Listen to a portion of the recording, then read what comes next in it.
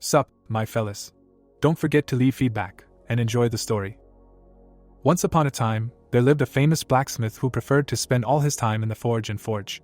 He had a shop where he sold his products, and one day he was lucky enough to cooperate with the Kingdom of Cairo, thanks to which his gold storage increased significantly. At that time, there was a war going on, and for him, this was an incredible chance to increase his status.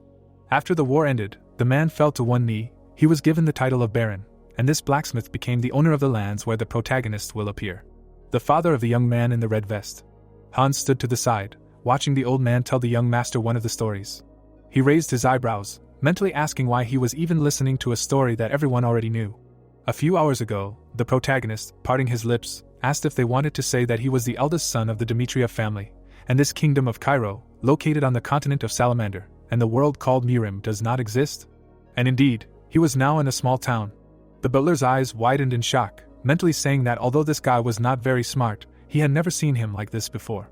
He couldn't help but imagine a group of young men and assumed that the young gentleman had taken drugs. Throwing up his hands, Hans said that his fiancée, the lady of the Lawrence family, was coming to visit him today, but mentally he noted that the gentleman could well have taken drugs, since he, unlike his brothers, had been sitting in his room for the past 25 years. This gloomy young man was called the fool of the Dimitriev family. The butler turned to the gentleman, saying that Lady Lawrence valued elegance and manners, so he should try. The guy turned around and said that there was something more important than that. He should take him to the elders of this land. For him, this Lady Lawrence was less important than the ability to live in this world. The butler raised his head and froze, not understanding why a man who had lived here all his life would say such a thing, but he could not do anything, being a simple servant. The old man raised his hand and said that this was all he knew. The protagonist crossed his arms over his chest and said that he would reward him for his help. The beggar involuntarily scratched his head, saying that it was an honor for him to even talk to him. The young man closed his eyes and thought. His real name was Jonghyuk. He was an old man, a true follower of the Murim martial arts. He lived a stormy life and achieved everything he wanted, after which he peacefully accepted his death. Jonghyuk raised his eyelids and mentally said that it was the will of heaven that he ended up here, although perhaps this was God's punishment for not accepting the ascension. He turned around abruptly, hearing a roar. Screams were heard in the street. The man kicked the boy in the face, telling him to die. The crowd of people watching this were horrified. The young salesman fell to the ground in front of the shop. Blood was streaming down his face. The bandit, opening his mouth, said that he was too vile. Then he kicked the red-haired man in the back of the head. He and his partners began to beat the boy. Hans, pushing his way through the fleeing people, asked to pass. His eyes widened at what he saw. He noticed a tattoo on the man's shoulder. The servant turned his gaze to the master when he asked what had happened. The protagonist stood next to him. The man, turning his head towards him, said that in front of them were representatives of the Bloody Fangs gang. Opening his lips, he said that this usurious group operated not only on the land of the Dimitriev clan, but also in the surrounding areas. The boy seemed to be in great debt to the Bloody Fangs. When the servant said that they should just pretend that they did not see anything, his master disappeared. The three men looked up when someone told them to stop. Jonghyuk was approaching them. The boy was calmly walking forward. The man frowned and asked if Jonghyuk Dimitriev himself had come to see them. He smirked and laughed, saying that this boy thought he could do anything because he was a noble. The protagonist narrowed his eyes in disgust. Smiling widely, the bandit told the boy to leave and not disgrace himself. Hans, approaching the master, said that they should leave, because the Bloody Fangs were quite dangerous people. Parting his lips, the protagonist said that he was still not well informed about the laws of this world, so he should explain it to him. Frowning, he asked who broke the law and what punishment they should receive. The man's eyes widened in shock. He pursed his lips, saying that since the boy could not repay the debt on time, it was his fault, but the Bloody Fangs did not have the right to decide this matter themselves. Jonghyuk looked at the boy who was being beaten, then at the bandit who was smiling contentedly. The butler opened his mouth and said that besides this group had shown disrespect to him, the eldest son of the Dimitri clan, this crime that cost them their lives, according to the law of this land, it would not be strange if they received the death penalty. The men immediately frowned. The servant turned away from them. The protagonist, stepping towards the group, said that they had broken the law of this land. He raised his stick. Holding it in front of his face, he said that he, the eldest son of Lord Romero Dimitri, would carry out justice. Opening his lips, the bandit said that he understood that he was a nobleman who did not know how the world worked, but he was putting them in a very difficult situation. Grabbing the hilt of his blade, he told Jonghyuk that he did not even know what situation he was in now. The boy smiled, saying that this confirmed everything. The man frowned, asking what he was talking about. The boy bent his foot, saying that they were nothing but a bunch of scum to dare to talk to the lord of this land like that. Jonghyuk rushed forward, saying that he didn't care what they were doing. The three of them suddenly pulled out their weapons from their sheaths. The bandit clenched his jaw. He swung his blade. Suddenly, his eyes widened in pain. Blood gushed out from the wound. The protagonist stabbed the branch into the enemy's throat. Surprisingly, the branch did not break and remained intact. When the enemy fell to his knees, the boy followed the second enemy. The gang members immediately rushed at him. Hans screamed, worried about his master. The man aimed his sword forward. The boy, ducking his head, dodged the blow. He abruptly moved behind the enemy. Then he pierced his chest with his weapon. The old servant's eyes widened in shock. Seeing his master fight, he couldn't believe that it was the same person. As the blood splashed on the protagonist's face, he thought. When he first opened his eyes in this world, the first thing he saw was the will written by Roman and some pills on the floor. The Cairo kingdom, which often fought, chose a representative from each family and forced them to serve the kingdom. Taking the will in his hands, Jung-hyuk realized that Roman, who was chosen to join the army and represent his family, committed suicide out of fear. It was a pitiful life. The youth pulled his hand back with his weapon. No matter how pitiful Roman was, the current owner of this body, the leader of the heavenly demon sect Jung-hyuk, a man who destroyed cities many times. The youth waved his weapon, saying that since he occupied this body, he will live exactly like Jung-hyuk. The protagonist did not move, thinking about his actions. He couldn't help but glance back when someone called him a monster. The bandit turned around in fear, starting to run away. The boy grabbed him by the hair. The man raised his hands, trying to free himself. He fell to his knees with a scream in pain. Jung-hyuk, taking the tanto in his hand, said that in order for the group to act accordingly, it was necessary to ensure the law was followed, so he would not take his life, but he would still have to pay. The boy pulled his opponent's head back. Capillaries appeared in his eye as the bandit began to scream and howl in pain. The severed tongue was thrown to the ground. The bandit grabbed his mouth. The crowd watching this was terrified. The protagonist, whose clothes were stained with blood, said that if any of them did not like the punishment he gave them, they could tell him about it at any time. Jung-hyuk, with his overwhelming strength, climbed to the top of Mirim, his glowing eyes frightening many.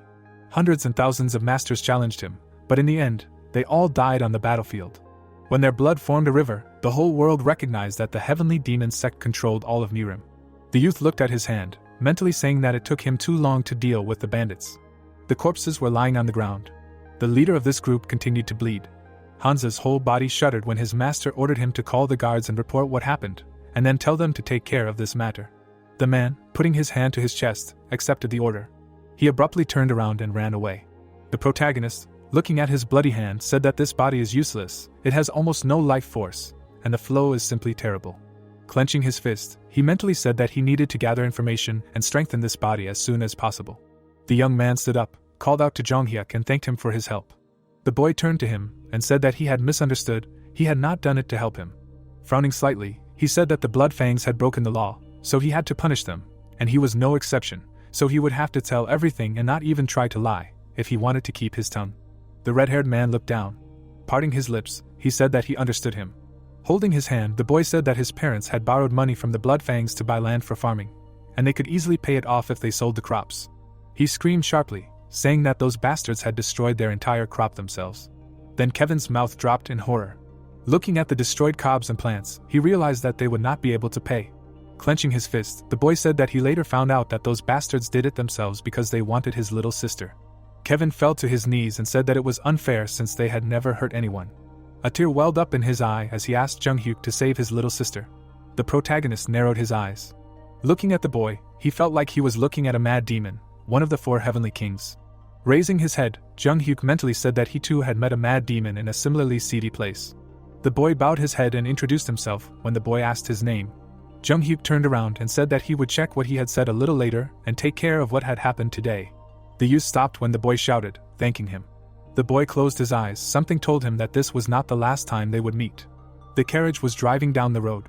The maid in the carriage told Flora that they would soon arrive at the lands of the Dimitri family. The lady closed her eyes and said that she would meet him soon. Raising her eyelids, she said the name of her fiancé. A month ago, a girl's scream was heard from the Lawrence family estate.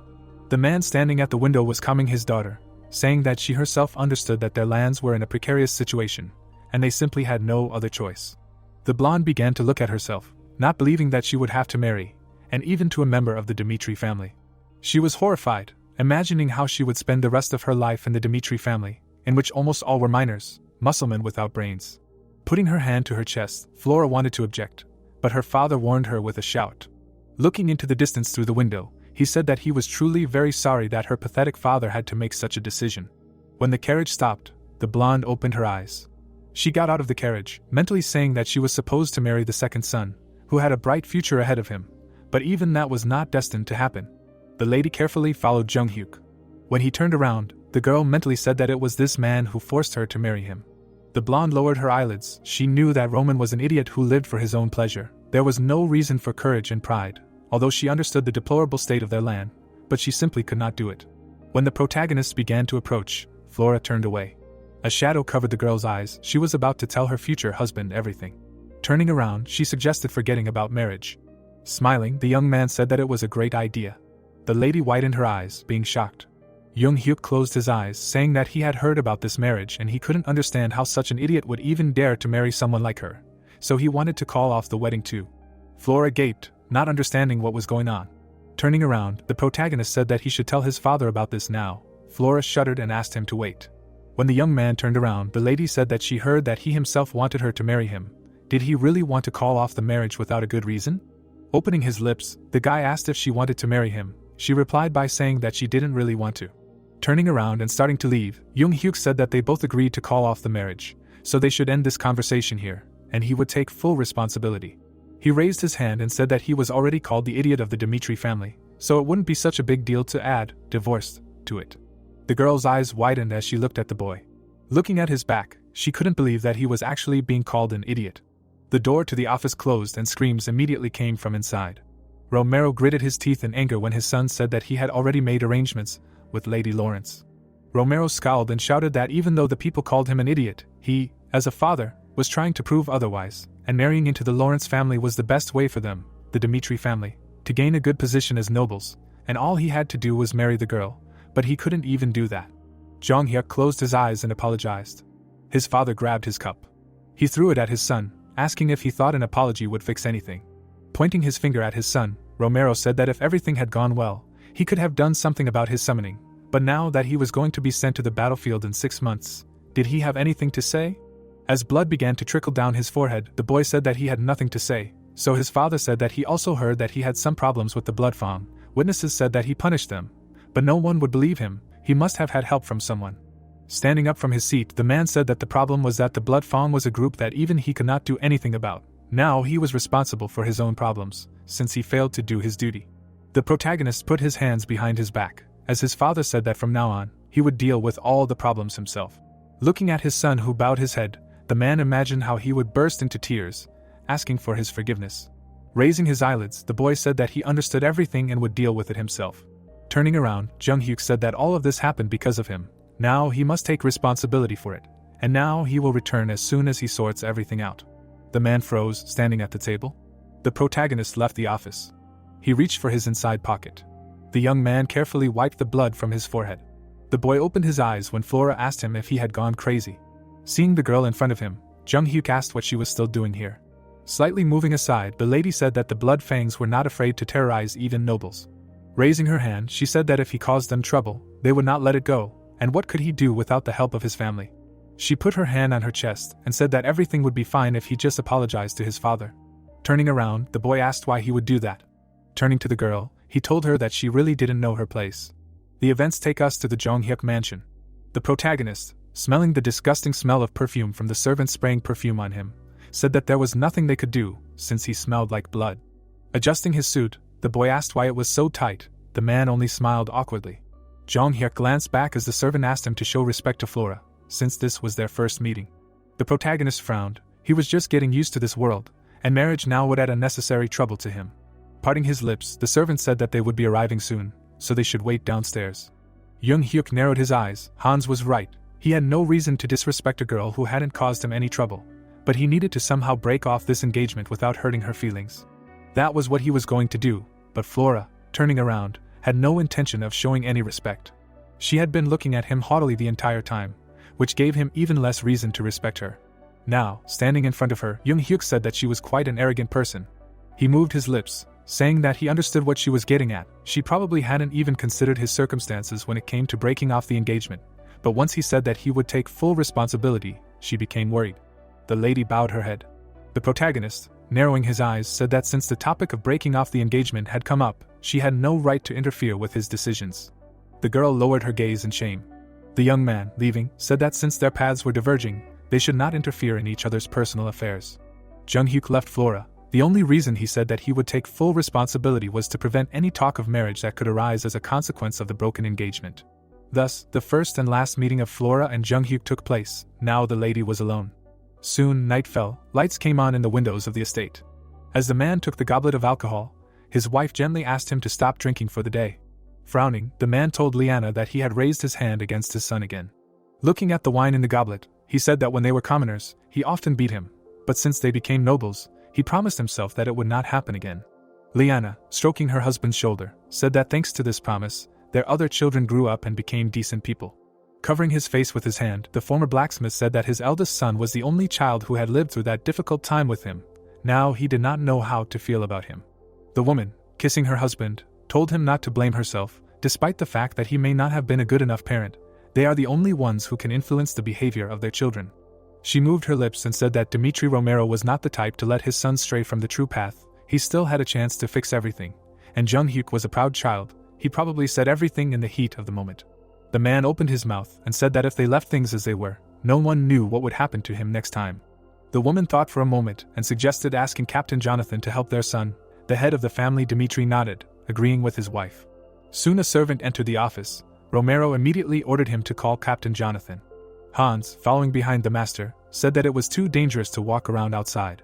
Opening his lips, he said that they did not know when the Blood Fawn would attack, so they should go back.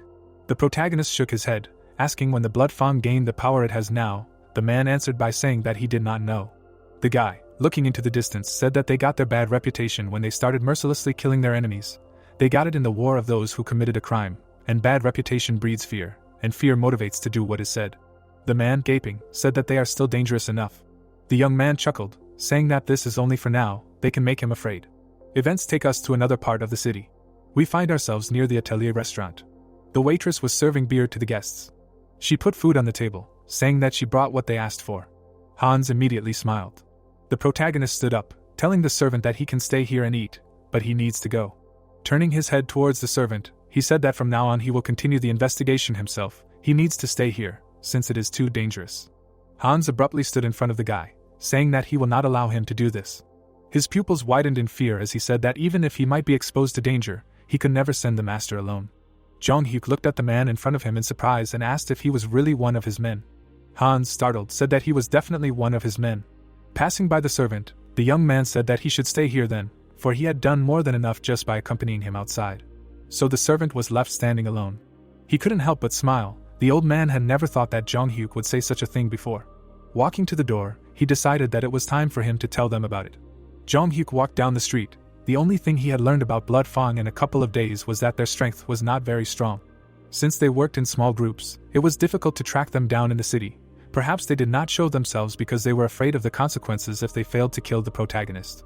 The boy tilted his head forward, saying that if he couldn't find them, he would just have to make them come to him.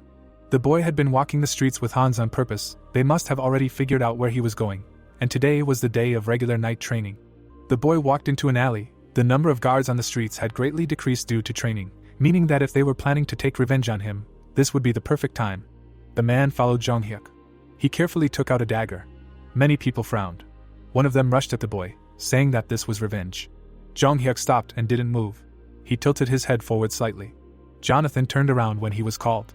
Hans was running towards the knight. When he was bent over from fatigue, Jonathan asked him what was wrong. The man was breathing heavily, being tired. Sweating and raising his head, he told the captain to find the young master, for he was in danger. Jung-hyuk easily intercepted the opponent's hand and struck back. The boy frowned, angry. The dagger fell from his hand. The protagonist immediately caught it. A moment later, he plunged it into the opponent's throat. Blood gushed out profusely from the wound. The bandit took a few steps back. He fell abruptly to the ground. His comrades gaped in horror, saying that this was not at all what they heard. Jung-hyuk, grinning, asked why they stood rooted to the spot. He waved his hand, telling them to come to him. Jonathan, standing in front of Hans, asked if he was sure that Jung-hyuk had gone into the city without guards in order to fight Blood Fawn. Hearing the confirmation, the two knights looked at each other. They laughed sharply, saying that this could not be. Hans, raising his hand, said that it was true. He had no need to lie about such a thing. The knight stroked his beard and thought. He remembered Romero asking him to help his son. He scratched his chin and mentally asked himself why this guy was even there if he didn't even know how to hold a weapon properly. The knights froze when their captain ordered them to get their weapons ready. Turning around, the captain told Hans to take them to where the young master might be, and as long as they were there, those bandits wouldn't dare touch him. The man frowned if everything Hans said was true, that Jung Hyuk really was an idiot. The couple walked away from the corpse. They gritted their teeth and frowned. Jung Hyuk grinned and asked why they were frozen in place, motioning for them to come to him. The bandit clenched his jaw. He and his partner rushed towards the young man. The protagonist stood quietly, waiting for them to approach.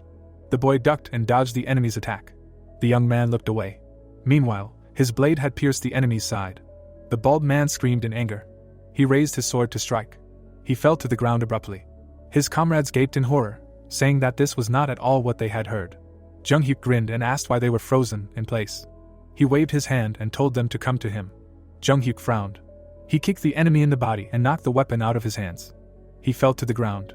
As he began to approach him, the boy asked if that was all they could do, and the bandit replied that if he killed him, he would never be safe again. Crouching in front of the enemy, the boy said that he had already killed two, so they could only talk. He raised his dagger and told the man to answer whatever he asked him. The dagger pierced his leg. The man's face twisted from the pain. The protagonist parted his lips and asked who their leader was. The events take us to another part of the city. A sign depicted a plant that had absorbed the energy of the sun. Many were smiling, enjoying the drink. One of the men, cheerfully telling a story, turned around and froze. His mouth was open in shock. A young man walked past them. The innkeeper turned around and greeted the guest. The young man, smiling, greeted the worker. Sitting at the bar, many were whispering to each other, why this nobleman came here, or was he looking for someone? Standing in front of the young man, the innkeeper asked him what he would like to order. He answered by saying that he needed a tear of dawn. Dropping his hand, the man said that they did not have such a thing, but he could recommend something to him. The innkeeper raised his eyelids when the young man repeated his order. He smiled and said that he had something to do in the morning, so he wanted a drink. Most of the men glared at the guy. He looked at the sign and repeated the order again. Pointing to the pub, the bandit said that they received their orders there. They gave them a task if they said a special code. The protagonist parted his lips and asked what the code was. Now many in the pub were frowning. The innkeeper opened his mouth and addressed the people in the hall. He took a knife in his hand. When he raised his knife, something hit him in the face. The people's mouths dropped in shock. The innkeeper's body began to fall. The men immediately rushed at Jung Hyuk with their swords raised. The crowd ran out of the pub. One of the bandits destroyed the door with his body. The protagonist struck the enemy's neck with his hand. Then he grabbed the second one by the neck. Seeing him lift the man with one hand, the others tried to understand what was going on. Opening their mouths, they began to say that Jung Hyuk had instantly laid down 3. The greatest technique in Murim was to increase one's strength by simply breathing. In an insignificant amount of time, the heavenly demon was able to strengthen Roman's body, and now his opponent had fallen at his feet. The crowd rushed at him, believing in their advantage. He grinned. The innkeeper grabbed the counter. Rubbing his nose, he asked what had happened. Jung Hyuk, starting to approach him, said that he was just about to finish. The man, rubbing his nose, asked what he was doing here. The guy answered, saying that he was the first one who decided to attack him. The innkeeper sharply frowned when the protagonist offered to chat with him. The captain gaped at what he saw. The bodies of the bandits lay unconscious. A couple of such people were lying on the floor. Looking at the bandit at his feet, Jonathan asked if it was really the young master who did it. The knight, having climbed to the second floor, said that there were survivors here, and they said that the young master went to the Lawrences. Frowning, the knight asked why he was doing this. The knight answered, saying that he was told that the main base of the Bloody Farm was at the Lawrences. An hour ago, the roofs of the buildings were visible from which an appeal to the innkeeper was heard. Narrowing his eyes, the man listened to the words that it was in their common interest for him to speak. Looking at the man's bloody hand, Jung Hyuk noticed that his captive was already missing 2 fingers. Sitting on a chair, the man said that he would not tell anything, and if he was killed, the Bloody Fang gang would take over. Opening his mouth, the protagonist said that he liked guys like him. Looking down, the protagonist said that those who remain silent even after torture have the most valuable information. Looking forward, the innkeeper asked to just kill him. The boy turned his head away. Approaching the table, the young man offered to make sure that the captive did not open his mouth until the last moment. The boy held up the photograph in front of him. Smiling, the young man promised to kill the innkeeper's son. The man's eyes turned red. Turning his head away, the fat man said that this was not his son, to which Jung Hyuk replied that he could not be fooled. The innkeeper bared his teeth. The bandit opened his mouth wide and shouted that his captor had no right to threaten to kill his family. Holding the photograph in his hands, the protagonist said that he had recently learned new information about the gang, which was that they were willing to sacrifice their lives for their group. With his head down, the man listened to the words about how the gang members weren't that bad, but they owed a lot to the Bloody Fang, which is why they became villains. Raising his eyebrows, the protagonist said that the gang didn't shy away from crimes to drive people into debt, and turning the debtor's family into slaves was a common thing for them. Looking at the photograph, the guy said that the bandits put people on the brink of the abyss, threatening to kill their family. Frowning, the innkeeper said that even if his captor knew about the gang's secrets, nothing would change, because the Bloody Fang always gets what it wants. The young man lifted his chin and said he wasn't so sure. Looking down, the man listened to the words about his son dying soon. Looking at the broken frame, the boy promised to have the soldiers find him. Stepping on the photo, the young man said that after that, he would slowly and painfully kill the baby. Beginning to cry, the innkeeper listened to the words about how he had a chance to fix everything before it happened. Bowing his head, Jong Hyuk said that his captive had to choose between his son's life and the information about the Bloody Fang. The walls of the houses were visible. Someone's voices were heard from behind the closed door. Surprised conversations were heard in the basement. Spreading his arms, the bandit said that the main character single-handedly defeated an entire squad. Baring his teeth, the leader was dissatisfied with what he heard. Pounding his fist on the throne, the old man refused to believe these words, because the son of a blacksmith was not capable of such a thing. Ben frowned, thinking about how they were going to make a name for themselves after the destruction of the Dimitri family, and the whole squad of their gang was dealt with by the one who evaded service in the Royal Swordsman Academy. Putting his hand on his knee, the leader asked where their offender was now, to which the assistant replied that he had just left his family's lands because he had beaten information out of morning dew. Clenching his fist, the bandit was furious that the brat dared to attack their bases alone, after which he ordered to gather all forces. Extending his hand, Ben ordered to kill the protagonists before the knights of the Dimitri family reached them. Looking ahead, the bandit thought that today he would mercilessly kill the boy and hang his body in the city square, because the Bloody Fang was obliged to avenge this shame. The white walls of the buildings were visible. With his hands on the table, someone asked about the situation of the Barco family. The red-haired man turned his head and told about the rumor that the family had taken out a large loan from the gold bank to prepare for war, to which the man explained that it was only a matter of time before the war broke out. The head of the Lawrence family folded his hands in front of his face. The man closed his eyes and declared that war was inevitable. The nobleman opened his mouth and said that he could not imagine that the central government would take their side, since at this rate, their lands would end up being handed over to the Barco family. Raising his hand, the old man shouted that they must hold on to the lands at all costs, since the Lawrence family only lived off the fertile lands. The officials pounded the table and discussed how their ancestors owed their opponents a certain amount of land. Turning their heads, the men heard words about leaving things as they were. Lawrence lowered his head and said that if they gave up their land, the other families would come running to grab a piece for themselves, so they would have to resist with all their might. Opening his eyes, the nobleman remembered that this was why they had engaged with the Dimitri family. With happy expressions on their faces, the officials understood that the Dimitri family was one of the richest in the northeastern region despite being commoners before. The smiling assistant was sure that Barco would hardly be richer than the Dimitri family even with a loan from the bank, to which the head replied that this was why he had married his only daughter to an idiot from a friendly family. Raising his hand, the nobleman assured that it was for the sake of the Lawrence family, so it was the right thing to do. Words of agreement came from behind the doors. The doors were closed. Opening her mouth, the girl did not know what to say to them. Flora began to sweat. Walking near the door, the lady did not know how to tell her father that she broke off the engagement. Clenching her fists, the young lady decided that she could not marry someone she did not have feelings for. The bride looked back. Bowing, the warrior greeted the girl. With wide eyes, Flora listened to the words that the knight had an urgent message for his master. Looking up, Jonathan shouted that the young master was in danger, to which the guard ordered him to surrender his weapons and do everything as expected. Sitting on his horse, the captain shouted that if something happened to his master, he would not forgive it. Opening his mouth, the man promised that he would break down the doors. Heart-rending screams were heard in the street. Putting her hand to her mouth, the woman could not believe her eyes. Making frightened faces, the men could not understand what was happening. A bloody body was dragging along the ground. Opening his eye, the old man muttered something. Dragging himself on the ground, the bandit begged for mercy. Descending the steps, Snohyuk knew it would be easy. Looking at the door, the leader knew that his enemy was a worthless fool of noble birth. Opening the door, Ben thought that it was a piece of cake, because he only had to deal with one person. Folding his arms, the bandit understood that all members of his group were armed, so they had no chance of losing this battle. Smiling, the old man hoped that this would be the case. A moment later, the scoundrel's face twisted into a frightened grimace. Dead fighters lay on the floor. The leader's eyes widened. Looking at his bloodied allies, Ben realized that he was finished. The bandit, kneeling, was sure that he was definitely finished. Looking in front of him, the scoundrel could not stop thinking that now he was going to die. seeing his offender in front of him. The old man decided that he did not want to die. Opening his eyes, the robber muttered something. Dragging along the ground, the bandit begged for mercy. Kneeling, the criminal continued to beg for his life. Jong Hyuk threw the leader to the ground. A crowd of townspeople gathered around the protagonist. Standing on all fours, Ben promised that if he was spared, he would be his master's faithful dog for the rest of his life. Looking down, the protagonist said that this should have been said earlier. Hitting his opponent's face on the ground, the guy added that it was worth saying this before he started showing his fangs.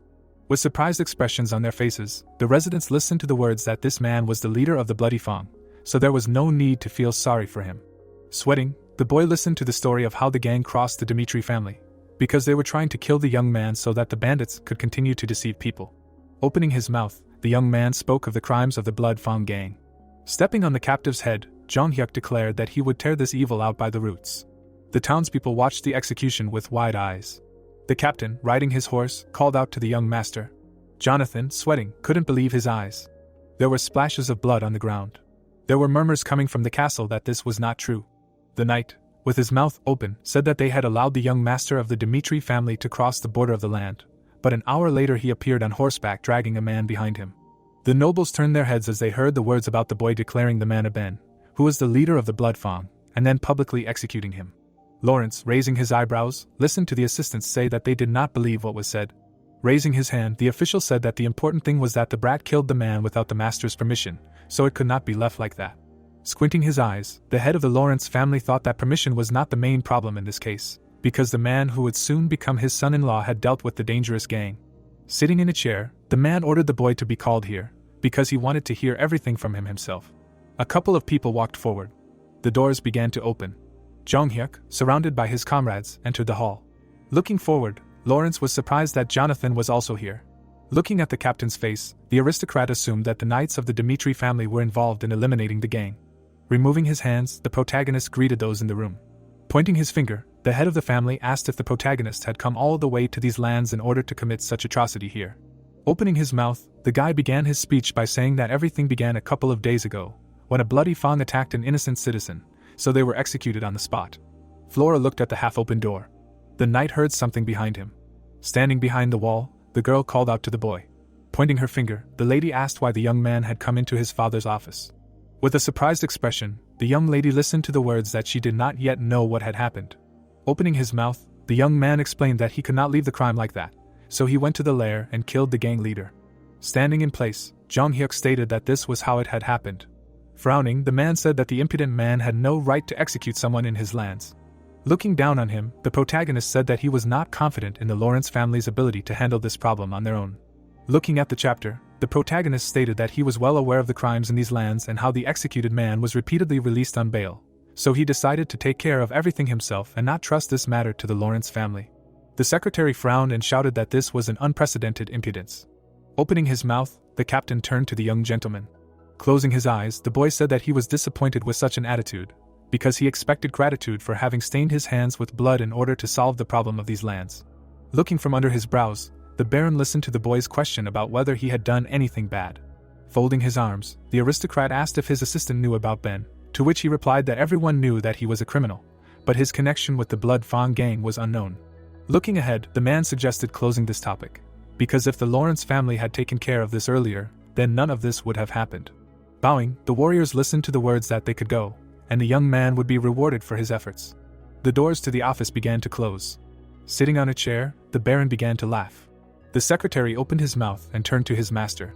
The man put his hand to his chin and was surprised at how his future son-in-law had beaten him. In the brightly lit room, they could hear conversations about how this should be forgotten, since the boy would be Flora's husband. The nobleman lowered his head and ordered his daughter to be brought here, since he personally wanted to tell her about her fiancé's exploits.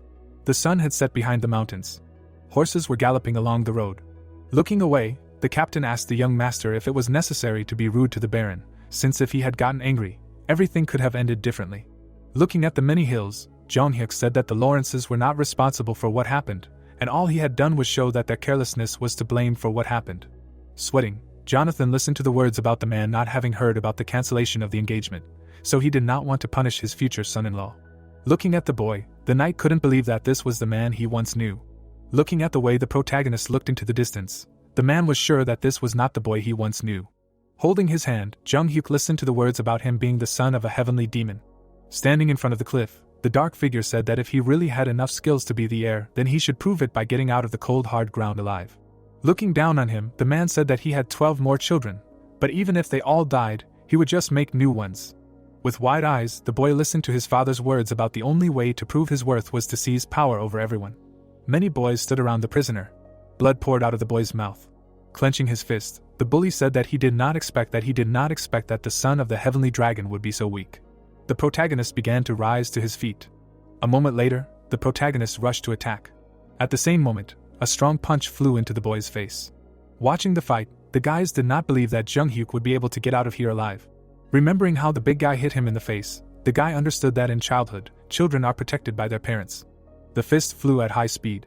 Closing his eyes, the young man knew that he was simply thrown into a world where the strongest survives. Light was shining through the windows of the castle. The lights were on in the bathroom. The water shimmered with light. Jung-hyuk opened his mouth. Closing his eyes, the protagonist thought that in this body he gets tired very quickly. Raising his head, the protagonist remembered how much he experienced in this world after waking up. The guy opened his eyes. Looking at his hand, the young man was unhappy that most of his last memories were associated with a bloody fang. But now he swept away everything that stood in his way in order to destroy it. Looking down, the young man did not regret anything, because his personality had not changed, and before he cut and tormented everyone who interfered with him. Putting his hand on his head, Jung-hyuk decided that always acting like this was quite dangerous, because his strength was much less than before, and the laws of this world were not completely clear to him. Raising his head, the protagonist could not understand what he should do now. Opening his eyes, the protagonist heard someone talking to him. From behind the door came the words that the Lord wanted to see his son. The large door was illuminated by the rays of the sun. The man tapped his finger on the table. Opening his mouth, the Baron was surprised that his son was capable of such a thing, to which the captain replied that the young master had changed a lot. The knight stood still and said that the current boy was not the same as the one they used to know. Raising his hand, the father said that his eldest son was the only one of them who did not stand out. Looking at his palm, the blacksmith said that this young man was his only child who remembered the times when their family was considered commoners. The boy gave his father a candy. Leaning on a stick, the man asked what it was, to which the youth replied that it was candy. Opening his mouth, the miner reminded his son that it was dangerous here, so he should stay away. Smiling, the boy explained his actions by saying that his father worked all day, so he deserved the candy. Raising his eyebrows, the worker listened to the words that if he ate the candy, he would finish the job faster and return home. Opening his mouth, the Baron said that he dreamed of happiness for his child. Clenching his fist, the man said that he allowed his son many things so that he would not be laughed at because of his poverty. But because of this, he took a wrong turn. Looking ahead, Jonathan listened to the words that some part of his master had already given up on his eldest son. Raising his fist, the blacksmith said that hope returned to his heart after he heard the news that the boy had destroyed the bloody fang. Looking ahead, the men heard the information that the protagonist had arrived. Opening his mouth, the Baron ordered to let the newcomer in. And at that time he thought that if his child decided to do something of his own free will, then he was ready to do anything for him. The door to the office opened. Looking at the protagonist, the man decided to become the father he lacked for his son. Folding his hands, the head of the family greeted his offspring. Sitting at the table, the man asked if the boy really dealt with the bloody fang gang alone. Squinting his eyes, the guy realized that Romero was sitting in front of him. Looking at the Baron, the young man noticed that he had high hopes for what he would say, so he might as well tell him the truth. Looking away, Jung-hyuk knew that achievements that exceeded expectations could have bad consequences, so keeping silent about it would buy him some time to develop himself. Closing his eyes, the protagonist was sure that the second option was more rational. The boy received a blow to the cheek with his palm. Smiling, the bully asked if this was all that the son of the heavenly dragon could show. The guy ran his hand along the ground. The young man grabbed a stone. A moment later, the blow hit the offender. Opening his mouth, the bully began to scream hysterically. The bully grabbed his eye. A moment later, Jung-hyuk prepared to hit again. Blood splashed in all directions. The protagonist continued to beat the bully. The protagonist held the bloody stone in his hands. The boys were shocked by what they saw, turning blue with fear. As he threw the stone, the boy knew that while the other children were being protected by their parents, he was simply thrown into a world where the strongest wins. Standing in place, the young man ordered to tell everyone in the cave that he was the one who broke their leader's head. The kid's eyes widened. Smiling, Jung-hyuk declared that he had single-handedly killed the Blood Fang gang. The walls of the castle were visible. Wooden swords hit each other. The students were sparring with each other. While continuing to fight, the boys heard an order to stop training. Someone was walking forward. Looking at the Baron, the boys listened to the order that they must let him pass. Bowing, the young fighters greeted their lord. Chris bowed to the aristocrats. The young man opened his eyes. Looking at the Baron's son, the boy could not understand what he was doing here. The man stopped in place. The captain turned his head. With his hands on his hips, Jonathan announced that a sword fight was about to take place for the young master. Looking forward, the boys heard the order that whoever wanted to fight must come forward. The young fighters began to sweat. The deputy captain of the knights, his mouth open, could not understand why they were ordered to fight this fool. Young Hyuk looked forward. An hour earlier, the protagonist, standing in his father's office, confessed that he personally dealt with the Blood Fong gang. The protagonist was beaming with happiness. Making a surprised expression, the Baron asked how his son managed to deal with an entire gang. Closing his eyes, the protagonist said that all this time he had been practicing, improving his sword skills. Looking forward, Romero asked why the boy hid his training from him, because if he only knew, he would have thrown all his efforts into helping his child, to which he replied that for him it was a long and difficult period when he did not live, but existed. Looking at the luxurious fireplace, the young man explained that he had decided to show the world on his own that he could handle things on his own so that they would stop calling him a fool. Looking ahead, Jung Hyuk explained that the Blood Fawn was an organization that issued loans, maintaining its authority by intimidating and recruiting those debtors who could be useful. So he decided that he could only break away from the problem if he pulled out this weed by the roots, and to do this, he tricked the leader and attacked him. Sweating, the father could not believe that his son had lured the leader of the Blood Fawn, to which the leader replied that the bandit would definitely want to take revenge on the nobleman, so he decided to become bait. With wide eyes, the Baron shouted that this was a very dangerous plan, because the bandits might abandon their leader and kill the boy. Opening his mouth, Jung Hyuk stated that there was no point in the people who had created this organization through intimidation and coercion risking their own lives for the sake of the leader when they could finally gain freedom. The two men looked at each other in silence.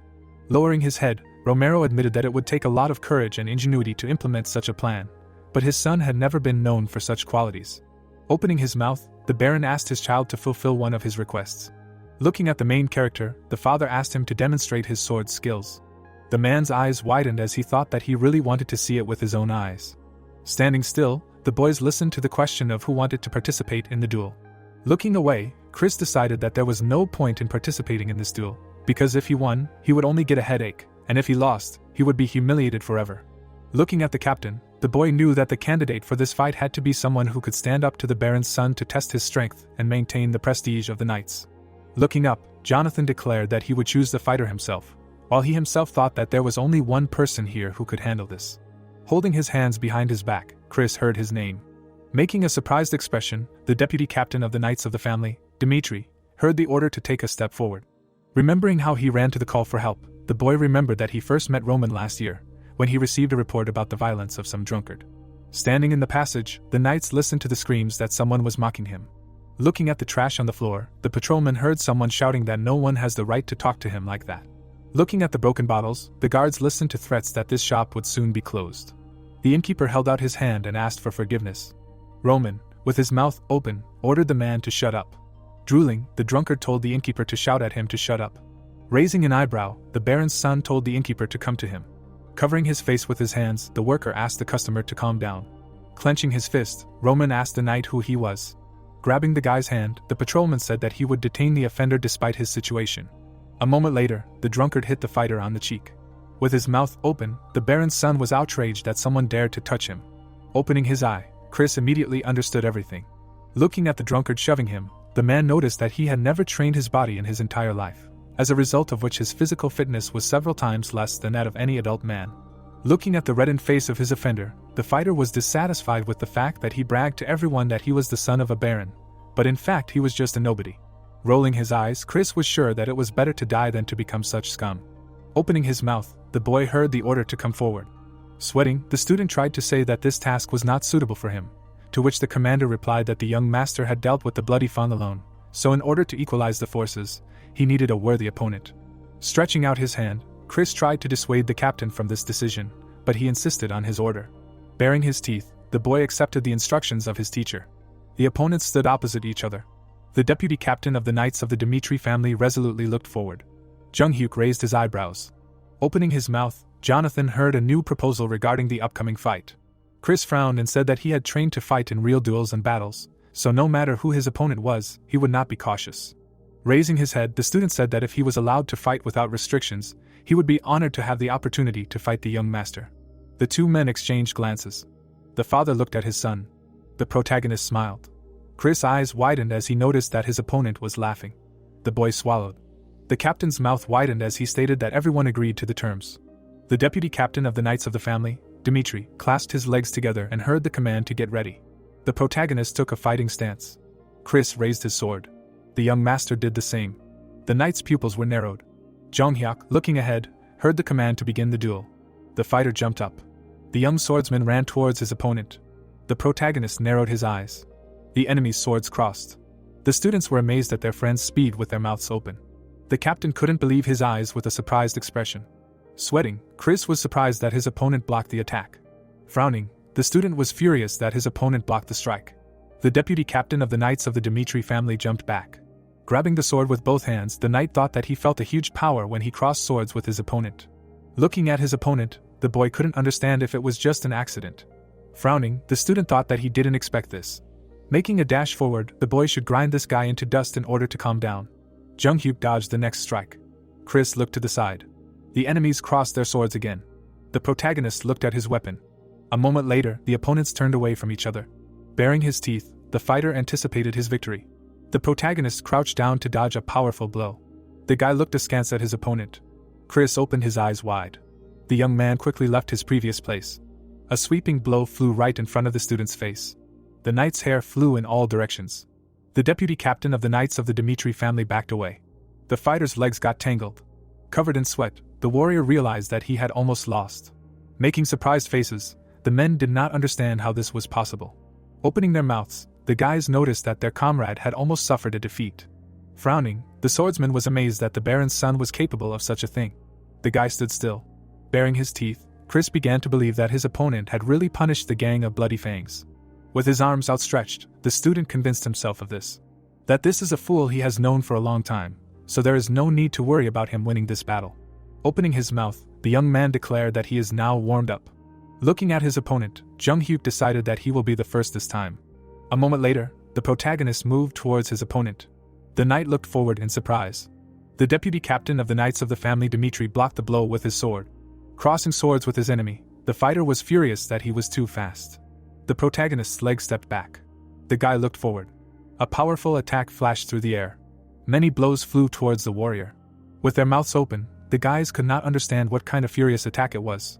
Holding the sword in front of him, the soldier understood that he did not have the strength to defend himself. Squinting one eye, the swordsman tried to find some way to make an attack. The wooden blade flew at great speed. Chris raised his hands. Looking ahead, the student decided to retreat first. Jonghyuk raised his sword above his head. Looking at his enemy, the knight was amazed by such a move. Focusing on the enemy's chest, the deputy captain of the Knights of the Dimitri family noticed that such a technique had many drawbacks. The fighter raised his sword to strike. The warrior looked away. The protagonist dodged the thrust. Looking at the enemy's smile, the swordsman realized that he was expecting an attack. Looking away, the soldier could not understand what was happening. Turning his head, Chris realized that he would lose to Roman. The protagonist smiled. The knight's hand began to be covered in lightning. Opening his mouth, the captain ordered Chris to stop. Baring his teeth, the student used divine aura. The guy opened his mouth in surprise. A powerful explosion was heard. Covering his face with his hands, the boys could not understand what had just happened. Sweating, Romero called out to his son. Lowering his head, the young man exhaled. The boy looked from under his brows. A column of dust rose around the boys. The sword flew towards Chris. A moment later, the boy fell to the ground. The men looked at what was happening in surprise. The students were shocked by what they saw. Junghyuk held the sword in his hand. The protagonist looked down. Looking at the crossed swords, someone asked who the new deputy captain was. Looking at the training duel, someone said that this guy was the captain's best student. Opening his mouth, the knight said that this young man was a 2-star aura knight. Looking at how the teacher and his student raised their swords, the men said that after 6 months of training, an aura was felt in him. Raising his hand, the fighter said that this guy had reached the 1-star rank in more than 3 years. Looking at how Jonathan dodged the blow, the boys discussed how incredible his swordsmanship was. The girl crossed her arms and asked the boy's name. The boy knelt down. Holding his sword, the young man sighed heavily. Looking at the student, the captain suggested ending the training for today. Looking at the tired fighter, someone said that his name was Chris. Standing up, the knight said that he refused to end the training. Raising his hand to his face, the warrior asked to fight again. Smiling, Jonathan was glad that despite his talent, this guy continued to work as diligently as the others, so this student could be called a genius. The warrior opened his mouth. A moment later, the boy fell to the ground. The men looked at what was happening in surprise. The students were shocked by what they saw. Jung-hyuk held the sword in his hand. The protagonist looked down. The walls of the castle were visible. Looking at the knight lying on the ground, someone called out to the captain. The Baron looked away, unable to understand how his son could defeat a 2-star knight. Jonathan knew with sweat that it took years of training to achieve such skill, but the son of the head of the family fought as if he had trained his whole life. The captain opened his mouth and asked the lord not to be surprised. Looking at the young master, the leader of the knights declared that this guy was a true genius. The protagonist looked down. Chris was lying on the ground. Remembering how their swords crossed, the protagonist knew that this knight was able to both press the enemy and see their next move, so he could easily cut down all the blood fangs by himself. Remembering the student's face, the protagonist thought that he deserved to make Jonathan proud, because by the standards of this world, his data was good, but compared to his own, it was simply terrible. Looking down, the boy assumed that even the lowest-ranking dark warriors would be stronger than him. Looking ahead, the boy couldn't understand what kind of power his opponent had used at the end of the fight. Romero crossed his arms and started laughing. The boys looked at the lord. The captain turned his gaze. Looking away, Jung-hyuk listened to the cries of how amazing it was.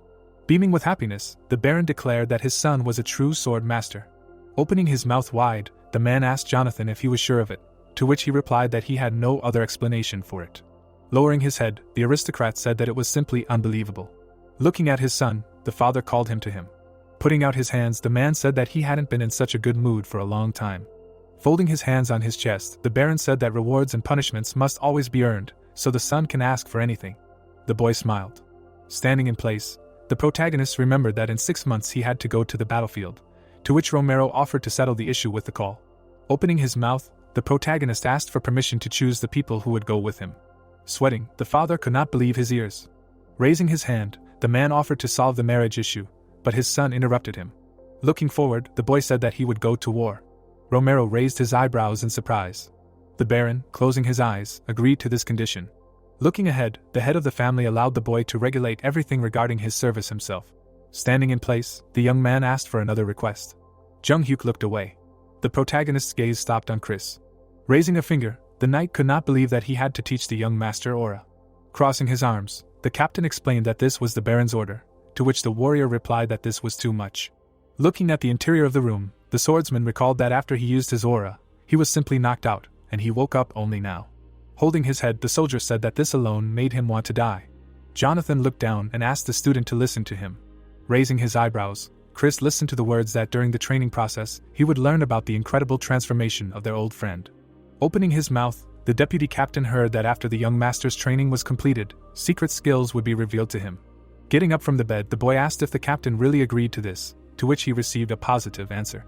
Looking at his teacher, the warrior thought that he could soon receive the key to what allowed Jonathan to become a 3-star Aura Knight. Baring his teeth, the young man asked him not to take his words back later. Looking out the window, someone called out to the master. Looking at how Jung-hyuk put on his shirt, Han said that today he was simply incredible, so now there are many rumors circulating around the castle. Smiling, the butler couldn't believe that the protagonist was able to defeat the deputy captain, who was a 2-star Aura Knight. Looking down, the protagonist asked the servant if he knew what aura was. Holding the clothes in his hands, the man guessed that it was a power that used mana. Looking out the window, the boy realized that in this place, it was called mana. Remembering the moment of the battle with Chris, the young man was sure that it was a flash of ki energy. Remembering the weapon imbued with aura, the boy understood that what was called aura here had many disadvantages. Looking forward, the young man did not understand why people in this world use ki energy in this way. Smiling, Jung-hyuk decided that it would be useful to learn more about the energy that is used in this world. Imagining the face of his future teacher, the protagonist decided that he should start tomorrow. The boys stood in the middle of the garden. Chris looked at his student. Jung-hyuk looked at his teacher. The sun was shining behind the night. Looking at the protagonist's smile, the warrior was beside himself with rage. Closing his eyes, the fighter said that he would first tell you what an aura is. Imagining a purple flame, the soldier began to talk about how an aura is one of the parts of mana, which knights usually use. Imagining the silhouette of a magician, the swordsman said that wizards, in turn, store mana in special spheres. Imagining the image of a knight, the deputy captain of the knights explained that they distribute mana throughout their entire body. Remembering the face of an old man, Chris explained that the creator of the aura is Emperor Alexander, who was nicknamed an innovator for his discovery. Imagining the silhouette of a human body, the warrior explained that Alexander was the first to find a way to strengthen the human body by distributing mana throughout the body, which is different from the approach of wizards, as aura implies the power of instantaneous release of this mana. Imagining a muscular arm, the warrior explained that usually, mana distributed throughout the body instantly splashes out, demonstrating incredible strength. Raising his hand, the knight stated that only the chosen ones can use mana, because 1 in 1,000 follows the path of a knight, and only 1 in 10,000 becomes a wizard. Opening his mouth, the knight explained the importance of having magical inclinations, such as the ability to sense mana. With his arms crossed, Jung Hyuk listened to the words about how it took his mentor half a year to sense mana, but if his student can do it in at least a year, it will be a good result. Raising his eyebrows, the protagonist asked to describe this feeling. The swordsman narrowed his eyes and was dissatisfied that this guy had only defeated him once, and he was already so proud. Looking at the boy, Chris knew that the talent of wielding a sword and the talent of wielding mana were two completely different things. Raising his hands, the protagonist understood that the premise of this training was initially wrong, because he had long felt the mana of this world that accumulated in the lower abdomen. Closing his eyes, the young man was sure that he had to follow their methods despite the fact that following common sense was the shortest path to the bottom. Walking around his student, the knight told him to concentrate and feel as if something was lightly tickling his skin. Looking ahead, the fighter said that if Jung Hyuk succeeded in learning the use of mana, he would be able to find his aura, the concentration of which wandered throughout the body in one point.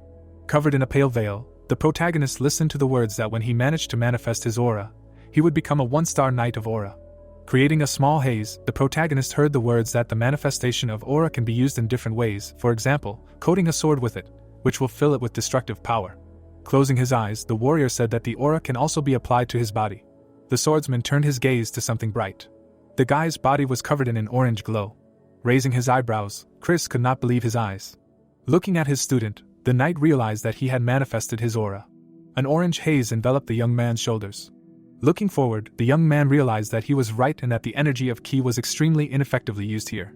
Remembering the young mage, Jung Hyuk remembered that in Yurim, they got rid of everything unnecessary, and then accumulated energy in their stomachs. Imagining dark lightning, the protagonist was unhappy that this method only made one hope that mana would accumulate in the right place. Imagining waves of light, the protagonist reasoned that the mana of this world was very light and there was very little of it, because it was lost in the same amount as it was received. Looking at his palm, the guy noticed that their method of using aura was similar to what was used during training in Yurim, but this method not only did not make one outwardly stronger, but did not even allow mana to accumulate inside. Remembering the weapon filled with aura, the young man understood that there was little use in scattered mana that would fly in different directions. Looking down, the young man could not reach the maximum in this way even after 100 years. Spreading his hands, Chris asked how his student did it. Screams were heard on the streets that the warrior needed several years to finally splash out the aura. The knight opened his mouth wide and assumed that Jung Hyuk knew how to use mana and was just trying to make fun of him. The swordsman began to cry and remembered that it had all been suspicious since their last fight. Looking ahead, the protagonist noticed that his interlocutor was making things look the way he wanted, to which he replied that it was the only reasonable explanation, since he himself had trained to the point of exhaustion in order to obtain a 2nd star after 10 years of effort. The protagonist began to laugh. With a surprised expression, Chris asked why the young master was laughing. Clenching his fist, the knight assumed that his efforts were only causing mockery.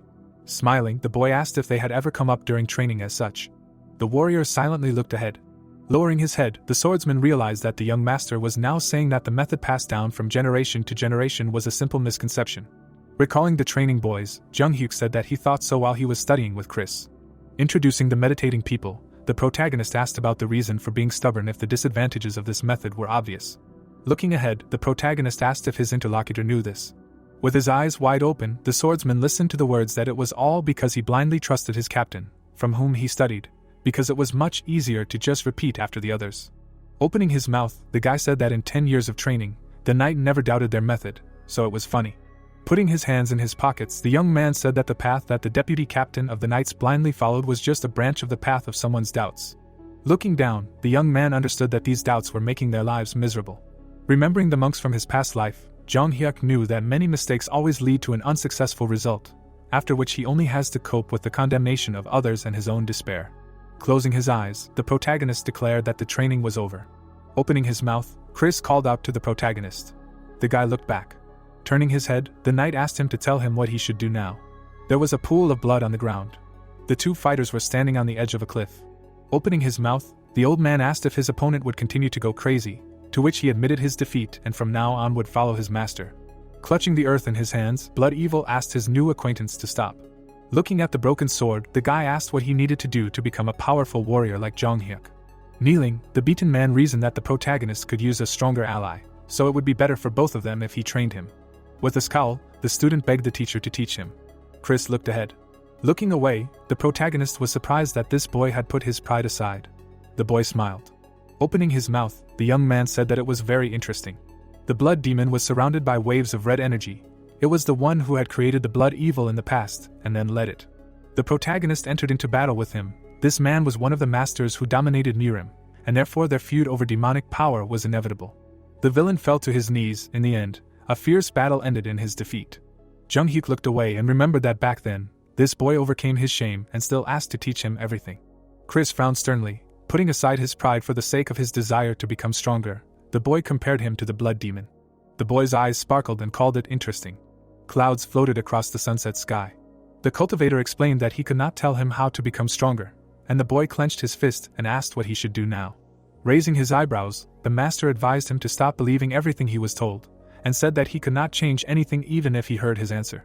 The deputy's eyes widened in surprise when the fighter said that he needed to stay by his side from now on if he really wanted to learn anything. Imagining a battlefield behind him, the protagonist said that he would go to war in 6 months, and asked his comrade to watch his strength grow, how he went out alone against hordes of enemies and won. The soldier lowered his head. Junghyuk explained that he would be able to get an answer to his question if they were still together in 10 years. The stars were shining in the night sky. The room was bright. Chris was sitting on his bed and thinking. The boy covered his face with his hand. In the memory, the guys gathered at the fortress wall. The student said that they must train until they can feel mana. His friend opened his mouth in amazement and asked how he managed to do this, because it had only been half a year. Jonathan frowned sternly and told about how to feel your mana. Another student called his friend a genius. The deputy clutched a wooden sword in his hands. The captain raised his eyebrows and called him a 2-star or a knight. The soldier narrowed his eyes furiously and remembered how his comrade ridiculed him for never doubting this method in 10 years of training. Clouds floated above the fortress. The man's eyes widened in surprise and he asked what he was talking about. Raising his eyebrows, the fighter said that he would follow his master to the battlefield and thought about how he wanted to become stronger. The knight asked if something had happened. Chris looked down and confirmed it. Jonathan looked at him carefully. The captain closed his eyes and decided that he had his own reasons for doing this. Crossing his arms over his chest, the man declared that from now on his friend would no longer be a member of the Dmitri family knights and asked him to stay by his master's side no matter what happened. Without looking up, the boy thanked him. A faint smile appeared on the commander's face. In his memory, his armor was stained with blood. The warrior noticed a woman's corpse near a destroyed house. A crying child was sitting next to him. Jonathan realized that his friend was no longer the same little boy who had held tightly to the body of his dead mother. The captain stood up from the table and said that he had gained confidence, and explained that since his comrade had decided to follow the master, he was no longer the fool he had been before. Opening the door to the office, the man asked him to follow him, and said that they would begin preparing from today. The commander looked around and explained that in order to survive on the battlefield, he must have at least one ace up his sleeve. The soldier smiled broadly and agreed. People were walking along the streets of the city. A local picked up the box and asked if the others had heard the rumors. The guys sitting at the table were discussing how the son of the family, Dmitri, had punished the bandits from the Blood Fang. They were surprised that this was even possible. Kevin's mouth dropped open in surprise when the townspeople decided that this was all a lie and that the soldiers were simply playing along with him. The boy's eyes widened in amazement, and he realized that the young master had dealt with the scoundrels from the gang. In the memory, the protagonist injured one of the criminals with a branch. The commoner realized that it would not be difficult for him to deal with the Blood Fang gang by himself. The peasant shed tears and thought about what Junghyuk had told him back then. Standing in front of the box, Kevin thought that the young master could not do such a great deed for him, but concluded that all the rumors were true. The man looked back and asked if his subordinate was not planning to quickly clean up the mess and leave. Cumulus clouds were floating in the sky. The boy took a step forward. Holding the box in his hands, the commoner thought about becoming a great man like his master, a strong warrior who could protect his loved ones from any danger. The peasant looked down and realized that there were still many bandits like Blood Fang in the world, so he needed to become stronger so that his family could survive. Someone stood in his way. Kevin wondered how he could become like that and wished to meet his idol at least once more. The boy looked up when he was called. His pupils shrank. The box of potatoes fell to the ground. The protagonist raised his eyebrows and said that they had not seen each other for a long time. The commoner spread his arms and asked what brought him here. He fell to his knees and thanked the savior for allowing his family to live on. Jung-hyuk asked if everything was okay. The peasant smiled and said that Blood Fong had not bothered him anymore, and told him that he had managed to get a decent job thanks to Hans. The boy looked down and suggested that he would have a chance to express his gratitude and thanks when he heard his offer.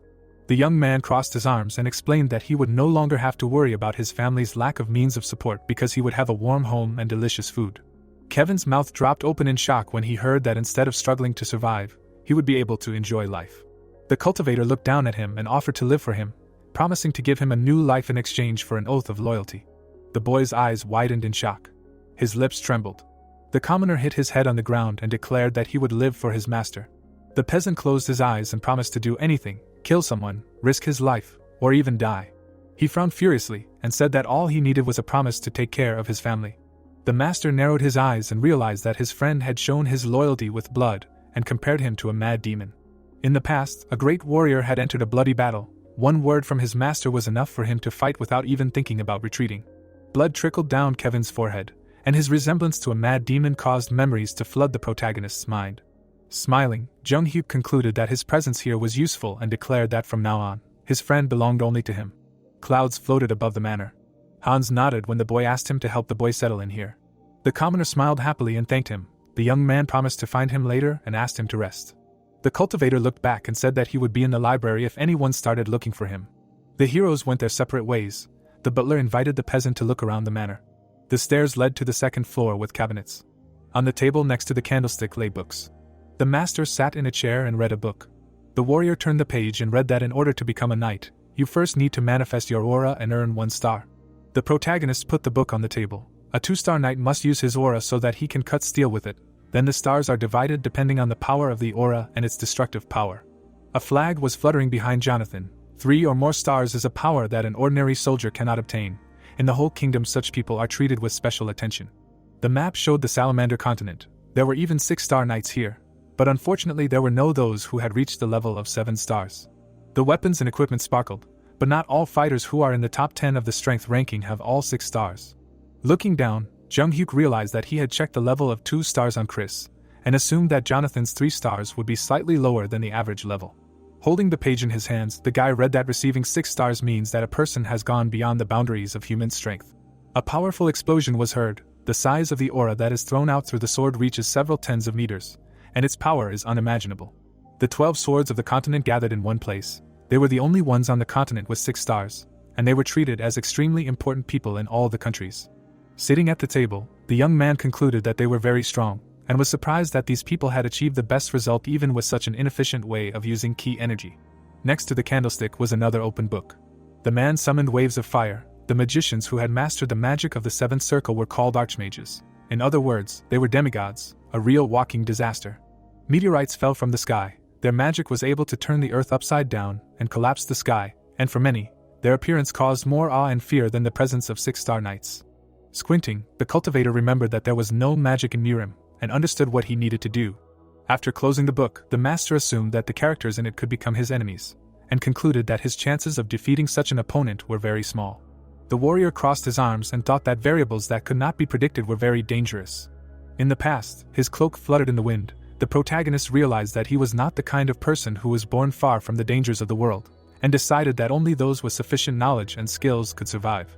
Squinting, Jung-hyuk realized that he had been waiting for this, and wanted to begin full preparation. The house was dimly lit.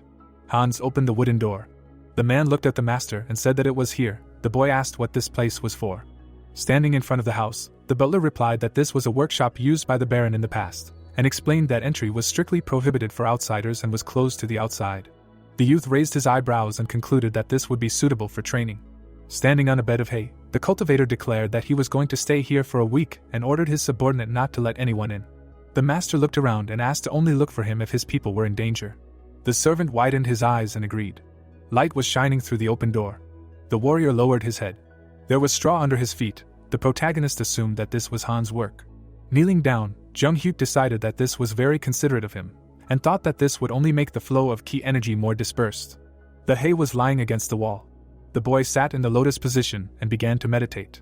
The young man closed his eyes and realized that he had accumulated a minimum of mana in his stomach, and in order to regain his former power, he needed to take the first step towards it.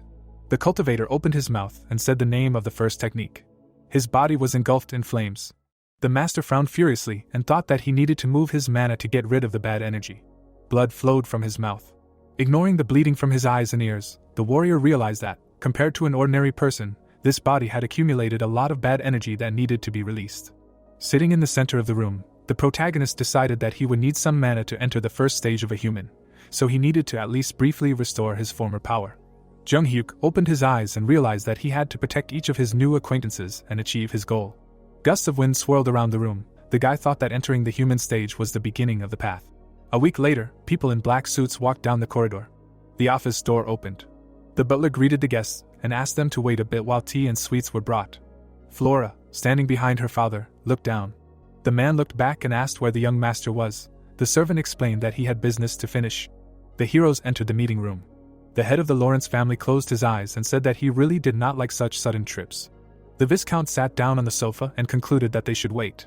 The girl sat opposite him. The aristocrat explained that this was their chance to correct the mistake, so she should be more careful in her behavior. The woman looked down and said that she understood everything. The sun's rays illuminated the estate. Someone asked if they really wanted to dissolve the marriage. Standing in front of her father, the heiress told how she shared her opinion on this matter with the young master and stated that she also wanted to follow the will of her family, but she did not want to marry a man she did not respect. The nobleman opened his mouth wide and called out to her. Covering his face with his hand, the man said that he thought she was a wise child and was indignant that his daughter had caused such trouble. The sun was shining through the window. The head of the Lawrence family explained that the situation with their land was too serious and asked if his daughter understood what that meant. The soldiers fought in front of the burning castle. The Viscount declared that all that was left was war. The nobleman raised his fist to his forehead and said that an arranged marriage was an inevitable solution because there was a Barco family in the northeast. Frowning in worry, Flora reminded that their family was not that weak and asked if without Dimitri they would not have a chance. The nobleman frowned and said that the central government had approved documents whose authenticity had not even been verified. Papers appeared in front of the mansion. The man added that the Golden Bank was lending money to the Barcos, who did not have proper protection, so this was no longer just a battle between two families.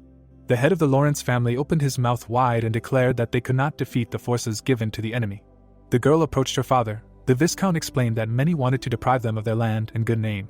The woman's eyes widened in surprise when her father said that they wanted to take her too. The heiress clenched her fists and understood what the situation was with their lands and what tormented her father so much when he decided to do such a thing. Flora bowed her head and was upset that she pretended not to understand anything just for her own sake. The girl closed her eyes and decided that she could not remain the Lawrence flower forever. Clouds floated across the sky. Hans walked back and forth, wondering what he should do in such a situation. The man looked up and thought about the guests waiting for the young master since early morning, and it was already getting dark. The butler raised his fist to his chin and realized that he knew everything would happen like this, but the master ordered him not to disturb him. Suddenly the door of the workshop opened. The servant turned around and asked if it was all over. Hans' eyes widened in shock. An orange sky was visible outside the window. There was an empty mug on the table. The nobleman was sitting on the sofa opposite his daughter. The woman looked down. The man thought that everything had been predetermined from the very beginning. The head of the Lawrence family clasped his hands and realized that after her mistake, they should arrange a marriage of convenience as soon as possible. His hands began to tremble. The Viscount frowned menacingly and wondered what this was. The aristocrat rose abruptly to his feet. The heiress asked what had happened. The nobleman headed for the exit and said that he would go to the Baron himself. The head of the Dimitri family was writing a letter. Loud footsteps were heard behind the closed doors. The man burst into the office and asked what kind of reception this was. The head of the Lawrence family raised his hand and explained that they should have informed him at once that their visit was inappropriate, because they would not have caused any trouble by their presence, and left. The blacksmith frowned sternly and said nothing. He put his quill in the inkwell and asked if their visit had been arranged in advance. The Viscount spread his arms and said that they had come without warning because his request to meet had been ignored a week ago. The nobleman raised his eyebrows and asked if he had found his refusal rude. The nobleman opened his mouth wide and asked if that was all he had wanted to say. The hero's eyes widened in shock when the Baron suggested that they simply wanted to show their anger at having waited so long that even the sun had set. The man remembered how his son had closed his eyes and told him of Floris's intention to break off their marriage. Then the head of the family, Dimitri, frowned menacingly and began to scold him. But it was clear that the guy did it because it had to do with his bride's decision to break off the engagement. The aristocrat clenched his fists and explained that he did not oppose this and arrange an interrogation because he thought that his son wanted to take care of everything in this way. The head of the family, Lawrence, frowned with displeasure when the nobleman said that they learned of their decision unilaterally. The girl lowered her gaze. The Baron clenched his trembling fist and asked if they were reproaching him for his hospitality only because they had to wait too long. The man slammed his fist on the table and said that they should not forget their own mistakes, even though their visit was unannounced.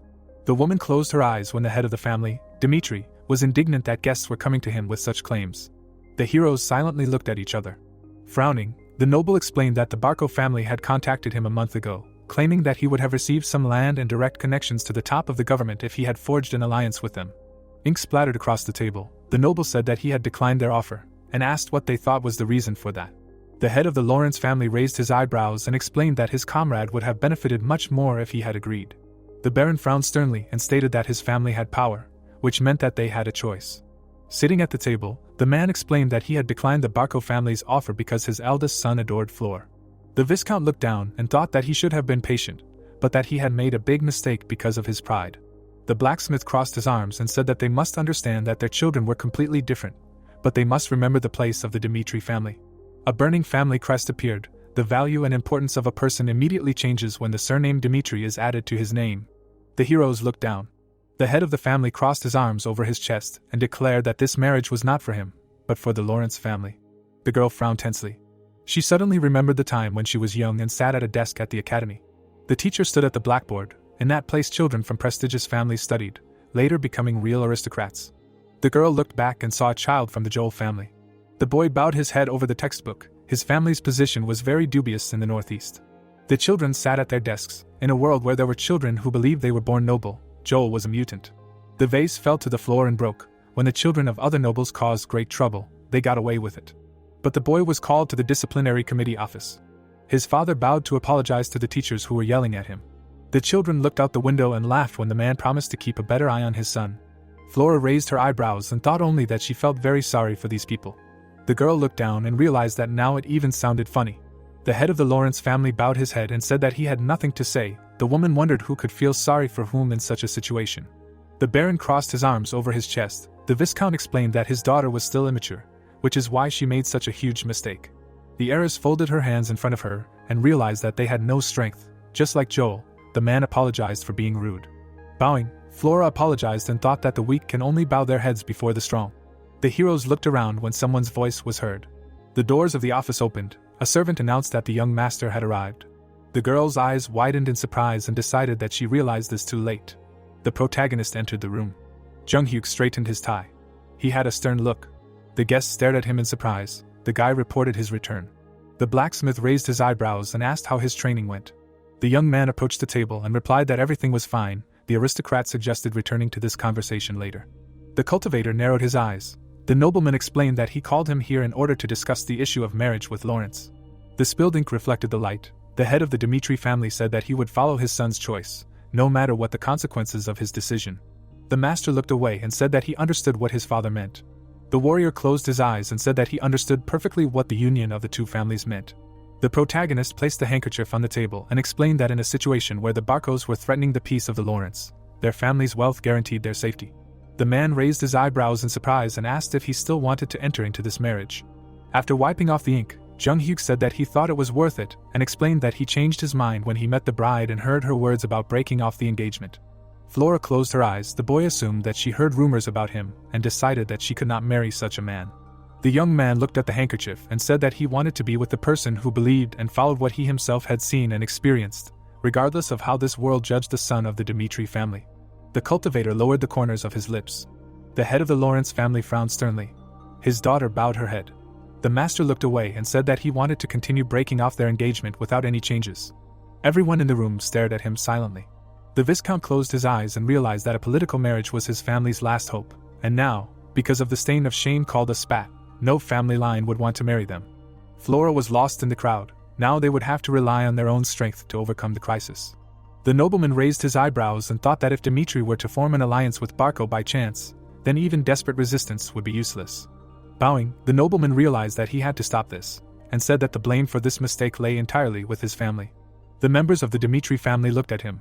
The man explained that they would temporarily not collect taxes from their merchants, and apologized for his irresponsible attitude towards such an important event for the families.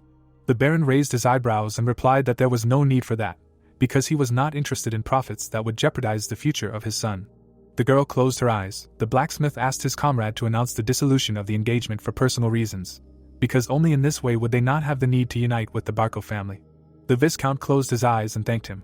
The members of the Lawrence family silently bowed their heads. The door of the office opened. The aristocrat walked out with his daughter.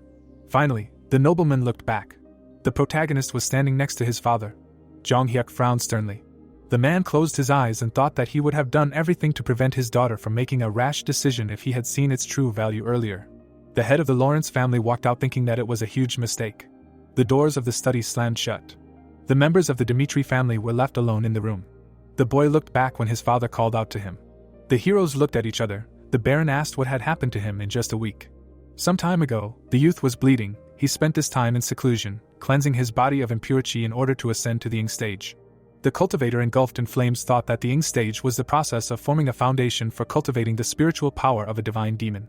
The sun set behind the house. The nature of this world was especially abundant in mana. Waves of fire burned the master's shoulders, since Roman's body was overflowing with accumulated toxins. Just forming a foundation would be fatal for him. Flames ignited in the warrior's chest. His hair turned white. The protagonist frowned and realized that even the changes in appearance during cultivation would prove that he was now a completely different person. The blacksmith's mouth dropped open when Jung Hyuk said that he had an epiphany while training alone, so his memories were rather hazy. The nobleman's eyes widened in shock when he heard that his son had mana circulating within him, and asked if that was true. The nobleman placed his hand on the table and thought about how the circulation of natural mana within the body made the body perfect, but only a few were able to catch luck. The boy had his back to him. The head of the family could not believe that his son had overcome unimaginable difficulties, starting with the blood fang, because the metamorphosis that was happening to him defied common sense. The man pursed his lips and decided that this did not change the truth, that this was his son.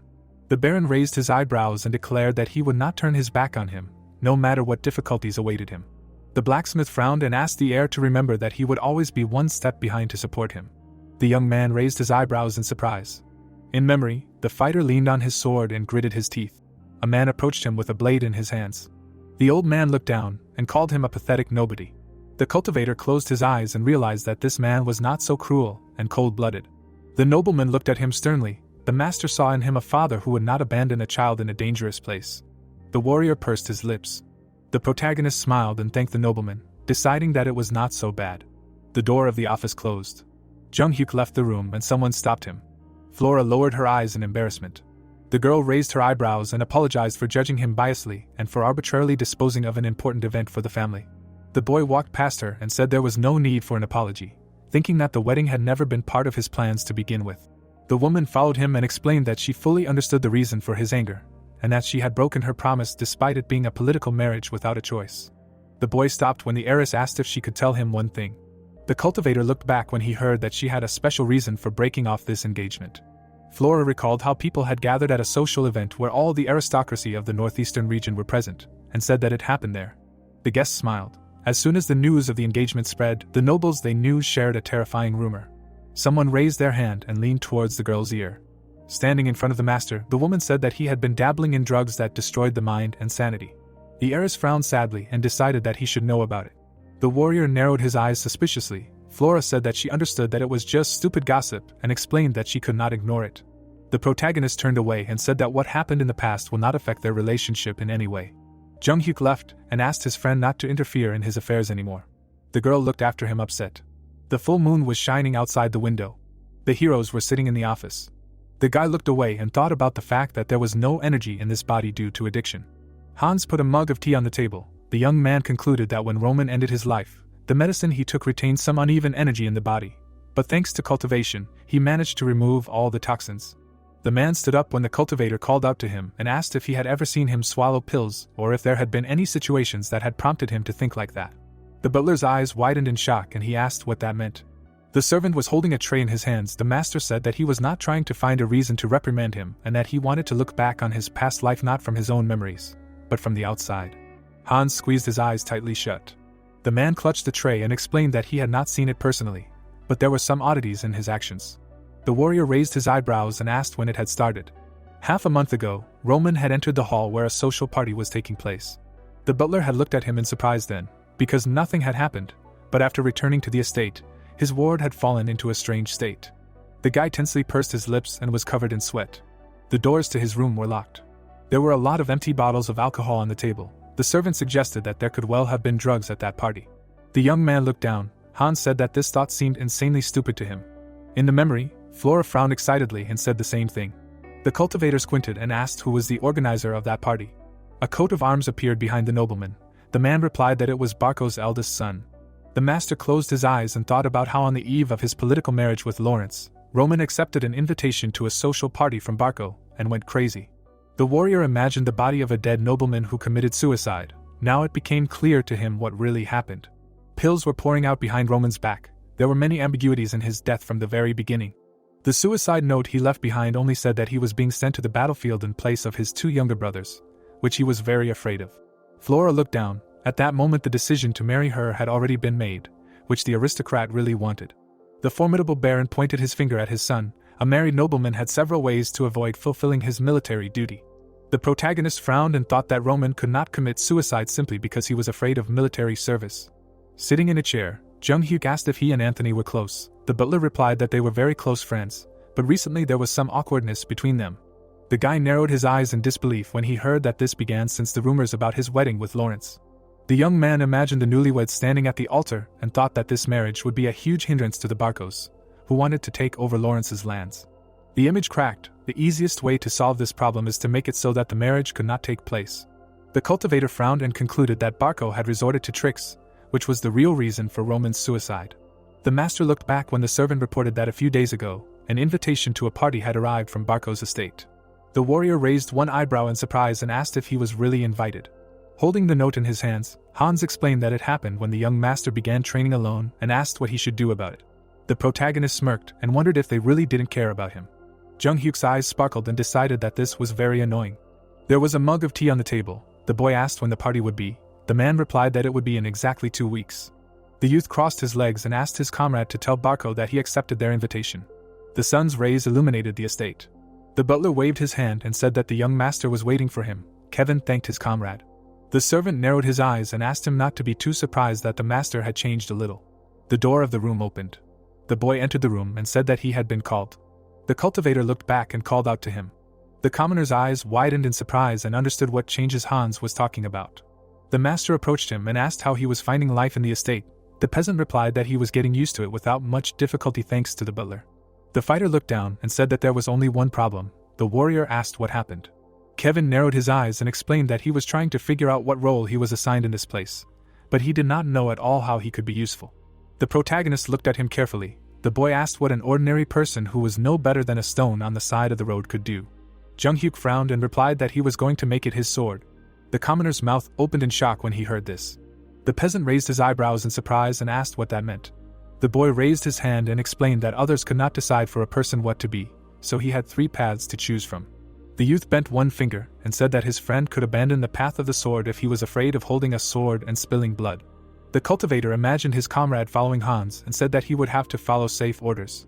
The master picked up the scabbard and invited him to be by his side as his sword. The fighter raised his hand and reminded him that he had not touched the weapon with even a finger. The warrior promised to test his will by separating muscles and pulling apart bones. Kevin widened his eyes and asked what that meant. The man spread his arms as his body was pierced by hellish pain from twisted bones and muscles. The boy tensely pursed his lips. The protagonist explained that he did not need determination in words, and the result would be proof of his will. Jung-hyuk took out his sword and said that there was a third path. The boy threw his weapon to the ground and asked his friend to cut off his own hand. The commoner's pupils narrowed.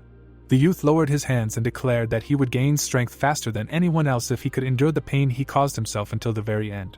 The cultivator imagined a child sitting by the fence and thought about how the mad demon grew up on the streets and knew nothing about martial arts, but rose to the 4 heavenly kings only through his unwavering will.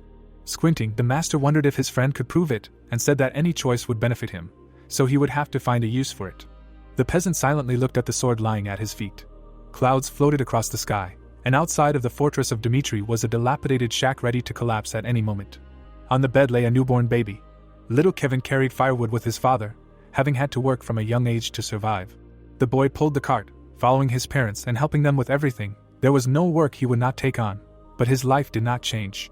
People smiled maliciously, looking at him. No matter how hard the commoner tried, there was always someone who would take everything away. This was the fate of the weak. Abrasions and bruises appeared on his face. Because of this, he did not have the courage to renounce such a life. A warrior stood in front of him with a stick in his hands. The peasant picked up his sword and thought that he did not know what the point was in cutting off his own hand. The fighter gritted his teeth and wanted to become stronger like his master. Kevin determinedly knitted his eyebrows and declared that he would do it to break the shackles of the life he had taken away. A barely noticeable smile appeared on the protagonist's face. The boy brought the blade of the sword to his wrist. The commoner opened his eyes wide and swung the sword. His hand trembled. The peasant furiously gritted his teeth and struck. Jong Hyuk's eyes sparkled. Chris walked down the hallway of the manor. The youth pursed his lips and thought about leaving the knightly order to follow the young master, who had suddenly gone into seclusion for a week. Hans looked back when the deputy called out to him and asked where the master was. The doors of the training hall were closed. The man replied that the heir had gone to a private meeting with Kevin and ordered that no one be let in. The knight narrowed his eyes and asked who he was. Blood was dripping down the blade of the sword. The severed arm fell to the floor. The boy cried and screamed in pain. The commoner knelt down. He lost consciousness and fell to the ground. The boy looked down at him. Black clouds were floating across the night sky. Screams were heard from behind the closed doors. The butler picked up the bloody sword and asked if his master was hurt. The cultivator passed by and replied that everything was fine. The master smiled and said that it was not his blood. The moment the peasant brought the blade to his wrist, the warrior dipped it in illusion. The sword passed through his hand. Blood splashed on the platform. The protagonist planned to hold it in illusion to test his will, but before that, the fighter managed to injure himself. Jong Hyuk grinned and realized that his friend would have cut off his own hand if the illusion demon's technique had been a little weaker. Chris lay on his bed. There were 2 weeks left until the party. Kevin bandaged the wound. The war was supposed to start in 6 months. The boy frowned confidently and concluded that he still had a lot to teach his comrades, so there would be even more worries soon. There were racks of armor at the door. The young man said that he would teach his friend the mystery of mana, and warned that it was a rather dangerous power. The boy's eyes widened in surprise and asked if he would really be able to learn mana. The cultivator frowned and thought that this was an ancient martial art from the treasury of the cult, which was used by the mad demon. In the past, a powerful explosion was heard on the battlefield. The man was enveloped in a green aura. At the moment of using this technique, the mind is absorbed by demonic ki. It was a dangerous art that gives strength by piercing the blood vessels, which is why one has to endure unbearable pain. The man opened his mouth wide and screamed, even in the terrible agony of feeling his limbs being torn apart. He could not lose his mind. The mad demon had mastered this martial art in order to become a sword that would be useful to the master. Remembering how the severed wrist fell to the floor, the master decided that his comrade would be able to learn this technique, and explained that he would have to endure severe pain as the training load increased. The heroes stood opposite each other. The warrior stated that for a teenager who did not even know the basics of mana, this was the fastest way to become stronger and be able to protect his loved ones. The commoner smiled and was happy that the man who saved him and punished Bloodfang would personally train him. Suddenly, the smile disappeared from his face. The protagonist looked at him carefully. The peasant said that he did not have enough words of gratitude to express how happy he was. Jung Hyuk put his hand on his belt. The fighter asked why the young master was so confident in him. The ribbons were wrapped around his ankles. Kevin explained that he had sworn to dedicate his life to him, but he had not yet proven himself and might run away right after training. The boy pursed his lips. The boy wanted to know the reason why he believed him. The youth smiled and replied that he believed him for no reason. The commoner's eyes widened in surprise and asked what that meant. The cultivator passed him by and said that training would begin tomorrow and asked his friend to take a rest. The master frowned and remembered that the mad demon had asked him the same question. The peasant watched him go. The warrior thought that in order to gain blind faith from an opponent, he had to trust first, and concluded that his comrade would never betray him. The fighter raised his eyebrows in confusion. The protagonist decided that as his strength increased, he would understand how dangerous it was to choose to betray the heavenly demon. Jong Hyuk cast an ominous shadow. The sun was shining brightly above the fortress. Kevin swung his sword. The boy was practicing his strikes on a dummy. The boy explained that the basis is important in everything, because even in one thing you need to act correctly. The commoner determinedly knitted his brows. The cultivator asked him not to lose concentration. At this time, Chris was sitting on a box and watching them from afar. The youth opened his mouth wide and yawned. The deputy put his hands on his knees and said that he sincerely did not understand why it was necessary to pick up a strange child and teach him fencing. The peasant swung his sword again. The knight wondered why the young master did not teach him anything. Leaning on his hand, the swordsman thought about how he should have become stronger in a short time by following him and learning his secrets, and complained that it was as if he did not exist. Closing his eyes, Chris decided that one training with a mentor was more useful, and suggested that he should go and explain everything. The youth looked at the sky. The sun was shining on the walls of the fortress. The deputy realized that he should wait a little longer. The next day, the knight was still sitting on the box. The day after that, he leaned on his hand. The day after that, the swordsman sleepily bowed his head. Chris could not stand it and threw his gloves on the ground. The youth approached the young master and called out to him. The deputy spread his arms and explained that 2 weeks had passed since they decided to work together. Kevin raised his eyebrows in fear. The knight was indignant that his comrade spent 1 week in solitude, and the second dedicated to training with another person. Frowning, the swordsman apologized for the fact that his behavior could seem offensive and promised to study hard, no matter the cost. The master narrowed his eyes in displeasure. The warrior placed his hand on his belt and asked his friend to simply look at his surroundings and study. Chris asked if this was all he needed to do. The protagonist turned away and explained that there was a way for everyone. The boy raised his eyebrows. Someone had to be there to guide him from start to finish until he reached the proper level. The youth frowned. Jung-hyuk thought that no amount of training would do him any good, because his comrade would forcefully stuff the knowledge into himself instead of calmly absorbing it. The deputy asked if he should just continue to observe. The boy picked up the training sword and denied it. The cultivator threw the weapon to his friend. The knight clutched it in his hands and asked what all this meant. The master said that he needed precise results to confirm the current state of affairs. The swordsman raised his eyebrows in surprise when the warrior suggested a small sparring match. The commoner's mouth fell open in shock. Putting his hand on his waist, the protagonist declared that they would have to fight each other, adding that he would tell the peasant how to win. Chris frowned in displeasure. Jung-hyuk promised to personally train him if he still thought he was right after the sparring.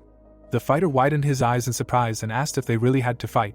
The young man wondered the same thing. The deputy gritted his teeth and wondered who the young master thought he was. The knight opened his mouth wide and agreed to fight and decided to prove that he was not a weakling. Clouds floated across the blue sky. The heroes stood opposite each other. Kevin looked back and asked if he really had to fight a person with a 2-star aura. The boy explained that he would not lose anything if he lost anyway. The cultivator frowned and told him that there were countless people in the world stronger than him, such as Bloodfang, who bullied his family, or the swordsman who glared at him. The boy's eyes widened when the master asked if his friend was really going to retreat every time.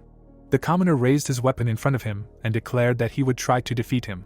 Chris narrowed his eyes angrily, indignant at having to fight a newbie, and wondered if he thought he could win. The youth suggested that the young master was trying to tame him with this fight. The warrior raised his eyebrows and asked them to get ready. The deputy frowned and thought that none of this mattered. The protagonist announced the start of the fight. The knight lunged forward and swung his blade, not wanting to lose to a newbie who had only been training for a week. The commoner was able to block his blow. The peasant's eyes widened. Their weapons clashed. The swordsman made another attack. The powerful blows sent the fighter flying backwards. It made him lose his balance and knocked him down. Chris narrowed his eyes in disdain before the fight began. His opponent frowned sternly. Jung-hyuk asked him to raise his sword and block in front of him. Kevin's eyes widened in surprise and heeded him. The boy explained that the enemy would try to attack suddenly. The next moment, the youth approached him closely. The boy parried his blow. His pupils narrowed. The cultivator asked him to step to the side and hit his opponent in the chest while he raised his leg to strike. The commoner tried to step back, but stumbled. The deputy hit him again. The peasant missed the blow and flew back. The fighter fell to the ground. Kevin tensely clenched his teeth. The master ordered him to get up. The warrior raised his eyebrows. The boy realized that it was his voice. The protagonist looked at his comrade and explained that he was sending him voice messages through Jeongam using mana. The commoner raised his eyebrows and wondered how this was even possible. The peasant looked to the side when Jung-hyuk asked him to jump to the right. The knight delivered a powerful chopping blow, but missed. The swordsman's eyes widened in amazement. The fighter turned around. The boy ordered him to hit his chest from the left side. The swordsman jumped back to dodge the attack. He kicked his opponent in the stomach. There was distance between the heroes. Grabbing his chest, Kevin thought that this was definitely his weak point, and realized that he raised his sword too late. The boy frowned angrily. The cultivator ordered him to block from above. The commoner parried the enemy's attack. He clenched his teeth in anger. The master asked him to go to the right. Chris hit his opponent in the face with his elbow. The peasant fell to the ground again. Blood flowed from his broken nose. The young man's mouth dropped open in surprise, and he realized that this newbie was holding up much better than he thought. The warrior frowned and thought that their level difference was too big, and that his comrade's body simply couldn't keep up with the orders. The fighter stood up. A smirk appeared on his face. This situation amused him. Kevin slyly knitted his brows and realized that the young master was all-powerful. The boy blocked his opponent's strike again. The commoner counterattacked and realized that he was moving exactly according to the master's orders, despite the fact that his opponent had a 2-star aura. The deputy struck a slash. The peasant concluded that the problem was only his weak body, which had been preventing him from winning all this time. The fighter imagined his opponent being controlled like a puppet and decided that this sparring was just fun for the young master. Kevin dodged the attack as the protagonist ordered. The boy lunged forward to strike. The knight narrowed his eyes intently. The swordsman punched his opponent in the face. Chris raised his eyebrows in confusion and was surprised that despite the series of attacks, his opponent was able to calmly dodge and counterattack at the very last moment. The commoner, whose face was covered in bruises, decided that even the man who was called the best genius of the Dimitri family was not even close to the true skills of the young master. A bright light illuminated Jonghyuk. The peasant wanted to serve him all his life and blindly obey, even if it was something he was not given to understand. The fighter squeezed the hilt of the sword and realized that such a weakling who was going to become the young master's sword needed strength of spirit. Kevin raised the blade above his head. The sound of a blow echoed in the air above the training ground. Blood flowed from the boy's mouth. The youth frowned angrily and asked him to prepare to become a cripple if he wanted to continue the fight. The commoner pursed his lips. A grin appeared on his face and laughter was heard. The boy's eyes sparkled. The deputy opened his mouth in confusion. The peasant raised his weapon in front of him and offered to go to the end. An ominous aura enveloped the night. The swordsman clenched his teeth furiously and said that his opponent did not even know when to stop. Chris kicked the ground and decided to fulfill his wish. The young man lunged forward and swung his blade. The deputy turned his attention to his opponent's shoulder and said that he would regret his choice. The fighter frowned menacingly. Kevin pushed off the ground. The heroes quickly approached each other. The boy tensely clenched his teeth and decided to gather all his strength to attack. The knight's eyes widened in shock. The swordsman bent down to dodge the slashing blow. He jumped to the side. Chris frowned furiously and was surprised that his opponent decided to strike from there. The cultivator frowned sternly and said that there was more. The commoner immediately turned around and swung his sword. The peasant made a sharp dash forward. The fighter approached his opponent. The young man opened his eyes wide and wondered if the opponent really planned to hit him with such a slow and sweeping attack. Suddenly, the deputy raised his eyebrows in surprise. The master's eyes lit up. Kevin managed to dodge the opponent's attack. His eyes turned white with anger. The knight looked away in fear. A trace of the blow flashed in the air. A scream was heard. The warrior smiled contentedly. The boy looked down in shock. The swordsman opened his mouth and began to breathe heavily. He managed to bend down and dodge the attack. Enraged, Chris frowned and turned around. He managed to knock his opponent down and disarm him. The commoner fell to the ground. The protagonist stood behind his student. Smiling, Jung-hyuk realized that his comrade had planned to bend over when he swung his sword, and concluded that the second attack was a feint. The peasant lay on the ground with his arms spread out. The youth raised his eyebrows and called him reckless. Taking a step forward, the youth acknowledged his victory and offered to start training him from tomorrow if he had not changed his mind. The cultivator lifted the fighter up and declared that he would leave the choice to him. The door of the room was closed. A shirt fell onto the bed. Standing in the middle of the room, the deputy wondered why he had even bothered to fight. The knight looked down and thought that he had wasted his time because there was no point in this victory. In his memory, Kevin dodged his attack. Some time ago, the master had used exactly the same maneuver. The swordsman had replayed this day in his mind hundreds of times. Chris frowned and wondered if he would have been able to defeat the newbie without using mana if not for the experience he had gained during that battle. The young man smiled widely and laughed. The deputy lowered his head and asked if his skills had improved just because of one battle. The sun was shining brightly in the sky. The warrior approached his comrade and asked what his decision was. Looking up, the knight said that he did not need training and promised to find his own way to become stronger by following him. In the memory, the commoner rushed past the attack. The swordsman realized that he had only been able to develop his skills through one battle, and concluded that the young master was giving his opponent hints. Sitting on the box, Chris decided that too much instruction in the course of his thoughts was racking his brain, and thought about how even during the training with the peasant, many of his words were directed at him as well.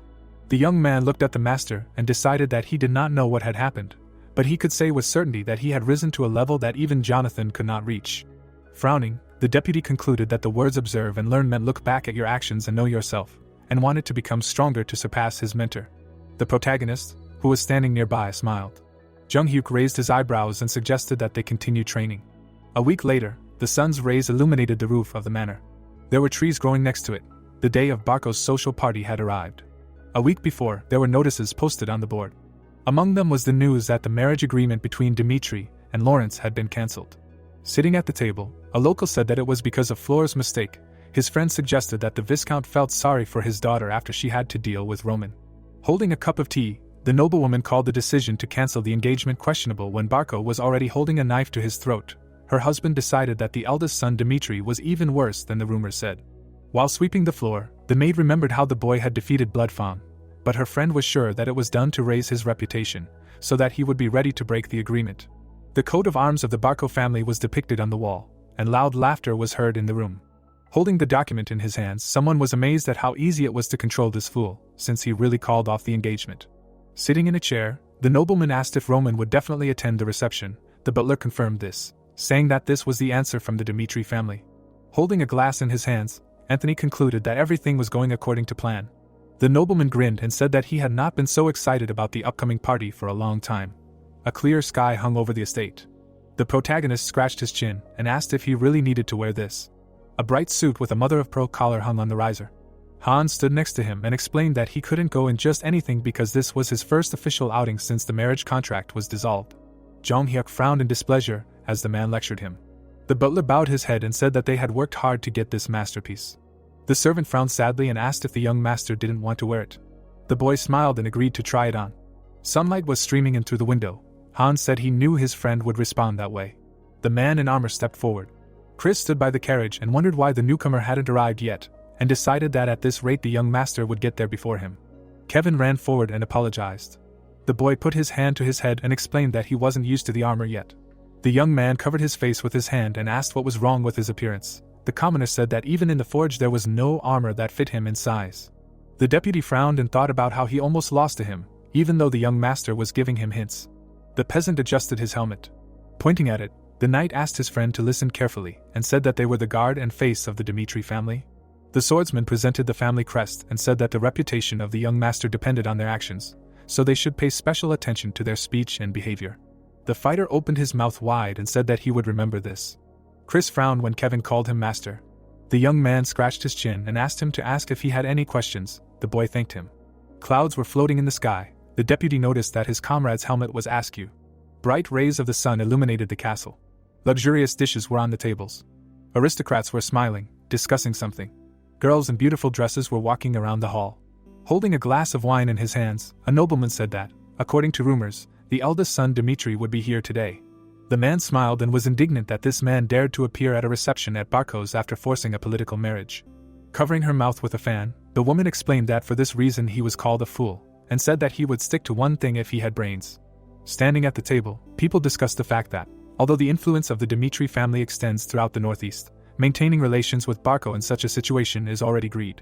The stranger looked back and heard the others laughing at the fact that Roman decided to come here to correct his mistakes. The girl turned her head and asked who this person was. Her escort replied that this guy made an extremely disgusting impression due to his puny physique. The nobleman closed his eyes and was indignant that the young man considered himself special because of his title. His companion said that he would do anything to break the marriage agreement if he were in his bride's place.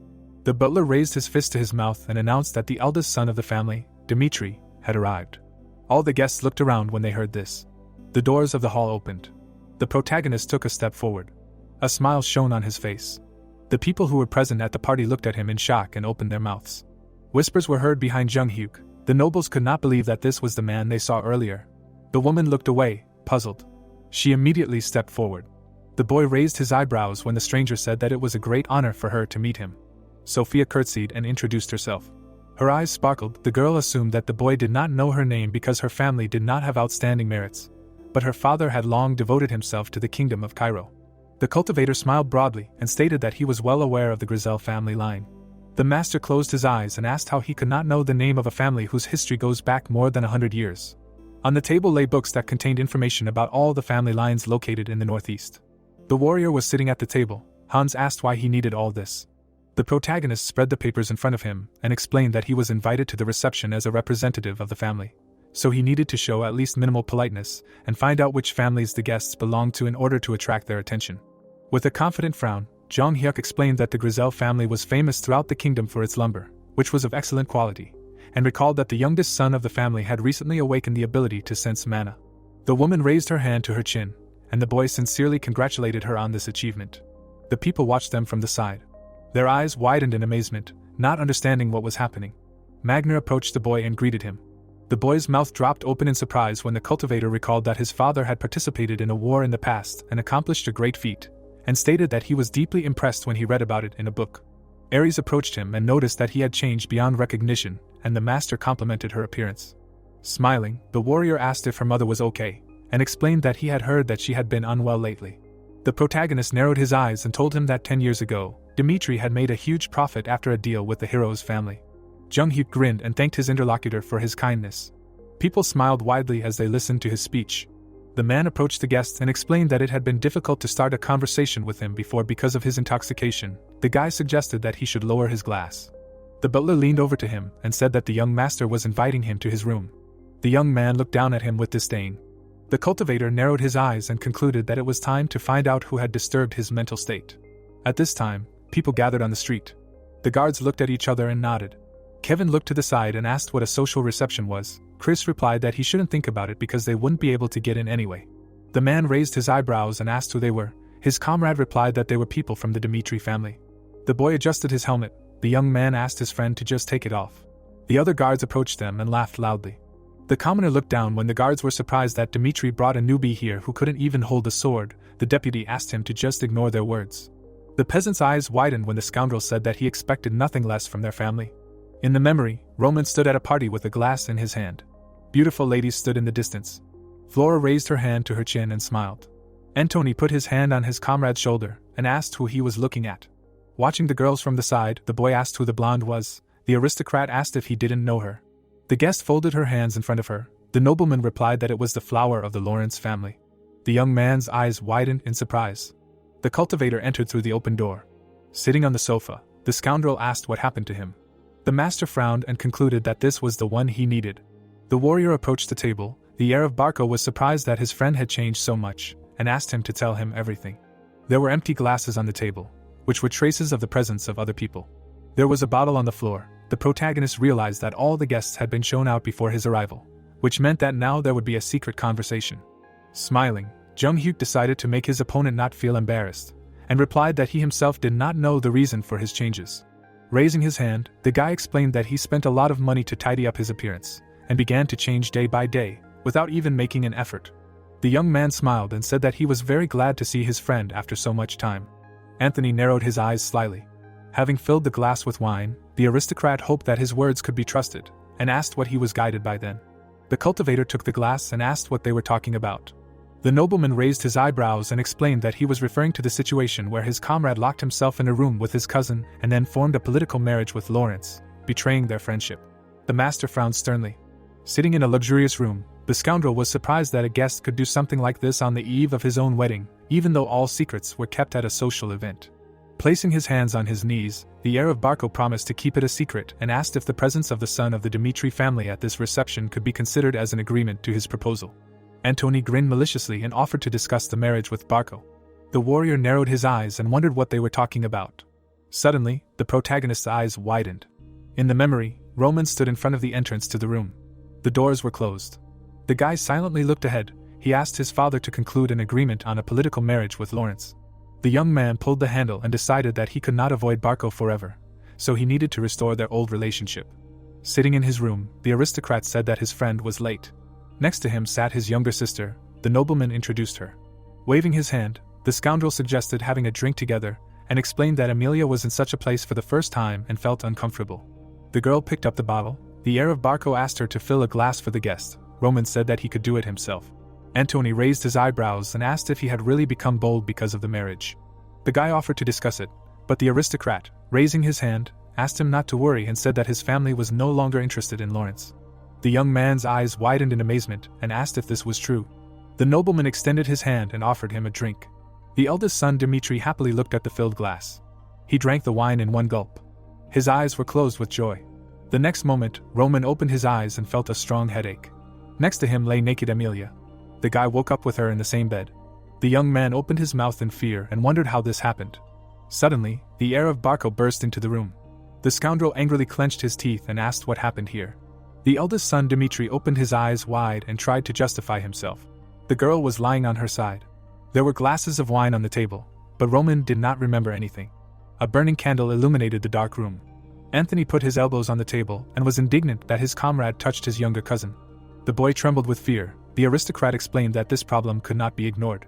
Sitting opposite him, the nobleman decided to give him a choice. Either the truth would come out and the marriage agreement would be terminated unilaterally, or his comrade would become related to Barco and restore relations with them. The young man's eyes widened in horror. The scoundrel grinned and promised to calm his anger and forgive him if he became a man of the Barco family. The eldest son Dmitri silently looked at the candle. The heir asked what his decision would be. The protagonist put his hands on his knees. Jung-hyuk looked away and realized what had really happened. The man passed by the flag with the family crest. If the marriage agreement had been terminated due to a connection with a relative of Barco, then Dimitri's reputation would have been trampled. The Baron opened his mouth furiously. There were many rumors about their low origin, so Roman was not sure that he could withstand his father's anger. Flora stood in flowers. The boy sincerely loved her and did not want to blacken her name by unilaterally dissolving the marriage. The guy looked at the glass of wine and concluded that the eldest son Dimitri committed suicide, hoping that his death would solve all the problems. The young man took a sip and thought that he was a weak man who could not do anything on his own. The cultivator flashed his fiery eyes and mentally called him pathetic. Raising his hand, Antony asked what made him hesitate and explained that their union would thunder throughout the northeast. The aristocrat smiled broadly and said that he had no reason to refuse, because he would have the opportunity to gain unlimited power in the northeastern lands. The master asked if he really needed to do it just for this. The nobleman's eyes widened, not understanding what this meant. The warrior placed a glass on the table and asked if that was the only reason he should agree to a political marriage. Pointing at him, the scoundrel decided that his friend had misunderstood something and explained that Dimitri's reputation would be ruined if the whole world knew about what happened in that closed room. The protagonist abruptly put his foot on the table, interrupting him. The heir of Barco's eyes widened. Crossing his arms over his chest, Jung-hyuk asked how many times he had to repeat himself and stated that his family had no need to accept Barco's proposal for such a pathetic reason. The girls in beautiful dresses stood in the center of the hall. Sophia smiled and looked away. The boy approached her. The woman asked where he had disappeared to. The young man smiled and told her that he had some business that would require him to return to the estate. The heiress Griselle asked him to stay a little longer. The guests gathered around them. The cultivator apologized and said that this matter was urgent. The people were upset by his imminent departure. The butler bowed as the master approached the door. The warrior looked back as someone demanded that the scoundrel take back his words. The protagonist went outside and saw a crowd of guards. His pupils suddenly narrowed. The helmet fell to the ground. Kevin fell to his knees in front of the guards. Kevin turned his hateful gaze to the knight, who said that they were on par with the Dimitri family. Chris, who was standing next to the boy, told him to be patient. The men looked at each other and smirked.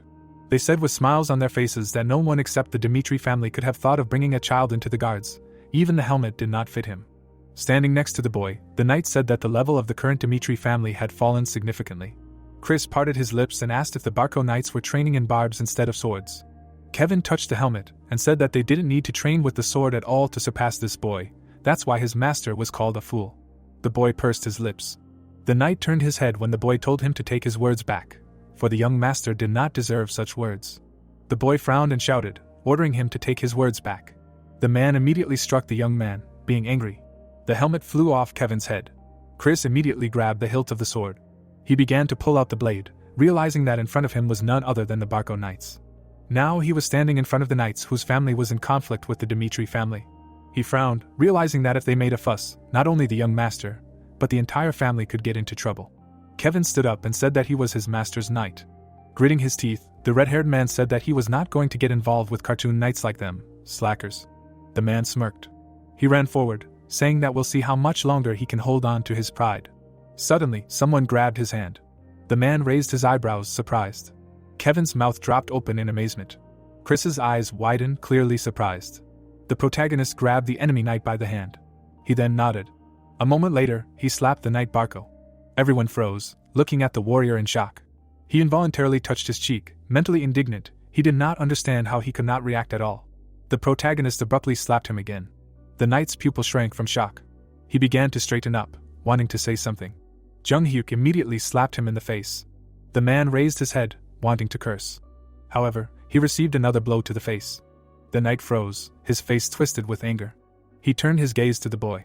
The young man, looking at him arrogantly, ordered him to raise his head. Anthony bowed his head, sitting on the sofa. Opening his lips, he asked himself what had happened. Just a couple of minutes ago, he was moving his lips, telling Jung-hyuk that he meant that he should be held accountable for touching the lady of his line. So he proposed marriage to him not with a lateral line, but with a direct line of kinship. One could say that this was his last act of care. The protagonist, grinning, said that he could do whatever he wanted, because he was still called a fool. He was already treated like trash. One new rumor would not change anything, but he should watch his behavior. The boy frowned upon hearing his words. Jung-hyuk stopped smiling and said that he had broken off the arranged marriage by his own decision and not because of his threats. However, one way or another, Dimitri had turned away from Lawrence, so his goal had been achieved, but if he showed his teeth now, he would immediately react. Opening his lips, the youth said that in order to at least deal with his personal hatred, he could help Lawrence by upsetting Barco's plans. Anthony frowned even more after hearing his words. Jung Hyuk had already investigated Barco. Their strength, influence due to their connections with the central government definitely could not be ignored, but it was a power based on connections, although it allowed them to maintain a majestic mansion.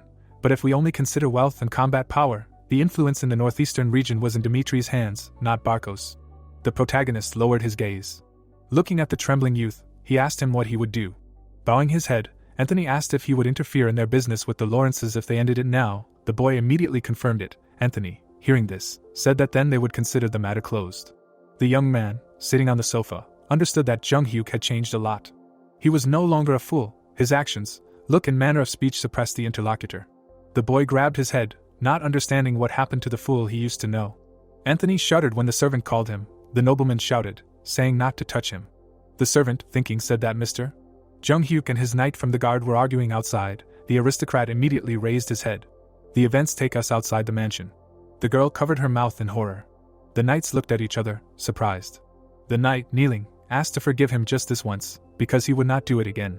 Kevin and Chris approached the gentleman and tried to stop him, saying that this punishment was enough. The young man narrowed his eyes and said that he would decide for himself when the punishment was enough. Even if he died, it would only be payment for his words and actions. Suddenly, Antony came out to the square, asking what was going on. Pointing at Jung Hyuk, he said that even if he was the eldest son of the Dimitri family, he could not let him get away with something like this unless he personally apologized for his rudeness right now. Looking back, the boy asked why he should apologize if he was the one who had slandered him and dared to hit a man of the Dimitri family in the face. The knight, trembling with his whole body, raised his head. Turning to Antony, the protagonist asked him if he really thought he was guilty. He answered by saying that he had crossed the line. The boy frowned when Jung Hyuk said that he had already told him that the relationship between the two of them based on hatred could develop into a relationship between families, so he better watch his behavior from now on. The young man involuntarily began to sweat and was horrified. The protagonist, approaching him, said that his patience was not so strong, he needed to decide now how to act. Anthony frowned, remembering how the guy in front of him threatened him that Lawrence could help. He clenched his teeth, cursing in his mind. Bowing his head, he told Jung Hyuk that he was right. In his place he would punish him in the same way. The guy chuckled. Turning around, he said that he knew that they would understand each other. The knight shuddered when the young man approached him. Raising his hand, he told the warrior to grit his teeth tightly. The people carried the knight away. Looking at the nobleman's back, one could tell that the former Jung Hyuk, even with the influence of the Dimitri family in the northeast behind him, was still just a fool for the others, looked down on. The guy wiped the blood from his palm. Chris nodded when his master said that it was time for them to return. The lady couldn't stop hiding her face in horror. The knight's mouths dropped open. Everyone around them had no choice but to admit the truth. Many stared at Anthony. The fool they knew was gone. Now there was Jung Hyuk, walking away proudly. The sun was setting, painting the sky red. The knights bowed their heads, looking sad. Kevin, lowering his head, apologized to Jung Hyuk for being insulted so much because of him. Chris, opening his lips, said that the Dimitri family line had been humiliated, and he had done nothing even when Kevin was hit.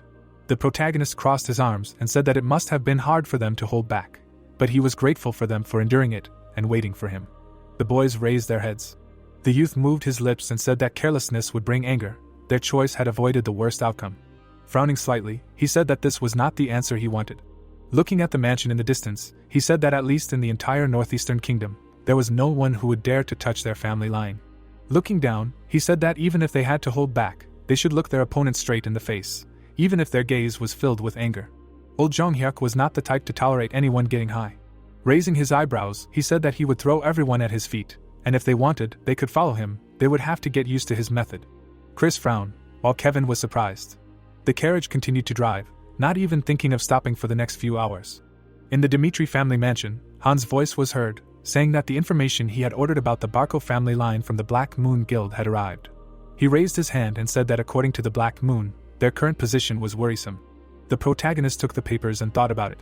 The Barco family line had settled in the northeast over 100 years ago, and their power in the area had truly blossomed since then.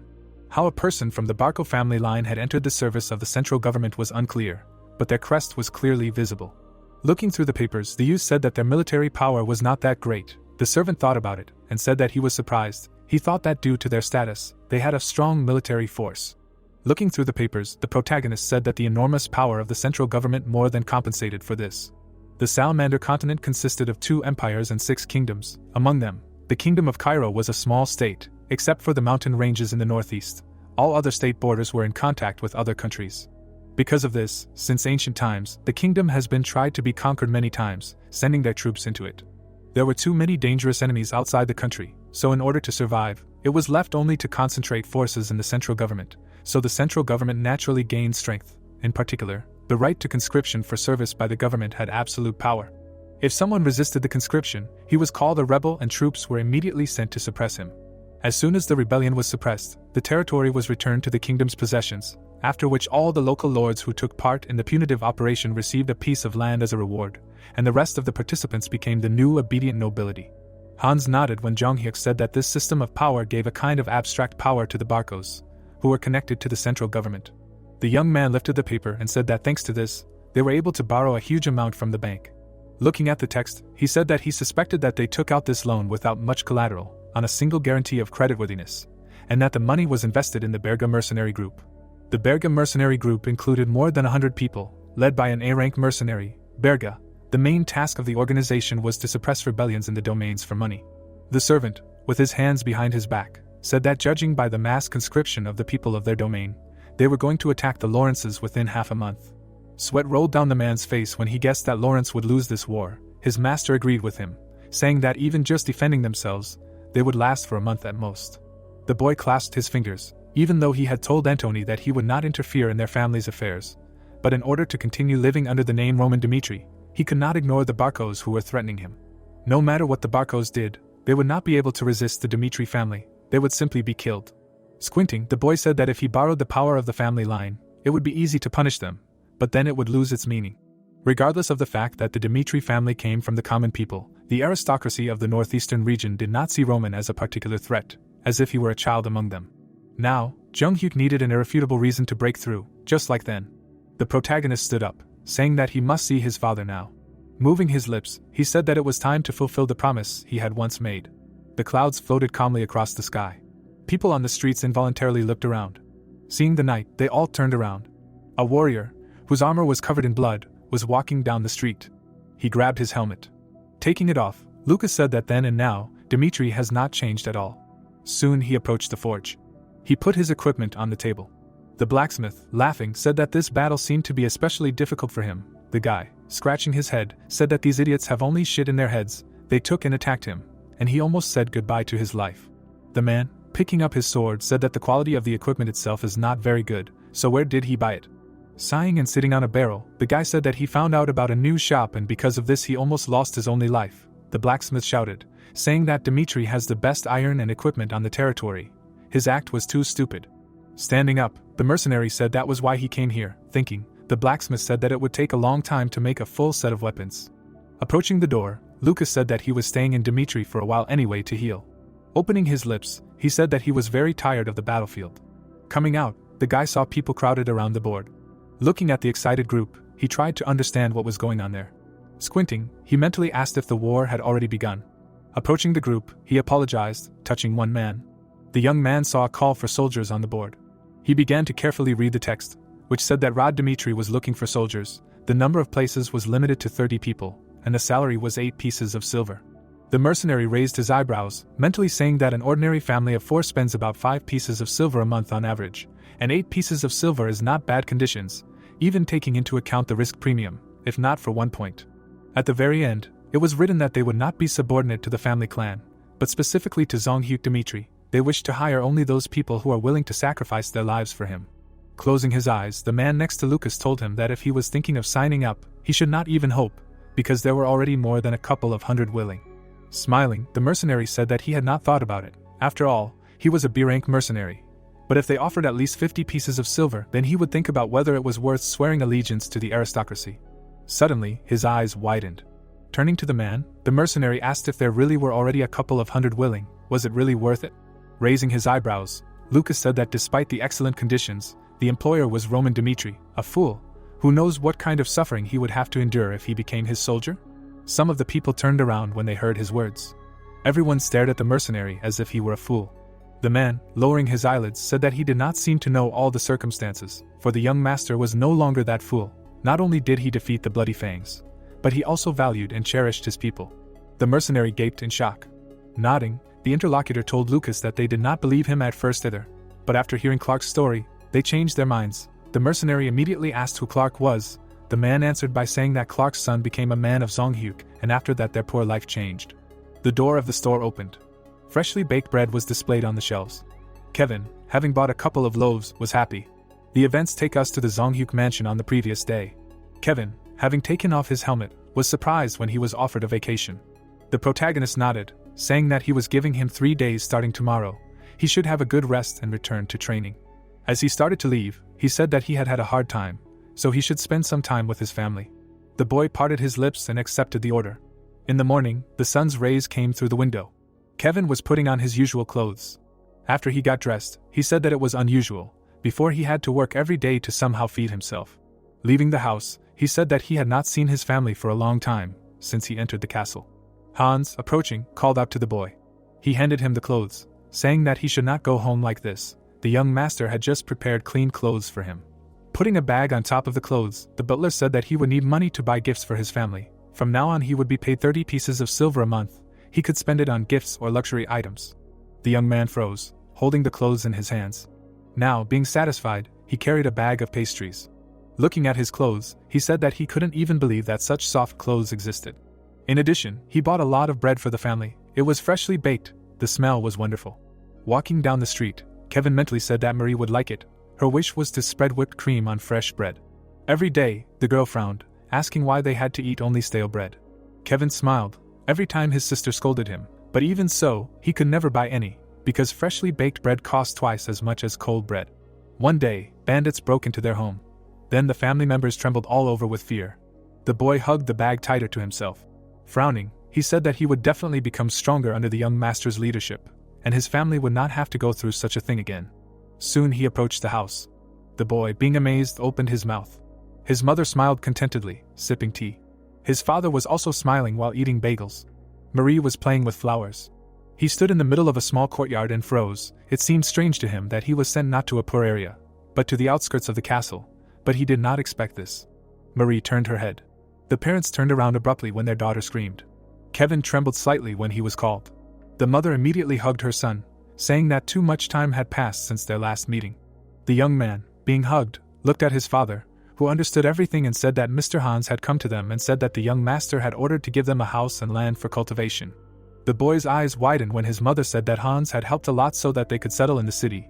In recent days they had really started to live. The young man's pupils dilated. Now he understood everything. He involuntarily began to cry and thanked his master. Clark felt as if he had been struck by electricity. Slightly pushing his wife away from his son, he asked him what happened to his cheek. Was it really the young master who hit him? The boy, looking at his father, said that it was not so at all. His mother grabbed his shoulders, saying that he should tell them honestly. If they were treating him like that, they would leave immediately. Kevin, pushing his mother away from him, said that his master was not that kind of person. Bowing his head, the boy began to recount what happened. The people sitting at the same table with Clark did not believe him, saying that it was unrealistic. The man was indignant, asking how he thought he got this house and land. Besides, according to Kevin's words, he slapped the night Barco, protecting his guard. No aristocrat in the world would do that for his man. The man raised his eyebrows, being surprised. Now even in the market they were talking about Jonghyuk. The girls whispered, saying that they had seen how the Clark family had lived, and he had said that he had given this house because the son of the family had become a man, Jonghyuk. The man who heard this told the girl he had met everything. The guy thought they had said that they had seen the young man committing tyranny in the store in the past, and his friend grinned and asked if he had definitely not confused him with someone else. The children in the yard also talked about the protagonist, wanting to become like Kevin. More and more often, people opened their mouths, saying that if they gained the young master's trust, a different life awaited them. Opening their lips, one of them said that everything would be like the Clark family for them. Looking at the sky, Lucas had heard many people talking about Jonghyuk more than once. He looked at the crowd in front of him again. The man next to him said that many had expressed a desire to participate in the recruitment for this very reason. The mercenary frowned, not understanding what had happened, and could not believe that Jonghyuk had actually defeated the Red Fangs. 2 years ago, Lucas had personally witnessed Roman, whom he knew, get into a fight after losing money in a gambling house. He crossed his arms and asked what had happened during those 2 years. He chuckled, saying that he wanted to see for himself. Looking at the moon in the sky, the subordinates said that the preparations for the exam were going smoothly. As the moonlight illuminated Jonghyuk's mansion, Jonathan said that they would only provide minimal supervision, since the young master had said that he would handle the exam himself and handle everything. Romero frowned. The knight in front of him said that if he wanted to call it off, now was his last chance, since hiring soldiers for personal use was a very dangerous business. The clan leader poured himself a drink, when the captain said that they should have at least known the target. Romero parted his lips and said that when he heard that Jonghyuk was going to attend Barco's social event, he thought that he was planning to team up with them to push the second son out of the line of succession. That way, they would have a fun time together and come to an agreement. However, Jonghyuk slapped the knight in front of the entire aristocracy, despite all of Antony's persuasion. Someone like Antony, who would embrace the young man, take the side of the second son with a heart filled with a sense of revenge, and could become an irreversible threat to the boy's own right of succession. That would leave the protagonist alone. Romero placed the cup on the table and said that for decades, the young man had been described as a fool, but since the incident with the red fangs, he had begun to live his own life. Smiling, the man said that as a father, he only wanted to support him. Jonathan nodded, expressing his understanding. Romero closed his eyes and said that considering his son's reputation, it would be good if there were at least 50 volunteers. The head of the clan shuddered all over when the captain said that there were already more than 500 volunteers. The man stared at the captain in amazement, holding the cup in his hand. Soon it was daytime. Henderson stood among the crowd. Lucas frowned. The tent opened. Chris entered and said that everything was ready for the exam. The protagonist sat on a barrel. He raised his head and thought. The day before the exam, the lights were on in the pub all night. The mercenary raised his glass of beer. He smiled contentedly, saying that dark beer still wets the throat well. Lucas frowned slightly. Already the day before the exam, so many people had gathered here, there were even more participants than expected. 3 noisy guys were sitting at a table to the side. Seeing the same color IDs hanging on their belts, one could tell that they were C-rank mercenaries. The 3 of them drinking in a row at the bar were unusual. They didn't look like mercenaries, but at a glance, one could tell that they were experienced in combat. Lucas, who was sitting at the table, understood everything. He understood that there were many Morins here, and if there were 5 or 6 guys in such a small area, then the level of those who wanted to was much higher than he thought. Turning his head, he mentally said that even if he was feeding on a knife, there were many much better options if they were not driven by curiosity like him. He abruptly put his mug on the table. The mercenary froze when one of the guys asked his comrade what he was doing here. Wasn't he planning to become a soldier of the Lawrence family? The mercenary turned around. The guy sitting alone at the table said that he had planned to do so at first. After all, this was his homeland.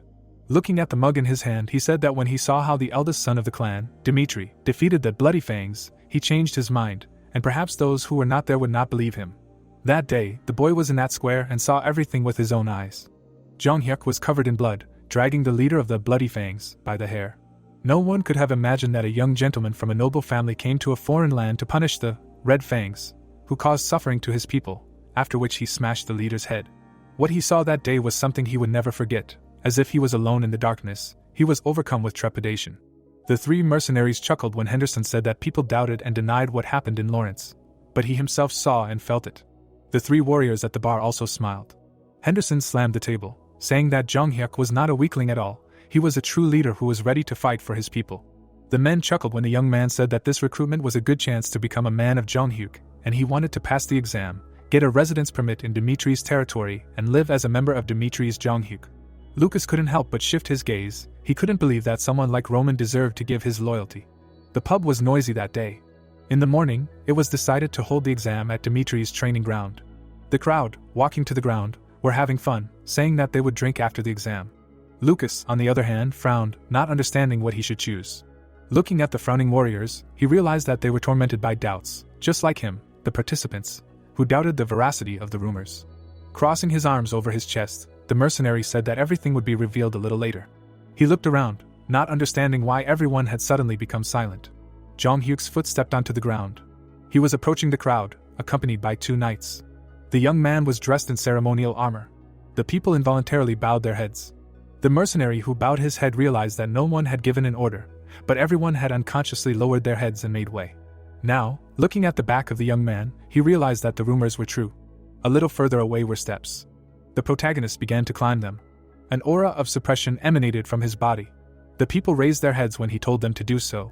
Standing on a high place, the boy said that as they knew from the announcement, today he would choose 30 soldiers here to fight for him, but he had a few words before he began. Opening his mouth, he shouted, saying that he was not going to live on the outskirts of the kingdom. He would always fight to rise to a place higher than his current one. The crowd raised their eyebrows when the young man said that there would be deadly battles during this, so those who had taken serving under him lightly could at least retreat now. Chris put his hands behind his back when his master said that later, after giving their lives on the battlefield, they would feel regret, not because they hated him for driving them to fight, but because they were annoyed that they could not be there to see. They would not be able to see him rise to the top of the continent. The people's mouths dropped in shock. Lucas's mouth also dropped in amazement, mentally saying that this guy was talking too much, because even his family's position was rather precarious, and he wanted to lead the continent. Looking at the guy's frowning face, he knew that he was being too arrogant, but for some reason he felt that it was quite possible. Chris stepped forward and said that he would now tell them the method for conducting the first stage of the exam. Looking at the archer below, he said that the participants should stand at the designated place, and the archer present here will shoot 3 arrows at the participant. The arrow will be shot almost point blank and can either stick into the boards behind the back, or pierce the participant's body, causing a fatal wound. Squinting, Chris said that only those who do not move until all 3 arrows are shot will earn the right to go through the first stage. The warriors frowned, being in shock. Screams were heard in the square. The archer stood in front of his target. The man trembled all over, mentally saying that if you think sensibly, you will not find a psychopath who will conduct the selection of soldiers through death. The young man pulled the bowstring. He slightly squinted. The arrow flew out of his bow. It stuck right into the board near the participant's neck. The man standing to the side mentally said that this is a mental battle. Looking at the archer who had pulled the bowstring, he said that they had to stand firm, believing that nothing would happen. Suddenly, an arrow was fired and pierced the participant's leg. The man's eyes widened in horror. Lucas, unlike the others, was calm. The participant's eyes twitched. He fell abruptly and screamed in pain. Chris, approaching with the knight, ordered a stretcher to be brought. So the participant was soon led out by the priests. The participants' faces were distorted with fear. Chris, standing near the board, called the next participant. A tear came out of the man's eye. Looking at the blood, he mentally said that if it had not been the thigh, but the head, then instant death would have occurred. The man began to radiate an aura of despair, saying that he took part to get a chance to become a knight through a soldier, and not to die. Chris, squinting, said that the behavior of the second participant would be considered a refusal, and everyone who was afraid of catching an arrow should give up. Morrison bowed his head when the knight said that those who gritted their teeth and continued to endure even after being shot by an arrow would earn the right to pass the stage. The protagonist watched everything calmly, showing no emotion. Chris opened his mouth and shouted, ordering the cowards to get out of the square immediately. We find ourselves in Jong Hyuk's office the day before the exam. Looking at the boys' faces, the protagonist said that tomorrow, during the first stage of the exam, they would actually be shot by an arrow. Crossing his arms over his chest, he said that this archer was famous throughout the area, but his arrows would not cause fatal wounds. Chris began to approach the group when his master said that they would be rewarded for this. The young man opened the chest with gold coins. The boys smiled widely. The protagonist parted his lips and said that there would also be a military doctor on duty nearby. The wounds would not cause serious harm, but one way or another, an arrow would hit them. So did everyone agree? All the boys opened their mouths in unison, agreeing to all the conditions. Soon, everyone left and closed the door. Chris, turning to the master, asked why it was necessary to take such measures. The protagonist, who was sitting at the table, said that he would not be able to find the people he needed by threatening danger with words. In order for the truth to be revealed, it was necessary to expose their lives to real danger. Even if the arrow pierced only one person out of 100, most of the volunteers would be overcome with fear. Jung Hyuk froze when his knight asked him what conditions must be met to become his man. Moving his lips, the young man said that he needed people with an unbending willpower, namely those who were born with the heart of a wild beast. Taking the sheet in his hand, he said that such people would quickly become stronger, even if they had to start from the bottom, and only such people could be with him. Now a dissatisfied cry was heard in the square. People were leaving, saying that they did not want to give up their lives in a miserable exam. The knight, staring into the distance, realized that about 100 people had already separated. He looked at the gentleman next to him. The protagonist thought about it. He knew what the heart of a wild beast was, for he had seen those terrifying eyes of a wolf. Like Kevin, who without hesitation took up a knife, having received an order to cut off a hand. Or Chris, who after a shameful defeat approached and asked the winner about a way to become stronger. Such criteria can indicate a person born with the heart of a wild beast. No matter how strong they are, those who cannot do this, they will never win in a fight with a creature that is different from them in origin. They will fall to their knees. Opening his mouth, the young man ordered the exam to continue. And so the exam continued in the fortress. The participant was breathing heavily. Lucas, who was standing in the middle of the crowd, was surprised that the young man did not leave. Henderson was shaking all over. He bit his lip, telling himself that this was his chance to pledge allegiance to Jong Hyuk. The archer raised his bow. An arrow pierced the wall near his head. The young man looked at the arrow. Looking at the archer pulling the bowstring, he thought. When the second arrow was near his shoulder, the boy said that after death, everything would lose its meaning. His eyes widened as he was about to give up. At that moment, the archer had already pulled the bowstring. The boy froze, terrified. The third arrow pierced the boards between his legs. The boy immediately fell, feeling relieved. Lucas grinned. He saw that if a little more time had passed, he would have given up himself. You could say he was just lucky. So the first stage passed without any obstacles. The arrows continued to pierce the boards. Excluding that 100, there were only 400 people left for the first exam, and now that number had been reduced to 120. The protagonist crossed his arms and mentally said that the first round had helped decide who among them could still be useful. There were those who were shaking all over after the test, like Henderson. There were those who had a calm face and a smile, like Lucas. Jung-hyuk narrowed his eyes. For him the difference between them was small, because the only thing that mattered was courage, which could suppress one's own fears. Looking at the crowd, he mentally said that everyone had their own story and their own purpose, and he needed to choose the diamond in the rough, those who, even when faced with him, would not feel fear, but awe. Opening his mouth, the boy said that the first test had proven their worth as warriors, but he would only let 30 people through, so he would test them again during the second stage. If by chance they passed the test and became his people, they would be able to live their lives as predators. The warrior grinned. Lucas was struck by electricity. The young man began to descend the stairs, saying that the method of conducting the test was simple. Looking at the wooden weapons to the side, he said that there were swords of different shapes prepared here. The type and number did not matter. Taking a sword in his hand, he said that they needed to choose the one they liked. Turning to the crowd, the young man said that they needed to prove their worth in a duel with him. The guys began to frown and exchange glances. Lucas smiled nervously, not believing that the boy decided to fight all 120 participants by himself. Looking down, the young man said that he did not expect them to win.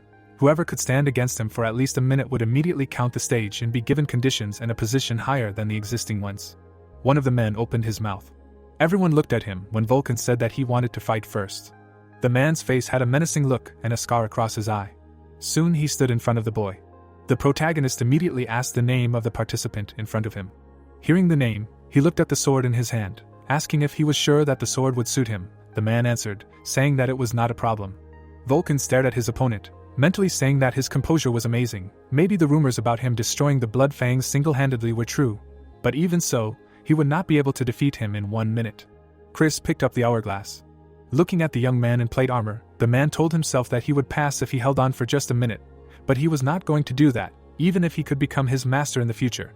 But here and now they were enemies. Chris turned the clock over. Suddenly approaching Jung-hyuk, Vulcan wanted to defeat him, wanted to show him what he was. He gritted his teeth, swinging his sword. The participant's eyes widened in shock. The protagonist suddenly appeared at his side. He tripped him. The man immediately fell due to inertia. Vulcan started to get up. However, he stopped because of the sword that Jung-hyuk pressed against his throat. Narrowing his eyes, the young man told the next participant to come. Lucas opened his mouth in amazement, mentally saying that he dodged with such a light and fast movement that it seemed completely different. Now the first stage of the exam was not comparable to this one in terms of difficulty. Only the protagonist's aura terrified many. At the moment when Vulcan lost, all the people thought of only one thing. Looking at Jung-hyuk's face, they realized that he was very strong. Many gaped in shock. But some thought that if the fights continued, the young man would eventually run out of breath, so they fought, not wanting to give up. However, an hour had already passed since the beginning of the second stage of the exam. The blade flew out of the participant's hands. The guy fell. He was already the 60th participant. The protagonist, pointing his weapon at him, told the next participant to come out. Henderson, standing in the crowd, admired Jung-hyuk. He saw that he was not even out of breath. He involuntarily remembered the words said before the start of the exam, that if they suddenly succeeded, they would become predators. Then some smirked, but now these words made sense. Jung-hyuk was a predator who decided how to live in this world where natural selection reigned. The man frowned, realizing that Jung-hyuk was still considered a fool of the Dimitri clan, but now everyone was given a fateful chance. The red-haired warrior smiled. Lucas's face tensed. He understood that he might not get another chance to become this gentleman's man. The aura emitted by the young man was still frightening. People looked at each other and were horrified when he said that if the next participant did not come out, everyone present here would be expelled. Opening his mouth, the mercenary said that he was already on his way. A bag of sand was attached to his belt. Lucas took the sword in his hand. Opening his lips, he introduced himself. The events in the fortress continue. The mercenary felt like he was in darkness. Jung-hyuk in front of him was a monster, and he admitted it. Even without his amazing power, he was overwhelming with just his aura. The protagonist narrowed his eyes. He was completely different from how Lucas remembered him. An eagle flew over the boy as the mercenary mentally said that this guy would definitely one day subdue the continent. Taking the dagger in his hand, the man said that he would give him just a moment to check if his words were true. Chris picked up the hourglass. He turned it over. Lucas suddenly rushed forward. Chris frowned, seeing how the participant rushed forward without hesitation. With the exception of the first participant, no one managed to stand. The mercenary aimed his sword at the head, and the dagger in his other hand aimed straight at the heart. The protagonist parried the attack. The man frowned, mentally saying that the enemy dodged the dagger, would take a step back, and lunge with his wooden sword. He threw the dagger sharply. It rushed straight into the boy's chest. Lucas did not wait, attacked with his sword, forcing the enemy to block the attack. Jong-hyuk swung his sword and parried his attack. The mercenary frowned. He already knew that it wouldn't work. Usually if you keep pushing, there would be a gap in the defense, but Jong-hyuk was like a sturdy wall. Taking out the second dagger, Lucas said that he couldn't retreat now. In order to hold out for a minute, he had to maintain the lead in the attack. The mercenary rushed to attack. The protagonist chuckled, saying that he was not bad. His pupil sparkled when he said that this was not the best solution on the battlefield, but a suitable solution for a duel. He clearly had developed instincts. In this case, he can't be left alone after a minute, because this is only a boundary. The guy bent his foot. A moment later, he crossed blades with Lucas. The youth ducked, dodging the dagger. He immediately swung his sword, wanting to show how majestic the leader they would follow was. The boy frowned. Lucas was also frowning. He had to lean his body back to dodge the attack. He gritted his teeth. A rank B mercenary was the limit of suffering. If an ordinary person puts in all his efforts, putting his life on the line, he can obtain the qualification of rank B. But without mastering mana, the A rank area is inaccessible. Lucas fell to his knees, realizing that from rank A onwards, one must have a powerful force that surpasses others. Square is the basic requirement for this, the flowering of mana that envelopes the sword. Lucas had reached his limit, and no matter how much he struggled, he could not escape the B rank area, so he knelt down, he gave up. But now, the mercenary clenched his jaw. He had survived on the battlefield that took many lives, time after time, and in the process, he realized one thing. The boy grabbed the pouch on his belt, realizing that in order to win, to survive, he had to use all methods and tricks without discrimination. Lucas suddenly threw sand right into the enemy's eyes. The sand hit the young man's face. Chris flinched when he saw it. Lucas fell, realizing that he only had to hold out for a minute, and there was no talk of further conditions. The mercenary stood up abruptly. Raising his dagger, he rushed at the enemy. His eyes widened in shock. The protagonist stood calmly with his sword raised. His eyes were open, filled with red from the sand. The man grinned and began to laugh. The dagger fell to the floor. Closing his eyes, Lucas gave up. In the Heavenly Demon sect, before starting to master martial arts, the very first training was how to keep your eyes open, even if the capillaries appear in them. If you blink just once during an exchange of blows, you can miss a fatal blow. Just as the sequence of breathing is important during the circulation of chi and nigong, so too in battle, flawless calculations are important, right down to blinking. People clutched their eyes in pain. The members of the sect were trained to keep their eyes open under any conditions. The master could take a dagger. He swung it. The tip of the blade was in front of the eye. The student's task was not to blink. When the sand got into the eyes, the protagonist was calm. His opponent, bowing his head, surrendered. The battles in the fortress continue. Chris held out a flask of water. The protagonist immediately poured water on his eyes. Lucas bit his lips. If he had known that this would happen, he would not have used sand, but he held out for a minute, using any means and methods, and as a result, he received a pass. The man stood in the middle of the square, feeling ashamed. Looking at Jung-hyuk's face, he decided that he was disappointed with him, although perhaps he had not placed his hopes on him to begin with. Now he had to wait for his punishment. Suddenly, the protagonist walked past him, calling for the next opponent. Lucas' eyes widened in shock. Everyone flinched, seeing that the guy did not get angry and did not even ask why the mercenary used a forbidden move. Some frowned, thinking of something. The protagonist nodded. He narrowed his eyes. He had known about Lucas's plan for a long time. When he jumped and dodged, he saw his hand reach for the pouch. He grabbed the pouch so desperately, but Jong-hyuk wanted to see everything he was capable of, so he deliberately did not dodge. Now, looking at the fighter, he realized that he was clearly seasoned in battles. He clearly had to shed a lot of blood. But Jong-hyuk could say with certainty that the blood was already covering his legs. The spilled blood that he had seen in the past was enough for an entire ocean, and this was done by a heavenly demon. Opening his lips, he asked out loud if there were any willing to fight. Sand grains fell down. The guy screamed, taking part in the fight. The protagonist dodged his attack. The knight abruptly took the stone in his hand. He immediately threw it at the guy, wanting to buy time to get up. Chris frowned, mentally saying that a precedent called Lucas had happened and now the participants would use any methods and means to hold out for a minute. The guy stood up and rushed to attack. Jung-hyuk kicked him in the face. The mercenary frowned while the protagonist said that unfair methods were not a condition for elimination, but once they crossed the line, they would not get off so easily. The guy screamed in pain and grabbed his face. The guy crossed swords with another participant. This was already the 100th fight. 2 whole hours had passed, but the young man was not just sweating, even his breathing was not disrupted. The warrior sighed, playing with death. It was impossible to get an indulgence just because you are exhausted. If you cannot control your breathing, your movements will slow down, and then you will become one of the corpses scattered on the ground. The protagonist inhaled air, and then calmly exhaled. Natural mana obtained through breathing, which consists of a series of processes, circulates throughout the body, removing fatigue from the body. Along with moderate control of the physical body, strengthened by bone changes, Jung-hyuk maintains the body in its original state with mana. The boy repelled the enemy's attack. He bent his foot, mentally saying that during the time of the conquest of Mirim, he even had to fight continuously for 4 days. Running forward, he said that such an easy fight would not exhaust his stamina. A cry was heard in the fortress. Everyone was ordered to gather. Chris, opening his mouth, said that no one passed the second stage. The assembled people sadly lowered their gazes. Crossing his arms over his chest, the knight said that this does not mean that no one passed. Among the 120 here, 30 people who passed the first stage will be selected. They will announce the names later. The light from the window illuminated the dark street. The protagonist handed over a sheet of paper, saying that this was a list of those who had passed, and that it would be good to train them. The knight took the sheet in his hands, accepting the order. Looking through the list, he was surprised. Among those who had passed was Vulcan, who had been the first to challenge him, and Henderson, but he was clearly terrified and fell to his knees. Chris tried to understand what he had overlooked about the boy. Suddenly, his eyes widened in shock. Looking at Jung-hyuk, who had sat down at the table, he asked if Lucas had passed too.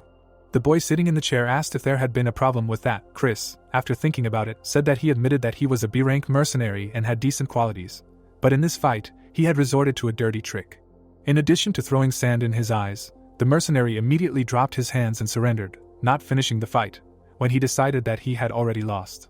Chris parted his lips and said that such a guy would be poisoned on the battlefield. Because he was a typical mercenary, he would abandon his honor, comrades and do everything to survive. Jung-hyuk chuckled and said that was why he chose him. The knight, holding a piece of paper in his hand, asked what he meant. The guy replied that Lucas was a coward. He definitely didn't care about honor. However, in a desperate situation, when no one even thought of using a trick, this guy found a real way to resist Jung-hyuk and put it into action. Such a guy, on the contrary, will shine on the battlefield. These bright stars will always find a way to survive and open a way out for others. Chris shuddered when the protagonist asked him if the cowardice of a mercenary meant that he would abandon his comrades.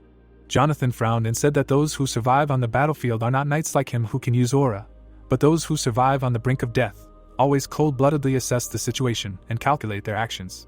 Looking at the disciple next to him, he said that he should always remember that no matter how strong a swordsman he is, those behind him are acting silently and waiting for the right moment. The blonde frowned, realizing that Lucas's decision was correct. He narrowed his eyes, deciding that he was thinking too narrowly again this time. Lowering his hands, he asked his master to explain one thing to him. The protagonist crossed his arms when the knight said that there were still 5 months until he was going to the battlefield. Moreover, nobles were not dragged to the front lines just because they were called up for service. So what was the reason for recruiting soldiers so early? Jung-hyuk froze, slightly surprised by the question. Early in the morning, the speaker read the official statement of the Barco family. He looked at the sky. After looking at the parchment in his hand, he said that the family stated that they remembered the past promise and waited for the Lawrences' decision all this time. But they disgraced the honor of the aristocracy and undermined their trust. They endured for a long time, but finally decided to draw their sword. The guilt of the Lawrences and the head, who was now drinking wine, was obvious. They did not pay off the debt left by their ancestors. Then they showed the height of disrespect, not wanting to give up the lands left as collateral. Now the family members were quarreling at the council. With this statement, the Barcos notified the people of the Cairo kingdom that if the Lawrences did not pay the debt or give up the lands left as guarantor within the next week, the Barco family would declare war. Flora grabbed her head. Chris shuddered all over. The protagonist smiled and said that from now on they were preparing to intervene in the war. The head of the Barco clan smiled. Flora rubbed her chin, being thoughtful. There was darkness everywhere. Flora looked into the distance with empty eyes and said that now they were strangers to each other, and he would solve his problems himself. They took a large sum of money in the Golden Bank, and this means that only war awaits them ahead, and the one who should cling to this marriage is the Lawrences, and the main character wants to share his fate with a person who will trust what he will experience personally. regardless of how the whole world evaluates him, which is why he insists that the marriage agreement be terminated without changes. It is all her fault, she destroyed their family line. After these words, the girl woke up from her bed. Moonlight entered the room through the windows. Apart from her, there was no one inside. Breathing heavily, Flora sat up on the bed. She put her hand to her head and asked herself what the hell she had done. Day came and the sky turned blue. There were two maids watching the girl's door, talking to each other that it seemed to be because the marriage arrangement had been broken. After returning from the manor, she locked herself in her room and would not come out, and they said that the arrangement had been broken, and for the mistress's mistakes. But what had she done to make this fool reject her first? But more importantly, what would happen to them? Because there was talk of an upcoming war. The doors to the girl's room were tightly closed. Flora was sitting on the edge of the bed. She looked out the window in front of her and said to herself that she thought she had a bright mind. Lost in her memories, she remembered how she graduated from the advanced course of the academy with honors. She saw her father's happy smile, which was intended for her, so she considered herself a good daughter, but the reality is that without the support of her family, she is a useless greenhouse plant. Thinking about this, the girl imagined herself in a large cage. Folding her hands, she firmly said that she was the only fool here. With a bitter and painful gaze, she added that she no longer had the courage to look her father in the face. Flora closed her eyes and wondered what that person would do in her place, since if she thought about it, the main character was the complete opposite of her. Drawing an image of the guy in her head, she added that no one demanded anything from him or placed any hopes on him. He single-handedly defeated the Blood Fangs gang with his own strength, acting decisively in the name of his family line. After saying this, the girl imagined Junghyuk standing on the mountain of defeated opponents. Leaving her thoughts, Flora wondered if he really acted alone without anyone's help, since when was he so strong? How was he able to do such a thing? She did not dare to raise her head, adding that in addition to the fact that it was possible from the beginning, he was able to do such a thing only thanks to determination, and she, unlike him. Without finishing, the girl bit her lip. After a while, the servant knocked on her door and said that they had brought food. Receiving no answer, he looked at his partner, who exhaled heavily. Suddenly, Flora came out of her room, causing the servant to open his mouth in shock. The girl silently looked at the floor. Without raising her eyes to her subordinates, she firmly said that she needed to go to the library, while simultaneously saying to herself that her father was doing everything possible to enlist the support of other families. But in the current situation, there was no place where they could help. In the library, there were books on every shelf. The girl turned page after page. In her head, she drew an image of the main character, thinking that, just as he had single-handedly defeated the Blood Fangs, they themselves must find a way to resolve this problem. Clouds floated across the blue sky. The Lord quickly turned the pages of the book while he was being informed that the Martel family line had rejected their offer, after which he screamed in rage, ordering them to try to contact the Batra family line.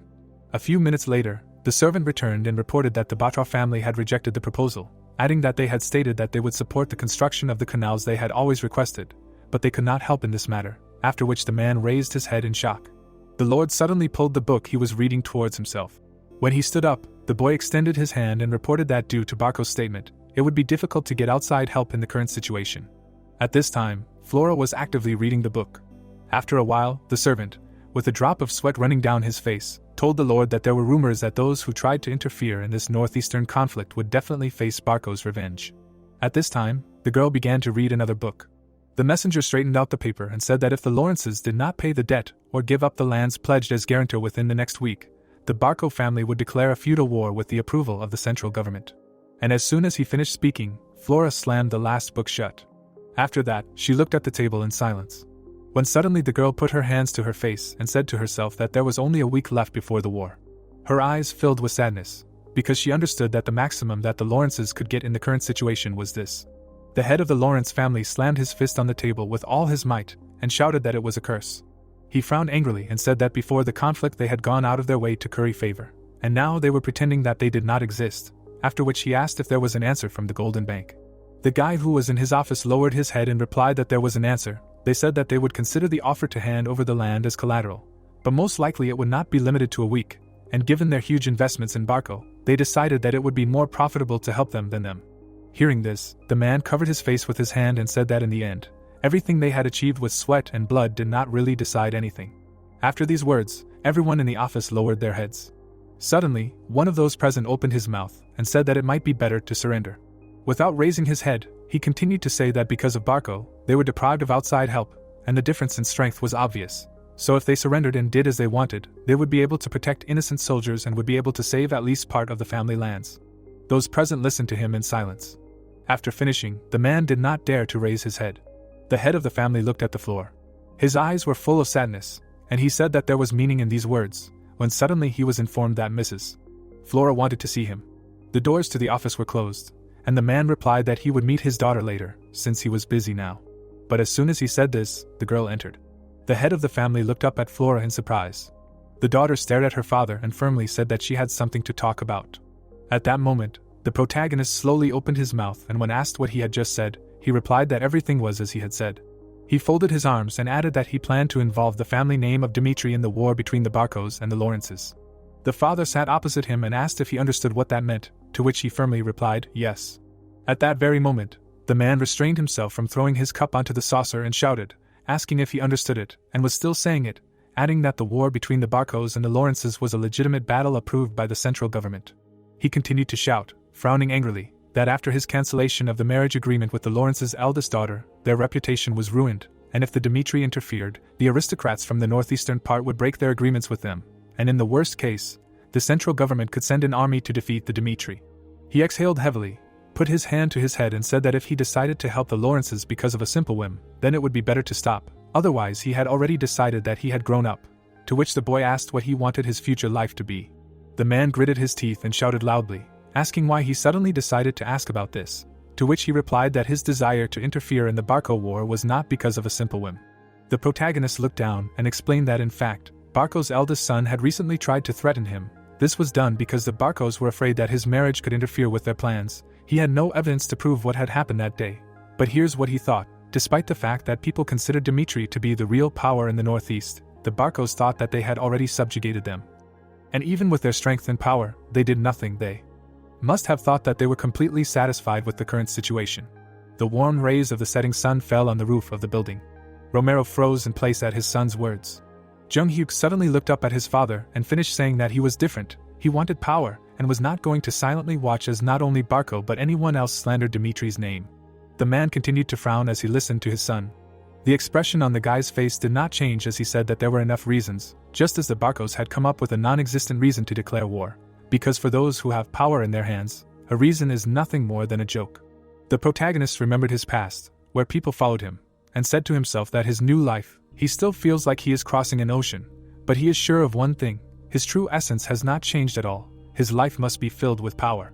Leaving his memories, he, without taking his eyes off his father, firmly said that he is not asking to borrow the power of the family name, his intervention is dictated by a personal reason, because he is also Dimitri, so Romero should just watch. But what steps will he take and how is he going to live his future life?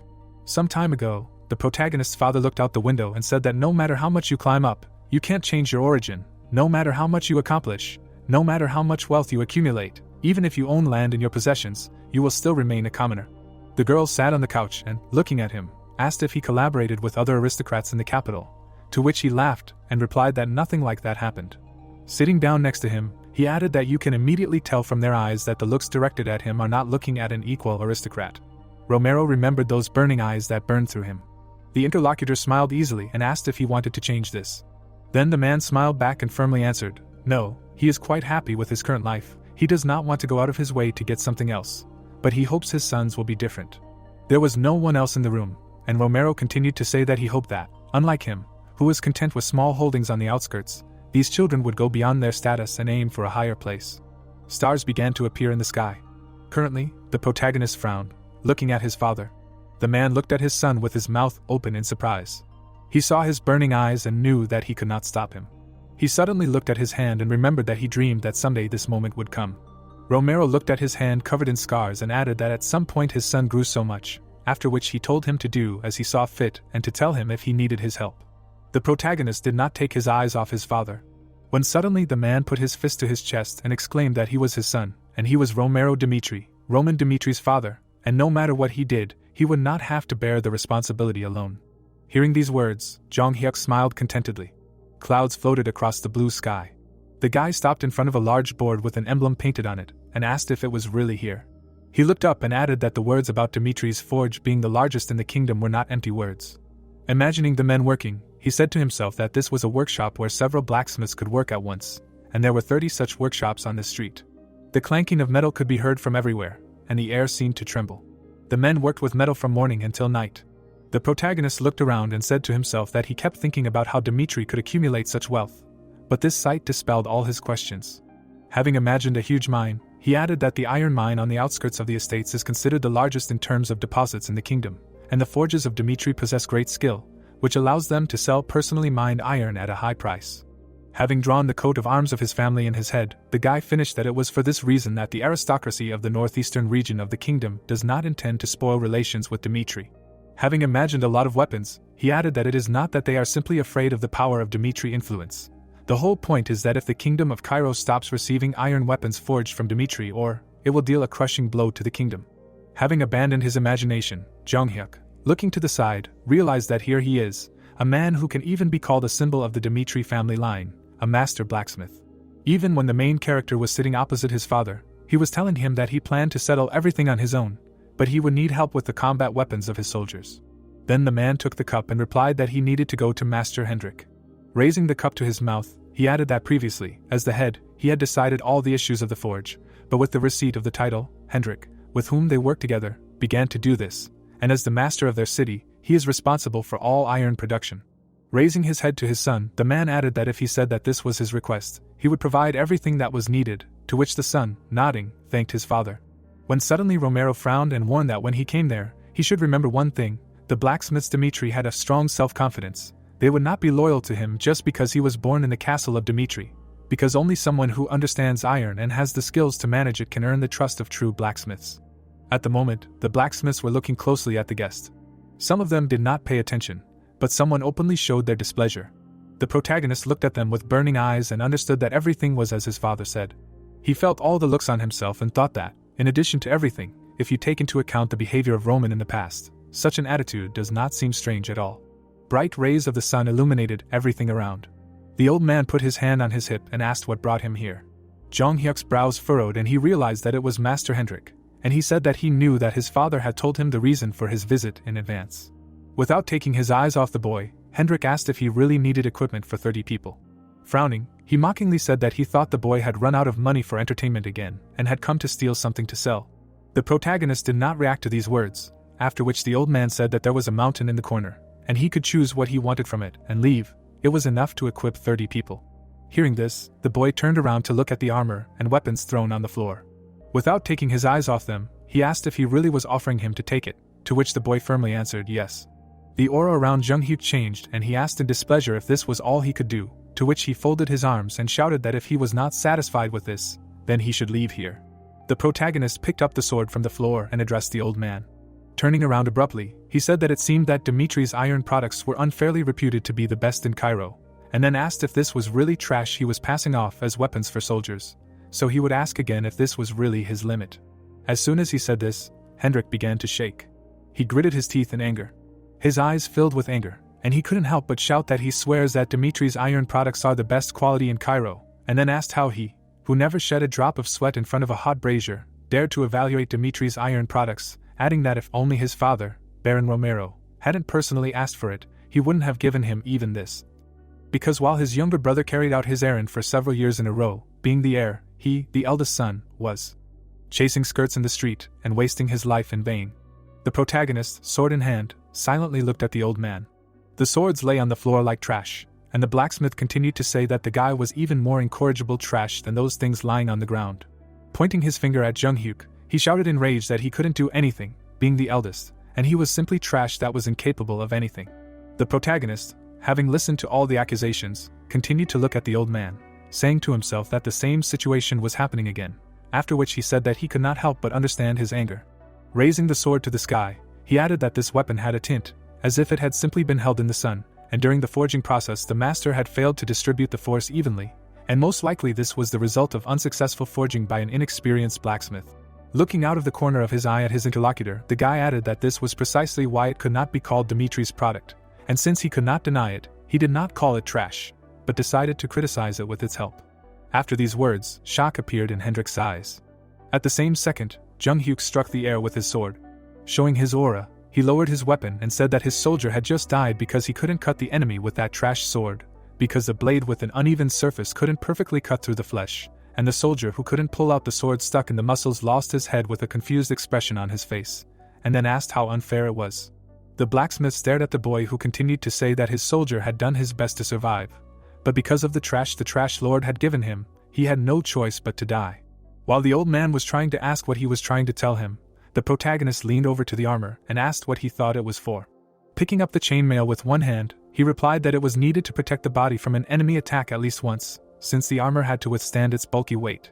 But the soldier who had put on the iron chainmail he had gotten was betrayed by his equipment and killed. The armor fell to the ground with a thud. The sun's rays reflected off the small rings that made up the chainmail, and Jong Hyuk continued to say that his soldier believed that the tightly woven pieces of iron would protect his body.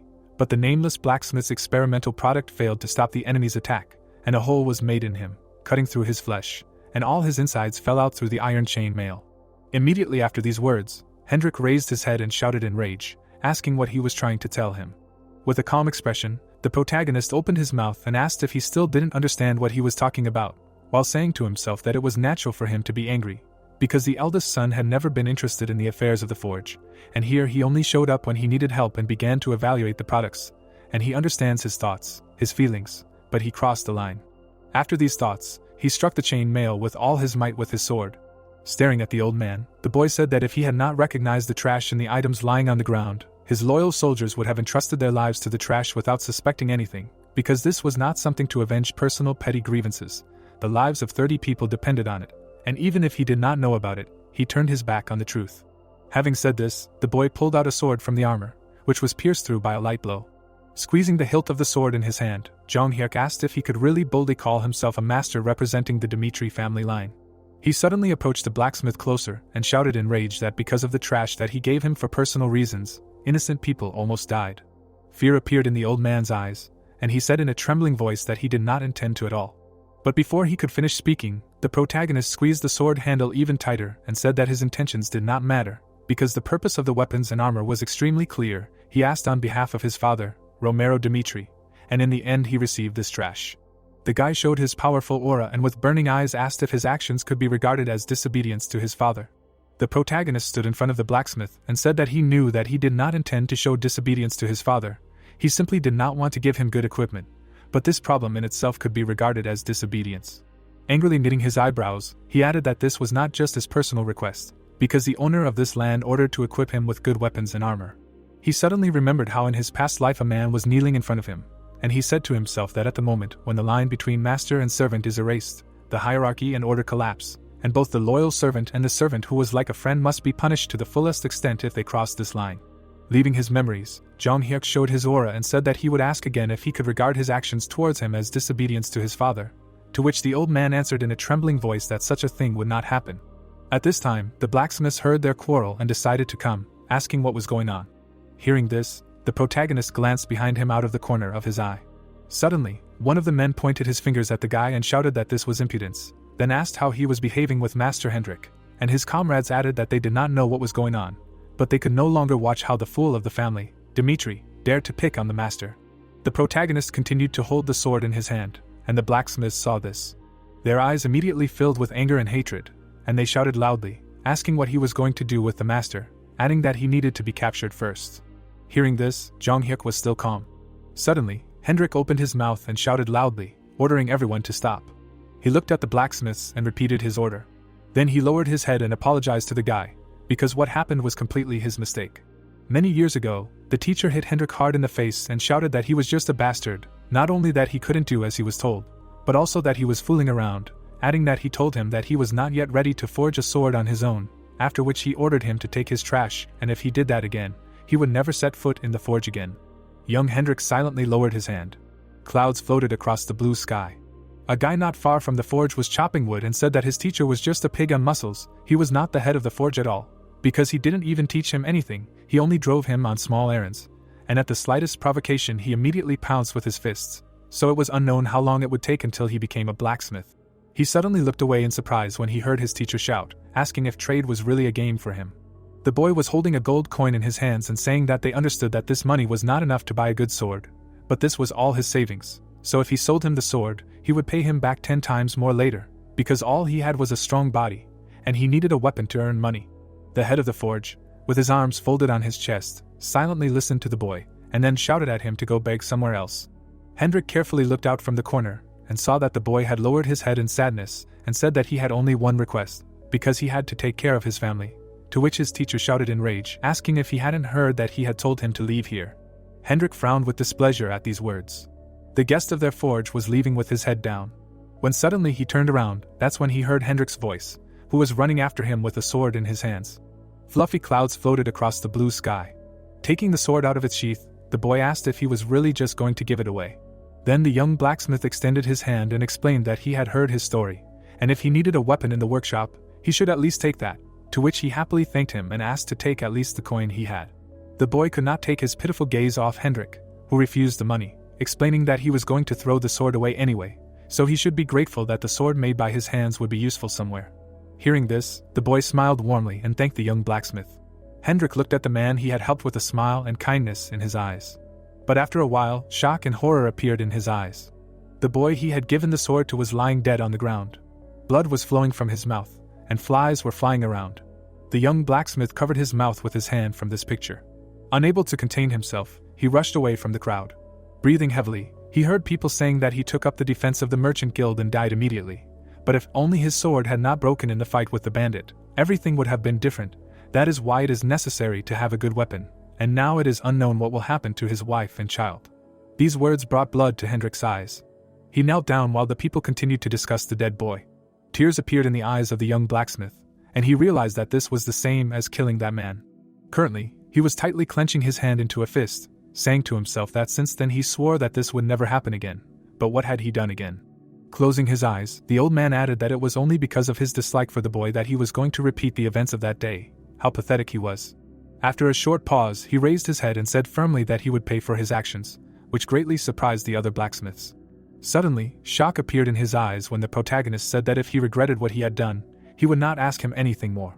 Throwing away his sword, the guy added that it was time to get back to the main thing, because he knew that he was an outstanding blacksmith. He looked at Hendrik out of the corner of his eye and said that by doing so, he was asking him to prepare uniforms for 30 soldiers, and as already said, he did not think that he intentionally disobeyed orders. Most likely it was because of disgust towards him, so he more than understands his feelings, because he would like to bury their mistakes with him. Because all he needs are swords and armor that will protect the lives of his soldiers. These words caused a drop of cold sweat to appear on the old man's face, and he said to himself in surprise that the guy had just whipped him until his skin was red, and now he was offering him carrots with his eloquence, and of course he knew about the rumors, but really, how could he have changed so much? A powerful aura hovered around the protagonist. After a short pause, the blacksmith exhaled heavily and said to himself that this was no longer the guy he remembered. Without taking his eyes off his eldest son, Dmitri, he said once again that he sincerely apologized for what had happened and that this would not happen again, so as an apology, he would prepare swords and armor for his soldiers from the best iron that Dmitri was proud of. Hearing this, Jonghyuk nodded contentedly.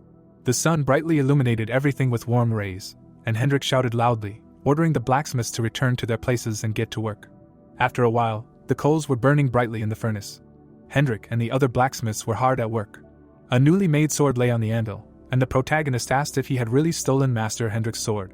The blacksmith frowned and asked in response if he really didn't remember, although it was obvious, because at that time the alcohol had completely clouded his mind, to which he, folding his arms on his chest, asked what he was talking about. Then the blacksmith remembered Hendrik's forge 3 years ago and said that the Lord had deprived him of his pocket money that day, and in order to get it, he secretly made his way into the forge, stole Master Hendrik's sword, and then sold it to a roadside merchant for pennies. Presenting the sword that emitted magical energy, the blacksmith explained that the sword he stole was the master's greatest creation, as it took only half a year to design it, and then the master spent 3 months in the forge to finish it, and yet he sold it for next to nothing to a roadside vendor. Hendrik worked silently in the back of the forge. The protagonist silently lowered his head when the blacksmith said that he must not know what it was like to see his greatest creation, which could not find an owner, sold for next to nothing. As Jung Hyuk left the forge, he wondered if it was the previous Roman who had crossed the line. Suddenly, he stopped when someone called out to him from behind. Hendrik followed him out and said that he had not completely forgiven him for that incident. The guy glanced at the old man out of the corner of his eye, who continued to say that because of his mistake, he would fulfill his request. But he still could not allow his eldest son Dmitri to interfere with the affairs of the forge, because Dmitri's foundation was laid in the forge, and if in the future there would come a day when even one trash sword came out of his hands, then he might look at him again. Hearing this, the protagonist smiled and said that it was time for him to go, adding that he would return when the equipment was ready. The door to the room was closed. The guy opened it, spilling sunlight onto the floor. Smiling maliciously, he said that they had not seen each other for a long time. Jung-hyuk stood in front of the entrance to the workshop where his secluded training took place. Inside, as ordered, complete order was restored. Equipment hung on the walls, which was necessary. Coal was already loaded into the furnace, and a mountain of coal lay nearby, which meant it was time to get to work. The protagonist lit a fire in the furnace and recalled the time he spent in Nirim. He was 18 years old when he was determined to forge a sword himself. During that period when the successor of the demonic sect was not confirmed, a bloody war broke out between his brothers, and that night he could not sleep again due to endless assassination attempts. That day, the 11th elder brother attacked him, intending to take his life. The protagonist wiped the blood from his face, and although the difference in combat skills was not great, but then his sword, which he cherished like the apple of his eye, could not withstand the attack and broke. The enemy with burning eyes rushed to attack. His eyes were full of hatred and determination. But at the same time, there was not a drop of fear in Jung-hyuk's eyes. Two powerful auras collided and the clanking of metal was heard. The sword, covered in cracks, was washed in blood. The protagonist smashed his brother's face with a broken sword and, freed from the feeling of near death, thought that he needed a sword that would not break during a fight and could ideally convey his current abilities, so he needed his own sword. From that day on, unlike the other brothers, he sought out blacksmiths and learned the technique of forging a sword, and on the eve of a decisive battle, he always forged a sword that suited his current strength, so he fought hundreds of thousands of battles, changing his sword every year. Jung-hyuk hit the hot metal with a hammer, and the 39th sword he forged then, he called the Sword of the Heavenly Demon, and it became a treasure that could not be bought for any money. Raising the hammer, the protagonist said to himself that from now on the eve of the upcoming war, it was time to create his own sword for a new life. Sweat poured down his face from the heat of the furnace. The protagonist hit the hot iron with a hammer with great force. His blow echoed with vibrations in the air and intense heat. He repeated the same actions, while saying to himself that following a certain rhythm, applying a certain force, repeating the same actions, and at the moment of obsession with a given goal, a breakthrough will happen. The guy's eyes were suddenly filled with surprise. He again hit the hot iron with his hammer with all his might. Looking at the burning steel, Jung-hyuk asked himself what he lived for. Drawing in his mind a man who stood on the edge of a cliff, he said that in order for the heavenly demon to become a father, he had to live in a world where the strong eats the weak. Having experienced many turning points, he was called the strongest master in the world, and he does not think that this is bad. The man smiled slyly, and the guy finished that now it is the same, and he is simply faithful to the present. Leaving his memories, he continued to hit the iron with the hammer, saying to himself that his current level will not allow him to withstand all the changes. In other words, he can only temper himself stronger, because here is the world of Roman, which is unfamiliar to him, as well as strong opponents that he does not know. Having said this, the protagonist introduced powerful opponents of different races and peoples, and finished that defeat is unacceptable. Suddenly, flames appeared at his hands. Without thinking twice, the guy inhaled it into himself. His aura immediately changed and became several times stronger, because this is the divine breath of flame. Accelerating, Jung-hyuk began to hit the steel with a hammer, saying to himself that this technique of the followers of the demonic sect, using the power of scorching flame, it was called by the demon of flame and helped accumulate mana in a short period of time, and this is more than he can afford in his current miserable state. The fire in the furnace was getting stronger. The core in the boy's chest was enveloped in fire as he said to himself that its frequent use was harmful to the lungs and other internal organs, but now he needed the power that could withstand all the twists of fate. Fire was oozing from his eyes. The bright rays of the sun illuminated the large estate. Flora stood in her father's study and said that they were currently at a dead end. There was no fear in her eyes as she said that there was no help from the outside, and the difference in strength was obvious. Everyone present stared at the daughter of the head of the family, and she continued to say that there was an opinion that by surrendering, they should preserve the land of the family line, but she believed that they should never do that. After saying this, Flora frowned. When her father heard this, he slammed his hand on the table. He furrowed his brows in anger and exclaimed that instead of getting involved in a war they knew they would lose and letting countless soldiers die, they could choose to capitulate for the sake of everyone else. Then Flora, imagining two important people shaking hands, said that the Barcos had used their connections with the central government to borrow money from the Golden Bank, most likely a loan without collateral. Hearing this, the people present raised their heads in surprise, asking each other what they meant by without collateral. Then the girl, imagining a bag of money, explained that loans without collateral always had a high interest rate. She continued to stare at her father, adding that it was not only the Barcos who were aiming for profit in this war. The head of the family looked at his daughter with confusion in his eyes. At this time, Flora imagined a pile of money with a coat of arms on it, and said that the Barcos who borrowed the money and the gold bank that issued the loan, in order to obtain a benefit that would satisfy them, both sides would tear this land apart after the Lawrence's occupation. Having said this, she imagined her family's land being torn apart. After these words, silence fell in the office, and everyone continued to look at the girl. A few seconds later, the head of the family sat down in his place and asked how she proposed that they act.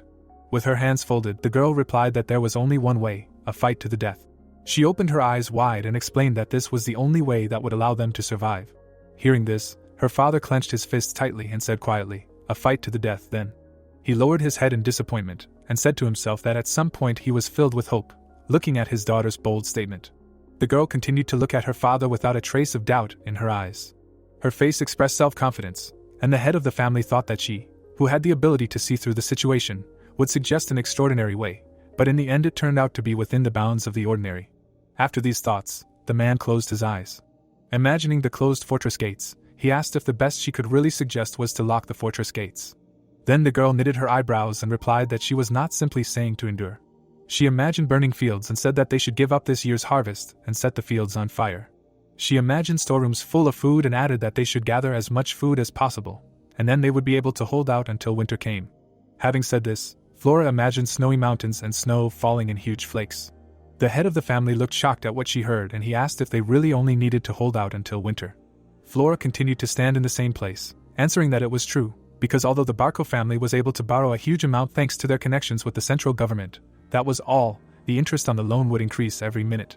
There was an idea in her eyes.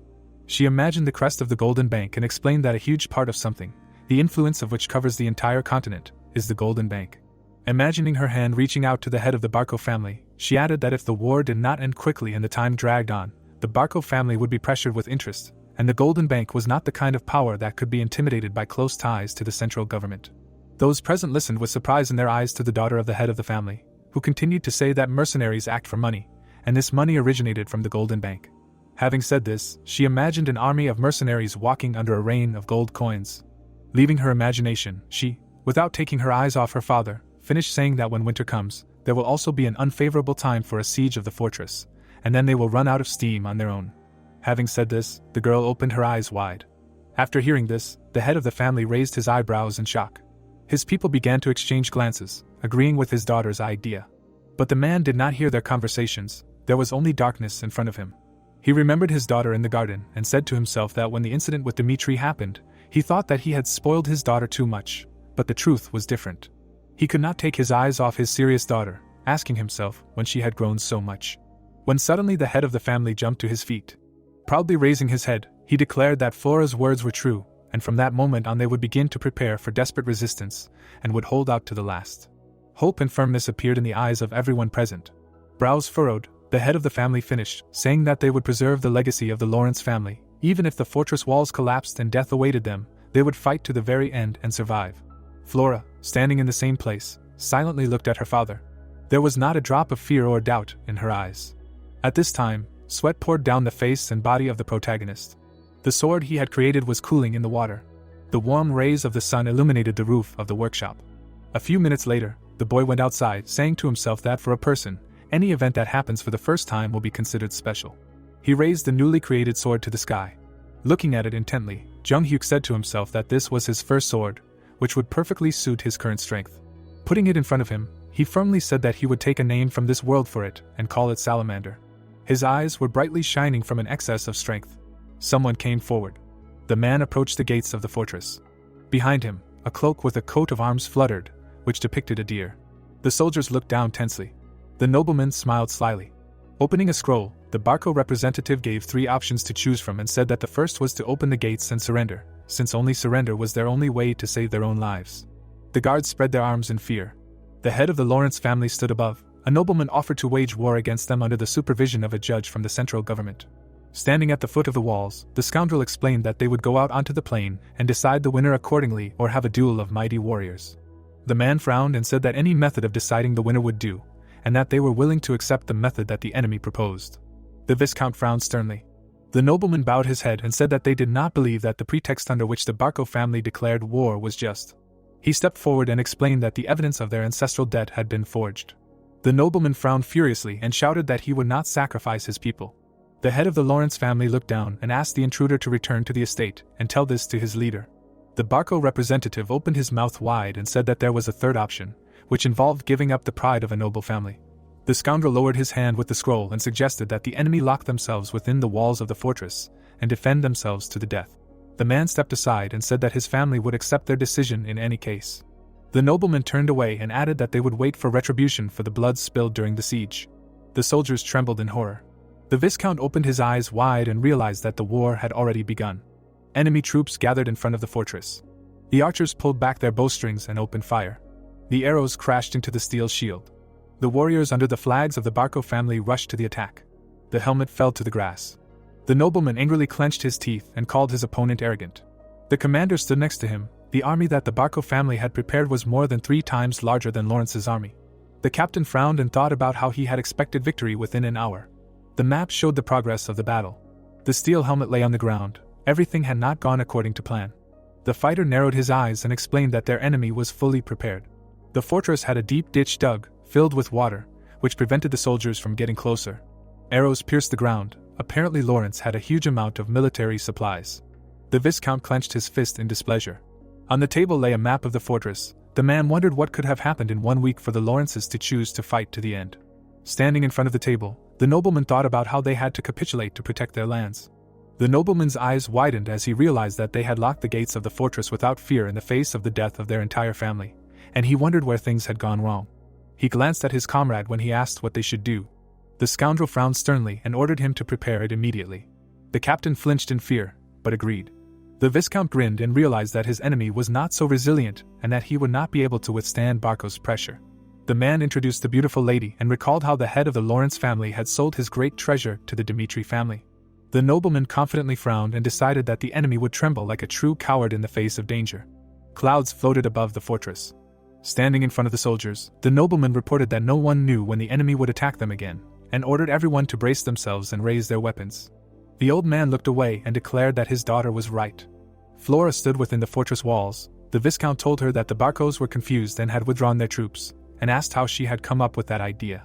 The girl stepped forward and explained that there was no point in waiting for everything to resolve itself.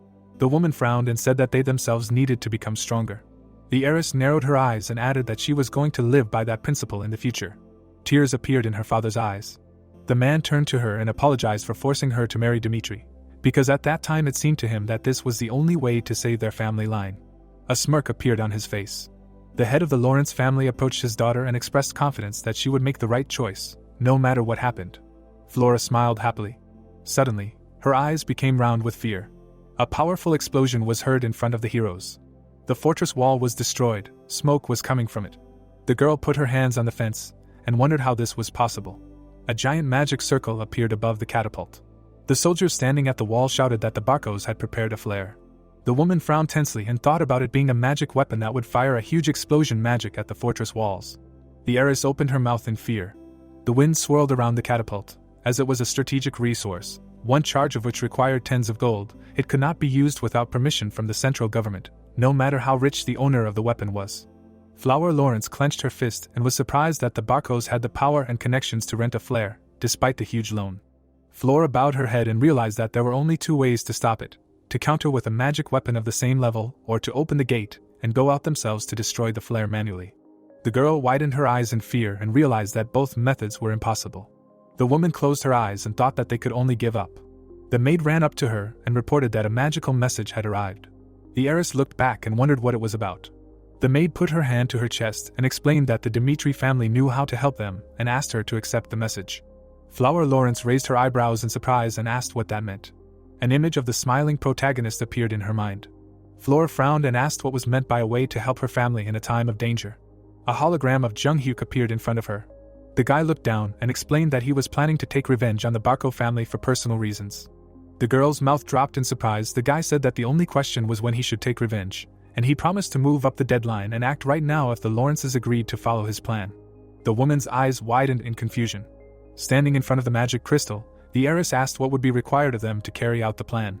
A magic circle appeared under her feet. The youth swore in the name of Dimitri that he would use all his strength to help them if they sacrificed themselves first and provided a battlefield.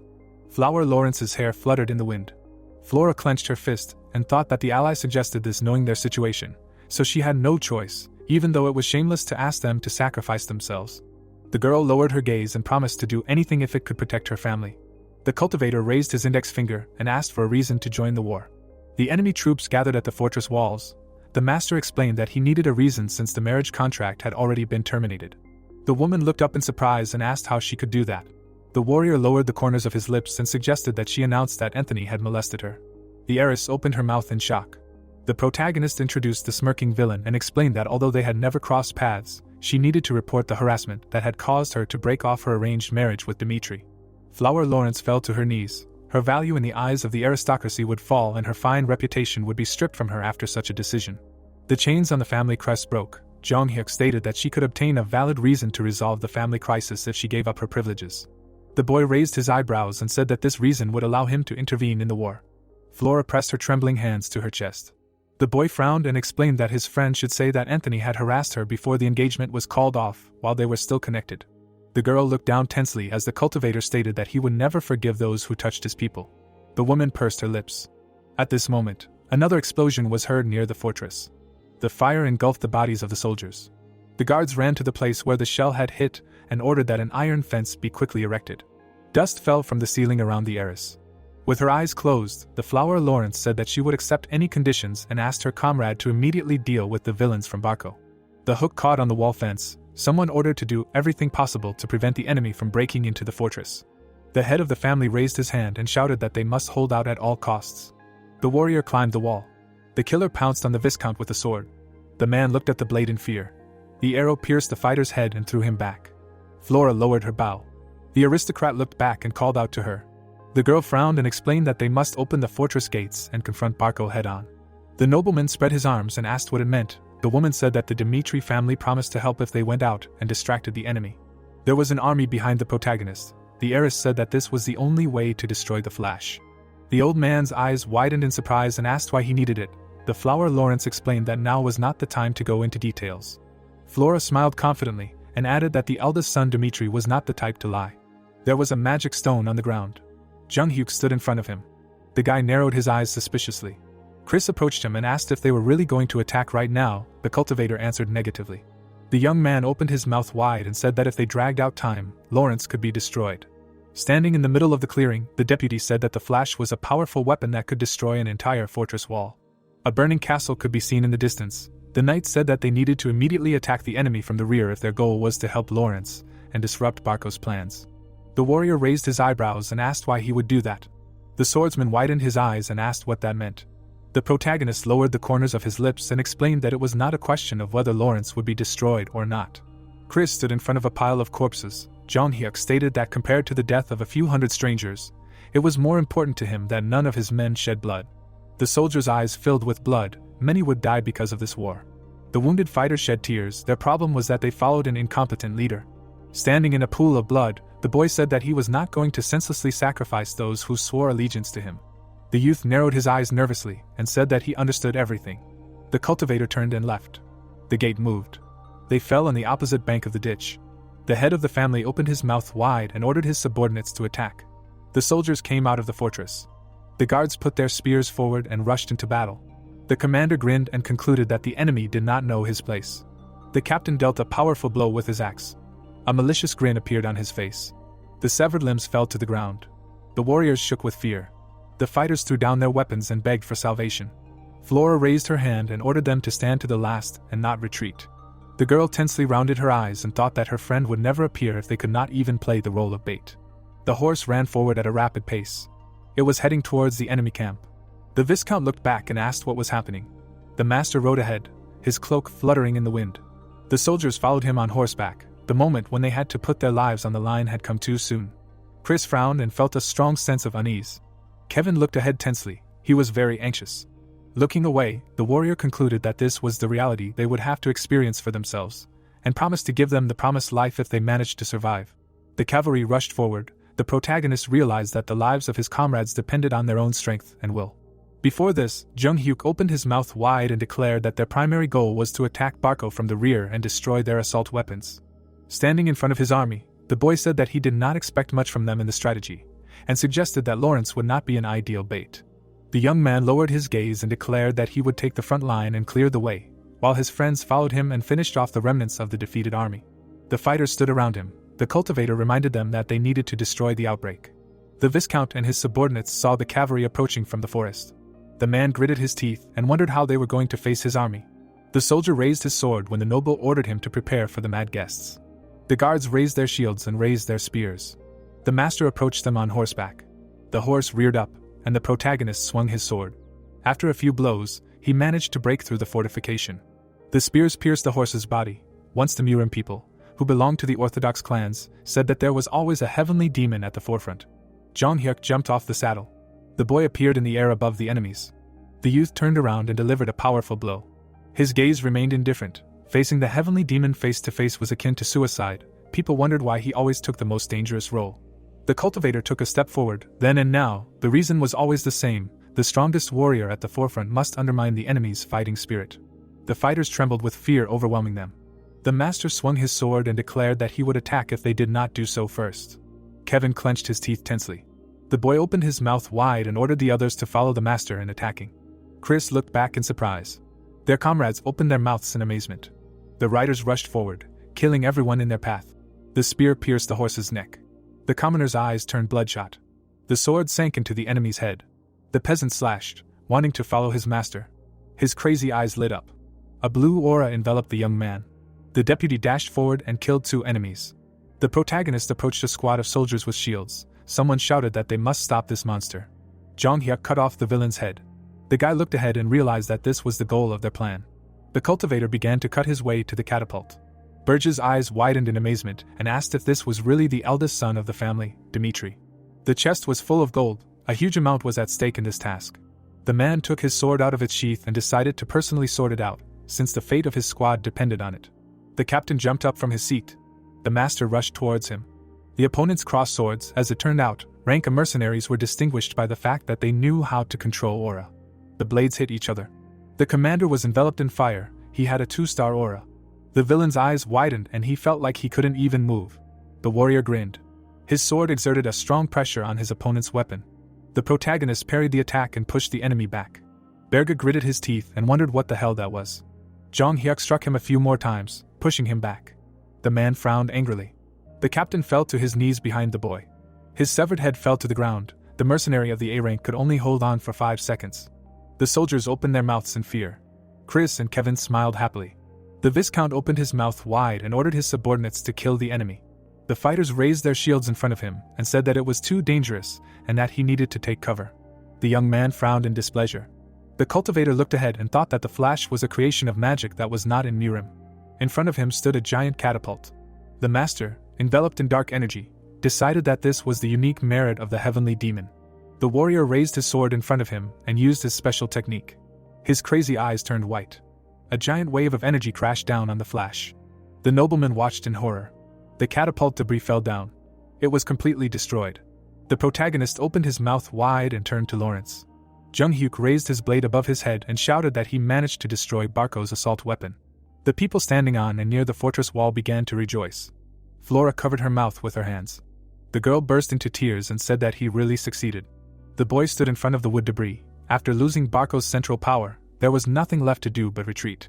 The troops raised a white flag and ran away, promising to measure their strength again. The armor was covered in blood. In this battle, Chris used aura in a slightly different way than before. The young man looked at his blade.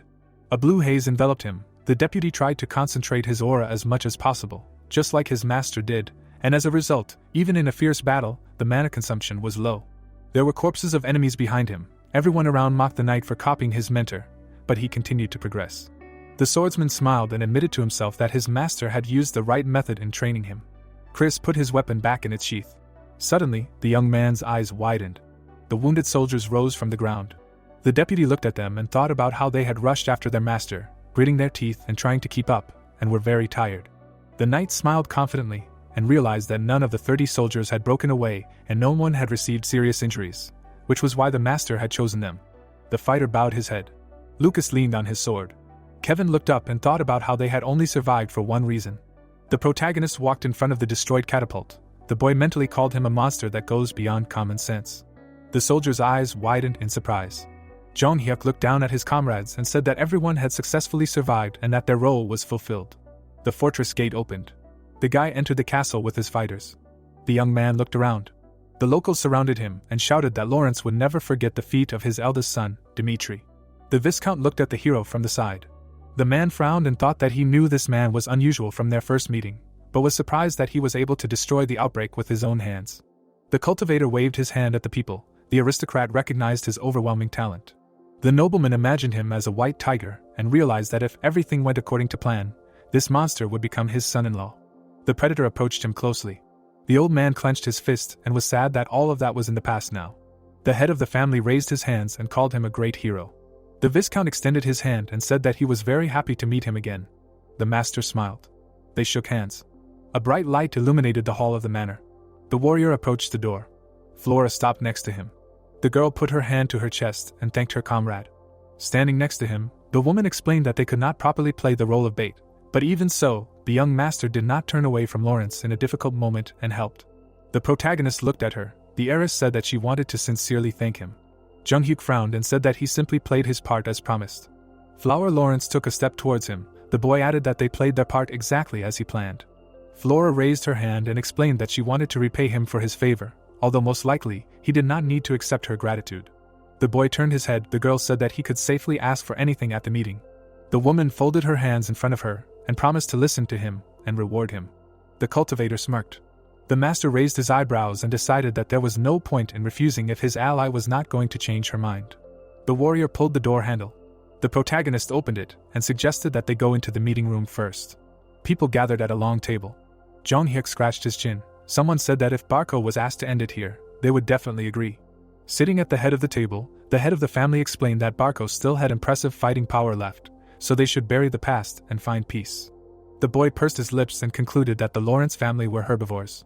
The Viscount frowned and said that this time they were helped to avoid a catastrophe, but their strength alone would not be enough to hold back Barco's onslaught forever. The youth lowered the corners of his lips and asked if he could speak. Silence fell over the table. The guests tried not to even look at him. The noble allowed the savior to speak. The cultivator stood up and thanked him. The master approached the member of the assembly and said that Barco was suffering from the oppression of money issues. The warrior frowned and explained that in order to pay off the huge debt, they could only defeat Lawrence by any means, and even destroying the outbreak did not change anything. The protagonist looked down and assumed that in response to the offer, they would only receive the bloody head of the messenger. The nobleman raised his hand to his mouth and coughed. His comrade bowed his head silently. The head of the family frowned sternly. Jung-hyuk asked if he really did not feel any feelings when looking at the soldiers outside carrying corpses. There were bloody people lying at the foot of the walls. Barco could not be forgiven. Passing the table, the boy declared that they must clearly show the world how Lawrence takes revenge on the monsters who dared to touch them. The Viscount looked up and asked what they could do if they did not have the necessary strength. The young man lowered his head. He grinned madly and said that there was a way. The man's eyes widened in fear. The only thing left for the herbivores to do was to become food for the predators. Clouds floated above the camp. A loud cry was heard. The scoundrel hit the map with his fists and asked under what pretext the eldest son Dimitri decided to interfere with them. The aristocrat bowed his head and realized that in order to change the unfavorable situation, they had only one thing left. The nobleman angrily clenched his teeth and declared that they must have a duel of great warriors. The cultivator looked down and said the same thing. It turned out that this was a battle that would determine the victory or defeat of the family line in the war. The crest depicted crossed swords.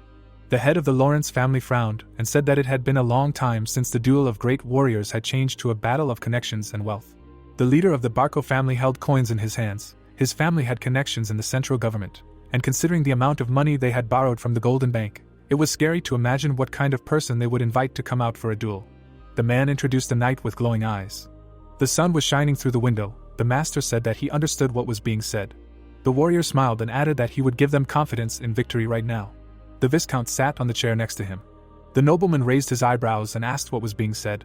The protagonist looked down and explained that if they were confident of victory, there was no better way than a warrior duel. The members of the assembly raised their heads. Jung-hyuk guessed that the first warrior from Barco would probably be their 3-star swordsman. The boy narrowed his eyes slyly and said that he would participate in the first duel on behalf of Lawrence. The youth frowned confidently and said that he would bring the first victory, no matter who his opponent was.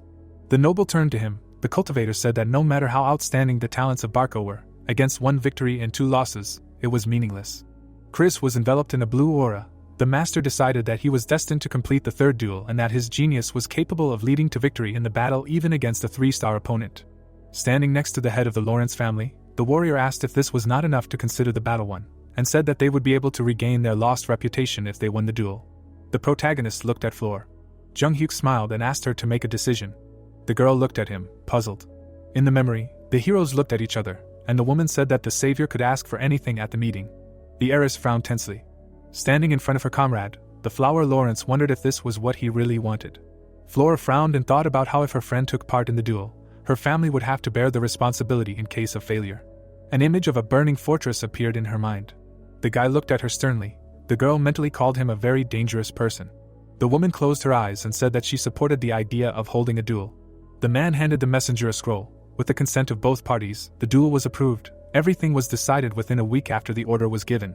People gathered on the battlefield. Ertz opened his mouth wide and announced that the warriors' duel was a sacred place, blessed by Valhalla. The young man stood behind the Viscount. The Count explained that no matter what the results were, both families would have to accept them. The head of the Barco family smiled slyly. The judge added that if this rule was broken, he would judge them, putting the honor of the Kingdom of Cairo on the line. The man spread his arms and asked both families to present 3 of their warriors and hand over the schedule of the fights. The nobleman poured wine into the glass. The cultivator saw his opponents whispering. The master frowned in displeasure and said that they would have to change the schedule. The nobleman turned to him and asked if they hadn't said it a week ago. Squinting, the warrior thought about how the interest rates had started to weigh even more on Barco after a week, and assumed that they were deliberately stalling. The scoundrel smiled as he spoke to his comrade. It was clear from their smiles that they were in no hurry at all. The head of the Lawrence family looked to the side and asked if they had managed to invite strong fighters in this time. The chair the man was sitting on swung back. The stranger was sleeping with his feet up on the table. The protagonist noticed a powerful aura around his body. The Viscount's eyes widened in fear and asked how they would change the schedule. Imagining his comrades behind him, Jung-hyuk thought that he should have gone out first and snatched an unconditional victory, then the knight from Lawrence should have gone, and Chris should have fought in the last duel. The guy lowered the corners of his lips and said that his friend would go first. The man opened his mouth in shock. The cultivator's eyes flashed, and he said that he would go second to fight with the map prepared by Barco. Spectators gathered in the stands. The opponents came out onto the court.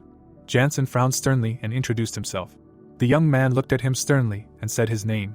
The vice captain looked back and heard people talking about him, and wondering why Lawrence would send a man with a 2-star aura to fight. The knight narrowed his eyes and thought about how he needed to endure hardships to become stronger, since that was the reason he had gotten out of the mud and followed his master. The flag fluttered in the wind. Ertz announced the start of the fight. The swordsman immediately took off. His opponent rushed forward. The fighter delivered a crushing blow. Chris dodged the burning blade and remembered something he had learned the first time he fought his master. The youth jumped to the side and realized that no matter how strong the aura was, only by mastering it could one give it meaning. The scoundrel struck again but missed. The vice captain gritted his teeth and thought about how he should continue to dodge until his only chance came. Leaping into the air, Jansen made an attack and asked how long his opponent was going to run away. The man swung his sword and wished him death. An ominous aura of wide range appeared around him. The knight opened his mouth wide and realized that he had to think of something urgently, because he couldn't dodge. The protagonist smiled and asked him to break free from the usual laws of the world. The swordsman frowned tensely. Chris thrust his sword forward and decided that an indiscriminate splash of mana would never show the full power of the aura. His power concentrated in the tip of the sword. The fighter clenched his teeth in rage. The young man's eyes flashed with fire and realized that he had to concentrate his power in one point. With one sharp blow, he chopped off the enemy's head. It fell to the ground, and a pool of blood appeared under it. The crowd that had gathered around the sight began to rejoice. The deputy narrowed his eyes tensely and thought that he had managed to defeat a man with 3 stars. Jung-hyuk smiled confidently. Ertz invited the next contestant. The audience gaped in shock, unable to believe that a 2-star knight could defeat a 3-star aura opponent. The Viscount clenched his trembling fist and asked if Jansen had been defeated. The man clenched his teeth in anger and realized that he had planned to snatch victory in the second match. But now the final round would be decisive. The nobleman pursed his lips and thought that he didn't even need to worry about the second match. Sitting under the tent, the nobleman realized that he had an invincible ace up his sleeve that cost a lot of money. The soldier approached the stranger, who asked if it was his turn. The scoundrel entered the ring. He opened his mouth wide and yawned. Homer scratched the back of his head and introduced himself. Chris frowned tensely. The head of the Lawrence family opened his mouth in shock. Flora's eyes widened in fear. Gusts of wind raised dust in front of the fighter. People did not understand what the ranker was doing here. The man looked to the side. It turned out that he occupied 49th place in the ranking, which originated from the Valhalla Empire. Clouds floated above the forest. Soldiers attacked the dragon. Valhalla is a sacred land where all those who died a heroic death in battle and put their lives on the line in order to prove their strength and get their go. The man was writing a letter. All the results of victories and defeats were documented, and the names of brave warriors were immortalized in records, which became the origin of the rating.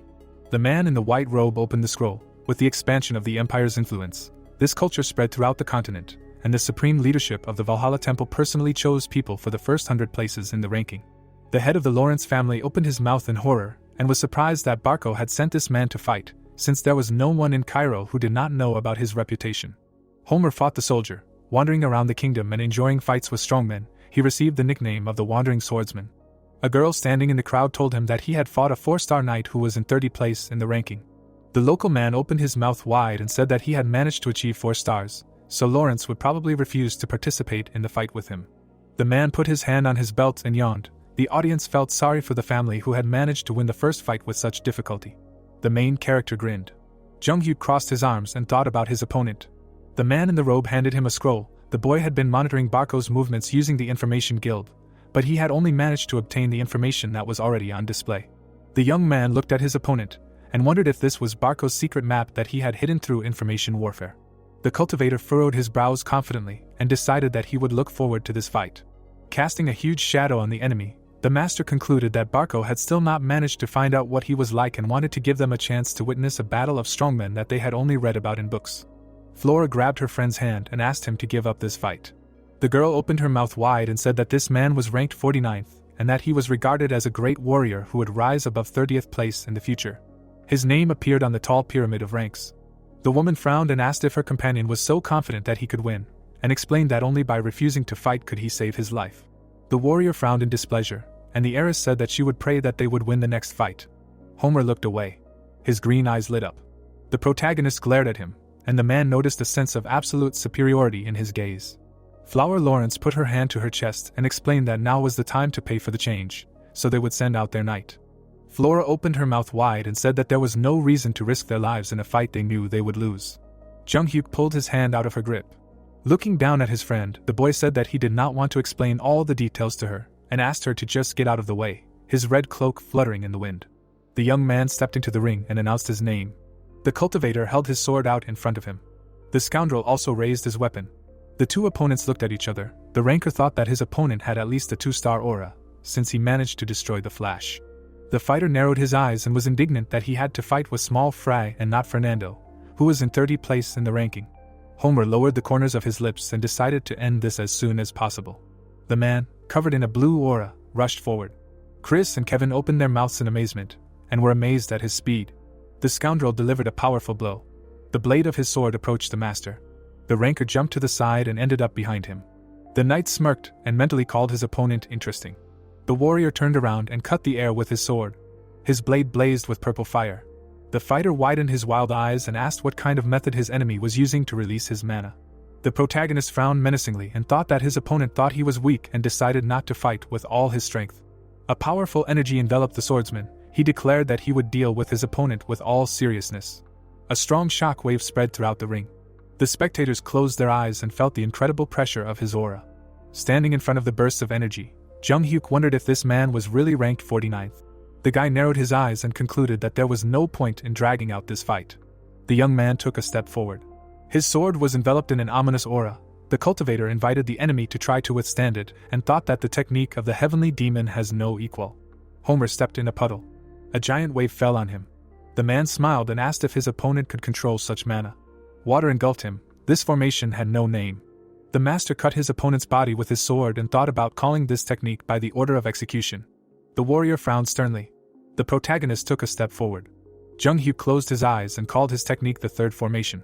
In the past, the old man frowned and said that he knew very well that his comrade was looking forward to the duel with Fernando, and asked him to put himself in their position at least once. The scoundrel put his feet on the table. The nobleman explained that it was a duel of great warriors between families of the borderlands.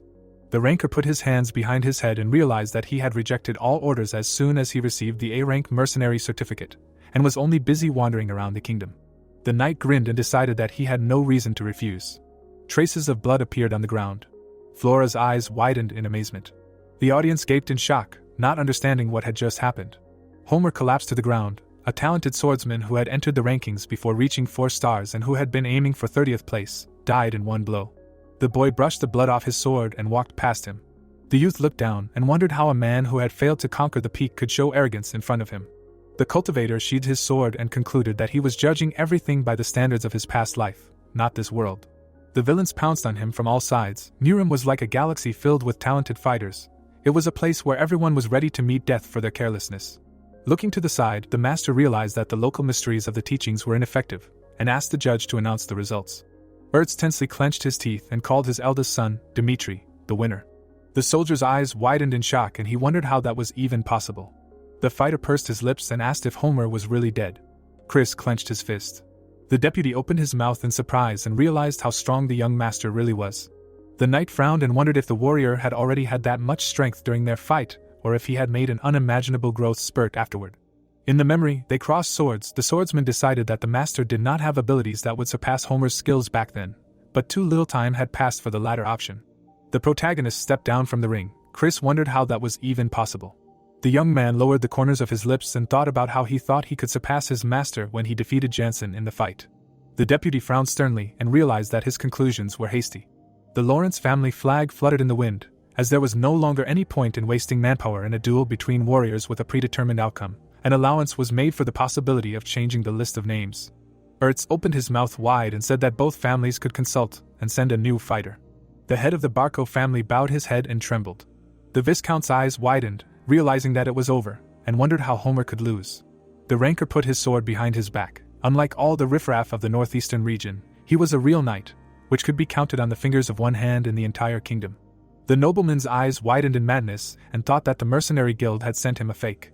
The commander approached him and said that their side should choose the next participant. The nobleman explained that they could not lose any more fighting power. The head of the Barco family lowered his head and asked to send Benson. The captain's mouth opened in shock. The soldier knelt before the protagonist. The Viscount decided to give him a chance to pay him back for disgracing Barco's dignity at the social ball. Closing his eyes, the knight agreed and realized that this order was akin to murder. The man raised his weapon in front of him and introduced himself with fear. The spectators surrounding the battlefield wondered who he was. Chris's eyes widened in surprise. Kevin rushed forward. The boy stood in front of the young master and expressed a desire to take part in the duel. The commoner tensely pursed his lips. Jung Hyuk frowned sternly. The heroes looked at each other. In a world where the strong devour the weak, defeat only results in death. The peasant folded his hands behind his back. The boy thought that even a nameless knight would be a difficult opponent for him, and assumed that his comrade wanted to prove his usefulness in this way. The young man smiled and allowed him to speak. The fighter turned around and said that he would be back soon. Benson gripped the sword in his hands and wondered how he had ended up in this situation. The man trembled in fear and realized that he had been walking a smooth path without any worries thanks to his father's status. The scoundrel gritted his teeth and thought about how he became a guard for Barco, an influential family in the northeastern region. The knight looked at his shadow and concluded that the price of his loyalty was death in a warrior's duel. The swordsman looked ahead tensely. Kevin stepped into the ring. He had a stern look. Benson wondered if this was his opponent. The man smiled widely and thanked God for that. The heroes raised their swords. The scoundrel covered his mouth with his hand. The boy took a fighting stance. The knight asked if he really wanted revenge. His mad eyes lit up. The swordsman said that their masters had abandoned them both, and he realized that this turned out to be his luck. The commoner looked up and called himself the sword that protects his master. Benson rushed forward and wished him death. The peasant dodged his blow. He managed to raise his sword when the opponent was in the air. The tip almost touched his neck. The man kicked his opponent in the chest. The fighter flew back and fell to the ground. Blood dripped onto the floor. The warrior leaned on his sword and his mad eyes widened. Chris frowned and concluded that the difference in physique was simply colossal. The youth looked away and wondered what the master was thinking when he sent him to fight. Kevin missed a blow to the chest. The boy gritted his teeth when the enemy hit him in the shoulder. However, he remained standing, taking all the blows. His eyes were bloodshot, an inner voice urging him to take revenge on the villain who was causing him pain. In the memory, the protagonist crossed his arms over his chest and explained that ever since the day his friend cut off his arm, the skill of a mad demon had settled in his head. Jong Hyuk lowered the corners of his lips and ordered him to awaken the ghost inside him. The commoner doubled over, and an ominous energy enveloped him. The peasant clenched his teeth angrily. The knight delivered a slash. The fighter jumped to the side and dodged it. The warrior immediately rose to his knees. Kevin grabbed his head, a voice urging him to tear his enemy to shreds. The boy imagined himself behind the young master, and realized that he wanted to be useful to him. Chris frowned sternly. The commoner wanted to become stronger than even him. His eyes lit up red. The mad demon sucked him into a whirlpool of emotions. The peasant clutched his blade in his hand. He made a sharp dash forward. The swordsman's eyes widened in fear when he saw the aura around his weapon. The tip touched the armor and pierced it. Benson swung his blade to counterattack. The fighter swung his left fist.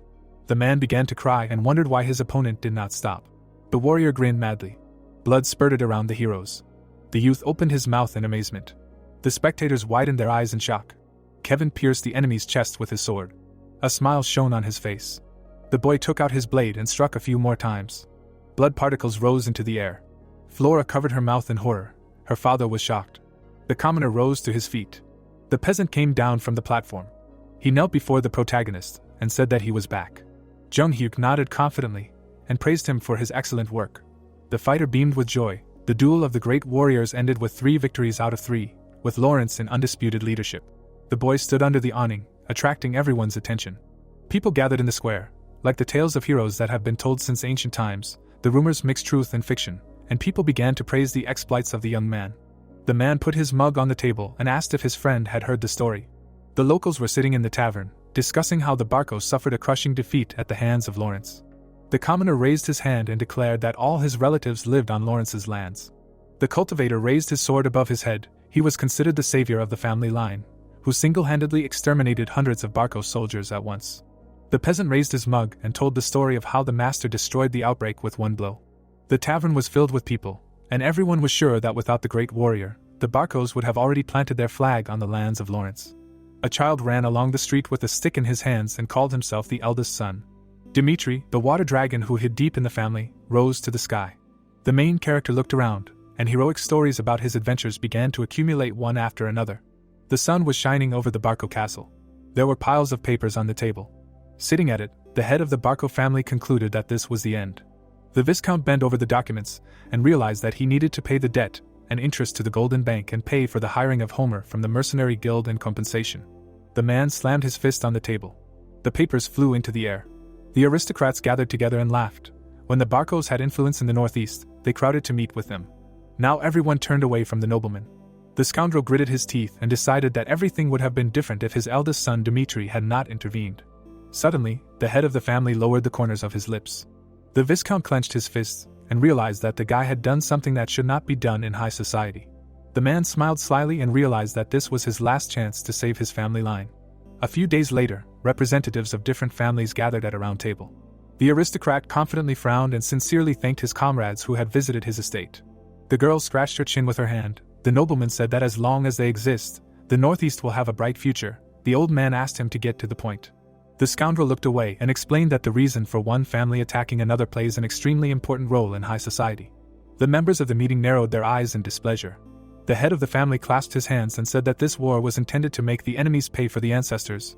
Even the central government decided that this would be right and appointed a judge. In the memory, the protagonist cut off Homer's head. The Viscount said that he interfered in this war without any reason, and because of his unexpected attack, Barco lost the flash.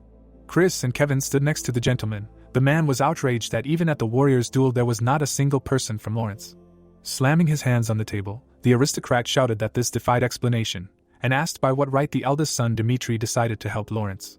The nobleman moved his hand to the side and explained that there would be no problem if the two families tied themselves with family ties, but everyone knew that the marriage agreement was terminated. The scoundrel frowned sternly and concluded that Dimitri had no right to help Lawrence. Sitting at the round table, the head of the family declared that the warrior had crossed the line. The Viscount spread his arms. Everyone in the room agreed with him. The man smiled slyly and thought that this should be enough. A crest appeared behind him. The aristocrat realized that he could solve the money issue if he blamed the Dimitri family for everything and received a huge payment as compensation. There was some noise behind the office door. Jung-hyuk burst into the room and said that he finally found them. The guy looked away and said that he heard that they had many complaints about him. The nobleman opened his mouth in fear and wondered what brought him here. The young man narrowed his eyes and asked him to express all his dissatisfaction to him personally. Some time ago, Chris widened his eyes in surprise and asked if the young master was really going to come to Barco. The cultivator stood by the horse. The deputy explained that this was akin to suicide and that the Viscount would not leave him alone. The knight shuddered when the master asked how he thought his future relationship with Barco would develop. The swordsman frowned and replied that he was considered a sworn enemy, so they should avoid each other as much as possible. The warrior turned down the corners of his lips and said that was not the case at all. The protagonist looked away and said that once you start something, you should see it through to the end. Jung-hyuk jumped on his horse and added that it was no secret that the Barkos held a grudge against him. Chris's mouth dropped open in shock.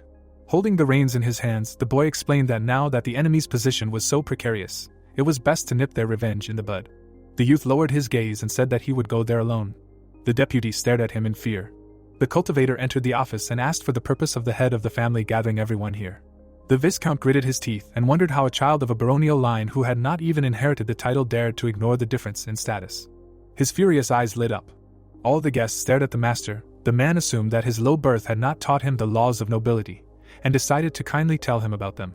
The nobleman clenched his fists and explained that in the kingdom of Cairo, it was forbidden to interfere in a war without a reason. The symbols of the clans clashed with each other. The Barkos announced the reason, in accordance with the laws of the nobility, received approval from the central government, and only then declared a feudal war.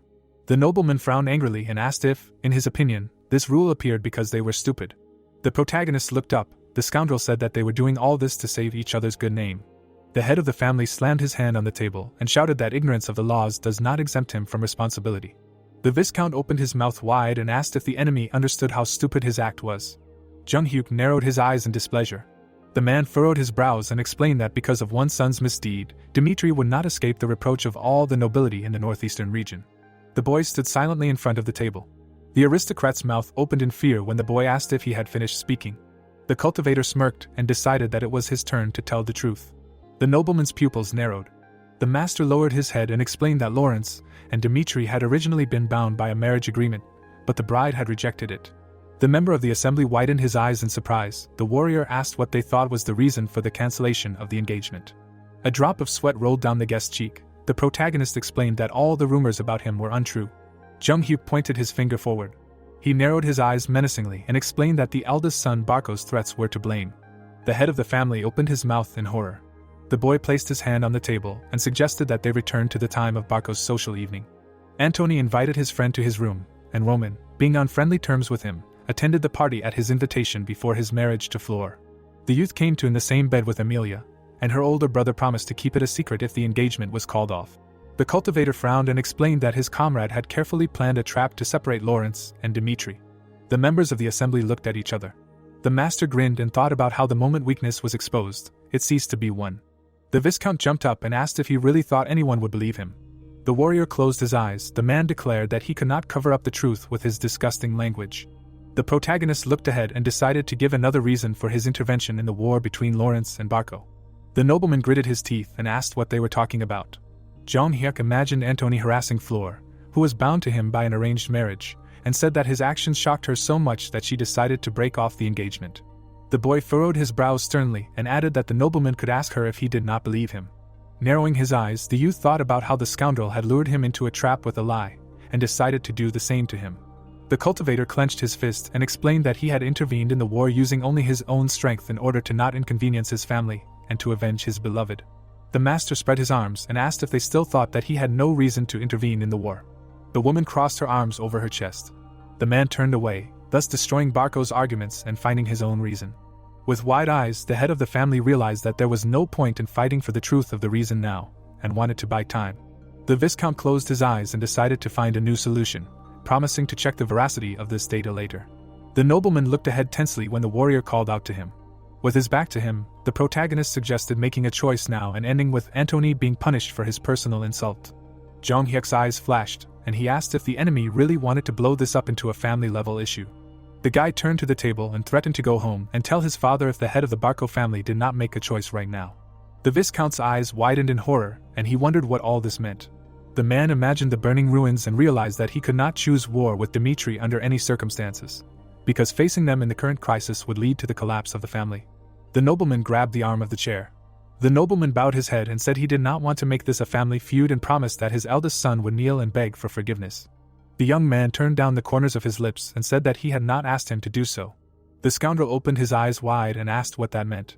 The cultivator folded his hands behind his back and asked since when the instigator chose the method of punishment, and said that he would decide for himself how to do it. The doors of the office were closed, and a scream was heard. The head of the family closed his eyes and asked for forgiveness. His son grabbed him by the trousers and asked if he was really going to hand his life over to someone else.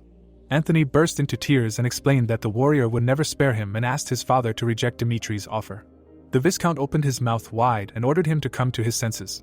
Standing in the middle of the huge room, the man explained that from the moment his son took his place as successor, it had become his duty to share his life with the fate of the family. The nobleman angrily clenched his teeth and asked him to face reality, and not forget this shame. The nobleman passed by his own child. The boy fell on all fours. An image of a gloating master appeared in his mind. The guests of the estate widened their eyes in shock. The head of the family frowned tensely. The opponents came out onto the platform and stood opposite each other. The heir held the sword with trembling hands. The scoundrel smiled nervously and explained that he lost his mind from the realization that Lawrence and Dimitri would marry because he really liked Flora. The protagonist frowned sternly. Antony apologized for everything he did to him and said that there was no evil intent. Jonghyuk took the sword out of its sheath. The knight opened his eyes wide and his pupils narrowed. The guy approached him. The heir asked to spare him just once and promised to repay for his mercy all his life. The spectator looked away and concluded that it would not happen. The Viscount gritted his teeth in anger. The youth lowered the corners of his lips and asked how he was going to do it. The cultivator stepped forward and asked if the enemy had the strength to pay off the Golden Bank debt.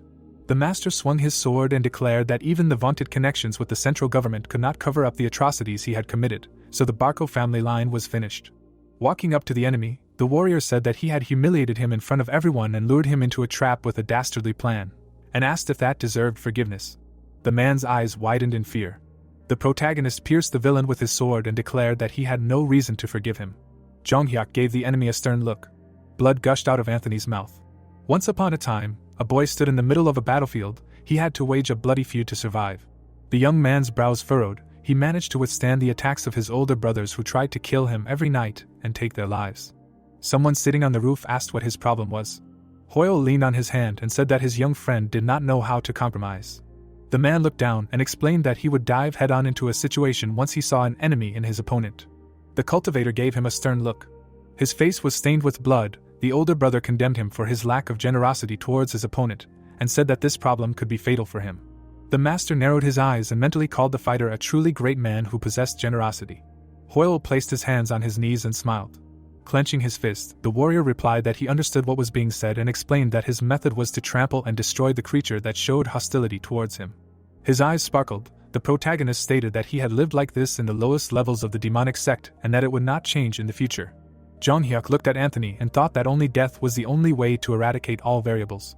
The blade of a sword flashed in the air. The boy pulled the weapon out of his opponent's chest and took a step forward.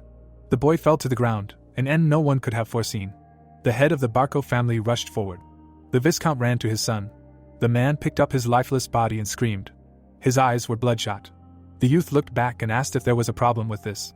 The cultivator smirked and said that it was quite common for a criminal to die in a trial by combat. The nobleman opened his mouth wide and shouted that the demon had just killed Barco's eldest son and ordered his subordinates to deal with him. The soldiers trembled in fear. Two flaming monstrous eyes were looking at them. The nobleman shed tears and concluded that the enemy had planned this from the beginning, and his visit without a single person to guard him was just a way to pretend that he intended to show generosity. The master opened his eyes wide and declared that he could no longer live under the same sky with Barco since the day Anthony intended to threaten him. The warrior turned around abruptly. The protagonist looked at the guests and concluded that this was the result of their actions. The faces of the members of the assembly turned pale with fear. Jonghyuk asked if there were any people left who could not break the connection with Barco. The boy flashed his flaming eyes and warned that they would have to face him. Sitting on the ground, the head of the family asked if he really thought he would be able to go unpunished. The cloak fluttered in the wind and the young man asked if there was any point in his loud statements. The cultivator walked away and said that he would observe the life of the Barco family and attack them until they were completely destroyed. The master came out of the gate and declared that this was all. Holding his dead son in his arms, the Viscount concluded that they had touched too dangerous an enemy. A few days later, under the crescent moon, a noble tried to flee in the middle of the night because he had no way to pay off his debt to Golden Bank. His corpse was found on an unnamed hill. A nobleman lay in the middle of the forest. The Barco family line that had once spread its influence throughout the northeastern region had met its miserable end. Light entered the room through the window. Hans raised his eyebrows in surprise and called out to the young master. A warrior walked down the hallway. The man asked where he was going in the middle of the night. The protagonist smiled widely and explained that he had decided to take a walk for the first time in a long time because the moon was especially bright today. The butler's eyes widened in fear. Jonghyuk noticed that everyone was very worried lately. There were traces of blood on his clothes. Taking it in his hands, the servant said that they were very happy that the eldest son Dimitri received recognition and asked him not to get involved in such dangerous adventures as war. With a sad frown, Hans said that he could not hide his anxiety, and added that the young master should be careful. The boy looked down at him, and reminded him that he considered him his man. The man looked up at him, and said that he knew about it. People followed their leader. The young man killed so many enemies that their blood would fill an entire ocean, but the only rule that made him become a heavenly demon was to protect his people. The butler tensely raised his eyebrows and asked what was wrong. The cultivator decided that one ally is more important than 1,000 enemies. The master smiled and promised to do his best to protect himself and his comrades, because this would be more than enough. Girls in dresses were walking around the garden. At about the same time that the hype around the Barco affair was supposed to flare up, the Melorc family clan organized a social gathering. Helena, the wife of the head of the Melorc family, covered her smile with her fan and thought that even the wives of former supporters of Barco, usually slow to rise, came in a gang. She narrowed her eyes and thought that from now on power in the northeastern lands was concentrated in the hands of Dimitri, and for them, the Melorc family, who had long supported Dimitri, this was an exceptional chance. Suddenly she looked away and said that she had been looking forward to this guest. The woman in the green dress only smiled. Liana, the wife of the head of the Dimitri family, closed her eyes and thanked her.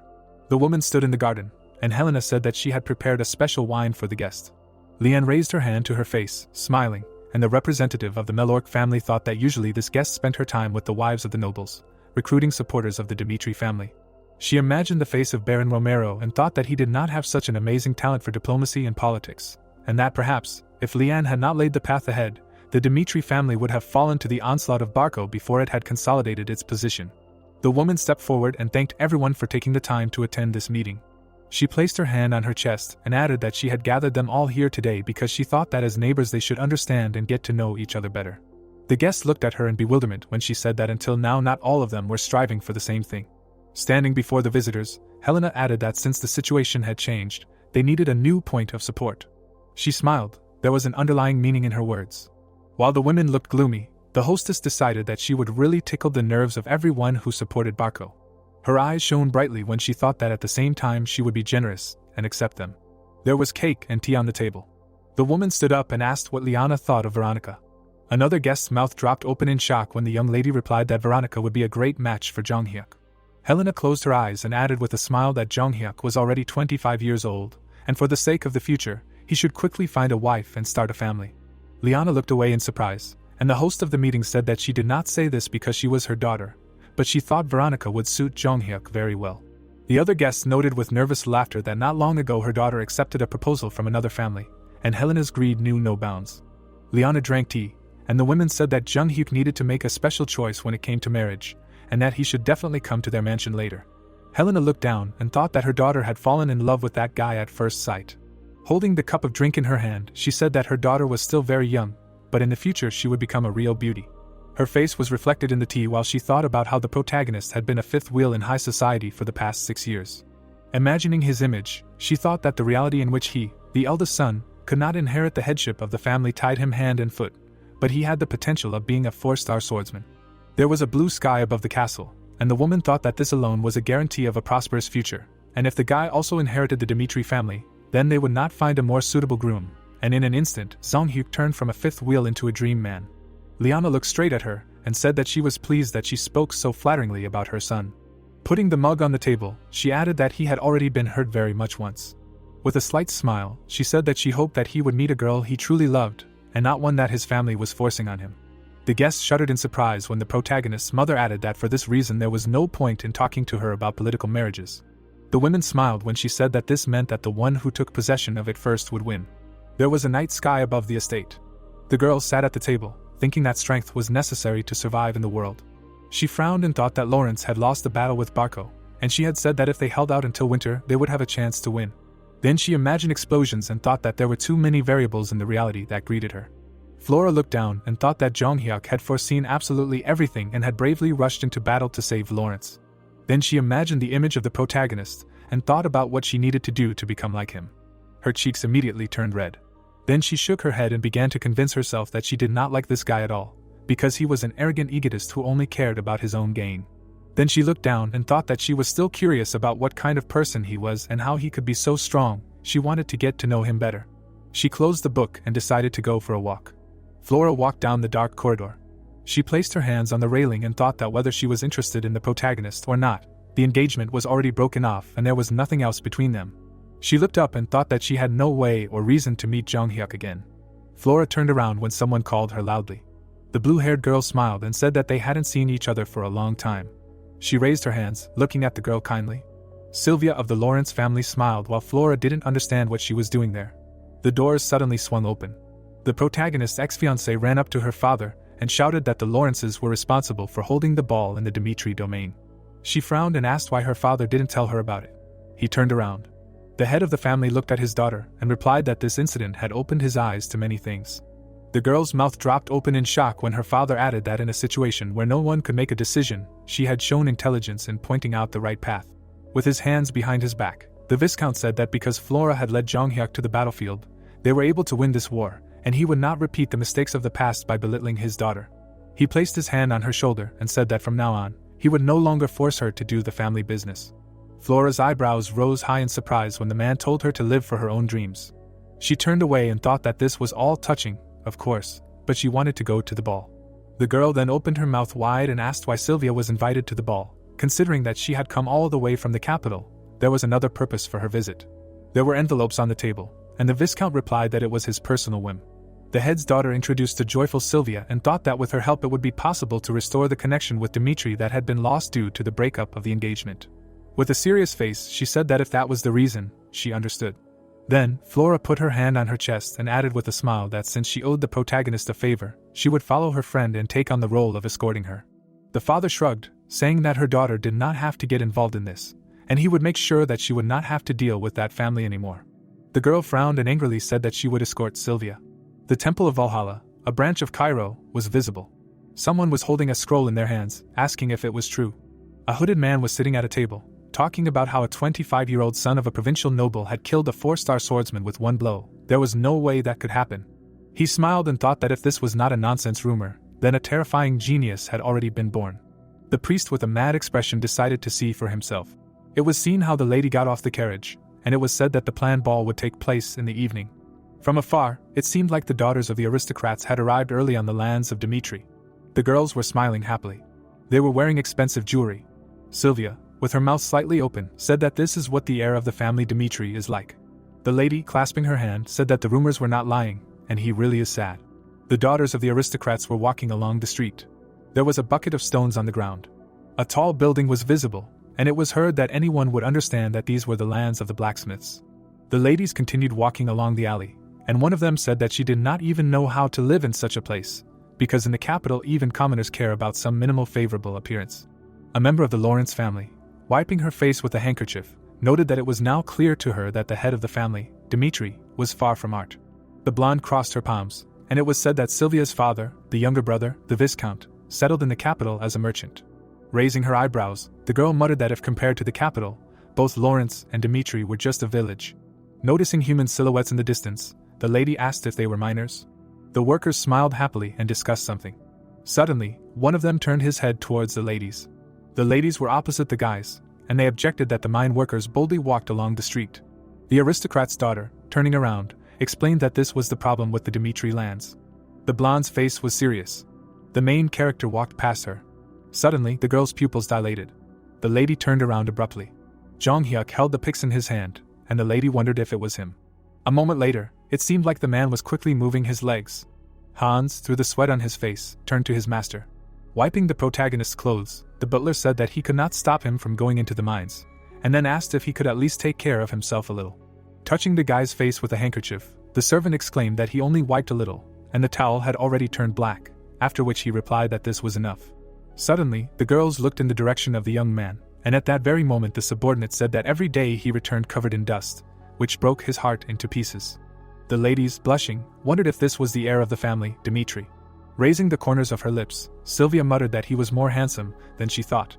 The muscular body of the aristocrat was visible. The lady stuck out her tongue. The Lawrence family member folded her palms and said that everyone was saying that there was a high probability that his second son would take over his place as heir, and also asked which aristocratic family would entrust their son with work in the mine. It seemed like the Baron's son was hitting a boulder with a pickaxe, and the girl added that this was definitely a lesson in raising an heir. The lady opened her mouth wide and exclaimed that it meant that the heir of the Dimitri family's latest actions had raised his prestige. Putting her hand on her chest, Sylvia invited everyone to approach him and remarked that it was good to greet him before the ball. Jung-hyuk took off his helmet after hearing how he was addressed. The aristocrat's daughter approached the protagonist and asked if he was a member of the Dimitri family. Lifting her dress, the girl said her name and added that she wanted to sincerely thank him for helping her family. The lady happily closed her eyes and said that he was indeed a wonderful man, as they say. The protagonist looked at her and answered positively. Suddenly, the guy told the butler that they had to go, causing Sylvia to open her jaw in bewilderment. The blonde, smiling, realized that he had not changed at all. Hans, holding the young gentleman's helmet in his hand, said that these ladies would be present at the ball, after which he asked if he could not treat them a little more friendly, to which he explained that he would treat them if they represented at least some value, but they ridiculed the mining business of Dimitri. The man, bulging his eyes, asked how long he planned to work in the mines, because even the Lord did not give him orders, and he had been working hard for several days. Squinting, the aristocrat answered that the basis of Dimitri was a forge, and going further, it was iron ore mining. Having introduced the workers, the Baron's son explained that iron ore, mined with the sweat and blood of miners, melted in the flames of huge braziers, turning into iron, is the essence of Dimitri. The best blacksmith in Dimitri appeared.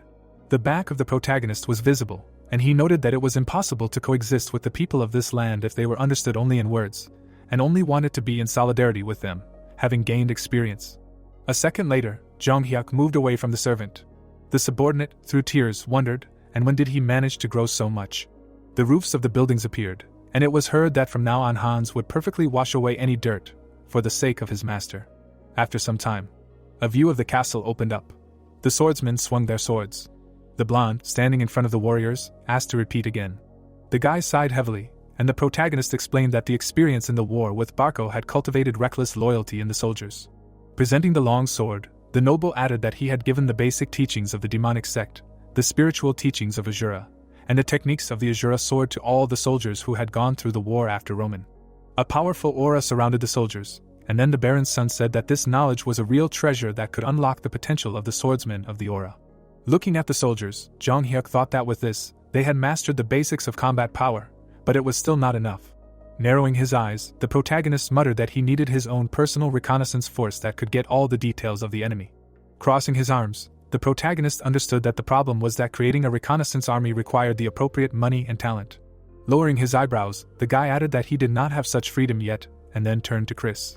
The young man, approaching the aristocrat, asked if the master had called him, to which the latter asked a counter question about how the training was going. The blonde, looking ahead, said that everyone had amazing enthusiasm and a high learning speed, and thought that progress could be expected in the near future. Opening his mouth, the Baron's son said that it was time for him to learn a new technique. The deputy captain of the knights bit his lips in surprise. Standing opposite the teenager, Jong-hyuk said that his starting point was different from the others. Introducing the guy with a sword, the protagonist explained that he had already built his own world, and in such a state it was difficult to accept new knowledge. Looking at him, the protagonist noted that he thought he was ready to receive something new. Suddenly, the aristocrat frowned seriously. The Baron's son said that the technique he was going to teach him was called lightning, and at that very moment the blonde opened his mouth in bewilderment. It seemed like a bright aura surrounded the warrior, and Jung-hyuk muttered that when the lightning sword subdued all of Nirim, Chris inherited a deadly technique that earned him the title of one of the 10 greatest masters. A large chandelier was visible. A view of a wide room opened up. Suddenly, the door opened, and it was heard that the heir of the family, Dimitri, had arrived. The girls turned around abruptly. Then the protagonist appeared. The ladies quickly blushed. The ladies approached the gentleman and asked why he left that day, since they wanted to at least talk to him for a while before the ball. The protagonist closed his eyes happily and replied that he had just finished work then, and hoped that they could understand his desire to appear before them in a more dignified manner. Sylvia, looking in his direction, said that he was indeed an excellent person, as the rumors said. The Lawrence family member crossed his palms and was surprised that the heir of an aristocratic family was working equally with the mine workers. Raising her eyebrows contentedly, the lady asked if she herself could change if she met a husband like the heir of the family, Dimitri. Smiling, the boy thanked her for the exaggerated praise. It was clear that the young man raised the corners of his lips as he spoke to the lady. Then the Baron's son turned his gaze to the side. It seemed as if the aristocrats raised their glasses. After a while, Jung-hyuk placed his palm on the railing. The protagonist stood on the balcony. The protagonist looked down, and at that moment, it was heard that this is where he is. Suddenly, a girl approached him. The night sky opened up, and it was heard that this was a necessary step. The lady's shoes were visible, and she said that this was unexpected. Adjusting her hair, Flora said that she thought that he did not care about human connections at all. Opening his mouth, the guy replied that at another time, everything would be exactly like this. Introducing his parents, the young man said that they and all these guests were invited here, and this is different from everyday life. Turning his head, the aristocrat noted that it was strange to consider this a surprise, because their first meeting happened in exactly the same way. The girl's eyes widened sharply. The lady raised her eyebrows and said that it was so, and showed tactlessness. The Baron's son's face was serious, and the lady thought that he was an unchanging person, and therefore he only became more curious about what kind of life one must live to be so unwavering in one's principles. Flora's hair was blowing in the wind, and she asked why he was doing mining work, after which she said that she did not know, as for the head blacksmith, but sending him to the mines as an apprenticeship for the heir, it makes no sense. Jonghyuk, with his mouth slightly open, asked for her opinion on how Lawrence managed to rise to their current position. The lady looked to the side in surprise. Lowering his eyebrows, the protagonist said that people believe that Lawrence was reborn thanks to fertile lands and agriculture. The city appeared from afar, and the protagonist added that in fact, the Lawrence family line had succeeded in business, and by selling their own agricultural crops or bartering, they had created the current Lawrence. Looking towards the lady, the guy noted that this also explained the reason why the younger brother Viscount became a merchant in the capital. Sweat suddenly ran down Flora's cheek. In the past, the girl was sitting at the table, and she muttered that she herself had only recently been able to find out about the origins of Lawrence, and was surprised by his accuracy. Looking at the young man, the lady clarified what this had to do with working as a miner. Opening his lips, the aristocrat replied that the origins of Dimitri were iron or mining. Miners could be seen swinging their picks, and then the Baron's son said that if there were no miners who spent their days in the dust digging for iron, then Dimitri would not have been able to rise to their current level. Junghyuk, with his jaw hanging open, added that he was sure that time spent in the mines would greatly help to understand and share their feelings. The blonde raised her eyebrows in surprise, and at the same time, the protagonist said that in his opinion, this is the duty of a person inheriting the Dimitri fortress. The night sky was visible, and the protagonist said that he was too late, and therefore it was time to go back. Flora was left alone on the balcony. Smiling, the girls thought that she had made a decision. Placing her palm on the railing, the lady muttered that even after the end of the war, her thoughts continued to wander in her head, but now it was as if she had seen the light, and everything fell into place, and also made the right choice to meet him. A few days later, Flora seemed to leave Lawrence and head for the capital in a carriage.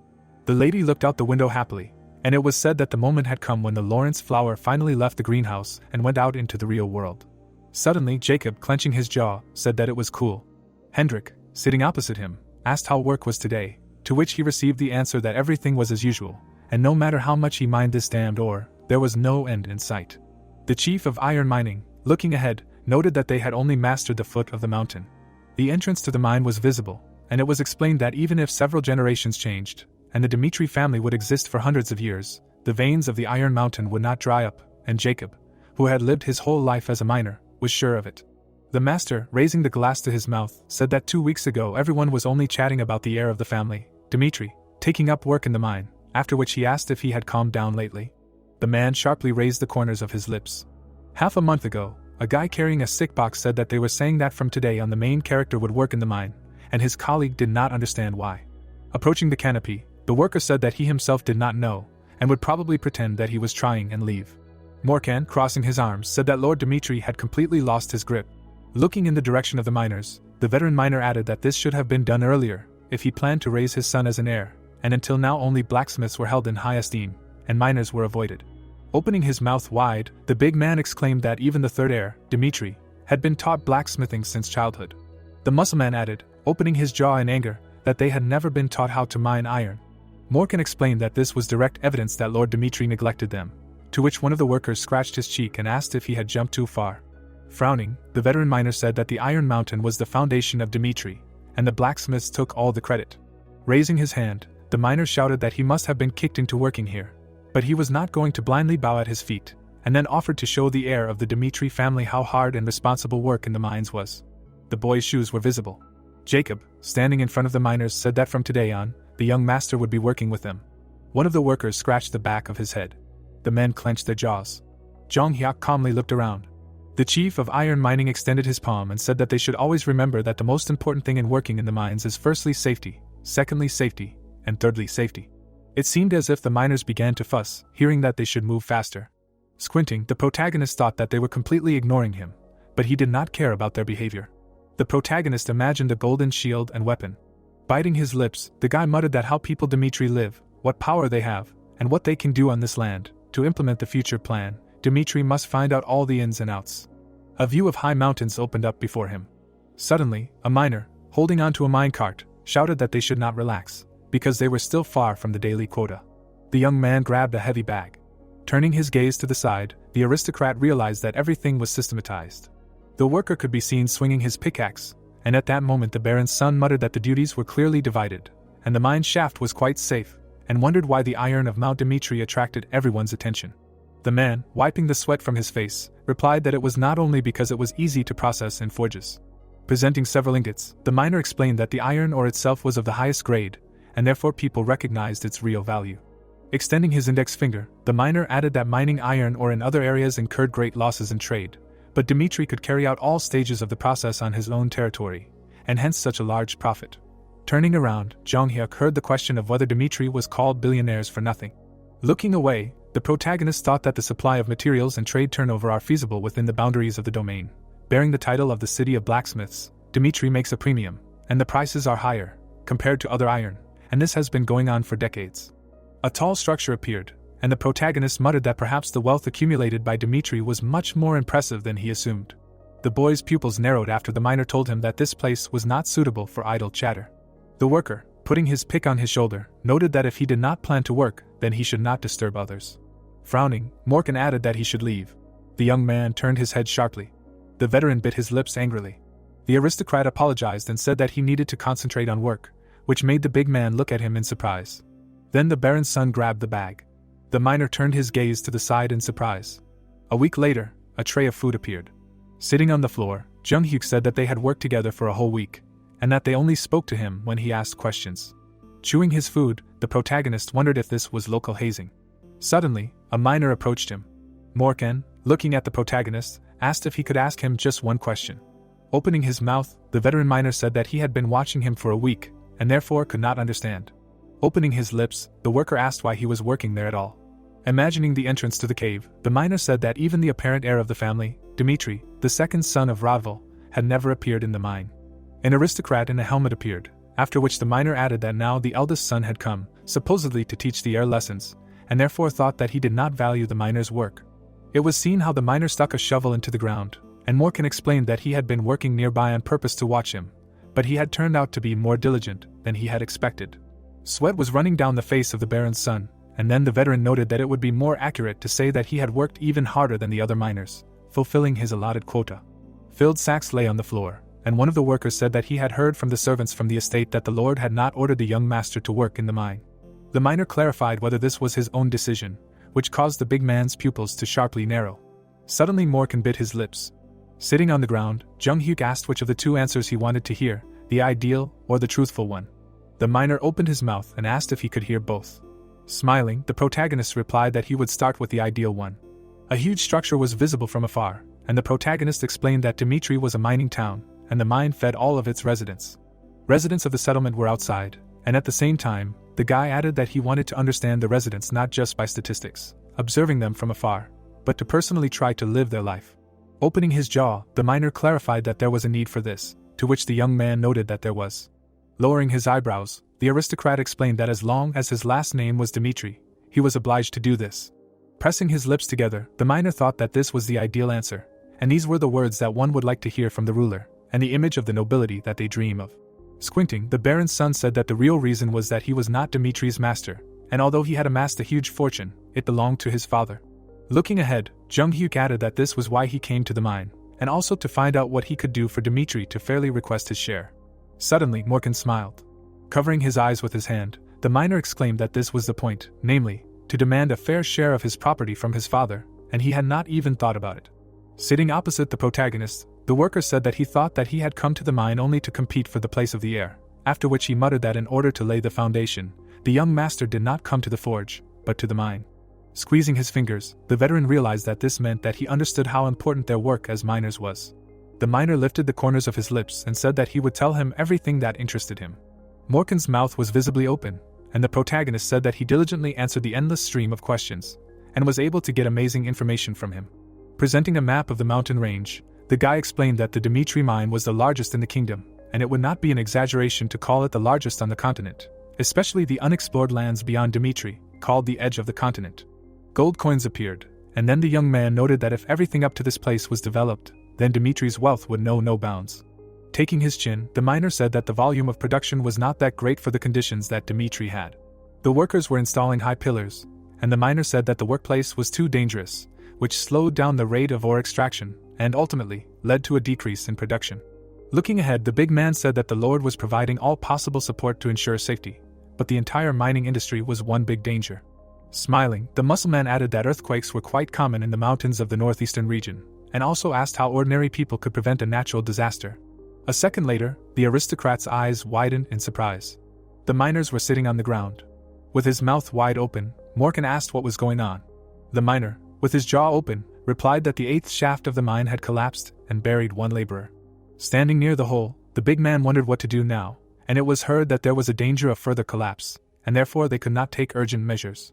Suddenly, the Baron's son, lowering his gaze, said that he would go. The worker looked at him in shock and shouted that he would never do it because he was the young master, the eldest son of the Dimitri family, and even if he was an aura swordsman, if the shaft collapsed again, he would be in danger, and so he needed to scout out the situation first. Jong Hyuk parted his lips and explained that it would be too late then. Sweat was running down the miner's cheek, and at that moment the protagonist noted that he had already said that people with the surname Dimitri should bear this responsibility. Clenching his fists, the protagonist said that he would go then and asked to prepare to receive the wounded man. Suddenly, the guy rushed from his place. The young man quickly descended, leaving a magical trail behind him. After a while, it seemed like someone grabbed a stone. Morgan's eyes widened in surprise. Then it was seen that the aristocrat was holding the wounded man on his back, and the miners exclaimed that the young master had saved the victim, after which he said that they should bring bandages right away. They started bandaging the injured man's leg. The worker, standing behind the protagonist, muttered that treating injuries was not such an easy task, but he was a master even at this. Turning his head, Jung Hyuk explained that he had provided him with first aid and let them take him to a doctor, because if elixirs were needed for treatment, he would cover their costs. A moment later, the miners carried the injured man. Opening his mouth, the protagonist asked everyone to listen to him, and then said that he was sure that they would take the accident that had happened today for the fate of the miner. One of the miners suddenly closed his eyes. Holding his hands behind his back, the guy added that even with impeccable preparation, no one is immune from unexpected disasters. Lowering his eyebrows, the young man noted that nevertheless there was a way to resist, albeit a difficult one. Morgan, opening his lips in surprise, listened to how a person whose last name was Dimitri uses all the ways and means to try to resolve their difficulties. The nobleman frowned seriously and said that it probably wouldn't take that long. Romero folded his hands on the table and asked if Jung Hyuk was injured and what he was thinking when he stuck his nose in there, to which he replied in the negative. The famous blacksmith frowned angrily and explained that even as an aura swordsman, he couldn't be immune to natural disasters, adding that he was just lucky this time and everything worked out. The man slammed his fist on the table and shouted that his reckless bravery had almost cost him his son, adding that he wasn't saying that because the eldest son of the family, Dimitri, was standing in front of him. The Baron lowered the corners of his mouth and said that if it had been anyone else in his place, he still wouldn't have been able to let 2 lives be lost to save one. Lowering his chin, the protagonist said that he was only doing what he had to. The father opened his mouth wide and shouted his son's name.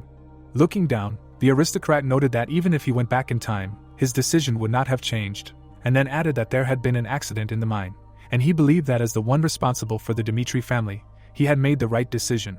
Romero sat on a chair and asked him to at least leave the mining business for now, after which he added that he had not told him to do such a thing and could not understand why he made such a choice. It seemed like the protagonist was beating steel in a forge, and the Baron admitted that it would have been better if he had said that he would do blacksmithing, and then they would not have stopped him. Looking down, the young man told his father that he believed that he should work in the mine to better understand the Dimitri family.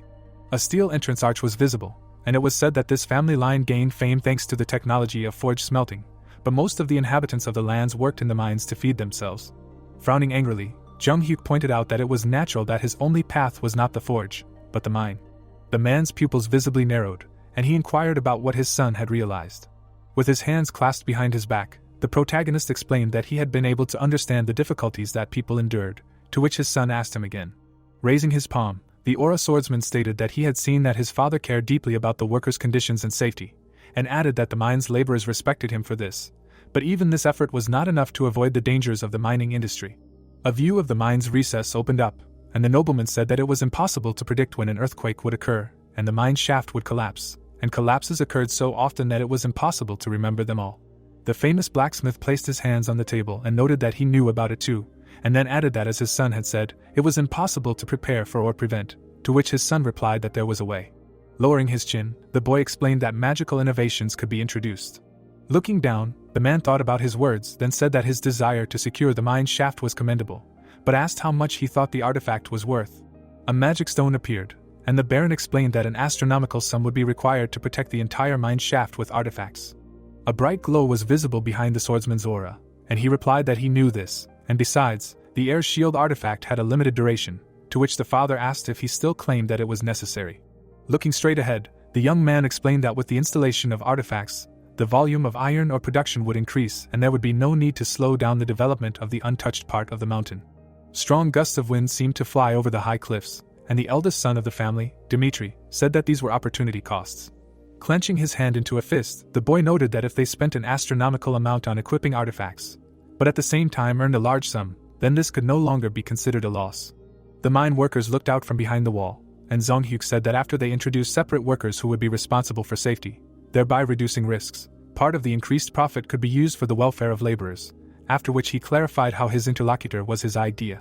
Romero grinned and noted that judging by his calculations, he had already calculated everything, and then asked how much he needed to invest in this, and also his son should be prepared in case his decision was hasty. The view of the Grey Cliffs opened up, and it was said that in the world of Nirim, where natural selection reigns, there are two organizations that are famous for their ability to manipulate information. Suddenly, the faces of the members of the cabin and the Hao clan appeared. People were sitting at tables in the establishment, and it turned out that the cabin collect conversations that are overheard by vagabonds scattered throughout the world, and the Hao clan uses socially vulnerable groups like young men from entertainment establishments as ears. The protagonist closed his eyes and thought about how he chose the workers of the mountain mine instead of the forge, so that they make up all of Dimitri, and with their help he will be able to obtain information about everything happening in the northeastern region. The boy's pupils began to glow brightly, and he thought about what the Hao clan, the Lords of Information, was going to embody in this world with the help of his father's money and a pressing reason. Having laid out the map on the table, the aristocrat realized that this was not enough yet. The aura swordsman lowered the corners of his lips and thought that he didn't need the information guild that was limited to the northeastern region, because he had to go further and get the informants of the entire continent. Putting his fingers to his chin, the protagonist realized that the workers specialized in obtaining information, so he would have to filter the knowledge he received, and looking ahead, he needed to establish connections with the trading guild Dimitri and find a person from the outside who would collect information. Grinning, the Baron's son thought that he only needed one person, and that there was just someone in mind. After the war ended, Chris opened his mouth wide, and the soldiers heard his unthinkable words about how from now on he was going to teach them mana cultivation techniques and swordsmanship. Lucas' pupils visibly narrowed in fear, and the deputy captain of the knights explained that this was their gift from the master. The boys' jaws dropped in confusion, and their leader said that they must train with passion and diligence, although they thought that it was unthinkable. It seemed like a magic ball was shining brightly between the man's palms, and it turned out that the mana cultivation technique was that if the features of mana control methods were systematized, then it would no longer be trash from the market, which was a pathetic parody of teachings. The book was chained, and it became clear that in this case, it turned into an invaluable treasure. Lucas looked at his feet and thought that he was sure that they would be told some nonsense from the manuals that were scattered on the ground in the market, and it was said that even a father would not pass on the mana cultivation technique to his son. The men folded their hands behind their backs, and the mercenary thought that although they had sworn allegiance to Roman, he did not yet trust them enough to throw away treasures. Chris frowned and said that the name of the technique was Azura's spiritual instructions, and for reference, Azura, according to one distant state, is a demon of the battlefield. Gritting his teeth tightly, the warrior thought that he could go crazy, because he began to feel mana. The guy's hand dropped down, and he noted that only a couple of days of training, but his senses were sharpened to the limit, so that he could even feel the wind tickling his skin. Lucas swung his weapon from side to side and said that the Azura sword technique, which contains 108 methods on how to fight an enemy, was an invincible technique that perfectly embodied the power of spiritual instruction. A magical flash appeared between the guy's palms, and he did not understand who this heir of the Dimitri family was. His pupils narrowed noticeably, and he thought that if Azura's spiritual teachings and sword technique fell into his hands, not only would he not share them with the soldiers, but he would also keep it a secret from his family. The mercenary smiled evilly, and it turned out that he had once spent all his property on learning the mana cultivation technique and spent every day with the feeling that this was the biggest turning point in his life, so he was definitely happy. Lowering the corners of his mouth, the young man apologized and said that he wanted to be near him. Turning his head to the side, Jung-hyuk thought about refusing, because he had to choose between an opportunist with wide connections who had proven himself in the test and a veteran among mercenaries who had been through fire and water. Looking down, Lucas said that if he took over the Information Guild, he would have to leave it, while the protagonist realized that he was the best fit. Clenching his fist, the boy noted that they had fought together in the war against Barco, and then swore that he would devote his life to the Baron's son, after which he asked not to send him away. Grinning, the aristocrat mentally said that this was a worthy acting game, and then said that he would only ask about what he thought they were taught Azura's spiritual teachings and sword techniques for. Pressing his hands to his legs, the young man replied that he did not know, to which the protagonist stated that he had given them a gift in return for their loyalty. Lowering his chin, the swordsman of Aura asked what Lucas thought of him, and whether he would give everything he had to thank the soldiers for their loyalty. The boy clenched his fists tightly and began to say something, and his interlocutor explained that he did not need causeless loyalty, because it was only payment for the fact that they had put their lives on the line by following him to war. Smiling, Jung Hyuk asked what he could give to a man whose value was higher than a soldier. The mercenary's pupils visibly narrowed in alarm, and he was surprised that it could be something more than Azura's spiritual teachings. Placing his fist on his chest, the young man declared that he would follow his order and create the best information guild on the continent. Slightly lowering his eyelids, the nobleman mentally said that his interlocutor was calculating and looked at things carefully. A green aura surrounded Lucas's silhouette, and the nobleman realized that he was the best fit for the position of the leader of the Hao clan's information guild. The mine worker's eyes widened in surprise. The people raised their hands and greeted the young master. The Baron's son clenched his fists and thanked everyone for being happy that he was so concerned about their safety. The old man raised his eyebrows pitifully and admitted that thanks to him he could be calm about the life of his only son. Falling to his knees, the miner shouted that from now on, no matter what happened, he was ready to risk his own life for him in order to repay. Smiling contentedly, the protagonist said words of gratitude and added that he owed them. The men closed their eyes in joy, and it turned out that from that moment on, the faith of the people of Dimitri was chained to him. Romero sat at the table, his head down. His eyes were shining brightly, and it was said that such a situation plunged the Baron into deep thought. A whole month after the end of the war with the Barco family, the heroes gathered at the table for a regular meeting of the Dimitri family, and one of them was heard to say that with the fall of the Barco family, the power that could limit their family disappeared. The old man lowered his chin and reported that even Barco's former influential henchmen had expressed a desire to form an alliance with them. Looking straight ahead, the Dimitri family member noted that, as they had said last time, they had refused to talk to the authorities who were closely associated with the Barcos, showing excessive hostility towards them. There were documents on the table, and someone asked what they should do with them in the future. Romero frowned angrily and said that it was not leniency, but arrogance, to mingle with those who had inflicted unforgettable wounds on them. The Baron sat on a chair and ordered everyone not to form alliances with them under any circumstances, then added that they would make it clear to them what it meant to make an enemy of the Dimitri family. Suddenly, the old man looked away, and the head of the family decided to move on to the next topic on the agenda. Jonathan dropped his hands under the table and reported that in this war, the Barcos had secured support from outside and demonstrated the changes that could entail. A bright magical seal appeared, and the captain noted that if they had encountered Barco, variables such as the Flash and Homer would have put them in great danger. The warrior could be seen holding his weapon tightly with his hands. The man placed his elbow on the table and explained that along with expanding his fighting power to withstand unexpected situations, he wanted to acquire a magical weapon. The famous blacksmith closed his lips and thought about military power, and that there was no more reliable stabilizer than this, and then said that thanks to the young master, their budget could afford it. There were magical objects hanging at the entrance to the mine, and the Baron noted that a lot of money had been spent on installing artifacts throughout the shaft. Pointing his finger at the text on the piece of paper, Romero said that this had led to an increase in production by 30% in the shortest possible time. The old man turned his head to the side and said that with such a growth trend, it could soon be expected that the mining result would exceed the previous volume by 2 times. Putting one hand on the other, the man asked about the monetary expenses for the artifacts, to which his subordinates replied that they had enough funds to cover them thanks to the increased profits.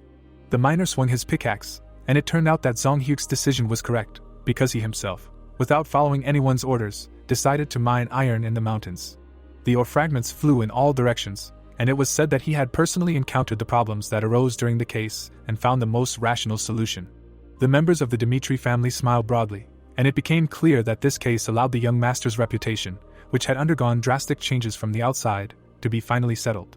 With his jaw dropped, Jonathan asked the Lord how he was going to resolve the issue of the future successor. Romero frowned angrily, wondering if this had really started. Looking towards the Baron, the captain noted that 3 years ago he had appointed Rodval as the future head of the family, and then added that even then, the behavior of his eldest son and the natural abilities of the younger one indicated that they were not capable of shouldering great responsibility. Bright curtains were hung on both sides of the window, and someone was heard saying that the current situation had changed. The protagonist appeared in armor, and the war with Barco, the safety problem in the mine, and the genius talent of the swordsman were mentioned.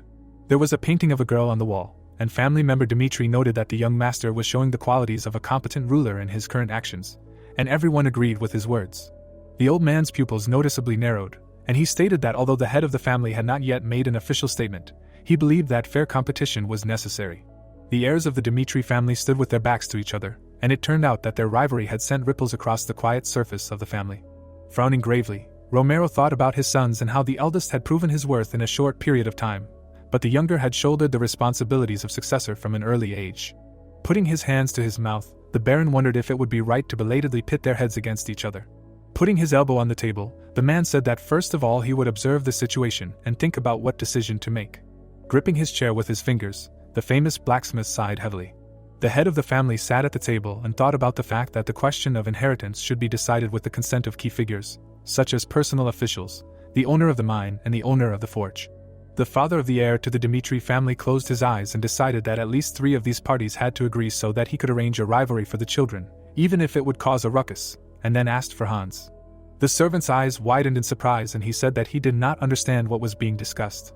Romero lowered the corners of his mouth and explained that he had asked him if his eldest son was suitable to be the successor to the Dimitri family. The butler's pupils bulged and he remained silent. With his hands clasped behind his back, the subordinate noted that if the interlocutor had asked this question 3 months ago, he would have answered negatively, but the current young master was different. A smile began to appear on Hans's face, and he said that he had been watching him and that he had grown into a man worthy of being called a successor. The Baron, with his mouth slightly open, asked for more details. Looking ahead, the servant began to talk about how the eldest son of the Dimitri family had said that he had gone to the mine to better understand the people of the land. Jong-hyuk walked through the mine with the other workers, and the butler added that in order to unravel their souls, he bowed his head and worked hard along with the others in order to face the reality of the Dimitri family. Putting his hand to his chest, the subordinate said that the protagonist was currently thinking about the responsibility that his family name placed on him, to which the lord replied that he understood everything and allowed him to leave. The doors to the room closed, and from behind it, one could hear the famous blacksmith ordering that the owner of the mountain mine be called to him immediately, because he wanted to ask him about the collapse. Turning his head back, Romero did not understand who was standing behind Jacob. Squeezing his eyes, the head of iron mining said that he was told that the Baron wanted to hear about what happened in the mine, after which he added that he brought the one who was there at the time of the collapse. Opening his mouth wide, Morkan shouted that he was a worker of the mountain mine. The head of the family, Dimitri, lowered his eyebrows and thought about the familiar name, and then asked for more details about what had happened.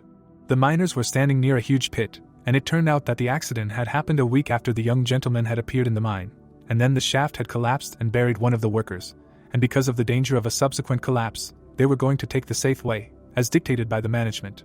The aristocrat's pupils noticeably narrowed, and it was said that he then said that he could save the worker with his own strength. Morkan dropped his jaw and added that despite their persuasion, the eldest son of the family, Dimitri, went to the site of the collapse and rescued the victim.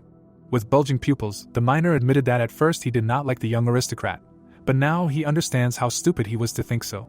The worker lowered his hands and said that at the time of the incident, the gentleman had declared that he was Dimitri's eldest son and that he was responsible for solving the people's problems, so saving one of the workers was entirely his decision. A memory of Jung-hyuk lowering his gaze and saying that he would go appeared. Bowing, Morkan noted that if the lord suddenly asked him how the young gentleman was assessed, he would say that he was the true successor, whom one would want to follow faithfully. Romero turned his head to the side and thought about how everyone was saying that his eldest son was suitable for the role of successor. But even so, he still could not make a decision, but the most important opinion of the forge remained. There was a sign with a hammer hanging on the stone wall. Putting his hand to his head, the guy said that the young gentleman's uniform had been sent, and then asked what to do with it. The master said to accept it, to which he anxiously bulged his pupils and asked again. Hendrik turned his head back and asked if the assistant's ears were blocked, then repeated that he had said to accept. Lowering his chin, the forge master thought about how he would gladly refuse, but after listening to the stories from the mine, Jacob felt guilty that he had secretly harmed him in vain. Standing around a pile of equipment, the worker said that everything was in perfect order, but did not understand how much training was needed to bring them to this state. A golden sword appeared among the pile of weapons, and the forge master was indignant at what kind of thing it was. Grasping the handle of the blade with his fingers, the man noted that there was a smooth blade, and its hardness was just right, and the chiseled handle felt like art in his hand. Hendrik's jaw dropped as he thought about how hard it was to find a sword of such quality even in Dimitri, which could be called the heart of blacksmithing, and then asked where he had managed to get such a thing. Suddenly, a bright flash appeared behind him, and the master noticed that the mana was reacting in a special way. Streams of magic surrounded the blade of the sword, and the master of the forge realized that such a result would make the swordsmen of the aura lose their heads, even though there was no mana poured into it. Looking at the weapon, the man thought that he was sure that his ironworking technique was the best on the continent, but the high resonance of the mana was a different matter, so he should still ask in person. The armor lying in a pile shone brightly. Chris raised an eyebrow and asked if they were finished yet, and then admitted that he thought it would take at least 2 weeks. The worker knelt down and remarked that he thought so too, and then explained that there was enough work for 2 weeks. But the master seemed to have gone mad and had harnessed all the blacksmiths to do it. Suddenly, the knight captain looked away. Hendrik frowned and asked Jonghyuk where he had managed to get this sword. With his hands behind his back, the protagonist remained silent when the owner of the forge asked who the master was who had forged it, and asked him to tell him everything he knew. The nobleman grinned and thought that this was to be expected, and then stated that he had not gotten it anywhere. The man opened his mouth in confusion and did not understand what the interlocutor meant. Putting his hand to his chest, the aura swordsman explained that he had forged this sword himself. The forge master looked down and asked if the boy was asking him to believe it, and then added that the blacksmith standing in front of him was the family blacksmith Dimitri. Frowning angrily, the master asked if the swordsman of the aura dared to mock him anyway, and then noted that this meant that all the rumors about the lord's eldest son having changed were lies. Smiling, the protagonist said that he was telling the truth, and that he had named the only sword in the world salamander after the continent. Hendrik's pupils narrowed noticeably, and he shouted that the bastard would press until the last, to which the latter said that he would show him personally, because it was better to see once than hear 100 times. A smirk appeared on the face of the heir of the Dimitri family, and he said that as a master who represented the family, he should understand everything just by looking at how he wielded the hammer. A view of the roof of the house opened up. Approaching the forge, Junghyuk explained that in preparation for the war with Barco, it was decided that he needed a new sword that he could trust his life to, and then added that after that, he faced the flames of the brazier alone while tirelessly pounding the iron. Hendrik turned down the corners of his lips and remained silent, while the protagonist spoke about how at some point this forge turned into a sacred place. Turning his head towards his interlocutor, the eldest son of the family head, Dimitri, assumed that he himself was very familiar with this feeling. Bringing his fingers to the fire, the aristocrat said that he would soon have to fulfill his duty to defend the country, so he began to forge a sword that would best replace the salamander. Looking down, the guy said that he wanted to show the master the process of forging it. Looking at how the protagonist took off his shirt, the man wondered if he was going to work without protective equipment. The owner of the forge closed his eyes and realized that this man did not even know the basics of a blacksmith, and that there was nothing else to see here. Suddenly, bright sparks began to fly off the hot steel. Hendrik's pupils visibly narrowed in surprise. The heir to the family line, Dimitri, was hammering on the metal, and it turned out that in this world and in Urim they handle iron differently, because here they do not know how to ideally manage mana, so a lot of effort was put into the sword itself, and in Urim, on the contrary, the main condition for forging is the unhindered control of chi energy. A long and sharp blade was visible in the warrior's hands, and it was said that it was precisely such a sword that was able to reveal the maximum efficiency of chi that received glory in Urim. It seemed as if many weapons were stuck into the ground, and Zonghyuk said that having spent his whole life on the battlefield, he forged countless swords for himself. The silhouette of the protagonist was engulfed in flames. As the noble continued to forge the blade, he was lost in self-forgetfulness, while Hendrik thought that this could not be, and marveled at the way the boy handled metal, the speed of his blows, and the sound of the hammer colliding with steel. The master's eyes widened, realizing that every detail was perfect, and that he immediately remembered the Baron at the height of his powers. Imagining the muscular backs of his son and father, the owner of the forge mentally said that in the end, one cannot escape blood. It seemed like the setting sun was hiding behind the mountains. Bowing, the man acknowledged that the swordsman of the aura was the true master of that weapon, and then asked for his forgiveness. Suddenly, the protagonist looked away. The master's pupils widened in alarm when the boy declared that he would give him the salamander. The blade's tip was shining brightly, and Junghyuk noticed that as he had seen it, he had started forging a new sword, and in addition, he had sold his sword without permission in the past. Handing the weapon over to his interlocutor, the protagonist admitted that he hoped that he would accept this equipment as a gift. 3 years ago, a huge building could be seen, from which someone could be heard shouting loudly about asking everyone to finally wake up. Hendrik, his mouth wide open, was indignant that it should not mean anything that he was the eldest son if he was destined to drag the future of the family down to the bottom. With his arms outstretched, the owner of the forge cried out that you can ask anyone what kind of person he is, and 10 out of 10 will answer that he is a fool, after which he clarified whether they wanted to make him the successor. Romero, closing his eyes, was silent, while his subordinate asked if there were any alternative solutions. Leaning his palms on the table, the man said that he was talking about his second son, who not only learned blacksmithing from childhood, but also achieved recognition of his talents in the capital. Holding a glass in his hand, The Baron thought about how 3 years had passed and his eldest son had changed, but he himself was worried about whether he would be able to convince Hendrik. Smiling broadly, the master said that he naturally agreed, after which he added that Jung Hyuk fully deserved the right to be the successor.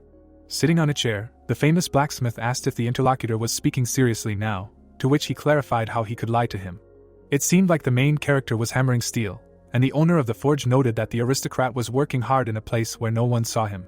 The man, clasping his hands to his legs, confessed that when the head of the family, Dimitri, had ordered him to be armed the last time, he had given him low-quality equipment out of hostility, and then asked if the Baron knew what he had been told then.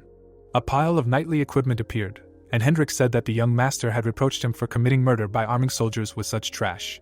Late that night, the master had sat on the edge of the bed, and now he said that at that moment he had carefully analyzed the boy's actions and had come to the conclusion that he possessed the insight that was inherent in the Dimitri family line. Romero's pupils bulged in surprise when the master said that today he had also personally observed his son working in the forge. Bright sparks flew off the metal, and the man noticed that he watched as he encountered the scorching heat of the furnace flames, selflessly devoted himself to his work, and how the blacksmith could not help but fall in love with this image. Holding out a golden blade, the owner of the forge explained that this was a sword that this young man had personally forged, and then added that the Baron would not have difficulty determining its value at first glance. Looking over the weapon, the head of the family, Dimitri, exhaled heavily. The blade of the blade was decorated with exquisite details, and the lord did not understand how his eldest son could forge such a sword. Lowering his hands, Hendrik said that as a master blacksmith, he believed that the decision made 3 years ago should be reconsidered. Suddenly, the head of the family, Dimitri, opened a shelf in the table. Holding the letter in his hands, Romero read Rodval's letter about how he had recently been promoted to S-class at the Royal Academy Kairos, and would now move from theory to practice and gain experience in the field of being a commander in a real battle. The Baron stood up from his chair, and on the paper there was a continuation about how his youngest son would graduate from the academy with the highest score, would become a son who would be proud of, and would show Dimitri a new future at all costs. Standing by the window, the man thought about how both of his children had extraordinary abilities. The boys appeared to be standing with their backs to each other, and their father said in his mind that even Rodval, who was called a genius, was no match for the current eldest son, who was capable of earning a reputation not only in the kingdom of Cairo, but also on the entire continent. With the corners of his lips lowered, the head of the family line, Dimitri, realized that once the youngest child graduated from the academy and the eldest served in the defense troops, the true struggle for the inheritance would begin. A few days later, the view of the defense towers opened up. People on horseback passed through the gate of the fortress of Dimitri, and it was said that the priest who distributes ranks had arrived. Standing at the top of the stairs, Romero said that he heard that the guests came from the Temple of Valhalla, to which he replied that he was a member of the Cairo branch of the Temple of Valhalla, and he heard rumors that the young master had defeated the ranker Homer. Smiling, the priest noted that since the matter was exceptional, he had come for a personal meeting, after which he would decide whether he matched the rating. A golden coat of arms appeared, and it was said that a family line that included a ranker, even if it was a low rank, thanks to this fact received the reputation of a famous family. Closing his eyes, the Baron asked him for forgiveness for the fact that his eldest son had been working in the forge for several days, after which he asked why the guests did not rest from the journey today and meet him tomorrow, since they could also look around the city. The clouds thickened in the sky, and Willis agreed with him, to which he said that in that case he would assign him a guide. The butler led the men along the corridor and told them that the Dimitri family owned the largest iron mountain in the kingdom and produced the highest quality iron products, after which he added that they could notice for themselves, if they looked around, that all the buildings were made of iron. Hearing the count, the priest turned around while the servant was saying that even from behind the fortress gates, the land of Dimitri is not easy to break. Outside the doors, the fighters could be seen marching to the count, when suddenly the guest asked if he could watch the training. Squinting, Han said that this could only be done from afar, to which he received words of gratitude in response. It seemed as if wooden sticks crossed in the air. During the training, the boy slid his feet on the ground. Fuki smiled broadly and asked if his partner would remain unharmed if he ignored defense like that. Kevin covered his mouth with his fist and said that his comrade should win first and then talk. Gritting his teeth, the soldier offered to test this. The fighter frowned angrily. Willis' pupils bulged in bewilderment. Magic streams emanated from the boy's weapons, and the priest wondered if both soldiers were aura swordsmen. A crowd of men could be seen, and it was said that in the army of 30 soldiers, there was not a single aura swordsman. Folding his arms, Jung Hyuk said that his interlocutor had a warrior's structure from birth.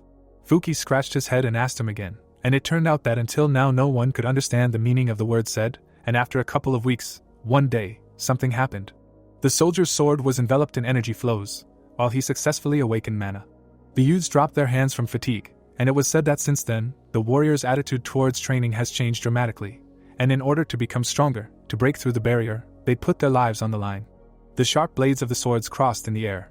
Fuki clenched his jaw tightly and shouted for his opponent to try to fight back. At that moment, the soldier delivered a crushing blow. Kevin frowned angrily and remained silent. The boy opened his mouth wide and shouted that his opponent was a bastard. His comrade's eyes were filled with bright magical currents. A moment later, Fuki's pupils widened in alarm. A powerful explosion occurred between the soldiers. The boy's jaw dropped, and he wondered if it was necessary to go so far. Kevin looked ahead and asked his opponent to take this more seriously. Flashes from blows were visible behind the fence. Putting the blade of his sword to his opponent's neck, the warrior said that if they were on a battlefield, his head would already be rolling on the ground. Gritting his teeth, Willis couldn't understand what he had just seen and whether this army was provincial when all the soldiers in it used the same fencing style and their movements were honed to perfection. Opening his mouth in bewilderment, the man mentally said that it was like looking at the Valhalla Empire in miniature. In front of him stood soldiers with swords in their hands, and he thought that he was sure that these were not simple warriors, and must be a knightly order that was raised with the blood and sweat of Dimitri. An electric current was visible between the heads of the young men, and Willis wondered since when Dimitri had such power in his hands. Behind the head of the family line, an army of knights was visible, and the priest decided that he recognized the influence of this family in the northeastern lands, and nevertheless, this could not be called an army of backwaters. The assistant's eyes widened in fear and asked if the reverend was sure that the city of Dimitri was focused only on the mining industry, to which he replied that he himself was now beginning to doubt what he saw. Slightly sticking his head forward, Willis noted that one thing was clear for sure: these were not simple soldiers. The priest suggested that this was the Knights Order of Dimitri, who was under the command of Baron Romero, to which the servant raised his head and said that this was not a knight's order at all, and then added that those who could be seen now did not belong to the family line. Hans closed his eyes and explained that this was the young master's personal army. The man's pupils bulged, surprised that these were ordinary soldiers. He suddenly grabbed the butler's shoulder with his hand. Willis, his mouth wide open, was indignant at how one could treat Aura swordsmen as ordinary soldiers, and then asked if they could have hired them for a huge amount of money, or if they were new recruits who were preparing to join the ranks of the knights. The servant raised his chin and replied that he did not know for what purpose he was asked this question, but if it was about Kevin and Fuki, then not long ago they were not Aura swordsmen. A memory of a compassionate youth standing in front of Jonghyuk appeared, and it turned out that Kevin was a poor man who the protagonist had personally taken in. The armored youth slung his weapon over his shoulder, and it was said that Fuki was a C-rank mercenary. The silhouettes of the soldiers were surrounded by a magical aura, and it became clear that they had simply become stronger after being taught by the aristocrat, when suddenly the butler asked if it was incredible that he, as the future successor, had an innate insight and was able to discern other people's talents. The protagonist's eyes shone brightly, and his subordinate declared that he was actually a true blessing, Dimitri. Willis lowered his hands, not understanding who this man was. The next day, the man took the handle of the mug with his fingers and said that they would finally meet. The priest crossed his legs and wondered if this was a genius who had not yet had a chance to prove himself, or a false hero. The door to the room opened slightly and a servant announced that the young master had arrived. Jonghyuk was taking firm steps forward. Looking forward, the man noticed that the guest's gaze was looking calmly down. Willis noticed that the corners of his mouth were down, and he had a moderately relaxed expression on his face. Smiling broadly, the protagonist said that he was glad to meet him, and then told him his name, while the other man silently said that this man was accustomed to the life of a warrior. Sitting on a chair, the priest asked if it was true that he had managed to defeat Homer in battle, to which he replied that it was true. The man raised his eyebrows in amusement and suggested that the aristocrat didn't yet realize what he had done, then added that Homer wasn't just a 49th ranker, but had reached the 4-star level, preparing to rise in the rankings. The Aura swordsman pressed his lips together seriously, and his interlocutor noted that he had managed to defeat such a man at barely 25 years old. A bright flash of light appeared, and Willis asked if the boy understood what it meant, then added that he wouldn't be wrong if he called him the most talented warrior in the kingdom of Cairo. The protagonist grinned and said that the man was speaking in such a veiled way about the fact that what he had done defied common sense, then suggested that they skip that part. The church minister frowned angrily when he was told to get straight to the point, and then asked to be allowed to talk about the ranking procedures for establishing the truth, and it turned out that the ranking battle was divided into official and unofficial. A level pyramid with drawings of swords inside appeared, and it was said that in order to fight officially, one must obtain permission from the Valhalla temple and prove one's strength by defeating an opponent in front of spectators, and that winning and losing in an official fight directly reflects one's ranking, after which a status certificate is issued that confirms one's rank. The corpse of his opponent was seen lying next to the soldier, and it became clear that if someone unexpectedly defeated a ranker in an unofficial fight, the defeated ranker's place would be vacated, and after a year, the main rankers would advance to a higher level, so winning an unofficial fight would not assign the defeated ranker's ranking to another. Jong Hyuk sat with his lips pressed together, while Willis explained that if one could prove one's qualifications, the winner of the unofficial fight would be awarded the last place in the ranking. The protagonist grinned slightly and thought that in other words, this meant that he would be able to rise to the 100th place in the ranking if he could prove his strength, while the interlocutor was saying that the Temple of Valhalla only believed in what they could personally verify. Putting his fingers on the unusual object, the man said that in order to confirm the qualifications of the winner of an unofficial duel, they used an aura meter, and the method of proof was simple. Sitting at the table, the minister of the church explained that if the aura meter confirmed that the soldier met the established standards, then they would decide that he was worthy of receiving the last place in the ranking, after which he added that, unlike in an official fight, he was not given a certificate, and in the case of the 100th place, there was a high probability of becoming food for other contenders. So they were giving him time. Dropping his jaw, the aristocrat clarified the reason for such a desire to get into the ranking. Keeping his hands down, the man replied that the whole world would know about him as a swordsman. The protagonist put his fingers to his chin, and the priest asked whether fame was a sufficient reason to risk one's life even without a special reward. Looking at his interlocutor, the eldest son of the head of the family, Dimitri, asked whether it would be easier for him to defeat a high ranker in an official fight, to which he thought about what, in his opinion, a rating fight was. Frowning, Willis exclaimed that a rating fight was the best proof of one's abilities, after which he added that holding a fight was not such an easy matter. Putting his hands on the table, the priest said that an official fight required many conditions to be met, and since there were initially no rankers in the northeastern lands of the Cairo kingdom, holding a rating fight itself was basically impossible. A glare of light was visible on the smooth surface of the ball, and the man suggested starting a test, the method of which was simple, and then asked the guy to pour mana into the aura meter, and then it would change color. The man placed his palm on the device, and if the ball turned red, it meant 1 star. 2 spheres of orange and yellow shades appeared, which respectively indicated 2 and 3 stars. A green ball was visible, which takes on this color when there are 4 stars or more. Pressing his hand to his body, Willis noted that since Jong Hyuk was killed by an aura swordsman who had 4 stars, he must prove that he has at least 3 stars, to which he agreed. Reaching his fingers towards the aura meter, the protagonist thought about the fact that this is a progressive world of magic, unlike Mirim. The aristocrat squinted and thought about who these magicians are, since their device can easily measure the combat strength of a warrior, after which he wondered if they are someone like the spellcasters from Mirim, or celestials who have reached the god's domain. The silhouette of an old man with a magic staff in his hand appeared, and the young master decided that he absolutely could not ignore the magic power. Standing next to Jong Hyuk, Willis asked him to begin. The protagonist realized with the corners of his lips down that the foundations of both worlds were different, and then wondered what would happen if he released mana using the method here. The aura swordsman grinned and thought that it was time to experiment. At that moment, his silhouette was enveloped in bright streams of purple magic. A moment later, the energy beams became brighter and larger. The priest, with his mouth wide open, did not understand how this was possible. The ball under the protagonist's hand emitted bright energy. In that instant it turned red. Willis looked at his friend in shock and thought that it usually took about 5 minutes to measure. The ball turned yellow. The man's eyes widened in surprise and realized that he was a swordsman with 4 stars, since the color changed so quickly. Smiling, Jong Hyuk concluded that he had reached the limit of the laws of this world, and decided to try to do it the way they do in Mirim. An ominous energy enveloped him, and the ball turned green. The sphere began to shine brightly. Suddenly, a crack appeared on it. The priest opened his mouth in amazement, and wondered how the aura meter could break. Energy enveloped the ball. It was the quintessence of knowledge, the creation of which was contributed by all the highest minds of the continent. This device was so durable that it could accurately scan even the mana of a 6-star swordsman. A strong wind hit the night. If the mana still exceeded the permissible value, there should be no malfunction in the meter. The guy assumed that it was defective. The priest raised his eyebrows and said that this was impossible.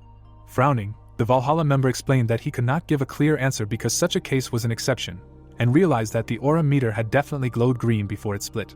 Willis opened his mouth in surprise and realized that his eldest son, Dimitri, was a 4-star swordsman. A powerful aura enveloped the youth. The man decided that he was not a hidden dragon that had not yet had time to fly, but an already developed monster, and was amazed that such a monster was hiding in their family. The priest pursed his lips and thought that the appearance of a ranker who had the potential to rise to 6 stars in the arena would turn everything upside down. The cultivator furrowed his brows sternly. Not only the Cairo kingdom, but the entire salamander continent would tremble before him. The cleric adjusted his glasses and apologized. Taking the device from the table, the Valhalla member said that he could not make a quick decision because this was the first time, and promised to hand over the results in the coming days.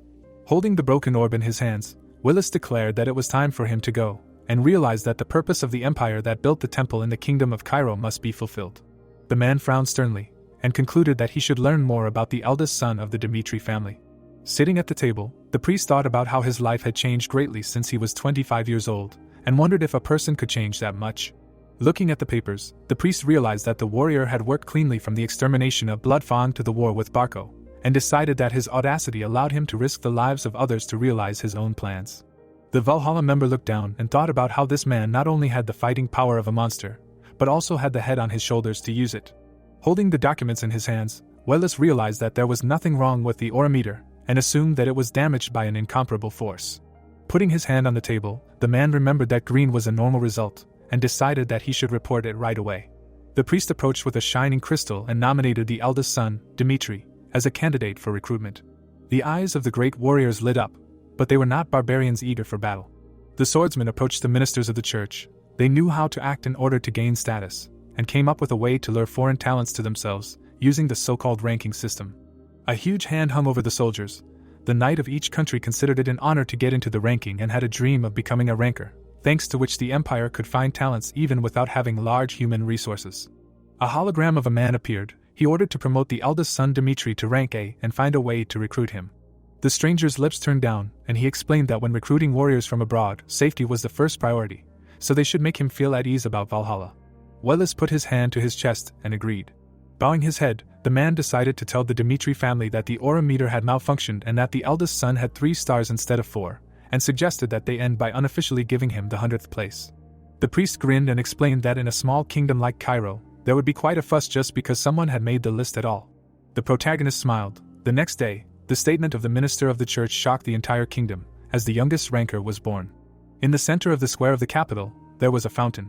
Holding a pen in his hands, the man asked if this was true. Holding papers in his hands, the butler reported that a member of Valhalla personally visited Dimitri, and confirmed that the heir was a swordsman of the 3-star level and that he had indeed defeated Homer. The head of the Benedict family frowned. The servant explained that the ranker was careless and was defeated before he could manifest a 4th-level aura. Sitting at the table, the Marquis asked how old Dimitri's eldest son was. The servant replied that he turned 25 this year. Clouds floated above the fortress. The man concluded that an amazing nugget had appeared on the outskirts. The aristocrat lowered his gaze and asked what about the other forces. A map of the continent appeared. Everyone immediately took action, so both empires were especially active. The nobleman squinted and asked if the imperial forces had the audacity to get to such a talent before them. There were 4 figures on the map, one for each faction of the kingdom, including the royal family, the aristocrats, the Kronos Empire's confidants, and the Valhalla Empire's confidants. The head of the Benedict family raised his hand to his chin and asked his subordinate to send people so that other authorities would not take their eldest son, Dimitri, away from them. The Marquis smirked and decided that they could not allow such a gem to fall into the hands of the royal family.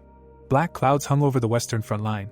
The map showed that the kingdom of Cairo bordered the Kronos Empire to the west, and the kingdom of Hector to the south.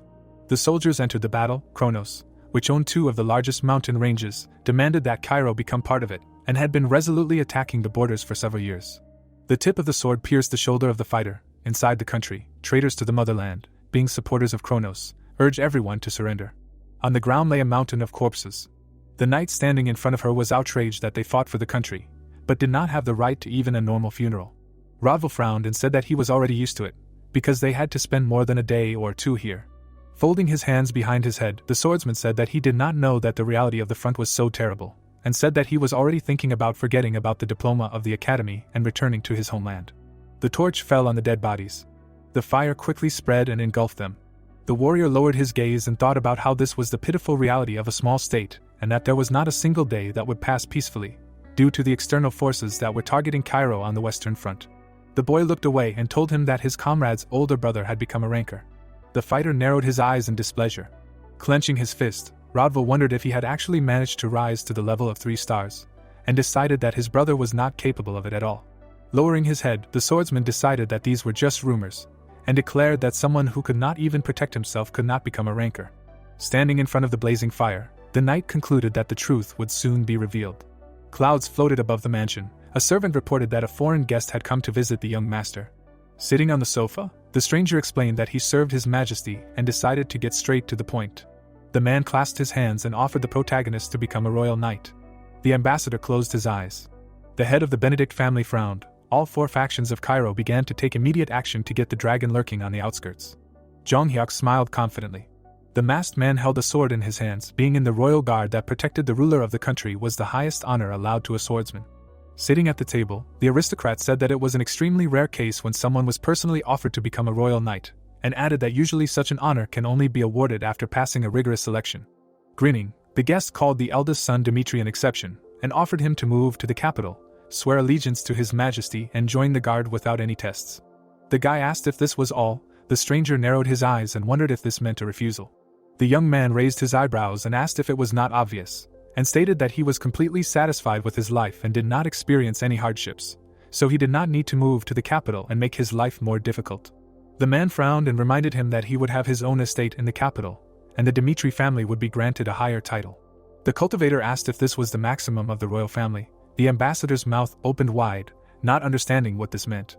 The aristocrat slammed his hand on the table and stated that his comrade was greatly mistaken, because His Majesty wanted to get him into the ranks of the guards, as he highly valued his future potential. The nobleman frowned menacingly and said that in his current position, such a reward was already an unaffordable luxury. The master narrowed his eyes and concluded that he was the one who was mistaken. 5 days ago, Count Gregory's man had put his hand on his chest and promised him an estate in the capital, thousands of pylon of land, and a mountain of jewels. The stranger's mouth dropped in shock when he heard that the Gregorys also wanted to become related through a political marriage, and he concluded that the villains from the Kronos Empire faction had already made their move. The protagonist looked down and explained that 3 days ago, the Denver family had wanted to become his patron, and yesterday, a man from the Benedict family had come and made an even more astonishing offer. The ambassador frowned tensely and knew it was all over when Jong Hyuk explained that he had been offered to triple the reward promised by the other families and make Dimitri a Viscount family within a month. The nobleman clenched his fists and concluded that they were too late. With his mouth wide open, the nobleman asked the heir to choose them, and explained that all of these people were terrible traitors who wanted to swallow the kingdom whole. The soldier was enveloped in a powerful aura. The guest told him that thanks to the captain of the Royal Knights, nicknamed the First Sword of Cairo, they still managed to suppress attempts at rebellion. The guy frowned. The stranger said that the royal power was already occupied, and the laws were deaf and blind to them, but it was hard for the royal family to fix this. The man narrowed his eyes and said that Cairo was a small state, so even their offer could cause discontent among the nobility, and all they could promise was a place as a royal knight. The ambassador put his hands on the table and begged his eldest son Dimitri to share his power for His Majesty. The young man grinned and thought that for him, the 12th son of the heavenly demon, this was an extremely familiar situation when 4 forces were against 1 kingdom. The cultivator crossed his arms and explained that the offers from the previous 3 ambassadors and the royal power did not sound tempting to him, so he would not accept any of them. The noble smiled when the master said that he had no plans to compromise his moral principles now, and thought that he still had a chance. The warrior stood up and asked him to leave. The noble bowed his head and declared that he would wait for the day when the heir of the Dimitri family swears allegiance to His Majesty. A bright light illuminated the protagonist. He did not plan to kneel before any of the authorities, so the 4th offer was the 4th refusal. Jung Hyuk smiled and decided that if they were going to be his enemies anyway, it would be better to stall for time, keeping his distance with all his might. The tip of the sword touched the ground. The boy adjusted the sleeve of his shirt. Makin put his hand to his chest and introduced himself as a member of the Valhalla intelligence agency. The young man frowned and asked what was wrong. The cultivator leaned on his sword and reminded him that he had already expressed his opinion to the Denver family a few days ago. The man smiled broadly and apologized for using such an unsightly method to meet. Bowing, the ambassador explained that he had to abandon the usual methods when there were so many prying eyes around, and asked his comrade to consider that Valhalla was serious. Extending his hand, the servant said that citizenship was a matter that was not so easy to resolve, and promised to grant the heir the title of Viscount and fertile lands, including a mountain with iron deposits, so that he could preserve the traditions of the blacksmith's craft. The master frowned and decided that this was actually a good offer. Makin narrowed his eyes slyly and said that he would have the opportunity to become stronger. The vault was sealed with chains. The man promised his eldest son Dimitri to provide access to it in a special manner. The warrior's eyes widened in surprise and he thought about how Valhalla's personal vaults contained spiritual teachings, sword techniques, and other legacies of past generations.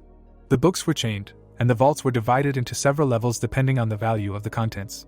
With his hands behind his back, the ambassador spoke about how Valhalla would conquer the entire continent in the future and rise to the top as the only empire, adding that staying in the kingdom of Cairo was the shortest way to say goodbye to life.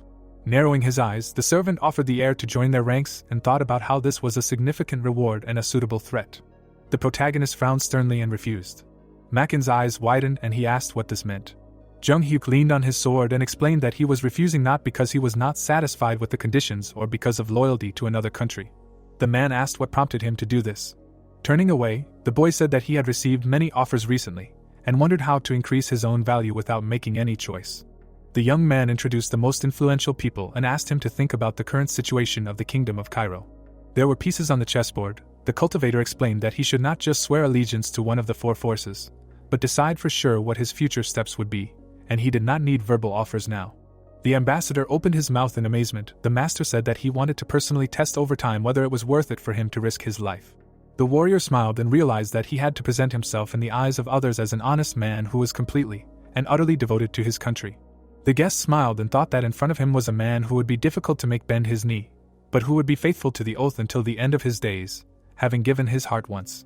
Raising his hand, Makin said that he did not know how the eldest son Dimitri planned to test the value of Valhalla and warned that they could not wait too long.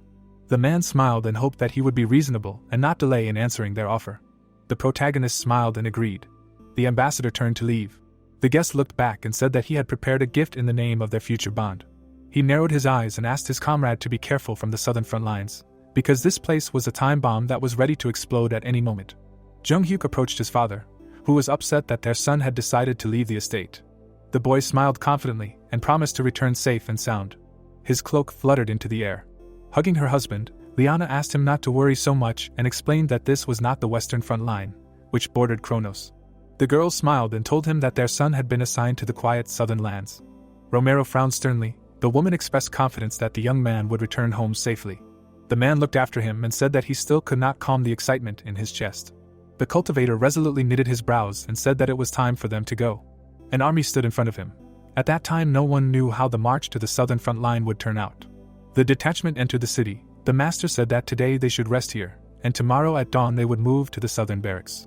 The soldiers carried things to the inn. They were glad that the master had rented rooms for them, while other aristocrats were distributing their subordinates to camps. The warrior looked away when someone knocked on his door. The protagonist went down and heard someone's disgruntled cries. The stranger raised his hand and called himself the second son of the Albert family. Henry grinned and introduced himself. Some time ago, Jong Hyuk read a letter. The author wrote that he had received news that the heir had gone to military service. The guy was sitting in his room. The sender said that he could not watch how the one who could become his man in the future was fighting in a foreign land, risking parting with his life. The young man looked down and introduced the head of the Benedict family, who was the one thanks to whom he was sent to the southern front. The Marquis wrote that his family would always wait for his eldest son, Dimitri. There were letters on the table. Several months had passed, but the aristocrat still did not want to let the cultivator go just like that. The master frowned and decided that there was no one who could better repel the royal knights. In the memory, Makin smirked. The nobleman thought that the southern front was calm, while the Valhalla intelligence agency called him a time bomb. The warrior wanted to personally verify this information. Henry pointed at himself and introduced himself. The boy smiled slyly and asked how commoners dared to oppose him, the descendant of a famous family of the Kingdom of Cairo. Chris frowned in displeasure and sighed. The protagonist approached him and asked what was wrong. Looking away, the young man explained that this man claimed that they needed to leave, and added that he had already tried to say that they had rented the entire building, but he continued to instruct. Jong Hyuk's eyes sparkled and realized that Albert was a family that no longer had a reputation, which meant that its heir was talking too much, taking advantage of the past merits of his ancestors. The boy approached him and asked why they needed to leave. The knight pointed at him and asked if he was the owner of these soldiers. The youth frowned and confirmed this. The swordsman placed his hands on his waist and said that the cultivator should understand that he should not be angered since they were all heading to the southern barracks. The scoundrel frowned angrily and said that he would give them 10 minutes to leave here. The master wondered with the corners of his lips if this was the reality of the provincial Dimitri family, and replied that he was not going to leave the inn. The warrior took out his sword and said that there was an easy way to solve this problem. The protagonist raised his weapon and asked the enemy to do the same. Jong Hyuk frowned sternly and promised to give up the inn if he was defeated. Henry clenched his teeth in anger and asked how he dared to say such a thing. Suddenly, his soldier's eyes widened in fear. The fighter ran up to the master and asked him to stop right now, because the eldest son Dimitri was in front of them. The man opened his mouth wide and told him that the Baron's heir had recently entered the rankings as the youngest ranker. The boy looked away in amazement and wondered if it was true. Demonic eyes lit up behind the boy. The knight remembered how he had killed the head of the family's eldest son during the war with Barco right in front of his eyes. The young man's eyes began to emanate energy. The swordsman mentally called him a demon who knew no mercy. The scoundrel shuddered in fear when the cultivator asked where his sword was. Henry looked up at him and concluded that he would die as soon as he drew the weapon from its sheath. The boy looked away and said that he had completely forgotten that he had agreed to meet. Putting his hand to his head, the knight apologized for this incident and suggested that they end it here. The swordsman narrowed his eyes in displeasure, and was indignant that someone had shown disdain for the Albert family. The master approached him closely. The villain ran out of the inn in fear. The warrior looked sternly after him and wondered if this was the reality of the southern front. The man opened his mouth in shock. The aristocrat clenched his teeth in anger. As many as 3 similar situations had happened that day. The nobleman burst into tears, each of them left immediately upon learning that the eldest son Dimitri was in front of him. Standing behind the counter, the bartender said that this often happens here, and explained that, unlike the western front, the southern one is not as dangerous due to its tolerable relations with the kingdom of Hector. Holding a barrel in her hands, the woman said that all the children of the aristocracy who could not avoid military service tried to get here, calling the southern front a resort. The main character was sitting at the bar. The owner of the inn concluded that this was the best place for nobles to serve in the military. There was a map on the table. Jong Hyuk leaned over her and remembered that 48 days ago, the Hector Kingdom's intelligence service had crossed the border and checked the situation on the southern front, and after that, 3 more such sorties were noticed. Standing in front of the window, the boy thought that it was impossible to say for sure that they were planning to start a war, but even judging by the latest fragmentary information, the current southern front was not so safe. The young man smirked when he fancied the familiar smell of blood on the tip of his nose. Bale, sternly knitting his eyebrows, introduced himself and said that the soldiers who were sent to the southern front must learn the basics of war within the next 3 weeks. The boys yawned and fell asleep standing up. The man added that after that, they would be formed into a reserve force, in which they would spend the rest of their service. The cultivator frowned sternly. The commander explained that regardless of their title before service, within the walls of the barracks they were all soldiers who did their duty. The Viscount folded his hands behind his back and warned that those who violated the regulations and acted arbitrarily would be sent to the Western Front as punishment. The master smiled and asked if this was really called punishment. However, the guys standing next to him tensely pursed their lips. Clouds floated across the sky. The captain announced that they would be informed of the training schedule in the evening, and asked everyone to unpack their things at their new place of residence. The warrior looked back when the knight approached him and said that the instructor would like to meet him alone. Bale smiled happily and asked if his comrade was tired on the way to the southern lands. Sitting at the table, the protagonist replied that everything went well. The man grinned and asked him to make himself comfortable. The commander placed his cup on the table and said that he was very excited when he learned that his eldest son, Dimitri, had been assigned here. Sitting across from him, the Viscount explained that the news that the Baron's family had an undiscovered genius excited him, and said that he had called him here to clarify something. The captain frowned and asked if it was true that the head of the Benedict family had worked hard to get him assigned to the southern front. Taking a sip from his cup, Jong Hyuk confirmed this and added that he had not asked him to do so. The knight grinned and concluded that the Marquis was trying hard to curry favor with him. Bale imagined the shining city and realized that he had to establish a relationship with the heir in advance so that he would have a chance to get into the central government. The man smiled broadly and explained that he wanted to prove himself to the aristocrat. The boy looked at him carefully. The commander said that the southern barracks were nothing compared to the luxurious life of the central government, and promised to make sure that the cadet did not feel lacking in anything. The military base was in the middle of the forest. The Viscount asked the ranker to tell the head of the Benedict family about his generosity and mercy the next time they met. The youth smirked and thought that this was a rather frank statement, but he had no particular reason to refuse. The cultivator walked out the door, and someone called out to him. Henry put his hands on his hips and said that the eldest son Dimitri touched the wrong person, because his relatives on his mother's side belonged to the Frank family. Putting out his index finger, the boy said that the captain was his uncle, and asked if the offender realized what a mistake he had made. The master asked what was wrong with that. The aristocrat waved his hand and said that the ranker did not realize the whole situation. Opening the door, the nobleman asked him to wait here and offered to see if he could remain as confident as he was now. The warrior frowned with displeasure. The knight asked what upset his nephew. The scoundrel told him that a man from the Baron's family had threatened his life. Bale, engulfed in fire, asked who dared to touch his nephew and threatened to raze the offender to the ground. Henry said that he was right in front of the door. However, there was no one else here except the main character. The man grinned angrily and slapped the boy. The aristocrat widened his eyes and wondered what the hell was going on. In the past, the nobleman smiled and called out to his uncle. The commander closed his eyes and called out to him. The Viscount took the child in his arms. They had been very close since childhood. There was a time when the cadet loved him even more than his parents. The fighter grabbed his cheek and stared at him in fear. The scoundrel shed tears and asked what was going on. Looking back, the captain apologized for this situation and thought that no one knew what heights the eldest son Dimitri would be able to reach in the future. The knight concluded that he should have properly approached the upbringing of his nephew. Jung Hyuk put his hand on his belt and said that he would close his eyes to it for his sake. Clouds floated above the garden. The boy said that it was time for him to go. Opening his mouth in anger, Bale shouted that the head of the Benedict family was looking after the ranker and asked if there was any benefit in having such a person as an enemy. Henry frowned in displeasure and asked how his uncle could hit him. Kneeling in front of him, the man asked when his nephew would grow up and explained that he would not be able to protect him if he behaved here the same way as in the Elbert family. The commander's eyes widened tensely. The Viscount smiled and decided that today's incident might have left a bad impression on the ranker, and declared that from now on his nephew would always be by his side, from training to forming a reserve army. The boy's mouth dropped open in shock as the captain asked him to befriend Dimitri's son. The nobleman's face broke out in a cold sweat as the knight threatened to send him to the Western Front if he disobeyed. The light was on in the room. Smiling, the young man thought about Bale giving him a private room and decided that it was quite easy to control people who did not hide their ambitions. The cultivator looked ahead and concluded that life in the barracks would be good. The building was located on an empty plain.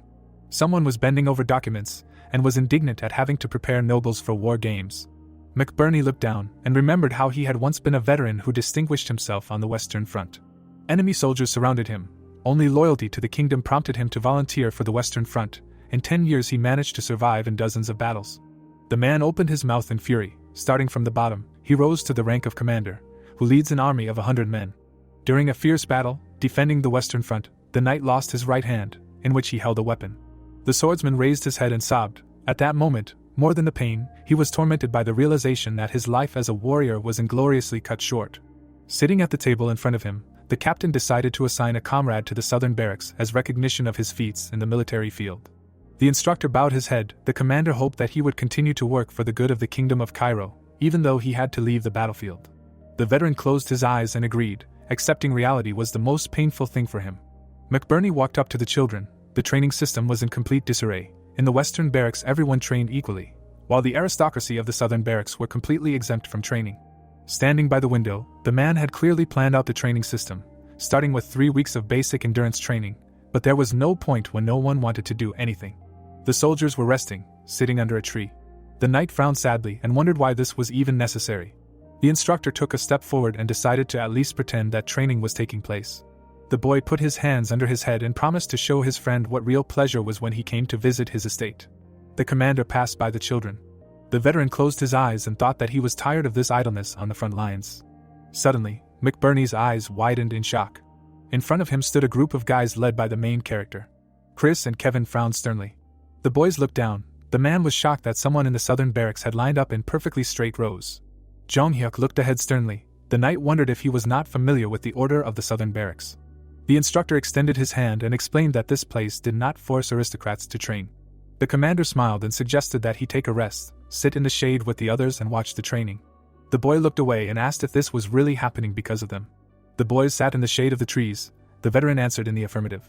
The young man lowered the corners of his lips and said that an enemy attack on the battlefield does not discriminate people by status, and that war does not only take place on the plains. The cultivator imagined the shore of a lake and explained that a leader must be as strong as his soldiers in order to fulfill his duties regardless of the landscape. The master frowned and concluded that the person in charge of giving orders must also undergo training. McBurney stared at him in surprise. The warrior added that training was a process that would help soldiers unlock their potential and gain experience. The man frowned tensely and concluded that he had a perfect understanding of the purpose of training. Folding his hands behind his back, the protagonist declared that he did not need this condescending smile, and said that he was ready to cast aside his status and undergo any training that was ordered. The instructor clenched his fist and realized that this was the first aristocrat he could remember who had expressed his willingness to follow the training properly, and that people risked their lives for those who were ready to accept them. The commander approached the platform and thought that now he had no desire to compromise with the others. The knight frowned and decided to give it his all in these 3 weeks. The veteran opened his mouth wide and took a deep breath. McBurney raised his hand and announced the beginning of the first week of endurance training. Jung-hyuk jumped off the ground, the man's determination opening the door to training hell. The boy broke out ahead, leaving his comrades behind. Chris and Kevin ran after him. The instructor explained that the purpose of this training was to prepare for the outbreak of a surprise war, to be able to react quickly at all times and in any situation. The commander clenched his fist and said that from now on, they would climb a mountain every day, regardless of the weather. The boy began to sweat and began to breathe heavily. Looking after his comrades who ran far ahead, the cadet asked who they were. The sky turned orange. The youth cut the air with his sword. The knight declared that this was a mental battle in which they did not know when the war would end. As the veteran passed the soldiers, he explained that they must push themselves beyond their limits with unlimited swing training. The cultivator looked ahead with confidence. McBurney promised to extend the training and reduce the sleep time for those who gave up. The moon reflected in the water. The boys decided that the rumors about the southern barracks being very easy to serve were a lie. The cadets were relaxing by the river, discussing how someone had made things even worse. The boy opened his mouth wide and asked them to moderate their ardor. Frowning, the soldier said that they had been called to serve, unlike the others, and was upset that they did not have enough time to change it. The boy looked up. The fighter explained that due to the short training period, there would be a difference between them. Henderson put his hand on his belt and asked how long they had been training. The warrior raised his hand and replied that they had only been training for a year, which made them inferior to those who had been training for several years. The young man frowned and said that his first training had started 3 months ago and asked if his comrade was saying that he hadn't been able to prepare due to lack of time. The cadet looked down at him and asked him not to make excuses and to give it his all.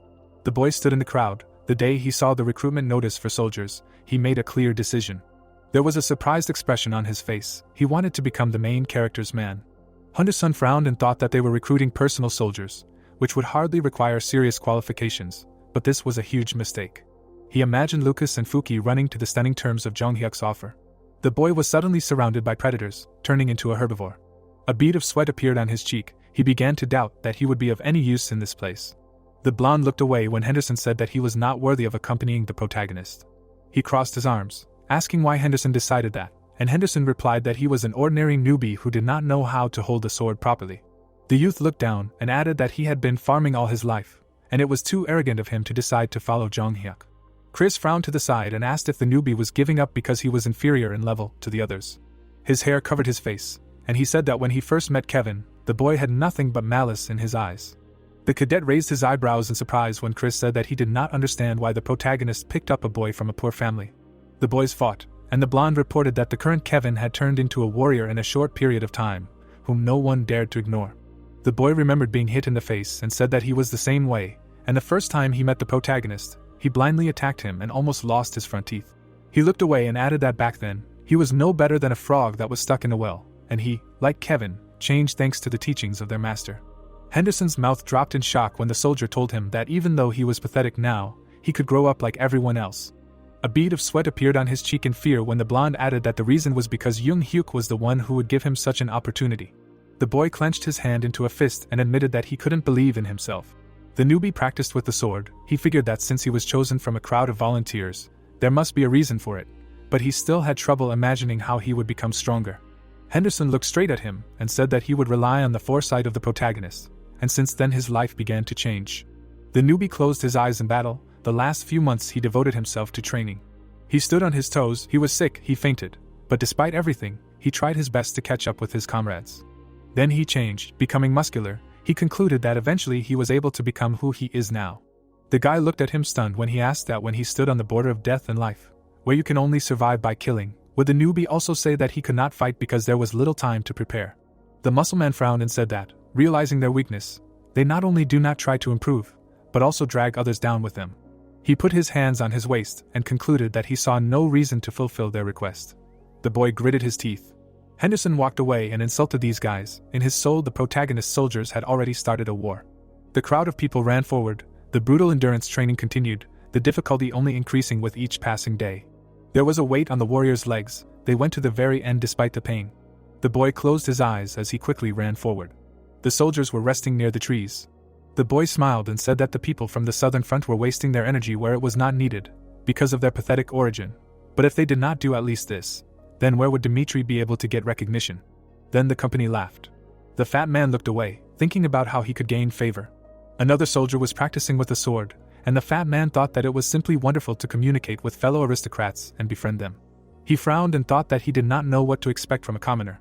Then the boy yawned and decided that somehow everything would work out on its own. A wooden door was visible. Jackson looked straight ahead and reported that over the past year, a squad of rangers had infiltrated the southern front a total of 48 times and studied 5 lines of defense.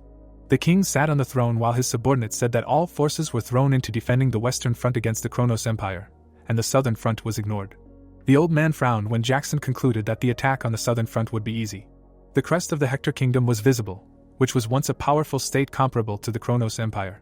The knights held weapons in their hands. Thanks to their enormous military power, it grew at an incredible speed, but after suffering a cruel defeat in the war with Valhalla, it sank to the very bottom.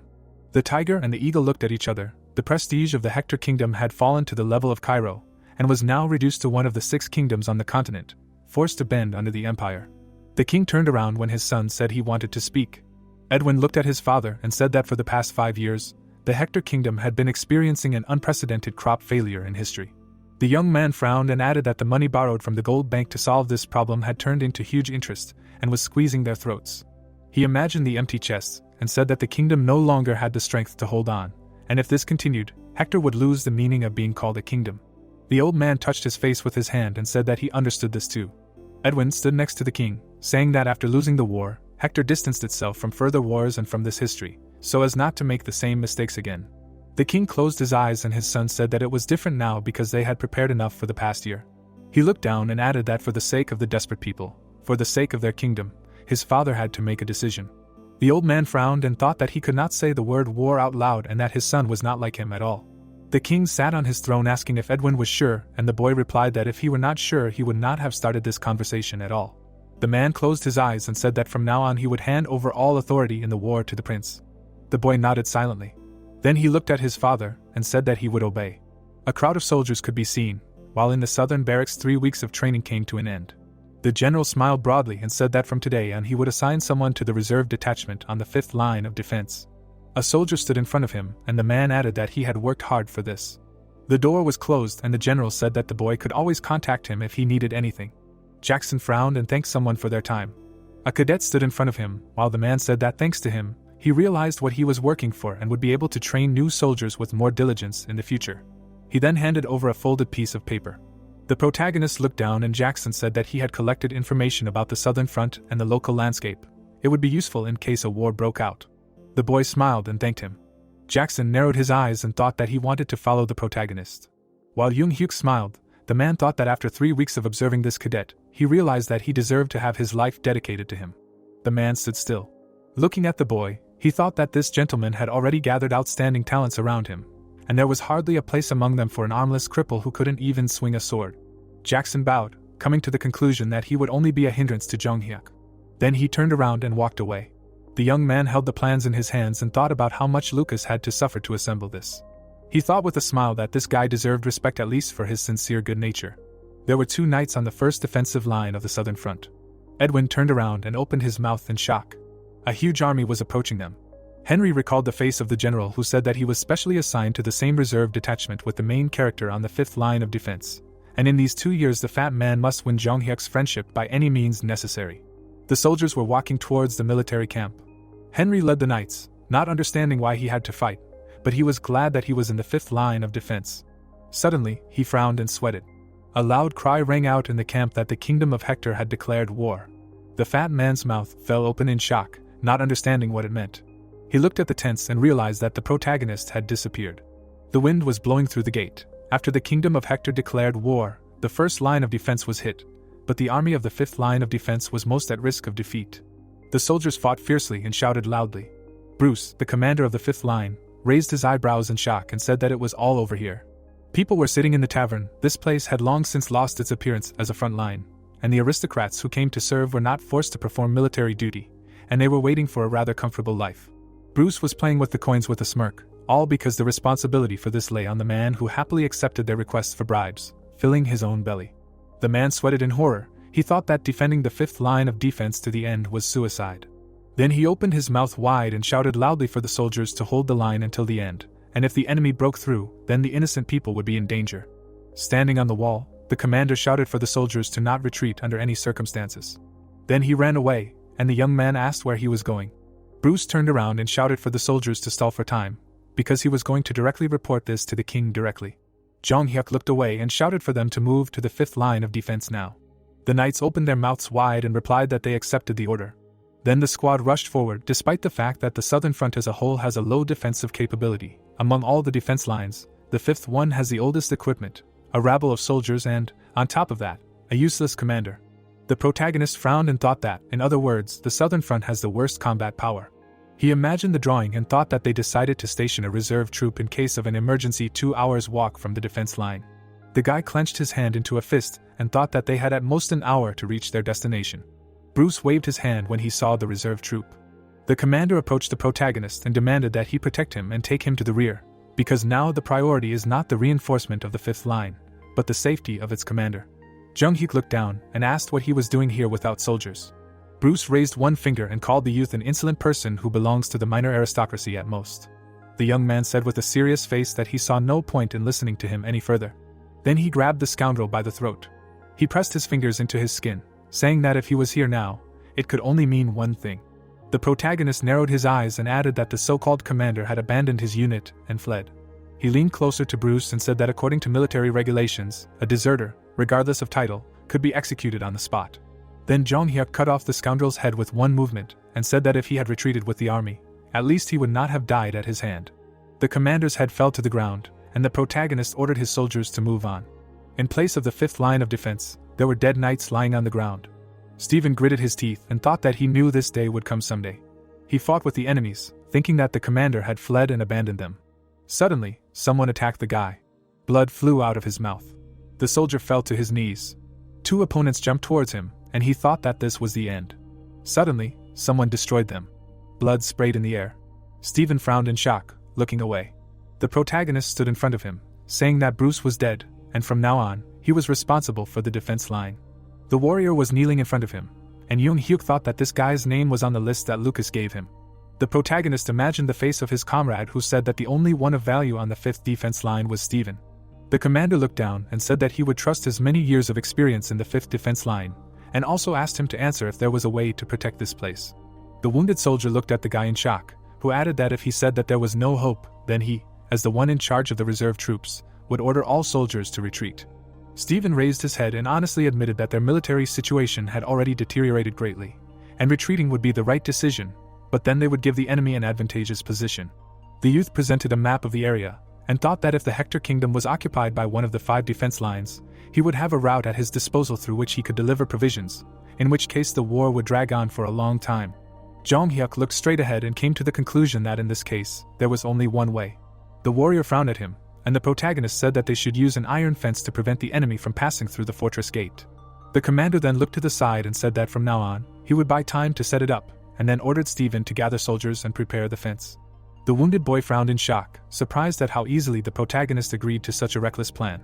He opened his mouth wide and shouted that it was very dangerous because even now the enemy was still in the fortress territory, and if they isolated it, they could not guarantee their survival.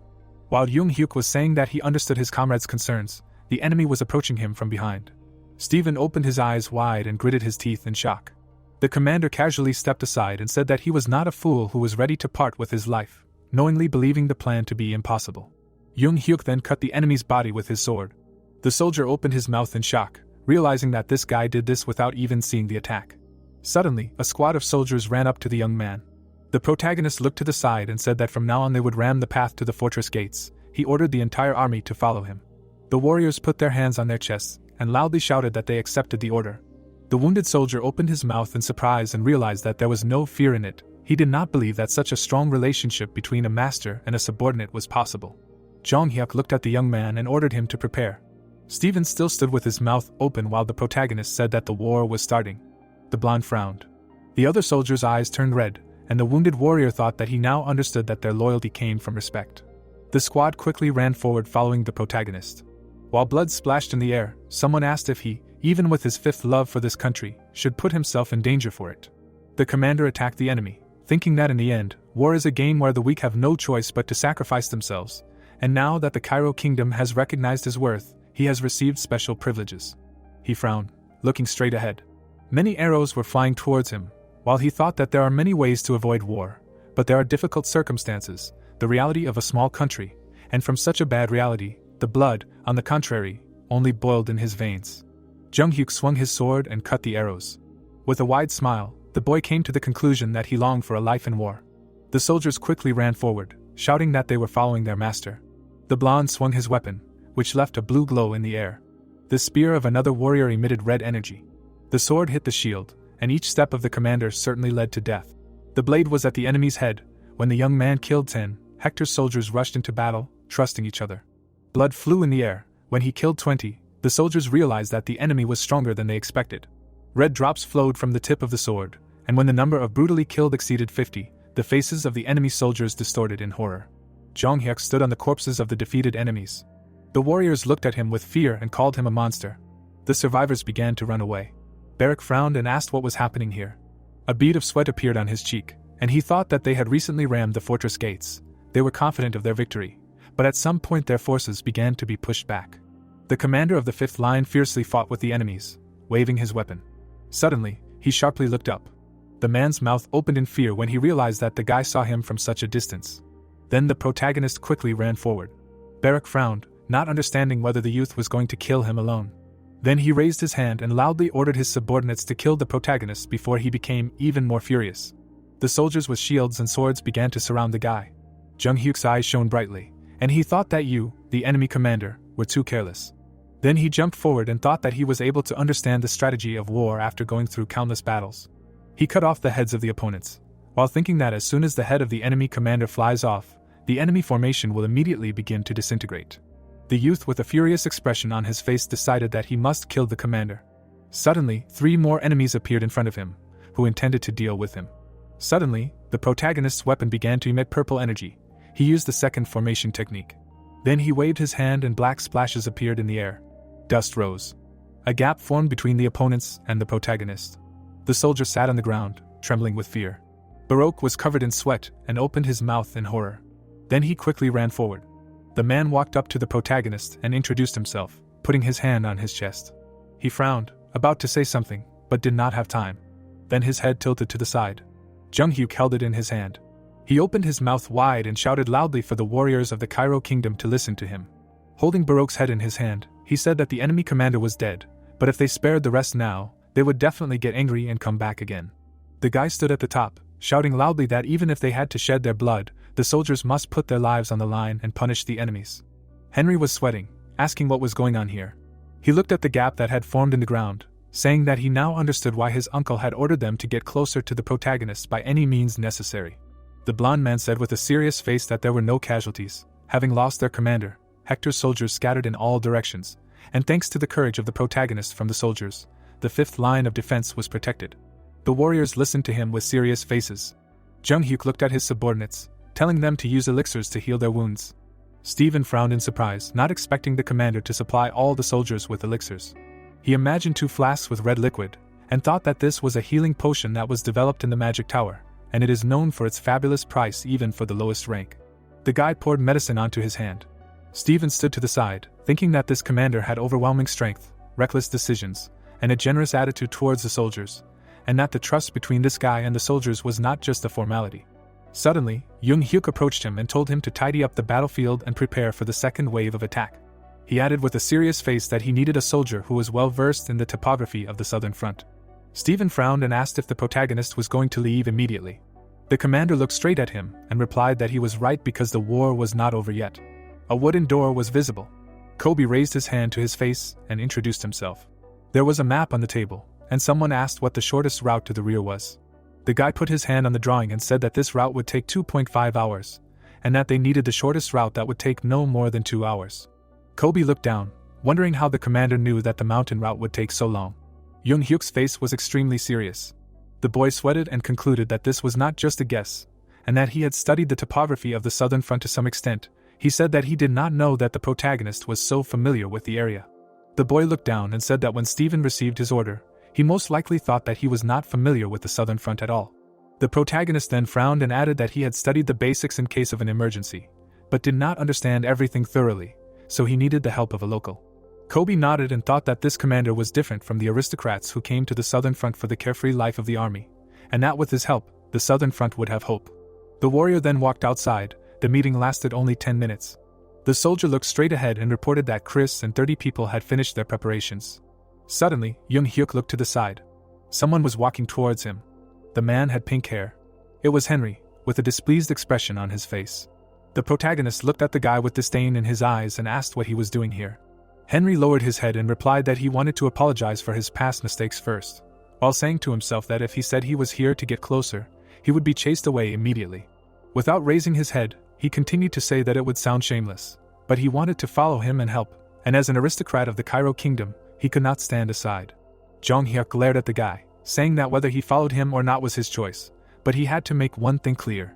Without taking his eyes off him, he added that if he interfered with his plan even a little, he would abandon him without hesitation. Some excitement and tension appeared in Henry's eyes from these words. After a while, the protagonist's foot hit the ground. He and his soldiers quickly ran after the guide. Henry, whose face was red from the strain, ran after them, saying to himself that they were too fast. Suddenly, surprise appeared in Kobe's eyes at what he saw. He stopped in front of a wounded soldier, and the protagonist, upon seeing him, asked if it was the soldier from the southern barracks.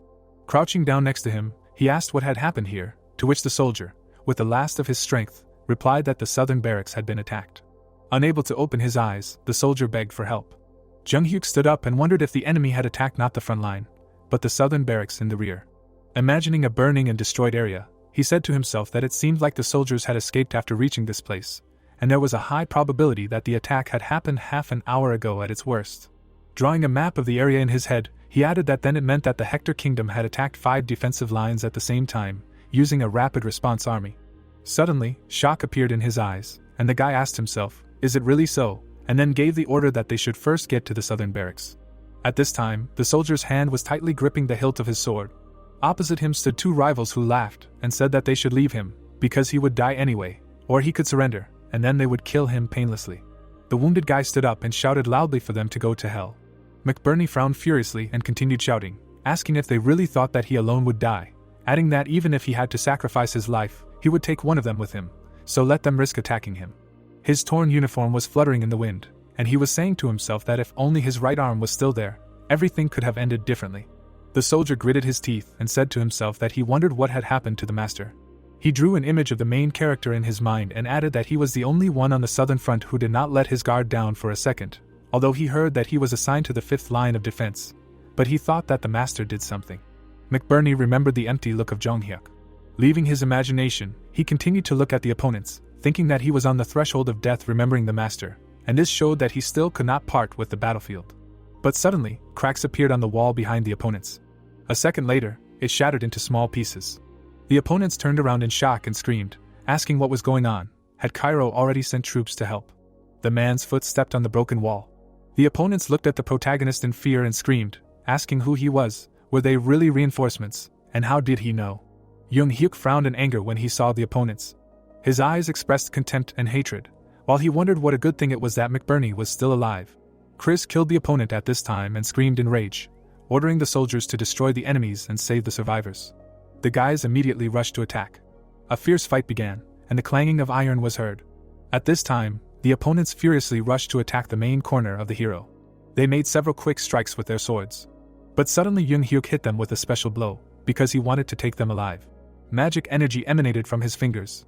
The opponents fell to the ground paralyzed, and the main character said to himself that he had pressed the points, and even if they woke up, they would not be able to move for some time. The soldier who saw this suddenly stopped running, shouting loudly that he needed to report to the higher-ups as soon as possible. But as soon as he shouted this, someone grabbed him tightly by the scruff of the neck. McBurney began to strangle his opponent, saying that he would definitely kill one. Life was quickly leaving the guy, drooling from his mouth. When the opponent died, McBurney fell to the ground without strength. Jong-hyuk approached him and said that he had worked hard, he could entrust the rest to him, and he himself should rest. Closing his eyes, the soldier thanked the master. After some time, the warm rays of the sun illuminated the building. Chris stood in front of the protagonist and reported that they had dealt with 12 soldiers of the Hector Kingdom and rescued 5 survivors, and according to the survivors' testimony, Viscount Bale was injured during the battle with the Hector soldiers and escaped from the mountain. He kept his hands behind his back as he reported this. After listening to the soldier, Jong-hyuk tensely knitted his brows and asked what about the Hector soldiers, while simultaneously saying to himself that the main forces of the Hector Kingdom had attacked the southern barracks and moved somewhere further, which meant that the number of troops was at least several hundred soldiers. Without moving from his place, Chris replied that all the commas were in one building, to which his master ordered that from now on no one should be allowed inside until he gave permission. The doors inside slowly opened, and the protagonist said to himself that the Hector Kingdom certainly had a reason to use a deceptive maneuver tactic, so he needed to find out everything. His eyes, full of hatred and contempt, stared into the darkness. There were 3 hostages inside. Approaching them, Jung-hyuk said that from now on, he would give them 3 minutes. If they answered his question correctly, he would kill them painlessly, and otherwise, they would suffer horribly until the very last moments of their lives. Hearing this, one of the prisoners opened his mouth wide and screamed at the top of his lungs for him to kill them. Looking at the one who screamed this, the protagonist asked what the purpose of the Hector Kingdom was. The hostage smiled mockingly and wished him to go to hell.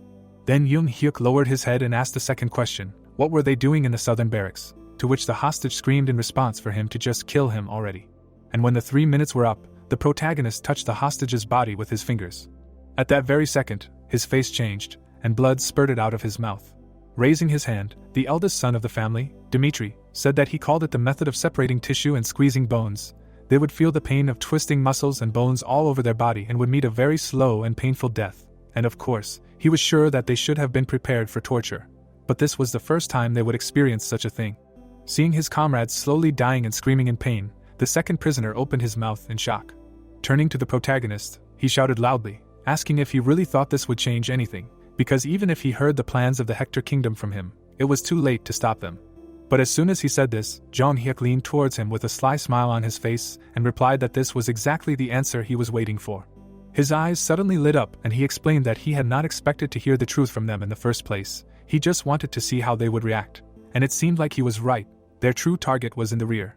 When the prisoner heard this, his eyes showed shock and confusion. The next second, the protagonist touched his forehead with his finger and said that it was time for him to die. After that, he left the dungeon and said to himself that attacking several points on the southern front at the same time was a distraction. If their plan was successful, it would mean that the southern front had already fallen. There was no fear or doubt in his eyes about his actions. At this time, Edwin, the prince of the Hector kingdom, was smiling contentedly. The protagonist stopped by McBurney's bed and asked what happened to the southern barracks, to which he stood up and replied that he would tell them everything. He lowered his head and said that they were attacked by the Hector kingdom 2 hours ago.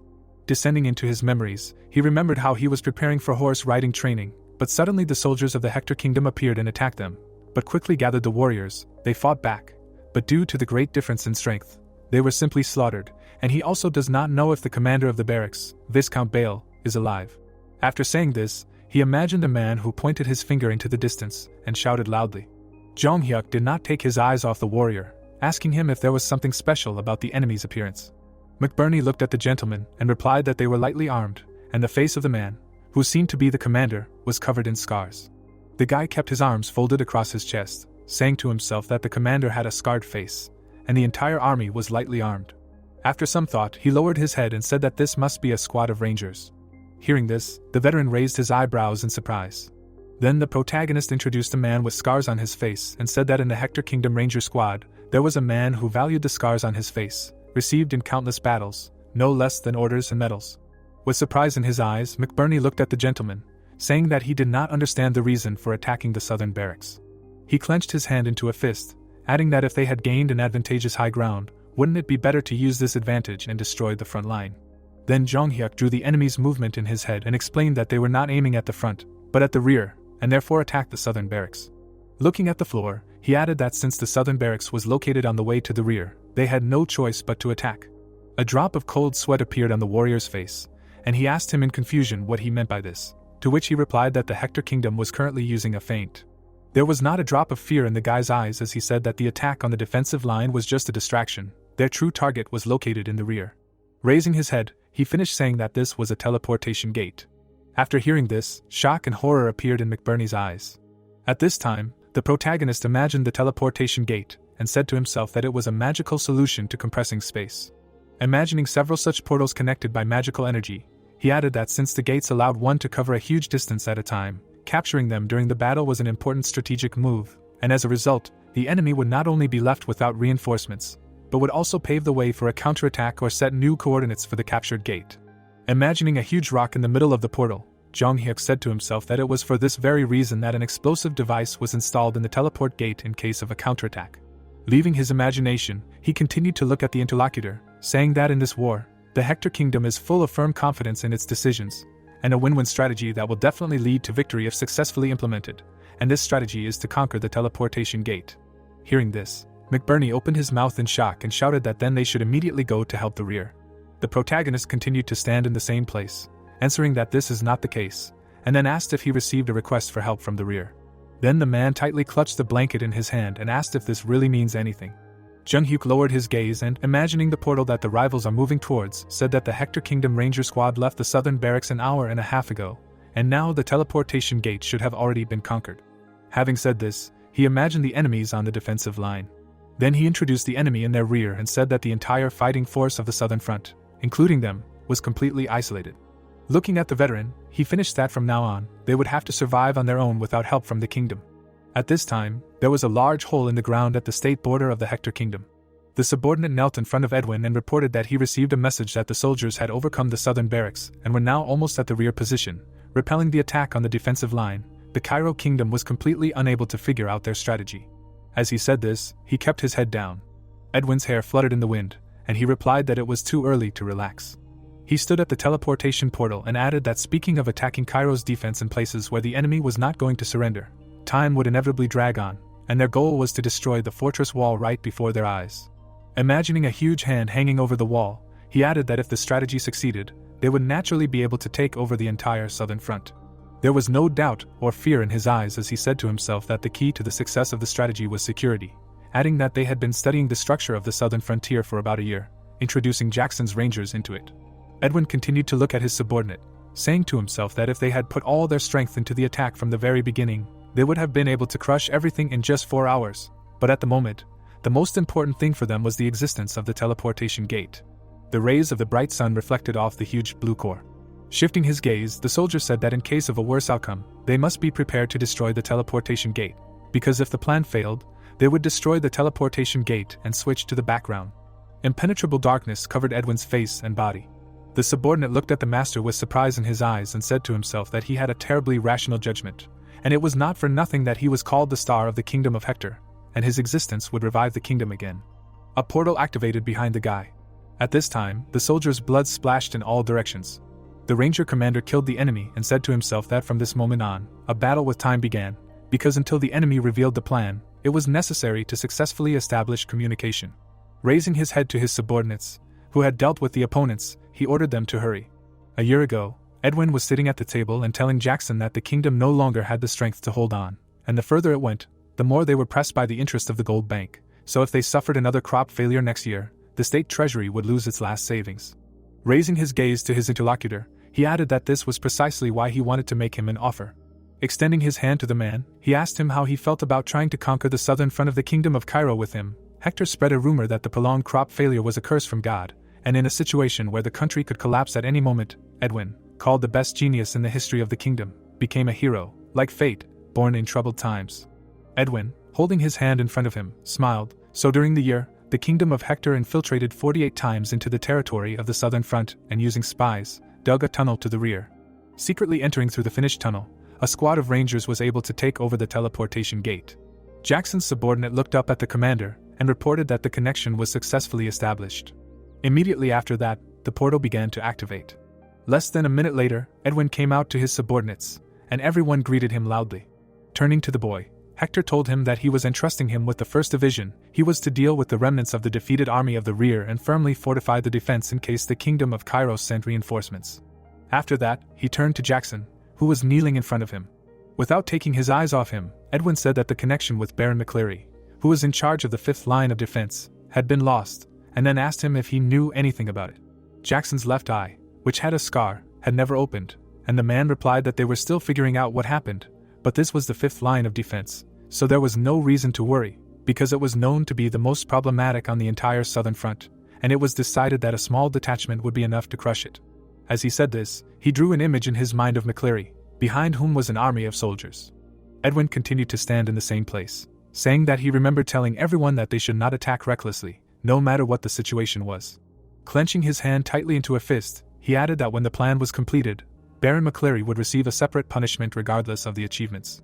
Having said this, Edwin introduced the protagonist, but he still did not notice that despite the detailed plan, 2 variables still formed in it.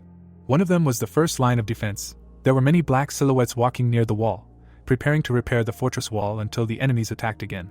A guy quickly ran along the wall to the commander, reporting that a message had arrived from the southern barracks.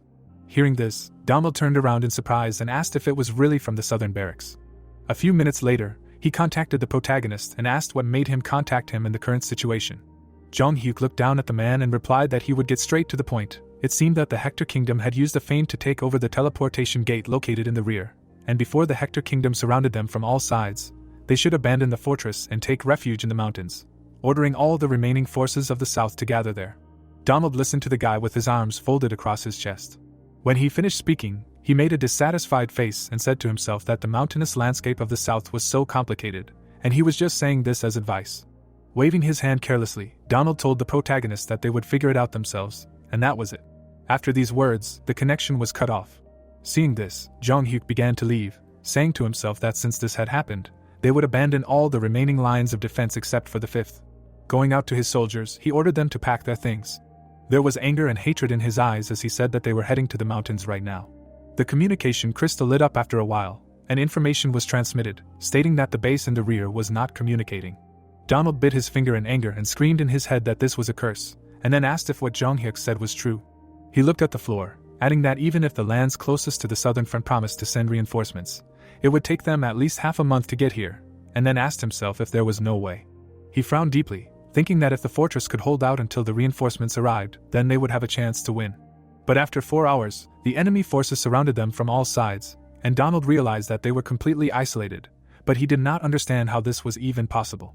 From the top of the wall, he looked at the enemy, saying to himself that they had occupied their teleportation gate, adding to their military strength, and the first line of defense was also blocked from all sides by Hector's soldiers. The rays of the sun illuminated the wall, which seemed to be about to collapse. Donald looked at the soldiers who were loading huge crossbows, and said to himself that he needed to calm down, because they had completely patched up the fortress walls, and they had also obtained materials for the defense of the fortress, so as not to repeat the mistakes made in the first battle. His men held their weapons in their hands without a drop of fear. Looking down, Donald shouted loudly for the soldiers to prepare for the attack, adding that everyone from the first line of defense listened to him, because the kingdom of Hector had recaptured their teleportation gate. A small army of soldiers stood at the wall. They stood in several rows, listening to the commander, who was shouting that because of this they were surrounded on all sides and that they could not hope for help from the kingdom to arrive immediately. There was no fear in his eyes, and he continued shouting that, as in the first battle, they needed to trust him and then they would definitely survive. When suddenly the soldiers heard a strange sound and immediately turned around. Donald also turned his head and asked what was going on, but saw that his subordinate was shaking with horror. The opponents put up a flash and blew their horns. Immediately after that, a large magic seal appeared. A huge fireball burst out of it. At high speed, it flew into the wall and exploded. The fire immediately pounced on the soldiers. Seeing the death of his comrades, Donald remembered the main character, who said that before the kingdom of Hector surrounded them from all sides, they should abandon the fortress and hide in the mountains, ordering all the remaining forces of the south to gather there. Horror and fear filled the eyes of the commander, and he said to himself that the guy was right. When suddenly he saw an enemy in front of him, who made a quick strike. A second later, his severed head was picked up by an enemy soldier and loudly shouted that they had the head of the commander. Jackson bowed his head to Edwin, who said that thanks to the fact that they suppressed the main line with a flash, the fortress was taken without major losses, and if this continues, then very soon they will be able to capture the entire southern front. He looked up and said firmly that time was on their side, and now they needed to arrest all the surrendered soldiers and lock them in one place so that no more surprises would arise, and they would also need a lot of weapons to effectively negotiate with the Cairo kingdom, and depending on the situation, they would use the hostages as a pretext for a deal. His men quickly tied the hands and feet of the captured opponents. Jackson raised his head and firmly said that he would do everything as needed. After that, Edwin frowned and said to himself that this was a perfect plan, and then asked himself where this anxiety came from. What the hell was he missing? He looked into the distance, while his cloak fluttered in the wind, when suddenly his subordinate appeared out of nowhere and shouted loudly that things were bad. Running up to his master, he reported that he was told that Baron McCleary died on the battlefield, and because of this, the connection was cut off. Hearing this, Edwin turned around with his eyes full of rage and asked who had given him this information, then ordered to take him there quickly. The guy who was under McCleary's command sat with his eyes downcast and quietly said that he was confident at first, because the fifth line of defense looked like it was completely unprepared for war. Edwin stood in front of the wounded but surviving soldier. The guy did not raise his head to his master, saying that as soon as the second battle began, they successfully rammed the gate, and Baron McCleary ordered to destroy the fortress. But unexpectedly for everyone, the soldier grabbed his head and said that it was then that the monster appeared. After these words, surprise appeared in Edwin's eyes, and he asked himself what kind of monster. Then the warrior who remembered the main character who went at them alone said that his power was so great that he couldn't even believe his eyes. The monster single-handedly dealt with many of his comrades, and it was worth him blinking a couple of times, as dozens of soldiers immediately fell from his blade. He remembered how Jung-hyuk with his eyes burning swung his sword in all directions. He remembered the blood flying in all directions and added that even the swordsman of the aura fell from one blow of his, saying goodbye to life in the blink of an eye. Cold sweat poured down the soldier's face from such memories, but he continued to say that the presence of this monster alone turned the entire battle into a massacre. Edwin looked at the guy who began to repeat the word monster over and over again. After a short pause, he began to leave, saying to himself that if he thought about it, he heard that the youngest ranker of Cairo was assigned to the southern front. Veins stood out on the boy's face from anger, and he added that they had made perfect preparations this year, but an unexpected variable appeared, and it was the main character. Edwin walked ahead and ordered Jackson, who was walking behind, to report the situation, to which he reported that they checked the fifth line of defense, but did not find Cairo's soldiers. When Edwin sat on the throne, he finished saying that it seemed that they had escaped to the mountains, and if he ordered, he would immediately form a detachment to pursue. Then the master raised his hand and replied that the situation had already deviated, they had captured the southern front, and it was time to begin negotiations with the Cairo kingdom. At this time, the warm rays of the sun illuminated the royal castle of Cairo. The king looked at the butler and asked when they would arrive, to which he confusedly wiped the sweat from his face and replied that he was very sorry. But one way or another, the news was sudden and it would take everyone a long time. Hearing this, Daniel slammed his fist down on the table. He pictured the nobles in his mind and said to himself that he could not make a decision on his own, because he could only move troops with the consent of the nobles who had great power. There should have been 3 more people in the hall besides him. Suddenly, the king looked up at the corridor from which familiar voices were coming. The first to enter the hall was the Marquis of the Benedict family, who said that he was a little late because his carriage had broken down on the way here. After him, Count Denver, a confidant of Valhalla, and Count Gregory, a confidant of Valhalla, entered. Everyone sat down in their seats, and Gregory asked if it was true that the kingdom of Hector had attacked the southern front. Then the king lowered his head and replied that the kingdom of Hector had crossed the state border and unexpectedly attacked the defensive fortresses, and if this continued, the southern front would be in great danger. Hearing this, the Marquis of the Benedict family glanced at Daniel out of the corner of his eye and asked if they shouldn't send troops there right away. Hearing this, the king raised his head and said that he would consider it consent then and would send troops to the southern front right away, while silently saying to himself that the old man was really impudent. A few minutes later, the Marquis opened his mouth in shock and shouted, asking if the teleportation gate had been captured. The king imagined how they were all separated from each other, and silently said that in the end, the government system divided into 4 factions had only made the problem worse. Abandoning his imagination, he slammed his fist on the table with all his might and shouted, asking how they planned to fix this situation. The veins on his face stood out in anger, and he continued shouting that if they had given in and at least allowed the king to make the decision alone, the southern front would never have been in such danger. The guy pointed his finger at the aristocrats and added that what happened was entirely on their conscience. Immediately after these words, a soldier burst into the hall and loudly reported that the kingdom of Hector had contacted them via magic transmission. A few minutes later, the king and the aristocrats connected with Edwin, who said that they were demanding retribution for the war. He looked at those present and added that they were demanding that the cost of the southern front be assessed and compensated in gold. From what he heard, the Marquis's mouth involuntarily opened and he shouted loudly, asking if he really thought he had the right to make such a statement, having unleashed a war without a reason. Edwin's face did not change from these words, and he gave them only 3 days, and if the conditions were not met by then, the southern front would be annexed to Hector's domains, and if they seemed to be dragging out time under the guise of agreement, then none of the hostages of the southern front would be able to return alive. After what was said, hatred and anger appeared in the guy's eyes. As soon as he finished speaking, the connection with the Cairo kingdom was cut off. He recalled the dry lands of his kingdom and said to himself that the prolonged crop failures had dried up the treasury, and because of this, interest from the gold bank was piling up. He folded his arms and added that for the sake of the suffering people, he was willing to become not the star of Hector, but the most cruel demon in history in order to save his people. His eyes lit up at these thoughts. Daniel closed his eyes and said that from the moment the teleportation gate fell into the hands of the enemy, they were left with no choice. He tightly clutched a small handkerchief in his hand and added that by paying the compensation demanded by the Hector kingdom, they would at least reduce their losses. Hearing this, the Marquis of the Benedict family, who was sitting nearby, said that if they did so, they would definitely ask for a huge amount. Then the king looked at the old man with a mad look and shouted, asking if they really had a choice, so he would give them another option. Gregory closed his eyes silently.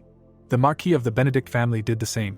Daniel, seeing this, gritted his teeth in anger and said to himself that this was not even funny, because not long ago they were gnawing at each other's throats for power in this tiny country, and when faced with a real threat, they immediately dropped their hands.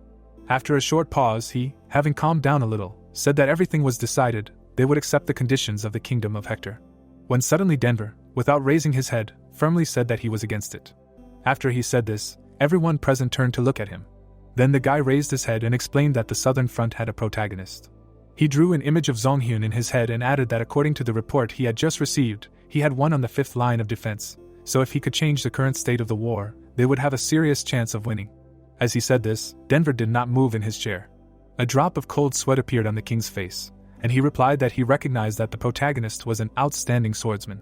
But suddenly, he lowered his gaze and quietly said that the star swordsman who had just come of age was a blessing for the Cairo kingdom, but he could not influence the course of the war by himself. After saying this, Daniel imagined Jung-hyuk standing alone against the entire army of the Hector kingdom.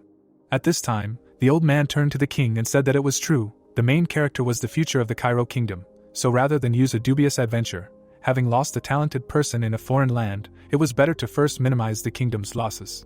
Hearing this, Denver glanced at the people present out of the corner of his eye and said to himself that as expected, they did not suspect the true strength of this guy, because he himself was only able to obtain information because he belonged to the faction of the Valhalla Confidants.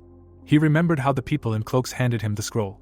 After reading everything written inside, the boy realized that the protagonist's skills and abilities were superior to 4-star swordsmen, so he was the only variable that could defeat the enemy, but he did not need to share this information with others. After leaving his memories, Denver raised his hand and said that if everyone thought so, then he would not insist on his own either. When suddenly, he held up 3 fingers and firmly said that only 3 days were needed. He smiled confusedly and asked how about waiting for just 3 days, and if there was no change in that time, then they would accept the Hector Kingdom's offer. After receiving such an offer, Daniel frowned and firmly said that they would do so. He sat on the throne unwaveringly, adding that from now on, the Cairo Kingdom would begin to prepare for 2 outcomes, a war with the Hector Kingdom and a truce.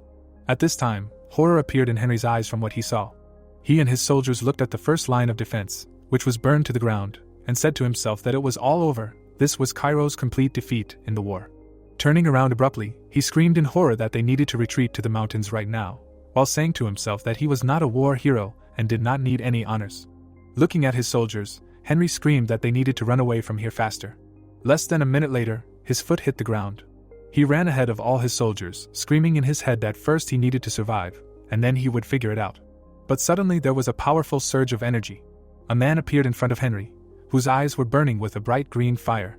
The blade of the sword was immediately at the guy's throat. It was Chris, who, putting his finger to his lips, asked Henry to be quiet and follow him. A few minutes later, Henry and his soldiers carefully followed Chris. He watched him go, wondering what the protagonist knight was doing here. Weren't they heading to the rear? And what were they doing in the middle of a damned mountain? After these questions, the guy parted the bushes with his hands. What he saw filled his eyes with shock, and he wondered what the hell was going on here. He saw a camp in the thicket of the forest, and asked in surprise when they had managed to set it up here. Chris stood behind him and replied that the gentleman had thought that the base in the rear had already fallen, and that this was his secret camp for emergencies. Hearing this, Henry turned to the guy and shouted loudly that if the base in the rear had fallen, they needed to run, and then asked why they had set up camp in this place. Then Chris's eyes lit up brightly, and he replied that the war was not over yet. He loomed over the coward and added that they had stayed here to protect allies like him and fight off enemies climbing the mountains, and if he were a man of the kingdom of Hector, he would have already lost his life. After these words, Chris showed his powerful aura. Fear appeared in Henry's eyes from what he saw, and he said to himself that he was a real monster, and then asked himself how the Dimitri family managed to get hold of such creatures. After a short pause, he looked down at the guy and asked where the main character was now, because he had not seen him for a long time. Jung-hyuk's subordinate did not take his eyes off Henry, answering that the master was currently personally dealing with the enemies on the front lines. Hearing this, Henry clenched his fist and said to himself that their commander was a real monster. At this time, the soldiers of the Hector Kingdom were brutally killing those who tried to escape from them. Some of the soldiers fought with them, trying to resist. The adjutant of the first line of defense, Brandt, desperately fought, saying to himself that at least those who remained should survive. He saw his comrades dying at the hands of the enemy and scolded Donald, because he had made hasty decisions, the soldiers of the first line of defense were doomed to die. Suddenly, the guy missed a blow and lost his balance. Then he was hit again, and the adjutant gritted his teeth in pain. Raising his head, he saw an enemy soldier with burning eyes above him, and wondered if this was the end. But suddenly, the enemy soldier missed a blow that was barely noticeable to the eye. The protagonist cut off the enemy's head. The enemy soldiers immediately surrounded him and shouted loudly that he must be killed. Immediately after that, Jung-hyuk carried out a circular attack, destroying them all at once. The adjutant looked at the blood flying in all directions with horror in his eyes and wondered if this place was hell, after which he asked who the hell he was. The protagonist stood with his back to the guy. After receiving this question, he turned around and replied that he was the reserve unit of the 5th line of defense, Roman Dimitri. As soon as the adjutant heard this name, shock appeared in his eyes, and he wondered if he was the same Dimitri who advised them to retreat, if he really had not fled, but came to save them. After thinking this, he jumped to his feet and reported that the first line of defense had already been defeated, and the kingdom of Hector had moved towards the second line of defense, and it was expected that they would not hold out for long. Hearing this, Jong-hyuk turned his body towards the wounded soldier and asked if he was really suggesting surrender. The adjutant knitted his eyebrows in fear and replied that he admitted that he was a strong swordsman, but this was a war between kingdoms, and it was impossible to resist the kingdom of Hector alone. After listening to the guy's opinion, the protagonist lowered his head and said to himself, "A great famine, a sudden attack, a war, the Hector kingdom's actions do not correspond to its current situation, and in this case, their intentions." His eyes did not show fear or doubt, but he did not finish speaking. After a short pause, Jong-hyuk turned away from the rescued soldier and said that Hector was going to seize the southern front in one blow because the kingdom did not have the strength to wage a long war. Drawing a map in his head, as well as a king with influential aristocrats, he explained that Hector's goal was to resolve the crisis in the country through war, and only by conquering the entire southern front would they convince the Cairo royal power to resort to cooperation. Looking into the distance, the protagonist said to himself that if this was the case, then he could understand the Hector kingdom's actions. He suddenly smiled widely and added that they were now taking a big risk, putting the fate of the entire country at stake. At this time, on the second line of defense of the southern front, Jackson waved his hand and ordered to open fire. A huge fireball exploded upon impact with the wall. The fire immediately consumed all living things. Edwin watched this from afar and said to himself that the death of Baron McCleary was not in his plans, but the fifth line of defense is the weakest on the entire southern front, but they have the main hero. His eyes expressed calm and peace. His soldiers penetrated into the enemy territory through a hole in the wall, while their master thought that if the testimony of the defeated soldiers is true, his power is beyond imagination. Will his strength be enough to withstand the entire army of the kingdom of Hector? With his eyebrows tensely knitted, the guy said to himself that this is not so. Although he will have to suffer with him, he will not bring fatal changes. Anger suddenly filled his eyes, and he finished saying that the kingdom of Hector was not so weak that just one man could knock the ground out from under their feet. Suddenly, a subordinate ran up to him and shouted loudly that something bad had happened. They had lost contact with the first company sent to deal with the remnants of the enemy army. The faces of Edwin's subordinates expressed horror as they continued to report that this was not all, because neither the second nor the third companies were responding. After hearing this, surprise appeared in the commander's eyes. 3 subordinates knelt before him, while he said to himself that the bad feeling that had not left him all this time arose because of the main character. After some time, he returned to the nearby camp, which was illuminated by the rays of the sun, and ordered a report on the situation. Jackson bowed his head to the master and reported that immediately after the first line of defense fell, the 3rd Battalion was ordered to deal with the remnants of the enemy army, but about an hour ago, communication with the companies belonging to the 3rd Battalion was cut off, and judging by the fact that communication with 3 companies was cut off one after another, most likely they were killed. Edwin sat on the throne with folded arms. Frowning angrily, he suddenly asked what the estimated casualties were, to which his subordinate told him about 300 people. Anger filled Edwin's eyes, and he said to himself that worries turned into reality, and he was sure that this was the work of the protagonist. In anger, he bit his lower lip and added that he did not flee behind the mountains at all, but remained on the southern front, choosing the path of resistance, after which he said that if he was ignored now, he would create even more trouble later. Jackson silently raised his head to the master. After a short pause, he said, without taking his eyes off him, that the protagonist was just a minor deviation, and if they followed his lead and were defeated in the assault, they would not be able to guarantee the success of their plan, because now it was important not to catch the little rat of the Dmitri family, but to destroy the remaining defensive fortresses.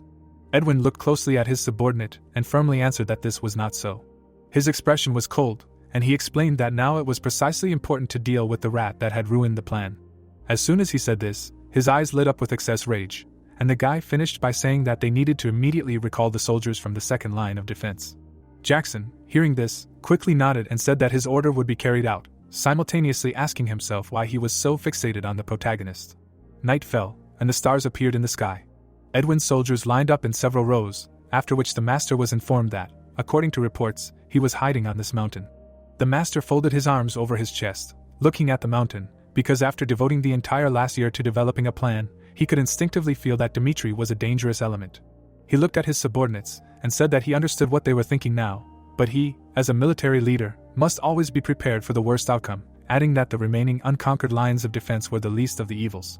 Jackson and the knight next to him stared at the master. The knights opposite them listened silently to the young prince. At this time, Edwin drew an image of a powerful protagonist in his mind and said that his existence was the worst moment, because he gave birth to unforeseen changes.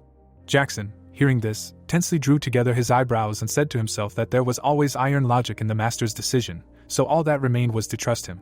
And as soon as Edwin finished speaking, all 6 commanders-in-chief stuck out their chests and shouted loudly that all troops were ready to carry out the commander's order. Hearing this, the prince turned his gaze to the mountain and said that now it was time to hunt the rats of Cairo. After some time, a torch was lit on the mountain ranges in the south of Cherokee. Rushing thoughtlessly to search, one could miss the enemy, so it was decided to place the army at the foot of the mountain, gradually surrounding it from all sides. The commander-in-chief of the 2nd Battalion of the 3rd Company looked at his men and shouted loudly that as soon as they spotted the enemy, they should immediately blow the whistle. Around him on each side stood one warrior, while he continued to say that if they slowly drove the enemies into a dead end, they would be able to deal with everyone without great losses. After saying this, the commander-in-chief puffed out his cheeks. Suddenly he turned sharply to the left side, and the guy shouted that he had no changes. But at that very second, something appeared before his eyes. When the commander-in-chief turned to the soldier on the right side, the soldier on the left side disappeared.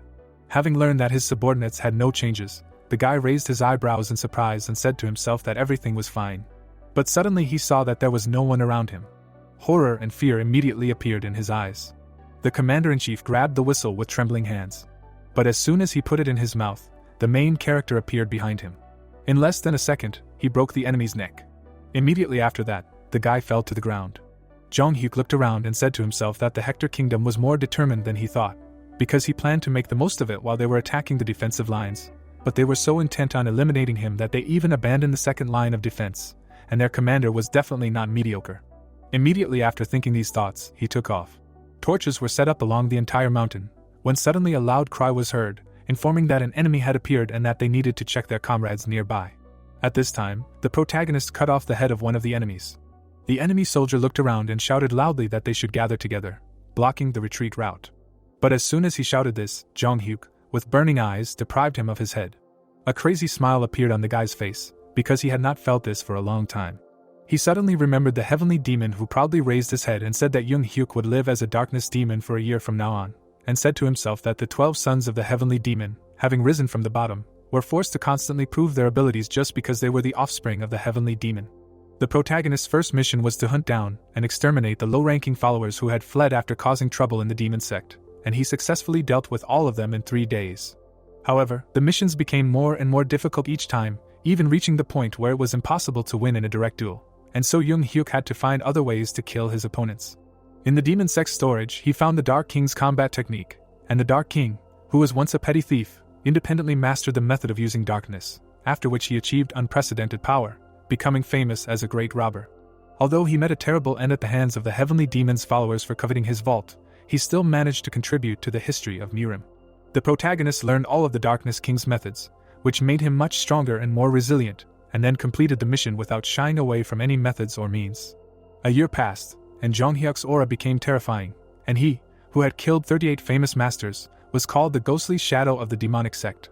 The boy's eyes were shining brightly, and the Darkness King's martial art was the very embodiment of darkness. Currently, screams full of pain and fear could be heard along the entire road where torches were located. The soldiers tightly gripped the hilts of their swords and shouted that they would take the front line. Several Aura Knights of the Hector Kingdom enveloped themselves in magical power and shouted that all their comrades should retreat back. The protagonist looked at them with contempt and hatred in his eyes, saying to himself that he would make them regret setting foot on the mountain covered in darkness. After these words, he and 5 more of his copies attacked the knight from all sides. The commander of the first company was instantly killed. The soldier of the kingdom Hector looked at this with tears in his eyes and asked himself what the hell was going on here, adding that it was necessary to immediately report this. He immediately took out a special item and loudly shouted into it that there was a ghost here, and soon they would all die. But as soon as the guy asked for help, the protagonist appeared behind him. Edwin was clutching a device in his hand through which he heard the painful cries of his subordinates. Leaning towards the device, he asked his subordinate to concentrate, because the enemy was only using the darkness. A bright light emanated from the radio, and the guy on the other side loudly shouted that no matter how much he checked, he could not see the enemy. Thompson looked ahead and added that the soldiers were dying one after another, but he could not calculate from where and how the enemy would attack. His eyes were full of fear and shock, with which he shouted to the commander that it was impossible to resist the formless ghost. Edwin frowned in anger at these words and said to himself that Thompson was an aura swordsman. Drawing an image of a person who wielded aura in his mind, he added that for an aura swordsman, who developed senses many times stronger than an ordinary soldier, not to detect even a trace of his presence, something incredible would have to happen, so it simply couldn't be, and then asked himself how likely it was that it was magic. He gritted his teeth in anger and worry and answered that it wasn't. Imagining a person who used invisibility, he said that invisibility magic that made the body transparent, or magic like concealment, of course existed. Edwin then imagined a person hiding in complete darkness and added that magic initially required a long recovery time and could not be used for a long time. His soldiers quickly died from one blow, while he shouted that they should not be blinded by the darkness, because he was heading towards them with an army right now. Hearing this, Thompson gritted his teeth and said to himself that everything was right. There was no point in being cowardly, because the allies were spread out around the area. You just need to hold out for a little while, and they would be able to completely surround this area. So you need to hold out until the prince arrived. After these thoughts, he raised his head to his comrades and shouted loudly for all the soldiers of the first company to listen to him, because the enemy was not targeting their lives now, so they needed to line up in a defensive formation and only repel the enemy's attacks. Having said this, Thompson put away the communication device. Then he showed his aura and said to himself for the protagonist to attack. Hearing the rustling of leaves from the side, the knight looked there with burning eyes and realized that the enemy was there. At the same second, Thompson carried out a quick and powerful attack. But from what he saw, shock and horror suddenly appeared in his eyes. He pierced his own comrade with a sword and wondered if the enemy had really used an ally as bait. At that moment, Young Hyuk appeared behind him with a wide smile on his face and said that no matter how much he hunted enemies in the dark, everyone thought the same way. Thompson made another quick attack and shouted in a shaking voice for him to stop hiding like a coward and show himself. Suddenly, he heard laughter from all sides, causing cold beads of sweat to appear on his face. The protagonist came out of the darkness and said that it was a huge mistake to think that he would win by finding an enemy he could not see, and then asked why everyone made that mistake. The guy's eyes were burning, and he asked the knight if he really thought that if he only found him, he could easily suppress him. Seeing him, Thompson stood up and shouted in rage that he was going to die now, while saying to himself that he would have to snatch this victory. The next second, their swords crossed. But another second passed, and blood sprayed out of Thompson's body in all directions. He missed the blow that cut through his body. The Aura Knight fell to the ground. With the last of his strength, he raised his head and shouted loudly for everyone to run here, because the enemy is here. Then the protagonist, whose face was emotionless, firmly said that it was useless, because he blocked the sounds with mana, so his voice would not reach the soldiers' ears. Thompson's comrades looked around tensely, not hearing anything. As soon as Jung Hyuk said this, he immediately pierced the enemy. Then, with one blow, he cut off his legs. The guy swung his sword, and blood splattered in all directions. Less than a minute later, he was finished, and Thompson was still alive. The protagonist picked up the communication device. He brought it to his mouth, asking if he could be heard, adding that he knew what they were thinking at that moment. After imagining the starving people and dry lands in the Hector Kingdom, he said that now that the people of the country were dying due to an unprecedented famine, one wonders why the Hector Kingdom would risk their lives to attack the southern front, which they could not gain anything from. After saying this, the boy imagined a huge and well-defended wall. Leaving his imagination, he looked at the communication device and said that there was only one correct answer: to solve the country's problem with war.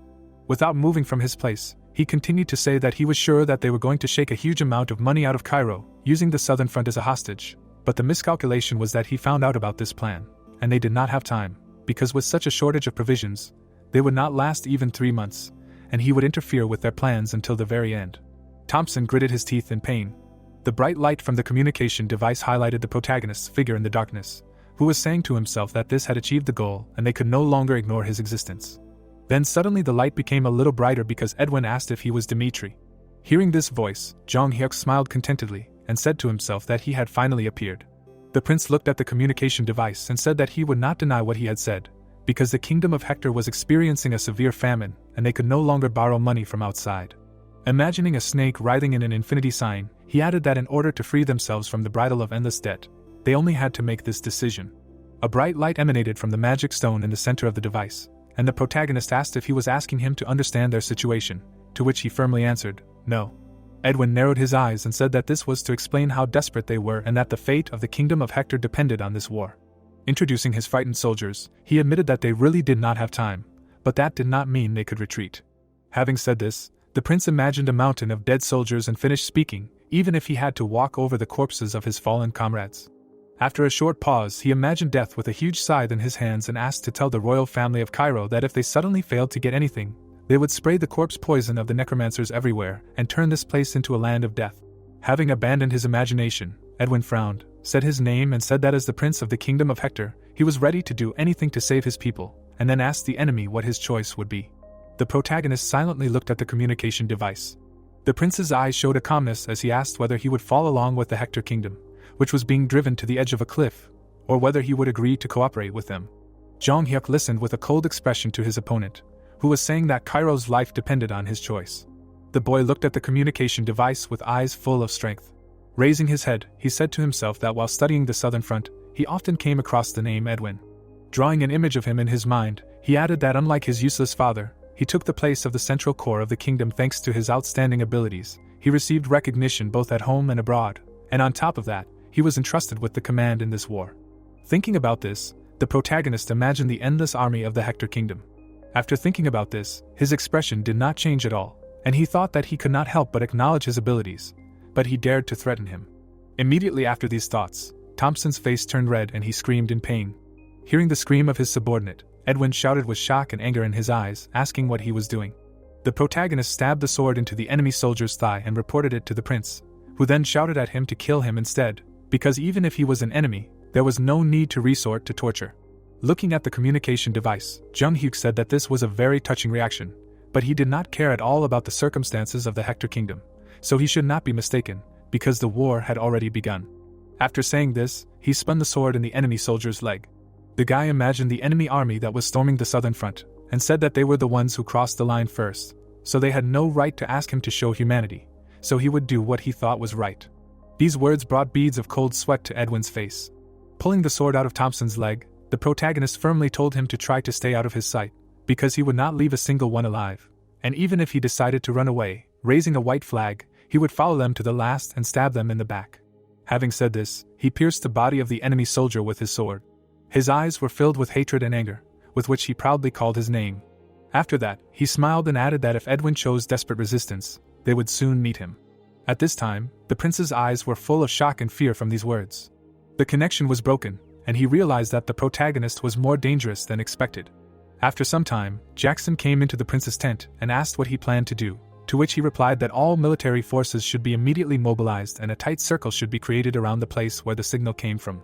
Magical energy emanated from the communication device that the protagonist spoke through. Edwin was clutching exactly the same device tightly in his hand and added that in the name of revenge for Thompson, who died in agony, he would personally cut the protagonist into pieces, and even if the ally was defeated, let the soldiers from other areas climb the mountain in a crowd and block the enemy's escape routes. Having received the order, the soldiers raised lit torches into the sky. Some time ago, the protagonist stuck a small branch into the ground and said that their eyes would hardly see anything now. He tossed the stone in his hand and added that it was an insignificant grain by human standards, but both this stone and the tree leaf contained natural mana, and if this mana was artificially redirected, it would distort space. His soldiers stood a few steps away. Clouds floated across the blue sky. Shock appeared in Chris's eyes from what he saw, and his master said that the enemy would feel as if all 5 of his senses were blocked, and he would only remember that he was right in front of his eyes. At that moment, no one saw the master, as if he had hidden his existence for someone's amusement, and this technique was called formation. At the present time, Chris watched with burning eyes from the bushes at his opponents, who were shouting that they needed to sacrifice their flesh to get the enemy's bones. When suddenly, with one blow, he tore the head off the shoulders of an enemy soldier. A smile appeared on his face and he said to himself that, as the master had told them, Hector's soldiers had not even noticed their presence. This was the formation. After that, he raised his head and shouted loudly, ordering them to attack the enemies. At the same second, the protagonist's soldiers attacked the opponents, who looked around in shock and shouted, asking where they came from, and the commander-in-chief shouted that they must not lose their composure. The guy's foot stepped onto the blood-soaked ground. Chris's eyes were burning with excess energy. He was reborn as a completely different person after the warrior's duel. He remembered how he breathed heavily, how he worked tirelessly during joint training with the protagonist to become stronger, because just one short delay could prevent him from fully absorbing the master's teachings. He persistently trained even if he fell down dead after them, as a result of which the swordsmanship of one of the 10 strongest masters who stood at the top of Nirim appeared in this world. Chris used lightning discharge, destroying every enemy in his path. Stopping the technique, he slid along the ground. Standing next to his comrades, the boy said to himself that by the order of the master, all the enemies were killed, and before more Hector soldiers ran here, they needed to get to another point. With these thoughts, he raised his head and shouted loudly that they needed to retreat quickly. At the same time, a battle was also unfolding in another area, and screams were heard throughout the forest, which was lit by torches, that an enemy had appeared here. Kevin was enveloped in an insanely scary aura, and his comrades called him a monster that evolves faster than anyone else. In one hand he held a sword, and in the other, a severed head of an enemy. The boy looked at the enemy soldiers coming towards him and said to himself that, taking a place next to the master, he had been observing how to treat the enemy all this time, and he would pursue the values that the master aspires to. A mad smile suddenly appeared on his face, and he finished, "The master's methods are absolutely correct." At the same time, in another place, Fuki made a quick and strong strike that left a magical trace behind him. Vulcan was with him, followed by an army. They quickly completed the mission without losing anyone. The lightning attack of the army, divided into 4 groups for each branch, was carried out simultaneously, and the strategy was successful. Edwin's wounded subordinate knelt before the master and shouted, reporting that there was definitely a magician in Cairo's camp, because a Cairo soldier suddenly appeared from the empty darkness and attacked them. The prince and Jackson listened to the boy in silence. When he finished, the other looked at the master and said that it seemed like the enemies had set up traps. Hearing this, Edwin frowned and said that there was no magic that could teleport a large group of people. He then introduced a magic scroll and added that this was only possible with a magic scroll, but all the high circle scrolls were under the strict control of the magic tower, so it was unlikely that the budget-strapped southern front would have such luxury. After abandoning his introductions, the prince looked down and said that in that case, there was still the possibility of a mage, and then wondered if there was a high circle mage in the south instead of the west, immediately answering that it was impossible. Jackson stared at the master, confirming that it was impossible. Introducing an old man who was a perfect magic user, Edwin said that mages were even more valuable than aura swordsmen, and most of them were part of the neutral organization, the Magic Tower. The Magic Tower operates throughout the continent, and everyone who is naturally endowed with mana dreams of joining its ranks, standing under the great crest of the magicians. The Magic Tower is a storehouse of knowledge, so there is no other way for a magician. Everything inside is saturated with powerful magical energy. Leaving his ideas, the prince narrowed his eyes and added that because of this, each side only has a small number of magicians, which means it is not magic, and if he goes in person, he will be able to figure out what kind of trick they are using, but the soldiers are now dying for their kingdom, so it is not time yet. You need to wait for the moment when the main character falls into his trap. He felt like he was standing under the light of a bright star. As soon as he said this, a sharp sword pierced his soldier through and through. The guy who missed the blow was shaking in pain, when he suddenly laughed. He raised his head to the enemy and said that he was finally caught. At that very moment, a bright light appeared, which surprised Jong Hyuk greatly. Edwin's soldier used a special magic item. All of his comrades immediately saw the light in the forest and realized that it was Dimitri. The protagonist ran forward and left behind a bright light, which made him visible. Fragments of light caught on his armor, and after the artifact exploded, they covered his entire body like fireflies, giving away his location. Soaring into the air, the guy became like a bright star in the sky for the enemy. One of the commanders brought the communication device to his mouth and shouted loudly that the protagonist was moving north and had just changed direction in the opposite direction. But as soon as he reported that the enemy was moving towards the second company, one of the guys was already killed by a quick blow. Seeing Jong Hyuk, the rest of the soldiers became furious and shouted loudly that they needed to kill him and avenge the death of their comrades. Then the protagonist used the Heavenly Demon Sword technique second style, releasing an insanely powerful stream of energy from his sword. This power scorched the ground it passed through, and the guy's endurance was already at its limit. Suddenly, one of the soldiers, who was still alive on his last legs, asked if he really thought he could get out of here alive, because thousands of soldiers surrounded this place, and no matter how strong he would still die at their hands. Then Dimitri smiled widely and asked if he had thought to ask him why he personally jumped into this trap. Blood spurted from the soldier's mouth, and he asked what he meant. Rising to his feet, the guy replied that thousands of soldiers were flocking from everywhere to pursue him, pursuing the thought that they needed to hold him back for a minute or at least 30 seconds by any means necessary. They were recklessly rushing here, stupidly risking their lives. With a mocking look in his eyes, he looked at the dying soldier and asked if it was not funny, because now, more than ever, they could not act rationally, so he wanted to see how far they would go, because it was still a long time until dawn. A moon was floating in the clear night sky. A minute later, the entire ground was strewn with the corpses of enemy soldiers. Suddenly, Jackson came out to the protagonist and ordered him to stop. Hearing this voice, Jung Hyuk turned around and said to himself that he saw light weapons and a face covered in scars, which meant that in front of him was the commander of the Ranger Squad, Jackson. He saw his powerful energy and knew that it was at least 4 stars, which meant that Hector hid some information. At the same second, Jackson rushed to attack. The protagonist did the same. Their swords crossed, and 2 huge forces collided with each other. Jackson's eyes were full of rage and hatred, with which he shouted that the enemy was finally caught. The protagonist drew an image of Jackson in his mind and said to himself that even though he was a 4-star swordsman, his name was not on Hector's ranking. Outside the kingdom, it was only known that he was the commander of the Rangers, But since his name was not on the ranking, no one could say for sure how strong he was. Currently, two powerful auras clashed with each other.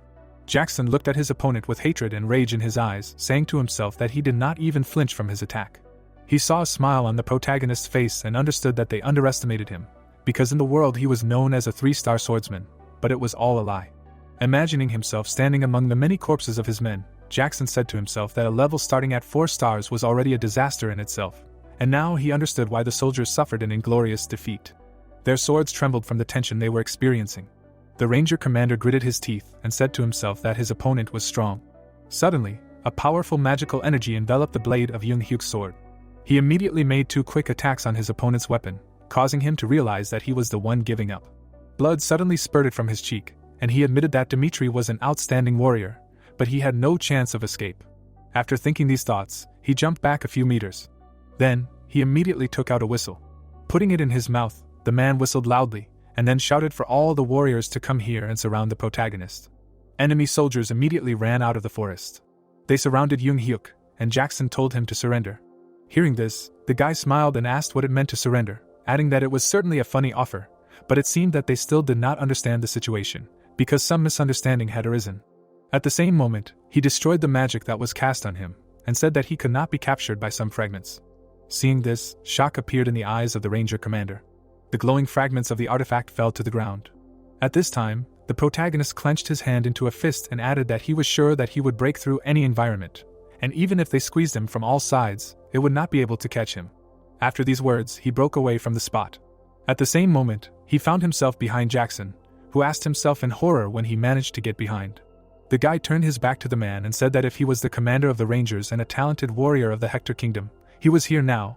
It meant that there was no one next to Edwin. Hearing this, Jackson turned around in shock, screaming in his head that this couldn't be. But there was no one behind him anymore. Turning around to face his soldiers, he shouted in rage that they needed to run after the guy faster, because the prince was in danger. At this time, Jong Hyuk ran at high speed towards the main enemy, saying to himself that there was only one way to end the war with a small number of soldiers, and that was to kill the enemy commander. He spread his mana around himself for several meters and said in his head that if you count the direction of the mana of the communication device that Edwin used, you can find out his location. After a while, the lights were on in Hector's camp at the foot of the mountain, and conversations could be heard. One of the soldiers suddenly heard the rustling of leaves and turned around in surprise. At that very moment, the protagonist flew out. He killed several soldiers with 2 quick strikes. He took off and aimed at Edwin. But the prince suddenly smiled and a magic seal appeared in front of him. Seeing this, Jong Hyuk's eyes widened in surprise and he wondered if he was a mage. But as soon as he asked himself this, Edwin used the magic technique Inferno. A huge stream of flames was released towards the enemy. With one swing of his sword, the guy redirected the direction of the fire. Seeing this, the prince used the skill Memorize and his eyes lit up. Then he used the ability of the Bind and the ground split. Huge roots burst out of it. The protagonist destroyed the binds with one strike and shouted that such magic could not stop him. But suddenly, he saw a magic attack flying towards him, followed by a loud cry asking how he dared to attack the prince. The attack of the powerful enemy struck the guy. The boy managed to block this attack and asked himself if such a powerful aura had appeared so suddenly. But who was he? The captain of the Royal Guard, the second in the Hector Kingdom's ranking, put his hand on his hood. Taking it off, the 5-star swordsman battler shouted that he would not escape anymore. Then Jong Hyuk turned his gaze to Edwin and said to himself that, as expected, he had prepared well to catch him. The prince looked at his opponent angrily and said to himself that no matter how much he struggled, he would not be able to withstand the union of a 4th circle mage and a 5-star swordsman. The protagonist was surrounded by powerful opponents. After a short pause, Edwin said to himself that this time he would take his life, and then used a wind blade. Battler swung his sword at the same time as the master. Shock appeared in the protagonist's eyes. 2 incredibly powerful attacks were flying towards him. Without losing his composure, the boy gritted his teeth and his eyes lit up even more than before. With incredible speed, he redirected the mage's attack to the 5-star swordsman. But the sword, shrouded in magical energy, continued to fly towards him. Then, Jung Hyuk blocked the attack with his sword.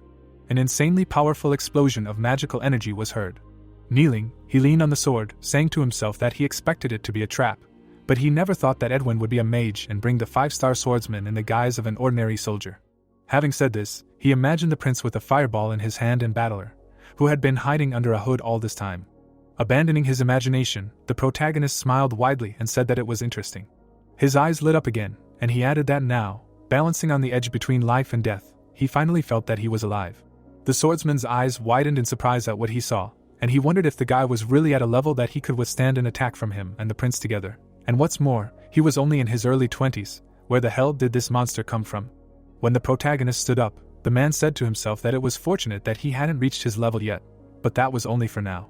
Suddenly, the prince raised his hands in anger and shouted, asking why battler was hesitating, since their opponent was now exhausted, while he himself used a double spell of breaking and holding. But before the techniques could take effect, Jung Hyuk appeared right in front of his opponent. The guy smiled widely and used the Heavenly Demon Sword technique. Seeing this, the 5-star swordsman rushed to help as fast as he could. He used the third style, standing in front of the prince. When the technique ended, everything around them was destroyed. The man leaned heavily on his sword, asking how Edwin was feeling, to which Edwin shouted in shock that he was fine. Blood suddenly spurted out of the protagonist's mouth, and he wondered if this swordsman could really block such a blow, but it was not for nothing that he was still a 5-star swordsman. But at the moment he had already used the Heavenly Demon Sword technique twice. His strength was at its limit, so now he could only retreat. Horror appeared in Edwin's eyes when Jung Hyuk spoke to him. The guy pointed at him and said that when they met again, he would no longer be able to survive like today. After saying these words, he disappeared into the darkness. Only the prince and the 5-star swordsman protecting him remained on the battlefield. Edwin's face no longer expressed joy, because he understood that his entire army was defeated by just one person, and he himself almost lost his life. For him this was a reality that was completely impossible to accept, because it unfolded right before his eyes. Clenching his fist tightly, the boy said to himself that it was all because of him. He was too self-confident, figuring that the mistake in the face of the main character could be corrected. Imagining his dead soldiers, he added that this fleeting decision led the plan that seemed the least evil to its worst outcome, in this battle, defeat for Hector. Closing his eyes, he clenched his teeth and realized that this was his defeat, after which he ordered the bodies of his comrades to be moved and their souls to be calmed by flames so that they could enjoy a long rest. At this time, the sun slowly came out from behind the mountains. After some time, Edwin, along with those who managed to survive, looked at how the bodies of his dead comrades burned. Lowering his head, he asked them for forgiveness, because everything happened because of his mistaken decision. Hearing this, one of the soldiers frowned and shouted that it was not his fault at all. Jackson stood next to the prince and added that everything was correct. None of them blamed him for this. It was just that the enemy was too strong. These words brought shock to the prince's eyes. He turned to Jackson, who had stepped towards him, and asked him to keep his head up, because they still believed in him. As soon as the boy heard these words, his mouth involuntarily dropped open in surprise. His men looked at him with hope in their eyes. After a short pause, Edwin smiled and, saying to himself that Jackson was right, told his comrades that if they felt that his order was once again sending them down the path of defeat, they should turn a blind eye to the hierarchy and say so directly. Turning back to the burning bodies, he added that from now on, they would throw their forces into destroying the defensive fortresses of the front before the arrival of Cairo's main forces, and they had 10 days to do all this, after which they would use the rear as a stronghold and begin to prepare for desperate resistance. Having said this, he imagined a huge wall that they would remake for themselves. Suddenly, a 5-star swordsman approached the prince and asked what he thought the protagonist would do.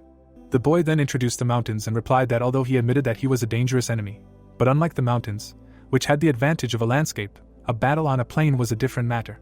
Turning to the man, he firmly stated that he planned to take advantage of this, while saying to himself that although he had lost, Hector had not yet been defeated.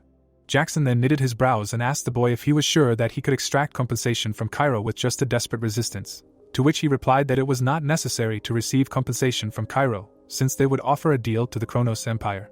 As he said this, his eyes expressed firmness and steadfastness. At this time, the rays of the sun illuminated Cairo's royal castle. Count Air frowned angrily and said that over the past year, they had already invested a lot of money in the Western Front due to Kronos' frequent provocations, and with the current state of the treasury, they simply would not be able to accept all of Hector's conditions. He spread his hand to the side and added that if they fulfilled all their demands, the kingdom's treasury would be completely empty, to which the king asked how about increasing taxes. Then the count remembered the citizens' indignation and said that they had already done so 6 months ago, and if they increased them again, a rebellion might break out. The king folded his arms and said to himself that the only way to solve the problem was to use the property of the Cairo aristocracy, but in this case, he would again give them a reason to weaken the king's power. Closing his eyes, he exhaled heavily, because he realized that there was no other way, after which he said that it was necessary to immediately contact the aristocracy of the central government and hold a meeting on the issue of cooperation. Suddenly, a soldier burst into the hall and shouted loudly, reporting that a message had come from the southern front that the enemy attack had been repelled. After hearing this, shock appeared in Daniel's eyes. After some time, influential aristocrats came to the king and asked if this was true. Gregory frowned with displeasure and said that Hector's army numbered about 10,000 soldiers, after which he asked how he managed to repel the enemy attack with a small detachment, adding that if the information was reliable, it meant that they had a way out. Denver sat silently in his place with his eyes closed.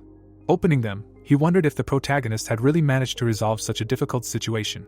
Reaching out to the magic crystal, the king said that he would immediately contact the southern front. A few seconds later, the connection was established. Suddenly, Daniel frowned with displeasure and asked who else he was, ordering him to state his status and affiliation. Hearing this, Henry tensely knit his eyebrows and introduced himself. The old man immediately recognized him and said that he remembered that in the past, the Albert family line had raised many outstanding talents and even held a place in the central government, to which the guy replied that everything was correct. Suddenly, the Marquis of the Benedict family frowned and said that they should leave it aside, and then asked why he answered the call and not the protagonist. The guy turned his gaze to the old man and explained that he had joined the squad under Junghak's command. The Marquis, with his hands folded, listened to Henry, who said that the master was supposed to answer the call, but he said that he needed some time alone and left his only aristocrat as his representative. Proudly raising his head, he continued to say that he and the master were comrades in the southern barracks. They were assigned to the reserve squad of the 5th line of defense, and on the way there, they received a report about the attack of the Hector kingdom. And while he was telling his story, the old man raised his hand and ordered him to stop, then asked if he really wanted to tell them everything from the beginning, and then asked him to get to the point right away. A drop of cold sweat appeared on Henry's face, and he replied that he would explain everything now. Clenching his hand into a fist, he said to himself that he was sure that the protagonist would earn fame not only in Cairo but also on the entire continent, and now he needed to establish a relationship with him before he revealed his true value. Folding his hands on his legs, the boy said that the success of this plan lay entirely on the master. Placing his hand on his chest, he continued to say that as soon as he learned of the Hector kingdom's attack on the southern barracks, the master immediately guessed that their target was the teleportation gate, and he immediately went up to the mountains and set up a secret base there. After saying this, the boy imagined a camp set up in the forest. Abandoning his imagination, Henry knitted his eyebrows and continued to say that if the commanders of the southern defense lines had listened to him back then, the southern front would not have fallen so easily. There was shock in Daniel's eyes from these words. Everyone present could not take their eyes off Henry, who, having denigrated the fools, thereby elevated the feats of the master to the top. Actively gesturing, he deliberately raised his voice, because he knew that his master's subordinates were nearby, who were listening to his words.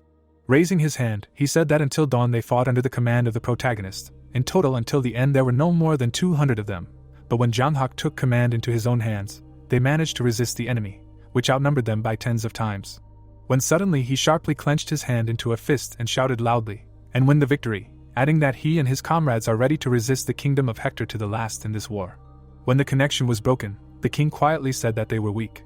A joyful smile suddenly appeared on his face, with which he added that the protagonist fought to the victorious end, despite the hellish conditions, but the so-called upper classes of Cairo had already decided to surrender in advance.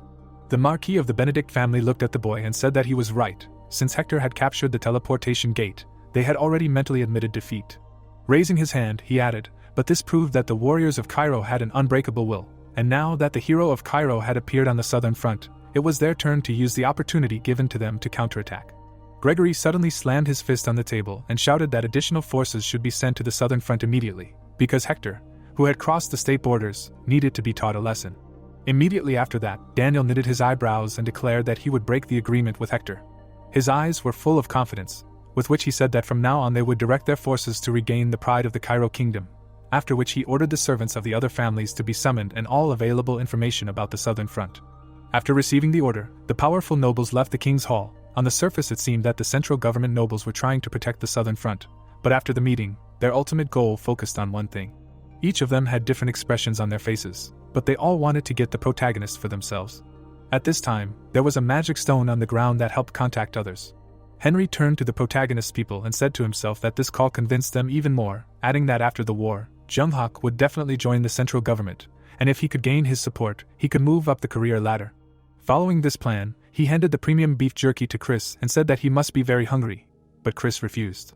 Henry continued to follow the knight, saying that the food was really delicious.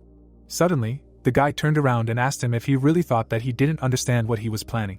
He glared at Henry, adding that if he really wanted to be recognized, he shouldn't try to curry favor with them. He should show that he could be trusted with his back on the battlefield. Henry looked at Chris with surprise in his eyes. A spark suddenly appeared in his eyes. But a second later, seeing Kevin walking towards him, he asked if he wanted to eat. There were several people standing on the high wall. The royal palace gave an order to the southern defense line, asking them to help the protagonist and buy time until the main forces of Cairo arrived in the south. The commander of the third defense line, Baron Vasily, frowned and said that if Hector's army was defeated by an army that did not have even 200 soldiers, it means that Hector's armed forces are weaker than they assumed, to which the adjutant agreed. He stood nearby and added that, moreover, there is a rumor that the kingdom of Hector has been suffering from a prolonged famine in recent years and is about to fall. They take only numbers, in fact, nothing special. Hearing this, the man lowered his gaze and said to himself that for 3 years now he has been rotting on this outskirts. Perhaps this is his chance sent by heaven. He was suddenly enveloped in an aura, and he asked himself if he really needed to help the main character and stall for time, adding that if the boy could take command, then he could too, after which he ordered the army to be called together, because he wanted to use guerrilla tactics to teach the kingdom of Hector a lesson. Thick clouds floated across the blue sky above the wall. In order to deal with the defensive fortresses as quickly as possible, Hector's army divided its military forces and attacked, among them the troops aimed at the third line, a total of 3,000 people. Trying to rip off the honors, Baron Vasily hid and attacked them from behind, but contrary to his expectations, they were not met by a scattered rabble, ready to fall from one blow. Horror and fear appeared in Vasily's eyes, and he said in a trembling voice that this was simply impossible. Hector's soldiers, overcome with anger, acted in cold blood, and the soldiers of the southern front, languid with comfort, could not resist them, and victory in the mountains could only be achieved thanks to the main character, and it did not take long for the commanders of Cairo to realize this. The Knight of Mana soared into the air. Seeing the enemy, fear overwhelmed Vasily. The next second, his body was cut into 2 parts. Some time later, a soldier ran to the king and, kneeling, reported that it became known that the commander of the third line of defense, Baron Vasily, died during a fight with the enemy. Immediately after this, another soldier ran, reporting that the third and fourth lines of defense fell under the onslaught of the enemy. Then a connection was established via a magic crystal with the second line of defense. The king saw a warrior covered in blood, who screamed in horror that at this rate they would not hold out for even 10 days, after which he asked for help. Daniel's eyes widened in shock and he asked if the entire line of defense had fallen in just 1 day. He lowered his head and said to himself that if Cairo's warriors were strong, it didn't mean that Hector's warriors would be weak. His eyes were full of shock and surprise as he realized that the person named Roman Dmitri had led the kingdom to a stunning victory. He clenched his fist tightly as he realized that he had been careless, and then asked where the main character was now. At this time, smoke was coming out of the gorge in the mountain, and John Hawk was saying to himself that there were still many things in this world that he didn't know. Drawing a huge tree in his head, he said, "Magic. If Newrim cultivated fighting power based on the use of natural energy, then this world created a new realm called magic." The guy sat in the lotus position, thinking that if Edwin were a more outstanding magician, he would no longer be able to escape from there. Recalling his boundless power in the past, he added that he had yet to reach the level of magical power he had as a heavenly demon, and a hasty decision could drive him to the edge of a cliff. Imagining a spider and a butterfly about to fly into his web, the boy said to himself that Edwin had predicted his attack and was waiting, spreading out his spider web. After thinking these thoughts, he slowly opened his eyes. Descending into his memories, he remembered that in the beginning, there was a powerful pillar of inferno flame. The protagonist began to think that if he had endured the damage back then and attacked Edwin, then he would have used lightning discharge. Soaring into the air, he prepared to strike the enemy with a powerful lightning bolt. With his eyes burning, the boy made a quick strike. But suddenly, the 5-star swordsman blocked this attack. Junghak pressed on the enemy's weapon with all his strength. The man held back the onslaught with his eyes glowing, and then the boy realized that his current strength was not enough to defeat the union of the mage and the 5-star swordsman. Then the protagonist jumped back a few meters, saying to himself that perhaps this was what he was waiting for, a victory for which he would have to put his life on the line. For him, this was a new challenge, a new strong opponent, and he rushed into battle again. Battler blocked the attack again. During this attempt, the protagonist died, but he understood that he was not able to live, content with a comfortable life. He tried again and again and again, repeating the same battle over and over. At the end of each, he screamed in pain and died. Then suddenly, in one of these attempts, John Hawk pierced his opponent. The 5-star swordsman fell to the ground dead. Looking at him with empty eyes, the boy said to himself that the preparations were complete. At this time, Henry raised his hands and shouted, asking Chris where the master was now and did he say when he would come out. Waving his hands, he added that he did not know what he was doing now, but the royal palace was desperately looking for him, so he had to help him meet him. Chris looked at the guy with empty eyes and firmly said that until the master came out himself, no one could disturb him. Hearing this, Henry looked to the side and asked in shock why such extremes, and what he was doing there alone. Suddenly, he saw a silhouette coming out of the darkness.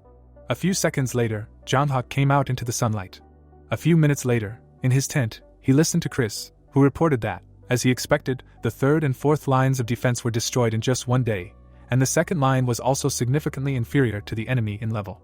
Pointing to the map on which everything was marked, he added that yesterday, Hector, having collected all the ammunition, settled in the fortress in the rear, and most likely they were preparing for a life-and-death battle. Hearing this, Henry turned his head to the master and said that the entire Cairo royal palace was currently in an uproar, eagerly awaiting his call. He added with a frown that they had done everything they could, and then asked why they didn't leave the rest to the main forces of Cairo. Hearing this, the protagonist, who had drops of blood on his face, ordered to connect him with the king. A few minutes later, the connection was established. The king, seeing the savior, frowned and said that he had heard the news that all the defensive fortresses of the southern front had fallen, and then asked what he had been doing all this time, to which the guy replied that he had been reorganizing the fighting force for a week. Hearing this, Daniel leaned forward and asked if he was reorganizing. Leaning back in his chair again, he added that Jonghak had made outstanding achievements, and he did not want to criticize his decision, but during this time, the entire southern defense line had fallen to the enemy. The king bowed his head and asked impudently if he couldn't help them a little. The protagonist then answered without raising his head that he would be honest, he had good luck in the battle with Hector.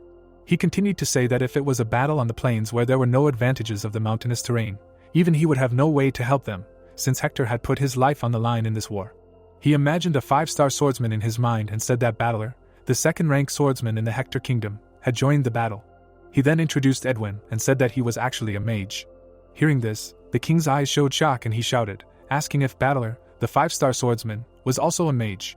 In addition to the king, there were also nobles in the hall who listened attentively to the protagonist, who continued to say that, as everyone knows, the plain reveals the full potential of a mage. He was thinking about how he would have to fight when the main forces of Cairo arrived. The Marquis of the Benedict family looked at the boy and said to himself that he made the right decision, because now the southern front does not have the strength necessary for victory. Denver, hearing this, bit his lip and said to himself that he never thought that Battler himself would arrive. Gregory, in turn, frowned angrily and thought that the Hector kingdom really put everything on the line. After a short pause, the old man put his hands behind his back and said that he thought there was no point in interrogating the war hero anymore, and the rest of the nobles agreed with him. The king, hearing this opinion, raised his hand to his face and said that he would not continue to question, after which he announced that the main fighting force of Cairo would soon arrive to the protagonist.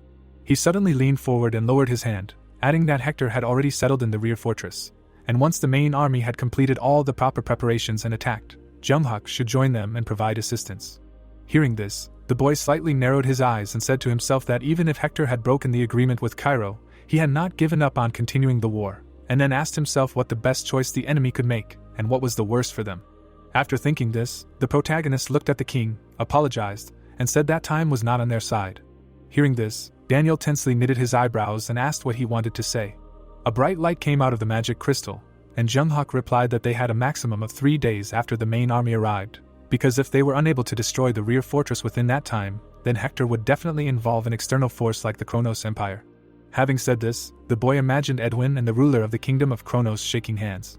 After hearing this, the king's eyes showed shock, and he asked with a shaking voice what they should do then. Seeing such a reaction, the protagonist smiled contentedly, and replied that there was only one way, a frontal attack. There was not a drop of fear or doubt in his eyes, while he continued to say that Hector's army must be destroyed before that happens. Count Fabius, looking at the fortress in the distance, was indignant at seeing the flag of another kingdom on his territory. He frowned and cursed. The events take us to the tent. Baron Thalers sat with his arms crossed over his chest. Baron Brahim, who was sitting opposite him, was frowning. The 3 men were sitting at the table, deep in thought. The count narrowed his eyes, mentally saying that despite the lack of benefit in this war, the bigwigs of the central government came here in person, and this proves how necessary it is to enlist Dimitri's support. The protagonist, in slightly battered armor, entered the tent. The man immediately stood up, saying that it was an honor for him to meet the hero Cairo in person. The young man who entered was calm. Just recently, the Marquis, approaching the count, said that he did not care what happened to the southern front. His primary task would be to gain the favor of Jonghyuk.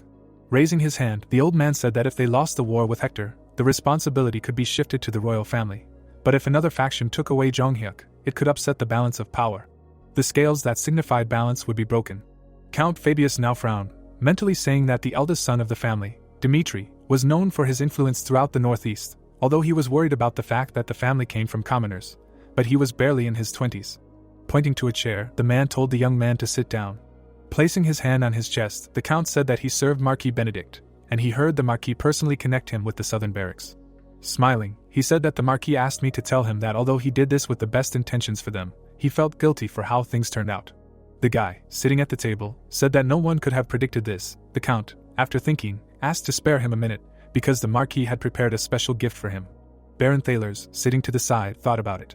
Looking at Jung Hyuk opposite, he said that Count Gregory was also waiting for him to contact him. He said that he had extremely useful information for them. Brahim, turning his head, said that Count Denver sent soldiers from the family's personal estate. He would definitely find the right use for them. The protagonist, parting his lips, asked the nobles what they were doing here at all. The blonde shuddered with his whole body.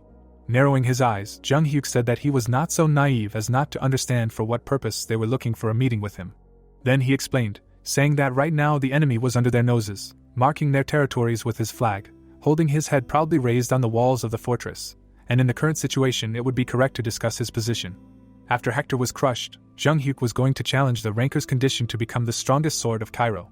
The protagonist parted his lips and said that they needed to be patient. He would prove his worth and dedicate his sword to one person, so they should focus on the current situation. The barons frowned. The Count sat down in his seat. The situation was settled by Jung Hyuk's proposal, and a full-fledged meeting began. Ultimately, this war was a battle for who would destroy the castle. Opinions on this matter varied greatly, but there was no clear decision, and currently, the tents were set up far from the fortress. Looking at the lamp, the man said that in order to use the teleportation gate connection, Hector needed to win at least 3 days. They would most likely drag their feet, immediately responding to their attacks.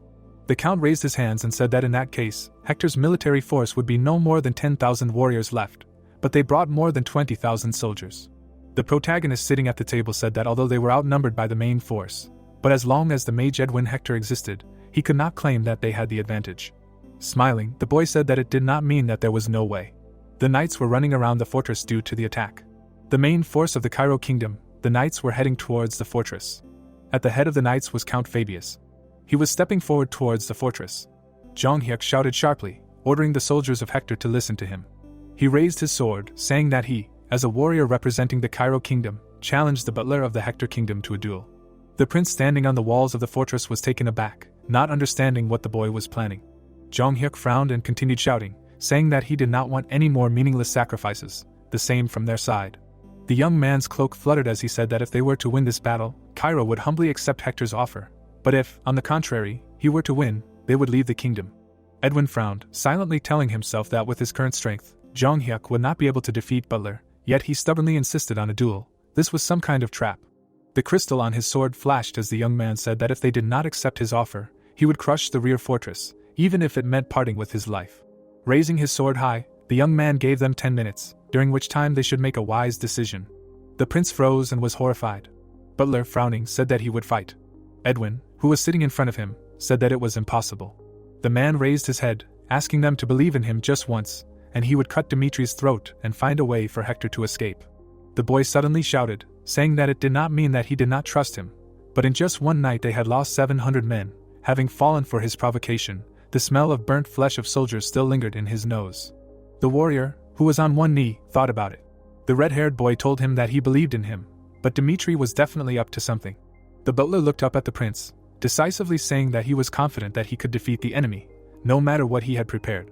Remembering his younger self, he told Edwin that he had dedicated his life to serving him.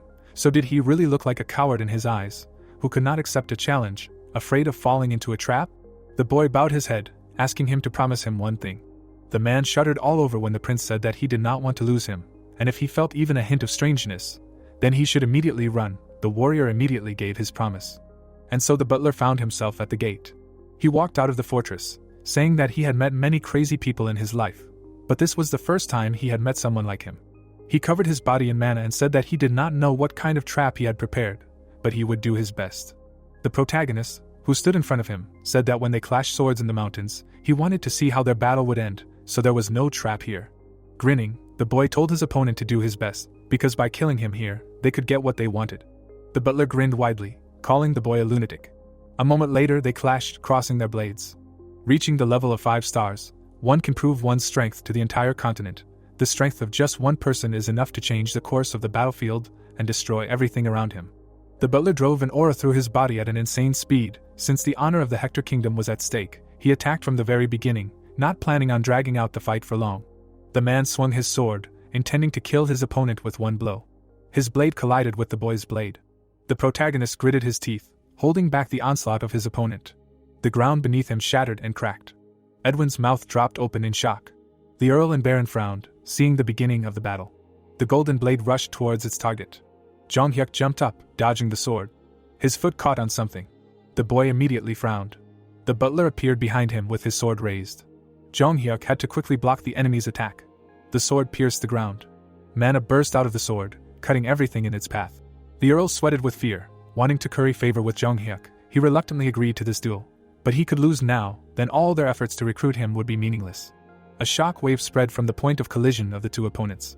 Baron Thalers, who stood behind the Count, asked if Lord Dimitri would lose. The protagonist blocked the enemy's attack with difficulty. Blood gushed from the wound on his face. The knight clenched his fist, shaking. He and his comrades next to him shouted, encouraging their warrior. Closing his eyes, one of the knights asked the butler to avenge their comrades. Two streams of mana collided.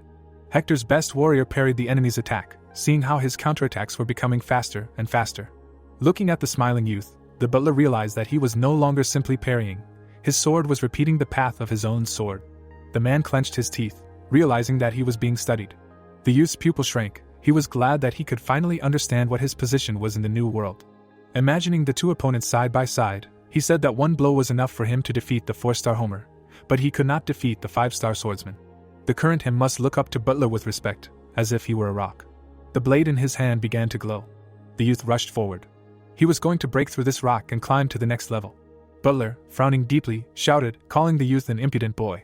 Their swords clashed again when Butler used an aura explosion. It was obvious what disadvantages there were to uncontrolled release of chi. Those who are called aura swordsmen do not control mana with precision, but erupt like an explosion. In other words, the power covering all parts of the sword is not balanced among themselves. If the tip of the sword exposes 120% of the aura, then the blunt side carries only 80% of the power. By counting the flows of mana, Jong Hyuk could calculate the weak points and attack. The man had to urgently block the enemy's attack. He became wary, pouring mana into his sword. The youth's eyes flashed when he saw this. A sickle of mana, dark as darkness, rushed towards Butler. He was right in front of the enemy's face. Seeing how even a 5-star swordsman was pushed back, the people on both sides were in shock, their faces showing shock and disbelief. The soldier, shaking his whole body, asked how this was possible. How could Jong Hyuk Dimitri fight equally with a 5-star swordsman? The butler dropped to one knee. Edwin clenched his jaw until he could not believe that the boy actually wanted a fair fight without any traps. If his warrior lost now, there would be no worse outcome. Now the Hector kingdom could lose the strongest warrior of the kingdom, but they would also be forced to leave the rear fortress where the battle was currently taking place. The prince frowned, realizing that he could only believe in the butler. Besides, he still had not shown his full strength. The man tightened his grip on the hilt of his sword. Pouring mana into the sword, he mentally said that his opponent was a real psycho. Spitting out blood, he said that he thought that the duel would be an excuse to lure him into a trap, but he was seriously trying to crush him. Looking at the youth in front of him, he mentally said that their seemingly perfect plan was collapsing because such an incredible person suddenly appeared on the southern front. The warrior understood that if he let Jung Hyuk go alive, then one day the Hector kingdom might encounter the monster holding the sword in his hand, and they would not be able to withstand him. Sharply releasing the aura from his body, the warrior said that he must kill the enemy at all costs. He would not spare any effort. His eyes shone with excess energy. Butler raised his sword. Until now, only 2 people were able to withstand this attack from Butler. He gathered a sphere of mana above himself. The first one to reflect this sphere was the strongest sword of the Hector kingdom, and the second one entered the continental ranking. The man's pupils shone even brighter. A moment later, he threw his sun at the enemy. The sphere of flame rushed towards Jong Hyuk. His eyes widened in shock. Facing this secret technique at his current level, he would definitely die. In that case, he should only focus on defense. The youth began to form a shield of darkness around himself. If he was facing the most powerful weapon of the butler, then he had the strongest shield in the arsenal of the heavenly demon. Soon, the darkness almost completely enveloped the boy. A powerful explosion thundered throughout the area. Rocks flew in all directions, the ground cracked. Edwin's mouth opened in shock. The sphere of darkness and flame collided with each other. The protagonist grinned, saying that he would see what would win, the enemy's spear or his shield. Butler gritted his teeth, continuing to press. The sphere of flame exploded, causing an explosion. Soon, all the flames dissipated. The protagonist bent his foot. Edwin was horrified and frowned, asking how this was possible. The sphere of darkness around the youth dissipated. He smiled while the others were confused. because Butler's attack was not something even a 5-star swordsman could block. Jong Hyuk couldn't help but grin. His opponent covered one eye. He had spent too much mana on this attack, but he couldn't give up so easily. The man screamed, releasing his aura. Jong Hyuk disappeared from his place. The opponents crossed their swords. Butler frowned, trying to understand how he, who had suffered so much on the battlefield, was pushed back by a boy who had barely turned 20. While fending off the enemy's attack, he said that he couldn't give up so easily even if he died right then. Suddenly, the protagonist grabbed his face. The youth threw him to the ground. Pressed to the ground, Butler said that he must take this monster with him at all costs, whose existence threatened the prince's life. Mana began to accumulate in the man's head. A moment later, a powerful explosion occurred. The protagonist, raising his sword, said that he would remember his will. The warrior's eyes widened in shock. The youth leaned forward. The prince, stretching out his hand, shouted, ordering him to stop. A flash rune appeared in the air. Streams of flame rushed down. Jong Hyuk raised his head. He jumped back. The soldiers broke out of the fortress, wanting to save the commander. Some of them cried, for Hector gave up hope of winning the duel, renounced his reputation in the world community, choosing to save Butler. The youth slashed at the knight with his sword. He gritted his teeth, realizing that their actions had finally opened the gates of the fortress. Yesterday, the commanders of Cairo were sitting at the table. The count thoughtfully asked what their next steps would be. Jong Hyuk parted his lips and said that after the battle with Hector in the mountains, he had been watching them from afar. Even after a sleepless night of battle, the knights had come down from the mountain to take care of the bodies of all their fallen comrades, despite the fact that they needed to hurry and crush the remaining defensive fortresses on the southern front. The protagonist, standing on a cliff, saw them mourning and burning the corpses of their comrades. Edwin was such a sensitive commander that he even gave the soldiers time to say goodbye when they burned the bodies of their comrades. The prince himself trembled. The count frowned. The young man sitting opposite him said that Butler would be the impetus that would break his judgment. He chuckled and said that if he could crush Butler, it would completely satisfy the conditions of the first plan. The young man planned not to kill the warrior with one blow, but to make 2 cuts and make him no longer able to fight. The young man smiled broadly, saying that if Edwin decided to save his warrior, then they would begin the second plan. The soldiers ran to meet Jong Hyuk, wanting to buy time to save the commander. The young man frowned, saying that the prince was undoubtedly an excellent ruler. Cutting off the heads, Jong Hyuk said that this prince had no place in the war. The knights ran to the commander. The archers pulled back their bowstrings. One of them said that the enemy had mixed with the allies, which is why they cannot attack. The count froze. Everything really was going as young Dimitri said. He saw the boy fight even when he was surrounded. The man swallowed. Now he understood why Marquis Benedict did not shy away from any means and methods to recruit him. It was enough to get Jong Hyuk to deal with the incompetent king and the puppets of the 2 empires. The boy could draw his sword and scare everyone. With a wave of his hand, the count gave the order for the soldiers to attack. A huge amount of dust rose into the sky. Edwin, standing on the wall of the fortress, realized that his rash decision led to this situation. His eyes lit up with anger. As the commander-in-chief, he had to remain cool and clear-headed until the last. But seeing Butler's defeat, he lost his mind. The red-haired man closed his eyes and sighed. The rune on his chest lit up. For him it was not over yet. As long as they saved the best warrior and closed the fortress gates, there would still be a chance for victory. The mage formed a flash rune in front of him. A fiery arrow hit the knight. The mages immediately began to create magic circles, wanting to help their prince. Streams of fire rushed towards the troops, exploding them. The count, who was standing behind the army, shouted, ordering them to disperse along the perimeter and go to the assault. If they missed the chance now, they would lose even more lives. Kellen gritted his teeth. Looking at the commander below, he said that they needed to quickly close the gate. The knights who entered immediately shouted, saying to close the gate, because the commander was already inside. The protagonist, clenching his jaw, jerked his head. He rushed to the gate. Kellen frowned and shouted, saying that Dimitri was approaching them. Jong Hyuk smiled. The knights lined up in front of him, wanting to stop him. The guy, opening his mouth, screamed. A powerful explosion of mana thundered on the gate. Within a few seconds, not a single plank remained of the gate. Jong Hyuk, standing in the middle of the opening, shouted, saying that the fortress gate was open. Count Fabius, frowning, ordered to defeat the remaining enemy forces. The 2 armies rushed towards each other. Shields and swords clashed on the battlefield. Hector's soldiers in battered armor fought fiercely. Blood spilled on the ground. The protagonist, standing in the opening of the gate, said that the plan to open the fortress gate had been successful, and now there was only one goal left. The young man narrowed his eyes, becoming serious. His cloak billowed up as he entered the fortress. Edwin stood right in front of him. A shadow covered the prince's eyes as he tried to figure out where everything had gone wrong. The fact that they had attacked and captured the fortress of the rear proved that he had made the right decisions. The red-haired prince's plan had been perfect. Until Jong Hyuk Dimitri, the black-haired youth in front of him, showed up. Releasing mana from his body, the mage said that it was definitely his fault. Because of him they had failed to capture the 5th line of defense and lost about 1,000 of Hector's soldiers. Chris cut off the enemy's head. Meanwhile, Kevin was chopping his opponents into pieces. Cullen, having fallen to the ground, barely raised his hand. Edwin, standing in front of Jonghyuk, wanted to ask the god why he had forced him, the star and hope of the kingdom of Hector, to be born, and why he had sent Jonghyuk to him. Edwin's eye lit up as he said that even if he were to die today, he would definitely drag him to the next world with him. The mage's chest lit up with magic circles. The mage gathered a wind blade in his palm. Streams of wind rushed towards Jonghyuk. He swung his sword and cut them off. The boy was very gloomy.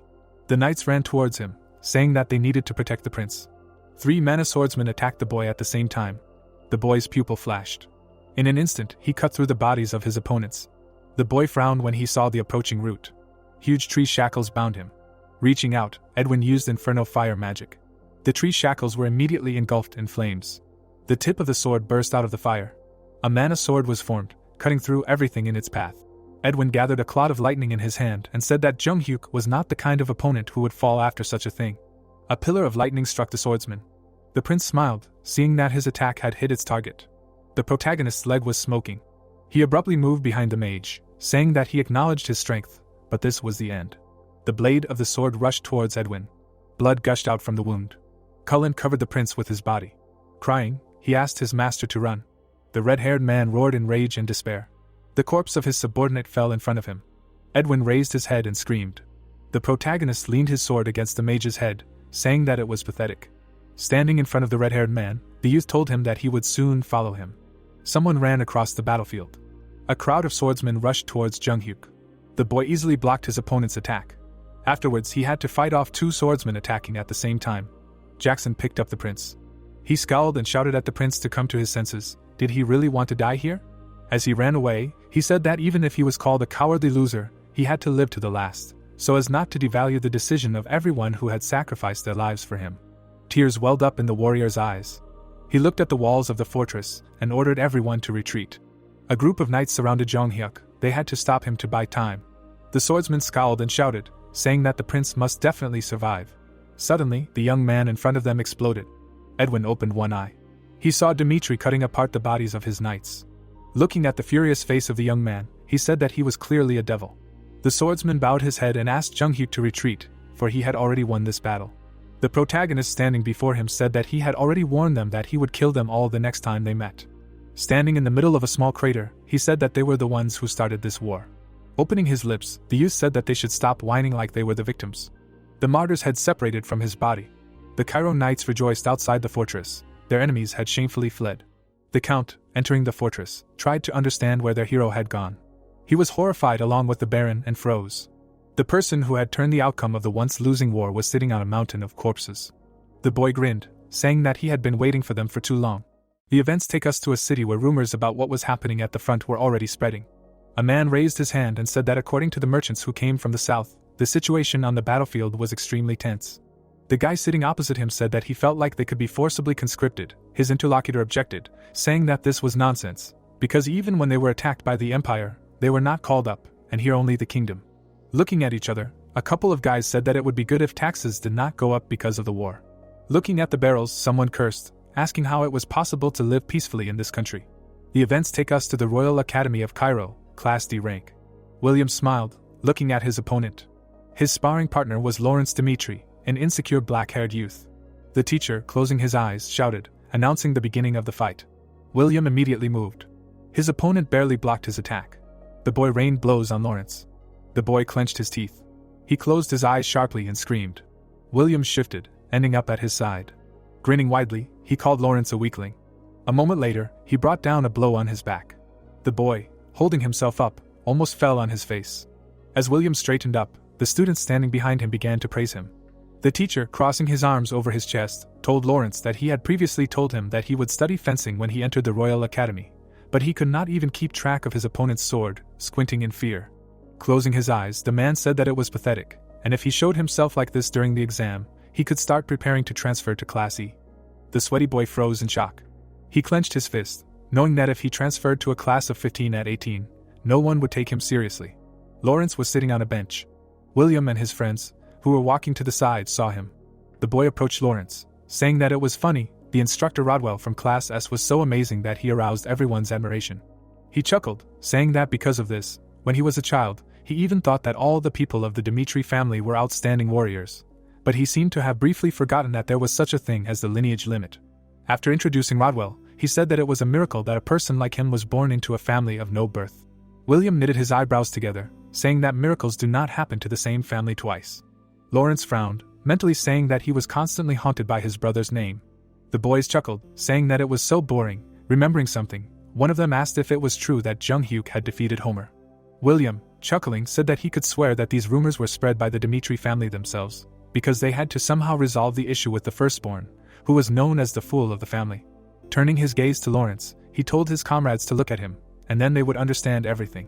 The young man walked along the corridor, not knowing if the news about his brother was true. He clenched his fists, saying that although in his memories he was not a bad person, he would hardly be able to defeat Homer. The young man pursed his lips. He shuddered, seeing something ahead. People crowded in front of the entrance to the city. People looked at each other, asking each other if what they heard was true. The man parted his lips and said that a relative living in the south told him about it. Hector almost crushed the southern front, but miraculously they managed to retake it, and the most shocking thing about it is that the greatest contribution to this was made by Jung Hyuk Dimitri. He fought alone on the battlefield and climbed to the top. When one of the guys came closer, the man said that many say that the eldest of the Dimitri forced the kingdom of Hector to retreat, having only 200 soldiers under his command. Then he told about the young man who defeated the 5-star swordsman Butler in a duel. Lawrence's eyes widened. He could not believe what they were saying about his brother. Standing at the back of the crowd, he thought that what he heard was complete nonsense. The knight, entering the city, shouted, ordering the people to part, for the heroes of the southern lands were coming. The soldiers, led by Jung Hyuk, entered through the gate. Lawrence, who was standing to the side, was surprised to see his brother and suddenly cried out. The protagonist frowned upon hearing the cry. Sitting on the throne, the king said that they were finally able to meet him. The young man, kneeling on one knee, greeted the king. Daniel in front of him said that he wanted to sincerely thank him on behalf of the entire kingdom. Smiling, he asked the boy what he wanted, then he said that he would do everything in his power. Besides, he was just looking for a successor to the strongest sword Cairo and the captain of the Royal Knights, Count Nicholas. Jung Hyuk frowned. Daniel, still smiling, said that if he wanted, he would grant him the title of vice-captain and a week of free entry to the royal family treasury, as well as exempt him from the rest of his military service. The young man, sitting on one knee, understood that the king had finally proven himself. Daniel, due to the imminent death of the previous king, ascended to the throne at an early age, thus becoming the Scarecrow King. The young king clenched his fist, mentally saying that if Jung Hyuk became his man, the aristocratic faction would no longer dare to oppress him. The people around the king called him a softy, but this could not continue. The Marquis frowned and asked where it was ever seen before, to burden someone with a new debt under the pretext of a reward. Opening his lips, he said that he was only forcing a sacrifice on a young talent who was guaranteed a bright future, so he should withdraw the order. Suddenly, the people in the entire hall hummed in agreement with the Marquis. The old man turned his gaze to the king when the latter said that he had already decided. Extending his hand to the young man, he said that it was now up to Jung Hyuk to make his own choice. The aristocrats clenched their jaws and tensed up. The protagonist frowned, realizing that Daniel was of royal blood after all. He bowed his head and said that it was truly an honor for a swordsman to receive the title of a royal knight. But there was one thing he wanted to do before deciding on his future. Daniel narrowed his eyes and asked what it was. The protagonist thought about it and said that this war had made him realize that he was just a frog stuck in a well, and after looking at the map, he realized that outside of the kingdom, the current him was nothing. Raising his eyelids, the youth said that he needed time to prepare to go out into the world. Releasing his aura, he said that once he was ready, he would challenge the official rancor battle. He would try to rise from 99th place to 1st place, to test his limits. The king in front of him thought about it. The official rancor battle meant an endless series of challenges. A participant would face opponents until they lost. When an opponent fell to his knees, his place in the ranking would be transferred to the winner. Daniel moved his lips, saying that it was too dangerous and that he could lose his life there, and that was not something that could be discussed so easily. The boy parted his lips, saying that he understood this. The king nodded. He was wary, for this boy could have gained great fame and fortune, but he gave it all up for the sake of a new challenge. The nobles looked at each other and smiled, saying that this was the unwavering determination they wanted to see from the hero Cairo. Marquis Benedict frowned, mentally saying that he saw no reason to stop the youth. Jung Hyuk was only 20 years old. Through the official rancor battle, many would be able to judge his true abilities. The two counts thought of this at the same time. The protagonist, imagining himself on the battlefield, told the king that very soon he would show who he really was, and only then would he decide which path to take next. The boy smiled, mentally saying that when the battle of the rankers ended, he would not be someone's sword, but the master of a new territory. The old man poured himself some wine. Raising his glass, he said that the fate of a man is quite funny. Looking at the interlocutor next to him, he said that, worrying about his safety, he sent him to the southern front, but there was a sudden declaration of war. But he stopped everyone and became the hero of Cairo. The young man closed his eyes. Raising his eyelids, he told the Marquis that thanks to him, he gained good experience. The old man frowned, asking what he meant. The young man, remembering the past battle, said that the war with Hector helped him realize that the world is much larger than he thought, so he challenged in an official war. Swirling the wine around in his glass, he said that he did it to see for himself how strong the kingdom was, and that when there was ultimately no one stronger than him in the kingdom, he wanted to go and become the strongest on the entire continent. The Marquis closed his eyes, saying that he had once had a similar dream. Recalling the warriors he had encountered, the old man mentally said that, unlike Jong Hyuk, he had chosen to settle for his current life only after realizing how big this world was. Opening his lips, he said that he had a daughter. Turning his head towards the boy, he said that since the child had lost her mother early, he had raised her with exceptional care, but he would give his daughter to him. The protagonist frowned. The old man next to him said that he had heard from Fabius that he was no simpleton, and today, looking at him saying that he would challenge the rankers, he realized something. Tilting his head, the old man said that he once again remembered the monsters he had encountered on the continent when he was young. Although he was not an outstanding talent back then, at least he had a way of recognizing people who were ahead of him. Frowning, the Marquis told Jong Hyuk that looking at him, he realized that he could compete with them equally. Turning his head, she said that she knew that his engagement was broken off and that she did not intend to force it on her daughter either, but she would arrange a meeting for them. Introducing his daughter, the old man said that if there was any sympathy between them, he would only be for their relationship. Raising his hand, he said that he was not saying that he had to meet her right now, he just needed to remember one truth. Smiling, he said that in the past and now, he, Marquis Benedict, was always ready to watch his back. The protagonist narrowed his eyes when the old man said that if he ever said that he was ready to tie the future with them, he would be able to have everything he wanted in this kingdom. Jong Hyuk's existence upset the balance of power, and whoever took possession of him would swallow up the entire kingdom of Cairo. Count Denver smiled in greeting. Gregory, with his fingers clasped, offered a rather tempting deal. However, the heavenly demon was a man who was incapable of living under someone's rule, for he sat on a mountain of corpses. Soon, the entire sky darkened. A cry of "Hans!" was heard in the mansion. While shaking the boy, he asked him if he was okay, if he was injured. Unable to hold back his tears, the man said that he could not imagine how his humble servant's heart trembled when news about him reached him from the southern front. A few days later, the boy put a cup of tea on the table. Hans, standing next to the table, said that his words might sound rude. Smiling, he asked if he could meet with young Master Lawrence. Just after Jong Hyuk entered the capital, Hans arrived at the capital's mansion of the Dimitri family. Lawrence smiled widely when he saw the butler. Thus, the pair, standing opposite each other, began to chat for hours. The man's eyes widened. He had taken care of the young masters since they were young and could tell at a glance what kind of problems young Lawrence was currently in. Scratching the back of his head, the young man turned to the servant.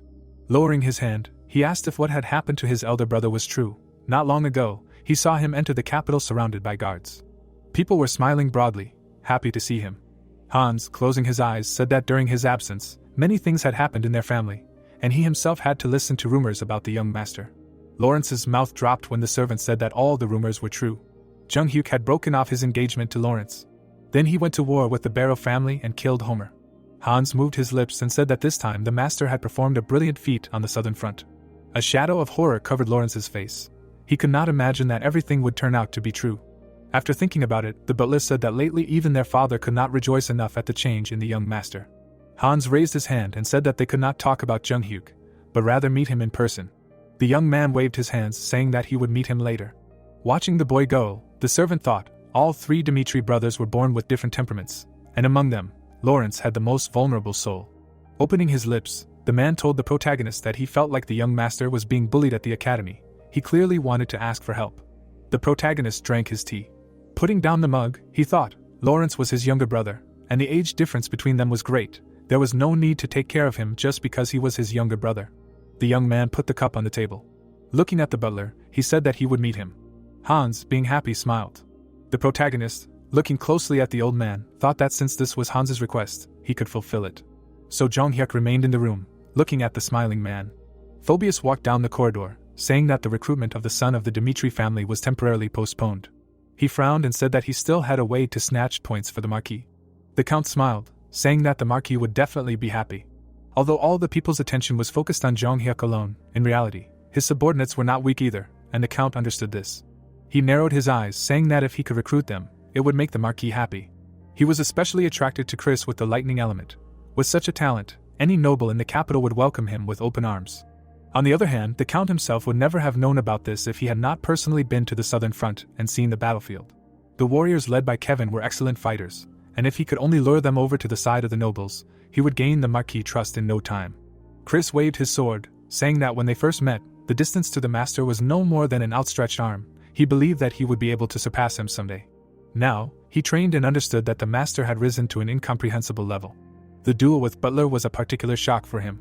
A sigh of relief was heard on the court. The young man enveloped his body in an aura, saying that, following the master over the past 6 months, he had made a qualitative leap in strength, which even he himself found hard to believe. The guy frowned. He was seriously determined to surpass his master one day. Suddenly, the Count, appearing behind him, said that he had business with him. Approaching, the man said that he would like to hire him. The blonde, turning around, said that he was not interested. Phoebus, shuddering with his whole body, asked how he could refuse without even hearing the conditions. What was the matter? He slapped his chest and said that if it was about money, he could expect enough to last a lifetime. There was nothing in Cairo that they couldn't get. The blonde raised an eyebrow, puzzled. The man threw up his hands and said that if he was worried that this would be seen as betraying his master, there was no need, because in the end, Jung Hyuk would become the Marquis' man. Frowning, Chris asked how he could be so sure that his master would become Benedict's man. The Count, imagining his master, said that there was no one in Cairo who would refuse the current government. The knight narrowed his eyes, realizing that this man didn't know a damn thing about his master. The master he knew would never bend the knee to others, but would bend them. Parting his lips, he said that no matter what they proposed, he had no intention of leaving his master. For the knights selected by Jong Hyuk, no one could replace the guy himself, for he always led them. Bowing, the man said that if these were his words, then so be it. Chris, thinking, said that if they suddenly planned to lure the others, then they should surrender immediately. Moving his lips, the blonde said that none of them would make their choice in favor of the other. Phoebus turned around, mentally saying that this was ridiculous. It was unlikely that there would be anyone else who was ready to give up such a unique chance. Soon he arrived in another part of the fortress.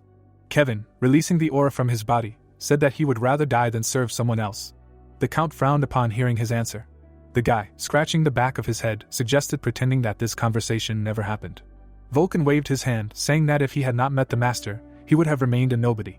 The Count gritted his teeth, saying that he even emphasized that this was not betrayal at all. The boy bent his foot.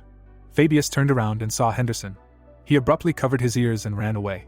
The Count did not stop frowning, not understanding what was the reason for such unwavering loyalty. Lawrence desperately hit the dummy. He struck with incredible accuracy at one point. The boy remembered Hans's words about his father's joy and stopped to catch his breath. He gritted his teeth, not understanding what had happened to his brother at all. Striking the dummy again, he said that now his brother was praised as a hero who had defeated Butler. Clenching his jaws, the young man said that if the elder had changed so much, then he could too. The boy imagined William in place of the dummy. He swung his sword, asking why he was still so pitiful. The boy fell to the ground, exhausted. He closed his eyes. The protagonist approached him and asked what they were doing there. Raising an eyebrow, the boy said that Hans had told him that he had been looking for him, and if he had anything to say, he should say it now. Lawrence stood up. He smiled nervously, saying that it was nothing serious. The protagonist frowned and called his brother pathetic. Then he turned around. Lawrence winced as his brother began to walk away. Closing his eyes, the boy screamed, saying that he would tell everyone. Jong Hyuk stopped and raised his eyebrows. Looking at the edge of the bench, the boy said that when he heard the rumors about him, he didn't believe it at first. Sitting on the bench, he said that the brother he remembered didn't know how to hold a sword properly, and he even asked him to go to the military instead of him. Jong Hyuk narrowed his eyes. The boy said that in the time they had not seen each other, he had changed beyond recognition. The boy clenched his fist, saying that now he was called the hero of Cairo, but how did he manage to change so much? Unable to hold back his tears, Lawrence said that he were the ones that others had no hope for, so he wanted to be like Jong Hyuk. He also wanted to be the pride of his father, so that he could pat his head. Lawrence, wiping away his tears, shouted, saying that he didn't want to force a smile at every meeting, pretending that everything was fine, that he was coping. The protagonist, crossing his arms over his chest, realized that he was too young, if he had barely turned 18, and he was not strong enough to withstand reality. The guy looked at his feet, not understanding how he should treat Lawrence. All the locals accepted the new Roman. They did not get hung up on the already formed perception but looked with a new look at all the changes and smiled. Now the guy frowned, mentally saying that the same thing happened to him, be it Lawrence or Rodwell. His assessment should not be based on memories from the past, but on personal lived experience. He stood in front of his younger brother. He raised his head sharply when Jung Hyuk said that he did not want to see him, who had the same last name as him, being ridiculed and persecuted. He moved his lips, saying that this was not only damaging the family's reputation, but also his own. Lawrence's eyes widened when Jung Hyuk told him that if he wanted to know the answer to the question, he should prove it in the fencing exam. In the past life, the brothers had no choice but to kill each other, but the protagonist, standing in front of his younger brother, decided to change everything. The teacher, standing in front of the students, announced the start of the fencing exam. Lawrence, watching the battle, remembered how his brother told him that if he wanted to know the answer to the question, he must prove himself worthy. When he was announced next, the boy immediately responded. William grinned when he was matched against the boy. He bared his teeth. The teacher, crossing his arms over his chest, said that the exam would not be judged by winning, but by how well they applied the knowledge they had acquired. William immediately disappeared from his place. Lawrence, gritting his teeth, blocked the attack. He struck again, saying that he would not be well. William raised his sword. It was immediately at the boy's face. Yesterday, his brother, looking at him, said to make it clear to everyone at the exam what happens if you look down on him. Suddenly, the boy struck his opponent's jaw. William gritted his teeth in pain. Lawrence, frowning, mentally said that he needed to maintain this attitude, and then he would prove his worth. Rushing forward, he said that he would become the same as his brother. Now William was forced to block the boy's attacks. He pulled his hand back, starting to curse. The heir of Castro made a sharp lunge. The boy missed the sword near him. After that, his sword rushed towards the head of his opponent. Lawrence's eyes widened.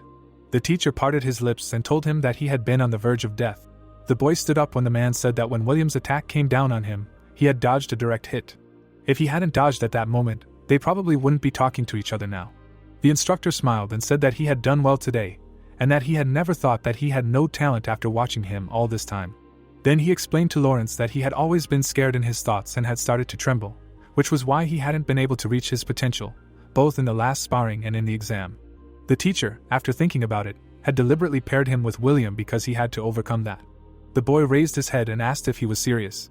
The man turned his back and said that he wouldn't lie to his student, that he needed to believe in himself more, because in his opinion, he wasn't much different from William. The boy pursed his lips, barely holding back his tears. The man thought for a moment, and said that if he let his spirit break, he would be unable to do anything. The boy bowed his head and thanked the professor. At the same time, the losing contestant was angry. His comrades, worried about him, tried to calm the boy down. Gritting his teeth, the blonde said that he had been too soft with him.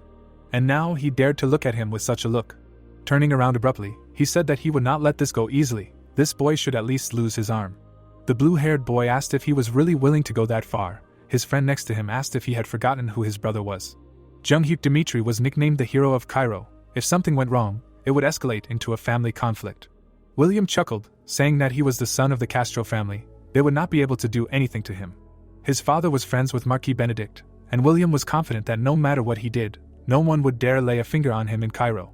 Clenching his fist, the boy said that the hero or whatever he would show that his bloodline was ultimately nothing in front of the true authority. Turning to his comrade, he said that they should bring Lawrence to him. If he resisted, they would knock him out. The protagonist, who was standing to the side, said that he should repeat it again. Narrowing his eyes, the boy said to repeat what he was going to do to his current brother. While the two boys trembled, William smiled, saying that he would gladly repeat it to him. Jung Hyuk suddenly grabbed the boy by the throat. Lifting him up with one hand, he asked him if he understood what a mistake he had just made. Opening his lips, he said that it was okay that he was mocking Lawrence, but the problem was that his words had reached him. Squeezing his opponent's throat tighter, the guy said that he had heard everything, how he was mocking his brother, and how Dmitri was mocking his family. Frowning, the guy said that they dared to humiliate his family. Letting go of the guy's throat, the young man ordered him to immediately take him to his forgiveness. William fell to his knees, barely breathing. Releasing his aura, the protagonist said that if a negligent son made a mistake, then the blame is shifted to the parents, responsible for the behavior of their child. Now he must check what true power really is. Events take us to the Castro mansion. The Count, frowning, said that he gave them a chance to make a career, but they could not give a sensible assessment, so he hates dealing with commoners. Count Castro laughed and said that it was always like that. Their pathetic backgrounds prevented them from seeing what was right under their noses. Putting down his cup, he asked if Jung Hyuk was really an outstanding warrior. Phoebus replied by saying that otherwise he would not have become a marquis, would not have risked his life to lure him to his side. Raising his hand, the man said that since it was him, He could tell him a secret. Benedict was considering Jung-hyuk as his son-in-law. Grinning, the blonde said that he should meet him in person sometime. If he arranged a meeting for them, he would be glad. Hearing a knock, the man turned his gaze back. William entered the office. The protagonist, standing to the side, was thoughtful. Putting his hand to his chest, William said that this pathetic commoner treated him too rudely. He dared to threaten him, the eldest son of Castro. The man frowned. He immediately stood up, telling his son to shut up. He grabbed him harshly, saying that he didn't understand who he had touched. Mr. Jung-hyuk was the hero who saved Cairo. The man hit his son, asking if he dared to slander a great man. Count Castro bowed to the protagonist, said that his negligent son had caused him inconvenience. He would be severely punished, and he would conduct educational work so that such a thing would not happen again, so he asked him to show mercy. Smiling, the man asked if he wanted to have a cup of tea if he had a minute. Narrowing his eyes, Chief Castro mentally said that the chance to establish relations with Jung-hyuk would come so soon. Most likely he would not reject such an apology. The protagonist, parting his lips, said that whether he accepted the apology or not, he decided for himself. The young man frowned and said that his son had created a problem that was affecting the family. Dimitri, William had been bullying Lawrence for a long time, and right in front of him, he said that he would break his arm. The boy's pupils lit up when he said that as soon as words came out of his mouth, they gained power. He could not close his eyes to the current situation. Raising his hand, the man asked what he was suggesting in that case. Narrowing his eyes, he said that they should think ahead and try to find a rational solution. William sweated and looked horrified when the protagonist said that he should kneel in front of everyone and ask him for forgiveness. The young man narrowed his eyes, saying that he would also have to leave the Royal Academy, for he did not want his brother to breathe the same air as the garbage. But if that did not suit them, he would not refuse to fight. The head of Castro was horrified and opened his mouth when Jung-hyuk asked him in front of him whether he would enter the war with his family or agree to his proposal. The young man, parting his lips, said that now the choice was his. The Count, frozen, said that this was precisely why homeless mongrels were nothing but a headache. Did he really think that he was of any value after the Marquis paid attention to him? Pointing his finger at the young man, he said that he was not worth the tip of Castro's fingernail, and since it came to that, he would show him the strength of an aristocrat belonging to the central government. Looking at Fabius from behind, the blonde asked him to bear witness to everything that had happened to the Marquis. Gritting his teeth, he told Benedict to tell him that Jung-hyuk had crossed the line and he had no choice but to take the appropriate punishment. The man raised his teacup and said that he should not rush, for it was clear that William himself was to blame. The boy's eyes widened in shock. Among the aristocrats of Carius, Fabius was known as the Raccoon of Kairos. Although the world was full of people with extraordinary abilities, in reality, those like Fabius survived to the end, always being behind. The man's pupils sparkled, his eyes were able to read the situation from all sides, making deals with profitable people, making useful connections. Count Castro, as a descendant of a famous clan, had established friendly relations with Benedict from a young age. But the problem was that his opponent was Jung-hyuk Dimitri. Fabius, looking at the young man in front of him, said that it would be better to side with Castro, but for the sake of victory, the Marquis would abandon even a close friend, the only exception being blood kinship. The gears moved. The man mentally said that lately the Marquis was trying his best to make Jung-hyuk his son-in-law. Putting the cup on the table, Fabius told Castro that if his child made a mistake in something, it would be better not to hide this shame, but to assign him an appropriate punishment. The man's mouth dropped open in shock. Seeing his comrade's grin, he realized that he had made the conclusion. He would benefit from staying on Dimitri's side. And if he declared war on Dimitri's family now, their world would shatter like glass, and they would be sent to hell. Castro bowed sharply, saying that he realized his mistake. Without raising his head, he said that this was his son's business. He lost his sanity for a moment. William, opening his mouth, screamed. The protagonist did not move, mentally saying that aristocrats always mistakenly believe that they have superiority. Now that he has suddenly rushed to the top, there is a possibility that he and his family will suffer damage. Because of the jealousy and envy of these ridiculous creatures, he must at least once set a clear example, otherwise they will only bow their heads when necessary. Count Castro, sweating heavily, said that if he obeyed his words, William would definitely apologize to his brother and leave the academy. The youth's mouth was open in shock. The protagonist chuckled contentedly. Turning around, he said that he would consider the matter settled. William was horrified, shaking his head. Looking at the youth's back, he tried to understand what kind of person he touched. Lawrence turned his head when he was called. He immediately recognized the blue-haired youth who had always been with William. Approaching the boy, he shouted that his brother had gotten into a fight with William, who was angry that he had lost, and said that he would break his arm. But his brother heard this. The boy's mouth dropped open in shock. Raising his hand, the boy said that after that, the two had gotten into a fight, and Jung-hyuk had dragged William straight to Count Castro. Lawrence ran, realizing that Count Castro was more than capable of killing his brother, and that he might be in danger this time. The boy ran, desperate. As tears appeared in his eyes, he said that he could not forgive himself for this. The communication crystal lit up. The boy, wiping away his tears, told his father that he had been told that his brother was in danger, and he had intervened to help him, but he had been taken to the Castro estate. Romero frowned sharply at his son's words. He slammed the table. Shaking his whole body with anger, the man mentally said that Lawrence was trying to avoid unnecessary calls, afraid of causing inconvenience. But if even he called with tears in his eyes, something definitely happened. Looking at his wife next to him, he asked what they should do. Now the Castro family is in close relations with the Marquis and the central government. The woman, putting her fist to her chest, said that now their eldest son is in danger, and he, Romero, is worried about this. Lowering her hands, she said that they will think about relations with the central government later. The man hugged his wife and thanked her for her support. Raising his hand, he ordered that all the vassals of the family be summoned immediately. The events are transferred to the hall. Head Dimitri, sitting at the head of the table, said that the eldest son of their family faced danger due to disagreements with the Castro family. Relying on Lawrence's information, the last thing they saw was how he was taken to the Count's estate. The knights involuntarily raised their eyebrows, being surprised. Romero, looking at the people at the table, said that he was not going to stand by silently, so he needed their consent. The man narrowed his eyes and mentally said that they would most likely face serious resistance. Jonathan, raising his hand, expressed his agreement. Raising his hand, he said that it would be dangerous to speak out against a member of the central government, but he was talking about no one but the firstborn of the family of Dimitri. Imagining his soldiers, he said that they were ready to give their lives to protect the young master. Hendrik, clenching his fist, said that he would start all the forges right now. Then he asked how much weapons would be needed for the war. Hendrik slammed the table and said that the young master was the future of the family. Whoever the Castros were, he would not forgive them for touching the young master. Romero looked at the people at the table, listening to each of them agree. He frowned, mentally said that everyone was filled with such determination for Dimitri. Their family had always chosen peace, but from now on they would act as rulers of the northeastern lands. The events take us to the mountains. Jackham frowned and shouted, ordering to gather all the miners. Even if they could not fight, they would help others prepare everything necessary for the war.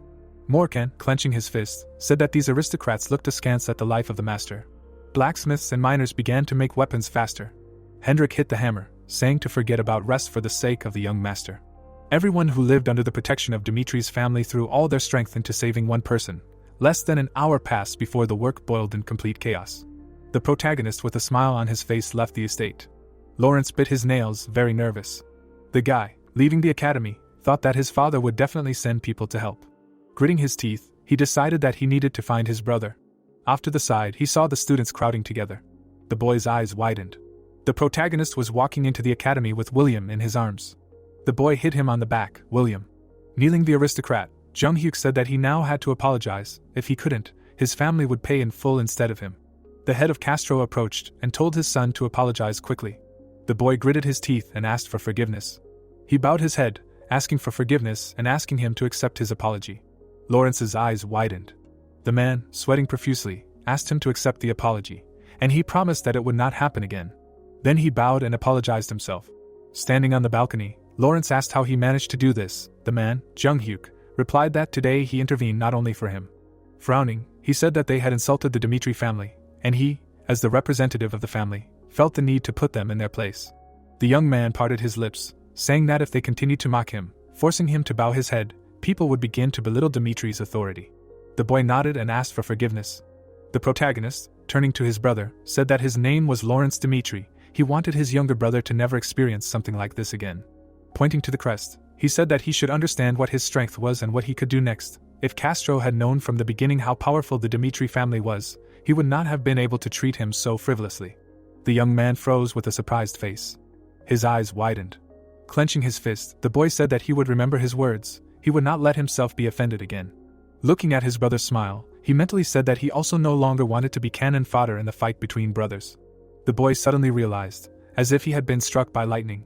He raised his hand and shouted, saying that they needed to contact his family immediately, otherwise his dad would definitely do something. William was hit in the face. His father, standing in front of him, asked how such a brat could be his son. Did he even realize what a mistake he had made today? Jong-hyuk is the deity of Cairo. The strongest kingdoms fell over themselves to lure him to their side. The protagonist in his armor inspired fear. Castro screamed, saying that he had harmed the hero's younger brother. At the very moment when he, the eldest son of Castro, knelt down, the prestige of their family fell to the lowest point. The boy trembled all over. The man pointed at his son, saying that from now on, in the eyes of the people, they will become idiots, unable to understand the true state of affairs. He hit himself on the head and clenched his teeth, not understanding how he could now show himself to Marquis Benedict. A servant burst into the office, saying that a magical signal had been received from the Dimitri family. The man turned his head sharply and was puzzled. When Romero's projection appeared, he said that the aristocrats of the central government may not take them seriously, but they dared to touch the blood of the Dimitri family, and they will not stand aside under any circumstances. Castro's whole body trembled, mentally saying that he was already all worked up. Why did Baron Romero bring up an already decided issue again? Clenching his fist, the man said that tomorrow at dawn they will submit a request to the central government for a feudal war. From now on, the Dimitri Merchant Guild freezes all supplies related to Castro. They have obtained all the Castro bonds remaining in the gold bank for the enemy preparing for war, and money is a significant threat. The head of the Castro sweated. The Dimitri family has contacted all the hostile forces of Castro, and they are ready to cooperate with them, and invest large sums of money in the war as well. Shaking their hands, they told them to use any means and purposes to crush the Castro family. The man's face twisted. The man frowned and said, no matter what price Dimitri paid for this, he would destroy Castro at all costs. The head of Castro was horrified, his mind clouded. He gritted his teeth, realizing that there was no mercy in Romero's words. Jung-hyuk Dimitri was his father's son. Opening his lips, Romero said that he was warning him for the last time, he should let his son go now. The head of Castro frowned and was puzzled. Raising his hands, he said that he was deeply mistaken now, they were not holding anyone from Dimitri's family. Then he said that the problem with Lauren had also been resolved, and his son William was begging for forgiveness on his knees. What war were they talking about? Sweating from awkwardness, Romero asked if this was true, to which the head of Castro immediately answered, saying that they had already talked with Jung-hyuk and decided everything. They would be careful so that something like this would not happen again. The crystal began to shine again. The man stepped onto the balcony. Looking at the people below, he saw everyone from the forge masters to the miners in the mines. It was these people's hearts that Jung-hyuk had captured, and they all raised their heads, waiting for the leader's order. Raising his hand, the man said that the war was cancelled, and they should prepare for the banquet right now. They should eat as much as they wanted today, drink as if it were their last day. The workers raised their hands and cheered. The events take us to the city, where they were already discussing how Jung-hyuk made the son of the leader of Castro kneel. Holding a mug of beer in his hand, the man said that the system of power in Cairo was changing, although it lasted no more than a couple of hours. All the merchants cooperating with the Dimitri Trading Guild said that they were ready to break off all deals with the Castro family. Lucas chuckled and asked if they knew what that meant, namely that the Dimitri family was planning to start a war with the Castro family. The people looked at each other, amazed that a provincial family would turn against the Castro family. As soon as it happened, large investments poured into the Dimitri family. Raising his hand, Lucas said that they thought that in the confrontation between the capital and the provincial family, the Dimitri had a better chance of winning. Opening his lips, he said that this incident completely changed the situation of the Dimitri. The protagonist, sitting at the table, mentally said that the family rejected wars, but for his sake they made such a decision, and this was not the sole choice of Baron Romero. Lowering his gaze, the guy said that such a thing was possible only with the consent of the key figures who formed Dimitri. A small society called Dimitri, settled on the outskirts, was ready to enter the war to save him. The life of a heavenly demon was held under the auspices of the survival of the fittest in a world where everything was allowed. He had to see many deaths, which radically changed his character. His face was always stern, and the blood that got on his clothes did not embarrass him. The protagonist grinned. This life was different from the past. The events take us to the kingdom of Hector. Jackson and Butler were hanging over the prince. The red-haired one opened his eyes and asked how long he had been unconscious. An amazing man named Jung-hyuk tore apart all the knights in the forest. If Edwin had the opportunity to turn back time, would he have been able to completely crush Jung-hyuk? Frowning, he said that it was impossible. Floating in the air, he said that with his own hands he plunged the kingdom of Hector into the deepest abyss of despair. If he had not started a war, he could have bought more time to prolong the existence of the kingdom of Hector. The soldiers died because of him. Kellen died instead of the prince. Edwin gritted his teeth, saying that because of him, Hector faced the worst possible outcome, and from now on, he must do everything to find a way to save Hector. Now the people in the afterlife reached out to him. The boy's pupil flashed. As long as there were people whose eyes were fixed only on him, he could not simply give up. Jackson, frowning, screamed. The prince, opening his eyes, asked how long he had slept. A week had passed in the palace, and although everyone involved in the war bit their tongues, the news transmitted from Cairo plunged the entire kingdom of Hector into despair. People in the streets were horrified to hear how the demon Cairo single-handedly chopped down thousands of soldiers, and even wounded Captain Butler. The boy, frowning, said that they were like frogs in a well. This world was teeming with monsters that they did not suspect. Events take us to the king's hall. The king looked at his son and asked how he felt. Frowning, He said that he was too stupid to hand over the affairs of the royal family to him due to his lack of ability. But he was not willing to solve the problem at the cost of his own son's life. The boy closed his eyes and asked for forgiveness. Raising his eyelids, he asked if he had heard Jackson's report. Lost in thought, the king said that in Hector's village, where the crop failure began, a strange anomaly had caused the land to turn black and all living things to die. Frowning, the boy said that, apparently, a necromancer's curse was involved. The old man drew his eyebrows together. The prince, after thinking, said that perhaps the crop failure that had been plaguing Hector all this time had been sent intentionally, and the curse had spread throughout the forest. The entire territory of Hector had been affected by the curse, which meant that black magic had been spreading for several years. The king opened his mouth and asked if there was a force that was just waiting for them to attack Cairo. The boy parted his lips and said that it was a force that was hiding in the shadows and had deliberately started a war between the two kingdoms for its own gain. The old man's pupil shrank as he said that the curse that had spread throughout the kingdom could only be lifted by a high priest, but they had no more power left. After thinking about it, Edwin asked his father if he remembered how someone from the heavenly tower had come to him when he was a child. The boy opened his mouth and said that he had offered to give him anything he wanted if he would renounce his title as a prince and devote his life to the magic tower. The old man patted him on the head. Raising his hand, he said that he would sell his time to the heavenly magic tower. Frowning, he said that he only needed a year. That was the only way that could solve the problem. The swordsman placed his mug on the table. Frowning, he said that if he was going to die, he wanted to do it on the battlefield. Gritting his teeth, he asked if there was room for a one-armed swordsman. Someone approached him, saying that they had not seen each other for a long time. The protagonist smiled, saying that he would ask directly, had he ever thought about joining Dimitri under his wing? The man's mouth dropped open in shock, not understanding why Mr. Jung-hyuk would do that. Touching his shoulder, he said that he was truly grateful for their offer, but as he saw, he only had one arm. Sweating, McBurney asked what use such a man could be to them, then said that he was completely useless as a swordsman and was afraid that he would only drag them down. Smiling, Jung-hyuk said that to him. That did not sound like a refusal. The swordsman raised an eyebrow when the boy asked him if he had ever heard of the left-handed sword. The left-handed swordsman Songbik served as the imperial family's jinui, but devoted himself entirely to the country, losing his right arm in the war. The palace recognized his many years of service by rewarding him with a chest of wealth and glory, but Songbik, who had spent his entire life on the battlefield, could not reconcile himself to a peaceful life. He stood on the edge of the cliff and decided to leave the path of a soldier, even if it meant a miserable end. The swordsman devoted many years to sword training until his left hand adapted to the new conditions of life, after which he began to challenge other warriors to duels using the left-handed sword he had created. The disturbed balance of his body, which had always been perceived as his weakness, he, on the contrary, skillfully turned to his advantage and used it in attacks, causing many warriors to fall under his blade. His last opponent was Jung-hyuk, and he plunged his sword into his chest. Smiling, the youth told McBurney that if he followed him, he would tell him about the left-handed sword technique. Parting his lips, he said that he promised that he would make it so that he would benefit him more than anyone else. The man pursed his lips, mentally saying that this man was his savior.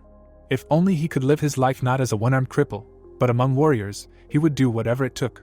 The man knelt down, saying that it was enough for him that they said he would be of use to them. Standing with his head down, he said that from now on he dedicated his life to him. The war had shed a lot of blood, it had changed the lives of many people. Edwin Hector had donned the robe of a magician. McBurney smiled, being happy. And even the slob of the Elbier family, Henry, was now walking at the head of the group. He raised his head to the sky, mentally saying that Mr. Jung-hyuk was too cruel. After all, they had gone through the war together, and he could have taken him away too. Henry bent over. Sighing, the boy said that it was still better to live among people who treated him with respect. He narrowed his eyes and said that it was enough that he was released from service. Henry had done nothing in the war with Hector, but now many posters were hung up in the city, welcoming him. People waved their hands, welcoming Henry, and the fact that he was on the battlefield with Jung-hyuk was enough. The boy's mouth was open. The old man, showing his projection, introduced himself as a representative of the Cairo Academy, and then asked him to give a lecture on the war that had broken out in the south. The boy smiled widely, realizing that this was an opportunity to increase his value. So he went on stage and gave a lecture, praising Jung-hyuk, acting as a mouthpiece to spread Jung-hyuk's fame throughout the world. Frowning, he shouted, this moment became a turning point in the life of an idle noble. A few days later, the protagonist arrived in the city. Daniel, sitting on the throne, watched everything. The Marquis stood a little to the side. The boy turned his head, realizing that when he returned to the capital again, he would have to make a choice. Until then the entire Northeast would submit to his rule. He chuckled, mentally saying that this was the only way he could resist the central government. The knights followed the protagonist. The knights stopped, hearing the cries of the peasants. Jung-hyuk, looking to the side, saw how the people were cursing, not understanding how to feed their families. Chris, approaching, said that these must be their family's farmers. The boy, surprised, asked how their people ended up on Conrad's lands.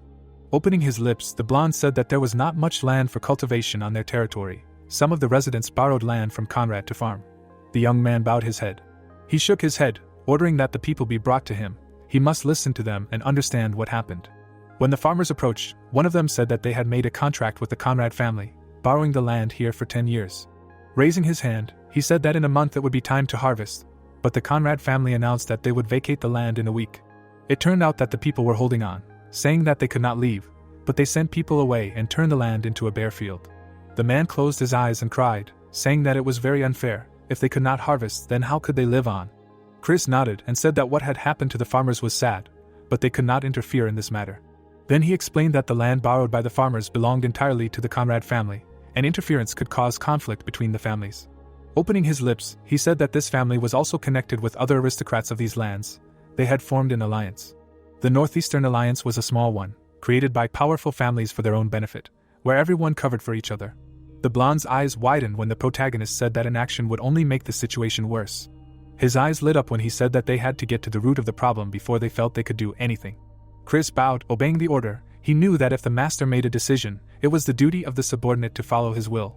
The protagonist entered the city. He waved his hand, happily greeting the townspeople. Romero, spreading his arms out to the sides, told them to come to him. The man hugged his son, telling him that he had done a great job. Smiling widely, he said that something special was happening in their lands.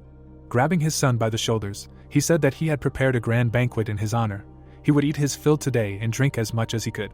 Jung-hyuk, frowning, said that he should give him a minute of his time before that. When they moved into the room, Romero, after listening to his son, said that they could do nothing. They had no way to stop the Conrad family from taking back their lands. Opening his lips, he said that if they interfered again, it would be difficult for Dimitri's peasants to cultivate the lands in their territory in the future. The protagonist, moving his lips, asked what he thought. If they were the Benedict family's people, would they take away the lands of their peasants? The man frowned. He understood that Marquis Benedict was the living embodiment of power. No one would even dare to think about touching the Marquis and his people. Pointing to the crest, Jung-hyuk asked his father what place their family occupied among them in his opinion then. Now that the Barcos were destroyed and burning in the fire, there was no family stronger than them in the northeast. Romero, putting his hands behind his back, said that he did not deny his words, but he did not see the need to inflate a non-existent issue. So they are setting the local union against Dimitri. They will stand against the Marquis. The young man moved his lips and said that there is a need. The boy frowned, saying that now the real power is in Dimitri's hands, but the aristocracy, including the Conrad family, are flaunting their idleness. Imagine the mansion of the aristocrats. Jung-hyuk said that ultimately, for them, their family is just another family, and since they are protected by the central government, like Barco, they do not see them as a threat. The Conrad family made a rash decision, daring to touch the residents of Dimitri, making them cry. Putting his hand on his chest, the young man said that for them, Dimitri is the strongest family only in words. It is time to organize the hierarchy. Romero frowned deeply. His son, smiling, said that they must make it clear who is on top and who is on the bottom. Romero took a glass of wine in his hand. His son, gently clenching his fist, said that they had the strength and the reason to help their people. They should not silently watch as the Conrad family bullied their people. A shadow fell over his forehead as the young man asked for the authority of the leader to be transferred to him. All that would be required of him was the decision. He himself would wash his hands in blood. Closing his eyes, the leader Dimitri said that his son had grown too much. As a child, the boy had to endure every hardship of the commoner's life with him. He had carried heavy things even as a child. People called Jung-hyuk a half-noble, but perhaps it was this pain that made him what he was now. Looking at his reflection, he said that what the Dimitri family lacked now was not strength, but the determination of its master. Frowning, he said that it was now his turn to take matters into his own hands. A few days later, a grand banquet was held at the Dimitri estate, celebrating the return of Jung-hyuk. All the nobles of the northeastern lands had gathered there. A huge number of people gathered in the hall. The people in the hall were having fun, although they did not recognize the Dimitri family as the dominant one, but nevertheless, they did not deny its influence. Adjusting her hair, Sophia asked the young man if he remembered her. He answered by saying that he could not forget such a beautiful lady. The guy, smiling widely, said that they had spoken at the last banquet. The girl stared at the guy, mentally saying that indeed, he was no longer the same as before. It would be wonderful to marry such a man. One of the guests approached Jung-hyuk, saying that it was a great honor for him to greet the hero Cairo, who repelled Hector's attack. The young man grinned and introduced himself. Viscount Conrad, closing his eyes, said that he heard that he defeated a 5-star swordsman in this battle. Continuing to smile, he said that it was really hard to believe that at such a young age he had achieved such heights. Coming even closer, the man said that during all this time, no one from the northeastern lands had ever entered the rankings of rankers, but he could aim for the very top. The youth narrowed his eyes, saying that he had a personal question. Conrad nodded, saying that he could ask anything. The old man's face twisted when Jong Hyuk said that he heard that he unilaterally broke the contract with Dimitri's tenants, taking away their arable land. So what was the reason? Some took a step back, surprised and afraid. Conrad raised his hands, saying that a merchant guild offered a higher price for the land, that's all. Jong Hyuk chuckled. Sweating, the old man said that they were here to enjoy the feast in their honor, but for some reason he decided to bring up such a sensitive topic. Turning his head, he said that he came with good intentions to congratulate the master on his return, but he was now trying to blacken his name. Turning around, he said that with such an attitude, he could no longer keep a smile on his face. As the old man approached the door, the protagonist ordered him to stop. Slightly lowering his head, he said that if he were to cut off the conversation and leave right now, he would consider it hostility towards his family. Pointing to the space in front of him, he ordered him to return. The man looked to the side. He waved his hand, saying that this land belonged entirely to his family. Shouting, he said that he was only taking back what was his. Did he really need to report every little thing to Dimitri? Frowning, he asked the same question again. The protagonist clenched his fist, listening to the other aristocrats support Conrad. He narrowed his eyes, realizing that if it were Barco, they would not have reacted like that. Looking at the map, one could see that the local aristocracy, located in the northeastern lands, were ready to point a sword at the Dimitri family at any moment. There were only two options: either put them all under the knife, or force them to obey their words, like dogs, put on leashes. The boy moved his lips and asked since when was it allowed to neglect the people of other aristocrats in the kingdom? He suddenly moved close to the old man, saying that he had touched his peasants. Recalling the happy faces of the people, he said that his people who lived on his lands paid taxes to the family, people who swore allegiance to them. Frowning, he asked if even in this case he dared to mention ignorance. The man was horrified and began to sweat when the boy asked him if he really expected him to smile and talk to him even though he knew that his people had suffered because of them.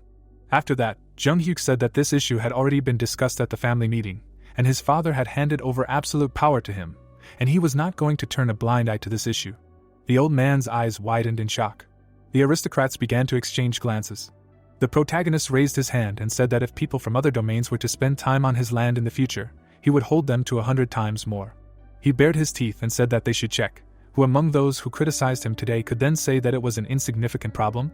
The people were horrified and sweaty at the same time, realizing that if his words came true, they would be the ones who would suffer losses. Conrad frowned, realizing that Jong Hyuk's skills were not limited to swordsmanship. He was a real fox. The guy set traps and would ride on them by force to prevent them from getting out. The dark fox bared his teeth. Looking at the group of nobles, the man decided that now was the best time to unite the alliance. Suddenly, the leader Lawrence approached them, saying that this time, Viscount Conrad was to blame. Lauren frowned and said that when it came to a matter, it was important to be consistent. This was the case with Dimitri's people, but they had persecuted them without even informing the family.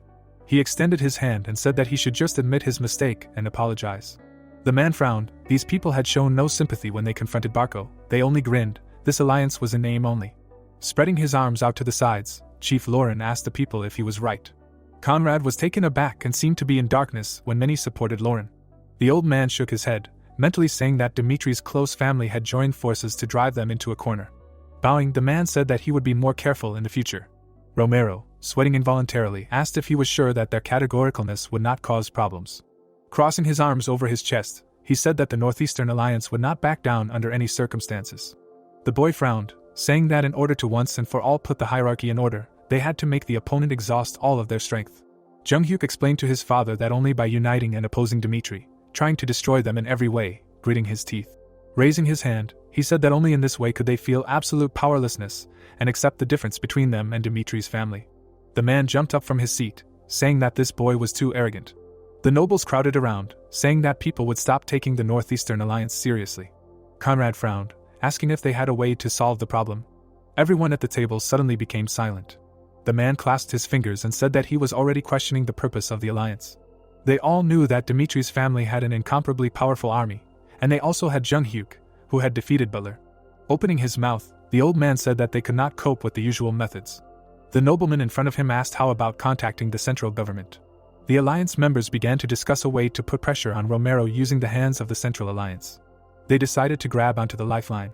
Looking at the two interlocutors, Conrad said that he would contact the Count right away. When the Count's projection appeared, the man asked for permission to make a request. Fabius, smiling, said that he could not help but listen to the Viscount's own request. Frowning, Conrad said that it was because they had a disagreement with Dimitri's family, and wanted him to put pressure on them. Suddenly, the projection disappeared. The Viscount turned around, scolding his subordinate for not being able to maintain contact. When Fabius's projection reappeared, he said that they were blockheads. He drew his eyebrows together, asking, were they really that stupid? The Viscount's eyes widened when the Count told him that the Marquis himself cherished Jung Hyuk like the apple of his eye, and was now even making every effort to make him his son-in-law. After saying these words, the Count turned off the projection. The man was sweating in horror. The nobleman behind him asked why they didn't apologize first. That was how the conflict with the Conrad family was resolved. The speaker read the apology in the square. The Viscount apologized to the landowners and promised that he would not touch them until the end of the term specified in the contract, and they bowed to Jung Hyuk and thanked him. The peasants, looking at the boy with admiration, said that from now on they were ready to do anything if it concerned him. The young man, raising his hand, said that he had only fulfilled his duty. The protagonist understood that the members of the alliance were not called bats for nothing. If this matter was closed now, then, despite their humility, someday they would stab him in the back. The boy turned and started to leave.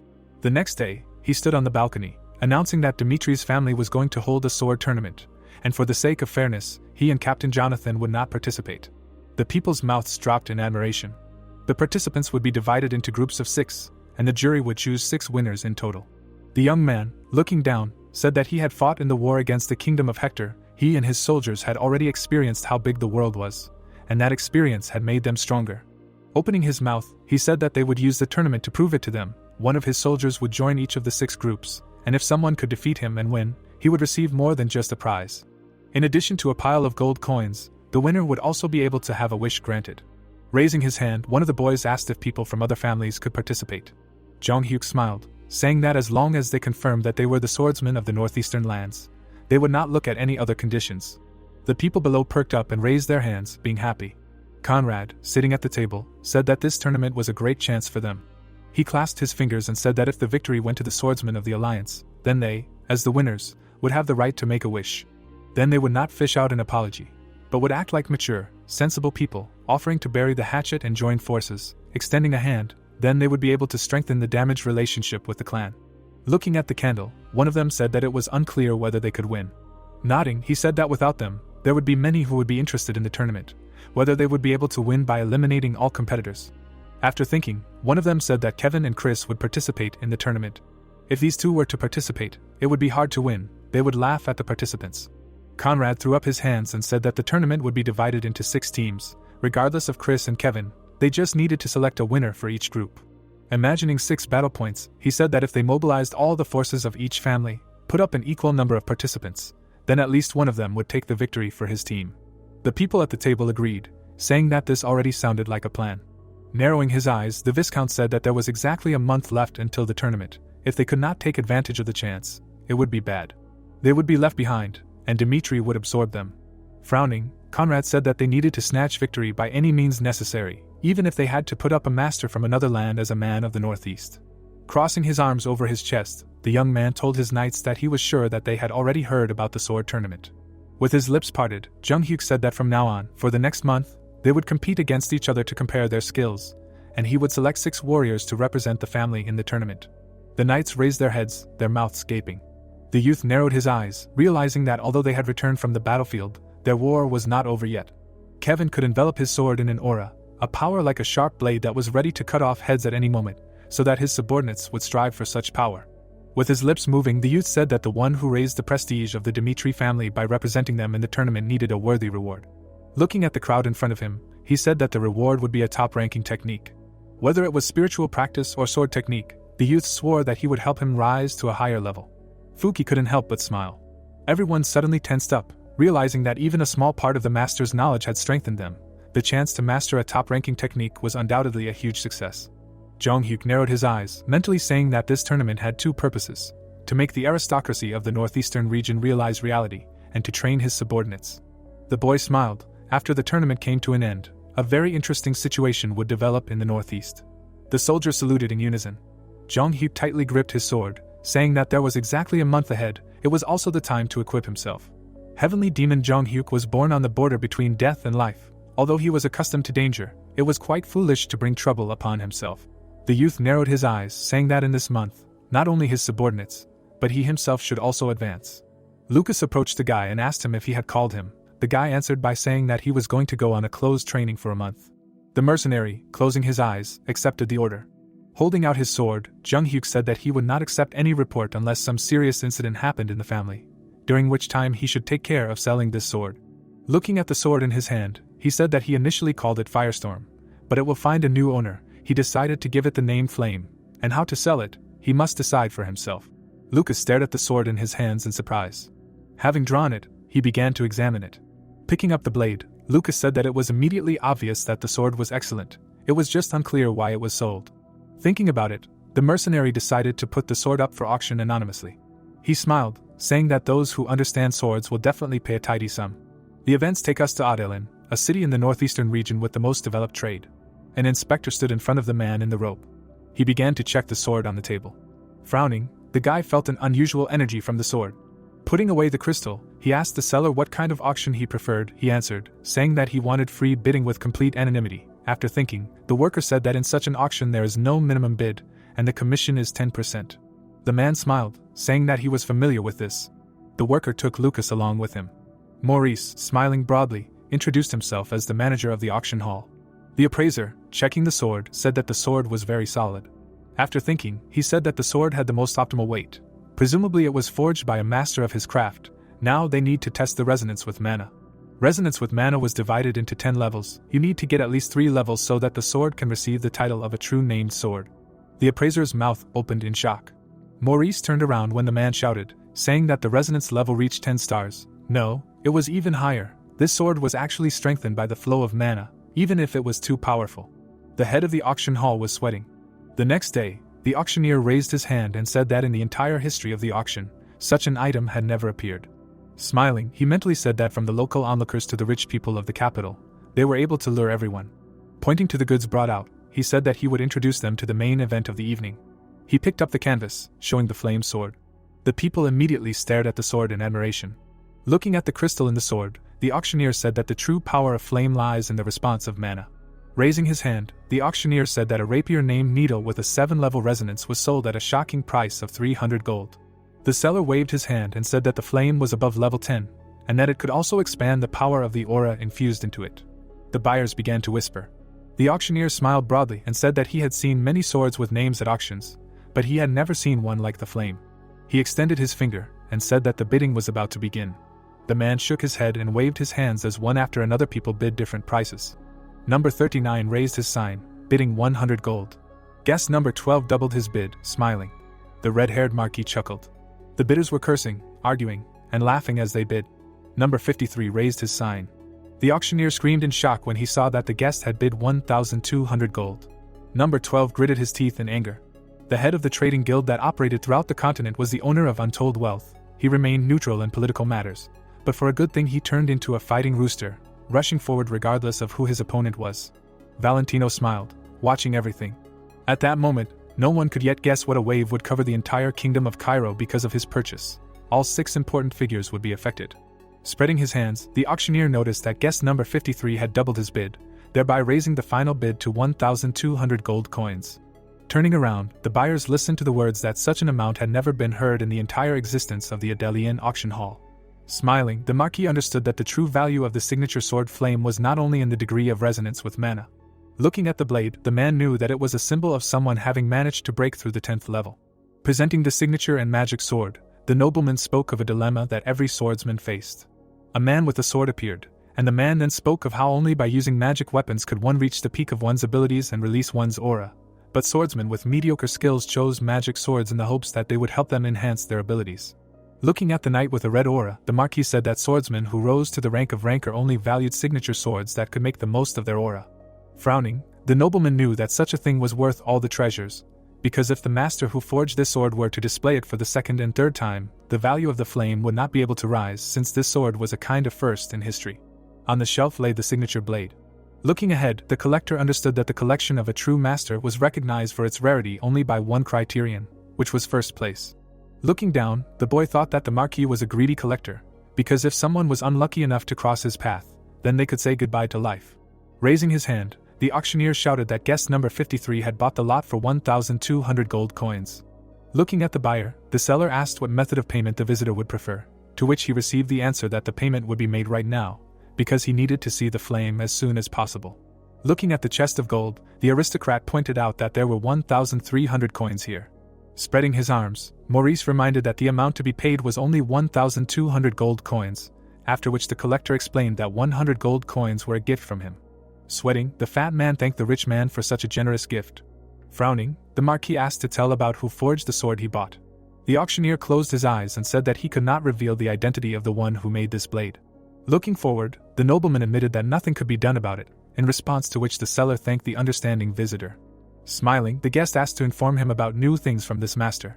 While in the carriage, the man thought that his purchase was a real work of art, because this blade had a smooth edge and the ability to resonate with mana. Looking down, the marquis knew that he had acquired many named swords, but he had never met one like this, so now all efforts would be thrown into finding the creator of this wonderful weapon. Frowning, the assistant listened to the order that the master's first work was put up for auction at Delian. First of all, the head of the blacksmith's Dimitri should be checked. Seeing how the nobleman holds the acquired sword, one can understand that he was driven not by something sublime, but by a simple desire. The rich man brought the blade to his face. Looking at Chris wielding the blade, it was clear that a lot had happened during the month-long training outside. The boy tripped his opponent. Opening his mouth, the swordsman declared that it was a reckless attack.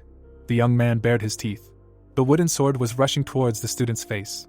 Holding the sword in one hand, the teacher declared that his opponent's efforts were commendable, but his attacks lacked insight, because the opponent was waiting for his enemy to make a decisive entry. Looking to the side, Chris realized that those worthy of taking one of the 6 places in the competition were himself, Kevin, Vulcan, and Fuki. Looking at the newcomers fighting, the knight thought about who should be given the 2 remaining places. With his eyes wide open, the swordsman heard a sound. The boy raised his head. Looking at the sky, the boy thought that the air was humming. 2 weeks ago, while forging a new weapon, Young Hyuk recalled that when he first met Butler, he would hardly survive if he fought to the end. The warrior made a strike with his sword, and the protagonist understood that the reason he remained undefeated until now was because he always had time to prepare for an attack. But if he did not have this time, he would not have withstood the onslaught of the 5-star aura. Sweating, the protagonist scolded himself for the fact that this was an arrogant choice dictated by memories from his past life, because now he is Roman from the Dimitri family. Standing next to his past reincarnation back to back, the guy knew that his past incarnation was confident in victory no matter who the enemy was, and the current him cannot boast of such an attitude. Hitting the piece of metal with a hammer, the Nosha thought that there would be many battles in the future, so this could happen again. Standing on the cliff, the boy understood that even if he met an opponent who was stronger than the butler, he needed to live and not waste his time on doubts, because this was called the summit. Jung Hyuk stood in front of the anvil and continued to pound the iron tirelessly. Looking at the charred patches of skin, one could see that the protagonist's face was red-hot from the heat, and the burnt skin began to melt. Baring his teeth, it was obvious that the protagonist's body was endlessly sending signals that it had already reached its limit. There was not even a shadow of hesitation in the boy's gaze, who was looking down.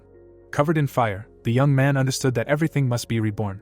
With his mouth wide open, the boy knew that not only he had to be reborn, but also the sword that would accept him as its master, because thanks to the fire-breathing technique, he inhaled the flames and absorbed its mana. Bending over, Jung Hyuk's body rushed towards the ideal, because it was effectively used as a conductor between the sword and the fire. Exuding a bright light from within, the protagonist began the second reconstruction of the bones, which meant that he had once again set foot on the path of change. At present, the protagonist walked out of the forge. Frowning, the boy was pleased that he had managed to lay the foundation for reaching a new level. The young man, closing his eyes, decided that it was time to take a risk. The butler held his weapon in his hands. The golden projection of the 5-star knight looked towards the opponent.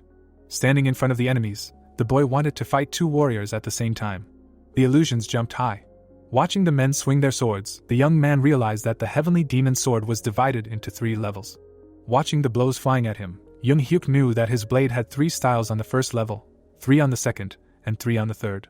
Reaching out for his weapon, the protagonist realized that until now, he could only use the first level styles. Raising the sword in front of him, the protagonist thought that now everything had changed, and if he survived the third bone reorganization, he would be able to use the 3 styles of the last level. Frowning, the boy decided that he would leave no opponents who could stop him. There was a man standing on the mountain, and the boy understood that he had the experience of the invincible master he had been before. Making 2 sweeping blows, the young man was confident that with the second level styles, he could defeat the 2 butlers. Looking ahead, the young man thought that it would be a mistake to use the methods from his past life as they were. The night was covered in a golden aura, and the boy thought that the aura that the swordsman of this world released was sometimes even stronger than the power of his world. Grabbing the sword with both hands, Jong Hyuk decided that he needed to adopt the methods of this world and use them according to the situation. Smiling creepily, the protagonist realized that he needed to destroy the stereotype in his head that the aura control technique in this world was fundamentally wrong and find a middle ground between this life and the past. Creating a powerful blast wave, the protagonist used the technique of the 3 styles of the second level. The explosion scattered stones around. Body parts of illusions floated in the air. The boy looked in front of him. Blood began to drip onto the floor. The youth stood in place. A bloody wound was visible on the young man's palm. Looking askance, the young man realized that following the same path he had taken in his past life was the wrong decision. Smiling, the boy noted that it was very funny. Looking at the huge crater, Jung Hyuk was glad that the Heavenly Demon Sword technique did not reject his new method, because it took a direction that was completely different from the previous foundations. The protagonist's previous reincarnation stood behind him, and he thought that his technique was capable of evolving. Clenching his fists, the protagonist hoped that there were still many variables in this world that he did not know about. Closing his eyes, the boy resigned himself to the fact that these innovations always appeared on his path and put him in danger. Frowning, the young man decided that the trials bestowed upon him in this world would become his incentive to live. As he climbed up, the young man set a goal for himself, which was to bring the life in Roman's body from the bottom to the top.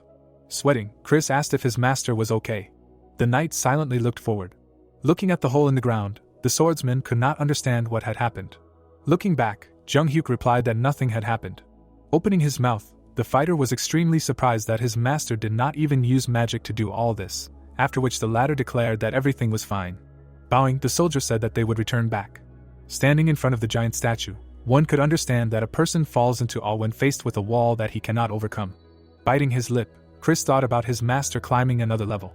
The man in the cloak looked at the stars, while the knight scolded himself for simply looking after his subordinates, while the young master was exhausting himself with training.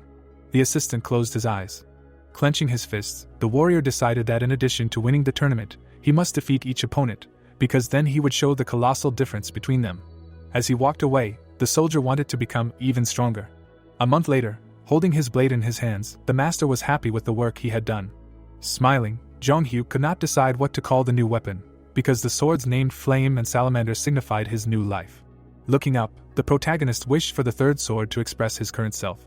Raising the blade above himself, the protagonist decided that his heavenly demon sword would plunge his enemies into despair. Opening his mouth, the guy decided to call his new weapon Darkness. Standing next to the table, Chris reported that they had been sparring every 3 days for the past month, leaving notes after each fight, based on which swordsmen with a high percentage of victories were selected. Handing over a stack of papers, the assistant explained that it was a list of names. Looking at the documents, the young man saw the names of Chris, Kevin, Voken, and Fuka. Frowning, the young man noticed the names of Henderson and McBurney, whose presence on the list was extremely surprising. Putting his hands behind his back, the knight asked if everything was alright with the list. Turning his head, Jong Hyuk expressed his opinion that there are no defeats with meaning in the world, especially since his own name is at stake in this tournament. Closing his eyes, the warrior listened to the words that the fighters must prove that they live up to the name of the Dimitri family. Smiling, the protagonist said that he will look forward to it.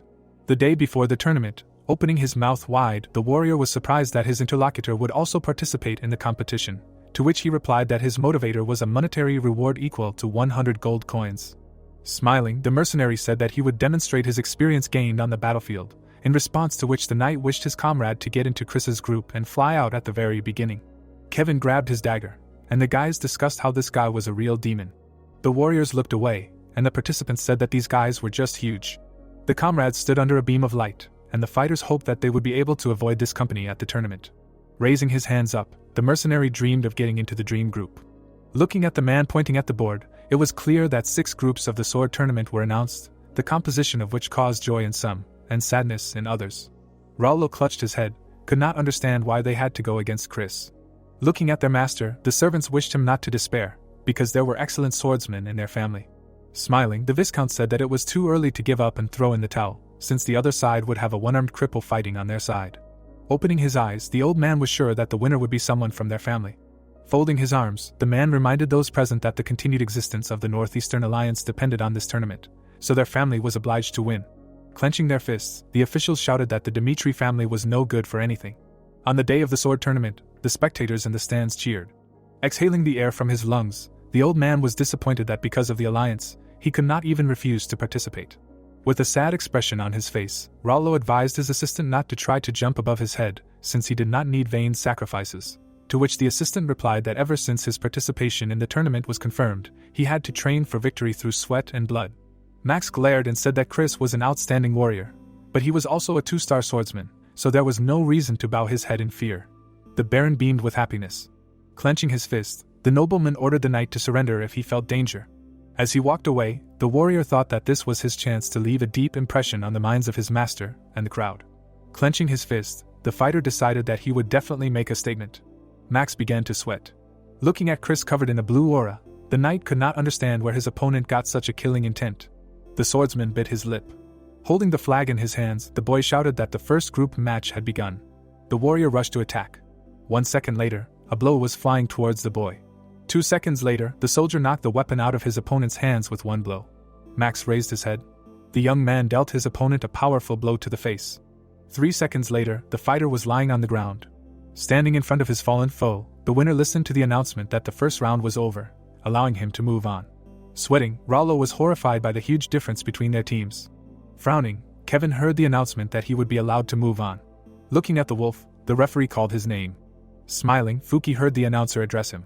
With wide eyes, the fighters realized that the rumors that these four were unbeatable were true. Introducing McBurney and Henderson, the boys realized that they had a chance to defeat both of them.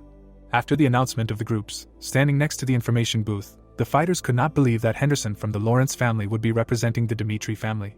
Crossing his arms, the swordsman told the others that this candidate could not hold a sword in his hands until recently, because he came from a family of landowners.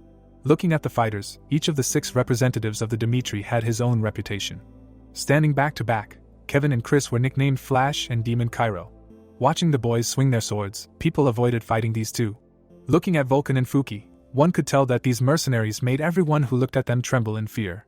Looking away, McBurney and Henderson acted as a counterweight to the mercenary brothers, because the one-armed swordsman and the former landowner looked too pitiful. Making a sad expression, the peasant was considered the weakest of the 6. Raising their hands, the spectators shouted that they thought Henderson was a coward. Romero frowned and turned to his son. The man turned his head and asked if there was any other reason why the boy was so diligent in holding the tournament, other than establishing a hierarchy in the northeastern region. Sitting on the throne, the Baron reasoned that even if this festival showed their friendly intentions, the aristocrats of the alliance would not seriously submit to them, to which Jong Hyuk replied that this stage was mandatory anyway. The Viscount raised his hand over the Dimitri family's estate, and the protagonist spoke about the Northeastern Alliance being confident that they could resist the Dimitri family on their own. Opening his mouth, the protagonist declared that when the Alliance faced the reality that he could not even cross the walls of their estate, they would be able to subjugate their consciousness at once. Looking away, the youth said that from then on, they would begin a full-fledged takeover of the Northeastern region. Raising his hand, the judge shouted that the first round of the 5th group had begun, so Henderson and Taylor should step forward. Pointing his finger, the audience was completely confident that a peasant from the Lawrence family would not be able to defeat such a strong opponent. Smiling, the knight greeted his old acquaintance. Looking at his opponent, the wandering swordsman remembered that the last time they met, when he was helping with the harvest. Henderson raised his hoe behind his back, and the warrior could not believe that his opponent was now holding a sword in his hands. Raising his blade, the fighter addressed the enemy. Opening his mouth, the man asked him to surrender, since the peasant would not be able to defeat the 2-star swordsman. With a confused expression on his face, the soldier listened to the words that he should surrender. Lowering his head, the young man asked to erase the former Henderson from his memories. Getting into a fighting stance, the boy said that if his opponent showed mercy, he would be crushed in an instant. Putting a finger to his forehead, Taylor hoped that the peasant would not regret it. The warrior jumped up. The boy struck from above.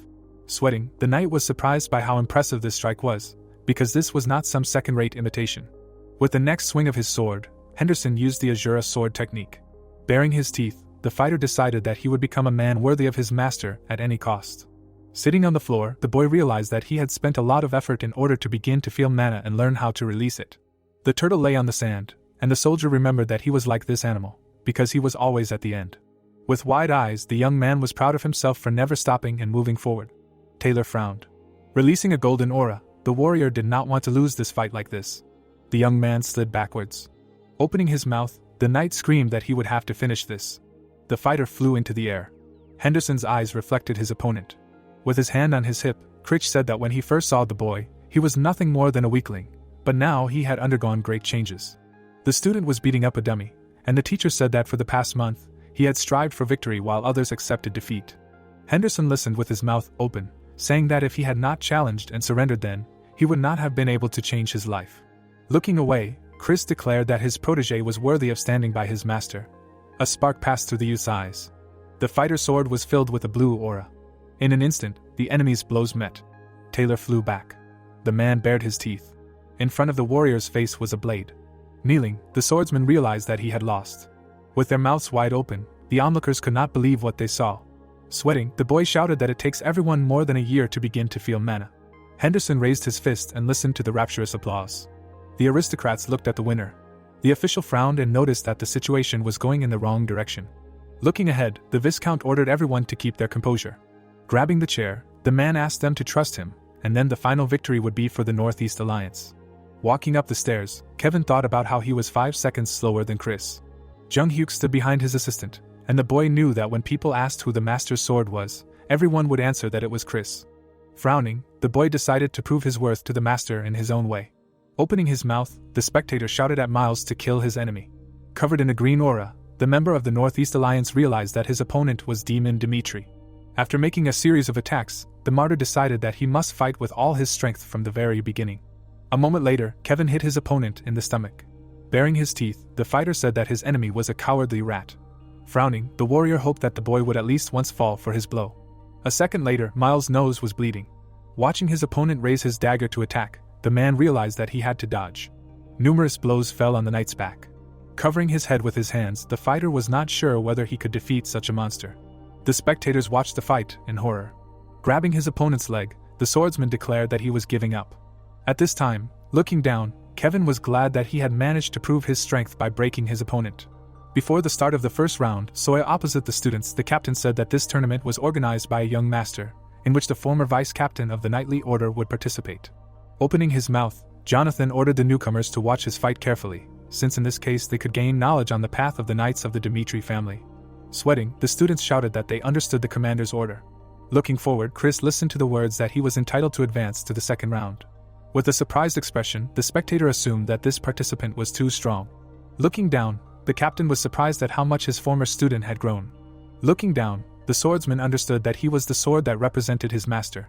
Stepping forward, the boy knew that no matter who the opponent was, he had to surpass them, because only then would people dare not look askance at his leader. Making an arcing strike, the soldier listened to the announcement that he had won this round. Frowning, the warrior thought that this was still not enough. Continuing to beat his opponent, the young man wanted more. In the fourth round, his opponent opened his mouth in pain. Clenching his fist, Chris remembered that he finished the second round in 5 seconds, the second in 8 seconds, and the fourth in 10. Raising his eyebrows, Jonathan couldn't understand when Chris had become so strong. Looking at Jung Hyuk, the knight couldn't understand what he had done to his student. Looking at the main character, the soldier thought that it was young Master Roman. Peeking out from behind the wall, the spectators were glad that they had refused to participate, because no one knew that the opponents would be so strong. Looking at the warrior's back, the guys couldn't understand if he would be able to defeat Chris. Opening his mouth, the knight said that the next candidate would definitely not lose faster than the others, in response to which another warrior offered to bet money that the next fight would last less than 30 seconds. Raising the flag, the judge asked the participants to come up on stage. Sweating, the swordsman was not sure that he would be able to defeat the enemy, but he hoped that he would be able to hold out for at least some time.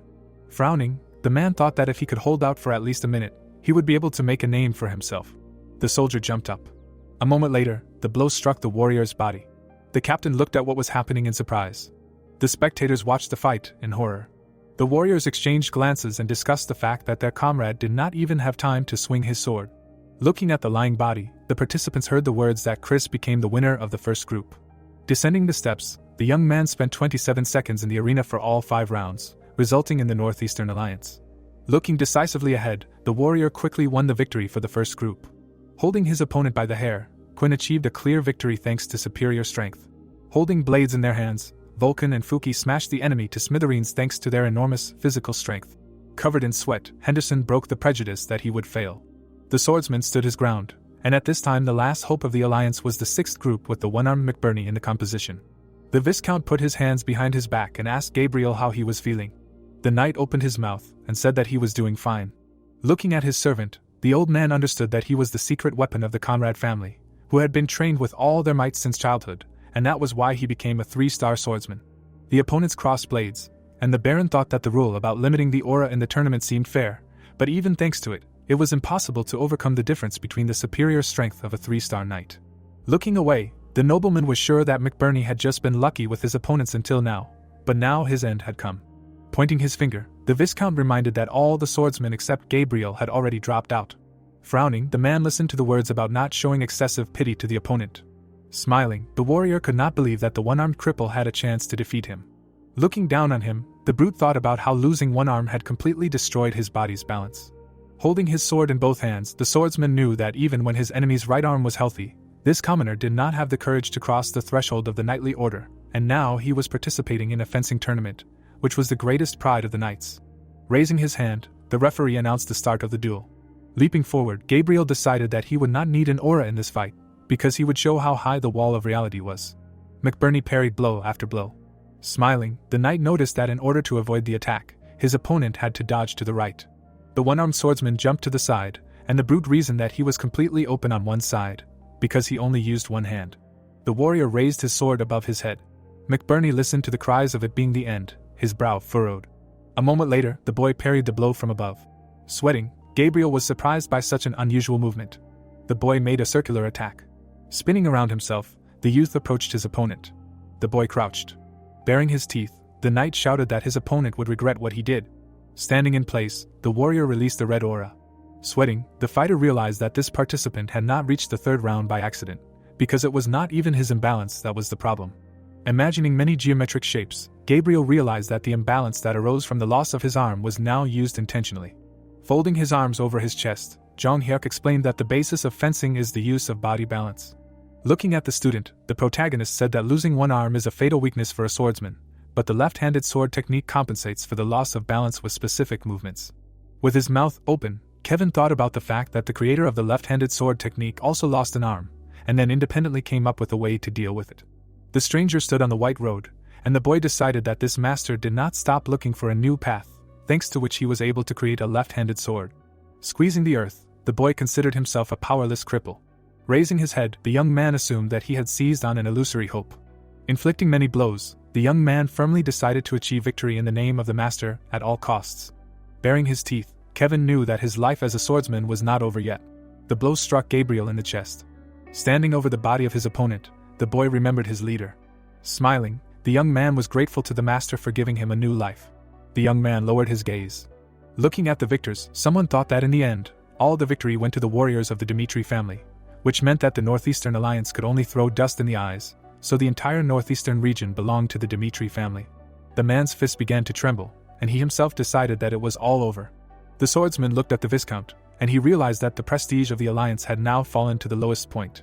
The old man turned pale, unable to understand what kind of monster they had disturbed, because even with the power of the central government, there was no guarantee that they would defeat these monsters.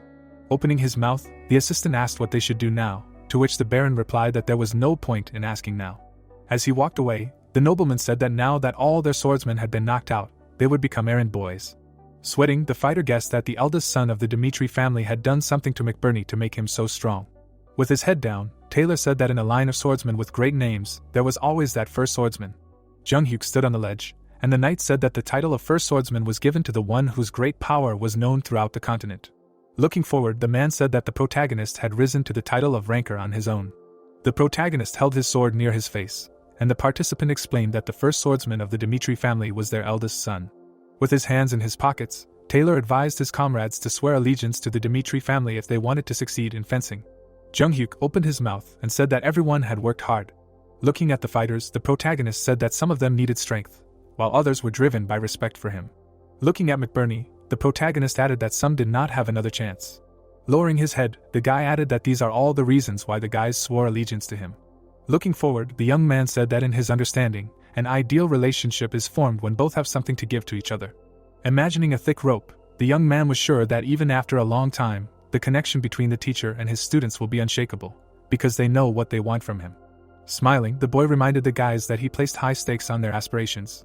With a confused expression on his face, Henderson listened to the words that all of them were chosen by the eldest son of the Dimitri family, so they should not doubt themselves. Looking forward, the fighters heard their leader say that he never doubted their victory for a second. Opening his mouth, Jung-hyuk said that he would give everyone a reward of 10 gold and 3 days of rest. Folding his arms over his chest, the protagonist hoped that the warriors would enjoy such a reward to the fullest, in response to which they thanked their lord. Furrowing his brows, Lucas said that he had studied the changes in the Northeastern Alliance, which, as expected, had abandoned attempts to oppose the Dimitri family. Opening his mouth, the mercenary assumed that they would not act until the right opportunity arose. Placing his hand on the table, the protagonist assured his interlocutor that there was no perfect government in the world, because no matter how wise the ruler of a country was, there would always be those who were against him. The men looked at the map, and Jung-hyuk was discussing how they could have a conflict with the central government at any time, so it was necessary to minimize the casualties of the northeastern region. Looking ahead, the assistant listened to the words about how the alliance was a necessary evil for their family in this sense. Looking askance, the protagonist thought about how he had provoked the alliance into a conflict in order to open their eyes. Smiling, the protagonist remembered how he had used dominance over the barbarians, thanks to the forces of his enemies, and then asked Lucas to start implementing some plan. Douglas slammed his fist on the table, furious that these rats had not yet been found. Bowing, the servant told about how they had destroyed the local bandits, but were still unable to find the location of the savings. After shaking hands, the Viscount of the Barco family had collected an unacceptably large amount of money thanks to his connections at the bank before the war. With the coins in his hands, the man borrowed a large amount from Douglas and other close aristocrats, and even resorted to hiring Homer. Looking at how Jung-hyuk cut the enemy in half, it was clear that the Barco family had been defeated because of him. The Viscount was lying on the ground, so there was no one left to repay the debts. There was a huge amount of gold bars in the vault, and the Count only remembered that they were illegal savings that no one had been able to find. The dead soldiers were lying next to the carriages, and Douglas managed to catch a clue about the location of the treasure, so he hired an information guild called the Black Moon and was able to find the bars, but they were stolen along the way. With his mouth wide open, the noble ordered the entire northeastern region to be turned upside down in order to find the treasure. The man frowned and said that the Barco family should pay a heavy price for their sins. Opening the door, the assistant said that the Black Moon member reported that he had managed to find the location of the ingots. Turning his head, Douglas ordered that the guest be invited to him immediately. Raising his hand, Donovan reported that they had managed to find the missing gold and determine the identity of the thief. Leaning on the table, the Count was eager to know who this person was. Sweating, the noble listened to the words that the kidnappers were not a gang of bandits, but the Northeastern Alliance. The knights fought with the bandits, and the Black Moon member said that the Count's people were originally attacked by bandits, but they accidentally met the Alliance soldiers on the way. The men stood in front of the gold cart, and Donovan explained that they had attacked bandits and stolen the gold bars. Looking ahead, the scout stated his confidence that the knights knew who the cart belonged to. Holding a gold bar in his hands, the man explained that the item was put up for sale on the black market, and its serial number matched the missing bars. The spy peered around the wall, and Donovan shared information that the man who put the gold on the market was a subordinate of Viscount Conrad. Looking askance, the Black Moon member was sure that if he did not reveal the truth, it could be called the perfect crime. Smiling, the scout thought about how Douglas brought trouble on himself the moment he turned against his master. The mercenary held the informant by the shoulders, which meant that the Black Moon Guild had already been absorbed by the Hao clan under Lucas's leadership, so the organization was now under the orders of Jung-hyuk. Stretching out his hands, the Count ordered to contact the Alliance, because he wanted to personally tear to pieces the little rats who coveted other people's money. Sitting at the table, the aristocrats discussed the fact that Douglas was nicknamed the Northern Predator, so now it was scary to imagine what would happen to them after they ruined their relationship. Raising his hand, the man said that everyone knew about his character. Frowning, Viscount Conrad said that the savings did not only belong to the Count, because they also lent money to Barco, so they had the right to take their share. Looking forward, the old man ordered no one to bow their heads to the Northern Predator, because he himself was planning to secretly take the wealth into his own hands. Leaning forward, the fat man asked his comrades to return the money they earned from selling the ingots. Viscount Conrad pointed his finger, and said that they should now insist that Douglas had struck first. The conspirators raised their hands and agreed to this plan. As he strode forward, the servant shouted that the Count wanted to contact them via a magical device. The old man began to sweat. The man closed his eyes and demanded an explanation from those who had stolen his money. The fat man spread his arms and asked his interlocutor to calm down, as they had also owed the Barco family. The nobleman raised his head and said that these savings did not belong to any one person, but Douglas intended to appropriate them for himself. Viscount Conrad frowned and was pleased that he had perfectly blurred the essence of the problem and shifted it to the Northern Predator, to which the latter declared that thieves had no right to open their mouths. With an angry expression on his face, the man shouted that it all belonged to him from the moment he found the gold. The fat man raised his hands and listened to the shouts of his interlocutor. Douglas, looking down on him, promised that he would contact the central government and request permission for a feudal war. The Count, opening his mouth wide, shouted that he would show how pathetic the Northeastern Alliance was without the protection of the Barco family. Looking back, Viscount Conrad guessed that they were in deep trouble. Lucas, looking forward, said that as he guessed, Count Douglas had declared war on the alliance. Jong Hyuk raised his glass to his mouth and noted that Count Douglas would not say anything thoughtless, and so far everything had been going according to plan. A man appeared in the reflection of the drink, after which the protagonist added that Conrad was not the type to rush forward without looking back. The Viscount could be seen leaning forward, and then the protagonist said that he would most likely sacrifice his pride, but he raised the white flag until Count Douglas began to press harder. Opening his mouth, the boy asked to start spreading rumors so as not to let him do it, and also added that the battle must take place. Frowning seriously, the young man thought that being cornered, he would definitely be able to renounce his lousy pride. After a while, the old man, hearing the question of what he meant, raised his eyebrows and replied that the lands were currently unsettled. The woman covered her mouth with her hand, and the merchant said that the Northeastern Alliance was preparing to attack the lands of Count Douglas. Standing opposite the lady, the seller explained that for this reason they would have to curtail their trade for a while. The stranger, holding out his palm, asked his grandfather if this was true, to which he exclaimed that he himself had heard it from the servant of the Conrad family, and after talking with the Count, the Viscount began to smash furniture, raising such a fuss that it was scary to imagine. Putting his finger to his lips, the old man said that if what he had heard was to be believed, he was going to trample Count Douglas, and at this rate they too would be dragged into a war for nothing. A busy street appeared from afar, and the protagonist reported that rumors had spread that the Northeastern Alliance harbored a grudge against Count Douglas, and the original source of the rumors was the merchant and servants, and all of them, the lower classes, served the Hao clan. The guy in the hood grinned slyly. Suddenly, the man slammed his hand on the table and shouted that he was going to show mercy if they obeyed, but these rats dared to turn against him. The Count, extending his index finger, said that they should immediately issue an order to recruit into the army, and swears on the name of the Douglas family that he will never forgive them. The Viscount, opening his jaw, objected that this was all impudent slander, and at the same time asked what war, because they even thought about compensation in gold to ask them for forgiveness for what happened. The gentleman waved his hand and asked to calm his anger, explaining that the rumors that had spread had nothing to do with them. The influential man, lowering his eyebrows, asked if he thought he was completely blind. Frowning menacingly, the Count noted that he had not contacted them in order to resolve everything peacefully, but was declaring war on them and promising to trample the bats who acted only for their own benefit, and would see how they got out of it. The young man, looking at the leader, said that things were bad, and Douglas would drag the inhabitants of the north into this. One of the guys, opening his mouth wide, said that they could not defeat him with their forces, after which the second suggested trying to contact the central government. Waving his hands, Conrad turned to Fabius, to which he replied that he understood that he was in a difficult situation, but the central government had no right to interfere. The man lowered his gaze and asked if the blame did not lie on the shoulders of the Northeastern Alliance, and then added that they should sort it out themselves. The teenager, sweating on his face, said that it was all over and that they could not avoid war. Suddenly, the boy, opening his mouth in surprise, exclaimed that a request for a conversation had been received from the heir of the Dimitri family. The lord, looking at the image of the protagonist, asked what interested him. The protagonist said that he had heard that the alliance had a problem, and at that moment the Viscount, closing his eyes, thought that he had contacted them to gloat. The aristocrat said that he wanted to hear the whole situation in person so that there would be no misunderstanding, and Conrad, lowering his eyebrows, muttered that his voice was very serious and began to talk about what had happened. Crossing his arms, the Baron's son clarified what they were going to do now, because they could not ignore the fact that the northern authorities were going to attack the northeastern region. Sweat was trickling down the man's cheek, and he wondered if Jung Hyuk would help them. The protagonist frowned seriously and replied that no matter what kind of relationship they had, the Dimitri family would not turn a blind eye to what was happening in the northeastern region. The lord imagined Douglas in front of him, and wondered why he could not stay away just because it was a matter for the northeastern region, and whether the Dimitri family would benefit most if the two of them entered the war.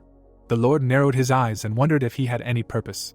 The protagonist raised the corners of his lips, and Conrad realized that now was not the time to treat him with disdain. The man stretched out his palms and said that although their relationship had not worked out, they were now in desperate need of the Dimitri family's help. With sweat on his face, the lord added that if they forgot all their differences and helped them, they would do whatever they wanted later, and muttered that now was not the time to cherish pride. A handshake was shown, and the lord thought that if he only extended his hand, they would be able to minimize the losses in the war. The nobleman's back was visible, and he said that it would be more beneficial for him not to help the alliance, but he did not want to lose the whole picture for a small victory. Presenting a map, the Baron's son noted that if they looked at the situation in Cairo, they would understand that they needed to combine their forces. Crossing his arms, Jong Hyuk added that Dimitri and the Northeastern Alliance coexisted behind the same fence of the Northeastern region. Frowning in confusion, Conrad wondered if he was saying this out of pure kindness. Opening his mouth, the protagonist said that he had a clear demand, namely, let him sincerely repent of what he had done and show that he was eager to cooperate in the future. The man lowered his eyebrows, listening to him say that he should promise only this, and he would not turn away from their misfortune. Biting his lips, the Lord thought that this was unheard of. Clenching his fist, the Lord muttered that the Dimitri family, which they despised because of their lowly origin, was now acting as a great commander who would lead the entire northeastern region. Looking towards the guy, Conrad said that he would contact him again, as he discussed this in detail with the members of the alliance. A few days later, the Douglas army appeared, and at that moment the young man said that when the war was over, he should not forget about a decent payment, to which he received a positive answer. The Count, turning his gaze to the side, asked if he would bring the rulers of the north to deceive them. The man frowned menacingly and pointed out that ever since the Barco family fell, the northwestern region had lost its cohesion and was like a crumbling sand castle. The influential man asked on horseback whether someone should take over the management of this fertile land, and it was heard that it was true, and the mood was lifted by just the mention. The Count's expression was serious, and Jong Hyuk said that although people perceived Douglas as a beast that rushed forward, he did not attack the enemy thoughtlessly. Imagining a fearsome lion, the protagonist added that if a battle was inevitable, he would maximize his chances of winning, and in this way, he survived until now. The man lowered his eyebrows angrily, after which the protagonist muttered that in the past, under the protection of the central government, he could not afford to rush, but now he was able to drag other lords of the north into the war. Suddenly the soldiers of the two armies stopped opposite each other, and at the same time the nobleman added that without the Barco family the alliance lost its meaning, and this was a good pie to share with the rest. The Count, opening his mouth wide, shouted that the commander-in-chief should come forward and answer him. In the distance, many warriors were visible, and it was heard that there was still time before the appointed hour, and therefore he should wait a little. Douglas, being on a hill, exclaimed that he saw that everyone was already assembled, and also noted that they would lose anyway, and asked why they were wasting extra energy, after which he was told that they would find out after they checked. Suddenly the guy, opening his jaw, said that someone was approaching, and the influential person thought that they apparently managed to call for help. A red flag with a yellow emblem appeared. The man's pupils sharply narrowed. The main character's army was visible. Sitting on his horse, the gentleman asked what the Dimitri were doing here. The protagonist turned his head sharply. The aristocrat lowered his eyebrows menacingly and asked that there was no need for a special reason to participate in the war. The Baron's son said that just as the Count had called the lords, he had brought his army for the sake of the alliance, and the influential man, holding on to the harness, realized that bringing the lords of the north had untied the Dimitri's hands to participate in the war. Clenching his fist, one of the warriors objected that he had not warned them about such a thing, and the second exclaimed that if they had known that the Dimitri were participating in the war, they would never have come here. The man, opening his mouth, said that they had finished their preparations. The Count looked ahead in confusion. Opening his jaw, Jong Hyuk shouted that he was now giving the lords from the north the right to choose. Grinning fiercely, the protagonist asked which method they would prefer to fight them, hand-to-hand combat or a representative duel. Douglas, sweat on his face, wondered if Dimitri was also participating in the battle, and muttered that he could not back down after he had already declared war. The protagonist's eyes glowed red, and at the same time the gentleman thought that a representative duel with Dimitri would undoubtedly end in failure, but that did not mean that hand-to-hand combat could be chosen. From afar, many warriors were visible, after which the influential man added that although his troops outnumbered the alliance army, Dimitri's army was so strong that it had put an end to the southern war, and therefore he was a terrible opponent. The Count, with his lips pressed together, could not decide what to do now. Opening his mouth, the boy asked that if they chose a representative fight, how about him fighting 3 swordsmen at the same time? Smiling slightly, the young man noted that if they still doubted, they could increase the number of opponents to 5. Douglas frowned in bewilderment. Clenching his jaw, the man muttered that he recognized his strength, but never thought that he would make such a stupid proposal. Stretching out his palm, the nobleman said that he would like this war to end without unnecessary casualties, and then clarified what they thought. The man sharply turned his gaze to the side, and it was heard that they needed to discuss this. The lord, standing next to the warriors, said that they should accept the offer. The influential man opened his mouth wide and said that no matter how strong he was, there were 5 of them, and then asked if the strongest from each family could not deal with one opponent. One of the knights raised his eyebrows in surprise and remarked that it was still too dangerous, and the second added that he had defeated Battler, and therefore there was a high probability that the heir of the Dimitri family had reached 5 stars. Looking forward, the Count said that it was as if they had another choice, and no matter what they chose, they would have to confront this monster. A bright aura surrounded the fighters, and Douglas explained that the twin swordsmen under his command had once defeated a 4-star swordsman together. Frowning menacingly, the lord said that he was sure that the rumors were not lying and that he was indeed strong, but the desire to show off his strength made him retreat, and now this was their only chance. Imagining the Baron's son being attacked fiercely, the influential man added that they would kill him while he was still hot-blooded and inexperienced, and then they would be able to swallow up the entire northeastern region. The Count lowered his eyebrows angrily and muttered that he would make him regret his own arrogance. Suddenly, the observer clenched his fingers and exclaimed that this representative fight would be held with a special rule, namely, 5 against 1. The twins, crossing their arms, said that they would attack from both sides to draw his attention, and while they distracted him, they would attack. The swordsman, narrowing his eyes, said that no matter how outstanding the enemy was, there would always be a gap in his counterattack. Ventil, opening his mouth, said that he and his brother would take the decisive blow, and if they were ensured, they could gain both glory and wealth. A red flag appeared and it was heard that everyone should take their positions, and a second later it was said that they could begin. Venton, clenching his jaw in anger, thought that he and his brother should advance. A powerful aura was circling around the warriors. The boys rushed towards Jonghyuk. Swinging their swords, the twins muttered that the heir of the family, Dimitri, should receive. The protagonist held his weapon tightly. Unexpectedly, the protagonist delivered a slashing blow to the enemies. The warriors quickly flew down. The Count, through sweat on his face, was puzzled by the fact that he had knocked down both twins with one blow. Clenching his fist, the aristocrat noted that when Douglas declared war, he was thinking. Introducing the joyful man, the Baron's son asked how, when the Barco family was still alive, all those who were used to solving matters by talking never said a word to them. The protagonist's gaze was serious. The boys began to shake in fear, and at that moment, Jonghyuk said that there was only one conclusion, namely, the lords of the northern lands, including the Count, did not care at all about the existence of his family. Opening his mouth, the protagonist added that he was extremely irritated by this fact. The young man's leg appeared, and he said that it was not too late. The aristocrat, biting his lips, said that he was giving them a chance to refuse the duel, after which he asked how about trying to snatch victory again in hand-to-hand combat. The pupils of the gentleman sharply narrowed. Defeated warriors were visible, and the influential man thought that if it came to this, hundreds of soldiers would fall. Standing behind the swordsman, the man decided that it was better to sacrifice these 5 soldiers. Through sweat on his face, the Count said that a rule is a rule. Lowering his eyebrows, Douglas explained that they had decided to conduct the battle through a representative duel, and then suggested ending it with that. A moment later, the Baron's son smiled. Standing in front of his opponents, Jonghyuk noted that if they so desired, they would continue the duel as planned. Suddenly, the boy, opening his jaw, shouted that the outcome had already been decided, and then clarified why not end the duel here. The protagonist's back appeared, and he asked if the northern warriors had cowardly raised the white flag. Having stuck his weapon into the ground, the protagonist said that from now on he would stop using the sword as a handicap. Throwing off his cloak, the aristocrat asked if this had kindled their desire to fight. The young man, opening his mouth wide, exclaimed that he should not regret his choice, and at the same time thought that it would be a shame for the swordsman who retreated even under such conditions. The warrior, tightly gripping the blade, said that he himself did not know what to do, and then clarified why they should not take a risk, since he did not have a sword. Sharply opening his jaw, the fighter offered to try. Unexpectedly, the sharp weapon quickly approached Jonghyuk's face.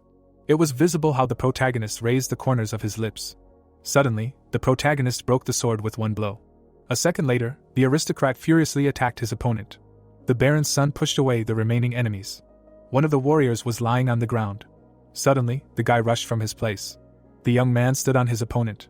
His eyes glowed purple, and he asked if there were any objections. Lowering his head, the Count replied that there was no way.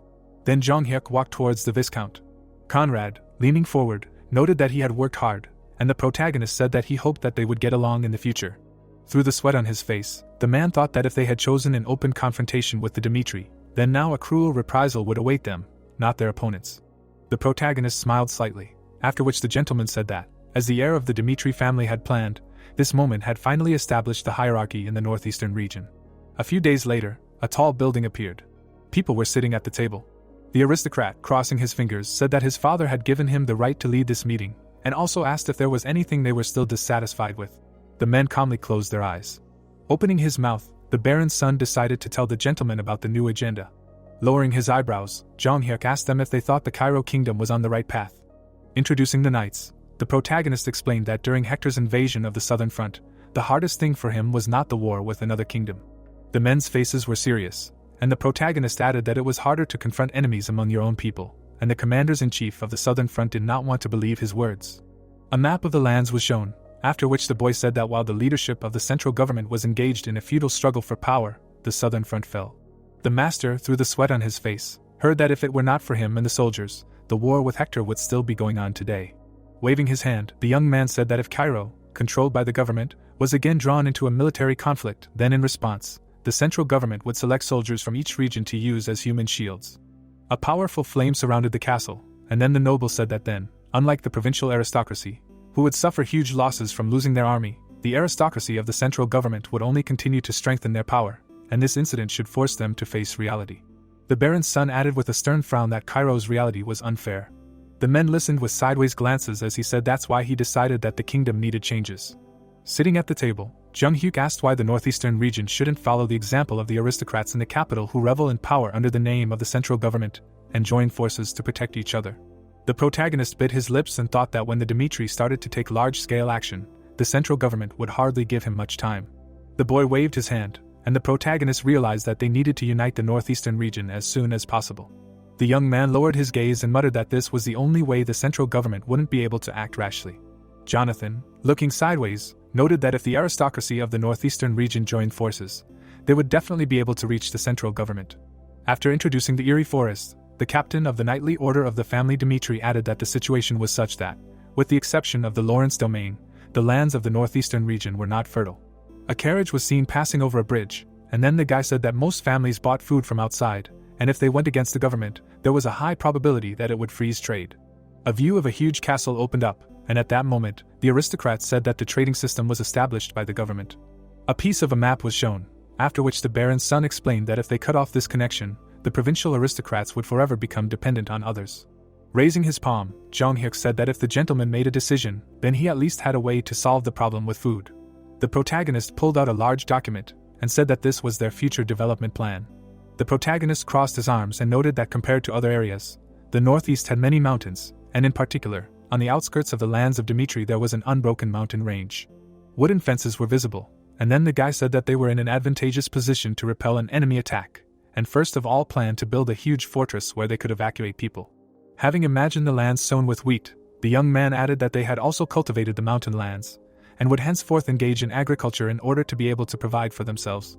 The Viscount, looking at the aristocrat, asked if this was possible, since it was not so easy to make the mountains suitable for agriculture, to which he received the answer that it was possible. The guy's eyes glowed purple, and at the same time the Baron's son said that the shelter of the heavenly demon was an ideal fortress, capable of withstanding dozens of years of attacks from the righteous Murim clans. The warriors abruptly rushed from the place. The tall mountains were visible, and Jung Hyuk added that it was located on a mountain range that stretched for hundreds of kilometers, called Shawandishan.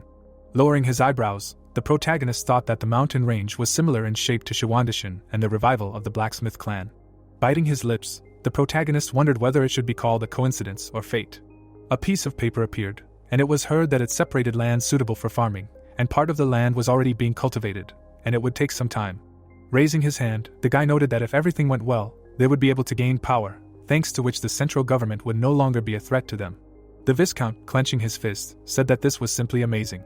Jonathan muttered through sweat on his face that the land cultivation plan and the fortress blueprint were thought out to the smallest detail, and it did not indicate some abstract direction, but provided a concrete way to improve the situation. The man, placing his palm on his chest, said that Lawrence obeyed the decision of the Dimitri family. The gentleman, closing his eyes, said that the same applies to the Conrad family.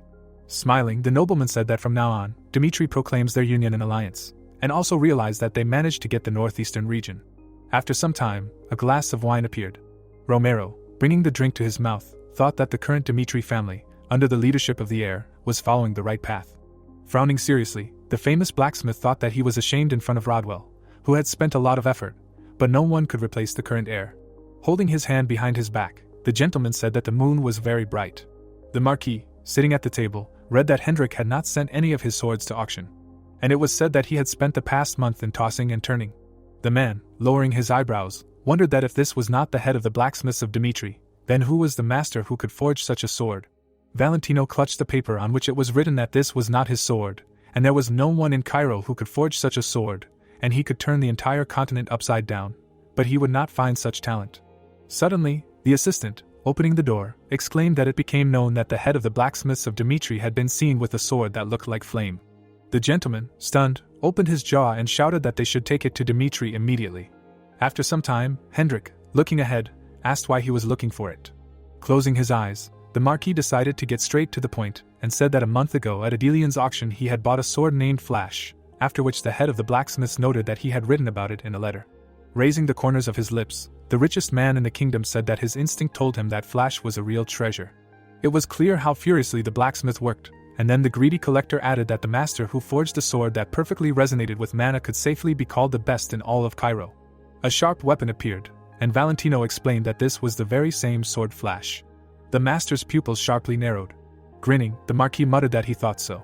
Stretching out his palm, the gentleman said that he recognized it, and he had heard that in their collection there was a sword similar to this one. Hendrik brought his fist to his mouth. The richest man in the kingdom looked pleased, and then the best blacksmith in Dimitri said that he would show him the sword, and let him wait a little, and he also understood that a collector like Valentino would be able to discern the value of the sword. Putting down the weapon, the man said that the name of this sword was Salamander. Opening his mouth in surprise, the greedy collector muttered that one only had to look at the blade, as the heart ran cold, and he was sure that this was the creation of the master who created the flash. Sitting opposite the Marquis, the master said that he was right in his belief, because Samandra and the flash were forged by the same person. A dark aura swirled around the swords, and then Hendrik added that Salamander was his first creation, and the flash was forged next. Through the sweat on his face, the Marquis decided that he wanted to get it for himself. Valentino apologized for his impudence, and then asked if he could sell him the sword, to which the best blacksmith in Dimitri, lowering his head, replied that the sword was not for sale. Closing his eyes, the man said that he had received it as a gift, and besides, the gentleman, a collector like himself, should understand his reluctance to sell. The expression on the face of the richest man in the kingdom was confused, and he asked again about the gift. Looking forward, the greedy collector realized that Hendrik had not forged this sword, but had received it as a gift, which meant that he knew the identity of the master. Introducing Romero, the Marquis asked if it was possible that it was forged by a Baroque who had already retired, after which the blacksmith noted that it was not at all. Opening his mouth, the man explained that this sword was the creation of the eldest son of the Dimitri family.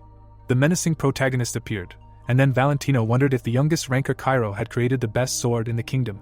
The master's pupils narrowed sharply, and he thought that each piece of art had its own story, and it played an important role, and if the person who created them was a master, then in the end he would only be appreciated by the fruits of his labor. And he also wondered to himself what if the master was the youngest genius swordsman in the kingdom.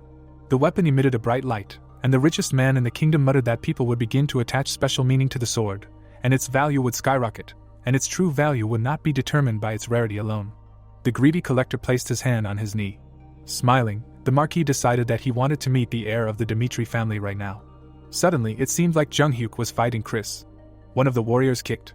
The protagonist defended himself from the boy's quick attacks. A second later, the protagonist turned his gaze to the side. The blonde, lowering his eyebrows, realized that he had to attack now. The aristocrat opened his mouth in bewilderment. Suddenly, a powerful explosion was heard. The boys, through the sweat on their faces, were stunned. Tightly gripping the hilt of the sword, the Baron's son noted that this was a good trick.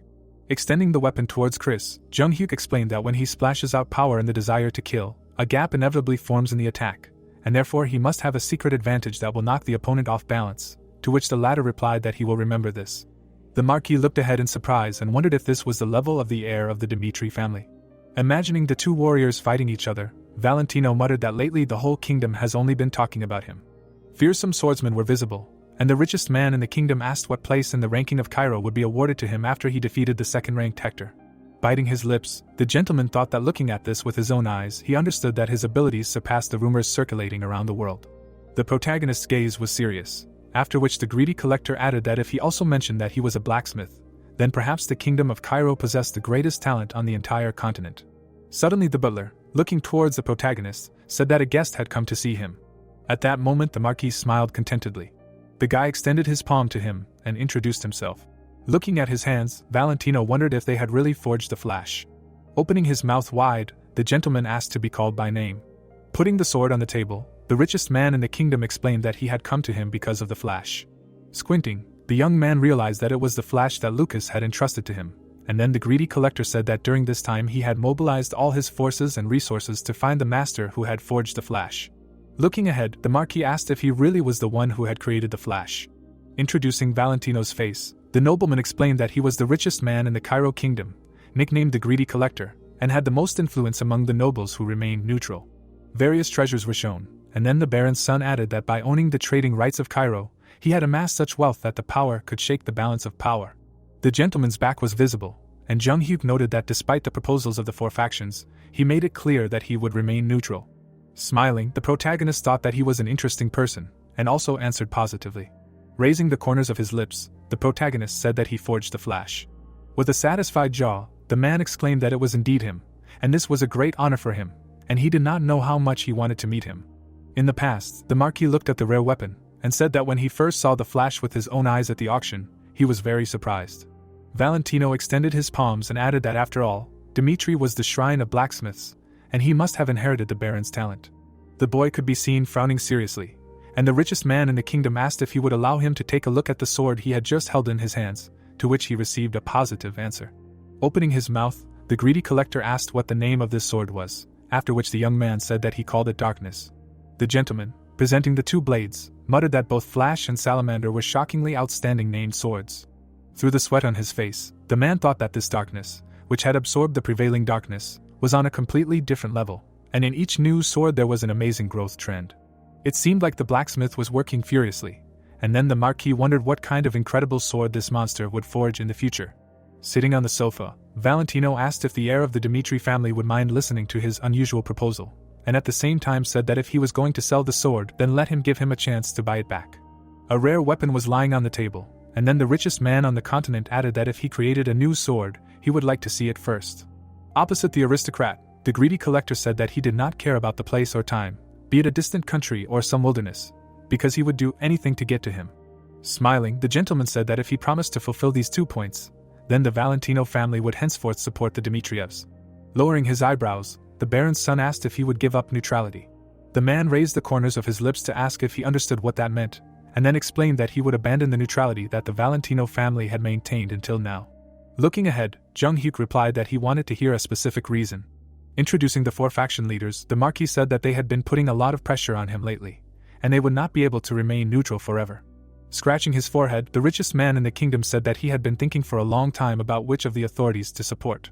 The protagonist could be seen clenching his fists, and then the greedy collector noted that it was then that the news reached him that he had approved the alliance with Dimitri. The gentleman, raising his palms, exclaimed that he had now confirmed that it was he who had forged the Flash, and therefore he saw no reason not to feel sympathy for him. Romero's face showed a serious expression, and at the same time the man said that he also understood that the Dimitri family was not short of money. Crossing his fingers, the Marquis asked if it was true that the more money the better, and also realized that the heir of the Dimitri family had really hooked him. Standing up abruptly, the protagonist said that the aristocrats of the Dimitri alliance had sworn allegiance. Looking at the richest man in the kingdom, the guy asked if the Valentino family was ready to follow the Dimitri family. It was clear how the greedy collector bit his lips. Leaning forward, the gentleman replied that the Valentinos were ready to sleep on straw or jump into a fiery pit, and if this was his order, they would carry it out with a smile. Smiling, the young man thought that he could not even think about such connections, after which he said that he then relied on him. Looking down, the man asked if he could reveal the truth about him forging the Flash. Placing his hand on his chest in joy, the Marquis explained that he had gotten his hands on such a magnificent sword that he would not be able to stand it if he could not show it off to someone he knew. Crossing his arms, the nobleman muttered that he was a peculiar person. After a while, a huge estate appeared, and a question was heard whether this was the famous signature sword. Valentino, standing next to the table, said that this sword surpassed all rumors, and it would allow a 1-star swordsman to repel an attack with a 2-star aura, to which one of the guys asked if this was true. The richest man in the kingdom, stretching his palm out to the side, asked in return if he had ever lied about the items in his collection. The protagonist could be seen lifting the corners of his lips, and the greedy collector said that the master who forged the Flash was the hero Cairo, who put Hector to flight, and the descendant of a family of blacksmiths, the heir of the Dimitri family. The young man, with his mouth wide open, asked if this sword belonged to the protagonist then, and then the gentleman answered that it was this sword that he had used to defeat Battler in a duel. Raising his gaze, the man added that the heir of the Dimitri family had forged 3 swords in his entire life, and the Flash was his second sword. Imagining Hendrik working hard, the Marquis explained that people had dubbed all 3 swords the collection of the heir of the Dimitri family, and thanks to the reputation of the Baron's son, the business of the Dimitri forges had gone up so much that it had become difficult to withstand such a volume of work. After some time, it seemed like Jung-hyuk was walking down the corridor. The protagonist stopped abruptly, hearing that he had repelled Hector's attack, and had also defeated Battler. McKean narrowed his eyes and noted that they had underestimated him too much, and he had even united the northeastern region, monopolizing power. A member of the Valhalla intelligence agency, standing behind the protagonist, said that the Valhalla Empire could not ignore the possible future threat, and now let him choose whether to submit to Valhalla or become an enemy. The nobleman grinned slyly and asked why he should follow their choice. The moonlight fell on Jong Hyuk's silhouette, and his interlocutor asked if this meant that he was ready to go against them. Looking down, the protagonist asked to call things by their proper names, and then added that they were the ones who threatened him first. It seemed like the strongman was holding a pedestal with a throne above himself with his hands, and the nobleman said that he was not going to swear allegiance to anyone against his will. Presenting a map of the lands, the swordsman of the aura thought about the fact that the kingdom of Cairo was a tasty morsel for the Kronos Empire, which it had been trying to get for many years. But if Valhalla intended to attack Cairo, then Kronos would not stay aside under any circumstances. Angrily frowning, the protagonist noted that if they did not plan to feud with him, then they should wait. Makin's pupils bulged in bewilderment when the Baron's son explained that the power he would choose would definitely elevate Cairo to the top, and people would start calling people Dimitri the creators of the king. Clenching his fist tightly, the Information Bureau employee noted that he was extremely bold in solving problems. The guy thrust his head forward and said that if he strained his neck all the time, then one day it would break. Butler's silhouette appeared in the fire, and the intelligence officer said that even the one he had managed to defeat with such difficulty was nothing to Valhalla, and the continent was large. The youth began to dissolve in the streams of dark magic, and at that time he said that they would give the heir Dimitri more time, and hope that he would make a balanced decision. The sheets of paper fell down, and it turned out that with the founding of the alliance Dimitri, four factions contacted Jong Hyuk one after another, and insistently demanded that he make a decision. The servant folded his hands behind his back and asked whether his master was going to leave the protagonist alone. The Marquis of the Benedict family held the letter in his hand and said that if he was elected, he would not make a big deal out of what had happened. Crumpling the paper in his fist, the old man noted that if he, an aristocrat, chose another direction, then he would make him pay. Standing in front of the window, the aura swordsman thought that he could no longer use the balance of the power system. A memory of the protagonist standing on the battlefield among the dead knights appeared, and now he realized that if he did not use the last year to good effect, then casualties in the coming war would be inevitable. The Baron's son lowered the corners of his lips and thought that first of all, he needed to find an effective way that would ideally help resist magic. A view of a tall building opened up, and it was said that there were 13 magic towers on the continent, the very first of which was the Heavenly Magic Tower, which held a scientific conference in which representatives from each of the towers participated to testify to the successes. A fire sphere appeared near the man's palm, and it turned out that the Phoenix Magic Tower had displayed powerful fifth circle magic. The people in the stands watched the scene in the arena, and their gazes were filled with coldness. The sorcerers frowned angrily, and it was said that the reason for this attitude towards the Phoenix was the fundamental problem that had been plaguing the tower recently, and that was that this tower had no identity. The old men bowed their heads, and one of them pointed out that it was true that the Phoenix Tower had lost the magical teachings that had accumulated over generations. Felix put his palm to his head and thought about how he had been confused 3 years ago and had agreed to temporarily replace the head of the tower, but this could not continue. Closing his eyes, he realized that because of the mentor's protocol, he had failed to inherit the magical teachings of combustion, which was the secret weapon of the Phoenix Tower, and because of this, the tower began to lose magicians. The acting head leaned his back against the chair and thought that the Frank Kingdom had also cut off its sponsorship, so he could be kicked out at any moment, and then said that his head was spinning. Suddenly, he looked down. Under the documents was a letter from the eldest son of the Dimitri family. Sitting at the table, Felix read that the conditions were simple. The man imagined in his mind the image of the person who sent him the letter, which said that if he became his sparring partner for the next 6 months, he would pay him 1,000 gold pieces every month. Frowning angrily, the acting head of the Magic Tower was surprised by the amount and thought that it was a bit far, but now he was not in a position to sort it out, so he needed to go. It seemed like a cart with huge wheels was moving along the road. Holding the book in his hands, the Phoenix Tower member wondered if this person was called the Shrine of the Blacksmiths of the Cairo Kingdom, because he did not know about the swordsman, but the magicians would hardly be interested in this place. A map of the Kronos Empire was visible, and it was said that there were 13 magic towers on the continent, and 7 of them, including the heavenly one, were located in Kronos. A view of the upward-reaching magic seals opened up, and it turned out that although the magic towers strictly adhere to the neutral power, but Kronos, where most of the magic towers are located, is rightfully called the Shrine of Magicians. The guy in the cloak stood on the edge of the cliff, and it became clear that in contrast to him, there are lands of Cairo unsuitable for magic, and at the very edge of the northwest of these lands, the Dimitri family is located. Sitting in the carriage, Felix thought that if it were not for the offer of the Baron's successor, he would never have ended up here, because for him, as a representative of the Magic Tower, it was only important to get 6,000 gold, which would be enough to extend its existence for exactly 6 months. In bewilderment, the man opened his mouth, surprised that this was really the land of the Dimitri family. The gates of the protective wall appeared in front of him. The guard looked ahead and asked the stranger to stop and state the purpose of his visit.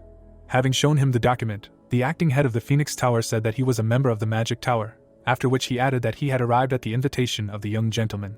The defenders examined the guest in the carriage, while he thought about the fact that the system was established, and the guard movements were honed. A magic crystal hung on the wall, and Felix thought about the fact that they had magical devices that were installed in case of war, and even fortress walls of ideal strength.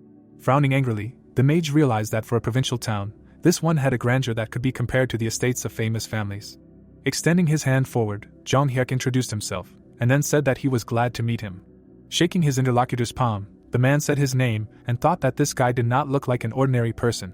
Lowering the corners of his mouth, the acting head of the tower said that he would not say unnecessary things, and sharply asked whether the swordsman of the aura confirmed the conditions stated in the letter. Smiling, the protagonist replied that everything was as stated in the letter, and for becoming his daily sparring partner, he would pay 1,000 gold per month for 6 months. Felix closed his eyes and admitted that he did not quite understand, because if this was a simple sparring, then there were many other mages, and then clarified why he chose him. A bird surrounded by flames appeared, and the Baron's son said that he had heard that the Phoenix Tower's fire magic was the strongest of all offensive magic.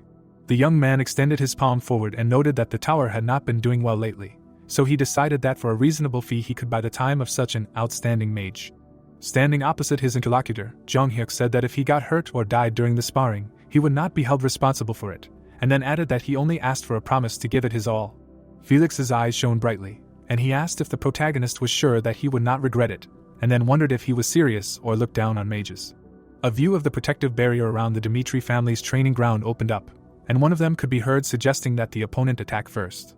Lowering the blade down, the aura swordsman declared that he would give him the right to choose, to which he replied that he would not refuse. Creating an energy sphere between his palms, the Phoenix Tower member thought that this was the first duel, so he should start by defeating Romero's eldest son. Suddenly, he released several fire blades forward. The sword surrounded by flames headed straight for the protagonist's body. At the same moment, a powerful explosion occurred. The guy spread his legs to the sides, dodging the attack, which his opponent was indignant at. A bright flash of energy was visible, and the magician used the fourth circle release. Gritting his teeth, Felix used the Inferno skill. A moment later, the man released 2 streams of flame. Lowering the corners of his lips, the aristocrat was surprised that these were walls of fire on both sides of him. Putting 2 fingers forward, the Phoenix Tower member mentally said that this would be the end of him. The flaming blade flew behind the mage. He extended his palm forward and threw the flash rune.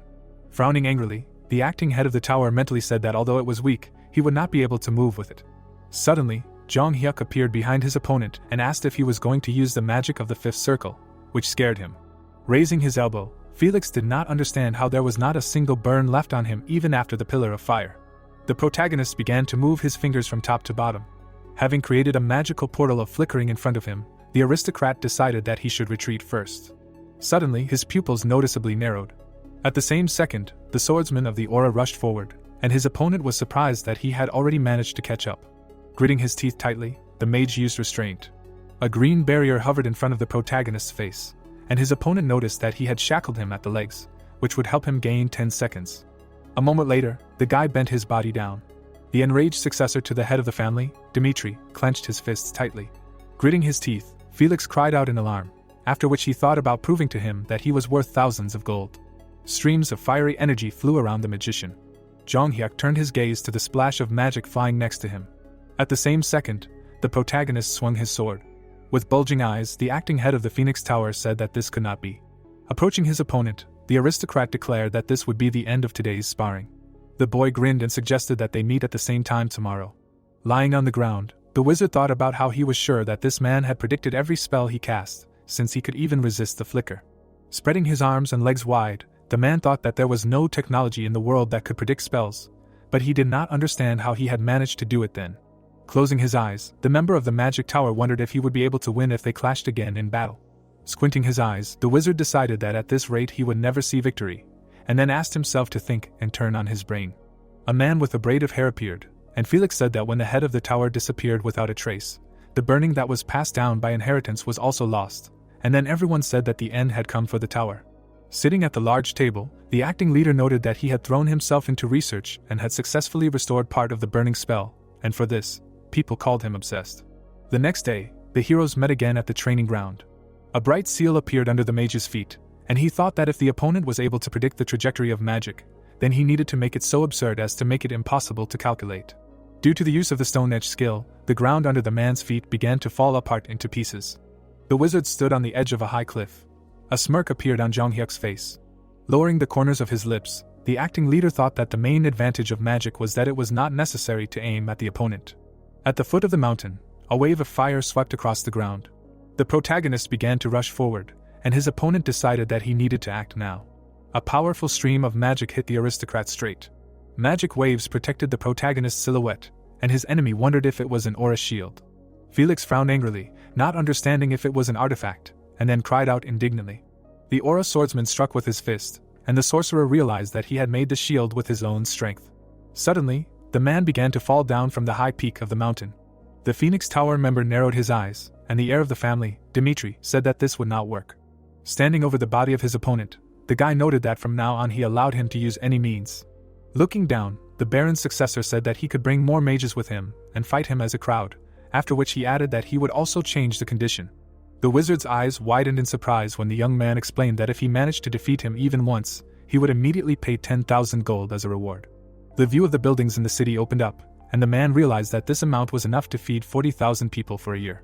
With his fingers wrapped around the hilt of the sword, Jung Hyuk asked how he liked the deal, while Felix thought about how he had not considered him as an equal to begin with.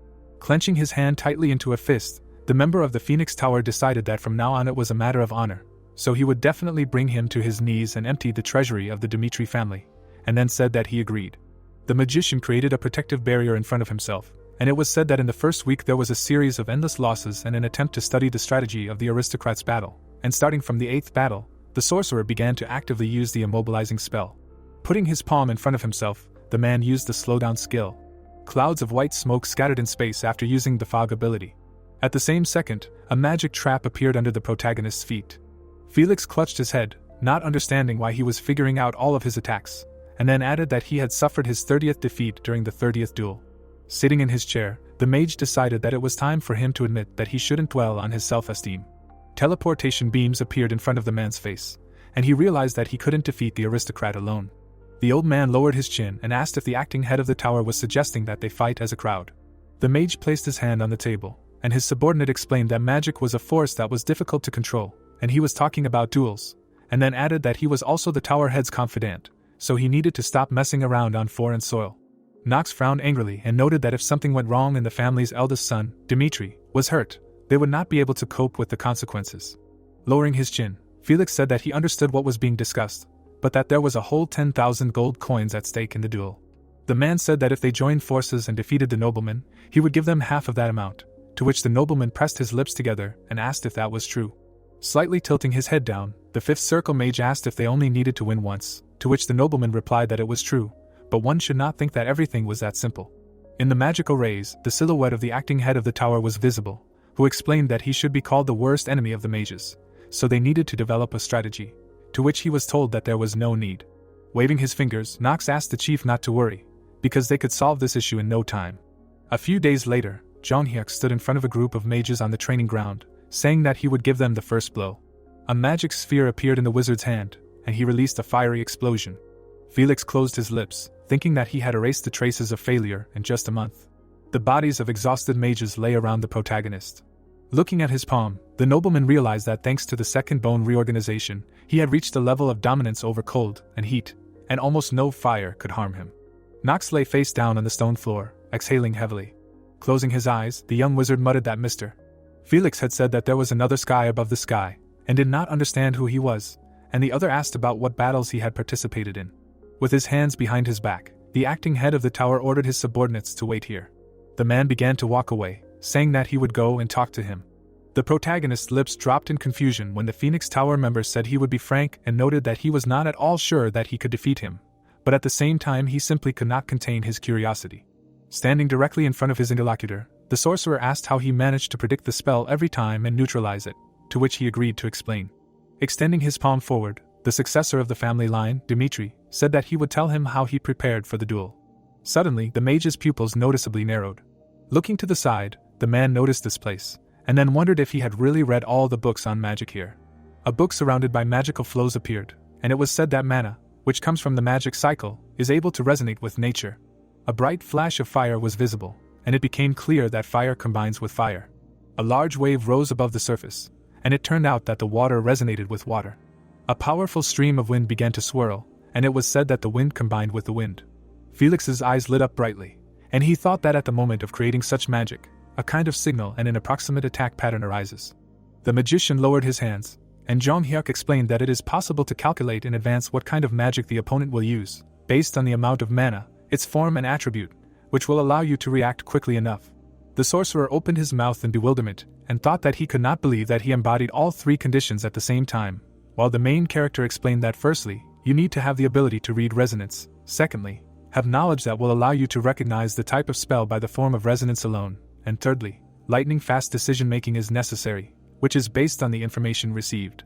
Turning his head to the side, the member of the Phoenix Magic Tower realized that the heir of the Dimitri family is a monster that cannot be called a genius. The view of the elegant building opened up, and Felix noticed that even such a monster tirelessly worked on himself to become stronger, and he himself was only using the disappearance of his mentor as an excuse to escape from reality, but was unable to achieve anything in the field of the acting head of the Magic Tower. Standing in the middle of the corridor, the man decided that he would throw all his energy and time into preparing for a sparring match with the Baron's eldest son. Knights in iron armor were visible, and it turned out that 2 months had passed, and during this time the magician began to feel alienated, and despite the fact that the lands of the Dimitri family were located on the outskirts, then in comparison with the average families, their soldiers were an order of magnitude stronger and retained unconditional durability, and a man named Zong Hyuk aroused more and more curiosity. There was a wooden sign with a hammer hanging on the building, and someone called out to the young gentleman. Carrying a large box in his hands, the guy said that he sometimes dropped by, but if he wanted to forge a sword, he used his personal forge. Putting his hand to his mouth, the worker said that he heard this from the head blacksmith, and then added that when the Baron's eldest son is at work, the flames of the brazier envelop his entire body, and he looks so majestic, as if the god of fire himself descended to earth. The protagonist could be seen swinging his hammer, and Felix was surprised that the flames were enveloping his entire body. The head of the Phoenix Tower had his face covered by a hood, and he advised his successor to come into contact with fire every day and find his own way to embrace it completely. Putting his hand forward, the man explained that in order to use combustion, one must establish a deep friendship with fire, and then added that it was not something that could be learned simply because one wanted to. The young mage's pupils bulged in surprise, and his leader explained that when a huge column of flame enveloped his body and he managed to feel no pain, only then would he be able to be reborn as the embodiment of fire. Walking down the city street, the sorcerer thought about how the Baron's son was not afraid of fire and did not react in any way even to the melting heat. The silhouettes of the father and son appeared, and the acting head of the tower wondered if it was possible that he knew how to let fire into the body, since this family line had been friends with the brazier flame for generations. Jong Hyuk turned around when he heard someone calling him. Coming closer, Felix said that he heard that he absorbed the brazier fire while forging. The protagonist lowered the corners of his lips when asked if he had a special way to merge with the flame. The nobleman replied that it was true, that he used his own unique style to master the fire, to which the interlocutor anxiously opened his mouth and thought about how he knew he had the necessary knowledge. Clenching his hand tightly into a fist, the magician said that in that case, he would get straight to the point. Bowing low, the man shouted that the Phoenix Tower needed this technique, and then added that he wanted to be taught it. The wizards furrowed their brows angrily, and their leader explained that the past 3 years had been like a protracted nightmare. A bright light was visible behind the protagonist's head, and it seemed that after so much torment, they had finally found a clue. Looking down, the Baron's son asked why they should be so generous to them. Felix's pupils visibly narrowed in fear, and he thought that this was a curse. Frowning angrily, the Aura swordsman admitted that he thought he was paying them a decent reward, but did not understand what the Phoenix Tower could give him. With his hands clasped behind his back, the acting leader of the tower announced that he had gathered all the wizards to hear their opinions. Nox lowered his eyebrows and said that he would tell the truth, then added that their boss needed to be sure that the young master was a natural enemy of magicians. A memory of Jung Hyuk standing in front of a crowd of magicians appeared, and the old man noted that it was not for nothing that there was an expression that if you can't defeat an enemy, it's better to go over to his side.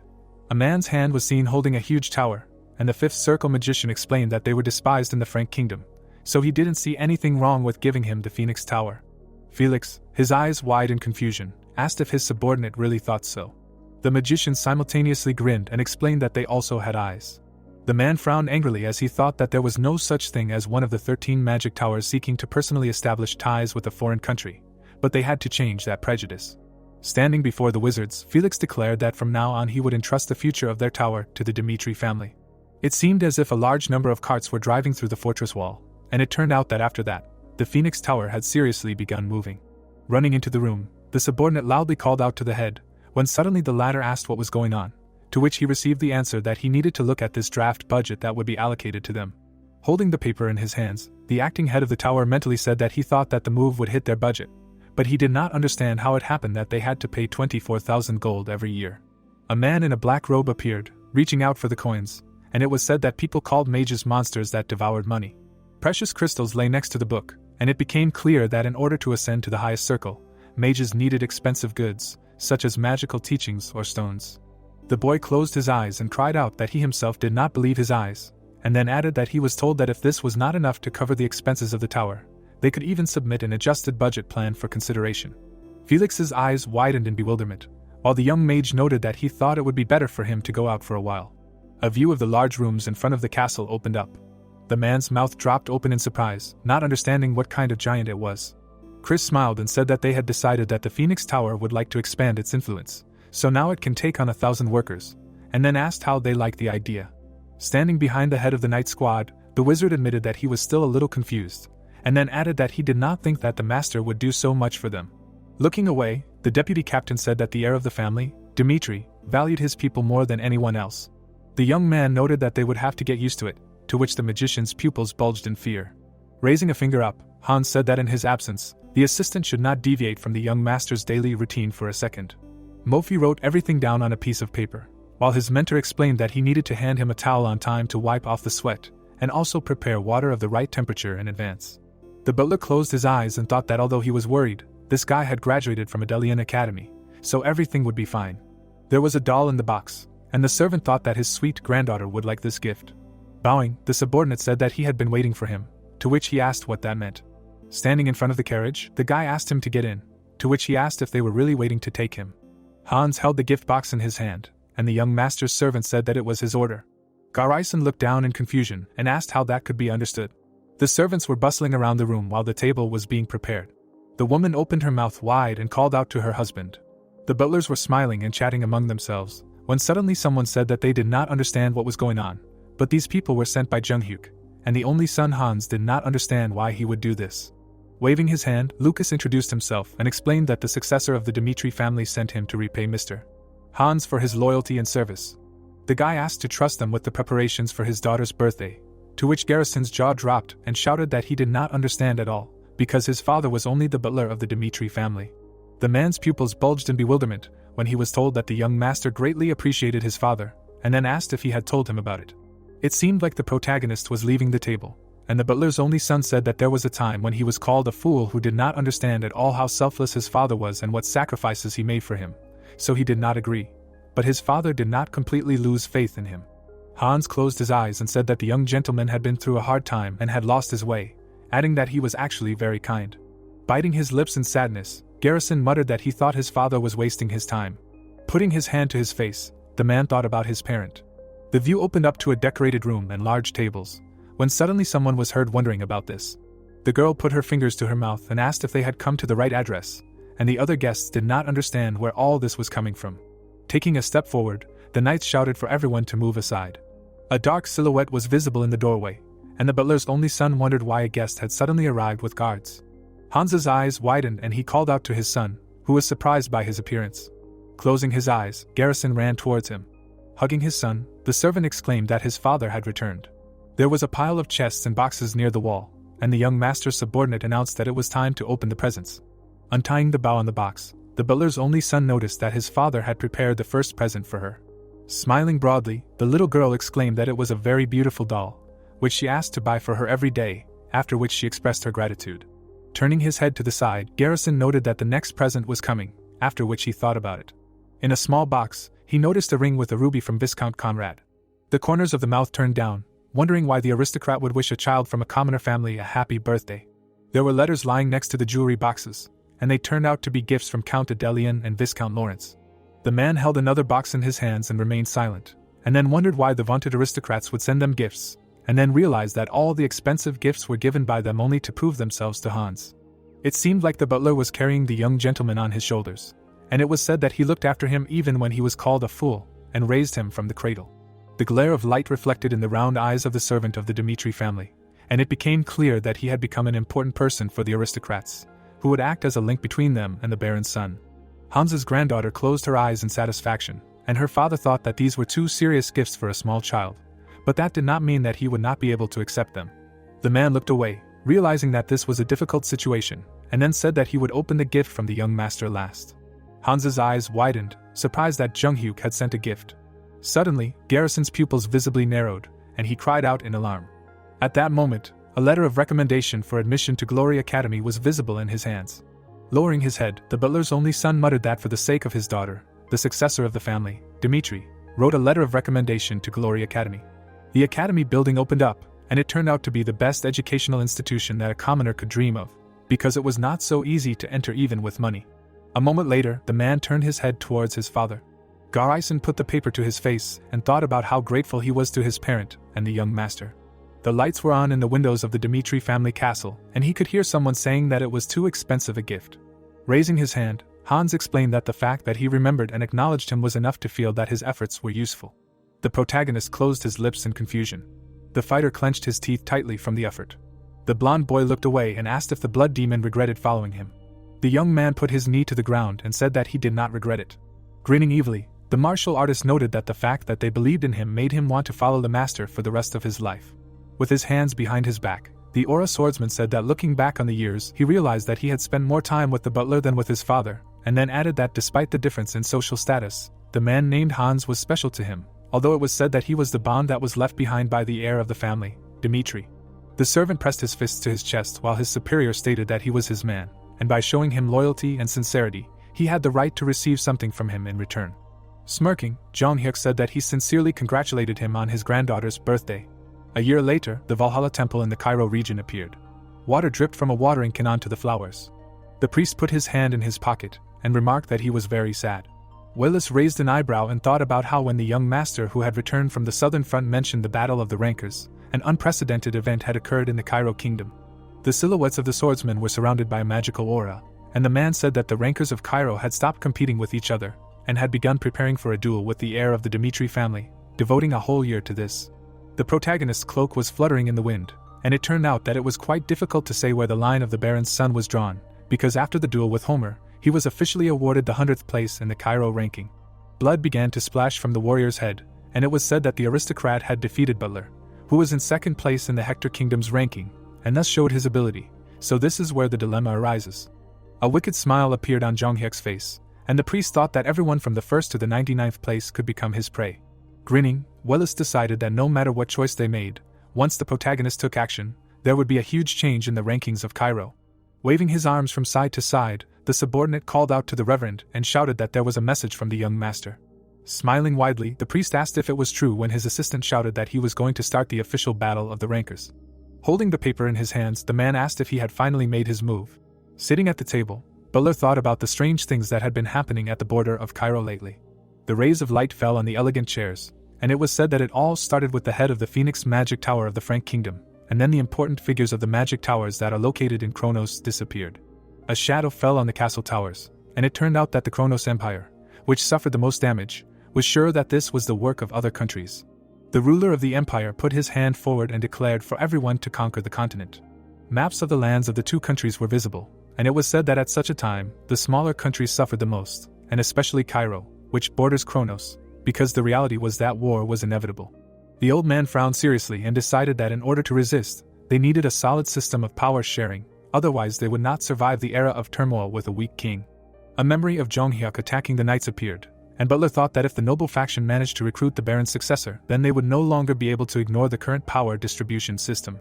The general wrapped his fingers around the glass and began to think about what would happen if the protagonist did not give them the answer they wanted.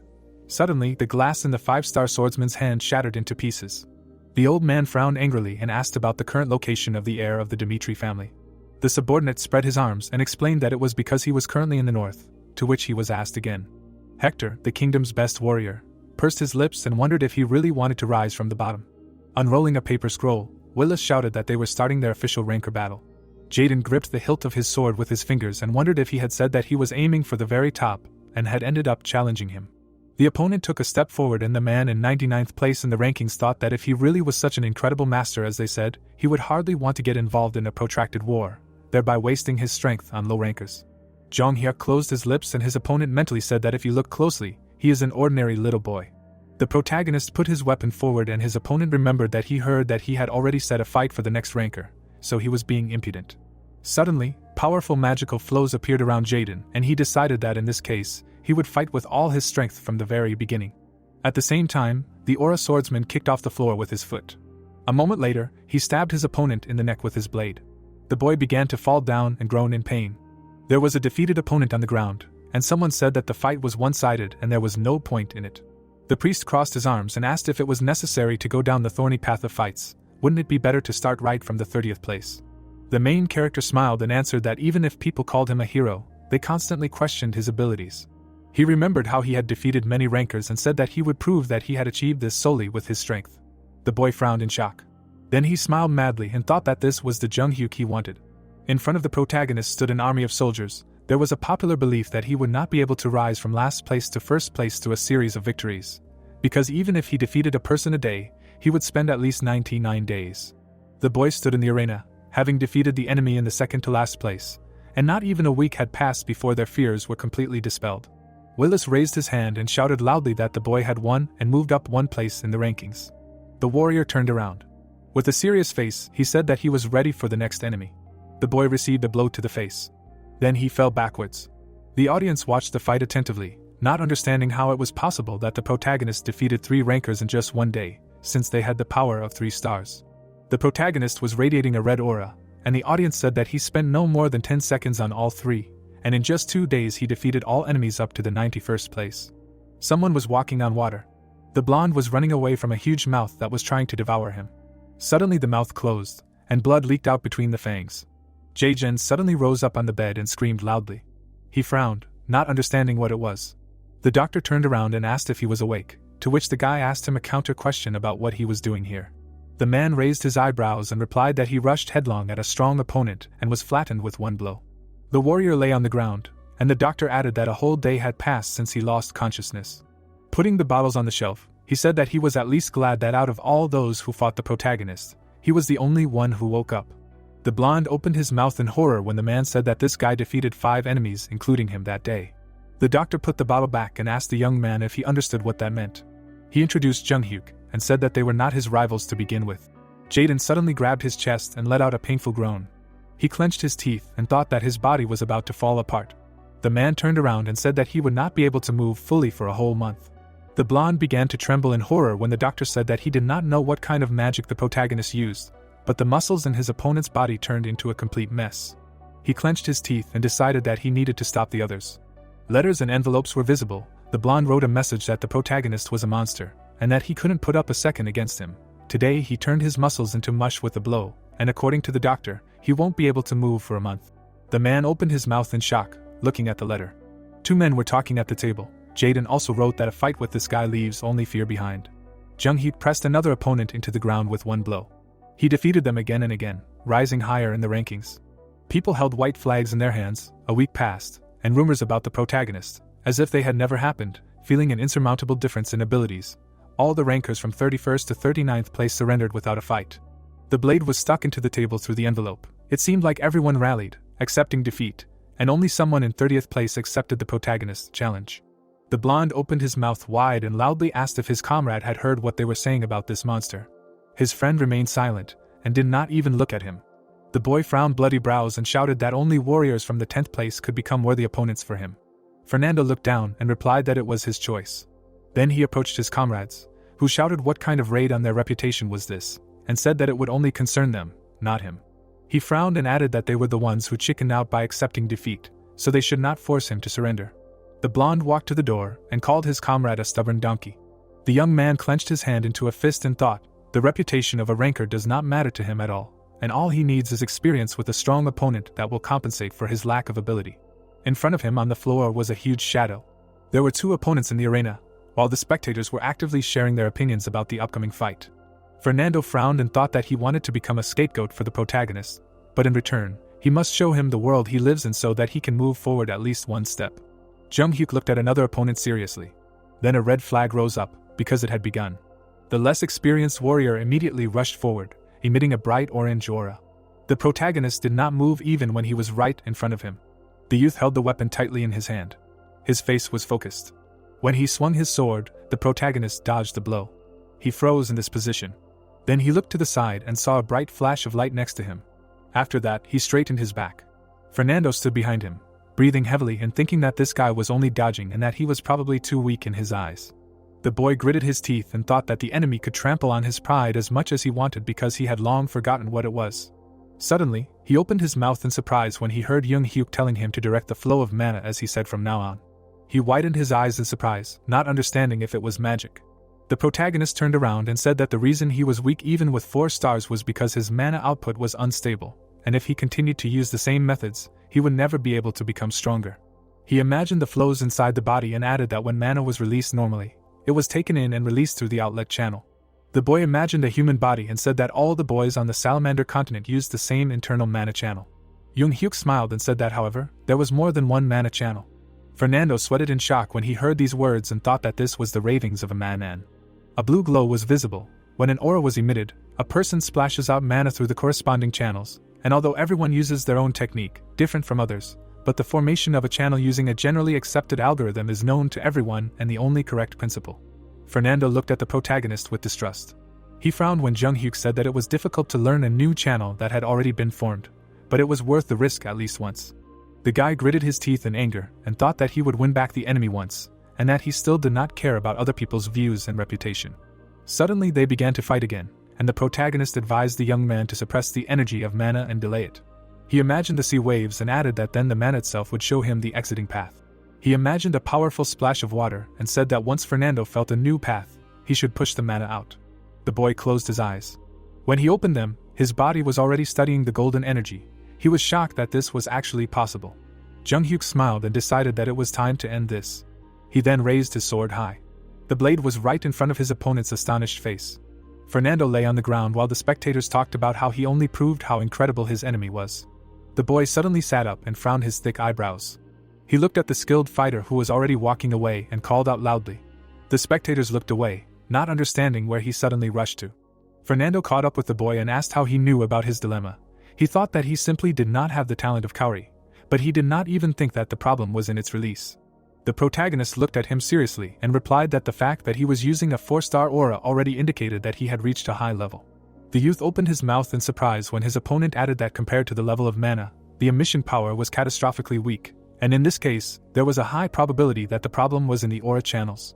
The guy clenched his hand into a fist, about to say something honest.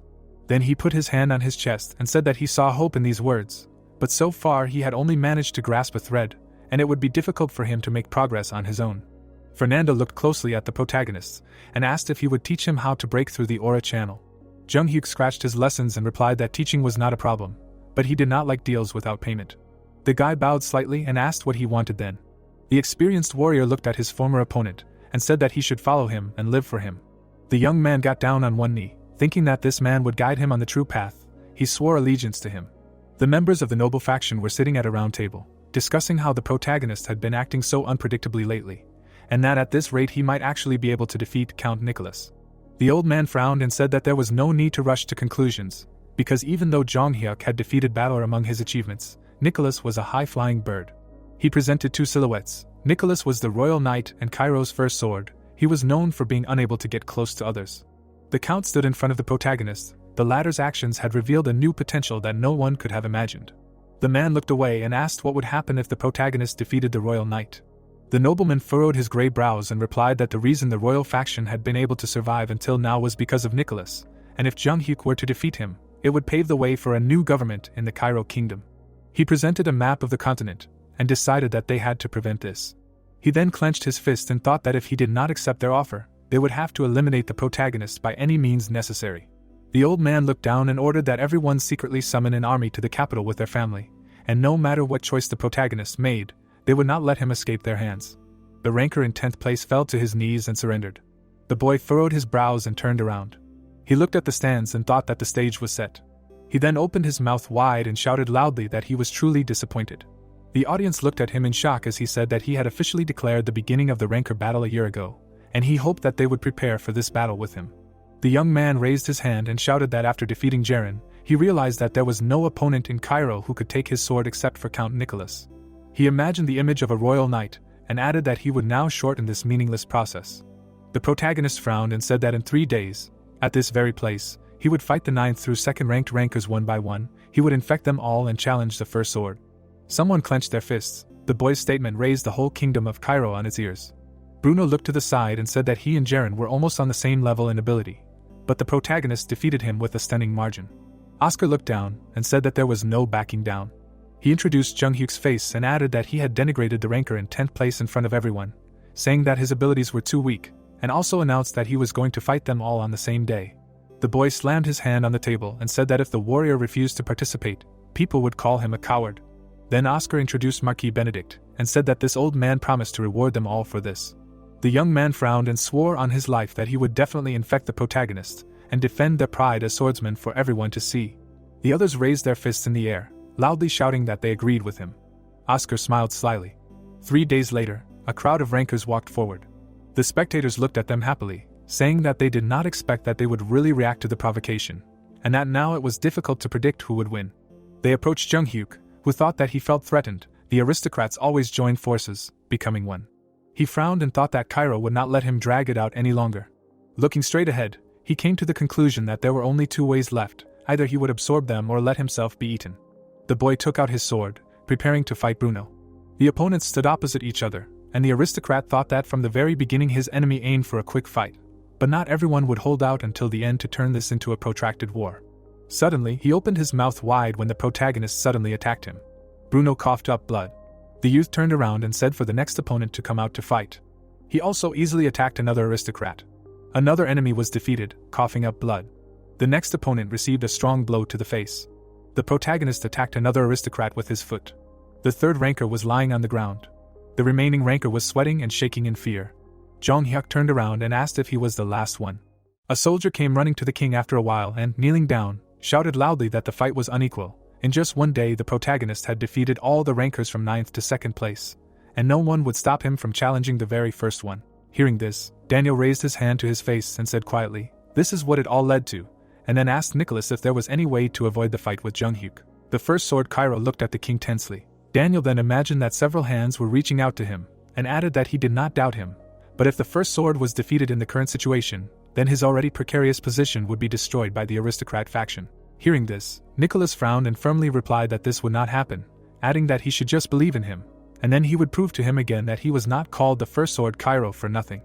Daniel, hearing this, looked at the man with surprise in his eyes. Nicholas suddenly began to leave, asking the king to wait for him, as he would be back soon. The door to the king's office slammed shut. The first sword suddenly saw Vanner from the royal faction, who put his hand to his chest and asked if he was confident that he could handle it. Without looking away, the man asked in response what kind of person the protagonist was. Then Vanner imagined a black tiger in his head and answered that at birth, nature had awarded him the nature of a predator, and although he had not yet achieved world recognition, he had unshakable confidence in the path he had chosen. He remembered sitting opposite Junghyuk during one of their meetings, after which he asked Nicholas to be careful. A drop of cold sweat ran down his face as he added that if he was defeated, then the royal family of Cairo would come to an end. Hearing this, the first sword turned away and firmly said that there was no need to worry, because he would protect the royal family no matter what. The next day, thick clouds floated across the blue sky above the capital of Cairo, Kairos. The protagonist slowly walked to the arena, where they were already waiting for him. As soon as he entered the battlefield, the first sword of Cairo addressed him. Tightly gripping the hilt of the sword, he ordered it to attack. Taking a fighting stance, the man suddenly shouted that he would show him the harsh reality. Hearing this, the guy took out his sword and said, "Okay." The referee waved a red flag and shouted that the fight had begun. At the same second, Nicholas was enveloped in an insanely powerful magical energy. 2 incredibly strong auras collided with each other. The spectators in the stands felt it. The opponents' swords crossed, reacting to this with a bright flash. They fought each other at high speed, and the air shook with each clash of swords. The guy who was watching this smiled widely, saying to himself that this was exactly the kind of fight he was waiting for. Cairo's first sword suddenly smiled and said that his opponent was quite a funny guy. The protagonist did not take his satisfied gaze off the man, answering that the title of Cairo's first sword was not just a fiction. Suddenly, Nicholas delivered a powerful blow from above, but the guy blocked it. The spectators felt a shockwave on themselves and shouted that it was amazing. Anger suddenly appeared in the eyes of the protagonist. He carried out an incredibly fast attack that left a mark. The first sword destroyed the floor of the arena with its legs. Junghyuk forcibly pushed his opponent back a few meters, which greatly surprised the man. Nicholas slowly lowered the sword. The protagonist smiled madly, saying to himself that his blood was boiling in his veins. In that same second, he jumped up. He attacked his opponent at an incredible speed. Suddenly, when Cairo's first sword blocked another blow, blood spurted out of his mouth, and he said to himself that this could not go on any longer.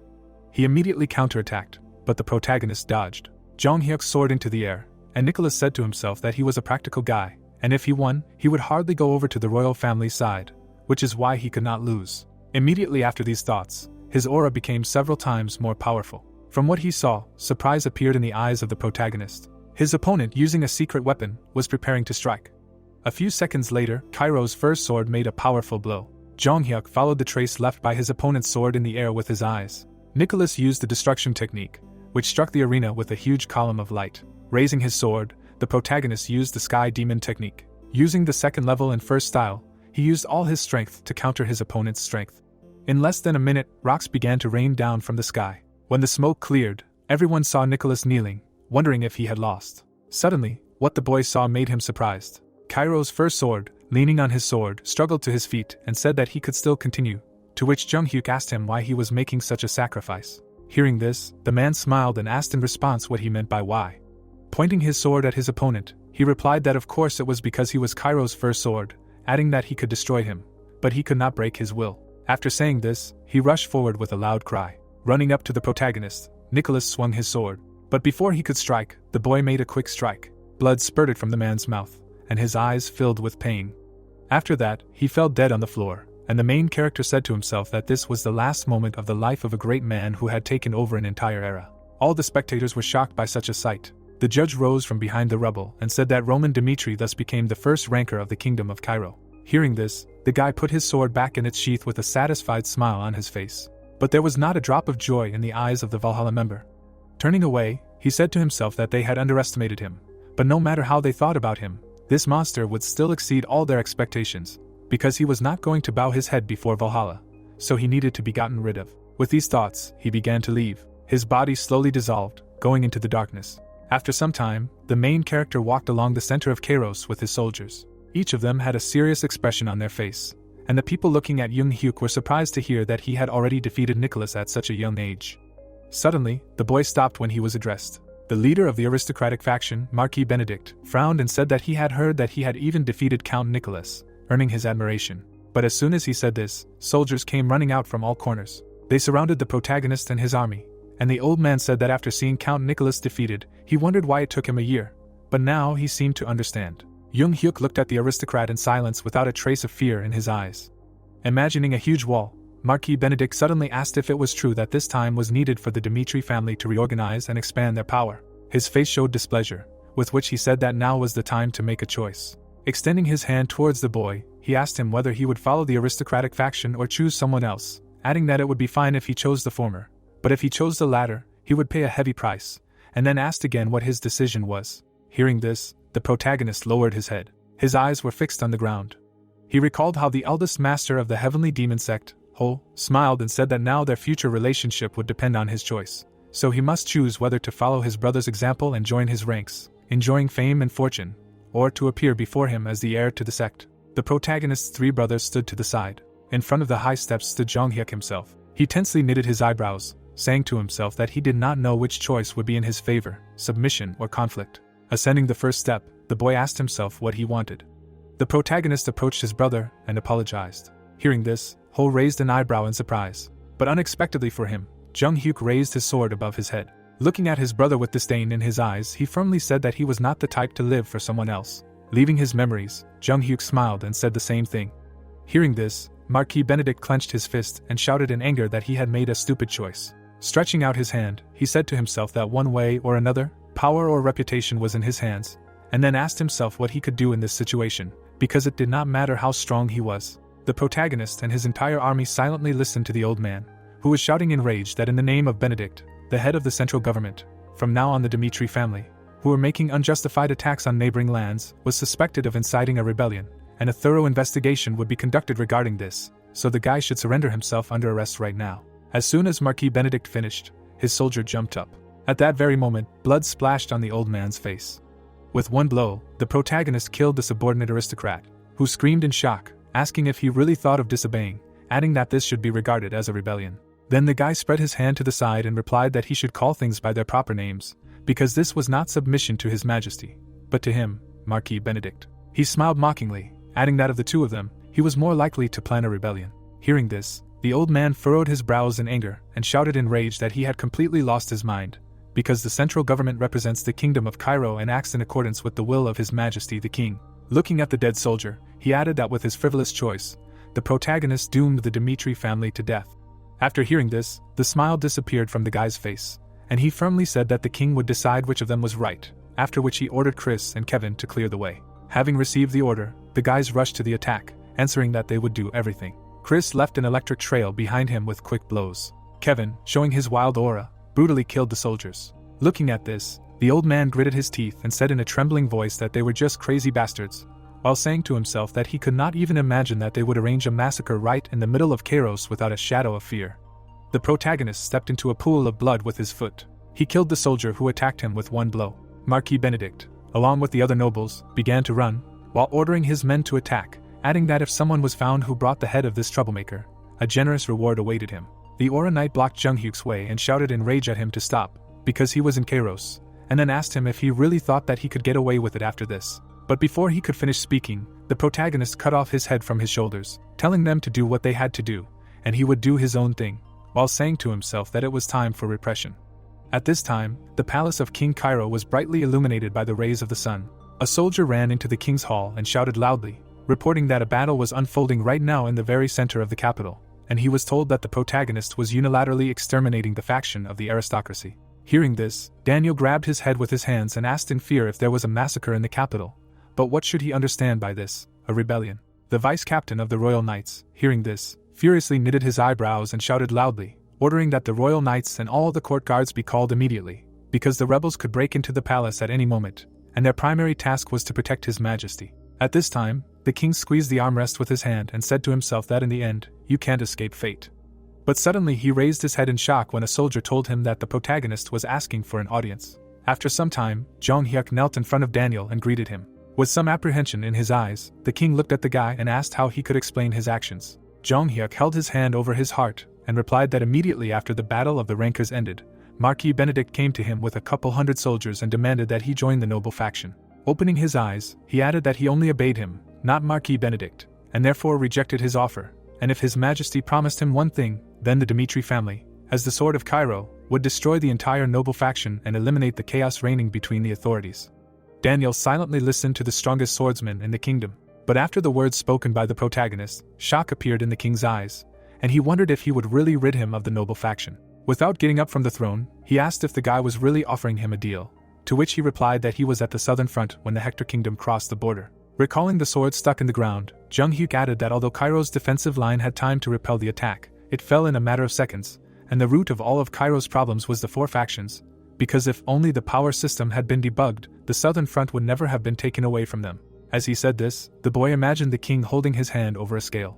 Leaving his imagination, the protagonist, without taking his eyes off Daniel, asked if Cairo had undergone any changes over the past year, adding that the current situation on the continent was quite ambiguous, so he wanted to know how long he was going to turn a blind eye to it. Hearing this, the king leaned his body forward in shock. Suddenly, anger appeared in the protagonist's eyes, and he firmly said that he believed that the center of Cairo's unification should not be Marquis Benedict, who had crushed the central government, and imagined himself a king, but their highness Daniel. The king listened to Cairo's first sword with his mouth open in surprise. Vantner, hearing this, frowned tensely and asked himself if this did not mean that he had chosen His Majesty. The vice-captain of the Royal Knights turned his head sharply after these words and asked himself if this was not a rebellion. The protagonist continued to kneel down, saying that Daniel, as the king, may doubt his intentions, but in this matter, the Dimitri family had put their lives on the line. There was no doubt in his eyes when he suddenly asked if the king was willing to take the chance given to him by the Dimitri family. The warm rays of the sun fell on Daniel's head, who replied that before making a decision, he wanted to ask one question. Without taking his eyes off Jung Hyuk, he asked what the Dimitri family wanted as payment for this. Then the protagonist presented a huge tree and replied that he wanted the independence of the entire northeastern region, including the Dimitriev lands, adding that if he declared the northeastern region a duchy and also granted it independence, he would not forget that they had the same roots, and would always be ready to throw his forces to help Cairo. After such a statement, the king's eyes were filled with shock, and he asked himself if he really wanted Dimitriev's independence. Continuing to hold his hand to his heart, the boy continued to say that if Daniel could not have everything, he should choose what was best for Cairo. Hearing this, the king lowered his head and asked himself what would be the best choice for Cairo. After a short pause, he raised his head and asked the boy if he could imagine how the Empire would react if they captured Count Denver and Count Gregory. Closing his eyes, the protagonist replied that it was unlikely that the Empire would act immediately, since the borders with Valhalla were too far away and there were quite a few obstacles, and Kronos was currently busy with the conflict with the Alliance of Kingdoms in the south. He suddenly opened his eyes and added that their primary concern was not Cairo, but resolving the conflict in the south. Hearing this, Daniel frowned and said that he planned to repel a large number of enemies in a short time, adding that their elimination was necessary for the Cairo kingdom, but the empty seats after their disappearance could create new problems. After saying this, the king introduced the dissatisfied Marquis Benedict, who had 2 empty seats behind him. Then, bloodthirst appeared in Jung Hyuk's eyes, and he replied that they would only choose the best option, since it was their duty to eliminate them and thereby reduce the risks. After that, the royal hall was silent, and Daniel, continuing to look at the guy, said to himself that he was not just relying on luck, because in order to build a strategy, he studied the situation on the continent, which means he really is worthy of respect. The king's eyes were filled with excitement, and his lips trembled, when suddenly, the vice-captain of the Royal Knights approached him and loudly shouted that this was all wrong, because the protagonist was using the aristocratic faction as an excuse to extract his own benefit. So he should not be allowed to do this, to which Jung Hyuk asked if he had any other choice. Hearing this, the man turned around with rage in his eyes and shouted loudly, asking in response what he just said. The protagonist looked at the vice-captain of the Royal Knights with hatred and replied that while everyone present here turned a blind eye to the atrocities of the aristocratic faction, he chose to draw his sword against them. Drawing a map in his head that showed the territories of Dimitri and Cairo, he added that all they wanted was to be paid for their sacrifice, because even if Cairo became a duchy, it would not change their common roots. Hearing this, the vice-captain gritted his teeth in anger, saying to himself that he was making it clear that this was not a rebellion. Daniel watched the 2 knights negotiate, and said to himself that there was no mistake in his proposal, and the fault lay with the useless king who allowed Cairo to be torn apart, and that king was him. Having said this, he closed his eyes. Imagining himself as a small person against the huge protagonist, Daniel thought that the royal family could no longer restrain him, and in that case, he had to make a choice: continue living contentedly with what he had, or give up the impossible and create a new kingdom of Cairo. Thinking about this, he gritted his teeth. Imagining a hand reaching out to him, he said to himself that even if he had impure intentions, it would be better to join forces with the protagonist who did not hide his ambitions than to dance to the tune of the vassals who perceived him as a scarecrow. After these thoughts, the king raised his hand and asked the quarreling to stop, after which he said that in the name of the royal family of Cairo, he named the entire northeastern region, including Dimitri, a duchy, and granted Baron Dimitri the title of duke. Hearing this, Jung Hyuk smiled contentedly. Then suddenly, rage and hatred filled the eyes of the king, and he ordered the boy to crush the rebel Marquis Benedict, who was sowing discord in the country. Count Denver sat in his office and tensely said that the protagonist was truly a scary person. He suddenly knitted his brows in fear and added that after he attacked Marquis Benedict in the capital, either Dimitri nor the aristocratic faction would stop until one of them was destroyed. The count leaned back in his chair in relief and said to himself that the protagonist had chosen the palace, and he must have intended to lend the king his strength in the confrontation with the aristocratic faction, which meant that there would be a duel between the king's faction, Dimitri, and the aristocratic faction. Realizing this, Denver smiled contentedly and added that when the 2 forces collided in a mortal battle, Valhalla would be able to seize the moment and benefit from it. But as soon as he thought about this, a soldier burst into his office and shouted loudly that things were bad. There was fear and horror in his eyes as he shouted that the protagonist and his army had broken into the estate, so the count needed to flee immediately. But before he could finish speaking, he was firmly grabbed by the throat. With all his strength, Jung Hyuk slammed his head into the floor. Leaving the dead soldier on the floor, he turned to Count Denver. Taking a few steps towards him, the boy ordered him to bow his head before the royal order. Seeing the strongest swordsman of the Cairo kingdom, beads of cold sweat appeared on the count's face, and he wondered if the protagonist had really come here even though he was not part of the aristocratic faction. Realizing that he needed to calm down, he jumped to his feet and shouted, asking what kind of royal order he meant. Without moving from his place, Jung Hyuk replied that he had colluded with Valhalla by passing secret information to Cairo, and as a result, His Majesty ordered him to be taken into custody. He glared at Denver, full of hatred and contempt, continuing to say that one extra move on his part and he would execute him on the spot, considering these actions as the beginning of a rebellion. Hearing this, the Count clenched his fist and shouted in a shaking voice what a rebellion meant, simultaneously saying to himself that everyone knew that he obeyed Valhalla. Waving his hand, he shouted in rage, asking if the guy really thought he could withstand the consequences of his actions, because Valhalla would never leave them alone. Hearing this, the protagonist grabbed his sword and said that he had better start watching what he said. Veins stood out on Denver's face from anger, and he shouted loudly that the guy was just a bastard. At that very second, the protagonist appeared in the Count's face, ordering him to lower his voice. The blade of his sword touched Denver's neck, and Jung Hyuk suddenly said that, apparently, he still did not understand the situation, because this battle did not matter if it was limited to eliminating the faction of the aristocracy. The boy's eyes were full of killing intent, with which he said that his task was to uproot all the rebels like him who obeyed Valhalla and Kronos. With horror and fear in his eyes, the Count listened to the first sword in Cairo, who added that from now on he would have a very exciting pastime. At this time, a weapon was pointed at Count Gregory, and he shouted in anger, asking if they really thought they could get away with it. He looked at Simon and shouted in rage that he should know what would happen if they touched him, adding that the Kronos Empire would use this as an excuse to bring troops into the kingdom, and then asked if Cairo could handle it. The vice-captain of the Royal Knights looked at the Count with displeasure. Taking a step forward, he said to himself that Gregory was right. The Kronos Empire was trying its best to take over the entire continent, but His Majesty had made a decision, and now Cairo had set out on a path of no return. With these thoughts, Simon approached the Count. Gregory smiled through his fear and asked if he had finally realized the situation. At that moment, the vice-captain hit the man in the face with all his might and ordered him to shut up, since he had no choice anyway. Veins stood out on his face from anger, and he continued shouting that if Kronos suddenly crossed the border, he would cut off his head and hang it on the fortress wall, while saying to himself that, as the protagonist said, they should not be left with any chance. At this time, in Benedict's domain, the Marquis walked down the corridor, saying to himself that Jung Hyuk had joined forces with the king. He breathed heavily and quickly, adding that although he knew that he would have to usurp the throne someday, he did not think that this moment would come so suddenly. Imagining a chessboard in his head, the old man thought that if he gathered all the military power of the aristocratic faction, it would not be so difficult to crush Cairo by force. His eyes suddenly filled with hatred, with which he said that the protagonist, having defeated Count Nicholas, became the strongest, but not everything in this world would obey his wishes, after which he ordered all the aristocrats to be gathered and told to send all the soldiers to the capital. The corridor was brightly lit by massive chandeliers. Less than a minute later, the soldier returned to the Marquis and said in a trembling voice that Count Fabius replied that he could not come. The magic crystal established a connection with Count Fabius, and Marquis Benedict shouted in rage that he had really gone mad, not only for not sending soldiers, but also for refusing to attend the gathering. The old man's face twisted into a grimace of rage as he continued to shout, asking if this was really his choice. Then Count Fabius put his hand to his chin and said that if it came to that, they should be honest with each other. He was betting that the main character would win this fight, which is why they should not look at him as a lackey who would run at a single call. Hearing this, Marquis Benedict began to shake and asked if he was sure that he would not regret his choice. The Count, hearing this, grinned and answered that of course, if he made a mistake in his choice, nothing awaited him except death. He furrowed his brows in anger and added that he might start out as a traitor, but he would do anything for him from now on, and asked if the old man hadn't heard rumors of how much he valued his men. Cold sweat appeared on Marquis Benedict's face at these words. Count Fabius put his hands behind his back and continued to say that their respected faction leader seemed to be unaware of the current state of affairs, and didn't even know that the noble faction had almost fallen. As soon as the Marquis heard this, veins appeared on his face in anger.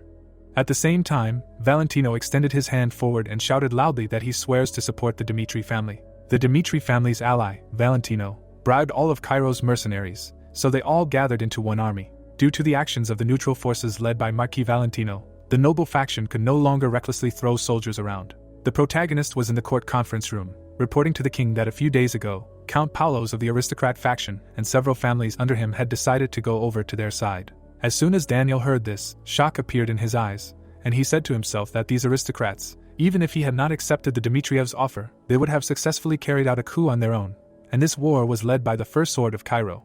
At this time, the protagonist pointed his finger at a small 3D model of the map and said that if the aristocratic faction managed to successfully gather troops, they would move to the capital, but under the current circumstances, they would be forced to take up defensive positions. Frowning, the guy added that now that the faction had mobilized all its forces, they had a chance to deal with all the rebels at once. The king looked up at the guy and firmly declared that the palace would support him with all its might, and let every order he gave be considered his will, so he appoints him as the commander-in-chief in this war. Putting his fist to his heart, the protagonist firmly replied that he would listen and obey. At the same time, in the Benedict castle, the aristocrats gathered in the conference room, and one of them said that in a week the royal troops would invade the land of Benedict, so first they needed to lock the gates, take up defensive positions and wait for the moment to strike back.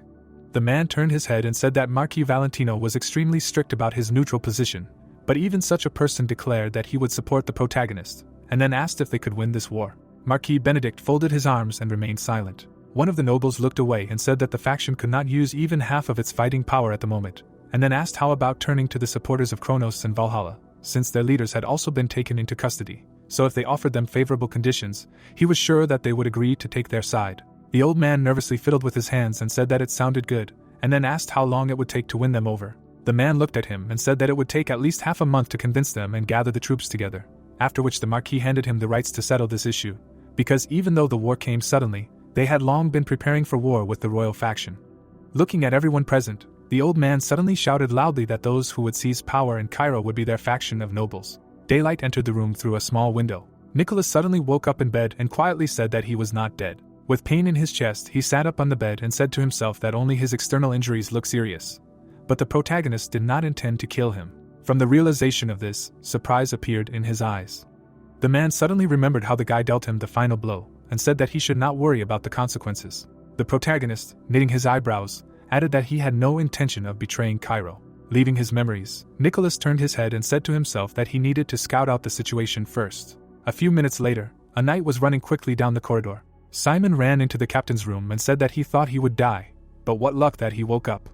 Looking at the vice-captain, Nicholas asked him to tell him everything that happened while he was unconscious. Frowning, Simon said that they would soon send troops to the front, and entrusted the command of the army to the protagonist, adding that they were planning to strike at the faction of Marquis Benedict. After listening to his comrade, Nicholas, breathing heavily, asked to take him to the gathering place of the troops, because he definitely had to be there. There was not a drop of fear or doubt in his actions in his eyes. The protagonist walked forward in the bright light of the sun. He walked along the red road, and soldiers stood on all sides. Nicholas handed the sword to Jonghyuk. Looking at the man, the boy wondered if the stronghold of the military elite was personally handing him the sword. Looking down at the weapon, he added that neither King Cairo nor Count Nicholas, despite the chaos in the power system, had lost their sincerity. After that, he turned around abruptly. Proudly raising his head, the protagonist said that Cairo had lived through terrible times, so now they were heading to punish the rebels. His expression expressed firmness and invincibility, with which he said that although the pain of killing his compatriots could not be erased from his memory, but when this war was over, Cairo would regain his peace and tranquility. The former strongest swordsman of the kingdom did not take his eyes off the one who defeated him. Suddenly, Jonghyuk raised his sword and shouted with all his might that in this war, he would always be at the forefront, so the soldiers should trust him and go forward to victory. After these words, the soldiers began to chant his name, causing the air to shake, and so began the battle on which the fate of one kingdom depended. After some time, the protagonist stood by two installed flares and said that speed was important in this war, and the more time they gave the aristocratic faction, the more choice they were given. Browsing, he added that they needed to forget about building a fortification and prepare for the first attack. Garrison Captain Cameron saw the flares and said that, as expected, they were going to use them.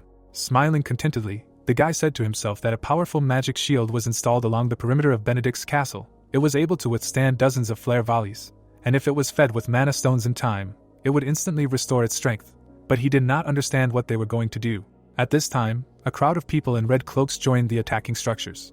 They stretched out their hands and shouted loudly that the first and second groups were ready. The protagonist stared into the distance, and said to himself that in case of such a siege, he had attracted the magic tower to his side, and their task was to crush the opponents. The owner of the magic tower, Felix, waved his hand and shouted loudly that all the students of Phoenix had a chance to repay the master for his great mercy. Angrily knitting his brows, he added that they needed to show the enemy why their tower ranks 13th among all the magic towers on the continent. The magicians used amplification magic so that the power of the charge exceeded the usual flash. The guy's aura increased several times, and one of them shouted loudly that the activation of the fire attribute amplification spell was being carried out. A few seconds later, the flash released a huge fireball. At great speed, it collided with the magic barrier of Benedict's castle. The walls shook from a powerful explosion.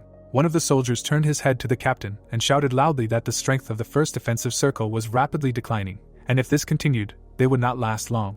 Hearing this, Cameron gritted his teeth and said to himself that the mages from the magic tower, who usually maintain neutrality, were suddenly involved in a feud, and at such a level. After these words, he looked in fear at how the mages were charging the flash with their powers. There was a huge crystal on the wall, and the captain suddenly shouted that it was necessary to activate the emergency defense system, because even if a hail of attacks fell on the mana stone in the protective magic circle, it was necessary to protect it at any cost in order not to let the defensive power fall. At this time, Simon looked around in surprise and asked where this army of mages came from. Then Chris, standing nearby, answered that not long ago the Phoenix magic tower settled on the lands of Dimitri. The guy smiled and looked at the vice-captain, adding that they had sworn allegiance to the Dimitri family, and since the Dimitri had decided to become Cairo's sword, it goes without saying that the Phoenix Tower should also express its allegiance. Less than a minute later, the mages prepared for the second volley, intensifying the flashes. Simon looked at the commander-in-chief with his mouth open in surprise and said to himself that the organization that would be welcomed throughout the continent had sworn allegiance to the aristocratic family, which meant that the Dimitri lands had already acquired a level of combat power comparable to the kingdom. Horror and fear appeared in his eyes from the realization of this. At this time, the protagonist, with his arms folded across his chest, watched the assault. Simon suddenly remembered how Jonghyuk had recently come to them after the rebellion, and said to himself that His Majesty had made the right choice, because this war would end in victory for their king. There was not a drop of pity in the protagonist's eyes when he ordered to burn everything here to the ground. The vice-captain raised his head to the sky in surprise. The flares were ready for another volley. The sky did not stop Cairo. After sunset, the sounds of battle died down, and the soldiers of both camps had a short respite. In the meeting room of Benedict Castle, the nobles gathered, and one of them asked how much longer they could hold out, because if such attacks like today continued, it would be difficult for them to hold out for more than 10 days. But was that all they could do? Then Marquis Benedict looked at Viscount Owen and asked about Baron Winston, to which he replied that the combined forces of the noble faction were currently stationed in the vicinity of the northeastern region. Hearing this, the old man folded his arms and asked what the probability was that the attack on the Dmitrievs would fail. Then Viscount Owen introduced Baron Winston and replied that they would certainly win, because it was not for nothing that he was called a great commander and the pride of the entire faction. Looking at the Marquis, he added that 3 days would be enough for them to crush the Dmitriev gang. The old man's eyes were full of anger, with which he said to himself that this was a deceptive maneuver, and that was true, because one should not rely on one imperial faction. Slightly lowering his head, he added that he was handing over command to Baron Winston, and may he certainly return victorious. The Marquis's eyebrows were tensely drawn together. At this time, the guy hit the map with his hand and said that if they set out from here, then the lands of Count Adelian began beyond this area. He frowned and added that he had just contacted headquarters. They would last no more than 10 days, and if they attacked the Dmitrievs now, 10 days would be enough. To which the man in front of him replied that pointless battles would only make the situation worse. Baron Winston of the noble faction picked up a needle and added that in that case, they would need to minimize battles on this expedition, and the only shortest route would be through the 3 areas marked on the map. He marked the areas of Adelian, Raulo, and Conrad. After introducing the 3 men, the leader explained that these 3 were not true confidants of the Dmitrievs, but simply that their domain had been swallowed up during the northern battle, and unlike many of the Dmitrievs' confidants in the northeastern region, Adelian, as a major trading city, would not want to lose relations with the central government, so they would try to regain their neutrality. After saying this, Winston introduced Adelian. After leaving his thoughts, he put his hand to his chin and added that on the other hand, Baron Rollo and Viscount Conrad might have some grudges against the Dmitri family, so they could try to contact the 3 lords. Smiling widely, the man finished. If only they opened the way for them to pass, they would repay them in full for it, and an hour later, the 3 lords accepted the offer of the aristocratic faction. When night fell, the horse suddenly stopped. The guy looked at the commander and asked if he really trusted the aristocrats of the northeastern region. What if they deliberately lured them into a trap?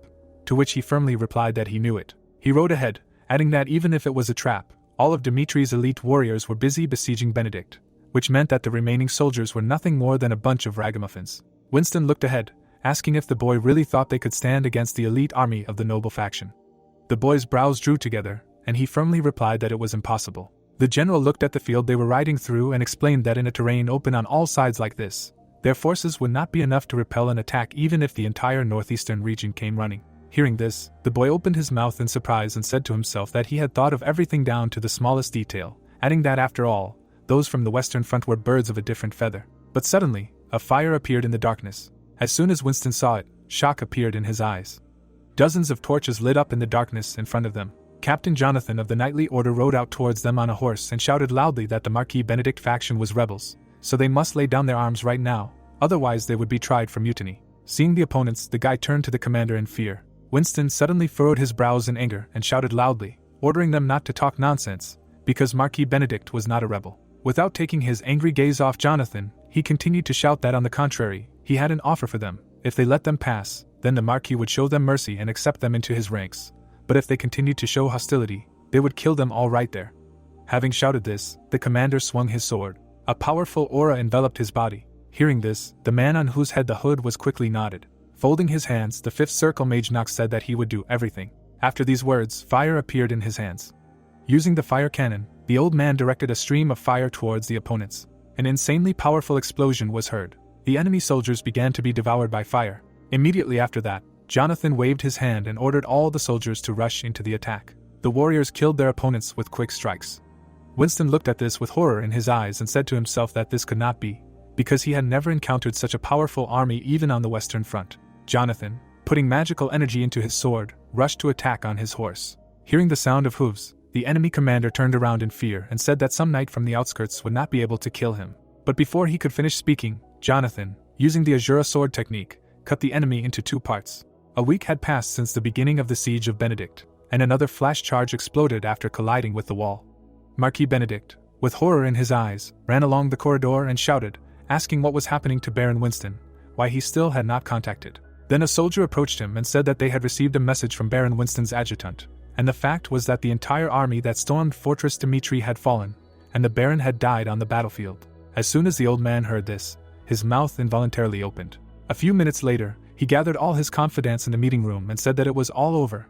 Baron Winston's army had been blown to smithereens, and Castle Benedict could collapse at any moment. Then the guy with green hair turned his head and said that the connection with the aristocrats of the Imperial faction had also been cut off, after which he asked if it was perhaps not too late to open the gates and simply surrender. Hearing this, Viscount Owen slammed his hand on the table and shouted loudly, asking what it meant to surrender. He jumped to his feet and continued shouting that the guy seemed to not understand what he was talking about, because the main character had razed to the ground all the forces hostile to him. After saying this, he turned his gaze to the Marquis and asked him what he thought about forgetting about the Imperial faction and directly addressing the Empire. Hearing this, the old man looked at the Viscount and asked what he meant, to which he shouted that this fight was over for them anyway, and rather than humbly wait for death to come, it was better to survive, even if they had to bow their heads. Marquis Benedict listened to Owen with displeasure in his eyes. After thinking for a while, he opened his mouth and ordered that Kronos be contacted immediately, and then he himself would make an agreement with them. A few minutes later, a connection was established with the Kronos Empire, and Baron Charlton, who accepted the call, frowned and said that they were cooperating with Count Gregory, not Marquis Benedict, after which he asked why they needed their help. The old man kept his hands behind his back and replied that King Cairo had launched a total purge, and their subordinates, Count Gregory and Count Denver, had been taken into custody. He frowned angrily, adding that this choice would not affect the Kronos Empire in any way, and it did not matter who the ally was, because all the Empire needed was to seize on the mistake. Hearing this, the Baron, without taking his eyes off the Marquis, replied that he spoke too smoothly, but then he had to answer one question: what did he expect from the Kronos Empire? The old man's face expressed hatred and discontent, with which he asked to attack the western front of Cairo, and immediately after Kronos accepted the offer, less than 12 hours later, 3 border lines, 2 of them, were broken. After that, Marquis Benedict contacted Daniel and said that they had not seen each other for a long time, after which he asked if he liked his gift. The king frowned in anger and shouted in rage, asking what the hell he was doing. Why did he have to involve the Empire in the squabbles within the kingdom? Closing his eyes, the old man replied that he also had no choice, because he had to survive somehow. So right now he had to make a choice like King Cairo, abandon Cairo and crush him, or close the western front and protect the kingdom. Given such a choice, horror and fear appeared in Daniel's eyes.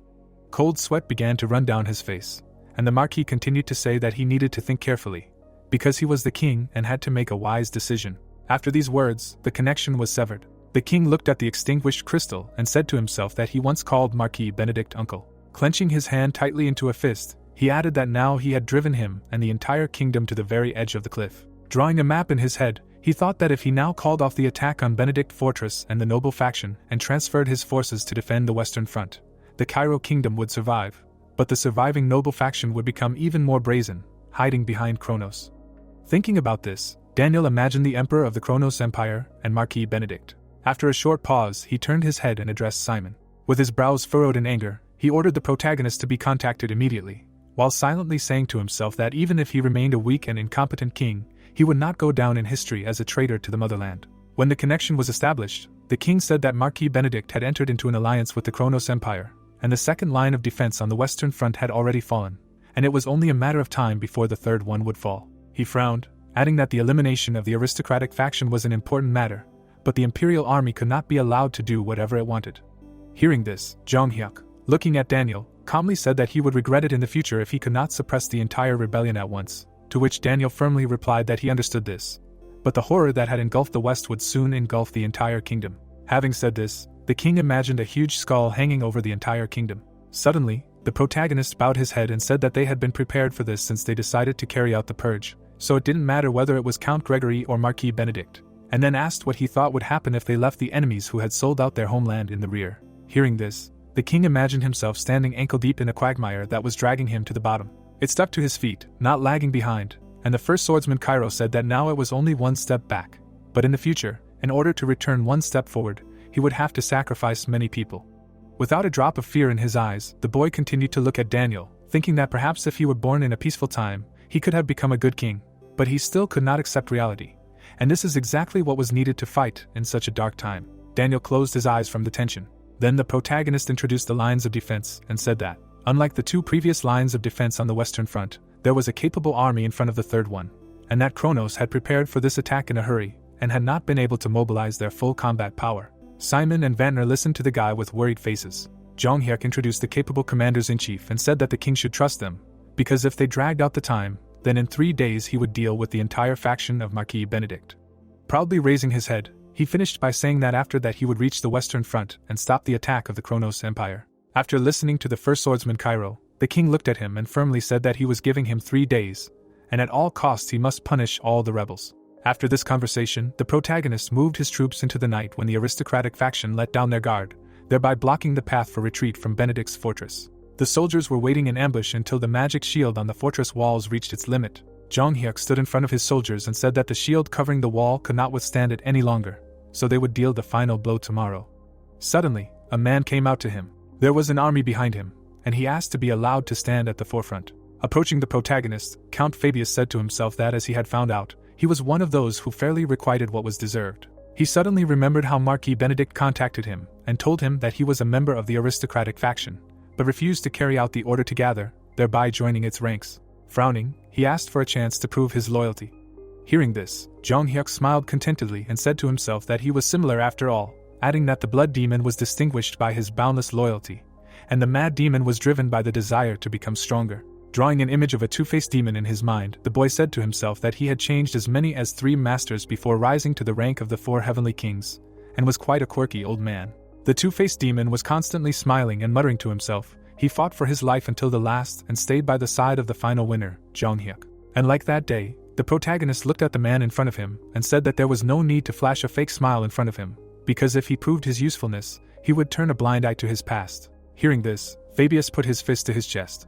Suddenly, the boy pointed at him and said that he would be the one to go to the front lines in this war. Hearing this, Count Fabius, a traitor to the noble faction, smiled madly with shining eyes, said that he would fight without sparing his life. The next day, after learning of the support of the Kronos Empire, the soldiers of the noble faction perked up, becoming much more proud. At this time, the man in the cloak took a step forward. He walked alone to the castle walls and said to himself that it was his turn to repay his master for his faith. Felix's eyes lit up. He used the secret weapon of the Phoenix magic tower called Combustion, and a fire dragon appeared behind him. Feeling the heat, one of the soldiers turned around.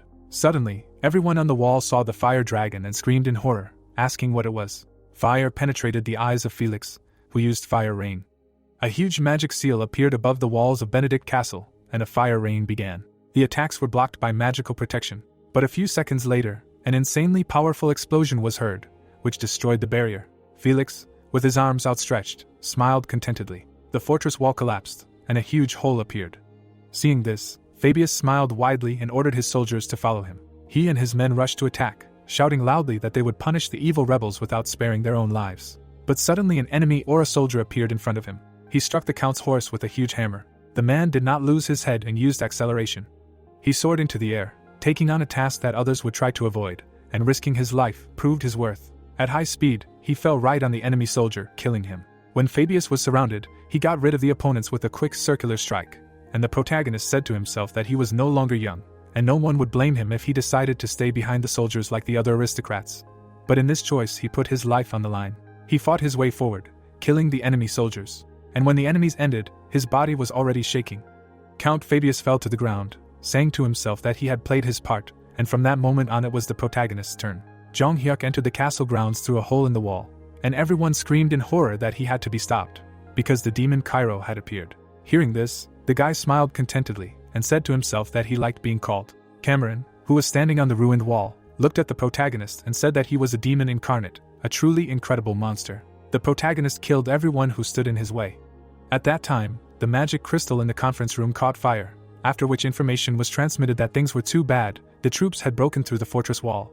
The protective magic had exhausted its power, and the soldiers sent by each family were being mowed down by the protagonist in stacks. Marquis Benedict and his entourage listened to this information in silence. But when a soldier was killed during the transmission of information, it greatly frightened everyone present. Jong-hyuk put the communication device to his mouth and asked if Marquis Benedict and the other traitors could hear him. He held the sword tightly in his hand as he continued to say that they should be sure that they would not have a chance to survive, so they could resist to the last. Because even if they kneeled down, bowed their heads, and burst into tears until their throats were torn, he would still punish them and their 3 generations for betraying the motherland. After these words, the old man's mouth opened involuntarily from the horror he felt. At this time, Jong-hyuk's eyes were filled with bloodlust, and he firmly told them to wait for him, because they would meet soon. A few decades ago, Marquis Benedict knelt on one knee in front of the king, who said that they could not endanger the people because of the war with the empire, and that was all. There was surprise and confusion in the Marquis's eyes. In the past, Cairo was ruled by an indecisive king, and while he hesitated, the imperial faction, subordinate to Kronos and Valhalla, rapidly increased its power, crushing Cairo's power. The ruler of the empire and Kronos and the ruler of Valhalla stood with their backs to each other. In those years, the funeral of the queen, Benedict's younger sister, was also held. He looked at the coffin while he was told that this was a hereditary disease of the Benedict family, and the weak medicine of the small state was to blame for everything. If she was treated according to the progressive methods of the empire, perhaps she could have survived. Tears flowed from the Marquis's eyes, and then he was filled with doubts about whether the path that the kingdom of Cairo was heading towards was correct. Standing on a pedestal in front of the other aristocrats, he shouted loudly that he could no longer trust the Cairo royal family, so he would form an independent government in order to lead Cairo down the right path. Raising his fist above his head, he added that the aristocracy should follow him, and everyone agreed, and the aristocratic faction was born, but its ideals gradually began to change. Marquis Benedict stood on the invisible throne. Currently, the old man lowered his head and wondered when things had gone downhill. He imagined the protagonist reaching out to him, and saying to himself that this bastard had scattered his plan to absorb Cairo into ashes. Gritting his teeth in fear, he added that at this rate, he would not escape death. Realizing this, the Marquis jumped to his feet and shouted that they should first flee from here, and then borrow the Empire's strength to turn the situation in their favor. Because if they were captured, the aristocratic faction would be finished. He and his subordinates began to run. But suddenly, what the old man saw made him horrified. His soldier was dead, and his killer was saying that they were late. Kevin sat on a pile of corpses and added that he had been waiting for them for a long time. Marquis Benedict immediately pointed his finger at him and shouted in rage, ordering his subordinates to attack him. The soldier, surrounding himself with an aura, rushed to attack. But before he could do anything, Kevin killed him with a quick blow. With the next lunge, he got rid of the second soldier. The third soldier also died from one blow. Blood spurted from the warrior's mouth. Crimson blood covered the entire floor. Kevin, with burning eyes and a mad smile on his face, slowly cut the neck of the enemy soldier. Horror appeared in the old man's eyes from what he saw. With a loud cry, he began to run. Breathing heavily, the Marquis ran wherever his eyes looked. Suddenly Chris came out to him and asked where he was rushing to. Seeing the sword covered in lightning, the old man stopped. Suddenly, the main character's subordinate rushed past the old man. With quick and strong blows, he killed all the enemies. In a few seconds, there was no one left alive in the corridor except them. Suddenly, Marquis Benedict started running. Cold sweat was pouring down his face while he was saying to himself that they could chase him as much as they wanted, but he would get out of this hell by any means necessary and would certainly take revenge. Less than a minute later, he found himself on the street. Looking around, Marquis Benedict saw a ravine and realized that this was it. With difficulty, he squeezed inside. The protagonist's people walked along the streets and shouted that the old man could not escape and they needed to find him. Shaking with fear, Marquis Benedict sat in the ravine and said to himself that Cairo's throne was right before his eyes. But everything collapsed because of one scoundrel. Gritting his teeth with anger, he swore that he would avenge this shame, when suddenly he heard a familiar voice that said that it was all over. The old man glanced behind him and wondered if it was Viscount Owen. The boy spread his arms wide and asked if he hadn't felt anything strange when he had escaped, adding that they had no chance of escape in the first place. Horror appeared in the Marquis's eyes and he wondered if he had been discovered, which was unlikely, but he was getting closer and closer. Stopping 10 meters from the gorge, Owen asked the old man to come out. Marquis Benedict covered his mouth with his hands, when suddenly the Viscount's voice changed, and he asked angrily if he really thought he didn't know where he was hiding. Tears poured out of his eyes and Owen declared that he was a complete loser for trusting a ruler like him, so he wanted him to go to hell. As soon as he said this, a sharp sword pierced his chest. Immediately after that, the man's hand hit the gorge. The protagonist looked inside and ordered the old man to come out. A few minutes later, Marquis Benedict was walking without one shoe. He was handcuffed and told that since he wanted to escape alone, he should now enjoy it. The old man fell to his knees in front of the protagonist. Raising his head, he suddenly screamed that he was slandered, but he dedicated his entire life to serving this country, then asked why they were going to kill him. Because while the weak-willed king was destroying the kingdom, he was the one who kept Cairo afloat so as not to let it disappear, then asked if a guy in his place could sincerely obey such a king.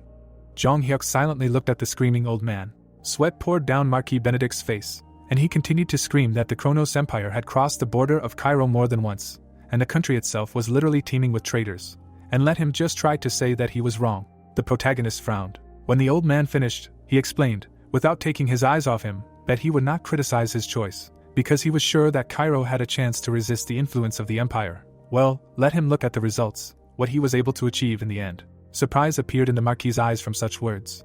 The protagonist introduced the king and 3 aristocrats, saying that even the creation of the aristocratic faction did not change the system of power. Besides, he did not think about the safety of the country at all. Was this really the moral duty he was talking about? Surprise quickly turned to horror and fear. While the Marquis was thinking about what to say, the guy put a sword on his shoulder and said that there was nothing shameful in the weak bowing their head for the sake of protecting the people. His eyes were filled with anger and hatred, with which he finished saying that he should have thought for himself what he had renounced in the first place. Hearing this, the old man pitifully knitted his brows and screamed with all his might, begging for mercy, because from now on he would live for the sake of the royal family or even for his sake.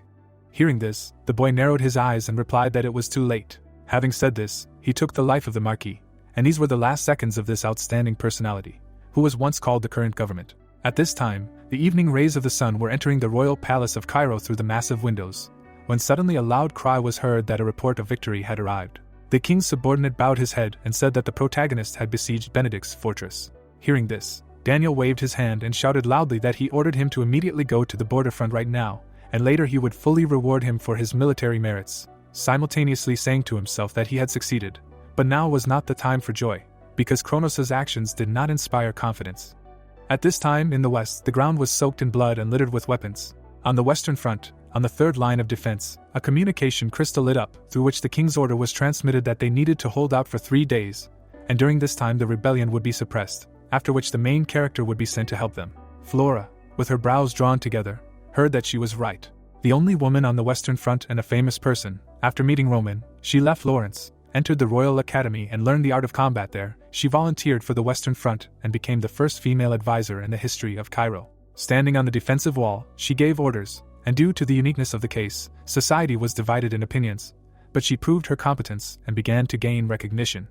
There were chess pieces on the map, and a male voice shouted that from the point of view of common sense, it was impossible to suppress the Marquis' rebellion in 3 days. The head of the circle of advisors, Baron Noel, spread his hand to the side and added that they needed to prepare for a protracted war, because even if the rebellion was suppressed and they used the teleportation gate, it would still take a day or 2 to get there, after which he asked his comrades if they thought it was feasible. The guys who were sitting at the same table with him listened to him silently. Count Brandenburg, the commander-in-chief of the Western Front, folded his arms and said that they were all absolutely right, adding that in the worst case, they might not be able to suppress the rebellion. When suddenly Flora, who was sitting at the same table with them, firmly said that she thought differently. She looked at her comrades without a drop of doubt in her eyes and explained that most likely the main character himself set the deadline of 3 days, and in that case, everything would take a maximum of 5 days. Hearing this, Brandenburg frowned and asked where the guarantees were. The girl then drew an image of Jong Hyuk in her mind and firmly replied that she could tell from personal experience that he could not be judged by conventional standards. The man looked at her and said that this was an unfounded statement, to which she calmly replied that Kronos was also pressed for time. Without taking her eyes off Brandenburg, she explained that they needed to invade Cairo before Marquis Benedict was defeated, which meant there was only one way. Slamming her hand on the table, Flora finished by saying that this was an analysis of Kronos' past attack strategies, since when they invaded simply to intimidate, they relied on close combat. But in a case like this, when an indisputable victory was needed, they would use battle mages. After saying this, the girl imagined people in cloaks who were enveloped in powerful magical energy. Drawing a map of the Kronos Empire in her head, the girl responded to her comrades' response that they knew everything by saying that since it was the Kronos Empire, which included 7 magic towers, there was a high probability that a new tactic was being used to increase magic power. Narrowing her eyes, she said that they had to get rid of the variable in the form of the mages. After saying this, Flora imagined a magic impulse radiating out in all directions from the mage, and added that since their defense was critically reduced while casting a spell, they were forced to use magic from a safe distance, so they had to determine the future location of the mages and set up magic traps on the ground. After saying this, the girl imagined a special bomb that would be hidden under the feet of the enemy mages. After hearing this suggestion, Brandenburg frowned and said that it was impossible, since they could not calculate the exact location in the first place, and the mages would determine the traps using mana. Flora knitted her brows at this statement, and replied that that was why they should propose a duel of representatives. When the man heard this, a drop of cold sweat appeared on his face, and he asked in surprise, "Really? But before he could finish speaking, the girl, burning him with her gaze, said that it was true. In order to participate in a duel of representatives, they would have to redeploy military forces, and when that happened, they would be able to determine the location of the mages. Having said this, she imagined how she would observe everything from a high defensive wall. Vandenborg did not take his eyes off her interlocutor, asking what she proposed to do with mana tracking, to which she replied that the swordsman who came out to duel would play a very important role here. Slightly tilting her head, she explained that when the swordsman exposed an aura, increasing the concentration of mana in the air, even a mage would not be able to detect the traps. Having said this, she imagined an enemy mage around whom there was too much magical noise. The protagonist's brother had been standing behind them all this time. Flora put her hand to her chin and said that the question was who would participate in the duel, because, frankly speaking, the chances of survival were negligible. Hearing this, her comrades in strategy were horrified. Then suddenly Rodville stepped forward and firmly said that he would participate in the duel. He kept his hands behind his back, adding that someone had to do it, so they should let him participate. All three looked at the guy in surprise. After a short pause, Vandenborg turned away and said that he would participate in this duel of representatives. Evening came, and the sky was painted in warm colors. Flora met the protagonist's brother and asked why he always took on the most dangerous assignments. Folding her arms across her chest, she added that his service was already over, but she did not understand why he was still here. There was displeasure in her eyes, with which she said that in her opinion he was out of his mind, because people call him a patriot, but for her he is just a psychopath who is eager to die. Rodwell looked at the girl without any emotion on his face. Flora continued to burn him with her gaze, telling him to think about his future, because one day he will become the main commander, so he cannot die here. Then the guy put his hand on the wall and said that he needed it, and then asked what kind of person his brother was, because she saw him. From what he heard, Flora's eyes appeared shocked, and she asked in surprise what he just said. Rodwell looked down and said that at first he denied the changes in his brother, not wanting to accept him, but now he is ready to do anything to gain his recognition and surpass him. Having said this, he introduced the protagonist, who had a satisfied smile on his face. Having left his performance, the guy raised his head and finished saying that this was why he extended his service, and then asked what she was doing here. Flora looked into the distance, and replied that she was here only to avoid making the same mistake, but it was time to end this conversation. Coming closer, she added that this question brought her to her senses. Suddenly, she lightly hit Rodwell's hand with her fist and ordered him to return victorious. Looking into the distance, the girl said that she hoped that he would certainly return alive. The next day, the protagonist's brother raised his sword to the sky and, loudly calling his name, challenged the Kronos Empire to a duel of representatives. Exhaling heavily, he said to himself that today he could die, because now he stood at the crossroads of life and death. The enemy's foot firmly stepped on the ground. Leaning his hand on his hip, a 3-star swordsman without a rank named Osford said that he would be his opponent. The referee waved a red flag and loudly shouted that the fight had begun. Osford immediately launched a quick attack, which Rodwell managed to block. Unlike Cairo, where it was enough to rise to 3 stars to become a ranker, even the last place in the Kronos Empire ranking belonged to a 4-star swordsman. The guy gritted his teeth from the tension he felt. At this time, his opponent launched another quick strike. In other words, they lived in different worlds. The enemy soldiers raised their fists and shouted for Osford to finish the guy. Hearing the support of his comrades, the soldier began to attack even more furiously. Rodwell gritted his teeth in anger, and with burning eyes said to himself that this was an expected result, adding that he could not close the gap between him and his brother, and yet he would fight to the very end. But as soon as he said this, the enemy bypassed his defense. The protagonist's brother saw the blade of the sword in front of his eye and realized that if he dodged, he would lose his eye, and if not, he would lose. Unexpectedly for everyone, the next second, the guy launched a fast attack. Blood spurted from Osford's mouth. Rodwell stood on his feet with the enemy's blood on his clothes. His opponent fell to the ground dead. Having won, the boy threw his sword over his shoulder and told the enemies to get out of Cairo. Rodwell, after winning the duel, returned to his comrades. He held the wound on his hand and asked if the plan was successful. Then Flora came up to him and answered that it was definitely so. She looked at the boy with a warm smile on her face. At this time, the commander-in-chief of Kronos, Count Fabio, frowned and ordered the preparation of the flare and the mages. The battle mages in blue capes stood in front of the flares. Clouds hung over the Cairo bastion. Vandenborg looked at the enemies from the wall and asked Flora when she was going to detonate the magic traps, to which she replied that a hasty explosion could give the enemies time to prepare. Having imagined a magic bomb in her head, she said to herself that the trap was effective within a radius of 300 meters. If the enemy went beyond it, they would not be able to kill everyone with one blow, and therefore, according to the plan, the error in calculating the radius was about 100 meters. Leaving her imagination, she, looking into the distance, explained that the mages were most vulnerable when the spell reached its peak. Having imagined how the enemy mages were caught by the bomb, the girl added that if at that moment they activated the traps, the backflow of mana would deprive the mages of combat effectiveness. Hearing this, the man turned his gaze to his partner and said that he understood everything, so now he was waiting for her signal. Magical energy began to concentrate in the hands of the enemy mages. It grew stronger with each passing second. Seeing this, Flora screamed with all her might that it had to be done now. Vandenborg frowned and screamed with all his might, ordering to detonate the bombs. At that very moment, an explosion occurred under the enemy mages. Each of them was caught by a magic bomb. Seeing this, Count Fabio stood up and said that the pathetic bugs would not calm down. Coming out of his tent, he shouted loudly to all the soldiers of Kronos. Waving his hand, he ordered to show the true power of Kronos to these losers who imagined that they could resist the Empire. The enemy soldiers, having received the order, rushed into battle. They stormed the wall, but Cairo's warriors broke their ladders. Suddenly, one of the opponents climbed the wall. At that very moment, an arrow pierced his head. The guy immediately fell down. Flora, holding a bow in her hands, shouted loudly, ordering the soldiers not to lose vigilance, because the enemy had lost its mages, which meant that the situation had turned in their favor. Turning her head slightly, she added that they must not give up at any cost, because once the Western Front fell, their families in Cairo would be in danger. The battle continued until the next day and was unusually fierce, because the enemy soldiers tried to climb the wall one after another. The Kronos Empire, which had expected to immediately capture the fortress, gradually began to give up its positions, and the foot of the walls were littered with corpses. On the third day, the sun, as always, came out from behind the horizon. But this time, the protagonist's royal guard reached the Western Front. Seeing the army led by the strongest swordsman Cairo, the Kronos Empire deployed its troops. After some time, Jung Hyuk was sitting in his comrade's tent, and Vandenborg was saying that he was simply incredible, because he was able to deal with the rebellion in a day. Putting his hand to his chest, he sighed in relief and added that thanks to him, they could catch their breath. But the protagonist interrupted him and firmly said that it was not time yet, because now they needed to mobilize all their forces. Hearing this, the man tensely drew his eyebrows together and asked why they needed this. Because Kronos and his minions had fallen, and having suffered a defeat in the siege, the enemy should retreat soon, and then asked if he could find out the reason.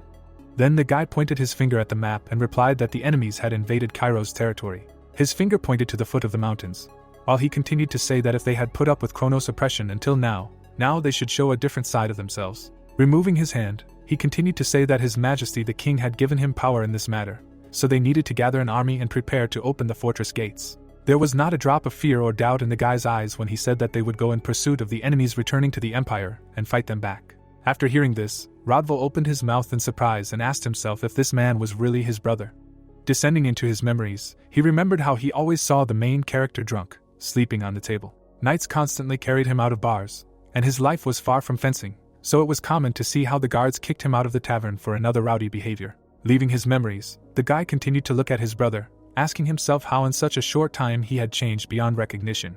Rodval compared the protagonist to the past and said to himself that this was his voice, his face, and although he was not the same as before, he was definitely his older brother. Lowering his head, the boy said to himself that he had lived only for the desire to raise the prestige of his family on the Western Front, but in the blink of an eye, he had devalued everything he had achieved.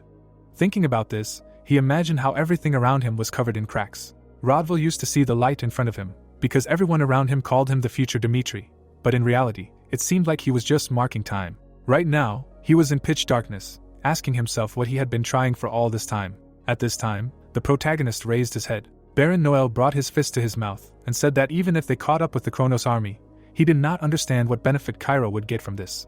Flora then raised her hand and said that the soldiers of the Western Front had fought tirelessly and without sparing themselves for the past few days, so opening the fortress gates now would be akin to a death sentence. Vandenborg looked at his comrades and, not standing aside, said that the Western Front was a strategically important object, and their duty was not to exterminate the Imperial Army of Kronos, but to protect the safety of Cairo. Turning his head to Jung Hyuk, he asked if they really needed to stir up the hive and fan the flames of conflict, to which the protagonist asked them in response if they really thought that was the best way out. Drawing a map in his head with the locations of Kronos, Cairo, and the Southern Alliance, he said that they knew the true state of affairs. Kronos was in confrontation with the alliance of the Southern Kingdoms, which meant that the enemy could not concentrate all their forces on them. His eyes filled with anger, with which he firmly stated that the Kingdom of Cairo will no longer tolerate the atrocities of the Empire and Kronos, and this alone is enough to understand the significance of such a decision.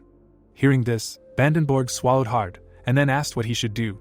Night fell, and Flora went outside. Remembering the protagonist, she said to herself that he was still the same, but she thought that he had changed at least a little since that carefree time, but she could not become like him. Suddenly, surprise appeared in her eyes from what she saw. Two brothers were standing on the wall, and the protagonist said that he heard that Rodwell was wounded in the eye in this battle, and thanks to this, it was possible to deal with the mages of Kronos, to which he replied that there was nothing to worry about. The younger brother suddenly turned to the elder, who said that if it were not for him, the Western Front would not have been able to hold out until his arrival.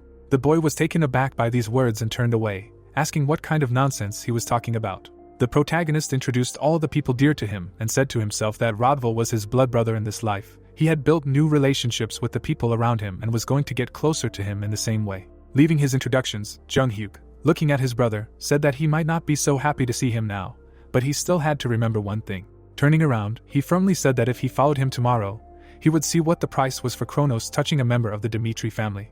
The protagonist showed his powerful aura and firmly said that for the lost eye of his brother, the Kronos Empire must pay with many lives. After saying this, he looked at the boy again and asked him to remember that they were brothers.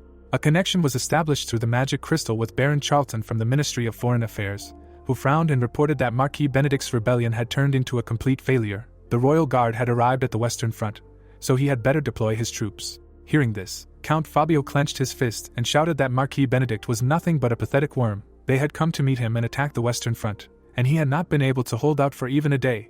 But he could not give up and flee. After all, they had suffered considerable losses in these past few days, and his honor did not allow him to flee like that. Hearing this, Charlton closed his eyes and replied that he shared his feelings. But at the moment, the Kronos Empire was focused on the conflict with the Alliance of Kingdoms, and if their army ranks were thinned even a little, the consequences would certainly be felt in the south. Having said this, the Minister of Foreign Affairs introduced his soldiers, who were being killed one by one, and then asked them to think rationally. Fabio angrily gritted his teeth after these words and after a short pause agreed, saying that he would give the order to retreat at dawn the next day. The stars were shining in the night sky. The next day, the Count's entire army was returning to the Empire. A subordinate galloped up to Fabio and said that he would leave reconnaissance soldiers just in case, to which Fabio coldly replied that there was no need for that. Gritting his teeth, he glanced at the guy out of the corner of his eye and added that he would only be glad if they sent a detachment in pursuit, because then he would have a chance to crush them and destroy the Western Front. But as soon as he said this, black dots appeared on the horizon. One of the enemy soldiers looked into the distance in surprise. Vandenborg and Flora were galloping towards them at high speed. Seeing them, the enemy soldier approached the commander-in-chief and reported that the enemy was approaching them and attacking from the rear. These words brought surprise to the Count's eyes. Suddenly, a mad smile spread across his face, and he said to himself with satisfaction that the Cairo had made a stupid mistake. At that very moment, he turned his horse and shouted loudly. His eyes were filled with anger and hatred, with which he shouted, ordering to kill all the pathetic bugs that did not know their place. At the same time, Vandenborg waved his hand and ordered his entire army to rush into the attack. Two huge armies ran at each other.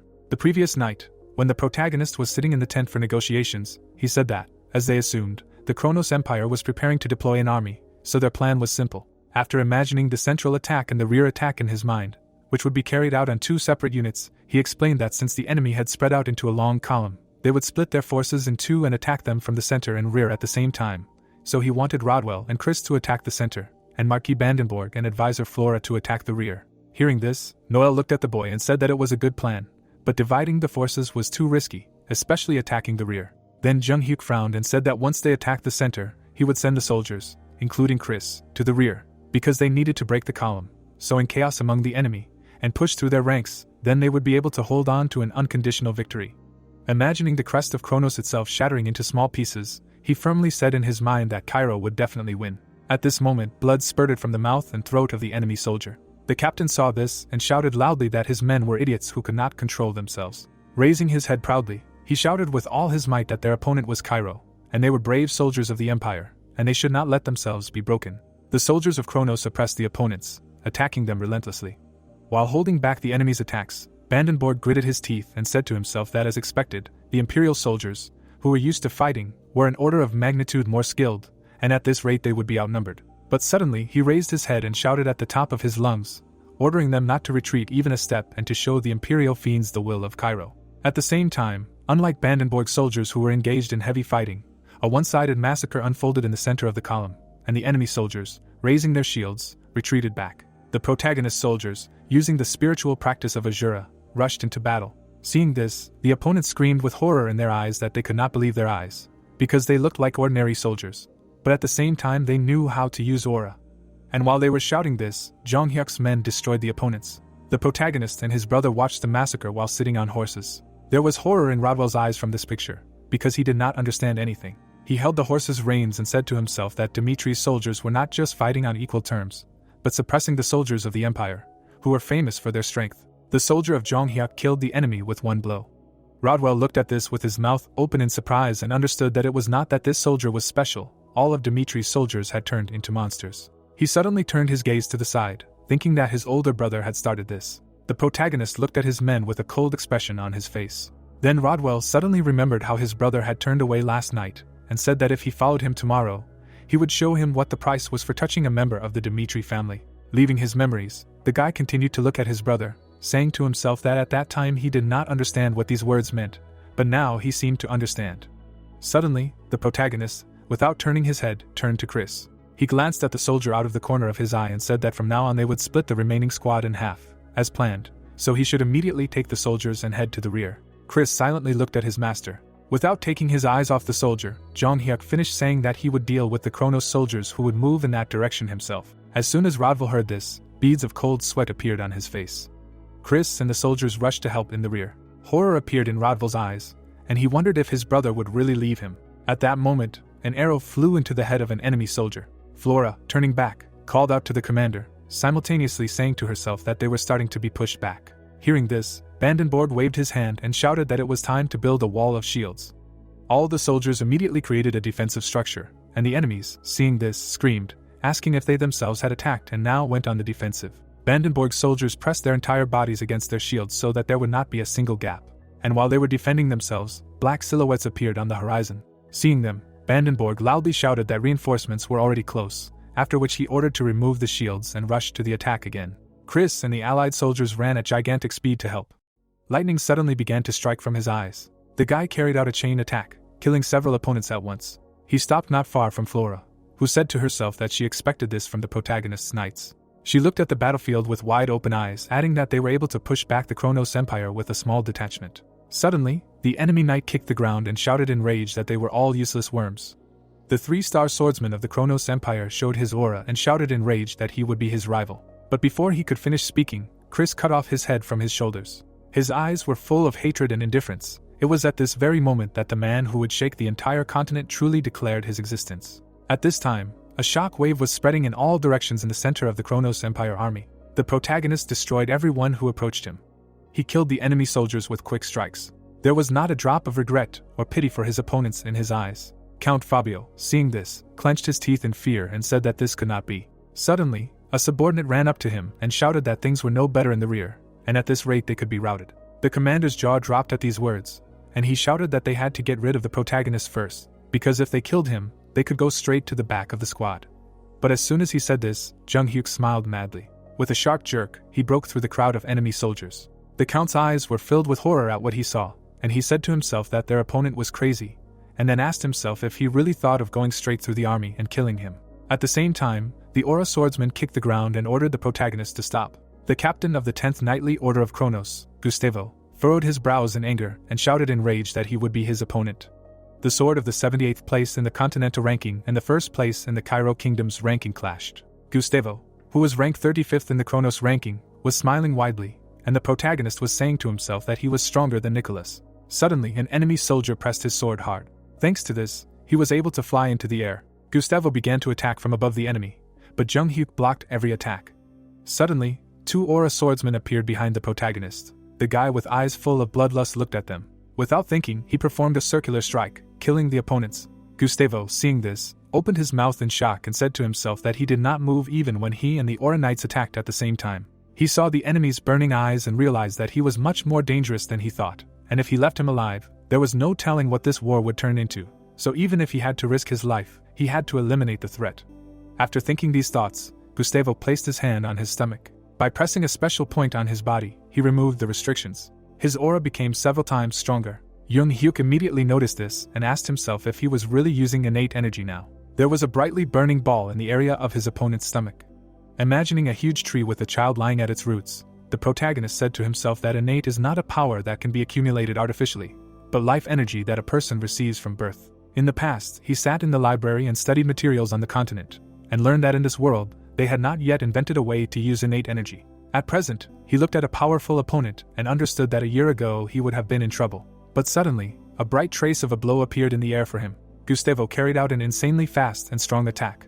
But unexpectedly for him, Jung Hyuk easily blocked it with his sword. As soon as the guy saw this, his eyes were filled with fear and horror. Suddenly, his foot was submerged in water because the protagonist used the Heavenly Demon Sword technique, the third style of the second level. The water quickly rushed towards his opponent. Gustavo, who was carried away by the waves, screamed in horror, begging him to stop. A few seconds later, the water completely swallowed him. A huge column of smoke rose into the sky. The enemy soldiers, with their brows furrowed in fear, realized that their captain had lost. Gustavo turned into coal. After his victory, the enemy soldiers parted in front of the protagonist. Approaching the count, he pushed his horse. Fabio fell to the ground. Raising his hand, he shouted in rage that the guy was just a bastard, and he was an imperial noble. With eyes full of rage and hatred, he continued to shout that even if there was a war, did he really think he could handle the consequences of killing an imperial noble, adding that he would spend his whole life in fear of death at the hands of the empire. As the man screamed, blood rushed to his eyes and beads of cold sweat appeared on his face. Jung Hyuk looked at his opponent with a cold expression, replying that he knew the price of his choice very well. Hearing this, the count began to crawl back in fear, shouting that he surrendered. Then he suddenly saw the insanely scary aura of the guy who said that it was over, and realized that he was planning to kill him. But as soon as he thought about it, the protagonist cut off his head from his shoulders. Sometime later, in the rear area, Vandenborg looked up at the sky in surprise.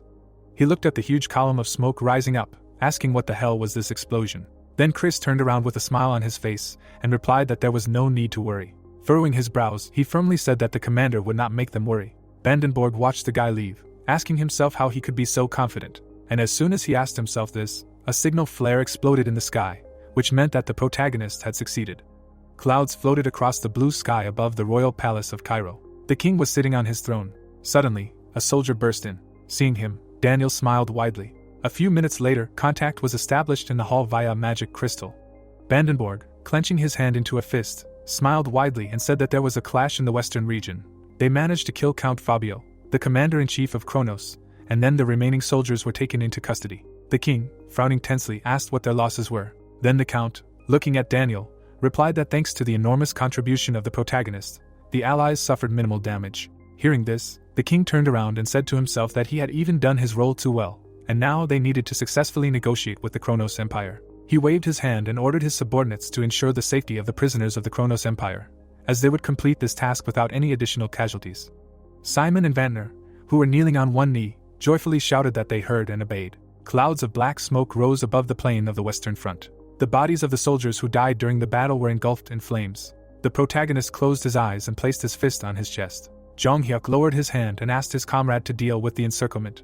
The boy looked away when someone called out to him. Baron Noel, who was standing behind him, asked if the young master could spare him some time. The man bowed and apologized for challenging his ideas all this time. Standing in front of his leader, the knight said that he would definitely like to apologize to him, as well as express words of gratitude, since with his help they were able to save the Western Front. The young man frowned and decided that the man standing in front of him was not a bad person.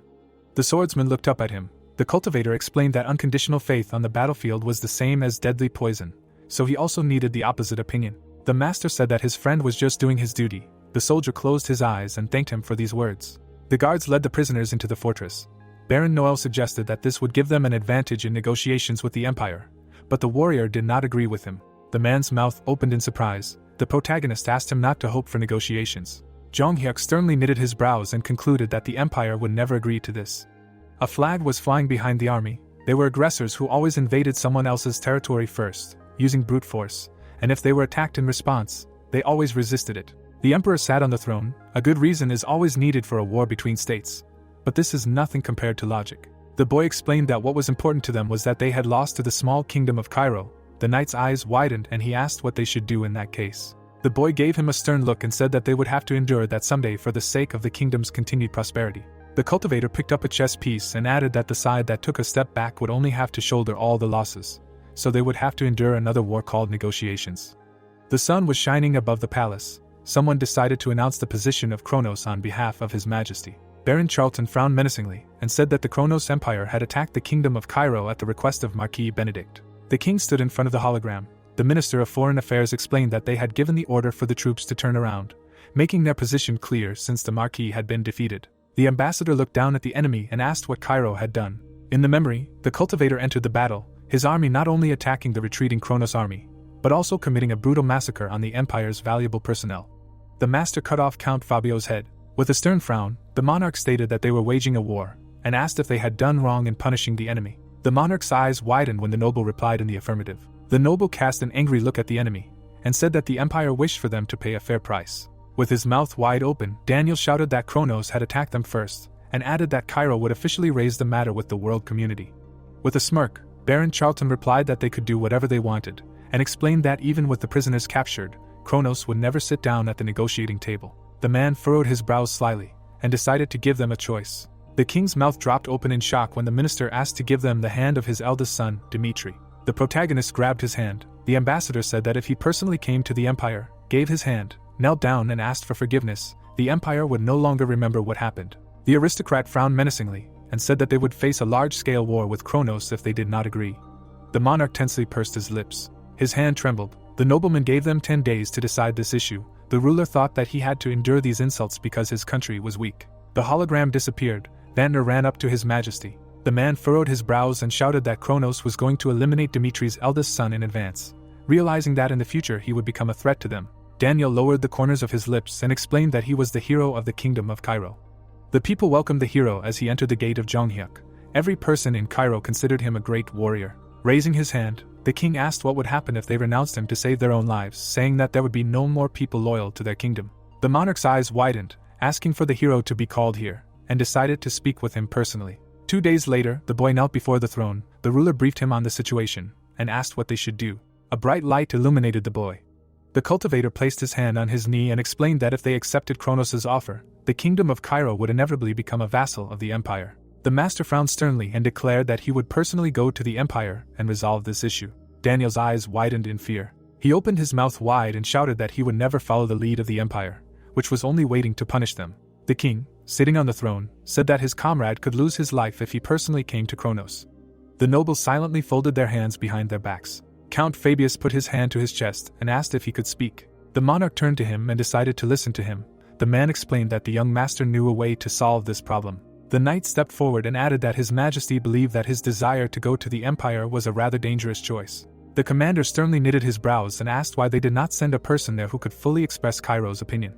The ruler opened his mouth in displeasure and asked if his subordinate himself wanted to visit Kronos as an ambassador. The noble smirked and confirmed it. The nobleman closed his eyes and wanted to convey Cairo's position to those barbarians on behalf of the kingdom. The protagonist looked away tensely and concluded that this man proposed a new way out. Daniel's eyes widened in shock.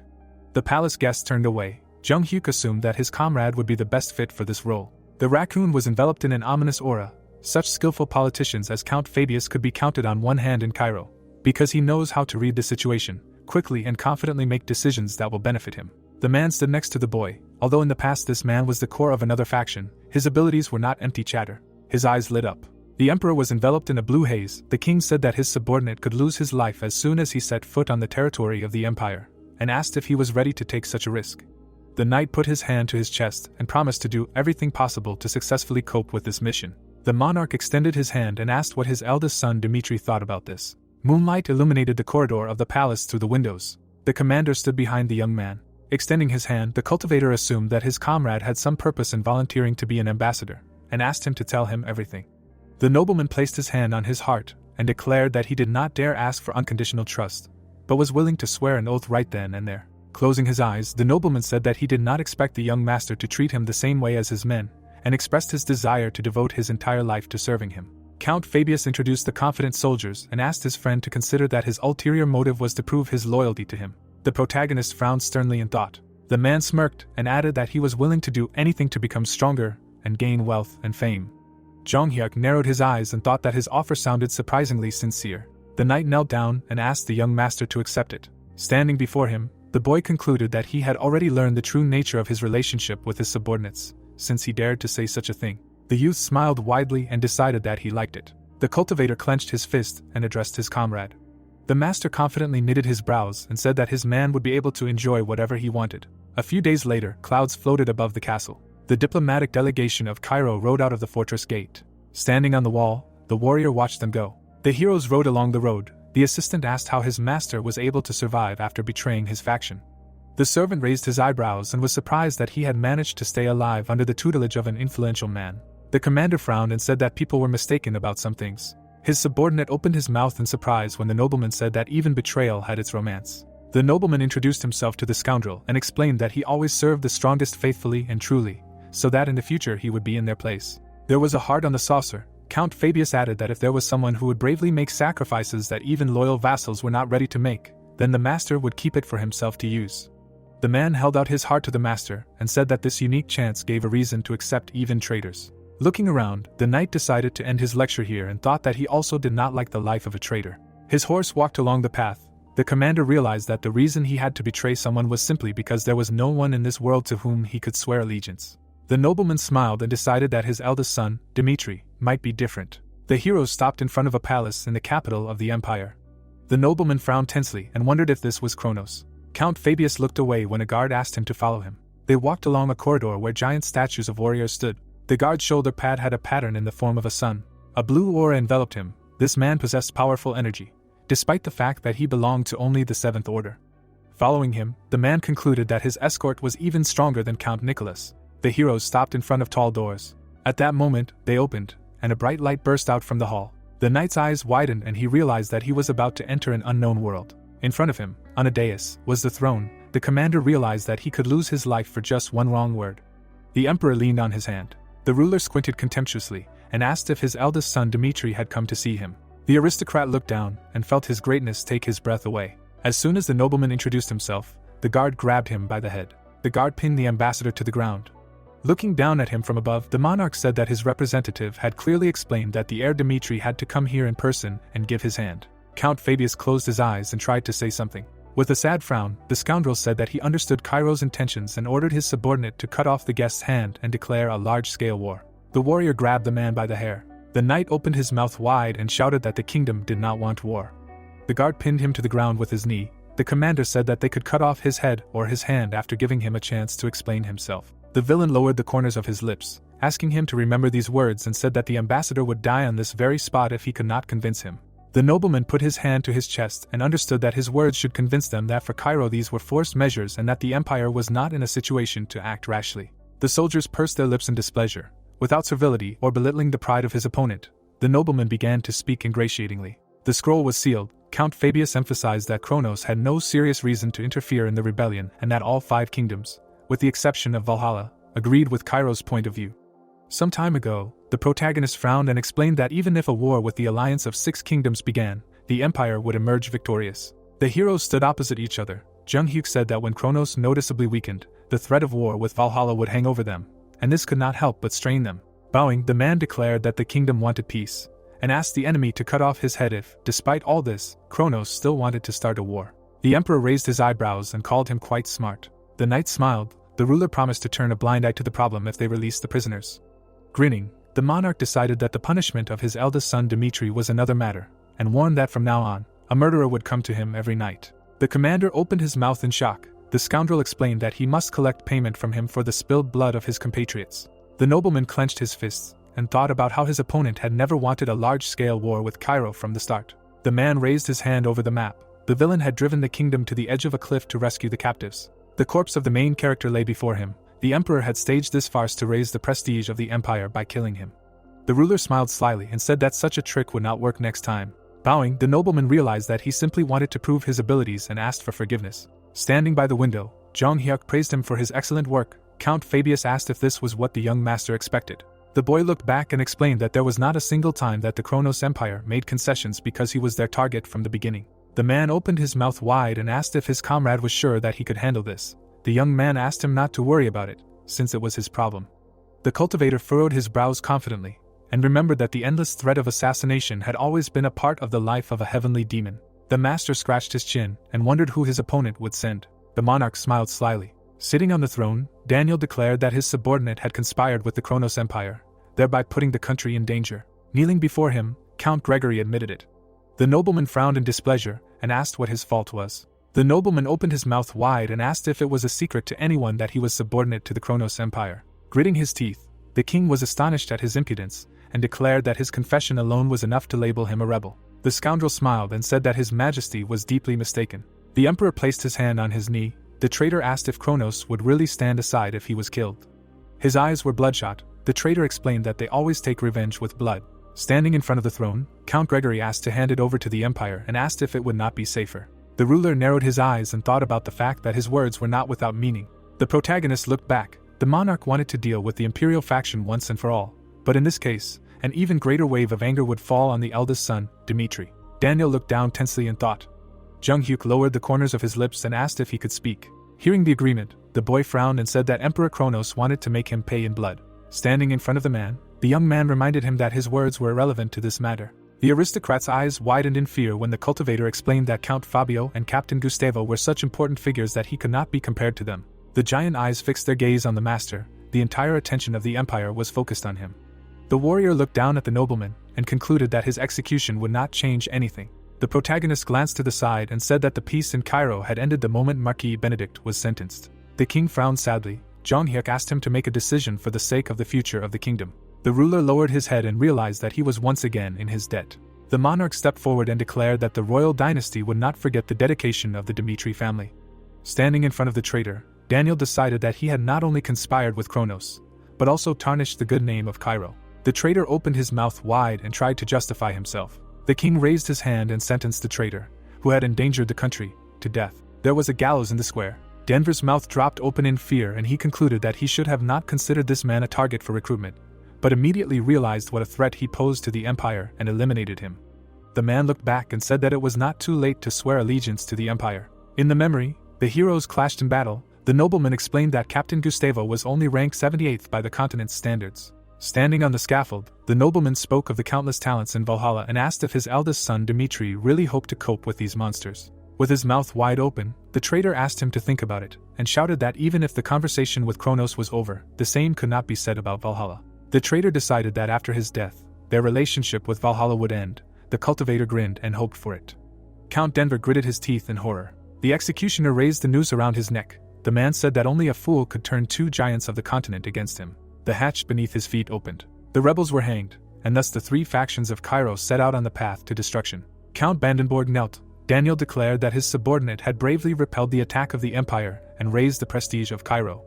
The king extended his hand and awarded him the title of Marquis and land. The ruler looked away and added that there were still heroes who had risked their lives in the war with the Empire. Baron Noel, Flora and Rodval knelt. The monarch praised them for their brilliant successes and granted them promotions and 1,000 gold as a reward. The chest contained many coins. His Majesty grinned and said that they would never have been able to win this war without the help of the eldest son of the family, Dmitri, and his entire family line.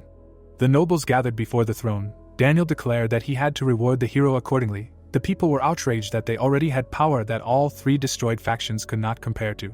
The nobleman opened his mouth wide and worried about the Dmitri family having power that even surpassed the influence of the royal family. Someone suggested to finish him off before it was too late. Vanner frowned furiously and ordered them to stop talking nonsense. The boy behind him opened his mouth in surprise. The servant asked if they had forgotten how their country suffered from traitors, and explained that if they acted for profit like these politicians, the past would inevitably repeat itself. The king frowned sternly and agreed with him. The protagonist held a sword in his hands. The ruler concluded that Cairo would not be able to contain him. They shook hands. The monarch said that in this war, the eldest son Dmitri had shown that he had a stronger force than Cairo, so they should treat them not as a duchy, but as an equal and friendly country. His Majesty covered his fist with his palm and added that he wanted to wisely use the chance he had earned with hard work and show the world the birth of a new kingdom. Daniel smiled and said that he would congratulate the Dmitri family with all his heart on the day they were officially declared a country. Smiles appeared on Kevin and Chris's faces as well. Jung-hyuk stood before the king, who declared the entire northeastern region, including their fortress, a duchy. The boy confidently knitted his brows. On this day, the land that was considered a godforsaken outskirts took its first step. People stood by the fountain and discussed how the eldest son Dmitri had stopped the strife between the factions and repelled the attack of Kronos. No one understood how he could be considered an enemy. The local opened his mouth wide and asked how much longer his strength would grow, since no one his age on the entire continent had been able to rise to the level of 5 stars. The eagle flew high in the sky. The young man walked up the stairs, having a chance to become the first swordsman in the history of the kingdom to rise above the 50th place in the ranking. The bard played the lute. Perhaps it was because of the exceptional nature of his deeds, but people across the continent, regardless of the country, discussed the hero, and street musicians composed songs about his exploits. A coat of arms appeared against the backdrop of the city. The prestige of the Dmitri family itself soared to the skies. In the evening, the estate was illuminated by lanterns. This whole chain of rumors did not appear on its own. It was started by one house in Cairo. The man standing behind his master reported that the news had spread across the continent, So now everyone knows about the eldest son of the Dimitri family. The servant grinned and declared that his plan was perfect. The sun rose above the horizon. It took only 2 years for the humble family of the Baron to become a duchy, and their goal was the entire continent from beginning to end. Henry opened his eyes wide and said that there should be no one left who did not idolize the heir Dimitri. Standing in front of the window, the boy explained that the glory of his exploits should be spread so that he would become a hero of the continent. The nobleman raised his hand and concluded that their meeting was destined for him by fate, so the great warrior should rise even higher.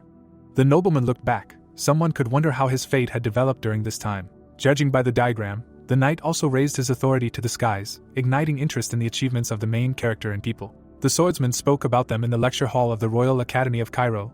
He was given the chance to teach children from famous families. The students joyfully raised their fists. Just one lecture caused an unprecedented furor. The Albert family was showered with gold and had recently stopped caring about their financial situation, as fame and fortune followed them. The professor put his hand on his chest and said that he could not calm his raging heart during the lecture. Henry stared at him in surprise. The man said that his words made him face reality. The soldier held a bloody spear in his hands. The heroes of Cairo sacrificed themselves on the southern front so that they could live in peace. The old man asked why they did not even think about gratitude. The boy's eyes widened. At that moment an epiphany came to him, breaking his life into before and after. A bright light illuminated him. The reason why people honored him was ridiculously simple. The protagonist stood behind him. It was through the aristocrat that people watched the eldest son of the family, Dimitri. In the memory, the nobleman was talking to Daniel. The people of the kingdom considered him a great man, but they did not know him at all. The knight frowned and thought that it was not at all that people were stupid. The locals gathered at the statue of Jonghyuk. The swordsman realized that even if the professor of the Royal Academy looked at him with reverence, then it was human instinct. The sculpture had a peaceful expression on its face. Looking back at history, Henry wondered how exactly the heroes whose names thundered throughout the world were able to earn such fame. The boy smiled widely and realized that all this happened because people like him spread the word about their heroic deeds. The aristocrat grinned and found his destiny, to tell the whole world about the achievements of his eldest son, Dimitri. The nobleman twirled the glass in his hands and said that they were not that close. The moonlight illuminated the estate. The knight decided to tell the continent about the greatness of his comrade for his own comfort. The swordsman confidently knitted his eyebrows and declared that this was his method of survival. Rodval approached the gates of the fortress. The boy raised his head and thought about returning here after many years. The nobleman showed his ID to the guards. People were walking along the streets of the city. The locals were sitting in the tavern and discussing the latest news. The man smiled broadly and said that since the young master equipped the mine shaft with magical artifacts, they had never heard of anyone dying. The knight held a mug in his hands. The visitors drank to the eldest son of the Dimitri family, who saved their lives. The beer foamed. Taking a sip, the swordsman realized that everyone around him was praising his brother, and concluded that there was no place for him here anymore. Rodval bowed his head and realized that he had lost his way. The brothers went their separate ways, and now the boy would have to choose whether to stay here or return to the west. The doors of the study were closed when a knock was heard. Romero invited his guests, and his sons entered the room. The man approached them and explained that he had called them to discuss the matter of the succession of the family line. The flag fluttered in the wind. In a few days a new beginning awaited Dimitri as a dukedom. The nobleman bowed his head when the baron spoke of the much greater responsibility and duty that would fall on their shoulders. The head of the family folded his hands behind his back and declared that he wanted to choose an heir. The nobleman turned down the corners of his lips and asked permission to speak. Standing in the center of the room, the knight renounced the place of heir. Romero's mouth opened in amazement. The swordsman concluded that his older brother was much more suitable for the role. Rodval looked down and said that he had made a choice for the sake of his family's future and asked his father to let him go. The man's brows furrowed tensely. The protagonist looked at the youngest. The boy said that he needed time to sort himself out. The office door slammed shut. Jonghyuk was left alone with his father. The baron bowed his head and spoke of how he wanted to place a heavy burden on the shoulders of his middle son. The aristocrat smiled and laughed. The head of the family added that people always said that commoners like them had a limit set by their origin. The child trained in front of a dummy. The blacksmith mastered the sword and watched his son, who surpassed everyone else. Romero smiled and thought that he would be the one to become Dimitri's heir and be responsible for the future of the family. The man stroked the growing swordsman on the head. He had lived with hopes placed on him from a very young age. Rodval closed his eyes and smiled. The baron admitted that he wanted to tell his middle son that he could not allow him to take the place of the heir. The head of the family squeezed his wrist and said that he felt guilty before him. The blacksmith lowered his gaze and said that he did not think that his choice was wrong. The boy frowned sternly. His father explained that he needed to become the heir for the future of the people of Dimitri. The young man looked at him sternly when the aristocrat added that he wanted to ask him for something. The nobleman put his hand on his son's shoulder and asked him to take care of his younger brother, who had lost a lot. The cultivator clenched his fists. Romero said that this was his last request before he inherited the family. The master agreed. The knight gritted his teeth and struck. In front of him stood a training dummy. The swordsman frowned angrily and realized that he had missed again.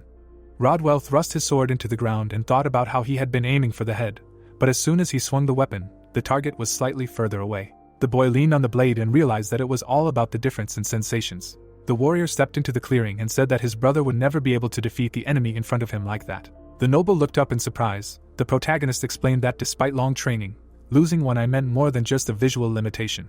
Jung-hyuk took a step forward and added that everything he knew before had changed because he was affected by an error in his sense of distance, and the fear that came from it.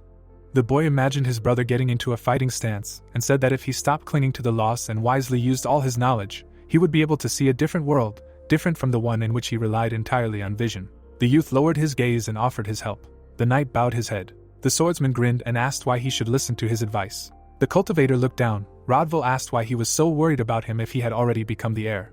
The boy gritted his teeth and asked to be left alone. Standing in front of him, the master explained that the Dimitri family was facing great changes. The scoundrel's eyes lit up. The warrior said that no one knew what kind of intrigues Kronos and Valhalla were planning, and they could not completely trust the alliance of kingdoms. The protagonist frowned sternly and said that they must grow in strength to protect themselves. Jung-hyuk narrowed his eyes and added that so far he had managed to do everything alone, but time would pass and his strength would inevitably reach its limit.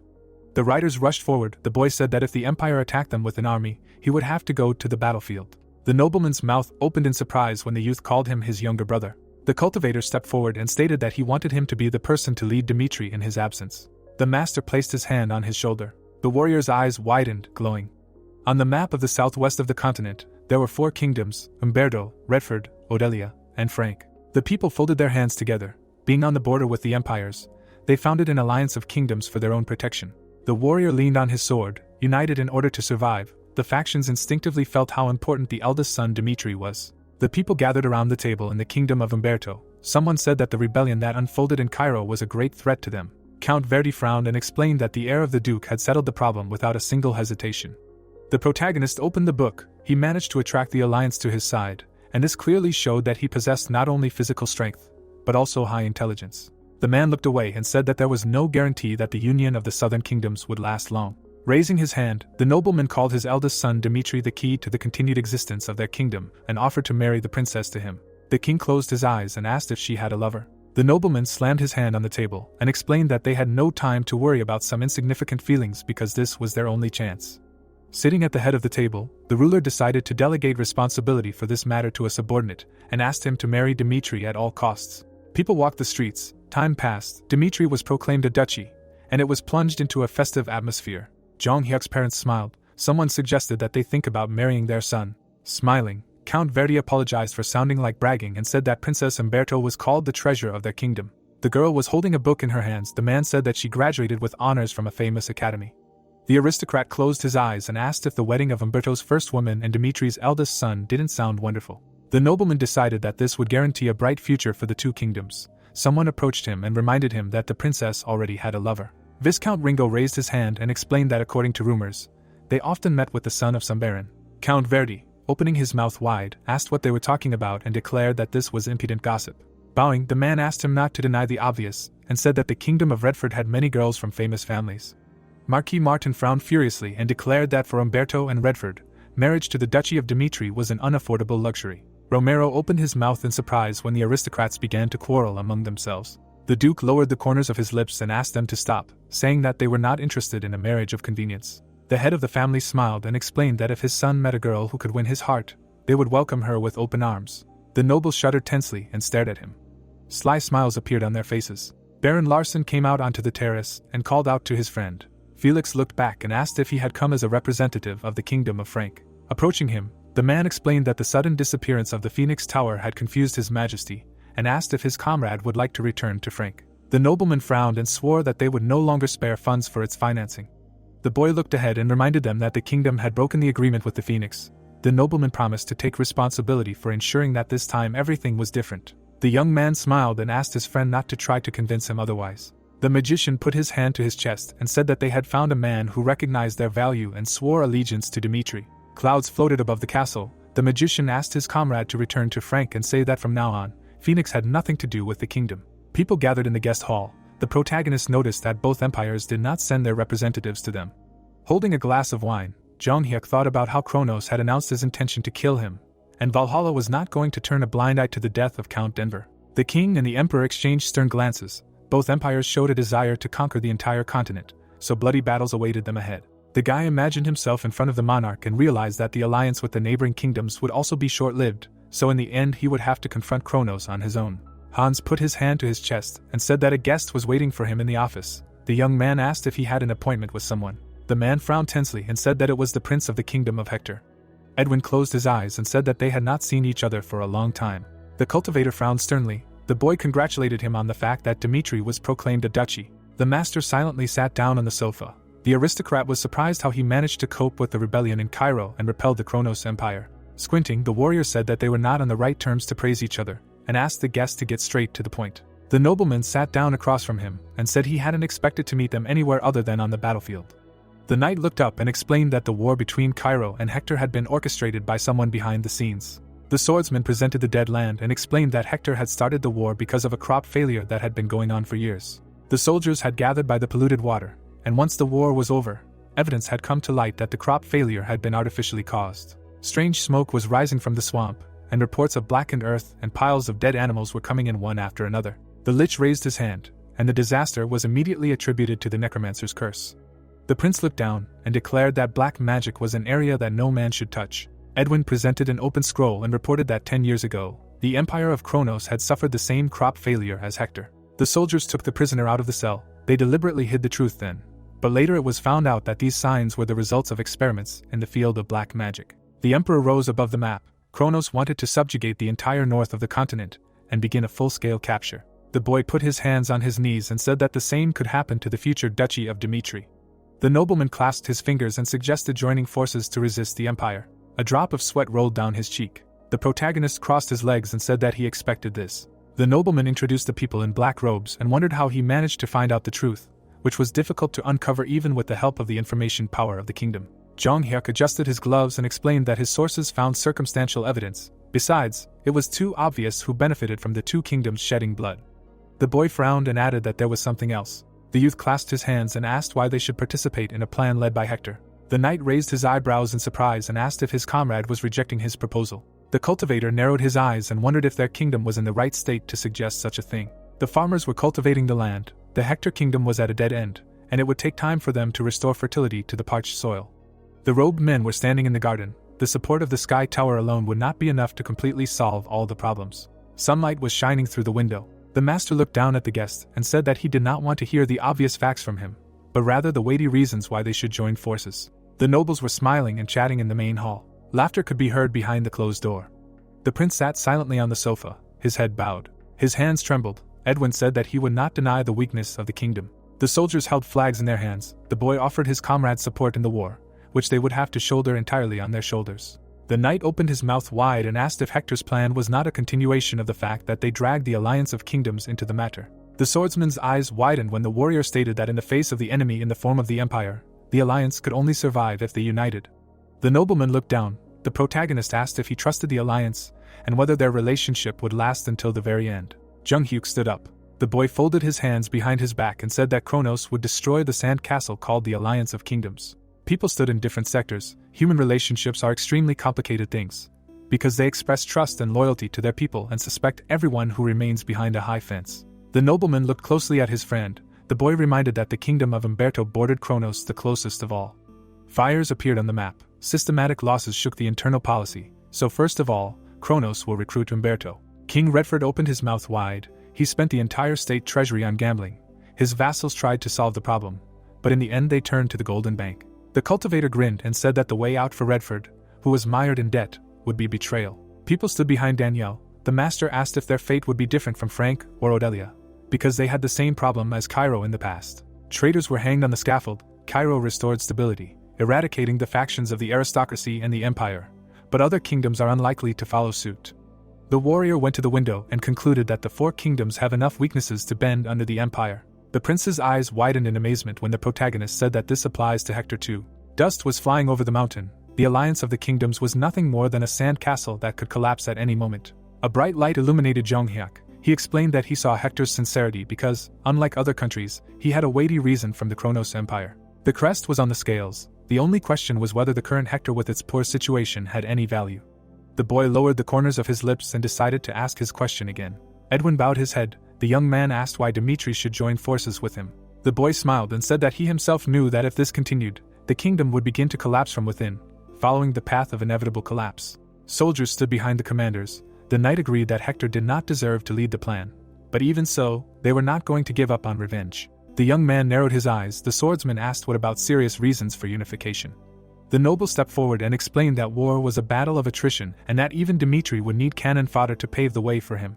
Placing his hand on his chest, the noble promised that Hector would always be at the forefront and said that an alliance with Hector, who had a clear goal, was more suitable than an alliance with a hypocritical alliance. The cultivator smiled confidently. The master folded his hands behind his back and asked his friend to remember his words. The door of the office opened.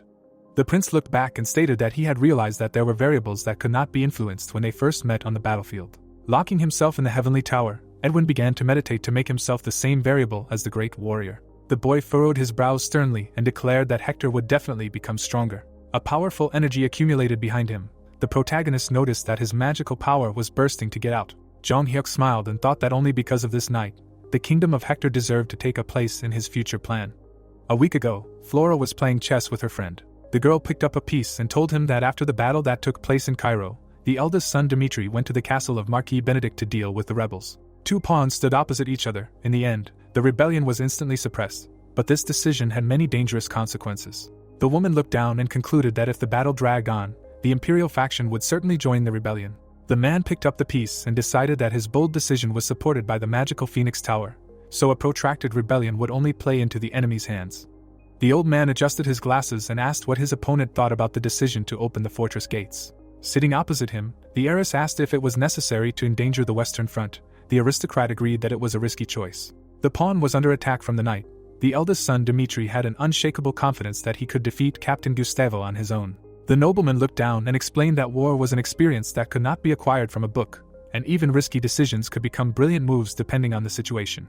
Flower Lawrence's eyes widened. The man said that there was a fine line between courage and recklessness, and that this war was a game played out by the eldest son Dimitri's personal efforts. The old man took the piece and put it in checkmate. Flora raised her eyebrows when someone called out to her. The head of the Lawrence family approached her and said that he sincerely supported her desire to learn strategy, although he did not understand her desire. The Viscount frowned and explained that he couldn't help but worry about something happening to his daughter.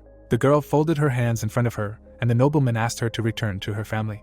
The nobleman's eyes widened in surprise when the woman said that she had experienced a lot on the Western Front. The heiress looked up at the sky and said that she couldn't just stand there and watch buildings burn and people die every time the Kronos Empire crossed the border. The man's mouth dropped open in amazement, and the Flower Lawrence explained that she had to gain as much experience as possible and become more skilled in time for the war to come.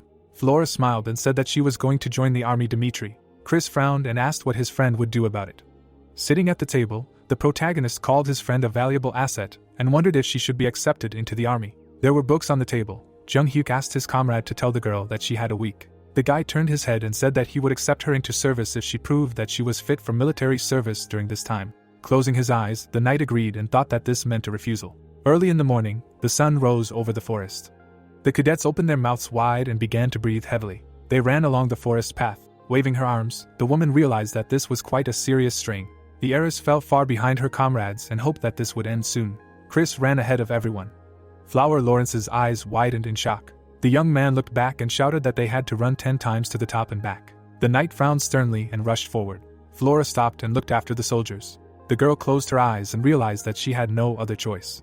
The deputy folded his hands behind his back and asked the others not to expect that they would always fight in the best shape, so they had to exhaust themselves every day to the limit. The guys opened their mouths in surprise. The knight said that physical training was necessary for everyone, regardless of the position they held. The woman ran to the top of the hill. The swordsman added that they must stand on their feet until the last, so that no landscape would prevent them from fulfilling their duty. The heiress fell to her knees and thought about how honestly she had worked through the entire physical training. The soldiers gathered in front of the platform. They spent an hour on warm-up jogging, an hour on climbing the mountain. In total, the basic training took 2 hours. Chris opened his mouth wide and ordered them to spar with swords. The boy frowned and swung his sword. The cadet parried his blows. The young man stepped forward and explained that on the battlefield, the most important thing was to be effective in combat when one's physical limits were reached. The swords clashed, and the deputy said that the real war began when one was so tired that one's entire body was chained. Flower Lawrence lay on the ground. Flora put her hand to her forehead and wondered if this was their usual training. The soldiers carried boulders on their shoulders, showing no signs of displeasure. The fighter clenched his teeth in anger, but there was enthusiasm burning in them. The girl rose from the ground and thought that she should not panic, because training could be gradually accustomed. The woman frowned and realized that she was not going to give up so easily. A few days later, the protagonist held a sword in his hands. The knight explained that the Flower Lawrence was serious about continuing her training despite her lack of stamina. Jung-hyuk put his hand on his belt. The swordsman explained that Flora was very good at wielding a bow, but weak in hand-to-hand combat, so she could only train. The girl pointed at her comrades. In the tactical training that began on the third day, her team won 9 times out of 10. Chris took out a scroll and said that she had changed the course of the battle in an unthinkable way. The guy opened the letter and asked his friend if they needed the heiress of the Lawrence family. The young man frowned and said that their army needed such a valuable member. The cultivator smiled confidently. Clouds floated above the mansion. Half a month had passed since the founding of the Duchy of Dimitri. Someone ran down the alley, shouting that there should have been more food left. Suddenly, a local resident crashed into a stranger. Sierra looked back and asked him to look at the road. Thomas's eyes widened in fear and asked her for forgiveness. The girl disappeared around the corner of the house.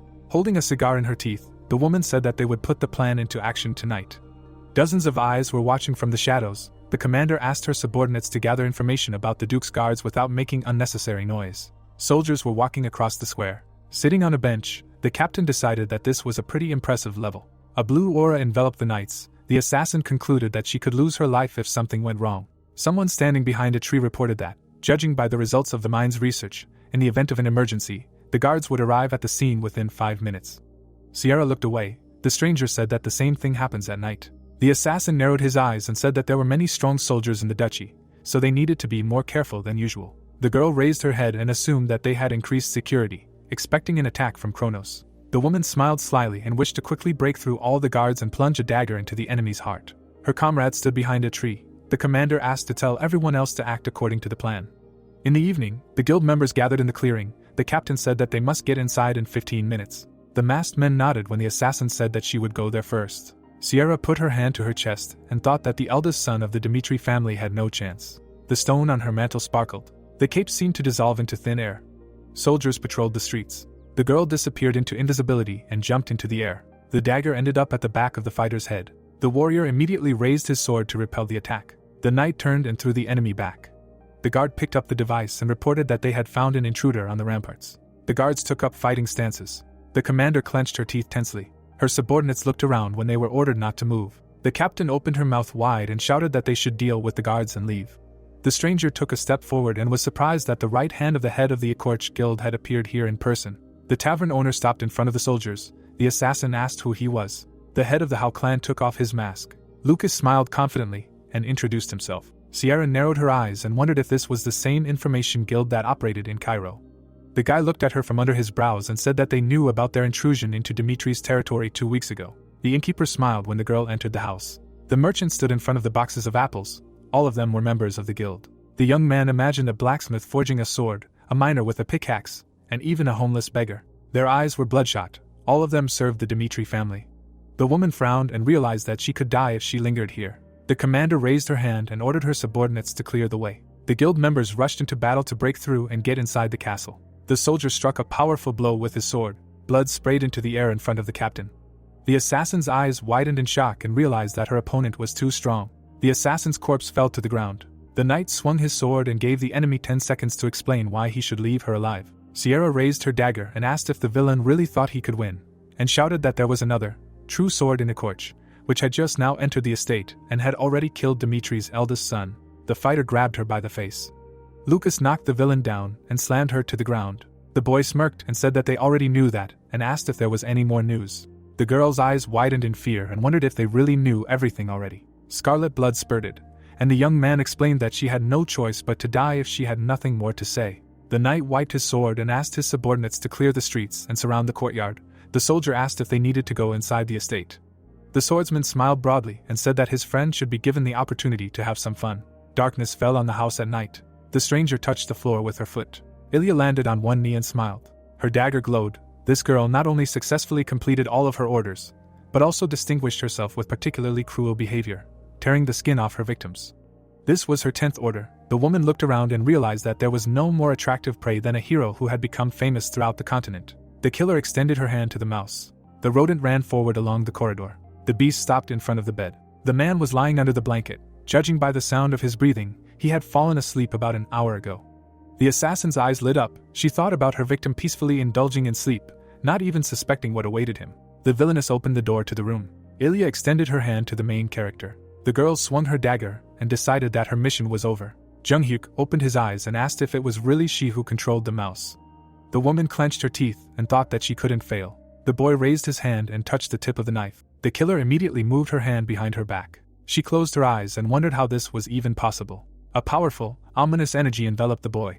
A bright light illuminated the assassin's face. Her body was cut into many pieces. The villainess jumped back and screamed in fear. Ilya's eyes widened in horror and realized that it was just an illusion. The cultivator came close to her and said that she was making too much noise. The master swung his hand. The warrior cut off the enemy's arm with one blow. The girl grabbed the bomb and realized that she needed to leave here immediately. A bright flash illuminated the heroes. There were traces of blood on the road. The woman grabbed her shoulder and realized that even with the arrival of the Akorch Guild members, they could not count on the success of the mission. The assassin heard voices around the corner and decided that her main task was to survive. Chris was standing next to the house behind which the assassin was hiding. The sword of Aura sparkled and pierced his enemies. The young man lowered his weapon. The villainess remembered that, according to the plan to kill Dimitri's eldest son, he should be avoided at all costs. Ilya frowned and wondered how the enemy could have guessed about their plan. The girl ran in the other direction and realized that she would have to go another way, which the guild had found out in advance. The woman closed her eyes and began to breathe heavily. Kevin stood in front of her, shrouded in a fiery aura. Dead members of the guild lay on the ground. The boy felt relieved. The knight went to the killer and said that he was very afraid that she would try to escape another way. The swordsman grinned and asked if it was really his master who took her hand. The girl froze in front of the enemy. She suddenly rushed forward. Her blade rushed towards Kevin. The young man dodged in an instant, ending up at her side. He swung his swords. Ilya bent over in pain. Walking up to the trembling killer, the boy said that if his master hadn't ordered her to be left alive, she would already be dead. Dissipating his aura, he said that he would cut her off piece by piece while she was still breathing. A shadow covered the boy's face when Kevin said that he would feel sorry for her. Ilya looked up in horror. Looking at the moon in the sky, she mentally said that they should not have taken this task. Events take us a week later in the tower. The instruments of torture were thrown to the floor. Opening her mouth, the killer said that she would tell everything. Closing her eyes, she begged, asking him to stop torturing her and just kill her. Lucas smirked, saying that they did not plan to kill her yet. The marks of torture left on her body were an example of retribution for their crime. Ilya was breathing heavily, her head bowed. The boy grabbed her hair. He brought the vial of poison to her mouth. The girl, having understood everything, began to drink. Throwing the vial aside, Lucas said that the master had left for the Kronos Empire a week ago. When Ilya started coughing, the man straightened up, saying that they had found out where the Akorch base was, and now he was going to let her go. Grinning widely, Lucas said that she should hurry if she did not want to let her master die. The events take us to the mansion where the Akorch base was located. Braha, a man with long hair, asked to wait a little longer. Frowning at the crystal, he said that it was too early to jump to conclusions, so he should trust them. The crystal shone when someone said that in case of failure, he would have to pay a significant price. The man narrowed his eyes, mentally saying that so far there was no news from them. Did the mission really end in failure, in which case he would have to cancel all previously taken orders for assassinations. If all the assassins attack Jong-hyuk and focus all their efforts on eliminating him, they will succeed. He understood that the casualties would be colossal, but only in this way would they be able to enlist the support of Kronos. This gold would be covered in blood. Braha stood up, saying that he did not think that he would have to intervene personally. The candle lit up. The protagonist found himself behind the man. He immediately turned around, terrified. The man grabbed the daggers. He immediately threw them at the guy. The daggers instantly appeared in front of the young man's face. His aura repelled all the weapons. Braha's mouth opened in horror. He reached out for the second weapon. The protagonist extended his hand towards him. Jong-hyuk grabbed the man's head. He lifted it with one hand. Looking at the grinning guy, Braha mentally resented the fact that he set foot on the territory of the Empire to catch him. This guy is crazier than he could have imagined. Pointing to the ledge, Jong-hyuk asked if he was going to press it. He pressed the button, saying that he would press it for him. The entire estate immediately went into alarm. Braha, shaking all over, said that by now hundreds had heard the alarm and were already heading this way. Did he really think he could handle them alone? The man's eyes widened when the boy said that there were only 30 people left at the Akorch base. Looking at the candle, he said that if you don't count the assassins on a mission, that was all the force they could mobilize. Smiling, the boy asked how he thought he got into the estate. The corpses were lying right in the hallway. The protagonist threw the man away. Braha crashed into the wall. Blood came out of his mouth. He fell to the floor. Jong-hyuk narrowed his eyes. Reaching out for the scroll, he mentally said that Akorch is an organization of assassins whose main client is the Kronos Empire, and their list includes more than just killing him. Unrolling the scroll, Jong-hyuk mentally said that based on who their target was, Kronos' intentions can be guessed. Reading the text on the scroll, the young man mentally said that there are orders to kill the first-rank Calderon Drake, the first-rank Count London. Burning the scroll, the protagonist mentally said that the eldest son of the head of the military leadership Umberto and Magna Redford, Kronos' intentions are gradually emerging. At the same time, Milia, who burst into Dante's Assassin's Guild, ordered to immediately contact Akorch. Standing on one leg, she screamed, saying that she did not have time to explain.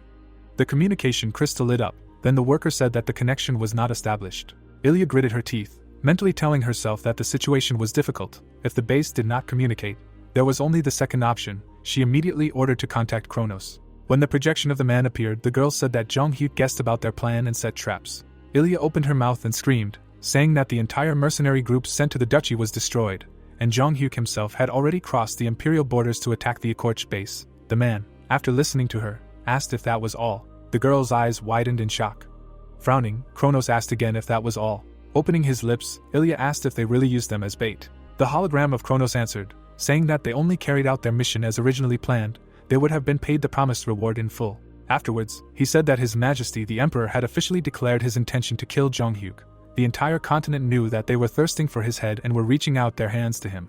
The girl's eyes widened when the man said that they had only made a wise choice, and on the contrary, they were grateful to them for it. Frowning, Kronos said that it was thanks to Akorch that Jong-hyuk left his domain. Ilya coughed up blood. Suddenly, she doubled over, vomiting blood. She remembered Lucas holding the vial to her face. Imagining Lucas, she realized that he had used a slow-acting poison to lure him into talking to Kronos. Looking at the smiling man, she mentally said that Jong-hyuk was much more dangerous than they could imagine.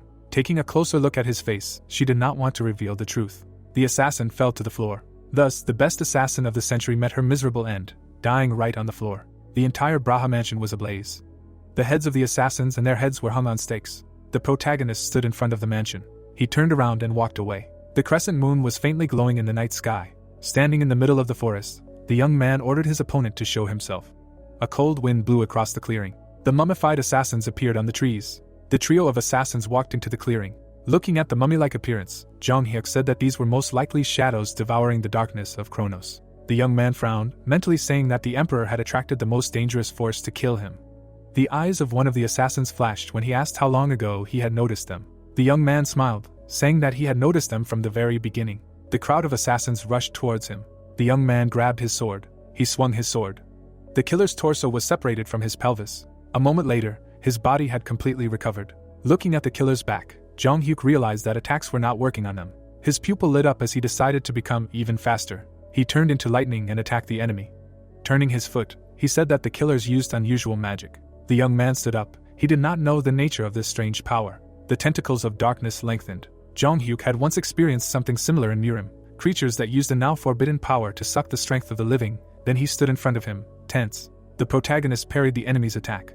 Blades of darkness rushed towards the boy. The youth said with a wide smile that the heavenly demon would trample the evil and rise to the top. Jong-hyuk clenched his fist. With 3 blows, he almost tore the enemy's torso apart. Then the protagonist ducked. The black liquid fell to the ground. Then the liquid reached out to each other. Jong-hyuk raised his leg. He trampled the strange liquid. The assassin standing in front of him tried to understand how he managed to stop the regeneration. His eyes widened as he mentally said that only divine power would work against black magic that uses the aura of darkness. Jong-hyuk frowned. Looking at the youth who stood up, he mentally said that the enemy had a weakness where the shadow bodies gathered together after dissipating like smoke. They could not escape a physical attack. Looking at the connecting flesh, he said that he only needed to wait for that moment. Taking on an incorporeal form, the shadows left a faint trace of mana. Even after dissipating into smoke, they would return along the connecting links of mana. If this crystal connecting mana was cut, the enemy would die. Now that the crowd had pounced on Jong-hyuk, all he had to do was use brute force. The boy bared his teeth, saying that he would not stand on ceremony then either. Jong-hyuk grabbed the assassin by the head. He slammed him into the ground. The youth smiled, clenching his fist, saying that the demonic sect's martial arts, based on strength alone, were called devilish skills by people. The assassin froze in horror, realizing that his plan had failed. He jumped back abruptly, wanting to run away. The man ran away, saying that Jong-hyuk was much more dangerous than he thought. They used his past battles as a basis and developed a plan. They watched the fight with Butler, and took into account the possibility that he had become several times stronger, it seemed that even this could be considered excessive vigilance. The assassin bent over and asked where this devil came from. His leg dropped down. The mummy's eyes widened in shock. The man fell to the ground due to his legs being separated. The protagonist calmly walked towards him.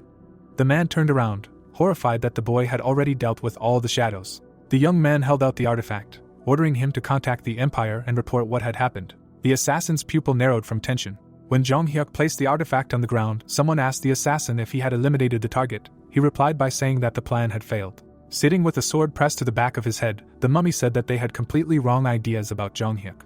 Sweating, he said that he had deployed 18 demons, but none of them could leave a single scratch on the enemy, even their shadow abilities were useless. Kneeling, the man said that the enemy was hiding his true strength. The crystal glowed even brighter when Charlton asked if Jung Hyuk was nearby now. If so, then he was simply incredible. Not only did he destroy the Akorch base, but he also dealt with all the shadows. The protagonist chuckled. Charlton, parting his lips, said that he admitted that their plan had failed.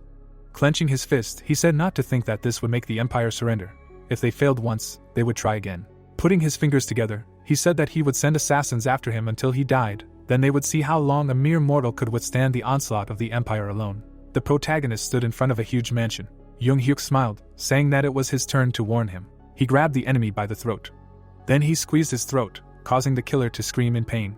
Charlton sweated profusely. He frowned, looking at the artifact, while Jung Hyuk said that he sent him a gift, and it was already somewhere in the mansion. It was a deadly poison that he used on him. The young man grinned, saying that they were not the only ones good at secret assassinations. If they wanted to kill him, it would be better to declare war. The man gritted his teeth when the boy said that he was eager to see his face when he found the gift.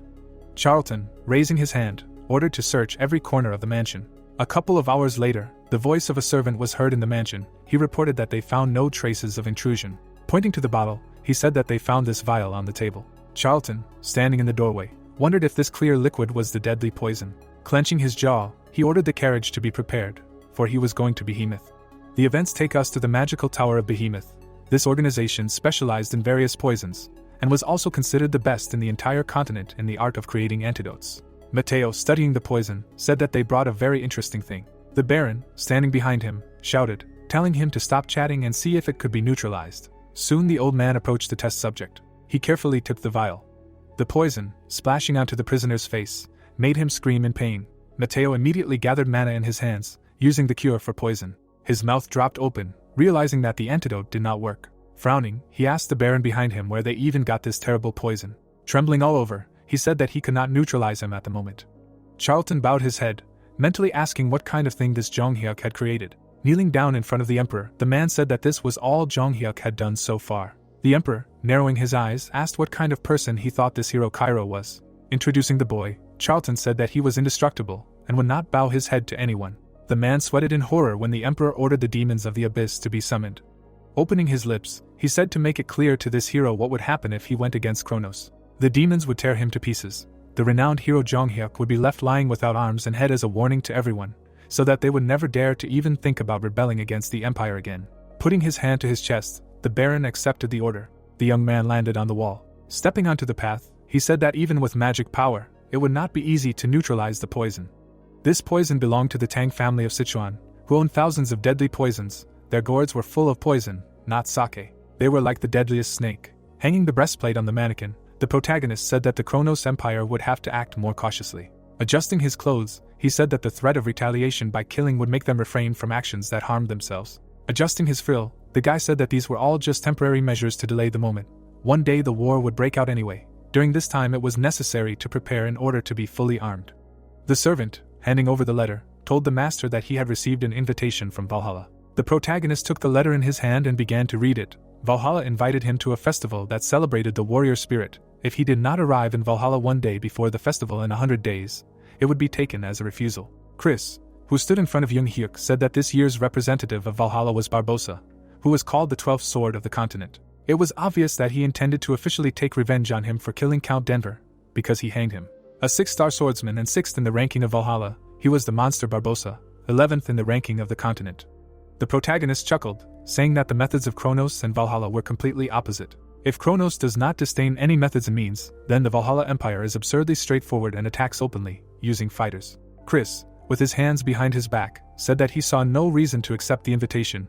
Now that Dmitri had become a duchy, Their safety was the most important thing.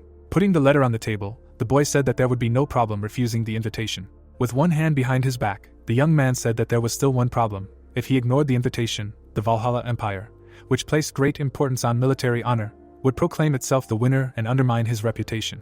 Jung-hyuk turned to Chris and explained something to him. He said that in the eyes of his subordinates, he must be an unshakable authority, always standing at the top, in order to instill confidence and faith in them that being in his ranks means being a winner. The young man's mouth was open in surprise. The protagonist, after thinking, said that he could avoid the threat if he refused the invitation, but just one refusal would cause a crack in the people's faith and their worldview.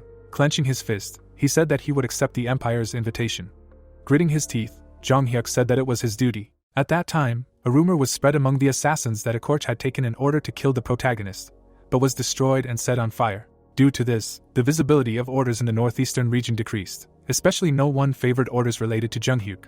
A guy was standing at the bulletin board, choosing an order. Each of the mercenaries imagined the protagonist with a thirst for blood in his eyes. Just one visual example instilled fear in people's hearts better than 100 words. Kevin sat by the massive window and said to himself that the master again went to the Ecorch base alone. He frowned, asking himself if he would really spend his entire life watching the greatness of the master from afar.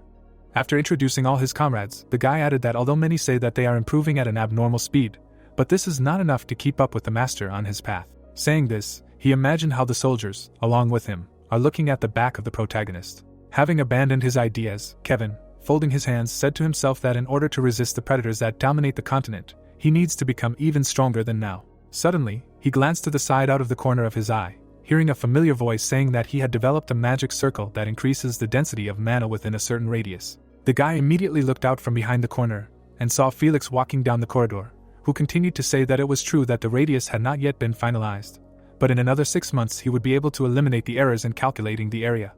Putting out his index finger, the magician with a smile on his face finished saying that then this magic circle would not only increase the power of magic, in theory even aura swordsmen would be able to use it in their training. Kevin continued to look at the interlocutors walking down the corridor, but after a while, fear appeared in Felix's eyes, and he said in confusion that this was recklessness. The protagonist soldiers were standing in front of Felix's desk, and the magician continued to say that he had already repeated many times that the technology could not yet be called safe. Then Kevin slightly lowered his head and asked if he had not yet guessed why they were here, immediately answering that it was important for them to bring at least a little benefit to the master in the coming future.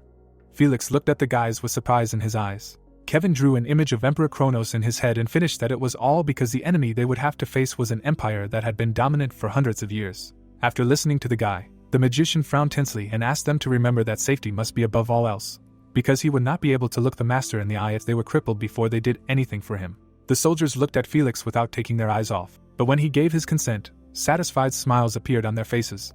2 weeks later, when the sun was just beginning to rise over the horizon, the air suddenly trembled. The miners who were in the mine saw that cracks had appeared on the ceiling and shouted loudly that the passage was collapsing.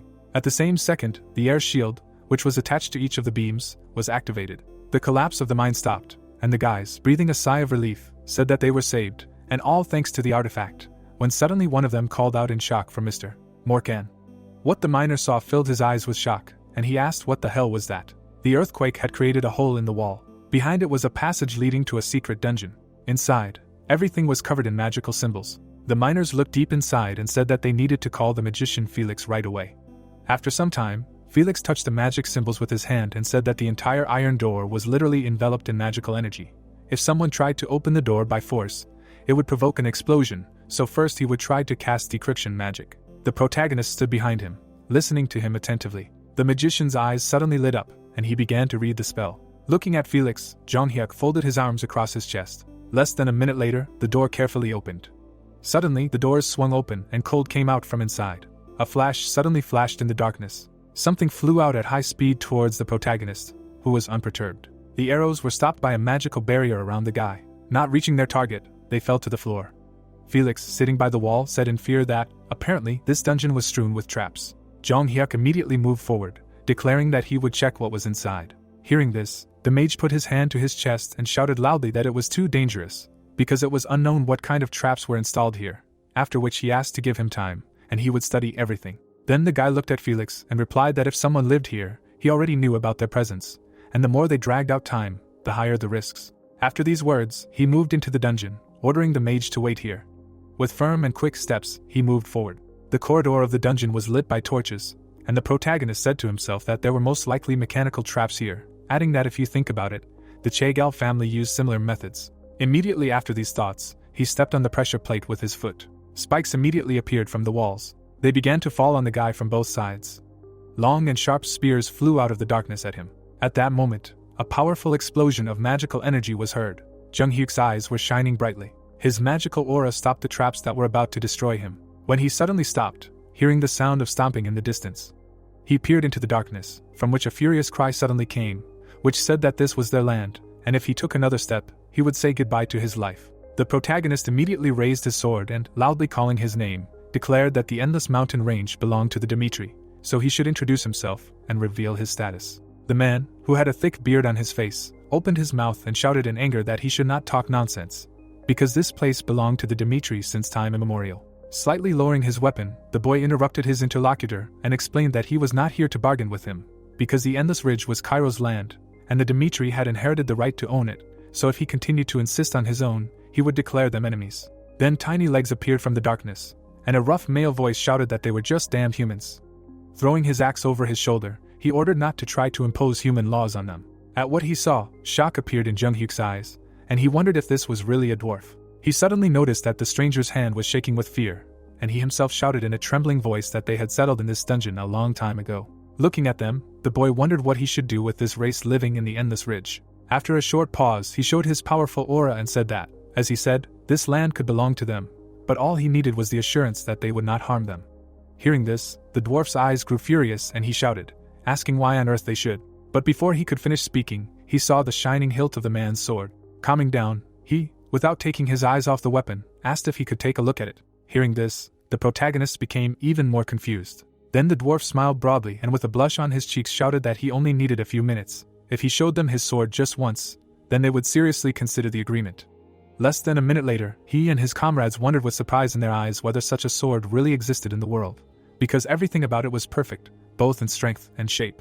They were looking at the sword away from the main character, and wondering if it was forged by a dwarf from another settlement, since the energy of nature was flowing along the blade. Suddenly, the main one turned around and asked Jung Hyuk who forged the sword, to which he firmly replied that it was him. The dwarf held the perfect weapon in his hand and asked in shock if it was really him who did it. Then he put his palm to the blade of the sword. Closing his eyes, the man turned to the memory of the sword. He saw a hammer that hit the hot metal at great speed. The dwarf saw the main character, who, with burning eyes, dealt blow after blow. That day, the heat consumed the entire forge. This sight brought tears to the man's eyes. Raising his head to the man, he said that if it was him, then it was quite possible that. Without finishing, he put his hands to the floor. Bowing his head before the main character, the dwarf cried out loudly, begging him to help them return their lands. Hearing this, the guy folded his arms across his chest and asked what it meant to return the lands, to which he, raising his head, replied that first of all he must find out why the dwarves settled here. Imagining a man standing on the edge of a cliff, the dwarf explained that the Endless Ridge was actually named by humans, but it had an end. Imagining a huge city under an equally huge tree, he added that that place was called Arcadia, a world where different races coexisted in harmony. The man recalled drinking alcohol with his comrades, and said that they came from there. Long ago, in the times when the human world had not yet reached evolution, the lands beyond the endless mountain range were frozen for unknown reasons, and huge snowflakes fell from the sky. Even the local world tree withered, which was the beginning of the disaster. Many races living in Arcadia died one after another from cold and hunger.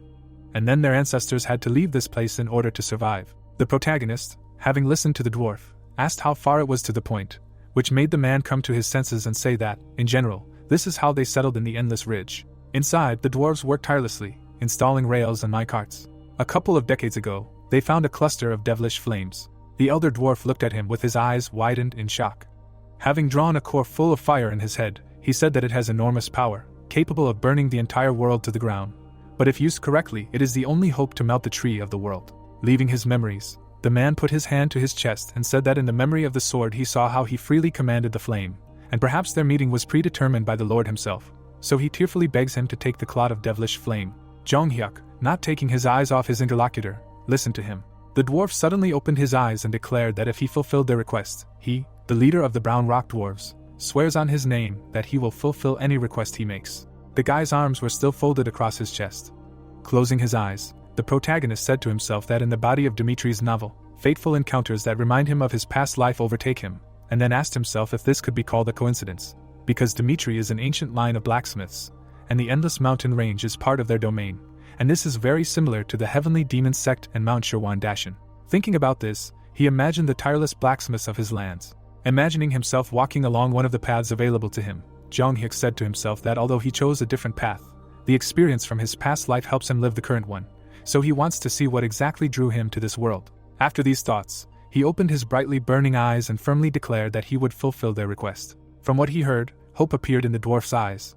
The devil's flame was boiling and seething. The dwarves brought the protagonist to him, and Brown Rock, pointing his finger into the distance, explained that they could not go further, because the devil's flame was a dangerous creature, so he asked him to be careful. Approaching the edge, the guy said that they could not worry about him. His foot stepped on the hot stones. He walked forward, saying to himself that whatever called him to this world, he would continue to live for what he believed in. In the distance, he suddenly saw a brightly burning core. The protagonist walked towards it, saying to himself that it looked like a small sun. His cloak was slowly burning. Serious burns appeared on his ears and face, and then the guy realized that it was dangerous. He entered the raging flames and said to himself that this heat was impossible to ignore, and in this case, the only way to resist the flames was to accept them. He was getting closer and closer to the core of the devil's flame. Suddenly, fire appeared in Jung-hyuk's eyes. He stood in a stance, used the art of the fire god and absorbed the fire. Then he extended his hand to the devil's flames. Burns immediately appeared on it, and he said to himself that if the path he was following coincided with the desires of his destiny, then this was not a result prepared from above, because he himself chose this life for himself. His hand was 10 centimeters from the core. The protagonist opened his eyes wide. In his pupils there was a devilish flame. Suddenly, in the pitch darkness, he saw the core, which said that he was the heir to the blessing of the flame, so he must accept it, because their destinies were intertwined with a dense thread. The guy levitated in the air, burning brightly. Opening his eyes, he said with an indifferent face that he didn't care what kind of creature it was. Sharply stretching out his hand, he added that if it was willing to be with him, it should submit to him. The devil flame core looked back at the guy and said that this was an impressive answer. A few minutes later, the protagonist's hand caught on a ledge. He climbed up to the dwarves with the devil flame core in his hand. The Brown Rock looked at the man with eyes full of shock and said that he really succeeded. Then Jung-hyuk silently looked at the core in his hand. After a short pause, he handed it to the dwarf and asked him to take the core. The man looked at the devil flame core and said to himself that his ancestors had been telling him for generations how terrible human greed was, but he was different. A bright light emanated from the ball, illuminating the two of them. A few seconds later, the dwarf took the core. He and his subordinates bowed their heads and sincerely thanked the protagonist, saying that from now on the dwarf race would serve him faithfully. Hearing this, the guy smiled contentedly and said that this was enough, adding that the Dimitri would not fight the dwarves. After these words, he suddenly felt how some of the heat of the devilish flame penetrated his dantian. He looked at the departing dwarves, saying to himself that he needed to study how it could be useful to him. A letter fell on the table, and a male voice said that the Golden Bank had sent an ultimatum. In Redford, in the finance department, the guy spread his hand to the side and said that if they did not pay 100,000 gold in 2 weeks, they would use the creditor's right, and in this case Redford would be finished. Hearing this, Count London, folding his hands, asked if there was any chance to come to an agreement, to which the guy firmly answered, no. The Golden Bank made it clear that there would be no compromises. Hearing this, the man massaged the bridge of his nose. For the past few years, Earl London had been torn apart to save the country, but there were still many problems that needed to be solved. He was giving orders left and right. After a short pause, he exhaled heavily and asked what His Majesty the King had said. Then his servant, introducing the king, replied that everything was the same. His Majesty was no longer the same as they knew him. Every day he drowned in drink and women. Imagining the gaming table, he added that at the slightest opportunity he sat down to play for him. Hearing this, Earl London imagined a man who was watching the king from the darkness, and said to himself that there must be someone behind the scenes who was stimulating the downfall of His Majesty, and as long as they existed, the problems would only continue to accumulate. Closing his eyes, the man tensely asked himself what he should do. On his desk stood a joint photo of him and his father, when he was still a young man. In this photo, he was smiling sincerely. People were criticizing the new heir to the Earl of London right behind his back. The light was falling on him from the ceiling, and unlike his respected father, he was considered trash-obsessed with money. Leaving his memories behind, Earl London stood up from his seat and ordered a list of influential people who could help them. With his brows furrowed, he said without a trace of doubt in his eyes that the debt to the Golden Bank should be dealt with first. Since then, he had 10 meetings in which he tried to appear sincere. But in the end, the man received 10 refusals, and his expression completely changed. First of all, he went to those he was close to, but he received only a cold reception from them, and most did not even want to meet. His close people turned away from him. And after all this, Earl London stopped in front of the closed gates. He looked at the huge wall in front of him, and said to himself that he could not believe that he had to come to a newly formed duchy. The corners of his lips were turned down, and he continued to say that now it was necessary to grasp even at straws. A man in formal clothes ran quickly along the ground. Hans put his hands on his legs and said to himself, breathing heavily, that the master had spoken about a month, and today it had just ended, and now he could visit the master. Approaching the old workshop, he called the protagonist, saying that they had a guest who had been waiting to meet him for several days. After these words, the door slowly opened. Jong Hyuk came out and said that he was just about to leave. Hans noticed that the aura around his master had changed again. Folding his arms, he asked if the training had been successful, to which the master replied that thanks to his efforts, he was able to concentrate. Furrowing his brows, he suddenly asked who was looking for him. After a while, Count London put his hand to his chest and said that he was truly glad to meet him. The protagonist sat opposite him. He recalled opening the list of Vikorch's orders and seeing this name among the first-ranked targets that Kronos was targeting. Count London kept his eyes on the boy and apologized for asking him for such a thing on their first meeting, but he wanted to ask a favor of 100,000 gold. Drawing a map of Redford's lands rapidly being destroyed, he added that if they could not pay the debt to the Golden Bank, Redford would fall. The man looked at the boy from under his brows, asking him if he realized the extent of Redford's importance. Hearing this, the protagonist raised his cup to his mouth and said to himself that he did not beg, but mentioned the importance, and that was very smart. Count London, with a firm expression, explained that if Redford were to fall, the Alliance of Kingdoms would lose one of the pillars that held the Kronos Empire together, and then asked if the protagonist could use this information to help them out a little, since Redford was not strong enough to do without help. Hearing this, the guy put his cup down on the saucer. The drink was steaming. Suddenly, shock appeared in the guest's eyes when Jong Hyuk said that he had heard what was said about him. Introducing the man with a crazy smile on his face, he said that he was Redford's billionaire, had plundered the fortunes of the people around him, and had amassed enormous wealth through cruel trade scams, and that people called him trash or a heartless miser. But suddenly, the guy smiled widely and said that the Count London who appeared before him was not at all like what was said about him, so he wanted to clarify something, and then asked why he was trying so hard for Redford. When asked this question, the man lowered his head and said that he was being followed. He remembered the man who had been watching him from the shadows and told them that he should not have presented himself as a patriot with influence like his father, and so he created the opposite reputation for himself. Gritting his teeth, Count London finished saying that all those who had fallen because of him, having lost their property, were traitors to the country and were complicit in them. Imagining the poor people sitting on the ruined streets, he said that he no longer wanted to watch his country crumble and how ordinary people suffered from it, and most of all, he was sure that the Kronos Empire had a hand in what was happening. Having said this, the man drew an image of the Emperor of the Kronos Empire in his mind. After a short pause, he imagined lands and powerful relics, and then promised that he would offer the London's land and their family relics as collateral. Leaving his performance, Count London bowed his head to the protagonist and said that if Redford returned to his original appearance, the London family, including Redford, would never forget his kindness. Cold sweat poured down his face, when suddenly Jung Hyuk agreed to help. Smiling, the guy closed his eyes and when asked if what he was saying was true, he answered that the man should do everything in his power, hold out by any means, just like the Kingdom of Cairo did. Hearing this, Count London raised his head in surprise. Opening his eyes, the guy finished saying that then they would have a chance. After these words, shock appeared in the man's eyes. He remembered his father, who smiled and turned to him. He put his hand on Count London's shoulder and said that if he did not give up until the last, he would certainly be able to get a chance that he should not miss. Leaving his memories, the guest bowed his head and shouted loudly, promising to repay the Duchy of Dimitri for its kindness. The people sitting at the bar were drinking, when suddenly one of them said that a festival singing the souls of the fallen warriors of Valhalla would soon begin, and the 12th sword of the continent Barbossa chose the protagonist as his opponent in a duel, after which he wondered if this was the birth of the first high ranker who was not from the empire. After saying this, he introduced Jung Hyuk, who was enveloped in a powerful aura. The people, actively gesturing, discussed the fact that the protagonist did not respond to the invitation and apparently chickened out, and this is quite possible, because, roughly speaking, Battler, Nicholas and Gustavo were third-rate among the rankers of the continent and even together they could not defeat Barbossa, and as was to be proven. The first swordsman of the Kingdom of Cairo turned out to be as arrogant as everyone else. At this time, the protagonist was reading a letter. He smiled contentedly, saying to himself that Valhalla had moved to overt action, and therefore, in such a case, it was worth giving a worthy response. Bright stars shone in the night sky, when suddenly Kevin, putting his hand to his chest, shouted loudly, asking if he could find out why he was excluded from the journey to Valhalla. Jong Hyuk, standing on the balcony, looked into the distance, answering that the upcoming trip promised danger not only to him. Frowning, he added that in his absence, Dimitri would be in danger, so the one he trusted the most should remain in the duchy, and he decided that he was more suitable for this role than anyone else.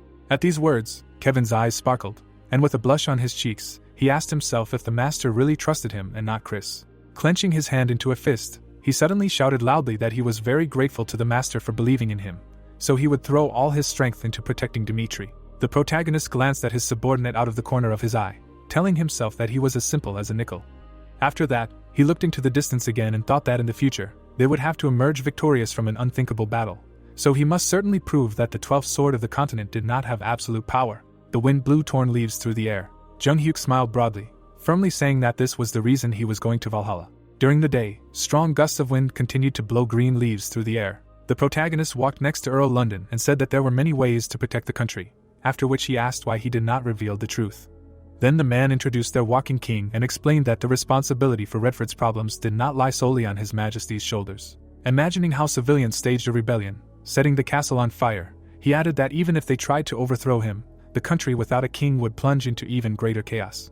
After leaving his performance, the man looked down and said that it was better to let the reproaches fall on him. Smiling, he added that the people should continue to remain in ignorance until Redford laid the foundation for survival, and in the meantime, they could hate him. After saying this, the protagonist frowned. He suddenly remembered the guy who had a smile on his face. The scholar of the demonic sect Yun waved a fan at himself and was an extremely extraordinary person who believed that every person has a good side. He carelessly carried his daughter around on his neck, and did not care about power at all, although he was the heir of a rich family. Jung-hyuk suddenly imagined how they stood with their backs to each other, and wondered if it was all because of their differences. But even so, they felt drawn to each other, and from time to time they spent time together playing board games.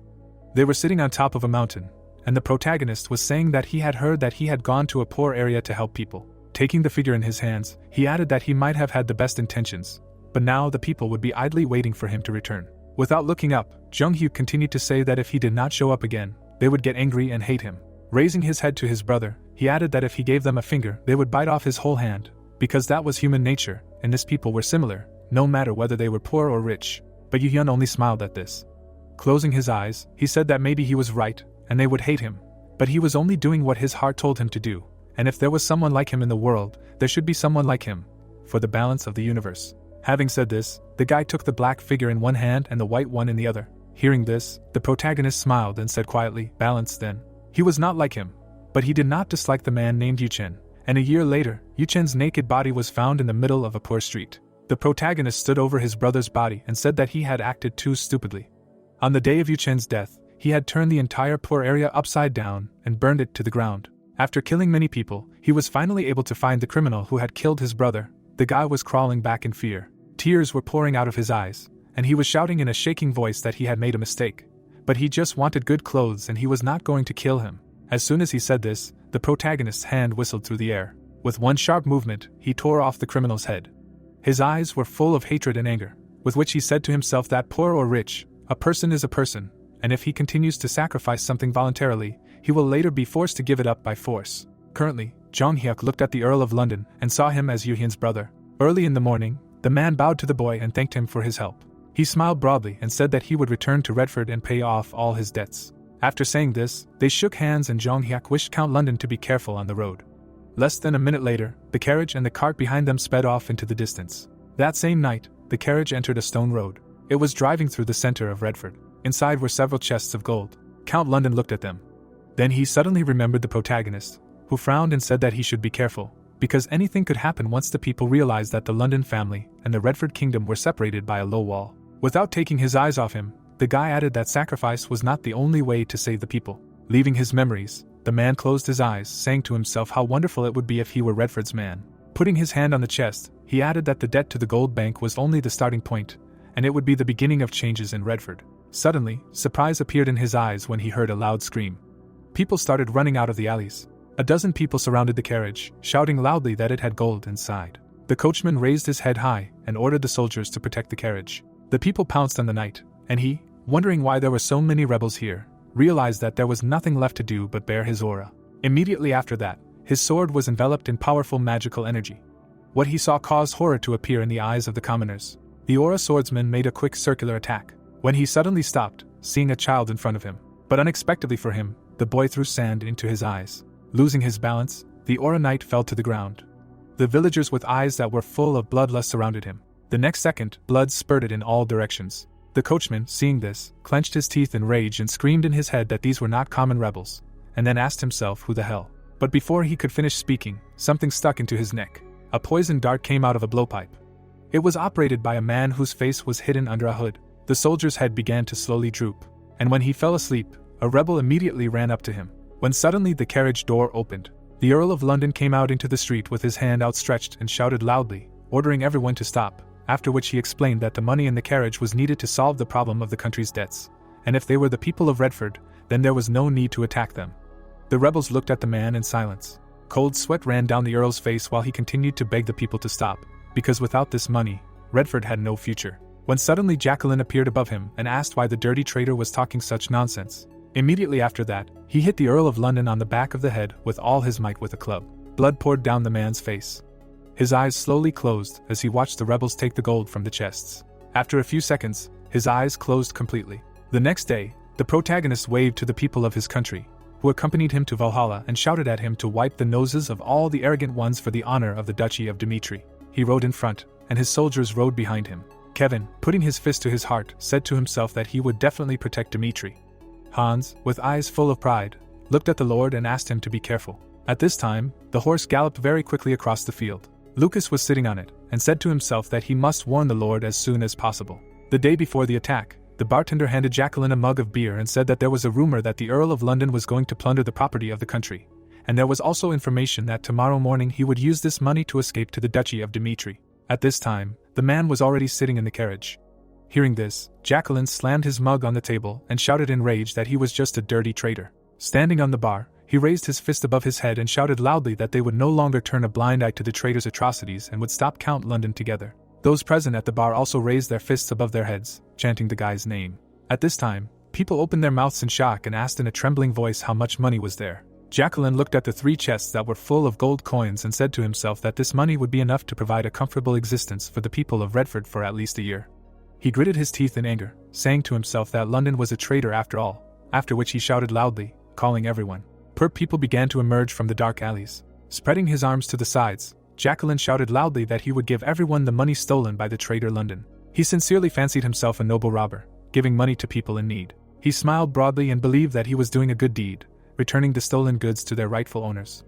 At this time, in the courtroom, a man raised his hand to his chin and said that the gold bank had already made enough concessions to Redford. An employee of the gold bank, a bailiff, raised his hand and added that they were not paying not only the principal, but also the interest. The guy who was sitting opposite him spread his hands and apologized in a shaking voice, adding that the Earl of London was not one to break his promises. With an excited frown, he added that something must have happened to him on the way here. Suddenly, the veins on the guest's face stood out with anger, and he shouted in rage at the guy to leave these stories to someone else, because he had taken on the responsibility of representing Redford, and now he was delaying payment until the last moment. Looking at the empty seat where Count London should have been sitting, he added that they had agreed to meet, but he had not even deigned to show up. Suddenly, the Golden Bank employee smiled widely and said that he surrendered to him. Count London abandoned Redford and found a way to get out of this dry. Hearing this, the guy leaned towards him and shouted loudly that this was not so. Suddenly, loud footsteps were heard behind the closed doors. The soldier who was standing at the door opened his mouth in shock at what he saw. The heir to the duchy, Dmitry Zonghyuk, entered. The Golden Bank employee turned around in surprise, and the guy opposite him raised his eyebrows in surprise. Smiling widely, the protagonist said that he was a little late, but it was time to get to the point. When he raised his finger to the cup of tea, he was asked what he was doing here. Closing his eyes, the guy replied that an accident had happened to Count London, so he came as his representative, so all questions could be asked to him. Hearing this, the Golden Bank employee narrowed his eyes and asked if he really knew the whole situation since he was his representative. He folded his arms and quickly explained that the Golden Bank had listed the Redford Kingdom as a malicious defaulter, and they would not compromise on any methods or means to pay off this debt, because time is money for them. After saying this, he imagined the ground with swords stuck into it. After listening to the Golden Bank employee, Jong Hyuk smiled maliciously and said that there was no need to beat around the bush, but to get straight to the point. Then the man took out a watch from his pocket and said that they should receive interest due to the delay. Turning the watch face towards the protagonist, he said that they were obliged to pay 10% of the debt. That is, if they now paid off 110,000 gold, they would forget about all the troubles with the Redford Kingdom. As soon as the guy working for Count London heard this, his eyes filled with horror and he shouted loudly, asking what 110,000 gold pieces meant, adding that Count London had gotten into trouble on his way here. At this time, Jong Hyuk put his cup down on the saucer and asked if the only way to solve the problem was to pay off 110,000 gold pieces, to which he replied that it was not their job to investigate the circumstances of defaulters, since the only thing that mattered was the day the debt was due, so they had to collect the interest. After saying this, he imagined the papers flying in the wind, each with a different number written on them. The protagonist glanced at the gold bank employee out of the corner of his eye and said that in that case, he wanted to ask him a question. Frowning, he asked if they wanted money or the collapse of the country under the pretext of money. The guy working for Count London opened his mouth in shock upon hearing this. The golden bank employee, upon receiving this question, gritted his teeth in anger and asked in response what he had just said. Then, hatred and malice appeared in Jung Hyuk's eyes, with which he replied that he did not understand the golden bank's intentions, because no creditor in the world would demand a debt under the threat of starting a war. At that very moment, the man jumped to his feet and shouted at the top of his lungs that the golden bank was different from ordinary creditors, and the bank's relationship with customers was built on trust. In his head, he imagined a burning castle and added that everyone was so eager to pay off the debt to the golden bank because it clearly showed what it could lead to. The protagonist did not take his eyes off his interlocutor, saying that he still could not understand the following. Imagining a chest full of gold, he added that King Redford's idleness had driven the country into debt that was difficult to pay off, but the golden bank had issued a new loan anyway. Crossing his legs, he asked what kind of relationship with clients built on trust he was talking about, and whether he did not think that something did not add up. The golden bank employee looked at Count Dimitri with hatred in his eyes and shouted, asking if he really wanted to say that they lent Redford money in the hopes of his downfall. At the same second, he slammed his hand on the table with all his might and declared that he was not going to tolerate such statements, so the negotiations were cancelled. After these words, the man quickly began to leave. Suddenly, Jung Hyuk looked at him with a mocking smile on his face and asked him to listen to the end, because he would pay off the debt. A few minutes later, the contract was signed, and the employee of the Golden Bank said that the debt issues were resolved, but the Dimitri family made a big mistake today. As he left, he said that he couldn't wait for their future meeting. When he left, the guy who worked for Count London looked at their savior with tears in his eyes and said that they were very grateful to him, because thanks to them, Redford avoided a big crisis. The protagonist brought the cup to his mouth and explained that he did not need their gratitude, because he helped them for a reason, but now was the time to visit Count London. The man with the bandaged head slowly opened his eyes. Seeing the protagonist, he jumped up and shouted loudly about the gold in the carriage. Then Jung Hyuk told how Lucas ran to him at full speed to tell him what had happened. They immediately arrived in Redford, where they found the Count with a broken head, but the gang that attacked him had already distributed all the gold to the people. After hearing this, horror appeared in the eyes of Count London, and he said to himself that now Redford was really finished. When suddenly he looked up in shock at the protagonist, who said that he had solved the problem with the gold bank. After these words, they talked for a few more minutes, looking at each other. Having learned everything, Count London lowered his head and with tears in his eyes said that Redford was indebted to the Dimitris. But unexpectedly for him, Jung Hyuk, without taking his eyes off the man, said that he was very much mistaken, because now was not the time to shower him with gratitude. Hearing this, Count London frowned in excitement. Coming to his senses, he closed his open mouth. There was discontent in the eyes of the protagonist, with which he said that Redford's ignorance pushed him to the worst outcome. Then the man remembered how he had been attacked from behind and said to himself that he was right, because perhaps the one who had provoked all the troubles was the ignorant Redford. Closing his eyes, from which tears were still flowing, he added, and he with his high-flown ideas. Suddenly the guy began to leave, saying that from now on they would solve the problems using his methods. Count London looked at the back of the departing savior. Jung Hyuk suddenly stopped and said that he had warned him. Without turning around, he added that the people would be capable of anything if inappropriate forgiveness erased the fear from their hearts. But he trusted the people. Having said this, he remembered his brother, whom he saw in Count London, and added that his choice had been recklessly bold, as a result of which he had broken the promise he had made to him and was unable to solve the problem, even with 100,000 gold coins in his hands. The man listened to the guy with his mouth open in surprise. The protagonist at this time imagined a battlefield that was littered with dead soldiers and said that if it were not for him, the kingdom of Redford would have been drawn into a whirlpool of wars. After listening to the criticism, the man lowered his shaking head and asked for forgiveness, after which he said that he understood perfectly well that there was no excuse for him. Hearing this, the guy turned around. Count London was tightly clutching the blanket in his hand, adding that he thought that Count Dimitri did not turn away from Redford and took on the debt because he expected something from him. Raising his head, he asked what he could do for him. Receiving such a question, the protagonist smiled slyly and replied that the agreement between Dimitri and Redford was still valid. He looked at the man, adding that he would not set a deadline for repaying the debt of 210,000 gold, but in the future he would demand twice as much from him. Descending from his place, he finished that he was going to reveal to the people the truth about what he had done for them. Remembering how he looked at his brother, he said to himself that maybe this is what he wanted to do for him. Yoo-hyun always had a warm smile on his face. Leaving his memories, Jung Hyuk walked up to the Count's bed and said that he would tell everyone that he was a patriot, not a traitor. When suddenly, he extended his hand and firmly said that this was why he should rebel and seize the throne of Redford. These words caused fear and confusion to appear in the eyes of Count London. At this time, in the Redford Tavern, the people present raised their mugs full of beer. Jacqueline glanced to the side out of the corner of his eye and asked where the tavern owner had gone. The guy sitting next to him spread his hand to the side and shouted, asking what difference it made, since he said that they could drink everything they had, so they should enjoy the moment. Their comrade, his face red from alcohol, stepped forward and asked Jacqueline if he saw those guards die one by one. He remembered the night they had brutally killed and shouted that if they had joined forces, even the Aura swordsmen would have been useless to them, and in fact, they were nothing, because even if the palace sent soldiers after them, they would fight them off together side by side. Hearing this, the people present raised their fists above their heads. Suddenly, the door inside swung open. Chris held his hands behind his back and ordered the soldiers to find Jacqueline and bring him to him. Jacqueline raised his eyebrows in surprise and asked what the hell, had they really come for his soul? His men immediately grabbed their swords. One of the commoners, shouting loudly that they dare not touch Redford's hero, rushed at Chris. The protagonist soldier looked up with an indifferent gaze at the blade flying towards him. At that very second, blood spurted in all directions. The boy's severed head fell at the girl's feet.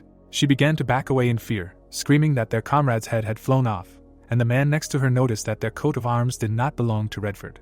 And while the drunkard was wondering who they were, Chris put his sword back in its sheath and declared that from now on he would execute anyone who stood in his way. After these words, he opened his eyes. Jacqueline stood before him. Before he could say his name, Jong Hyuk's soldier pinned him face down to the floor. Chris grabbed the rebel by the hair and dragged him along. The people quickly learned that Jacqueline had been dragged to the square, and they became furious. They grabbed sickles, rakes, shovels in their hands and shouted loudly that Jacqueline was a hero who had saved them when even the king had turned his back on them, and this time they must save the hero. They all rushed to the square. The protagonist met the angry crowd and said to himself that this was the perfect stage, which was finally ready. His face expressed the coldness with which he addressed the people of Redford. Jacqueline was kneeling next to him, and the guy, introducing himself, said that he would punish this criminal. With his head held high, he continued to say that Jacqueline's guilt was that he persuaded ordinary people to rob the carriage of the Earl of London with gold. Hearing this, the people, whose eyes were full of rage and hatred, began to shout that the Earl of London was a traitor who sold out the country, and they themselves heard and saw that he had conspired with the Dimitri family, and the gold hidden in the carriage belonged to Redford, after which they asked if he really thought that they did not know that he stole them, planning to escape to Dimitri, adding that he was a stranger here. And it was not for him to decide who to punish, so he should let Jacqueline go right now. The protagonist silently listened to the crowd, holding his hands behind his back. He glared at them all and suddenly asked if they had any reason to say so. Suddenly, Jacqueline lowered his head and said loudly that it was not about 10,000 gold coins, he was trying to steal 100, and if such a huge amount was not needed for an escape, then for what purpose? Hearing this, Jung Hyuk glanced at the rebel out of the corner of his eye and asked if he understood correctly that this decision was based on guesswork, to which he replied that there was no need to distort the essence. Furiously knitting his eyebrows, he shouted loudly that this was a fact, and everyone in Redford knew what a scoundrel Count London was. At that very second, a paper fell at his feet, and the protagonist ordered him to read everything. Horror appeared in Jacqueline's eyes from what he saw. He held the document in his hands, reading that the Golden Bank confirmed with this document that the protagonist from the Dmitriev family repaid the 110,000 gold coins that he had borrowed instead of the Redford Kingdom. When the boy finished, Jung Hyuk presented 3 chests full of gold, and said that these 100,000 gold coins were intended to pay off the kingdom's debts, and Count London, having received an ultimatum from the Golden Bank, came to him from afar to lend the money, but their foolish act increased the debt by 10,000 in interest and an additional 100,000 on top. When he said this, Jacqueline remembered how he spread his arms out to the sides and shouted that he would give all this money to the poor. The protagonist, with an angry frown, looked at the rebel, saying that this was the truth that they chose to ignore. Hearing this, Jacqueline lowered his head and shouted loudly that this document was a fake, because Count London was a scoundrel who turned a blind eye to the difficulties in the country. After imagining mountains of gold, he added that while everyone was suffering from hunger, Count London was accumulating wealth through fierce wars between merchant guilds. After imagining a luxurious palace, he continued shouting that the Count enjoyed luxury that they could not even dream of. Hearing this, the protagonist raised one eyebrow and said that he wanted to see the evidence presented, but his words could not prove that Count London was a traitor. After these words, shock and horror appeared in Jacqueline's eyes. After a short pause, Jong Hyuk turned his gaze to the crowd and said that Baron Dread, who was in conflict with Count London, spread evil rumors about him, and they believed them and took them at face value. But this Baron Dread was a traitor because his guild was engaged in human trafficking and sold slaves to the Kronos Empire. After imagining the Baron with a mocking smile on his face, he added that this was why Count London risked his life to deal with him. The crowd looked at the protagonist with frightened eyes, who asked them why they even thought that. Were they really blaming him just because he hadn't starved like them and hadn't sacrificed himself? Suddenly, the guy waved his hand and firmly said that if at least one of them presented irrefutable evidence of the Count's betrayal, he would immediately release Jacqueline. The rebel looked at Jong-hyuk with his mouth open in surprise. The protagonist's eyes showed discontent, and he asked if Count London was really a traitor, as they called him. After these words, people began to whisper among themselves, asking each other if he was telling the truth, because if you think about it, one of their friends went to Baron Dread's estate in search of work and disappeared, and then it was decided that he simply went to the capital with the merchant guild. Hearing this, the protagonist frowned and said that he asked Count London why he tolerated slander instead of telling the truth. He then recalled how he talked to him during his visit and said that he knew that in an era of hatred, if the king who ruled the country was the target of censure, it would not be limited to a riot like today, but would turn into a rebellion that would engulf the entire country. After saying this, Jong-hyuk presented a map of where a fire had broken out in Redford's territory. Leaving his imagination, he looked at Jacqueline and asked if it was true that this rebellion was solely his idea. Hearing this, the boy looked at Count Dimitri with shocked eyes and asked what he meant by this. Then the protagonist, imagining Count London riding in a carriage, explained that the fact that the carriage contained gold intended to pay off the debt was a secret that only those close to him knew. The boy's eyes showed hatred and he asked menacingly who had given him this information and if there was anyone in the crowd who had told him about it. The guys in the crowd began to look at each other, remembering the owner of the tavern. Realizing this, Jacqueline's eyebrows were drawn together in shock and he said to himself that if he thought about it, he hadn't been seen since yesterday. He remembered how they had brutally killed the soldiers of the Earl of London, while the protagonist asked them if they didn't find it strange that they were able to defeat the Aura swordsmen who were guarding the carriage. Looking down, he added that they had a chance to see the truth, but they ignored it. After saying this, he imagined Jacqueline slowly walking into the swamp and added that they had succumbed to the influence of the imperial instigators and entered the river from which there was no way back. Then he imagined the soldiers lying in their own blood and finished by saying that because of this, the blood of Earl London, who worked for the good of the country, was shed, and innocent soldiers lost their lives. Continuing to look at Jacqueline out of the corner of his eye, Jong-hyuk suddenly asked him if he really thought of himself as a hero and Redford's savior. After these words, the rebel's expression completely changed, expressing fear. The man from the crowd suddenly dropped his weapon from his hand. Sickles and rakes fell to the ground with a crash. At this time, Jacqueline did not dare to raise his head, asking himself if all this was really a provocation. What the hell did he do? He suddenly remembered how a guy who worked for Earl London came to their bar, and that day he said that he had a hard time, because he worked under the traitor Earl London. Holding his hand to his face, he added that they probably also delayed their salaries and did not pay them in full. But the guy suddenly said that the Count was not such a bad person as they said. These words brought surprise to Jacqueline's eyes. His interlocutor smiled in confusion and added that he could not tell the truth, but there was no need to hate him too much. Hearing this, Jacqueline exhaled heavily and asked himself if London was really that bad, adding that apparently his brain had been completely washed. Leaving his memories, he clenched his teeth and said to himself that he had made an irreparable mistake, after which he quietly asked for forgiveness. Hearing this, the protagonist turned his gaze to the rebel. Jacqueline sat with his head down and asked what he should do now. All the residents gathered in the square. Suddenly, Jacqueline grabbed the protagonist's cloak with shaking hands and screamed loudly, begging him to tell him what to do now, because he did not understand anything. Jong-hyuk looked down at the boy who kept shouting that even if he knew the truth, it was too hard to admit. Without taking his eyes off him, the protagonist suddenly said that by taking the stolen gold and giving it to the people, he had proven why he took up arms. But what he had done could not be undone, and even if he tearfully begged for forgiveness, it would not bring back those who had died because of his mistake. Cold sweat ran down the rebel's face. Count Dimitri grabbed the hilt of his sword and said that so that such a thing would not happen again, he had to make him take responsibility for it. Having said this, he brought the blade to the rebel's head. Without turning to the crowd, he asked them to hear him and remember today, adding that Jacqueline was not Redford's hero, but he would forever remain a benefactor who had accepted death for their crime. The people, with their brows knitted in fear, looked at the execution that was about to take place. The shiny stone in the boy's sword sparkled brightly in the sun's rays. The protagonist raised the sword to the sky and firmly told them to remember that if they made the same mistake again in the future, then no one would take the blame for them. Jacqueline smiled through his fear. The next second, Jong-hyuk cut off his head from his shoulders. At the same time, Count London was riding down the street with his soldiers on horseback. He lowered his head and said to himself that the anger of the civilians had reached the boiling point, and if the main problem was not solved, the unrest would happen again. He imagined many hands reaching for the crown and added that ultimately, for the sake of the future of the Redford kingdom, someone had to overthrow the king, but he did not think that it would be him. Thinking about this, the man bit his lower lip. After a short pause, Count London turned to the captain, who, proudly raising his head, said that he was listening to him. Turning to the boy, the man firmly ordered that if the royal guard attacked them, they should cut off their captain's head without hesitation, in order to strike his subordinates at once, because in this battle, Redford's blood would be spilled. Having said this, Count London introduced the king, from whom blood was spraying in all directions. Turning away from the boy, he added that they should remember that if they could not get the throne, Redford would have no choice but to take the path of death. After some time, they reached the royal castle. The gate door suddenly opened. Count London's eyes widened at what he saw. Redford's royal guard came out to him. Having calmed down, the man frowned and said to himself that they would still have to clash with the royal guard. The captain, who had a large scar on his forehead, firmly said that Redford's royal guard protects the royal family. He was the only one who came forward and added that they knew that to object to the king was a crime against authority.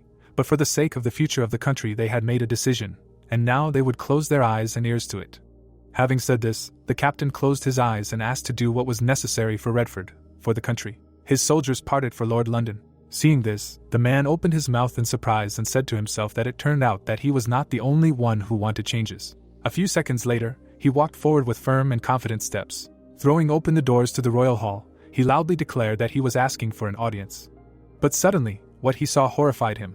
Redford's king was lying on the floor next to the throne. Next to his hand lay a note. Count London immediately rushed to the dead king. With tears in his eyes, he lifted his body.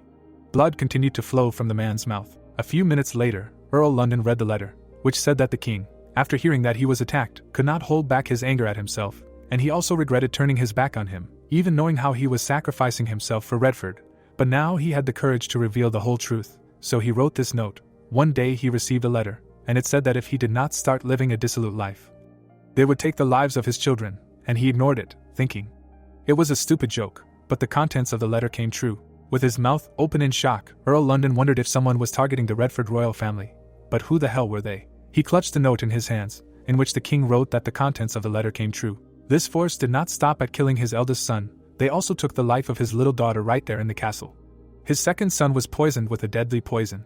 In exchange for his dissolute life, the king received an antidote from them every time, which he discreetly gave to his middle son, and therefore he managed to survive. During drinking and partying with girls, tears flowed from his eyes, because he understood that he was not a king, but a father who cared only for the safety of his children. Therefore he became a lousy ruler, because of his selfishness even more of Redford's people died, and by his death he will free the throne, and he will not have to stain his hands with blood. Therefore he asks to take care of the country that he destroyed.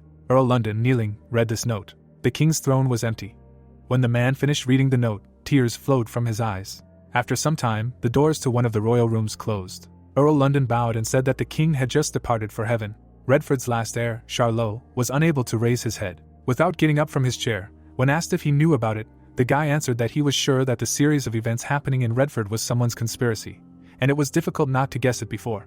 Hearing this, the man raised his hand and shouted loudly, asking why he did not tell if he knew everything, to which he replied that it would not have changed anything. Charlot smiled heavily and added that it was embarrassing to admit, but he also wanted to live, despite the poison. Count London looked at the guy with pity in his eyes, asking if he wanted him to inherit Redford. The smile did not leave the face of the king's last son. Without turning his head, he answered that in order for Redford to survive, it was not enough to simply vacate the throne. Imagining a sprout growing from the ground that was soaked in blood, he added that in order to completely change power, it was necessary to get rid of the royal descendants, who would become the seed of discord. Unable to move, Charlot continued to say that knowing how much the man had sacrificed for Redford, he was ready to become his reason. On the table in front of him was food and a small vial of antidote, and Count London asked if there was no other way. In front of the empty throne lay a crown, and the boy answered that his father had made the decision first, and thanks to him, he too was able to muster up courage. The man clenched his fist until he shook, saying that if it were not for the troubled times, he would certainly have become a good king. Gathering all his strength, Charlot turned to his interlocutor with a smile on his face and thanked him for these words, adding that he wanted to ask him for something in the end. At this picture, Count London opened his mouth in fear. Blood flowed from the prince's mouth, and he, lowering his head, asked to make sure that his father's death was not in vain, and asked to raise Redford from her knees. After these words, the boy died.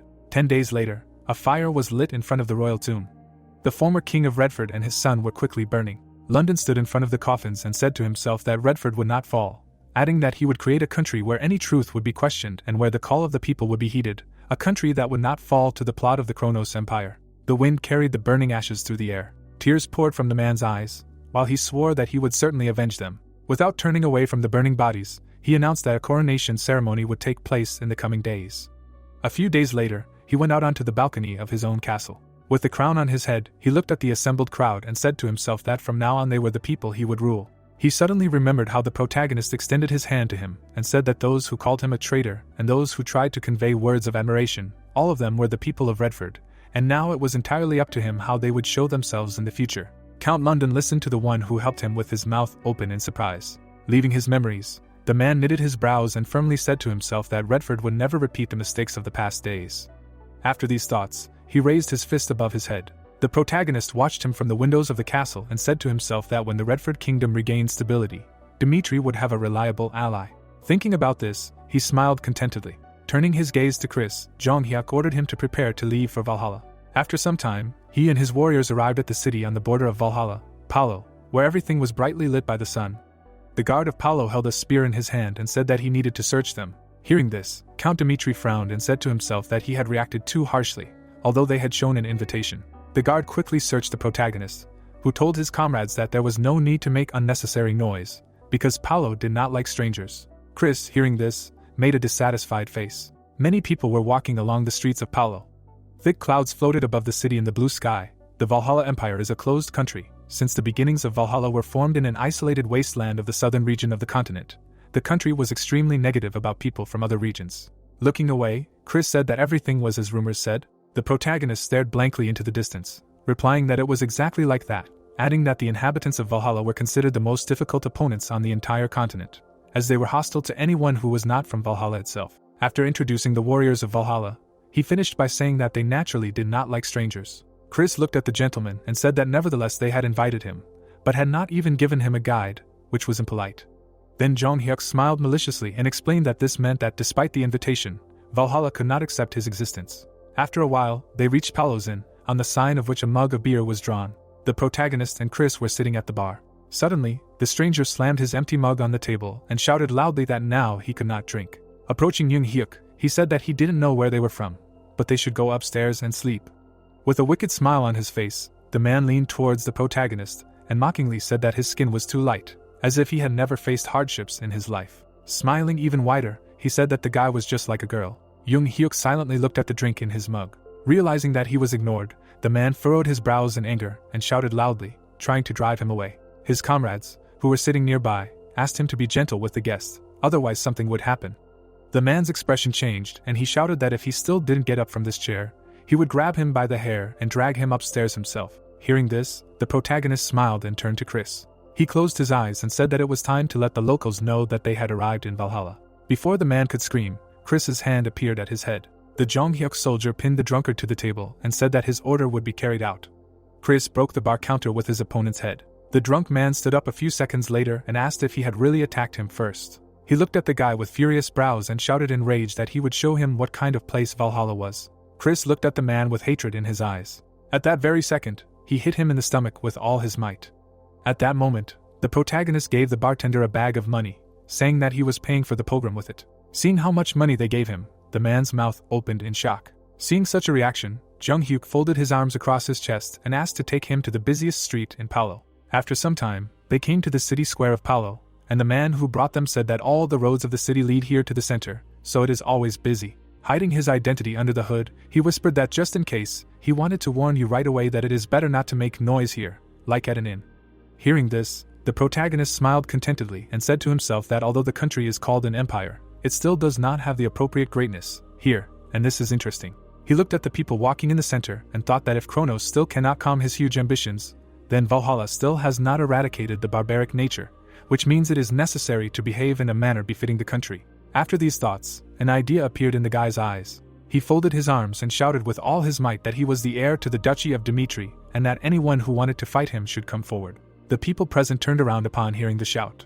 The bartender who had led the guests to the center quickly ran away. The people looked at the stranger with surprise in their eyes and wondered where he had come from and whether he had really lost his mind. Suddenly, one of them stamped his foot on the ground and shouted loudly, asking if he dared to make a fuss in Valhalla. The giant held a weapon in one hand and shouted that he would fight him.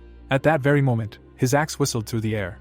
Jong Hyuk ducked at the very last moment. Thanks to this, he easily dodged the attack. A second later, he looked at his opponent with hatred and contempt in his eyes. At that very moment, his face appeared in front of the enemies. Without thinking twice, Jung Hyuk gave the guy a powerful slap in the face, his action showing disdain for the warrior. The opponent staggered back. Coming to his senses, rage overwhelmed him, and he screamed loudly. At the same second, he missed another slap in the face. The main character hit him with his palm in the face over and over again. The warrior of Valhalla missed blow after blow. And less than a minute later, he grabbed the opponent and said in a shaking voice that he surrendered. The spectators, hearing this, began to point at him and loudly shout that he would rather die and not disgrace Valhalla. The next person who wanted to come out after him, who immediately missed a slap in the face. Blood spurted from his mouth, and the guy realized that this was not a human hand. Jung-hyuk began to beat him, as he had beaten the previous opponent. The warrior of Valhalla realized that if he backed down, he would become a laughingstock, but there was no other way out, so he pretended to lose consciousness, and fell to the ground. The protagonist silently looked at his opponent, when suddenly he kicked him hard in the chest. Smiling madly, Count Dmitri ordered him to get up, because he had not yet passed out.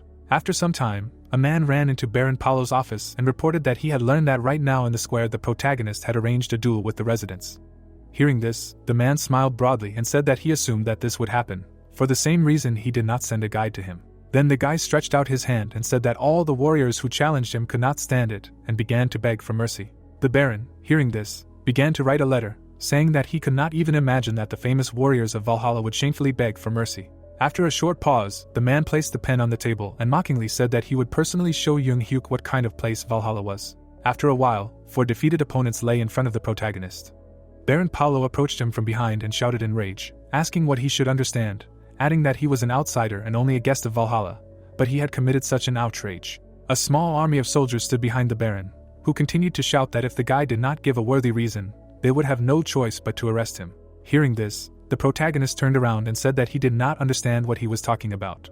Imagining 2 warriors fighting each other, he added that Valhalla proclaims the cult of strength, after which he asked if he did not expect him to testify to his strength. Hearing this, Baron Paolo gritted his teeth and replied that even if it was so, they could not turn a blind eye to what had happened, while saying to himself that he never thought that he was more warlike than the people from Valhalla.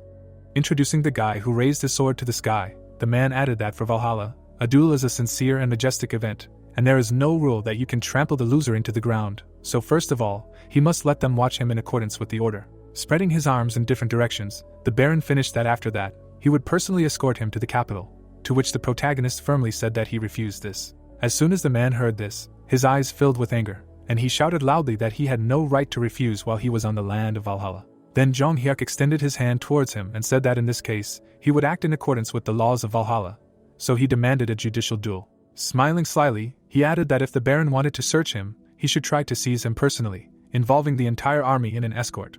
Hearing this, the man waved his hand and loudly ordered the soldiers to arrest Count Dmitri, simultaneously asking himself if he really thought of provoking him. Suddenly, a fur appeared from under the soldiers' armor. The warriors threw away their helmets. In a few seconds, they turned into enraged beasts. From what he saw, surprise appeared in the eyes of the protagonist, and he asked himself if this was really a savage. 4 monsters appeared before him, surrounded by an incredibly strong aura. They were savages, a small tribe discovered on the outskirts of the southern region, and even by the standards of Valhalla they had the highest fighting ability. They were fed with animal milk and underwent the ritual of adopting a beast's appearance. These people drenched themselves in the blood of the animals they killed and became true savages, after which they formed an elite squad of the reborn Valhalla. At this time, Baron Paolo put his hands behind his back and said that the protagonist had better not look down on Valhalla. Furrowing his brows in anger, he suddenly shouted loudly, ordering everyone to attack at once. One of the savages rushed to attack at that very second. But before his claws could reach their target, Jung-hyuk quickly struck him in the jaw.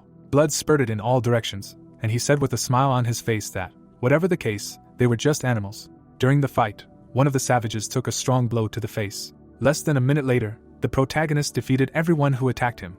He stood with one foot on the savage's head and said that if they said they surrendered, he would let them live. Suddenly, he looked at the beast with a wide smile on his face and mockingly asked if they could not speak. Then one of the savages slowly opened his mouth. He was shaking with fear, and with a trembling voice he asked for mercy, because he was wrong. Hearing this, Jung-hyuk smiled even wider and asked if he really knew the human language. At this time, Baron Paolo's eyes were shocked by what he saw, and he asked himself if Count Dmitri had really defeated the savages so easily, with whom even the swordsman of the aura had a hard time dealing, adding that it seemed to him that he had underestimated him too much. After a short pause, descending from his place, he admitted his defeat and said that, as promised, he would send a man who would guide him to the capital. Hearing this, the guy smiled contentedly. After a while, Lucas' report was lying on the table, from which it could be understood that Valhalla was a country of double standards, and although they were satisfied with the current empire, at the same time, like Kronos, they were obsessed with the desire to unite. Having said this, the guy imagined someone holding a king chess piece.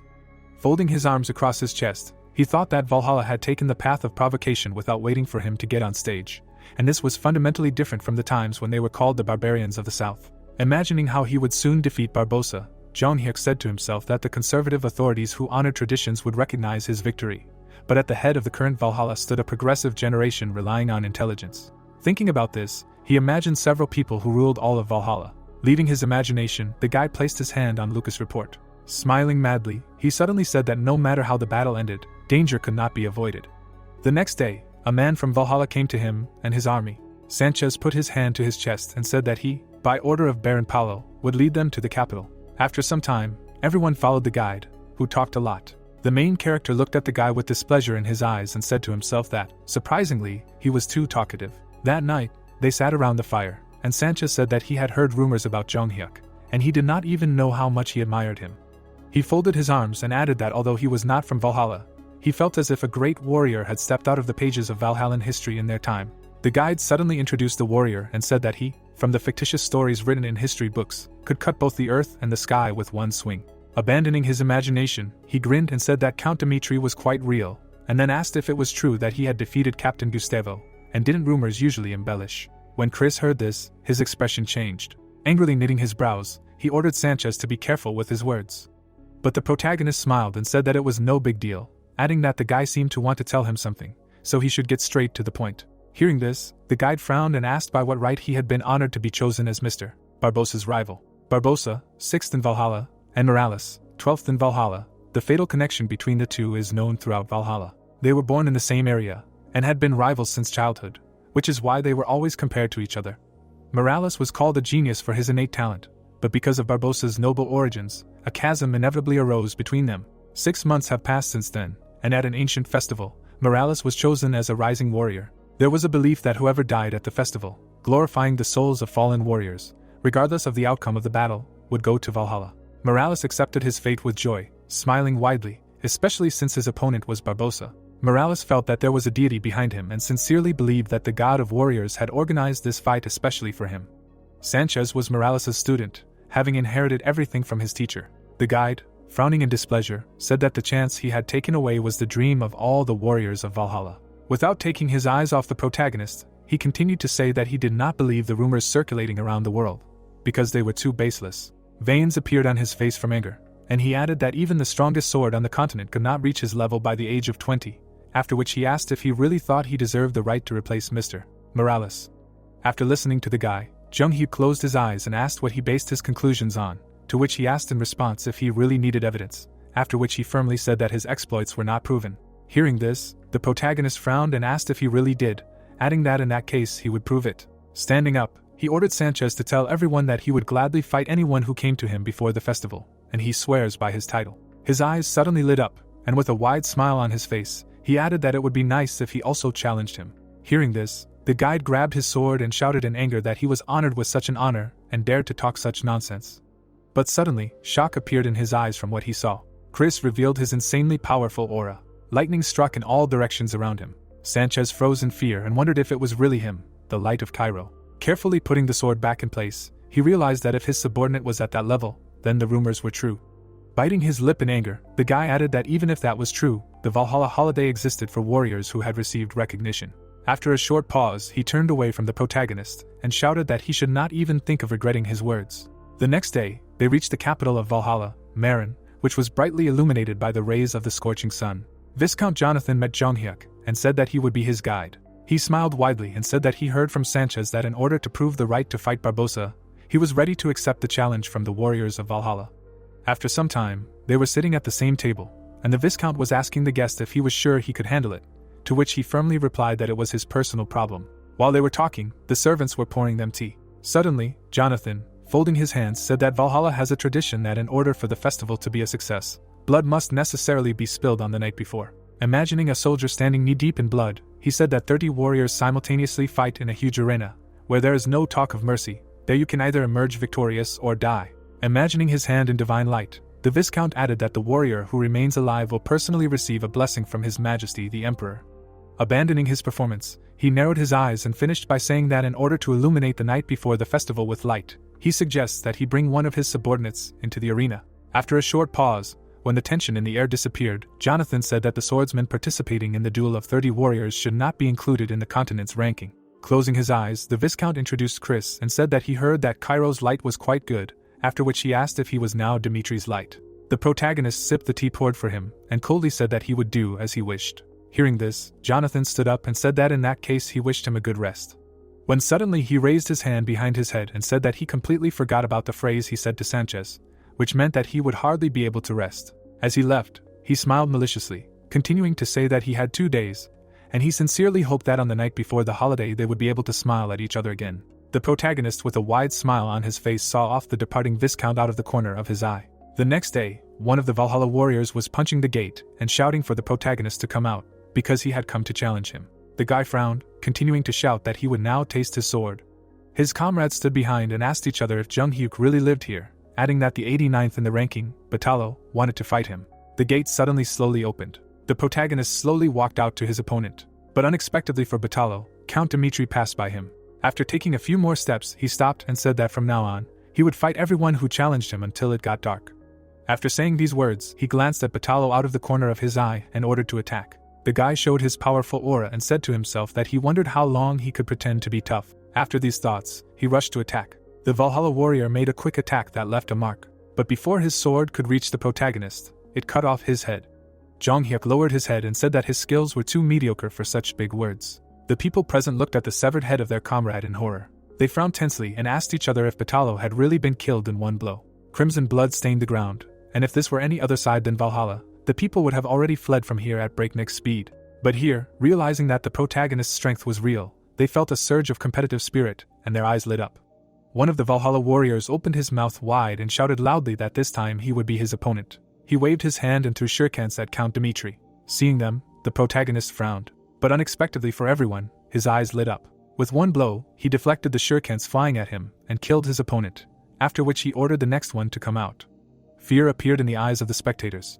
Less than a minute later, another warrior of Valhalla rushed into battle. But even while he was running at the main character, he missed several blows that were barely noticeable to the eye. Blood spurted in all directions, and Jung Hyuk, raising his sword, ordered the next one to come out. His next opponent was killed with a quick blow. Then the main character cut the warrior of Valhalla into 2 parts. He killed his opponents one after another. This continued until the ground was strewn with corpses. Then Jung Hyuk raised his empty gaze to those who were still alive and said that it was still a long time until sunset. Did no one else want to challenge him? The people who were spectators began to back away. Seeing this, the guy turned around and said that there was still a day left before the festival, so if there was another brave man, let him knock on his door. After these words, Count Dimitri left. Evening came, and the sun began to set behind the horizon. A man with a hood on his head walked through the center and heard people talking about how it was all over. A whole crowd had gathered in front of the gates since early morning, but everyone who challenged the main character said goodbye to life, and so now they do not believe at all that he is so strong, and it is not even known where all the rankers of Valhalla have gone. Sanchez, hearing this, widened his eyes in shock when he heard that the first one to lose his head was Batalo, one of the rankers. The warrior of Valhalla suddenly raised his head and said that he wanted the top rankers to challenge the protagonist, since he could not be allowed to stand on the stage of the festival. Sanchez slightly lowered his head when he heard someone suggest that Mr. Morales should intervene, since he was the one who was originally Barbosa's rival. Having heard enough, Sanchez turned around abruptly. He began to leave with firm and hurried steps, while people continued to say that no matter how capable Jung Hyuk was, he would never be able to defeat Mr. Morales. That same night, a bright light came from the fire. Morales was sitting on a tree trunk nearby. He ran a rag over his sword and asked his student if he knew why he wanted to fight Barbosa. Sanchez looked at his teacher and asked in return if it was not because of the fatal connection in the past. Morales, the 12th in the ranking of Valhalla, exhaled heavily and answered that this too, but there was another main reason. Looking up at his student, he explained that Barbosa, one of the 12 swords of the continent, so praised by Valhalla, did not know what a warrior's honor was. He remembered how blood spurted from his mouth. All this time, someone was watching him from around the corner. In the observer's hand was a bottle of poison. Morales lost the fight to Barbosa due to the effects of the poison. Barbosa smiled madly, looking at his defeated comrade. Leaving his memories, the man furiously drew his eyebrows together and said that he despised the upper classes, who knew neither honor nor a good name, and their trumpeter Barbosa. Remembering his grueling training, he said that this was why he wanted to fight him, because he diligently honed his fencing, wanting only one thing, to defeat him. Suddenly, the image of the main character popped into his head, and Morales screamed in rage that he had appeared out of nowhere and taken his place. Resting his hands on his legs, he asked Sanchez to call the people of Valhalla. Proudly straightening his back, the man said that he must prove to everyone that a place in the arena of the festival rightfully belongs to him. It was at this moment that the monster of Valhalla, the 12th furious warrior in the ranking, finally raised his mighty body. The next day, the people of Valhalla shouted with wide smiles for Lord Morales to protect the good name of their empire. Morales, with his sword slung over his shoulder, walked forward fearlessly, and his comrades shouted that some protagonist would not be able to take his place in the festival. Jong Hyuk met his opponent, who said that he only wanted to ask him one thing. He remembered the hanged counts, one of whom was Count Denver, and said that the Valhalla Empire called him here to pay for his death. So why did he accept this offer, knowing the true motive? The protagonist looked at the powerful warrior without a drop of fear in his eyes and asked in response what this even meant, an invitation out of revenge. The warriors of Valhalla, hearing this, looked at each other. Count Dimitri suddenly smiled and added that the Valhalla Empire would not be able to kill him. Hearing this, Morales smiled and asked if this meant that he could defeat Barbosa, to which he replied that otherwise he had no reason to accept the invitation. Receiving this answer, the man, putting his hand to his face, laughed and shouted that this was the answer of a proud man. At the same moment, he showed his powerful aura and added that he was madly in love with warriors like him who knew what pride was. But he came here to show him his place. Hearing this, the protagonist smiled madly and, showing his strength in response, replied that this was a rather curious statement. Before the fight began, the protagonist, looking at his opponent, said that so far among those who competed with him, there was no one who admitted the thought of losing. Taking his sword out of its sheath, he asked if Morales really thought that he was any different from them. Smiling widely, the man replied that he wanted to check which of the two was more suitable for the festive arena. Immediately after these words, his aura became several times stronger. In the same second, he rushed to attack. Morales made a quick strike with his sword, but his opponent dodged. With surprise in his eyes, he looked away, shouting where he was going. Then he made another attack, which the protagonist blocked. Without any emotion on his face, Count Dimitri held back his opponent's sword. Morales pressed on his weapon and said to himself that he blocked his strike, and this is amazing, because he has reached such heights in his 20s. After a short pause, he raised his leg and shouted that he wants to see how he will try to block it. A second later, the man stomped on the ground with all his might, splitting the pavement. Jung Hyuk flew into the air and asked himself if his opponent was really going to use the landscape, adding that he is not only huge, but also knows how to use his head. Suddenly, a blow whistled through the air, leaving a magical trace behind it, and Morales screamed in rage that now he could no longer escape. But at that moment, a small piece of stone appeared under the protagonist's foot. Without thinking twice, he touched it with his foot and used the Qigong technique. The guy began to jump away from the stones at great speed, which did not have time to fall to the ground. The man looked at this with surprise in his eyes and asked himself if he was really moving by stepping on the stones. But how was this even possible? And while he was asking himself about this, Count Dimitri rushed towards him. At high speed, he carried out a powerful attack, which the enemy barely managed to block. Without stopping, the guy continued to attack, when suddenly he raised his leg. The protagonist kicked Morales in the face with all his might. From such a blow, the man flew into a nearby building. The spectators opened their mouths in shock at what they saw. Jung Hyuk carefully lowered his leg. His eyes suddenly showed surprise when he heard a faint laugh that suddenly burst out across the entire street. Two eyes lit up in the darkness, and Morales shouted loudly that it was fun, because from now on he would no longer think about the consequences. The bear's huge paw caught on the broken wall, and the man shouted that he would fight with all his might to defeat him. The protagonist was presented with the stage of true fusion with the savage. The bear's paw was completely enveloped in mana. The guy frowned at what he saw and said to himself that his claws were enveloped in aura. When Morales suddenly made a quick attack, shouting that it was time to put an end to it. Dodging and blocking several subsequent attacks, Jung Hyuk said to himself that he did not just change his appearance. His speed increased several times, but none of this mattered. His eyes suddenly lit up with purple fire. Then he blocked the bear's attack. Immediately after that, Count Dimitri made a quick strike using the first style of the intermediate level.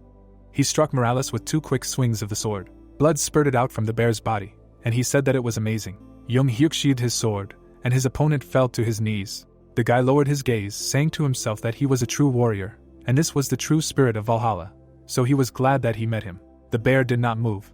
Blood flowed from his mouth, and he said to himself that today was his last refuge, but he did not regret it at all. When suddenly he raised his head to the sky and shouted loudly to all the warriors of Valhalla to remember this day, because Dimitri's heir, Count Dimitri, answered Valhalla's invitation, even knowing that it was a trap. The spectators looked at the defeated Morales with surprise in their eyes. Tears suddenly started to flow from the bear's eyes as he continued to shout that the warrior's pride was running through his veins. He suddenly imagined a statue that was still in the making, and added that this was good news, because the current Valhalla had lost its roots, and it was an age where power was taken away through political strategies, so they should praise the main character, enjoy his performance, and tirelessly ensure that no one could interfere with his fight with Barbossa. Jong Hyuk, hearing this, turned around in shock to face his opponent. These words caused shock and confusion to appear in the eyes of the audience. After speaking, Morales returned to his normal form. Bowing his head, he said to himself that Barbossa would soon be found by the messenger of death, who would replace him in this. A tear flowed down Sanchez's face from these words. He suddenly remembered the flames of the fire that night, when his teacher said that he could die fighting Barbossa, but that did not mean that he would refuse to fight, because he believed that the people of Valhalla and the warriors of Valhalla would see him fight and understand at least a little bit about the past that Valhalla had its roots in. Morales smiled as he said this. Closing his eyes and smiling even wider, he asked if he had thought of it well. Leaving his memories, Sanchez lowered his head and said to himself that his teacher was too irresponsible, because if he left because of his principles, then what would they do, those for whom he had become the only example? Everyone present silently looked at the battlefield. Suddenly, Sanchez began to look around in surprise when the citizens and warriors of Valhalla began to raise their fists and chant the name of the main character. They opened their mouths wide and continued to shout loudly. Jong Hyuk, hearing this, turned to the crowd. Evening had come, and the rays of the setting sun illuminated the estate. Marquis Belfer stood by the window with a glass of alcohol and said that it had become known that Morales had lost the battle with Count Dimitri, which meant that things were taking an interesting turn, after which he asked if there really was a talent capable of defeating Morales. Behind him stood a subordinate who, bowing his head, said that only one order was needed, and they would deal with him before he even entered the arena. Viscount Jonathan raised his head in surprise when the Marquis said that this did not need to be done, because that damned bear had thought of everything. Belfer remembered how Morales raised his head before his death, and set the crowd so that they would not be able to interfere with the course of events, and one rash step, and suspicion would fall on them. Leaving his memories, the Marquis, closing his eyes, smiled and asked how well Jonathan knew Barbossa, to which he, spreading his hand to the side, asked in response, wasn't he one of the 12 swords of the continent, representing Valhalla? Then Belfer, imagining a huge snake against the background of Barbossa, said that he was very cunning and would not skimp on either means or methods, just to emerge victorious. He remembered how Barbossa poisoned Morales a long time ago, and said that he should be entrusted with the battle with the main character entirely, as was then the case with Morales. Leaving his memories, the Marquis opened his eyes and said to himself that Count Dimitri could try his best, but he would not be able to return alive. At sunset, the duel with Morales was over. Jung Hyuk folded his arms across his chest and asked why Sanchez had sought out a meeting with him. The young man bowed and sincerely apologized for his inappropriate behavior. He had come to the protagonist because of his teacher's will. He handed the man a scroll and explained that his mentor wanted to use the arena to reveal the truth to the people of Valhalla. While the former cultivator studied the paper, the guide added that this matter would not end with a duel with Barbossa. Sanchez added tensely that even if the aristocrat won, there was no guarantee that he would be spared. Morales will stated that some of the rulers of Valhalla had conspired with Kronos. The young man continued that the Kronos Empire had a hand in getting Jung Hyuk invited to the celebration. Valhalla was not going to let him go alive. The guide frowned and added that the man should leave the country immediately, and he was willing to help him. Sanchez flinched when the former cultivator said he knew this. The protagonist frowned at the scroll when he said that the relationship between Kronos and Valhalla was like walking on the edge. Although people said that Valhalla silently watched Kronos' atrocities, in reality, there was something like a temporary alliance between them. The young man's face lengthened in shock. The hero continued that if the two countries joined forces until they eliminated the neighboring countries, they would have a reason to minimize the damage to the two great empires. Jung Hyuk grinned and added that based on this, one conclusion could be drawn that the two empires had entered into a secret conspiracy. The young man clenched his fists and asked in surprise that if the interlocutor knew about this, why did he still accept the invitation? The guide was shaking. He asked if the man was sure he could withstand it, although he acknowledged his strength. His fist tensed when Sanchez added that every person had a limit. The youth continued that the teleport to Dimitri would be blocked. In fact, the hero would not be able to free himself from Valhalla's hands. The former cultivator took the glass and interrupted the guide. With a smile, the protagonist stated that even if the hidden truth came to the surface, nothing would change. Jong Hyuk admitted that this was the reality that the small states of the continent, including Dimitri, would have to accept in order to protect their own country. Valhalla could try to lure him into a trap as much as they wanted, and Kronos could kill him with conspiracies, but he would have to defeat the continent's 12th sword and return alive. And the former cultivator crushed the glass, finishing that this would be the beginning of changes, and in the upcoming war, his actions would be the reason for the conflict with the empire. Sanchez opened his mouth and thought that his interlocutor was crazy, but there was truth in it. The young man remembered how the teacher told him that if he suddenly met a true warrior, let him learn from him about life. And while the guide continued training, Morale added that even if he could not live the same, he would be an example for him of how to live further. Sanchez walked away, thinking that hard times would soon come. The host with an enthusiastic face announced that on the night before the celebration, 30 people would simultaneously enter the arena. He asked permission to introduce the great warriors. The man stood in the middle of the arena and asked questions. Which of them would win? What kind of person? Because it was impossible to predict the outcome in the arena. The spectators thought about it. Someone was curious about what Dimitri's light really was, and others were sure that despite the anticipation, he was not equal to the other warriors. Although Lord Roman Dimitri had defeated Morales, it did not mean that Chris was his equal. At this time, the first warrior entered the arena, Gonzalez of the Jonathan clan. His opponent followed suit, and they were Naraven of the Isel clan, Cardvin of the Rilfoth clan, and Galaha of the Digga clan. The last to be announced was Chris of the Duchy of Dimitri, and he recalled the words of his lord, that this journey to Valhalla had promised nothing but danger from beginning to end. That night, the Duke had told his subordinate that they would try to kill him in the arena. The knight had then flinched in surprise when Jonghyuk said that he was the sword he trusted. With a smirk, the former cultivator ordered that the lives of all 29 people be taken and that he would prove his existence. The blond man fell to his knees before his lord. He bowed low, and promised to glorify the name of his native country. And now, while the electric charge surrounded Chris, he thought that in order to cut all the warriors, he should not hesitate for a second. He rushed ahead, reminding himself that he needed to keep attacking so as not to interrupt the flow of lightning. The spectators in the stands went crazy, shouting words of encouragement to the knight. While the young man was rushing around the battlefield, no one could believe how fast he was. At this time, behind the blonde's back, the strongest warrior was also laying down another enemy. The guy turned sharply, cursing mentally. Chris clenched his teeth, and did not believe that he was able to defeat them all. At this time, one of the fighters, engulfed in fire, shouted to the young man so that this insignificant worm knew his place, and brought down a blow of the blade on him, but the knight managed to parry it. True, the blonde himself was slightly thrown back. The guy barely stayed on his feet, and looked at his enemy. He looked angry as he screamed that everything inside him was boiling when he saw such bastards as Chris, who came from tiny countries. Chris pointed his sword at the man who continued to accuse him of being overconfident. The young man did not let his opponent finish, rushing at him with an attack. The man, covered in blood, collapsed on the tiles, calling the knight a bastard. The protagonist folded his arms over his chest, and called it amazing.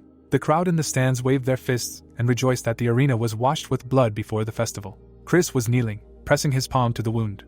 The young man clenched his teeth, realizing that the wound was deeper than he thought. The knight's eyes widened when he heard the voice of his master, who ordered him to breathe aura into his body and stop the bleeding. The blonde did as he was ordered. The wound really did stop bleeding. When the boy stood up, the crowd greeted him with joyful shouts and chanted his name. The host enthusiastically demanded that the winner of the night pay respect to His Majesty the Emperor. Chris looked at the ruler of the country, and thought that there was only one person he would kneel before. The young man knelt down. The spectators were horrified, not understanding how this was possible. The knight ignored the emperor, and extended his blade to his duke. The spectators looked at each other and wondered if this was possible, because even if the winner was an outsider, it was still a spit in the direction of Valhalla. The emperor calmed the crowd with a gesture. Then he looked at the boy and clarified his name. Chris nodded. The ruler said his name correctly. The man leaned forward and began to say that it was not easy for an outsider to win in the pre-festive arena, and he deserved admiration, and thanks to him, he enjoyed an excellent spectacle. Still with the same grin, the emperor asked what the reason for his actions was. The young man looked tensely at the owner of the arena when he added that he was not trying to shame him at all, because he did not intend to impose the laws of the empire on a stranger. The man folded his hands on his knees and remarked that he was curious. There was hardly anyone who would do the same standing in front of him. The knight frowned and replied that just as the brave warriors of Valhalla sacrificed their lives in the arena for His Majesty, so he rose to the arena for his master. The emperor chuckled. The blonde gripped his sword tighter when he heard that his outstanding abilities at such a young age and unconditional devotion to his master made him an excellent shot. The ruler added that since ancient times Valhalla praised talents, therefore, it is like a paradise for those who possessed abilities. The emperor extended his palms to the guy and said that he had an offer for him. Continuing to smile, the man offered Chris to swear allegiance to him right here and now, and for this he would grant Dimitri an unimaginable reward for winning the arena on the eve of the holiday. The boy's eyes widened as the ruler asked what he thought. The knight imagined his master and admitted that without his instructions he would not have been able to make such progress. Still frowning, the blonde added that the value that His Majesty desired was not himself, but his duke. The boy bowed, thanked for the offer, but was forced to refuse it. The emperor lowered his head and admitted that if the winner said so, then nothing could be done. The master of the arena rose to his feet and announced that this was the end of the pre-festive night, and the winner should be gifted with infinite riches. From a strong blow, the viscount fell to the floor. Belfer angrily shouted at his subordinate that he had fallen in the eyes of His Majesty to a fool who only knew how to make empty promises. Jonathan trembled as he asked for forgiveness. The Marquis slapped the man in the face, demanding that he shut up, since all he could do was blab. The subordinate covered his head with his hands, begging his master to give him another chance. He would definitely deal with Roman. Belfer breathed heavily, and said that he could forget about it. Barbossa had already begun to act, and the Viscount had better pray that he would succeed. They still had a chance to change the outcome of the game. That same night, in the protagonist's chambers, a servant brought a tray with dishes to serve tea. He poured the drink into a cup. Suddenly, the servant whispered that he should not eat anything. The young man smirked, because poisons would not work on him. Jung Hyuk looked at the drink, and told the servant that if he really wanted to help him, he would be able to confirm from the remains that there was poison in the tea. He whispered that it was possible, but the problem was in time. Barbossa did not use poison for nothing on the night before the holiday. Even if there was evidence, no one would believe it, especially if these were the words of a loser. The man smiled and advised not to worry about it. The former cultivator tilted his cup and added that if the boy got what he asked for, he could get what he wanted too. Why not grab his tail first? The girl pressed herself against the wall in horror and screamed that she had nothing to do with it. The Duke raised his hand over the innkeeper and said that if he felt injustice, he should call someone who could take responsibility for the situation. Quick footsteps were heard in the corridor. The Viscount flew into the room and demanded that they stop immediately. He was asking what the protagonist was doing. Jung Hyuk turned around and said that the servants here had just given him poison tea, and the owner of the house offered the servants a bag full of gold, as if as a reward.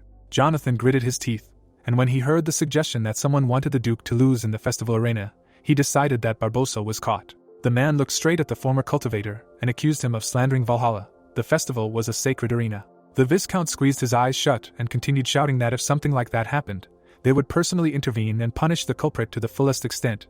But his statement was baseless. Jonathan extended his hand to the guy and added that if he was so cowardly and distrustful, let him forget the way to the arena. They would choose another warrior to replace him.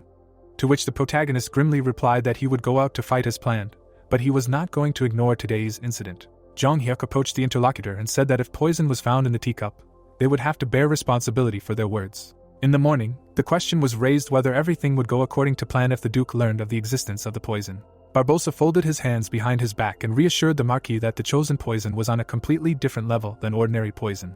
At first, it did not have a strong effect, but gradually the poisoned person's face turned pale due to mana distortion. The enemy must have been sure now that the poison did not work as it should. Belfer smiled and admitted that this man could really be trusted, and he knew it. The swordsman licked his lips and asked to believe him. As always, it was not for nothing that he was the loyal dog of the progressive faction, and there was no more suitable character to decorate the finale. At the same time, the city was gossiping that it was better not to pin hopes on tomorrow's holiday. In the tavern, they said that they accidentally learned from the servants of one of the clients that in the house where Roman was staying, there was a noise because of the poison, and everyone was sure that the Duke was poisoned, and that it was quite possible that this was Barbossa's doing, and it was noted that every time this man entered the arena, such a noise arose. But there was no evidence. The instigators could not be found either, and everything died down, because it was impossible to defeat Barbossa in a poisoned state. But nevertheless, Roman announced that he would go up to the arena to defend the military honor, and the gossips decided that although he was an outsider, he was worthy of recognition. On the day of the holiday, the emperor heard that there was a strong resonance among the people. Count Gomez gloomily reported that now that people suspected that poison was involved, they were obliged to find out the truth, even if they had to postpone the holiday. The emperor looked tiredly at Marquis Belfer, and clarified what he thought. The man put his hands behind his back, and told His Majesty that these were just rumors. Barbossa was strong enough to defeat Dimitri. He did not need any poisons. The ruler chuckled and said that since he said so, he himself was all in anticipation. The Marquis glanced sideways at Gomez and thought that these rumors were definitely the work of the conservative faction. Now it depended only on Barbos whether he could bury the truth. But Belfer was sure that his subordinate would prove the overwhelming power of the 12th sword of the continent. And so, on the evening of the festival, the host announced the entrance of the main characters into the arena. The famous warrior of Valhalla and one of the 12 swords of the Barbos continent came out first. His opponent was a young stranger who arrived from Dimitria named Roman, and he clenched his fists. The protagonist's gaze was gloomy when the opponent suddenly expressed concern for his well-being. The swordsman licked his lips when he added that the poison he drank needed time to take effect. In response, the former cultivator took out his sword and said that he had once learned about this world for the first time. The man pointed the blade at the villain, adding that he was then curious about the 12 swords that people considered the strongest. And now that it was time to make a decision, he responded to Valhalla's invitation. Jung Hyuk grinned, and warned in advance that the effect of the poison that Barbossa so craved would not come. The swordsman launched his aura, and laughed that this was empty bravado. The hero looked at the enemy, and thought that he would be an excellent training for future opponents. If the fight with him seemed difficult to him at all, the war with the Empire was impossible. The man's gaze filled with rage, and he declared that if the sly man repelled all his attacks, then he would admit that the threshold of Valhalla was too high. The flag flew into the air, and the start of the duel was announced. The former cultivator immediately rushed from his place, Using the technique of the heavenly dragon sword, Barbossa reflected the first style of the first stage. The force of the blow sent a bang across the arena, throwing the opponents away from each other. The swordsman barely managed to stay on his feet. Then he rushed into battle again. The protagonist parried his attacks with the second style of the second stage. A wave of air from the blow washed over the first rows of the stands. Jonghyuk slid to the side, and immediately sent aura across his hands. A wave of powerful energy washed over the surprised opponent. Barbossa clenched his teeth, not believing that such power could be in a poisoned state. The swordsman began to parry the Duke's attack, cursing at him. A bright flash lit up the stadium. The villain stood in the middle of the dissipating smoke. The strongest Murima called the style of the third stage of the heavenly demon the level of heaven. And now the first style of the third stage fell on the shocked Barbossa. His silhouette simply dissolved in the bright light of the aura. Only Jonghyuk was standing on his feet when it was all over. He looked up to make sure that his opponent had disappeared from the face of the earth. The spectators in the stands were shocked. They could not believe their eyes that the strongest swordsman of the empire simply disappeared without a trace. The host's face expressed horror, but he declared Roman Dmitri the winner. Under loud screams, the man put the sword in its sheath, and the host shouted that this was the birth of a new 12th sword of the continent. At that moment, the former cultivator turned to the one who had entered the arena. The same servant brought the ill-fated cup to the Duke. With a serious look, the young man reminded him that he had put his life on the line for him. The blonde handed the cup to the protagonist, asking him to reveal the truth and help Valhalla get on the right path. The former cultivator took the cup, under the puzzled whispers of the crowd. Jonghyuk turned to the stands, and announced that last night someone had put poison in his tea. Viscount Jonathan winced when the man added that he had brought up the matter, but the man accused him of insulting Valhalla.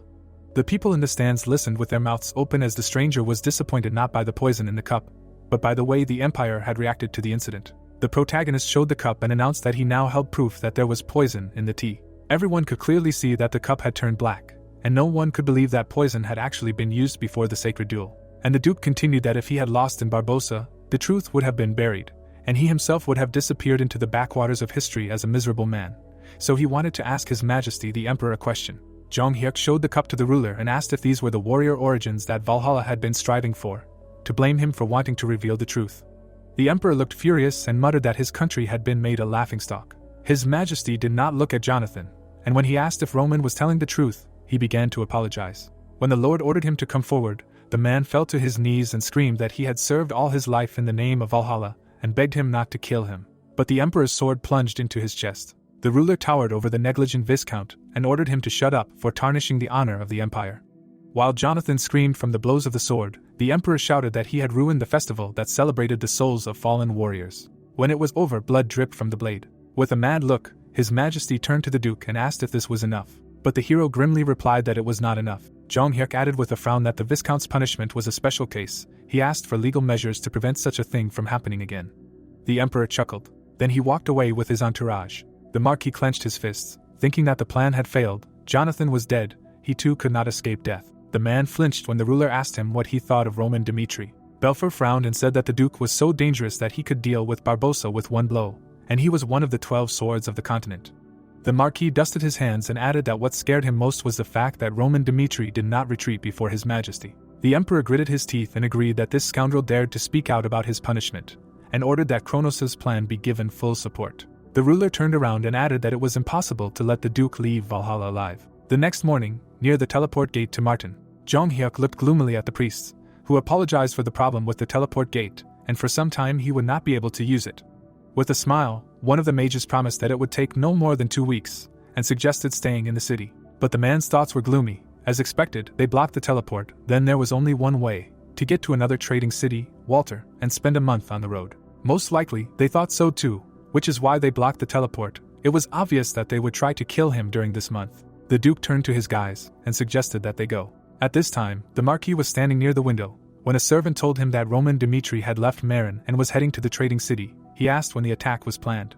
The guy raised his hand, and said that some problems had arisen. With a tense look, the servant explained that too many eyes were turned on the Duke. As Belfer knew, the Valhalla festival had brought Roman great fame, and the people of Valhalla followed him around as if they were making a pilgrimage to sacred lands. The man did not move when the servant added that if they attacked him now, the citizens of the Empire would certainly suffer as well, and countered that there was no need to worry about the commoners. The Marquis turned around with a grin and reminded that the Duke's murder would fall on the shoulders of the Kronos Empire anyway, and no matter what they did, they would not be held accountable, and asked him to tell them that they should do whatever they wanted. Jonghyuk shuddered. His followers were frightened when the protagonist announced the attack and ordered the people to be taken to a safe place. The pilgrims immediately began to ask questions about who dared to attack a warrior who had entered the arena of Valhalla.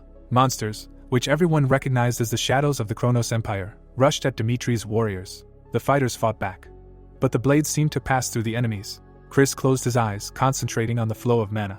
Then he suddenly opened his eyes in order to break this connection. With a flash of lightning, the young man managed to destroy the enemy.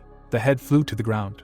The former cultivator pointed his finger and ordered Vulcan and Fuki to attack the enemies. The swordsmen immediately rushed into battle with passion and determination on their faces. The men tore apart the shadows, shouting that they were no obstacle to them, and would cut everyone up. Blow after blow, the monsters flew into pieces. The battle passion turned out to be stronger than some shadows. Soon silence fell on the battlefield. Vulcan glanced sideways at his comrade and asked him to control himself. The enemy reinforcements froze. The look of the squad leader was surprised by the conceit of Dimitri's fighters. But the next moment, a blow fell on his face. The shadow fell apart, but threatened them not to think that this was the end of it. The protagonist lowered the blade and declared that there was too much chatter. He turned to one of the pilgrims and asked if he had recorded it, and in response he heard that everything had been successfully saved. Jonghyuk glanced at the magical recording device and asked to distribute this recording throughout Valhalla. With a grin, the man added that this would prepare the ground. The city really started talking about it. No one could believe that some madman dared to commit atrocities on the lands of the Empire. But the video clearly showed everything. The assembled people recognized the shadows of the Kronos Empire in the attackers, and were outraged by this. In the square, they began to shout that Mr. Roman personally showed what the pride of Valhalla is. If death overtakes him on their lands, how can they stutter about military pride in the future? The crowd shouted that the people of Valhalla would rise from their knees and make a statement. The heated chorus of human voices reached the imperial palace of Valhalla. The palace announced that it was outraged by the attack of the Kronos Empire and would definitely investigate their goals. But no further action followed. The emperor did not send troops to help, and justified himself by saying that the matter needed to be approached consciously. Meanwhile, Roman soldiers had to fight off constant attacks from the shadows. One day, Sanchez came to the protagonist, announcing that they had come to protect him. But the man frowned and said that he was grateful for their initiative, but they could do nothing to help, only bring their own death closer. The young man stubbornly looked at the Duke, and added that they would not have come here if they were looking for salvation. The Duke sighed wearily, and called the brave men fools. The guide froze in surprise when, under the growing noise, the former cultivator added that it was too late to regret his choice. Someone with a dark aura entered the clearing. A whole crowd of figures in dark cloaks emerged from the forest thicket. Sanchez and his friends grabbed their weapons, and he declared themselves ready for battle. The enemy was approaching, and the young man was sure that they were obliged to help Roman Dimitri on behalf of Valhalla, in order to attack them first. The guide rushed forward, reminding himself that they knew about confronting the shadows of Kronos. Therefore, a squad consisting only of swordsmen of the aura attacked the monsters. But then Sanchez's face filled with horror. He realized that in front of him were not shadows, but their highest form. The demon of the abyss soared into the air above the young man. The guide immediately took a step back and ordered to stand in a defensive formation. The dry lips of the demon parted, calling for dark lightning. Sanchez looked at the enemy in horror. A bright flash of lightning illuminated the forest. But Jonghyuk had already come to the aid of the young man, covering him with a shield. The guide looked at the Duke in confusion when he ordered a retreat. The man looked at Sanchez when several demons descended. The enemies opened their arms, releasing dark flames towards the protagonist. His strength was only enough to break the shield, but the former cultivator rushed forward, cutting the nearest monster in half. Something came out of the ground where the protagonist stepped. Jonghyuk looked back at the roots that were bursting out of the ground. The fetters closed around the hero, only to be blown to pieces by his sword strikes the next moment. The demons were shocked, and their leader ordered the Duke to be stopped. He raised his hands to summon a dark arrow. As the demon addressed the former cultivator, flames swirled around him. The flames in the opponent's hands thickened, freeing the sixth circle, and he declared that the protagonist's pathetic attempts had come to an end. The flame cannon shot out a stream of fire, but Jonghyuk walked through the fire, and noted that if they publicly announced the presence of dark mages, they must be extremely confident in their victory. With a gloomy look, the man added that regardless of the presence of reasons, the Kronos Empire was too self-confident. The Duke looked straight at the enemy as he added that if they wanted to live, they should try to the last. The demon opened his mouth, not believing that even the magic of the sixth circle did not work. The opponent stretched his hands forward, releasing the spell of the seventh circle, and a firestorm covered the former cultivator. But he waved away the flames with his sword, after which he himself attacked the enemy. Holding the blade in front of him, the protagonist asked to tell Emperor Kronos that the path to Dimitri was not close, and if he wanted to kill him, now was his only chance. Chris bowed to the master, and reported that their sides suffered minor losses, but almost half of the warriors of Valhalla died. Jonghyuk looked at the bodies and asked to take care of them. It was necessary to consign the dead to fire, and immediately move to the trading city. Suddenly, the magician ran to the Duke, shouting that he had to check something. Due to the lack of clear evidence, the missing person case was forgotten over time. The young man sat down next to the body and reported that this dark mage looked like the previous tower leader. Looking at the dead enemy, the man thought that the burn covering half of his face could be a coincidence. But the former cultivator mentally acknowledged that his methods of using magic were very similar to Phoenix, and his Mala origins had a fire attribute. The protagonist frowned, thinking that the tower leader had fallen to the shadow. Maybe there was a forced method of subjugation in dark magic that he did not know about. Jong Hyuk turned to Chris and asked him to record the faces of the corpses on the device to later establish their identities. The knight put his hands behind his back and said that what happened needed to be brought to the attention of the world community. Even the Kronos Empire could not escape responsibility. The Duke looked back, thinking out loud that even though the Empire knew about the possibility of exposure, it clearly showed that there was a dark mage among the three shadows. The man patted the blonde on the shoulder, and added that since their enemy was a great power, they would only bring to light the truth buried due to the unwillingness to accept reality. After which he walked away, said that in an hour they would move towards the trading city, and ordered the troops to be prepared. Sanchez frowned as he asked the master to tell them how to resist the shadows. The former cultivator looked away from the fire, and agreed, adding that Chris would teach them the technique, which even surprised the young men. The protagonist smiled, and explained that the warriors of Valhalla had already proven their will, so they deserved to ask him for knowledge. The young man even felt embarrassed, after which they all bowed, thanking Jong Hyuk. Chris put his hand on his hip and began to explain that there were two ways to attack the shadows at their weak points. The first way was to wait until the moment of recreation of the physical body. Finally, the group arrived at the trading city of Valter. The protagonist flinched when his name was called. At the entrance to the city, the Duke was met by a man who introduced himself as Rodriguez, the leader of the Green Fields of Valhalla squad, and said that they would be his guides. The man frowned and demanded that they stop pretending he did not need their help. The former cultivator was sure that the shadows would not create chaos in the territory of Valhalla without the Emperor's permission. The green-haired man smirked when the protagonist added that they specially sent soldiers, afraid of the people's reaction, but advised him to come up with a suitable excuse and retreat. The commander's smile widened and he admitted that the Duke was as incredible as they said. Rodriguez extended his hand to Jong Hyuk, suggesting not to aggravate the situation and to stay in the city for a while. The commander was sure that the only way for them to leave Valhalla alive was to protect them.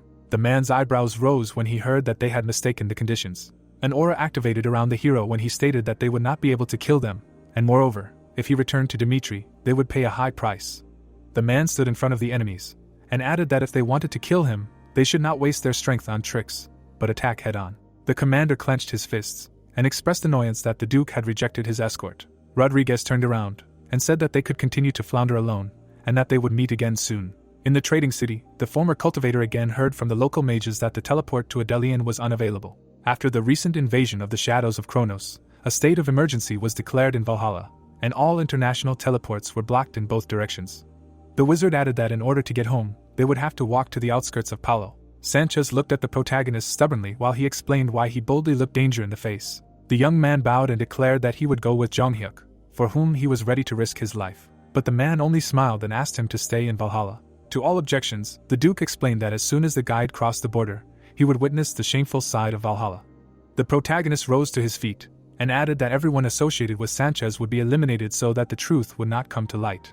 On the outskirts of the south of the empire lived a hermit, Duke Vieto. A former cultivator advised the young man to unite with him and his kind in order to gain power that could resist the palace. Jong Hyuk patted the guide on the shoulder, and said that this was the only way to fix Valhalla in the future. And with a smile, he added that everything that happened from now on was the burden of his duchy. The next day, the protagonist group was heading to the border of the empire, but then their way was blocked. Rodriguez, sitting on a horse, asked the Duke if he slept well last night, and with a grin, he reminded him that he had spoken of their imminent meeting. The commander added that if the former cultivator had sworn allegiance to Valhalla, he would have enjoyed a rich life, but after such hostility, they could not let him go alive. The protagonist folded his arms over his chest and noted that those who consider themselves the strongest are deluded by staying at the top for too long. Jong Hyuk took out his sword and added that such people develop an unshakable faith that they will always be able to control everything. And pointing the blade at the enemy, he declared that he himself was waiting for their appearance. The warriors of the green fields rushed forward on command. Stones flew out from under the horses' hooves. Rodriguez flew over the rows of soldiers, being sure of everything that Roman Dimitri was capable of. And swinging his sword, he thought that the enemy would have to jump out of his pants to win. He brought down a secret technique of the evergreen truth on the Duke's head, but the man parried the blow with his weapon. The green-haired man grinned. The protagonist looked at him straight on, not at all surprised by the enemy's blood gushing out. The commander's head fell onto the grass. The former cultivator's face was emotionless. The emperor crossed his legs and noted that Roman was a curious fellow, and there was no longer any sense in the guerrilla's tactics. His closest subordinates stood before the throne of His Majesty, to whom he said that they would not be able to tie his legs unless the strongest rankers of Valhalla intervened. In any case, the responsibility for what happened lay with the Kronos Empire. The ruler added with a grin that the defeat would also be on their conscience, and ordered to recall the soldiers to see what the ally would do. As soon as they crossed the border, Valhalla stopped all attacks, but the general offensive of Kronos began.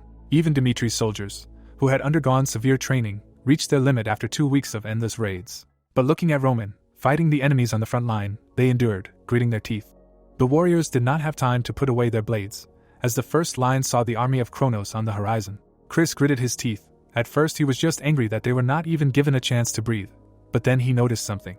The army of Edwin Hector was approaching the soldiers of the duchy, who ordered to help the allies and attack the enemies. The prince immediately activated the aura.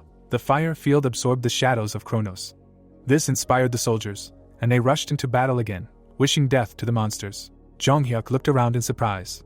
Edwin's horse stopped next to him, and the young man shouted that the duke needed to return to Dimitri immediately. The man's eyebrows rose when he heard that Kronos had attacked his country, but then he smiled. The man folded his arms and said that the entire continent knew that he had accepted the invitation from Valhalla. He suggested that the soldiers take the place of the Kronos Empire. The commanders' faces turned gloomy when the duke asked if they would have missed such a chance, knowing his exact location. McBurney stepped forward and replied that since the enemies had officially announced their intentions to kill the former cultivator, they had no reason to sit on the sidelines. Henderson raised his hand and stated that this was why they were worried about the commander-in-chief's safety, but in response he heard no. The protagonist, without showing his eyes, stated that he thought differently. He lowered his head and explained that the empire did not care about the surrounding countries. There was a high probability that at the same time as the assassination attempt on him, another event would happen. Jonghyuk looked up at his men and announced that they would directly attack Dimitri. The banner of Kronos fluttered in the wind. A man in a cloak with 2 soldiers came out of the portal. The informant bowed to the master, and when asked about the situation in the duchy, he replied that nothing unusual. The knights listened silently that, in addition to everything else, Roman Dimitri was still on the border of Valhalla. No matter how much he hurried, there was no way to return home in 3 days. The mystic took off his hood and said that this was good. The troops approached the walls of Dimitri, and the man announced the beginning of the assault. The soldiers on the walls of the city noticed something. Their mouths opened in surprise. The sky above the city was shining with lightning. This was the enemy beginning his spell. A rain of lightning fell on the city walls. But the next moment the magical seal of the Great Shield reflected this blow. Alarm signals and cries of an enemy on the horizon immediately sounded over the city. Lights immediately flared up on the fortress walls. The mystic opened his mouth in surprise. Dimitri had an unusual security system, and he did not expect such preparation. The magician did not lower his hands, and although he noted to himself that the reaction was lightning fast, but everything was within the permissible limits, and ordered the troops to fight to the last. All the same, their end was already predetermined. The soldiers approached the city walls under orders to attack and destroy the enemy. Captain Jonathan pointed his finger at the troops of Kronos, gave the order to the 3rd company to load shells, and the 2nd to start firing. Fiery shells flew down. The magician covered his face from the fragments, and realized that this was the magic of the 6th circle, and now he was convinced of it. His face took on a satisfied expression when he realized that although Dimitri was only a duchy, it was a serious threat, possessing power capable of opposing the empire. The man waved his cloak. He decided that if they took the chance and razed this country to the ground, it would be a good lesson for the kingdoms of the continent. Demons were floating out of the shadows in the alleys of the city streets. The squad leader ordered to destroy important equipment, and if they ran into interesting individuals, they were to be killed on the spot. But his eyes expressed surprise. Something was wrong. The squad of demons moved through completely deserted streets. The commander turned to his people and asked them not to worry about any trifles. The mission came first. But then he began to choke. Henderson cut the villain in half and roared that there were damned mongrels of Kronos here. McBurney looked around with concern and admitted that, as the master said, they were indeed targeting Dimitri, and they were making them regret it. Rodval watched the events unfold and thought a lot about what he could do for Dimitri in the future. At that moment, enemy soldiers appeared on the wall, remembering that this man was on their list. They rushed at the duke's brother, intending to kill him and open the fortress gates. 2 at once jumped on the man, wishing him death. On the day Fernando expressed gratitude to Roman Dimitri, he became the sword that protected the duke's Dimitri family. And now he was flying straight at the enemy, swinging his blade. A bright wave of aura knocked the nearest demons off their feet. The killer squeezed the dagger and realized that the enemy was stronger than he thought. The commander turned to the others and said that he would take him on himself and let them split up with the people on the list. and the shadows were thrown in different directions. But Fernando asked where they were, after which he glanced to the side and ordered the knights of the duchy to stop the enemy. They immediately accepted the fight with the shadows. The swordsman dealt a fatal blow to the enemy, because only by using the blade did he find the meaning of his existence. All this time he lived as a weakling, trying his best to go beyond his origins. And for the sake of Mr. Roman, who removed his restrictions, he will live as the sword of the ducal family Dimitri until his last breath. At this time outside the fortress, Mystic, who was watching what was happening, could not believe that even the shadows were defeated. He glanced sideways at the knight, who reported that a state of emergency had been declared in the northeast. The territories subordinate to the Duchy of Dimitri sent reinforcements, and the Kingdom of Cairo also sent troops to the border. The commander looked away, and when he heard that at the very least, the enemy's reinforcements would arrive within 12 hours, he noted that the more he learned about this small state, the more dangerous it seemed to him. Defeat in this battle was unacceptable. They must certainly trample Dimitri, while there is no Roman. At this time, in Dimitri's castle, one of the soldiers turned around at the noise, after which his head was slammed into the wall. The attacker stood over the fallen enemy, and called him a pathetic bug. Sven turned around with a grin, and from the noise outside, he decided that the rest were already defeated.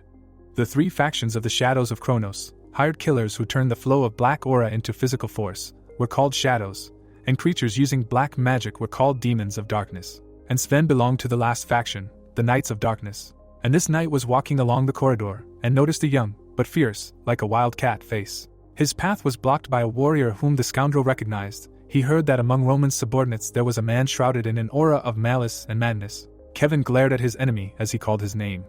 Sven smirked and declared that he was lucky to have such a chance to get rid of the Order and Duke Dimitri at once. And releasing his aura, the knight declared that he would kill his target right there. Jung-hyuk placed his hand on the balcony railing and declared that the one he trusted the most should have stayed home.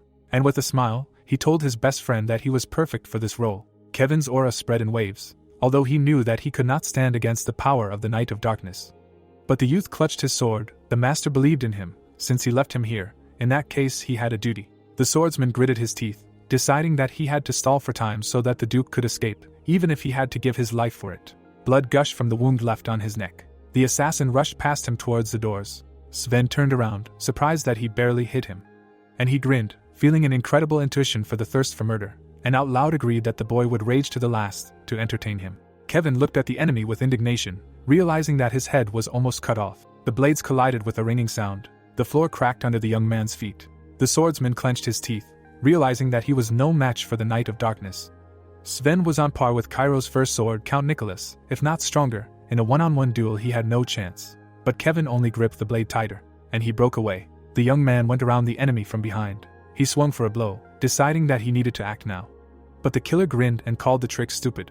Then he rushed at the boy, squeezing his palm into his head. With all her strength, the Knight of Darkness slammed Kevin into the floor. Then he swung and said that if that was all, then let him be so kind as to die. The surprised young man suddenly heard that he would never win and that he had to run. And he slipped out from under Sven's blow. The fighter, looking forward, realized that the chaotic thirst for murder had gathered together. Looking at his opponent, the warrior thought about his sword. Blood was streaming down the opponent's face when Sven realized that his gaze reflected amazing concentration. Smiling, the swordsman noted that he had apparently pulled himself together. The man, opening his mouth, screamed that this was not enough for victory. Then he was no longer there. The warrior was already right in front of his opponent. The young man quickly dodged his blow. Immediately after, the fighter jumped back. Sven was already near him. They both attacked. Blood spurted from the knight's leg. Smiling broadly, the fighter shouted that it was admirable and that Dimitri was truly an amazing country. The fighter held the blade in front of him. Sven, standing in front of him, said that they had a fun time.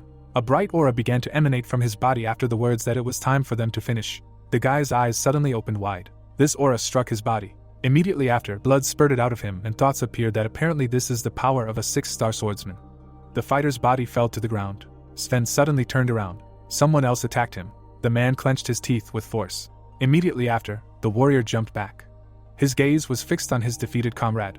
Imagining the throne, the warrior remembered that Duke Dimitri was not here initially. He also remembered how they left and thought that as soon as Kronos began his attack, he evacuated to a secret place, and Kevin remained in its place. Holding the blade in front of him, the swordsman knew that this was because if the shadows noticed the Duke's absence, they would turn the whole country upside down, and he apparently held on until he fell at death's door, which was extremely stupid of him. Someone also ran into this hall.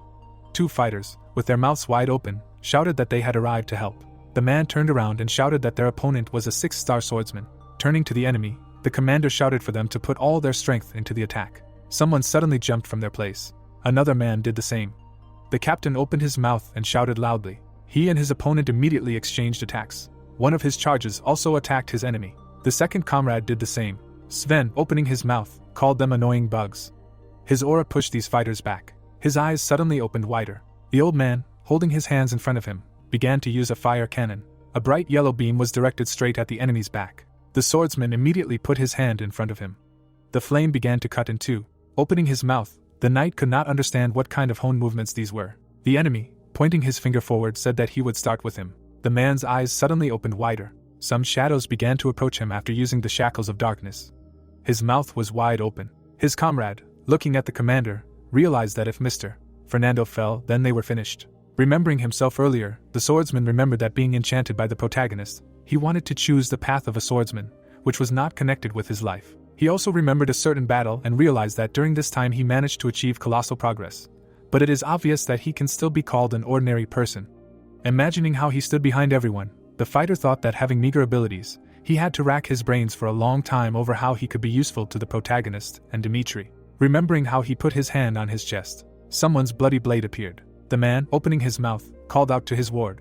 The young man grabbed the enemy's blade.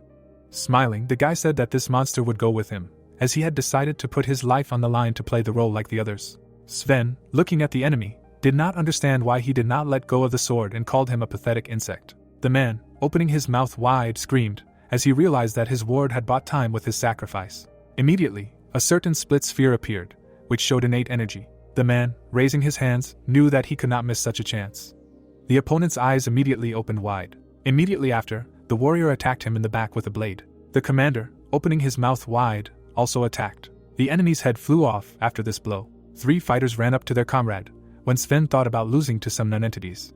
Henderson's body fell to the ground and someone called out to him. The man, crouching next to him, asked him to hold on a little longer, because he could not even think about dying here. The boy opened his eyes slightly when the commander shouted that he would bring more elixir and that he should not fall asleep. The captain, gritting his teeth, listened to his ward's words about stopping. The young man, lying on the floor, said that the war was not over yet and he should do what was necessary. The commander's hand immediately dropped. Rising, the fighter asked him not to die and to wait for them here. Frowning, the warrior said that they would destroy the remnants of Kronos' army. The magician's eyes suddenly opened wide. A bright fireball hit the forest. The fighter put his hand forward when the opponent realized that this was the power of the hero's newly founded state.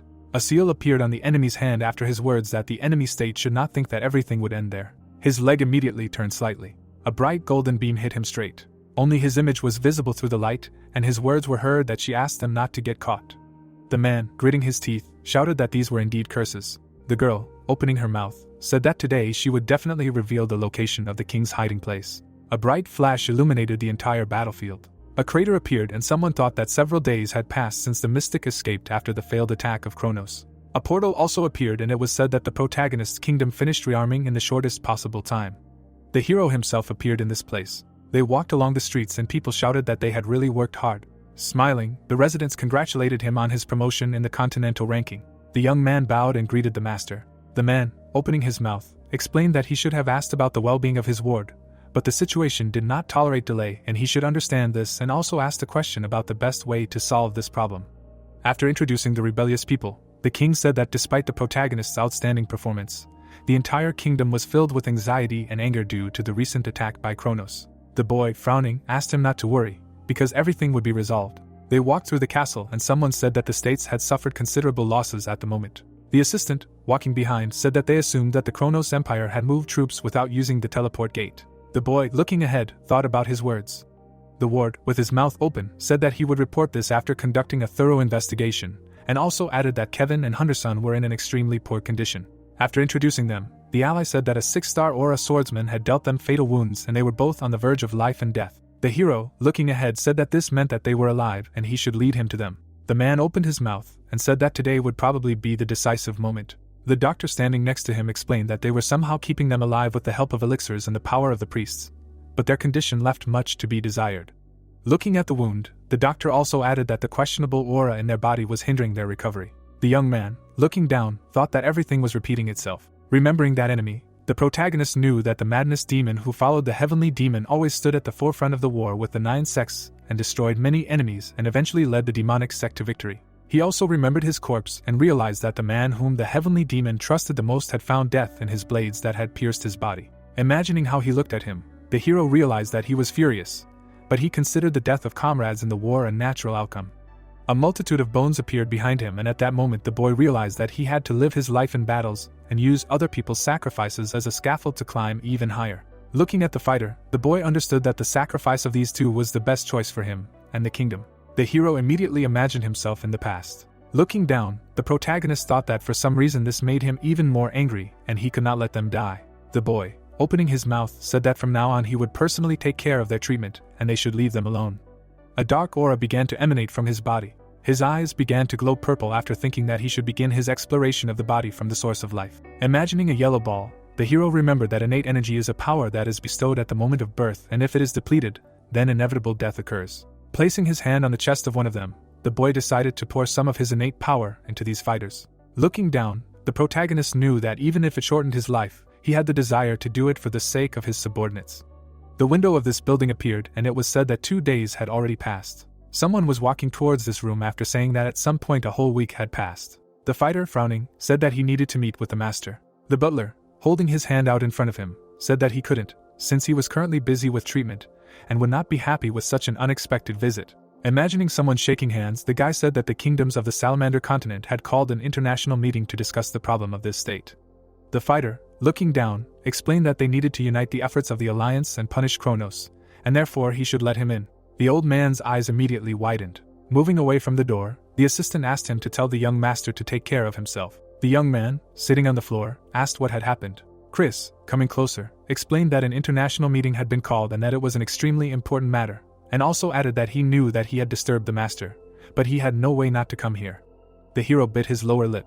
The assistant, with his mouth wide open, shouted that he knew how hard he was trying to save these two, but they simply did not have time to put this matter off any longer, since they needed to punish the Kronos Empire for their atrocities. Frowning, the boy explained that if he did not take part in the meeting, the Alliance of Kingdoms would simply let them get away with everything. The protagonist's face was not visible when he said that even if their kingdom took part in the meeting and was able to convince the Alliance, until they achieved sincerity from the Alliance, there could be no talk of true revenge. The assistant, putting his hand on his chest, tried to object. His eyes immediately widened as the boy said that he understood the reason for his comrade's anxiety. Turning around, the boy explained that he had to throw all his strength into these two fighters now, just as they had given it their all for him, and therefore his comrade should be trusted. The rulers gathered at a round table due to the beginning of an international meeting, and someone said that they had an extremely difficult matter on the agenda. The man, frowning, explained that the Kronos Empire had attacked Dimitri without any reason and their atrocities deserved punishment, adding that he was worried that this would serve as a catalyst for a large-scale war. The king, sitting at the table, also noted that if the problem grew, then the ambitions of the Kronos Empire, seeking to conquer the entire continent, could speed up this process. A large blue hand appeared and it was said that, as planned, the Alliance of Kingdoms was gripped by fear. A group of warriors also showed up and it was explained that the Kronos Empire had used the war with Dimitri to announce the existence of a method of travel that ignored the presence of the teleport gate. That mage also showed up and someone explained that it was a warning message that no country on the continent was safe. The king looked at another man as he said that none of them wanted this, but to prevent it from happening again, they should formulate a clear answer on behalf of the Alliance of Kingdoms, leaving room for compromise. Someone interrupted the man with their mouth open. The man, looking ahead, said that he could not agree with his decision. The ruler sat on the throne and someone shouted that Valhalla and Chrono had formed an alliance, planning to kill the hero who saved Redford and he needed help. The king, putting his hand on the handle, replied that he thought the same. After introducing the protagonist, the head of the kingdom explained that their country was steadily sliding towards oblivion, but his help gave them a chance to revive. The man, with his mouth open, noted that they were trying their best to turn a blind eye to the essence of the problem, as he understood that he was ready to even enter a war for the sake of the protagonist. Someone also looked at him when he said that the Kronos Empire had made an unfounded attack. After introducing one of the fighters of the warring kingdom in the air, the king also added that, moreover, Valhalla had turned a blind eye to the assassination attempts carried out in its domain. Someone, slamming his hand on the table, shouted a question about whether they all did not understand what this meant. Everyone else looked in his direction when he said that from now on, if Kronos considered someone a hindrance, then no one present here would be able to guarantee that they would avoid the threat of an attack by the Empire. The man added, frowning, that if they escaped reality, the problem would not disappear, but would only grow to catastrophic proportions. The king, looking ahead, asked if they were really afraid of the scale. The ruler, still sitting at the table, explained that during this time, the Kronos Empire would further widen the gap between itself and the alliance, and then one of them would join the empire, acting according to the situation. One of the members of the assembly, his mouth wide open, shouted that this was complete nonsense. The king, raising his hand, shouted that the words of his interlocutor could be called that. The eyes of the other two opened wider when the ruler shouted a question about whether they would really say the same thing if the empire attacked them. Rondon, closing his eyes, said that from this moment on, the Redford Kingdom would leave the Alliance of Kingdoms. The man, with his mouth slightly open, added that he would see if the others could say the same when the empire's sword was pointed at them. The ruler began to leave the room. The door slammed shut. The boy, with his eyes closed, said that when he heard about the international meeting, he expected a completely different development of events. Looking at the others, the king noted that he did not know if the others remembered and said that the first international meetings were extremely pitiful. An image of himself as a child immediately appeared in his head. Edwin also remembered some negotiations earlier and said that when he first took part in an international meeting, it was not about punishing the Kronos Empire for the atrocities it had committed, but about resolving the problem peacefully. The boy, with his eyes wide open, explained that he understood that back then the Alliance did not have the strength to resist the Empire. Looking ahead, the young man explained that now everything would be different. Introducing the enemy troops, the king said that even having gathered a squad of shadows, high-ranking magicians and a 6-star swordsman, the Empire still could not subjugate Dimitri's kingdom. Introducing the protagonist, Edwin noted that he was disappointed that even the appearance of exceptional opposition in the person of this man did not change the alliance of the kingdoms one bit. Getting up, the ruler added that although Hector was not initially part of the alliance, from now on they would be the ones to resolve issues on their own. Leaving the assembly hall, the guy said that they should not regret in the future that they chose to turn a blind eye to injustice today. The hero's hand was still on the wounded man's chest. His eyes were closed. Looking at them, the young man understood that he had done everything in his power and now they must get out on their own. Looking at one of them, the guy knew that if they let go of the threat of consciousness and accepted death, there would be no way to help them anymore. His eyes were open. Looking down, the boy did not understand why he could not look around. Remembering himself earlier, the young man knew that his cruel and endlessly sad life was filled with the deaths of comrades and subordinates. Imagining his face in the past, the hero realized that at the end of such a path, only regrets remained. This face also appeared next to his current one, and thoughts came to his head that in this life he did not want to regret anything and therefore fighters need to live on. The assistant, with his mouth open, told the gentleman that he really worked hard. The young man, putting on his shirt, asked him to gather all the dukes of the kingdom. People were already sitting at the table. The butler, with his mouth wide open, said that the young gentleman had arrived. Someone entered this room. The protagonist sat down at the table and everyone greeted him. They all looked in his direction. The others did the same, listening to his words about how he had heard rumors that opinions on how to solve the problem were divided. Looking down, the guy explained that those who were used to the atrocities of the Kronos Empire had forgotten what anger was. The hero opened his eyes wide and said that he did not like this whole situation. The young man, sitting on a chair, said that they would definitely make them pay for attacking the kingdom of Dimitri. The man, with his mouth open, asked if the Lord was really going to start a war. The fighter, looking at him, noted that the war with the Empire had begun from the moment when Kronos' assassins attempted on his life. Presenting the corpse of the fighter, the guy added that this war had also begun because the blood of his loyal subordinates had been spilled. The dukes opened their eyes in surprise after he said that each lord would have to declare martial law and gather soldiers in preparation for war. The young man raised his hand and said that from this moment on, the duchy of this kingdom officially declares war on the Kronos Empire. The man's hand was shaking. Edwin, his mouth slightly open, could not believe that the hero had started a war with the Empire without any consent from the Alliance. The boy jumped up from his chair and ordered that this ruler be contacted immediately. The image of Fabius appeared. The ruler, standing in front of him, shouted a question about what this man was thinking. Because they should also be aware, the same one answered that everything was as they had been informed. The count, smiling, said that the master wanted to take revenge with the forces of the Alliance of Cairo and Dimitri without the participation of Redford and Hector, and they should immediately announce this at an international meeting. The crystal was still glowing. The image of the man had already disappeared. The boy clenched his fist tightly, knowing that he needed to understand what the protagonist thought about this. Because apparently if he wasn't going to attend the international meeting, there had to be a reason for it. Imagining the man in the round table, the boy realized that he thought the Alliance didn't support revenge. A smile immediately appeared on his face. Looking away, the king knew that he would have to attend the international meeting again. The man, his mouth wide open, was shouting a question about what he wanted to say. The ruler, his hands down, was asking why Dimitri's declaration of war didn't apply to the other two countries, because wasn't this position any different from what was announced at the last meeting? Edwin, raising his hand, explained that he also couldn't know all the details, because Dimitri had rejected them, and they had all ended up taking part in this meeting. Closing his mouth, the boy knew that the hero was trying to achieve only one thing through the international meeting, namely, a split in the alliance. The man, gritting his teeth, said that Cairo and Dimitri would be destroyed. They were still sitting at the table when someone said that the problem was that their collapse would have a direct impact on the alliance. Having presented a map, one of the kings also added that if Kronos took over the lands of the northeastern region, he would gain a foothold to conquer the entire continent, while simultaneously throwing all his forces into suppressing the alliance of kingdoms. Someone shook hands, and then one of the members of the meeting explained that in this case they should boldly renounce Dimitri and strengthen their alliance more strongly. Someone suddenly refused such a proposal. The man, opening his mouth, reminded that, as he said at the last meeting, but the kingdom of Redford plans to share Dimitri's fate, and all the words of those present will be useless in this case. The king gritting his teeth hard, listening to the words of the interlocutor that Redford will prepare for war and will wait for Dimitri's call. They were still sitting at the round table, and it was said that as expected, a rift had appeared in the alliance. One of the kings was walking away, and it was explained that this man had left the alliance, and the second meeting had not led to positive results. A certain castle appeared, and a cry was heard that at this rate, everything would end.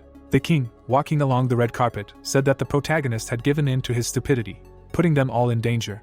The man, with his mouth open, added that the alliance of kingdoms would not be able to hold back the onslaught of Kronos with just force. His foot stopped in place. Looking at the crystal, the ruler knew that he could not let his state perish, even if he had to bend. Frowning, the leader understood that survival was the duty of the king.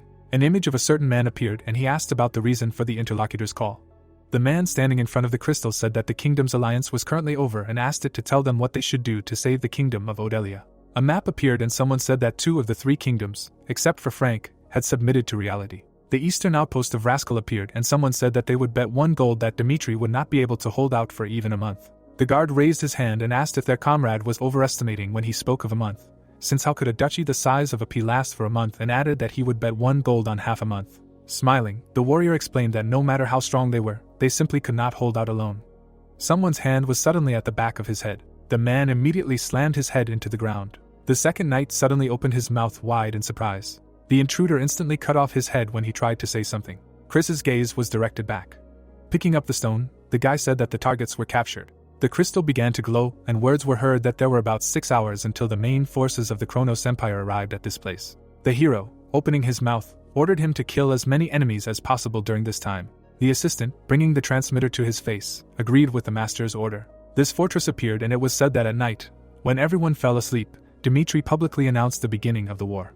A certain document appeared, which said that a small state had encroached on the empire, not knowing its place, and they immediately needed to mobilize their troops. The man, propping his head up with his hand, read that they needed to erase the names of Cairo, Dimitri, and all their allies from the map of the continent. One of the fortresses appeared, and the count said that anyway, when the main forces arrived in Rascal, Dimitri would not hold out for long and would be destroyed. As he put the paper away, the man noted that it didn't look like anyone would come to their aid, which was why they had no chance of winning. The messenger opened the door and shouted that the fortress was on fire. The count immediately ran. His blazing fortress was in front of him. The commander opened his mouth and shouted an order for all of Rascal's soldiers to put out the fire immediately. Gritting his teeth, the man thought about the smell of oil. Looking down, the man realized that this wasn't just a fire and that someone had started it on purpose. Turning around, the soldier shouted that his charge needed to go to the ammunition depot right away. The flames began to flare up even more. The warrior raised his hand and shouted that everyone else needed to get into the depot and save the magic scrolls. The knight, looking away, said that if anyone wavered, their throat would be slit. Suddenly, something began to appear in the flames, and the man noticed it.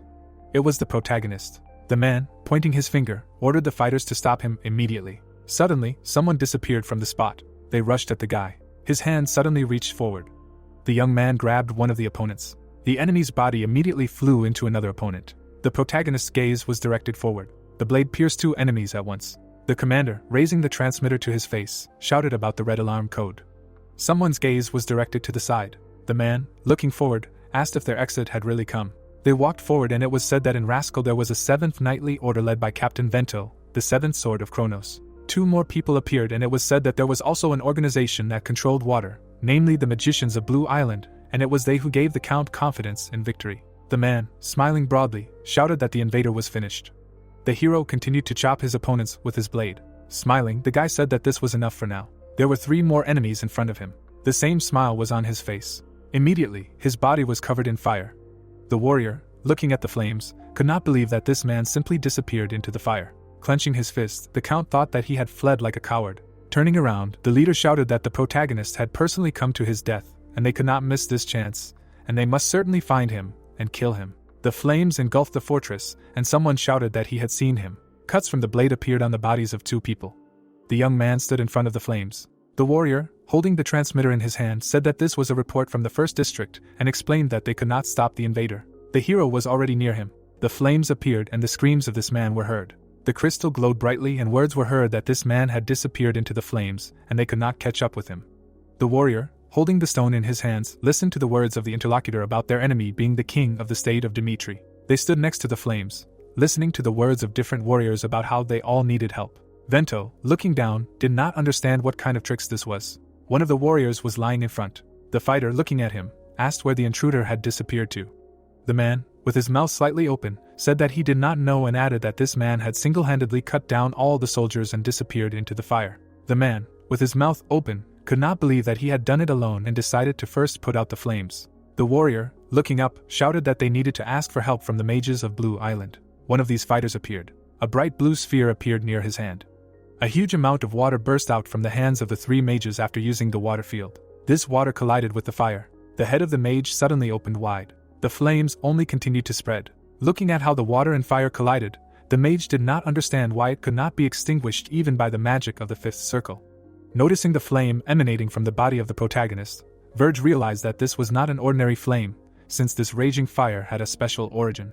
Opening his mouth, the warrior said that they needed to get rid of the source of the fire, because they simply had no other way to extinguish this flame. Vento, opening his mouth, realized that the source was the protagonist himself. A gate engulfed in flames appeared and someone said that the northern gate was also blocked. Turning around, the warrior also heard words that the same thing had happened to the western and eastern gates. But he could not believe it. All these troops were in a fiery circle. The fortress buildings were engulfed in flames. The man, with his mouth open, realized that they would never get out of here and the 10,000-strong army was trapped in Rascal. Something engulfed in flames appeared and someone shouted that the way out was blocked and apparently they were lured into a trap. One of the fighters, looking at the allies, asked if they really had no other way out. Looking at the gates engulfed in flames, someone said that there really was no exit in the usual sense. But the wall near the northern gate was older than the others and they could break through it to get out. The count, holding out his hand, shouted that they should stop the pursuit for a while and ordered everyone to retreat. Vento, running ahead, shouted that they would get out of Rascal through the northern gate and that they needed to gather all the soldiers there. The leader, standing behind, thought that the intruder was a true monster and that he must certainly be eliminated at least by the forces of the Empire. They stopped in front of a wall of flame. The man, with his mouth wide open, shouted a question about what was going on. In front of them was the protagonist. The count, raising his hand, shouted that he had first run away with his tail between his legs, and now had finally shown up.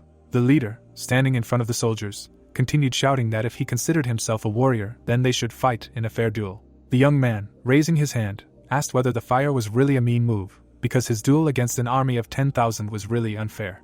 The man, clenching his fist, shouted that everything was so, because if it weren't for this vile arson, everything would have been different. The guy, opening his mouth, said that in that case he would have lost a long time ago. His hand immediately rushed forward. The flames immediately parted before him. The man clenched his teeth hard. The gates were no longer engulfed in flames. The hero, standing in front of the army, said that if they defeated him, they would be able to escape. The count, opening his mouth wide, shouted for the soldiers to rush into the attack.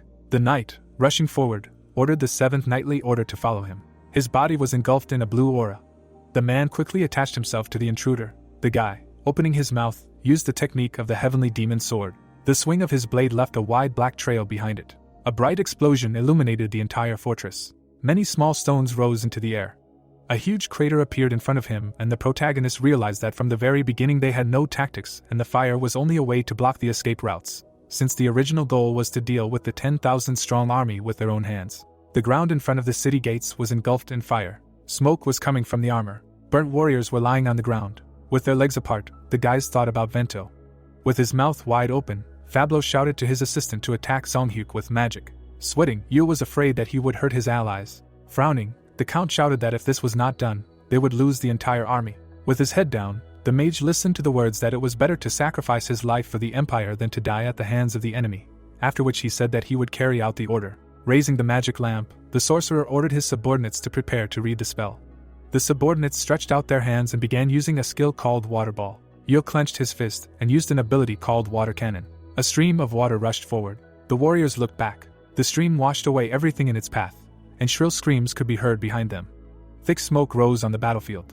The protagonist could be seen from behind the steam. Opening his mouth, the sorcerer saw the protagonist approaching him.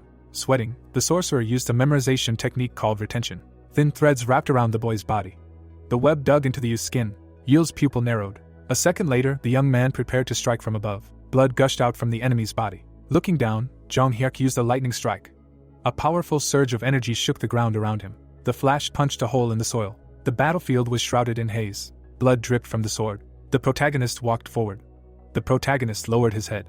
The aristocrat bared his teeth. Placing his hands on the ground, the man asked why he had to go to such extremes. Kneeling, Rascal's commander-in-chief said that the Dimitri family had no choice but to lose the war, so there was no need to rush things. With his mouth wide open, Fablo shouted that no matter how hard he tried, he would not be able to survive in an all-out war against Kronos, because Rascal's army was just a grain of sand in the sea. Looking down, the young man listened to the words that this was the retribution for his crimes. Standing in front of the mountain, after the death of the madness demon, Zong Hyuk went to Hunan province alone. Looking at the intruder, the entire Shaolin of Songzhan mountain was confused by such a sudden visit. There were blood stains on the floor, which meant that the once sacred place was drowned in blood. Standing in front of a pile of corpses, the celestial demon was the only one left alive. Lowering his head, the monk asked why this happened. Looking at the wounded old man, the protagonist explained that his man had died. Opening his mouth, the protagonist said that despite the fact that Shaolin ruled over the 9 schools, they still had no right to touch his people. Jong Hyuk grabbed his opponent by the face.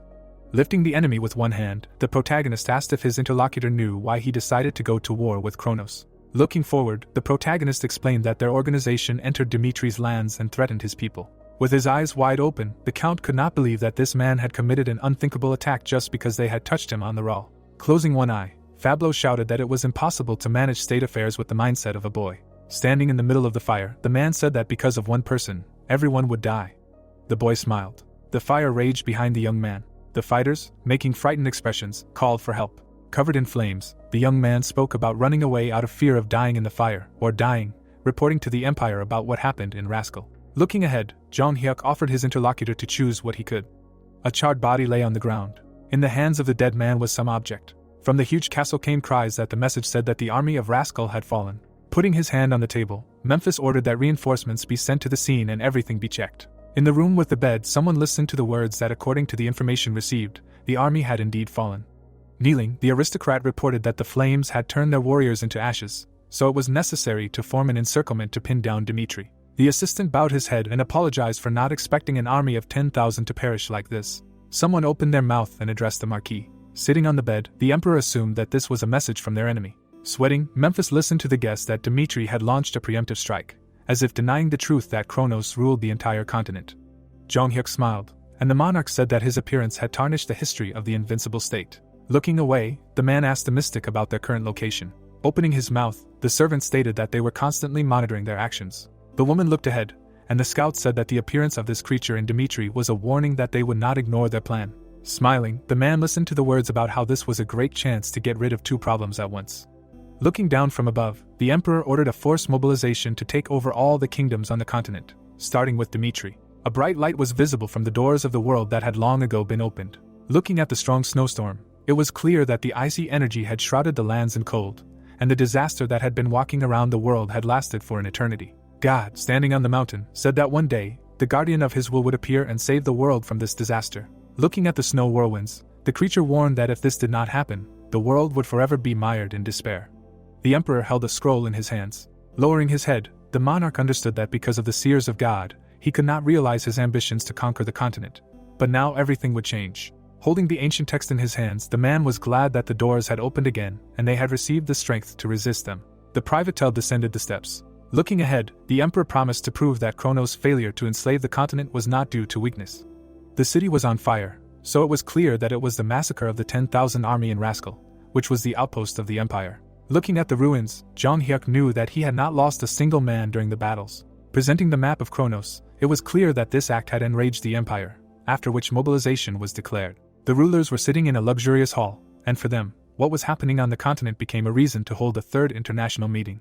Banging his fist on the table, the king of Odelia asked how to understand this. Lowering his head, Frank said that everything was exactly as he said. Closing his eyes, the monarch said that if there was even a small hope for victory, he would continue to follow Dimitri, because otherwise he would have to tremble in fear every day under the empire. Looking back, the king announced that he was forced to talk to Dimitri. The ruler of Odelia was sure that they were all doomed. Someone quickly walked forward. Sweating, the fat man realized that as soon as Dimitri's alliance fell, Kronos would switch to conquering the continent. Baring his teeth, the monarch decided that he needed to make connections as soon as possible. The man, opening his mouth, declared that all the worries initially had a false background. Smiling, the aristocrat told about the emperor's anger at what happened in Rascal. The ruined walls of the castle were visible, and the interlocutor said that even if all the kingdoms supported Dimitri, now that mobilization had been declared, they would be wiped off the face of the continent.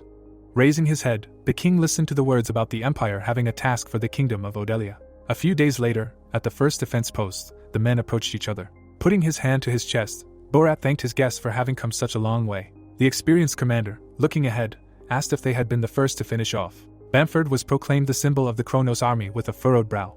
The soldier opened his mouth and asked what the current situation was. Looking at the stone walls, the count explained that Dimitri had currently allied with Cairo and was gathering troops at the western front. Looking ahead, the aide said that they were unable to discern their true intentions, but it seemed that they were preparing to attack the fortress. Clenching his fists, the warrior explained that Redford, Hector, and Frank had joined the mobilization order, but Odelia and Umberto were planning to join their ranks. Frowning, the old man was surprised that so many kingdoms had joined the war against Kronos. Standing on the roof, the men discussed how this war was a point to take over the continent, so they needed an unconditional victory. With his back to his men, the Duke declared that in 10 days they would begin a general attack on Cairo and Dimitri. All the soldiers stood in line and shouted that they understood the order. Blood was pouring out of the warrior's mouth. The entire squad was on their knees. Looking at the many corpses, someone said that something strange has been happening to the soldiers since the morning. Clenching his fists, Borat explained that 10,000 soldiers had already fallen ill with symptoms of fever and vomiting. Looking at the floor, Bamford thought about the fact that Jonghyuk had used a deadly poison, and the assistant shared information that out of 10,000 people, almost 300 people had gone to the next world. The man stood still. Opening his mouth, the commander ordered that the wells and provisions be immediately checked for poisons, and that reinforcements be requested from the magical behemoth tower. Looking at the doctor, Bamford asked if his soldiers would live. Opening his mouth, Borat shouted that a similar situation was happening at all 8 defense posts, including the first one. The tower's owner put his finger to his mouth. Looking at the healer, the old man realized that he was still the same arrogant guy. With their heads down, the disciples listened to the order that it was necessary to begin detoxification and study this poison.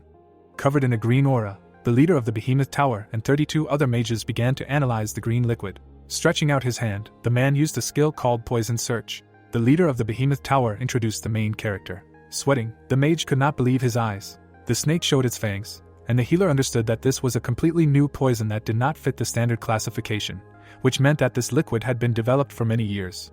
Turning his head, the leader realized something. Kneeling down, the healer shouted for everyone to get out of the way. Raising his hands, the disciple turned to the master. With his eyes wide open, the man thought that this was not just poison. Opening his mouth, the commander asked to explain what happened. Without turning around, the magician asked for some time to check something. Bamford began to sweat.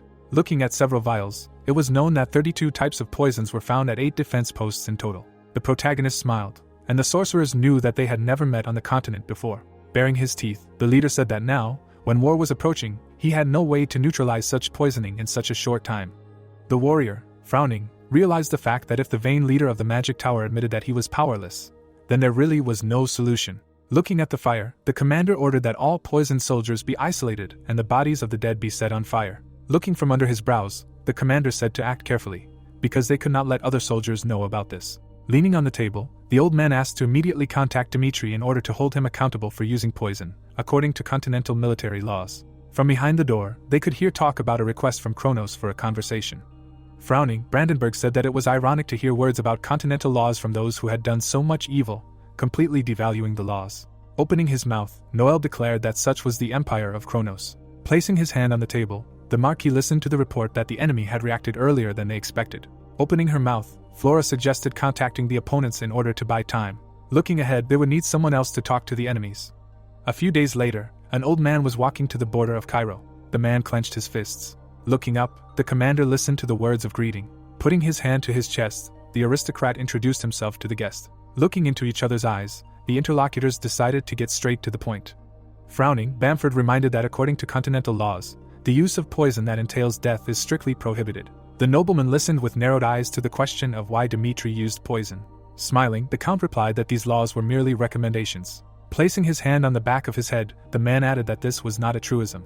Standing in place, Fabius said that their enemies, who stormed foreign borders without warning, would not worry about some poison. Lowering his head, the commander turned to his interlocutor. Making an angry expression on his face, the old man advised him to be careful with his words. Presenting a torn map, the warrior of Kronos said that Dimitri had forgotten why the use of poisons was prohibited on the continent of salamanders. Green liquid poured onto the ground, and Bamford stated that in order to preserve their territories, each of the kingdoms used extremely different poisons. Looking at the huge mountain of corpses, the warrior said that in the end, this situation resulted in a huge catastrophe, because the population of 3 states decreased by 30%. The count clenched his fists and said that he knew all of this. Looking at the commander, Fabius reminded him that after all of those events, it was the Kronos Empire that had swallowed up the shrinking states. Raising an eyebrow, the nobleman said that the empire had no right to condemn its opponents for using poison, since they themselves had used dark magic to achieve their goals. There were corpses on the floor, and the count said that poisons, in comparison, were child's play. The mystic extended his hand, after which Fabius added that dark magic could pose a serious danger to all of humanity. Smiling widely, the man heard the question of whether they had proof that Kronos had used dark magic. The fighters fought each other, and Fabius said that the Empire's dark magicians were secretly trying to invade Dimitri. Standing in place, Bamford said that this was a very bold statement. The Count bowed his head and said that if they wanted to cause mass deaths, they would spray poison in the center of the imperial capital. The nobleman frowned and suggested that they treat each other more calmly, since they all had their own plans. The old man looked ahead and listened to the words that there was no point in appealing to the conscience of both sides. The men stared at each other in silence. The general closed his eyes and wanted to tell why he had left the battlefield. Bamford looked askance and explained that he was confident in the strength of the Kronos army, so even without him, the Empire would rule the entire continent. Jong Hyuk looked back, and the soldier said that he was a very amazing person, since the steps he had taken had greatly surprised everyone. The little protagonist stood before the huge emperor, after which the commander added that in the face of Kronos, all the boy's attempts were pointless. Standing in place, the old man resigned himself to the fact that the boy would rage until the end of his demise. Turning around, the Duke was confident that he would outlive his enemy. Turning his head, the commander-in-chief said that he was looking forward to the next move. The boy was sitting under the water. Kevin raised his eyebrows. The man smiled creepily. Looking at the fighting people, the boy could not understand why he was fighting this opponent. The man clenched his fist. Blood gushed from the boy's mouth. The young man pulled his knees up. Kevin's face began to sweat. Suddenly, the boy saw something in front of him. Raising his head, the boy realized that it was his master. Opening his mouth, Jong Hyuk asked about what he had told him earlier. The young man made a surprised expression and replied that he had to live for his master. The boy opened his eyes. The butler, frowning, shouted that the patient had woken up. Putting his hand on his chest, Kevin asked him to tell him what had happened while he was unconscious. Sitting on the bed, the boy listened to the recent news. The boy's hand grabbed the sheet. Running away, the swordsman said that he was going to the front right now. The young man frowned. Holding the sword in his hands, Fernando advised his comrade to go back to bed and rest. Opening his mouth, the soldier said that he knew how his friend felt. However, even if he went there right now, he would definitely not be able to do anything. Sweating, Kevin explained that this was impossible. Looking ahead, the soldier said that his whole life belonged to his master. The boy jumped up. A moment later, the swordsman, bending down, said that he should be on the battlefield right now. The boy ran away. Opening his mouth, Fernando admitted that there was nothing to be done with this young man.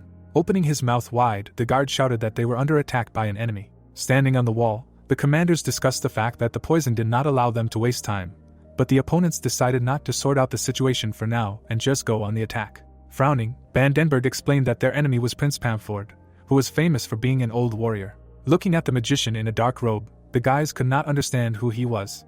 In the hands of the old man was some kind of staff, and someone said that perhaps he was a messenger. But another answered negatively and explained that if he was this person, he would have declared his lack of intention to participate in the conflict with a raised white flag. The man, looking down, ordered the ballista to be prepared, as he thought that this could be a magician. The warriors began to pull the arrow when the commander realized that if the enemy was a mage, then this weapon could interfere with his spells. The fighter's eyes opened wide. The old man, hiding his eyes under the hood, began to chant some spell. The warrior, with his mouth wide open, ordered to open fire. The arrow flew out of the ballista. It was heading straight for this man. The mage's eye glowed bright blue when he said that they were all dunces. The arrow suddenly stopped right in front of him. The man, with his mouth wide open, remembered that the 5-star rank is equal to the 6th circle, and the 6-star rank is equal to the 7th circle. Some blades appeared, and it was said that if the 12 swords of the continent are 6-star rank, then mages of the level of the Master of the Magic Tower are mostly 7th circle. A bright blue aura appeared around Schiefer, and it was said that everyone knew that this man existed, but no one had encountered him personally until this moment. A blue seal began to appear above him. Opening his mouth, the old man used the fury of the heavens. Lightning struck from the seal. It struck straight at this castle. Another seal appeared from which lightning also began to strike. The man, looking up, understood that the defensive formation created by the mages of the Phoenix Tower had been destroyed. Looking at the heavens, the commander knew that even a person far from magic could easily understand that at this rate they would not be able to hold out for long, and the defensive formation had been smashed to pieces. Turning around, the fighter shouted for the others to raise their defense to maximum power. The vessel in the hands of the mages began to glow brighter after the words that they needed to stall for time by any means necessary. A green seal appeared in front of their hands. Blood spurted from the mage's mouth, and the man realized that the magic of this gray-haired man was definitely higher than the seventh circle. Imagining the army and the ruler, the commander understood that even without this power, the Kronos Empire was already considered the strongest country on the continent. The green seal began to crumble. Lightning struck the castle again. The warriors began to move forward, shouting that the fortress wall had fallen and that they needed to attack. The leader, looking down, shouted that the enemy was advancing and that they needed to defend themselves. The old man, arms crossed over his chest, ordered the soldiers to break through.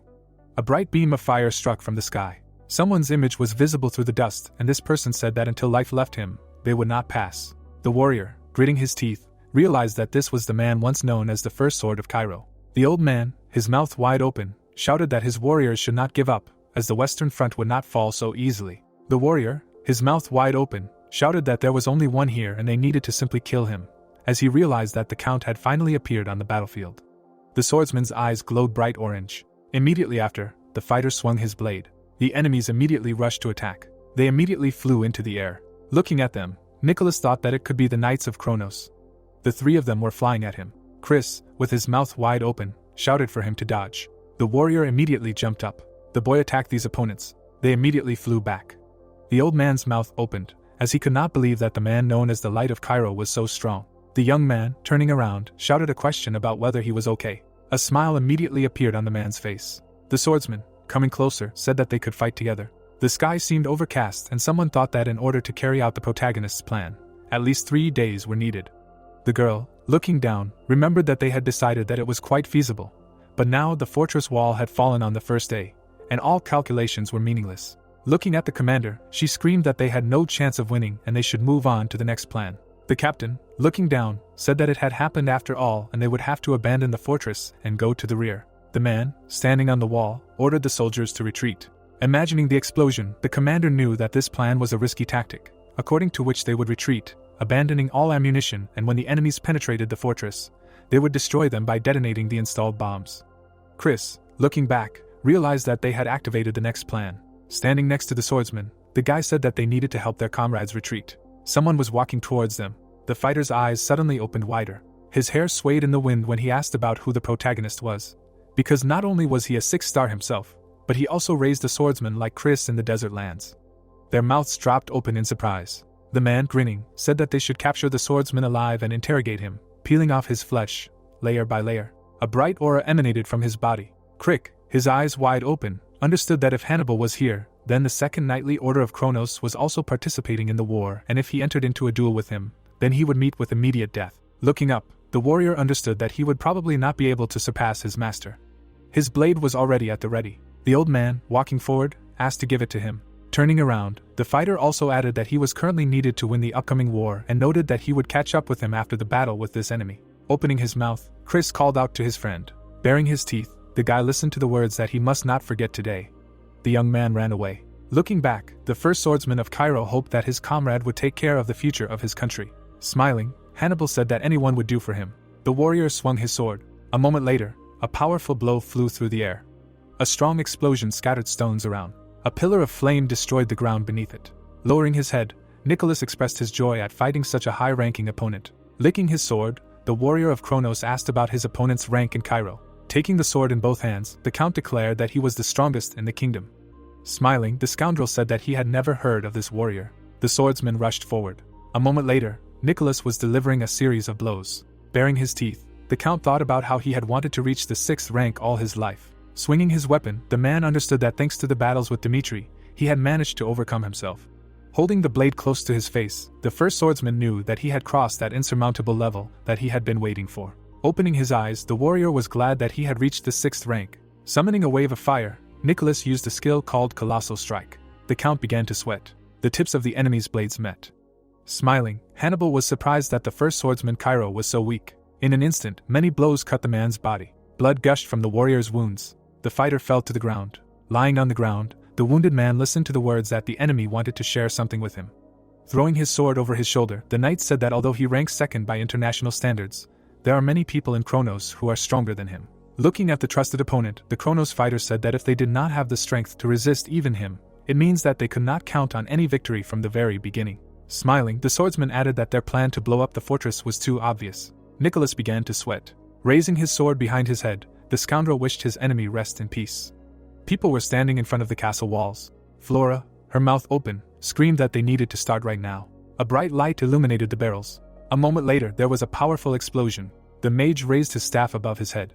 Looking ahead, the girl could not believe that the explosion had stopped. The wall of fire was sealed in a magic circle. A moment later, the sphere began to shrink. After that, the object almost completely disappeared. Looking up, the commander was pleased that every step of these weaklings was predictable. Putting his hand to his chest, the commander-in-chief thanked the sorcerer for his help.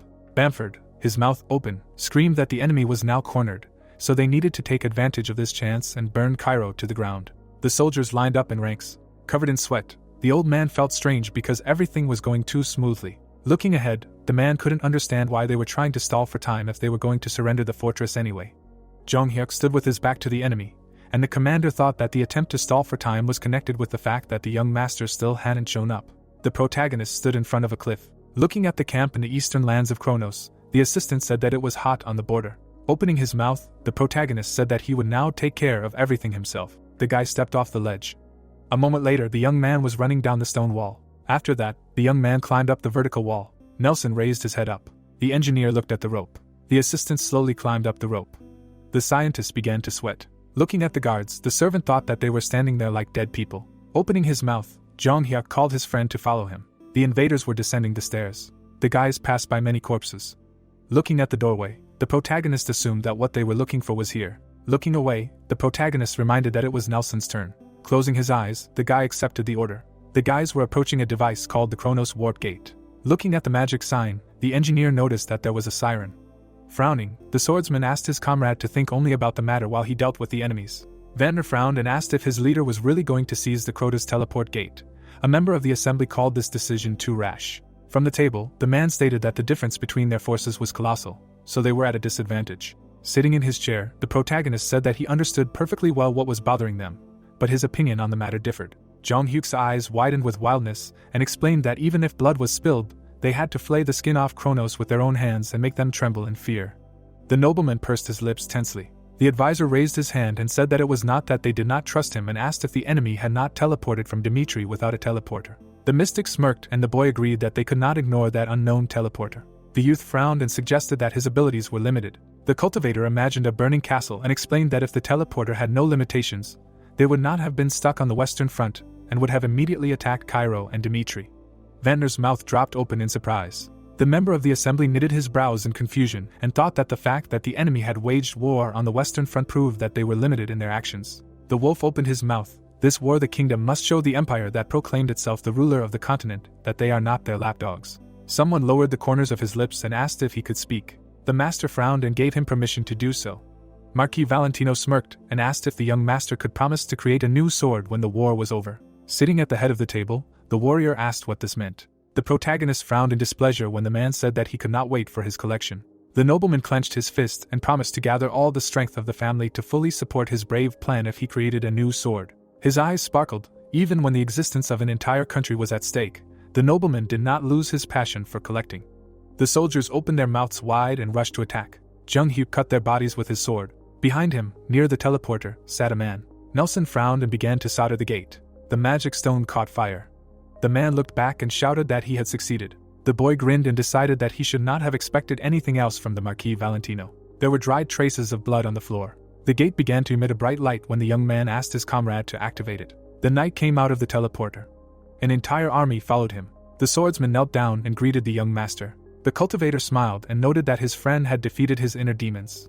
Kevin put his hand to his chest and stated that he was able to do this thanks to his instructions. The master looked to the side and explained that they would turn the east of Kronos into a scorched desert, starting with Krotos.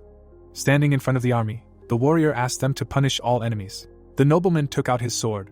The nobleman opened his mouth in anger and ordered the soldiers to carry out the order.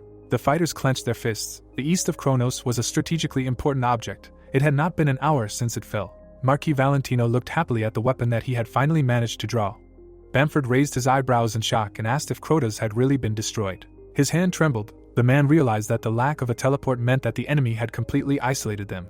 The old man frowned menacingly and decided to call a meeting of the leaders. The commander-in-chief put his hand on the table and concluded that they would have to prepare for a protracted war. Hannibal yawned discontentedly. The captain explained that at this rate they would have no choice but to break through to the capital Cairo, sacrificing 300,000 soldiers. There were bars on the window. The villain assumed that reinforcements would arrive within a month, and realized that they would be able to ruin the enemy's plans only by holding out until that moment. The villain lowered his gaze and said that they needed to quickly find somewhere to move to. The boy raised his hand and asked why they didn't just wait here. The fortress wall was completely destroyed. There were food items on the shelves. Thanks to Schiefer stopping the explosion, the provisions of the escaped enemy remained untouched, and the soldiers checked for poison. Standing in the middle of the room, Bamford agreed with his subordinate. Frowning sternly, the man suggested holding out until reinforcements arrived, destroying the enemy and getting out of here, and thought about not knowing what plan his eldest son, Dimitri, had come up with. The old man grinned and decided that he would break it anyway. The sun was shining over the outpost of the eastern region of Kronos. Holding a letter in his hands, the scoundrel read the order to lock the gates if an enemy army appeared on the horizon and asked why they were ordered to guard the fortress and not go to the battlefield. Baron Jackman pursed his lips and wondered if the enemy really thought that an army of 30,000 could defeat Tesla. A silhouette appeared in the cloud of smoke. The aristocrat noticed that it was not a messenger, and that he did not have a white flag. The protagonist furiously knitted his eyebrows. The nobleman opened his mouth wide and ordered his subordinates to prepare for an attack and not let the enemy approach the fortress. There was an army behind Jung Hyuk. The knight was outraged that the enemy was proud of the defeat of Crotus. The archers pulled the bowstring. The villain wanted to crush the dreams of the eldest son Dimitri about victory over the empire of Kronos. His eyes flashed. The villain ordered to open fire. A hail of arrows fell on the guy. The young man lowered the corners of his lips and used an iron shield. The shells hit the protective barrier around him. Baron Jackman widened his eyes in horror and ordered the soldiers to stop him. A powerful explosion was heard on the battlefield. The cultivator raised his sword above his head. The master threw a mad look ahead and said that there was no teleportation here, so they can do whatever they want. A powerful dark aura enveloped him. The man smiled widely and shouted that their fortress had several layers of defensive magic installed. Magic circles hung in the air in front of the walls. The warrior swung his shining sword. A wave of black energy crashed down on the fortress. The protagonist's eyes lit up. A huge amount of aura rushed high into the sky. The nobleman looked up in amazement. Jung Hyuk abruptly cut the air with his blade. The released energy destroyed the fortress wall. The nobleman opened his mouth in fear. In 2 counts, Tesla's defense turned into a grand failure. A satisfied smile appeared on the guy's face. A city appeared behind the destroyed wall. The knight fell to his knees in front of the young man and surrendered. To track one prisoner, an armed force several times greater than his number was needed. The swordsman grinned and thought that the enemy would not be able to kill him, since the existence of the prisoner at any moment could ensure a deal. The cultivator lowered his weapon in front of him. The master pressed the villain's head to the ground with his foot. The villain turned it on its side and asked what was going on. The warrior looked down at him and asked if this was the commander-in-chief of the Tesla fortress. Lying on the ground, Baron Jackman confirmed it and asked why the enemy was treating him like this, since such behavior with prisoners harmed both sides. The protagonist narrowed his eyes and replied that he did not need anything from him. The man's eyes widened and asked what this meant. Jung Hyuk raised his sword in front of him. The servants came running at the noise. The aristocrat asked for mercy and shouted that his salvation would ensure the safety of the prisoners Dimitri. The guy looked ahead and concluded that his enemy was mistaken. The young man raised his sword to strike and declared that there was no mercy on the battlefield. Meanwhile, the heroes were sitting at the table. The nobleman explained that the young master had achieved impressive success in conquering Rascal and Crotus, and asked if they should send him reinforcements. Edwin clasped his hands and replied that they should not do so now, because his eldest son Dimitri was going to prove that he could stand against the Empire with only his own strength. Rondon closed his eyes and reminded that Bamford was not a weak opponent. The boy smiled and admitted that he felt real fear when he heard that the young master had managed to get the Crotus teleporter. The snake grabbed its kinsman by the tail. The reptiles curled up in front of the cultivator, who had managed to implement the strategy he had been working on all this time. The prince's hands trembled. He declared that the war on the southern front had become a crushing failure for Hector. Powerful blows rolled across the ground. None of the strategies worked. The knight experienced defeat for the first time in his life. The swordsman remembered how he had raised his hand in fear and explained that the only reason for the failure was the huge change in the face of the master. So without him, victory in this war would have been Hector's. The nobles bowed their heads. Edwin said that he was much more afraid of Kronos than the young master who was progressing and sweeping everything in his path. The prince frowned tensely and suggested that they trust him and wait. An ominous aura enveloped Kevin. The boy closed his eyes and took a deep breath. The energy spread to his opponent. Sven's eyes flashed with fire. The boy jumped off the ground. The opponents rushed towards each other. Their weapons hit each other and created a bright flash. The commoner tensely clenched his teeth, parrying the blows of his opponent. The youth grinned maliciously. He managed to decapitate the commoner. The Death Knight looked up and saw how the flesh was torn. The fighter put his hand to his chest and realized that again he could not do anything. The warrior's eyes widened and he wondered what he would do if an equally strong opponent appeared on his path. Standing in the middle of an empty field, Kevin realized that he could not lose and let his master down. The heroes followed the protagonist. In fact, they had not helped him even once during this entire time. The boy frowned furiously and decided that he did not want this to happen again. Jung-hyuk approached him from behind. The commoner looked back sadly. The boy sternly knitted his brows and said that he had something to tell him. The soldier knelt before him. The youth explained that the aura analysis showed that this world's method was completely wrong. His hand caught fire. The cultivator thought that pushing the destructive power to the limit by randomly releasing it was some kind of new method. The master introduced Barbos and Morales and concluded that he was wrong when he fought the strongest people on the continent. The blade was enveloped in an aura. The art of wielding a sword in Murim was not only determined by destructive power. People trained to keep their balance on the rocks. In this world, everyone could find their own way of the sword, where softness was sometimes able to restrain power. A bright energy appeared in the hands of the man. In the real world there were strange methods of managing chi. The heroes stood with their backs to each other. Compared to the level of magic, the swordsman's methods could safely be called meager. The heavenly dragon drew his weapon. This made the warrior convinced that his fencing was the strongest on the continent. Standing in front of his comrade, the protagonist explained that in a life-or-death battle, the power of the aura does not guarantee victory. Kevin's eyes widened in surprise. Jung-hyuk said that he must clearly understand the true nature of the aura and achieve the strength corresponding to it in order to defeat even a 6-star swordsman. The boy furrowed his brows resolutely. The guy turned around and extended his hand to him. The cultivator narrowed his eyes and said that he wanted to teach his friend the technique of the heavenly demon sword. That day, not only they could not sleep, Chris stood at the border of the defensive camp of the Western Front. In his hands was a sword. The young man carefully looked at the blade. The deputy saw his reflection in it. In the memory, Count Nicholas, looking back, said that they were needed to win the coming war, and promised to catch up with his comrades when Hannibal was defeated. The wounded soldiers approached their comrade and reported that the commander had died. The knight sadly lowered his gaze and thought that he cowardly wanted to believe the words of the captain, but perhaps he understood everything even then. A powerful energy enveloped the enemy. The swordsman realized that he had surrendered in the face of great horror. The man smiled widely. Chris decided that everything could have been different if he had been strong enough to ensure him. Clenching his fist, the young man concluded that all the problems were in his weakness, and wondered what he should do to become stronger. The deputy introduced his friends and thought about how he wanted to receive instructions from the master himself, like they did. The protagonist extended his hand and said that he could find the answer himself. The knight frowned tensely and realized that even the young master believed in him. His weapon was enveloped in a blue aura. The swordsman cut the air with his blade several times and wondered what he should do now. Chris gritted his teeth, trying to figure out how to find the answer himself. The ghost of Jung-hyuk behind him asked him not to focus on the explosive power of the aura, because it would be enough to simply follow its essence. The young man looked around in amazement, but there was no one behind him. The deputy widened his eyes and concluded that the aura was not a raw explosive power. A flash of light flashed in the darkness. The aura is a force that permeates all things. The knight realized that it originally existed in his body. A huge amount of energy burst out from his stomach. The sword fell to the ground. A bright light illuminated the swordsman. His hair glowed. It became noticeably longer. Chris clenched his fists and closed his eyes. His body underwent a colossal change. The sun rose over the mountains. Fuki rubbed his eyes and asked what his friend was doing this morning. The guy noticed that his face was shiny. The deputy said that this was nonsense and asked him to prepare for morning training. The soldier scratched his chin and thought that he had seen this somewhere before. The young man clenched his fist and thought that what he learned was not the master's martial art or the secret technique of Captain Jonathan. The knight smiled and decided that this belonged only to him. There were barricades at the gate.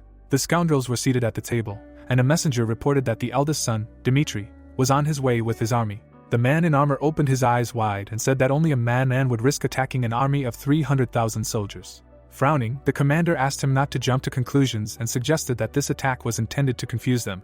The man looked away and suggested that they guard their positions and not fall for this trick. Sitting at the head of the table, Bamford asked everyone to tone down the heated discussion. Frowning, the old man said that it did not matter what their opponent's goals were, and asked if it was not foolish to believe that a pathetic kingdom could win against an empire.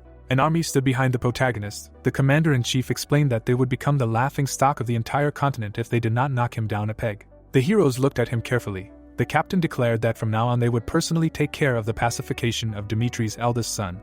The villain frowned angrily and decided that now only force would determine the winner of the war. Jong Hyuk smiled confidently. The troops gathered in the deserted area. The guy took a step forward. Raising his hand, the young man introduced himself and challenged the Kronos Empire to a refereeing duel. Hannibal grinned and wanted to be his opponent. Blocking his way with his hand, the villain objected and thought that there was clearly some catch in this offer to measure strength. The cultivator smiled broadly and offered to change the conditions if they were so afraid of his victory. Crossing his arms over his chest, the master said that he would not participate in the duel and offered to have a 2-on-2 fight. Bamford frowned angrily. The warriors said that they could forget about his offer if they were not satisfied with it. Standing at a distance, the man asked why he thought Kronos was the strongest empire on the continent. The old man extended his hand and explained that they had enough top-notch talent to cover an entire landmass, and agreed to have a duel. Chris and Kevin approached the young master, the protagonist declaring that they now represented Dimitri's side. The boys frowned sternly and thanked him for the chance. The commander-in-chief stood behind them. The captain opened his mouth wide and ordered Diego to take the soldier's life. The knight ranked 12th on the continent stepped forward. The warrior raised his sword and said that the loyalty of Dimitri's subordinates was admirable. The young man stopped in front of him. The scoundrel added that he did not know how long the duchy would remember his loyalty. The deputy, shrouded in a bright aura, asked if his opponent had decided to fight with his mouth. A smirk was visible on the man's face through his visor. Diego immediately jumped up. The knight delivered a slashing blow and offered to see how long his enemy could be so sarcastic. The swordsman easily blocked his attack. The warrior opened his eyes wide and thought about how this man was nicknamed the first talent Dimitri. The heroes entered the battle. The villain decided that people had misjudged him. The protagonist confidently frowned and concluded that there was no talent on the entire continent that would surpass his comrade. Chris delivered a strong stabbing blow. The blast waved through the opponents apart. The man's eyes widened in amazement. A fire ignited under the young man's foot. The deputy made a sharp dash forward and attacked the enemy. The knight turned around, blood spurted from the wound. Frowning, the swordsman wondered if it was too weak, and decided that he had not yet gotten the hang of it. A light aura enveloped the enraged warrior's armor. It spread across the battlefield. The fighter narrowed his eyes sternly and thought that the words and actions of the master had previously been inexplicable. The soldier rushed forward and realized something. The opponents approached each other and crossed swords. Suddenly Chris jumped to the side. A large distance appeared between the heroes. Frightened, the villain shuddered, assessed the speed of the enemy, and decided that his nickname Light Dimitri was not an empty phrase. The aura concentrated in the boy's stomach. He realized that he had to stretch it from dantian to the sword so that it could circulate. The deputy squeezed the hilt of the sword and wanted to show the enemy what insight was. The swordsman swung the blade and thought that this was his unique technique, which surpassed the flash of lightning. A thin but very sharp beam of light pierced the man. Blood immediately sprinkled his armor. A long trail appeared on the ground behind him. Diego asked how this was possible. At that moment, the knight fell dead. Bamford's mouth dropped open in shock. The fighter approached his opponent lying on the sand. The soldier raised his sword over him. There was a sound of impact. Chris narrowed his eyes and looked away. The enemy army stood in front of him. Hannibal smiled widely. The soldiers joyfully raised their hands and began to chant their comrade's name. The man's eyes widened in amazement, and he wondered how Diego, one of the 12 swords of the continent, could lose to a man with 4 stars. The old man frowned menacingly and suggested that logic did not work when it came to the sons of Dimitri. The commander-in-chief imagined the opponents looking at each other, and realized that he must save his main weapon if he ever had to fight the heir to the duchy. Blanco approached his leader when the latter called out to him. The scoundrel looked around menacingly and explained that the next opponent was only a 3-star, and warned him in advance that his family would be destroyed if he lost. The ranker drew his weapon from its sheath and replied that he understood. Kevin approached him and drew his blades. The man looked at him and introduced himself. The boy remained silent. A powerful energy enveloped him. The knight raised his blade in front of him and decided that words were of no use to them. The swordsman, enveloped in a bright aura, realized that the life of his family depended on this victory and wanted to finish off the enemy with one blow. The scoundrel rushed forward. The commoner blocked his attack. A bright flash appeared from the impact of their swords. A cut was left on the soldier's cheek. The armored fighters watched the fight from the sidelines. Blanco continued to strike and asked how a man with 3 stars was able to parry his sword. The warrior swung his blade and opened himself for a blow. The man noticed this. A bright light burst from his helmet. The ranker delivered a powerful blow. The blade of the sword approached his neck. The knight threw his head back and dodged the attack. The swordsman jumped back and landed on one knee. Kevin grinned maliciously and thought that the enemy probably knew that this blow could cut his throat. The boy licked his lips and wondered if this man really had multiple lives. The scoundrel raised his head and mentally called him a demon. The commoner looked at him from under his brows and said that he did not want to fight him, but the owner of 6 stars. Blanco flinched and asked what this meant. The soldier got into a fighting stance and offered him to try to parry at least one blow. The fighter raised his sword above his head and used the technique of the heavenly demon. An ominous energy enveloped the man, who did not understand at all what was happening. Kevin released powerful streams of energy in different directions. The ranker's eyes flashed with cross stripes. A bright flash illuminated the protagonist. Since the boy's body was made of the demonic mastery of the phantom soul, it was only able to withstand the initial stage of the technique. Jung-hyuk looked back and declared that this would be more than enough for now. A crushing blow knocked the knight down. After the attack, nothing was left of him except a pool of blood on the ground. The commoner gritted his teeth and thought that this was his master's technique. The swordsman wiped his chin with his hand and declared that he wanted to fight a man who had 6 stars. Bamford looked at the enemy from the side. Gritting his teeth, the man wondered what kind of eerie energy this was and called it witchcraft. The soldier frowned tensely. The old man asked how he could tarnish the sacred duel and declared that he would not recognize this victory. The commander-in-chief clenched his fist and ordered his subordinates to bring the barbarians of the tiny state who do not know the honor of war to their knees. The Empire's fighters rushed into battle. Kevin said that it was very mean. The boy put his hand on his shoulder and praised him. The young man stepped forward and said that it was his turn. The boy looked back in surprise. The commoner looked after his master and wondered what he was planning. The cultivator looked forward with confidence. 10 years after the death of the heavenly demon, the heroes were sailing in a boat. The young warrior wanted to know the truth. Holding an oar in his hands, the fighter said that when he got to the central plain of Murim, the entire celestial kingdom was already at the feet of the demonic sect. The master was enveloped in purple energy. The boy asked if everything they said about him was true. The fisherman looked away and confirmed it. That day, the protagonist dealt with the Shaolin Arhats, so the others resigned themselves to the thought that they would not see victory. Jung-hyuk frowned menacingly. It would not be an exaggeration to say that the heavenly demon had achieved all this alone. The young warrior looked forward and explained that this man was the only one in the history of the demon sect to have reached the heavenly stage. The fighter introduced the divine being and asked if the boy's skill was the strongest martial art in the world. His teacher smiled and replied that no one knew for sure. The fish swirled around the hook. The boy asked what it meant. The great master raised his hand over the youth. He managed to gain insight and reach the heavenly stage, but even dominating all of Murim, he was still stomping on the earthly stage. The cultivator meditated on the stone. The human stage was the most basic. It formed the foundation of divine skill, developed feelings and allowed one to accept nature. The protagonist closed his eyes. The earth stage went beyond simple body training and meant complete fusion with nature. The man raised his sword. The heaven stage was a stage that allowed one to surpass other stages. The young warrior opened his eyes wide. The man caught a fish and said that the heavenly demon was beyond explanation. Jung-hyuk's eyes flashed with fire and concluded that he had finally risen to the earth stage. The boy took a step forward and thought that he had not tried this for a long time. Chris and Kevin opened their mouths in surprise. Cracks appeared under the young man's feet. It was said on the central plane that if there were 9 sword styles representing the strongest heavenly demon, then there were also 9 auxiliary steps. The enemy soldiers began to fall into the ground. The cultivator stood in the center of the battlefield. Hannibal gritted his teeth and wondered what kind of pressure was that could tear even the air. The master swung his sword. The warrior cut the air in front of him. A powerful blast waved through the fighters into the air. The man opened his mouth in fear and screamed. The knight jumped off the ground and realized that he had to kill the enemy as soon as possible. The swordsman got close to him. The protagonist kicked the ground. Bright energy concentrated in his hand. The villain frowned tensely. A black wave washed over him. Water surrounded him from all sides. A powerful explosion of energy was heard. Bamford covered his face with his hand. A giant hole appeared in the center of the battlefield. There were traces of blood on the ground. Hannibal was lying nearby, breathing heavily. The man opened his mouth wide and realized that he had lost his leg. The knight grabbed his knee and screamed. Jung-hyuk looked down and asked him to shut up. The swordsman rolled over and thought that he could not lose so easily. The guy lowered his weapon and said that he knew about his sadistic tendencies and constant torture of captured people. The blade of the sword shone. The young man declared that what happened on the battlefield did not concern him, and promised to give his enemy torture many times worse. The cultivator swung the blade and declared that this was his method of survival. The villain begged for mercy, but the master chopped off another leg and arm. Hannibal raised his head and asked for help. Squinting, the warrior said that he was not finished yet and asked him not to move. The protagonist grabbed the enemy by the hair. Jung-hyuk turned his head and pulled out his tooth. The old man opened his mouth in rage and asked him to stop. Standing on the other side of the pit, the commander-in-chief shouted that this was too cruel, and declared that his enemy had irrevocably crossed the line with his actions. The captain tensely clenched his teeth. The boy replied that this was all nonsense. Bloody armor lay on the ground. The young man's eyes flashed and explained that they should be prepared for this if they were going to fight him. The true heavenly demon had come back to life. He was enveloped in dark energy. The soldiers shuddered tensely. At the same time, a bright lightning struck them.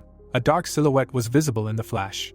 The soldiers parted when they saw Shifer. The man raised his head and looked sternly ahead. Lightning flashed around the cultivator. But he still stood up. The old man realized that the first sword of the continent was in front of him. The magician bowed his head and said that he was interested in him because he was curious about who dared to oppose the empire. Raising his hand, the sorcerer explained that ordinary soldiers cannot be used to fight a monster like him, and declared that he was also a monster. A cloud of energy appeared in his hand. The 8th circle is a level whose existence in reality is questionable. The villain, shrouded in a blue aura, recognized his opponent and decided to fight him with all his might. The villain opened his eyes wide and challenged him to try to hold out. Darkness fell on the battlefield. From it, the hands of fallen fighters appeared. The living dead rose to their feet. The warrior frowned and realized that this was forbidden black magic. Hannibal, lying on the ground, trembled and coughed. The protagonist immediately cut off his head. Jung Hyuk frowned sternly and declared that this was quite an interesting trick. Thunderclouds thickened in the sky. Schiefer opened his eyes wide and wished death on his opponent. Another lightning fell from the sky. A black haze enveloped the sword. The guy got into a fighting stance and used the first style of the final stage. The young man swung the blade. His attack cut the lightning in half. The man looked at the sky in shock and wondered how this was possible. The cultivator made a dash towards him. The old man raised his hand and ordered his subordinates to stop him. The monsters rushed to attack. Darkness surrounded the master from all sides. The warrior pushed off the ground and used the dominant step of the heavenly demon. With a few blows, the protagonist dealt with the living dead. Jung Hyuk opened his eyes wide. A giant demonic hand appeared in front of him. It slammed its palm onto the ground with force. The guy was able to stay on his feet even after such a blow. A sharp swing of the sword cut the hand in half. The magician's eyes widened in horror and thought that for the first time in hundreds of years, an alarm signal about a possible death sounded in his head. The sorcerer gritted his teeth and realized that he was going to use this in another fight. Summoning a cloud of energy in his hand, the villain decided to use it now and asked the enemy to be grateful that he was able to see this technique. The young man frowned tensely. A giant black dome appeared around the heroes. Dark magic swirled around him. At that moment, the dome disappeared along with the opponents. Kevin frowned in fear and called out to the young master. A giant crater appeared on the battlefield, as if from an explosion. Bamford raised his hand and froze in amazement. The man gritted his teeth and decided to take advantage of the chance while his eldest son, Dimitri, was not here. The old man stretched out his hand and ordered the soldiers to attack. The fighters rushed into battle. Standing in the middle of the field, the knights wondered what they would do without their master and whether they would be able to withstand Kronos. Chris looked around and concluded that without a leader, a feeling of defeat arose within them. The young man frowned furiously and realized that he had to replace him. The deputy stepped in front of his comrades and called out to them. The swordsman clenched his fist and asked the others to trust him. The enemy army was approaching. The soldier made a dash towards them. The fighter drew his sword from its sheath. The ground shook under the feet of the enemies. The knight cut the air in front of him with his blade. Several blows wounded the opponents. The heroes stood still. Chris ordered them to follow him. The troops rushed towards each other. The commander-in-chief clenched his teeth in anger and wondered what was wrong with him. The villain raised his hand in order to release the power of the mages and use all available methods and means. Suddenly, the people froze when a bright light illuminated them. A girl descended from the sky and ordered them to stop. A golden glow surrounded the girl and she said that she warned them. The knights clasped their fingers on the handles of their weapons while the rival said that ultimately, for the sake of conquering the continent, they touched the forbidden darkness. Waving her fingers in the air, the lady said that in the name of the Lord she would punish evil. Light rays flew along the trajectory of the sphere around her, and it turned out to be a blessing. The guy dropped his jaw in bewilderment. Chris looked at his palm and noticed that his wounds were healing, and he didn't understand if it was divine power doing it. Mounting a magical horse, the Queen of the Moon ordered the warriors to follow her. The knights in armor rushed after the leader. A bright yellow trail on the ground remained behind the heroes. Bamford, his mouth wide open, did not believe that they could be here, because at this rate they would all end. Waving his hand to the side, the old man ordered his army to retreat. The Duke, his pupils bulging in fear, shouted that they would return to the fortress and wait there with all their troops. Suddenly, an arrow pierced his iron breastplate. At the same second, it seemed as if the girl let go of her hand from the bowstring. The fighters stood at the top of the defensive fortress. Frowning furiously, the commander-in-chief Kronos began to worry about their defensive camp.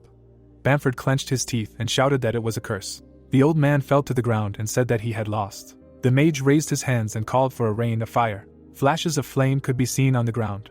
Energy streams flew around Isabel, and it was said that the army of Kronos, surrounded by the Phoenix mages who occupied the fortress in front and the Dimitri family alliance in the rear, was slowly thinning out.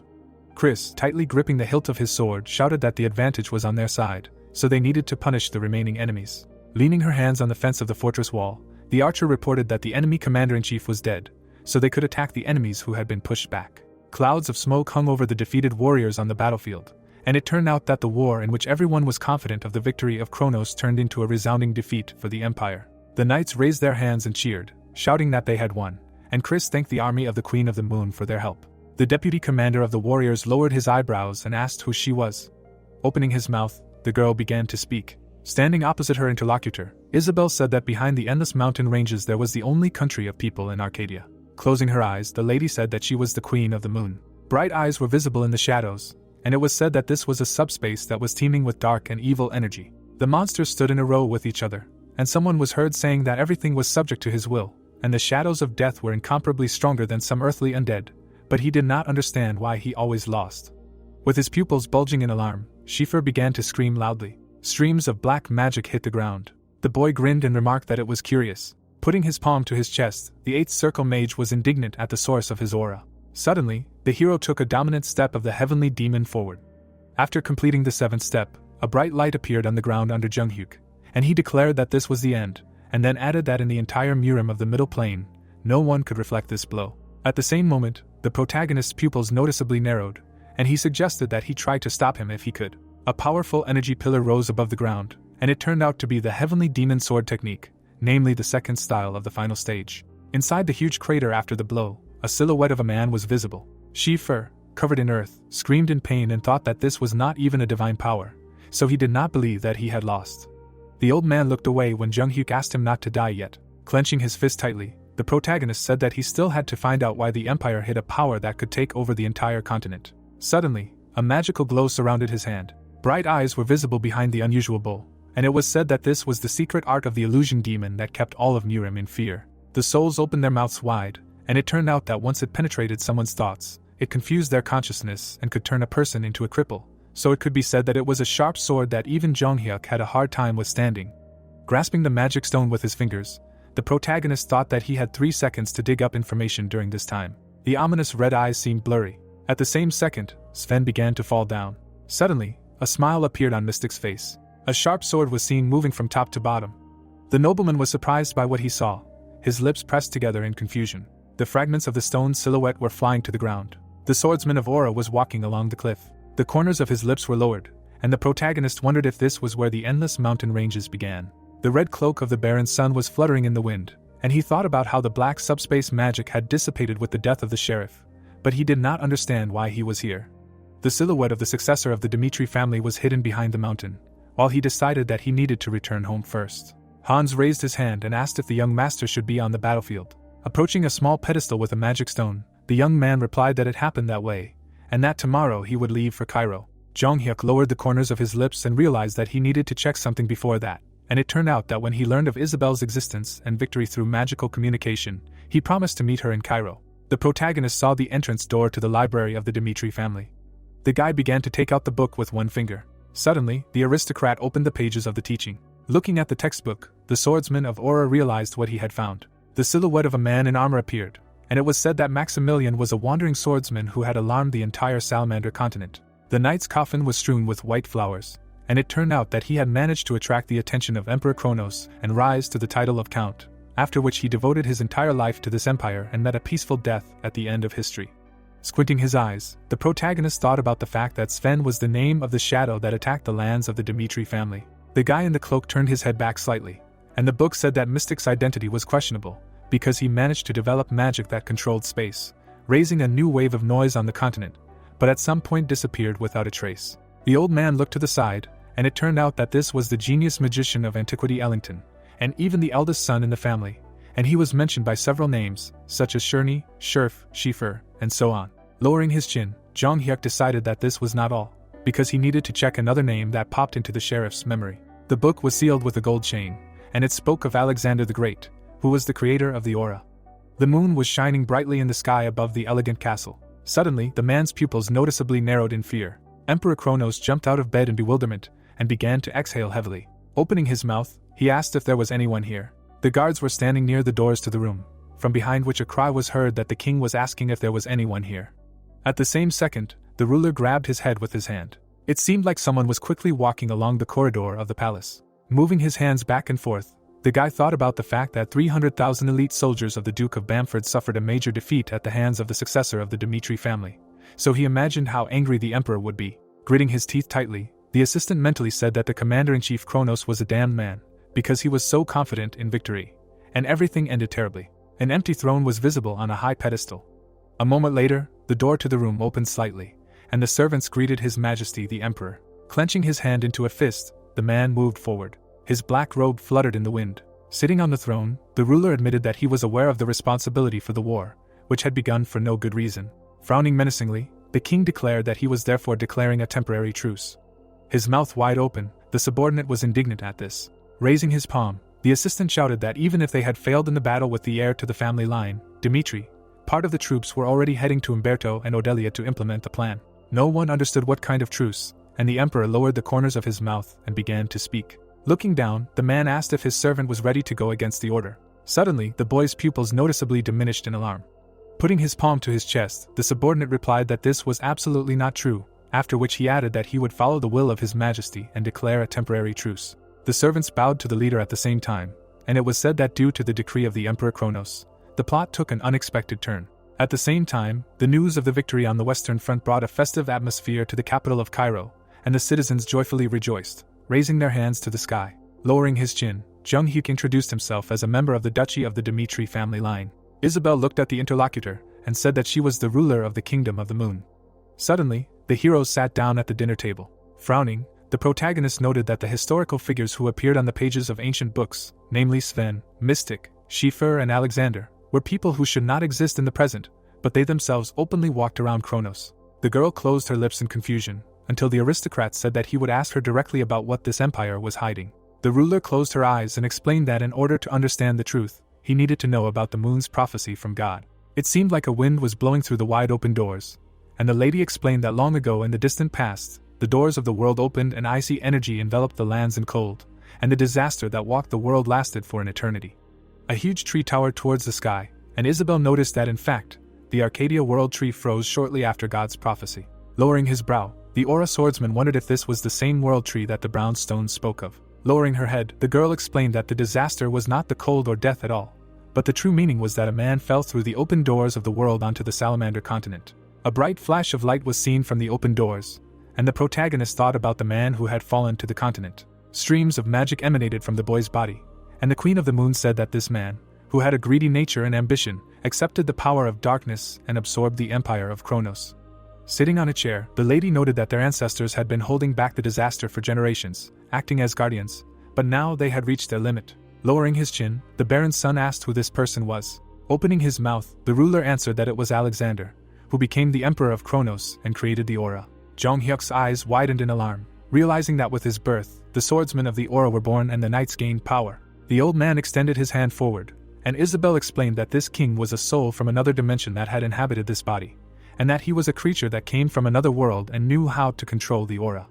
A small boy stood near the window, and the Moon Queen noted that there were manuscripts that when he first revealed himself to the world, he called himself by a name that was difficult to pronounce. The child's eyes were shining brightly, and it turned out that he was Master Murim, who had come from the Middle Plane.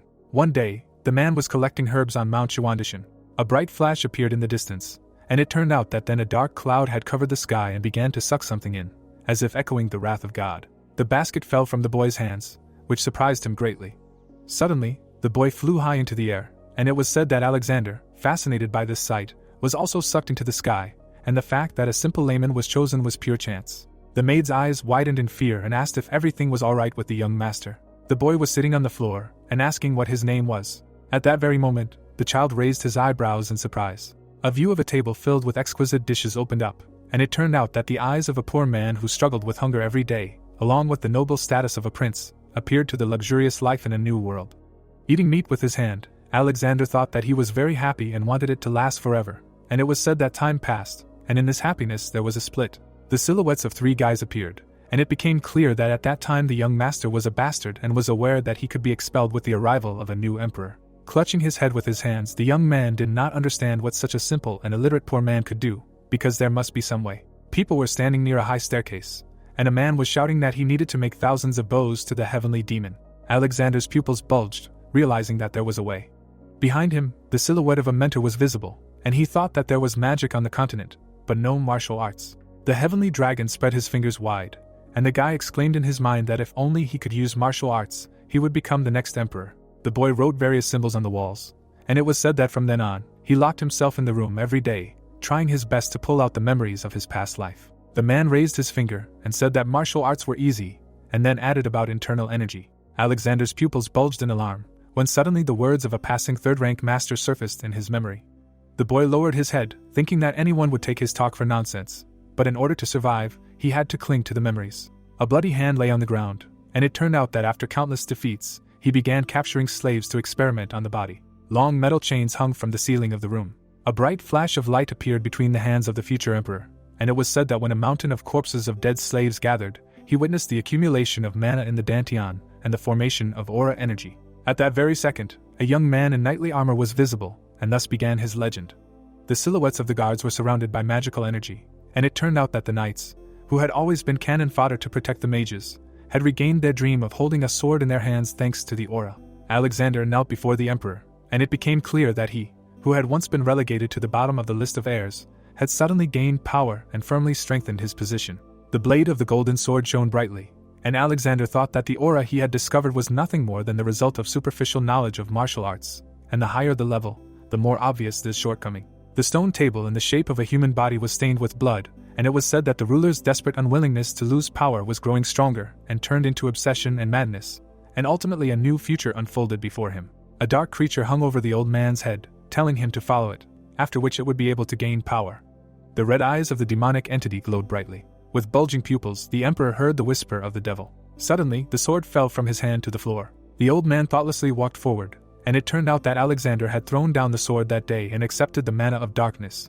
And this is the real truth about the aura, which was the truth for everyone. The mystic knelt on the ground when he was asked if Emperor Kronos had declared a temporary truce.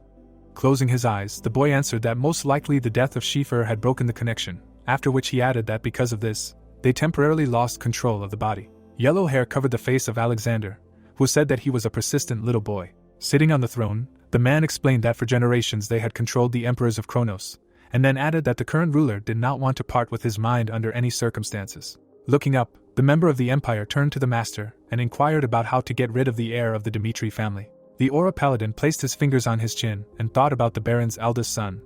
The man placed his finger between his eyes and mentally said that his strength was unpredictable. Jong Hyuk stood in front of the old man, and Alexander noted that she also reminded him of his martial arts, in which case there was a high probability that he had also crossed the dimension. Squinting his eyes, the aura creator realized that, unlike him, he was a true martial artist. People could be seen rejoicing at the sight of the protagonist who had saddled his horse, and Emperor Kronos realized that if he were in his place, he might not have accepted the power of darkness, and would have been able to shake the entire continent. Closing his eyes, the boy decided that he wanted to see his strength with his own eyes.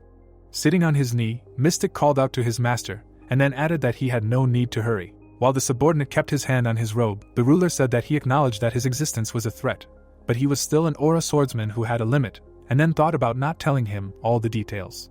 Alexander frowned angrily and asked if his servant thought that this man was his equal. The member of the kingdom opened his mouth wide and shouted that this was absolutely not the case, because in front of him sat an immortal mage who had already reached the level of a god, so he could not even imagine his defeat. Putting his hands on the chair, the boy explained that the emperor's order was not easy to change, so for now, everything could go on as usual.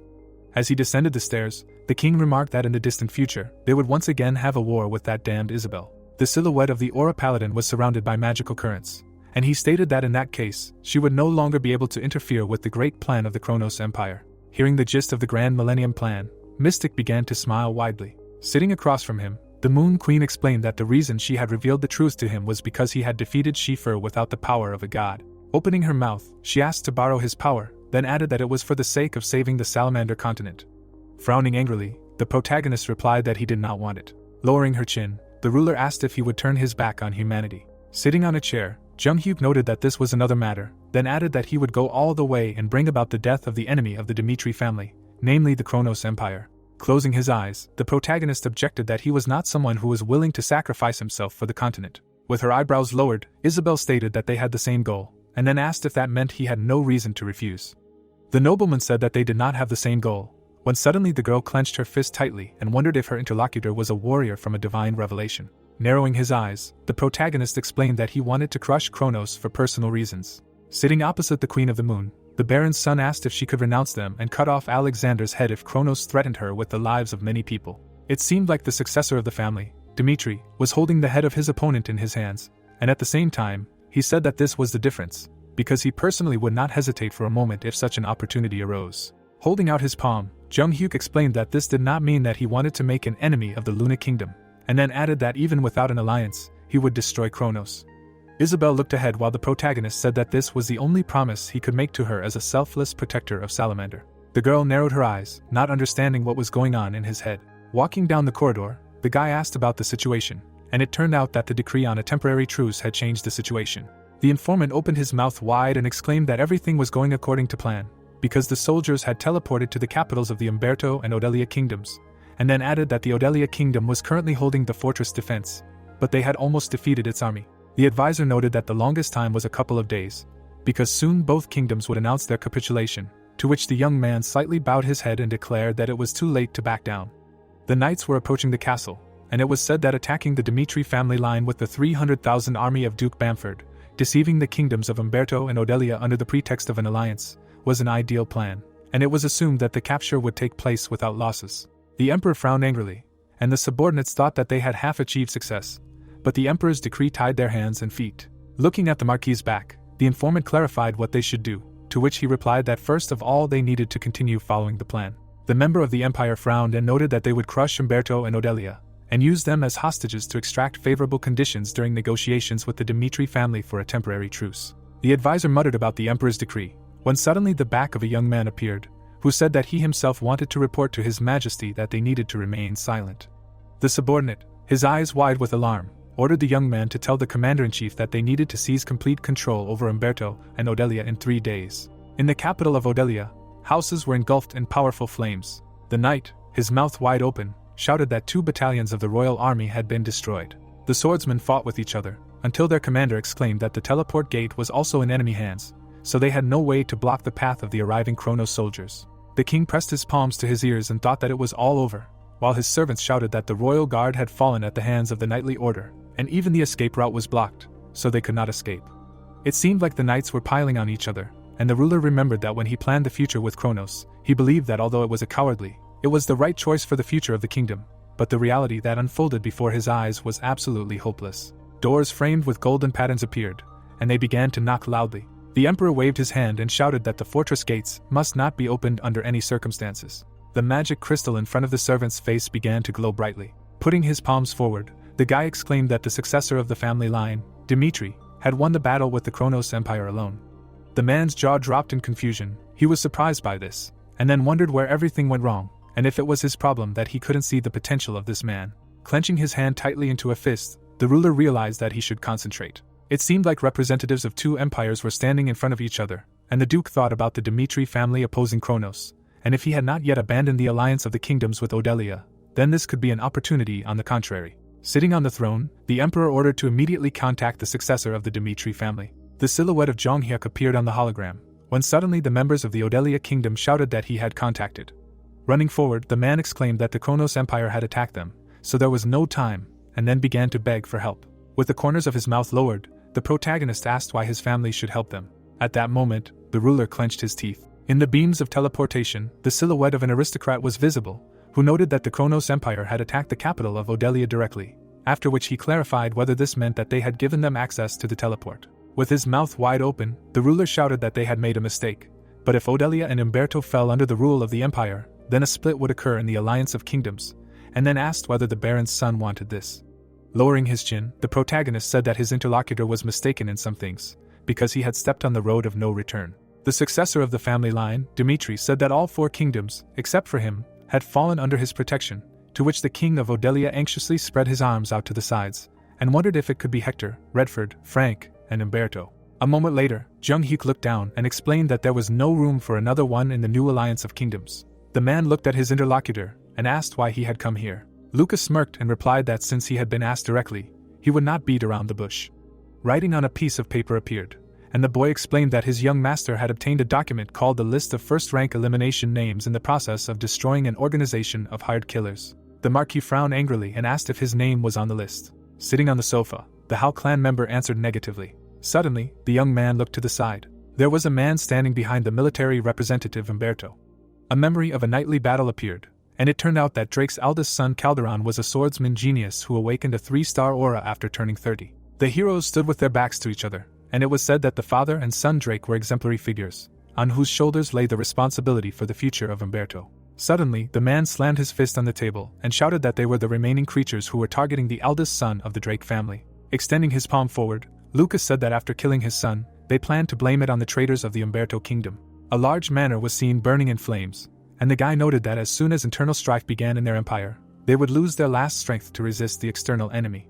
A member of the Hao clan said that he came on orders to warn them, to which the Marquis lowered his head and clarified if that was all. Frowning in anger, the man noted that he could already thank him for that alone, after which he added that it was unlikely that he came to him personally just for this. Suddenly, a smirk appeared on Lucas's face as he suddenly announced that he would now tell them how things would develop from here on out. Jung Hyuk could be seen standing in front of the world's door, and the boy said that his master would finish his journey to Redford and go to Valhalla, and after that, there was a very high probability that the war with the Kronos Empire would become a reality. A golden scale could be seen behind Marquis Drake's head, while the Hao clan member noted that in that case, the Umberto kingdom would have to make a decision. Smiling, the young man explained that if they continued to avoid battles, they would forever lose the chance to change the boundaries of the continent's holdings. The man lowered his chin and asked if the guest wanted to say that they would face Kronos head-on. The protagonist's silhouette appeared behind Lucas, and he declared that the successor of the family line, Dimitri, would not retreat. The king dropped his hands in confusion when he was told that there was no place for Odelia in the new alliance of kingdoms. Sweat was pouring down the man's face and he remained silent. The emperor opened his mouth wide and ordered his servant to connect him with Umberto immediately. The silhouette of a man in armor appeared on the hologram. Suddenly, a drop of blood fell to the floor. The king of Odelia was surprised when he saw Calderon. The man's pupils bulged, not knowing what to make of this. The wounded baron lay on the ground, and the ruler wondered if the eldest son of the Drake family had killed the king. With an evil grin, the boy said that judging by the expression on his face, the Kronos Empire had betrayed them. The hologram rose above the emperor, and the heir of the Drake family noted that this was why it was not worth doing. Calderon lowered the corners of his mouth and said that King Umberto had fallen for Kronos' sweet words and opened the teleport gate. The knight army's armor was shining brightly, and the young man said that the Drake had received information from the Dimitri family and knew in advance about the sudden attack of Kronos.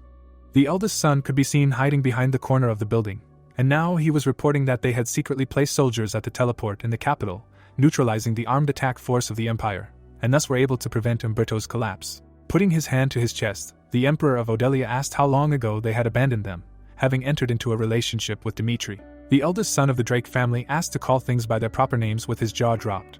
A green aura surrounded the knight's silhouette, and he explained that the loyal vassals of the Umberto kingdom, led by the Drake family, had never even considered bowing to Kronos from the start. The man clenched his fists tightly when he was told that on the day Dimitri declared war, they had sworn allegiance to the young master. Lowering his head, the king thought about how war was not a reckless move for the son of Baron Romero. Looking at the floor, the king realized that they had secured the support of most of the kingdoms on the continent by starting a war to prove that the Dimitri family line could overthrow the empire on their own. The guards were holding the entrance doors to the room with great effort. Covering his face with his hands, the man mentally said that even without realizing it, he had made such a stupid decision, and therefore was not worthy of the crown. The Emperor of Odelia spread his fingers wide, wondering why his father had made him such a weakling. The knights carried the ruler under their arms. The heads of the slain men were visible on long sticks. Suddenly, the warrior turned around when someone shouted that the fortress gates had been breached. The eyes of the king of Odelia were closed. A huge estate in the capital of Cairo opened up. Charlton smirked and said that this war had started with a small conflict. Folding his hands behind his back, the man said that he understood the reason for declaring war, and then asked why they did not declare a temporary truce. The Baron extended his palm forward and said that His Majesty the Emperor did not want any more thoughtless sacrifices, which is why he had made such a noble decision. Closing his lips, Daniel thought about how such an impudent man had come to ask for a temporary truce. With a wicked grin, the Kronos representative asked if he was sure he could bear the consequences if he went all the way.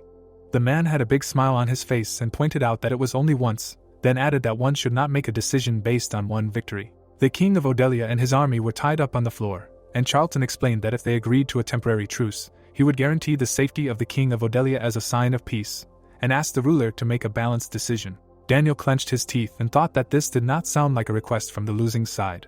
Emperor Cairo turned his head to the side and asked what his partner thought of Kronos' proposal. Jong Hyuk stood there with the corners of his lips downturned, and suddenly he was addressed. As he walked down the stairs, the protagonist said that he would ask one question, then clarified by what right he came here. The Baron opened his mouth wide and shouted that he was there as a messenger, then exclaimed that he should have some manners. Approaching his interlocutor, the aristocrat recalled that the continental law obliged him to protect the messengers, and then asked if he had followed the rules as a messenger who complied with the rules. The aura swordsman grinned and noted that the man had not asked for permission or raised a white flag, and had even brazenly used the messenger's teleport. The protagonist's eyes glowed brightly, and he asked if he called himself a messenger after all the broken rules of the continental law. Frightened, his pupils bulging, the successor of the family line, Dimitri, said that the war was still in full swing. Suddenly, Charlton brought his fingers to his neck, and it turned out that even without drawing his sword from its sheath, and with just one look, he was able to suppress a person. With his fist tightly clenched, Jung-hyuk warned that if he was the messenger of the enemy camp as he claimed, he should kneel before him instead of the raised flag. With his mouth wide open, the boy shouted that he had come here by the will of His Majesty the Emperor, and then asked if the heir of the Dimitri family was so eager to destroy relations with Kronos. With his arms folded, the protagonist asked if his knees were a good reason to cancel the truce.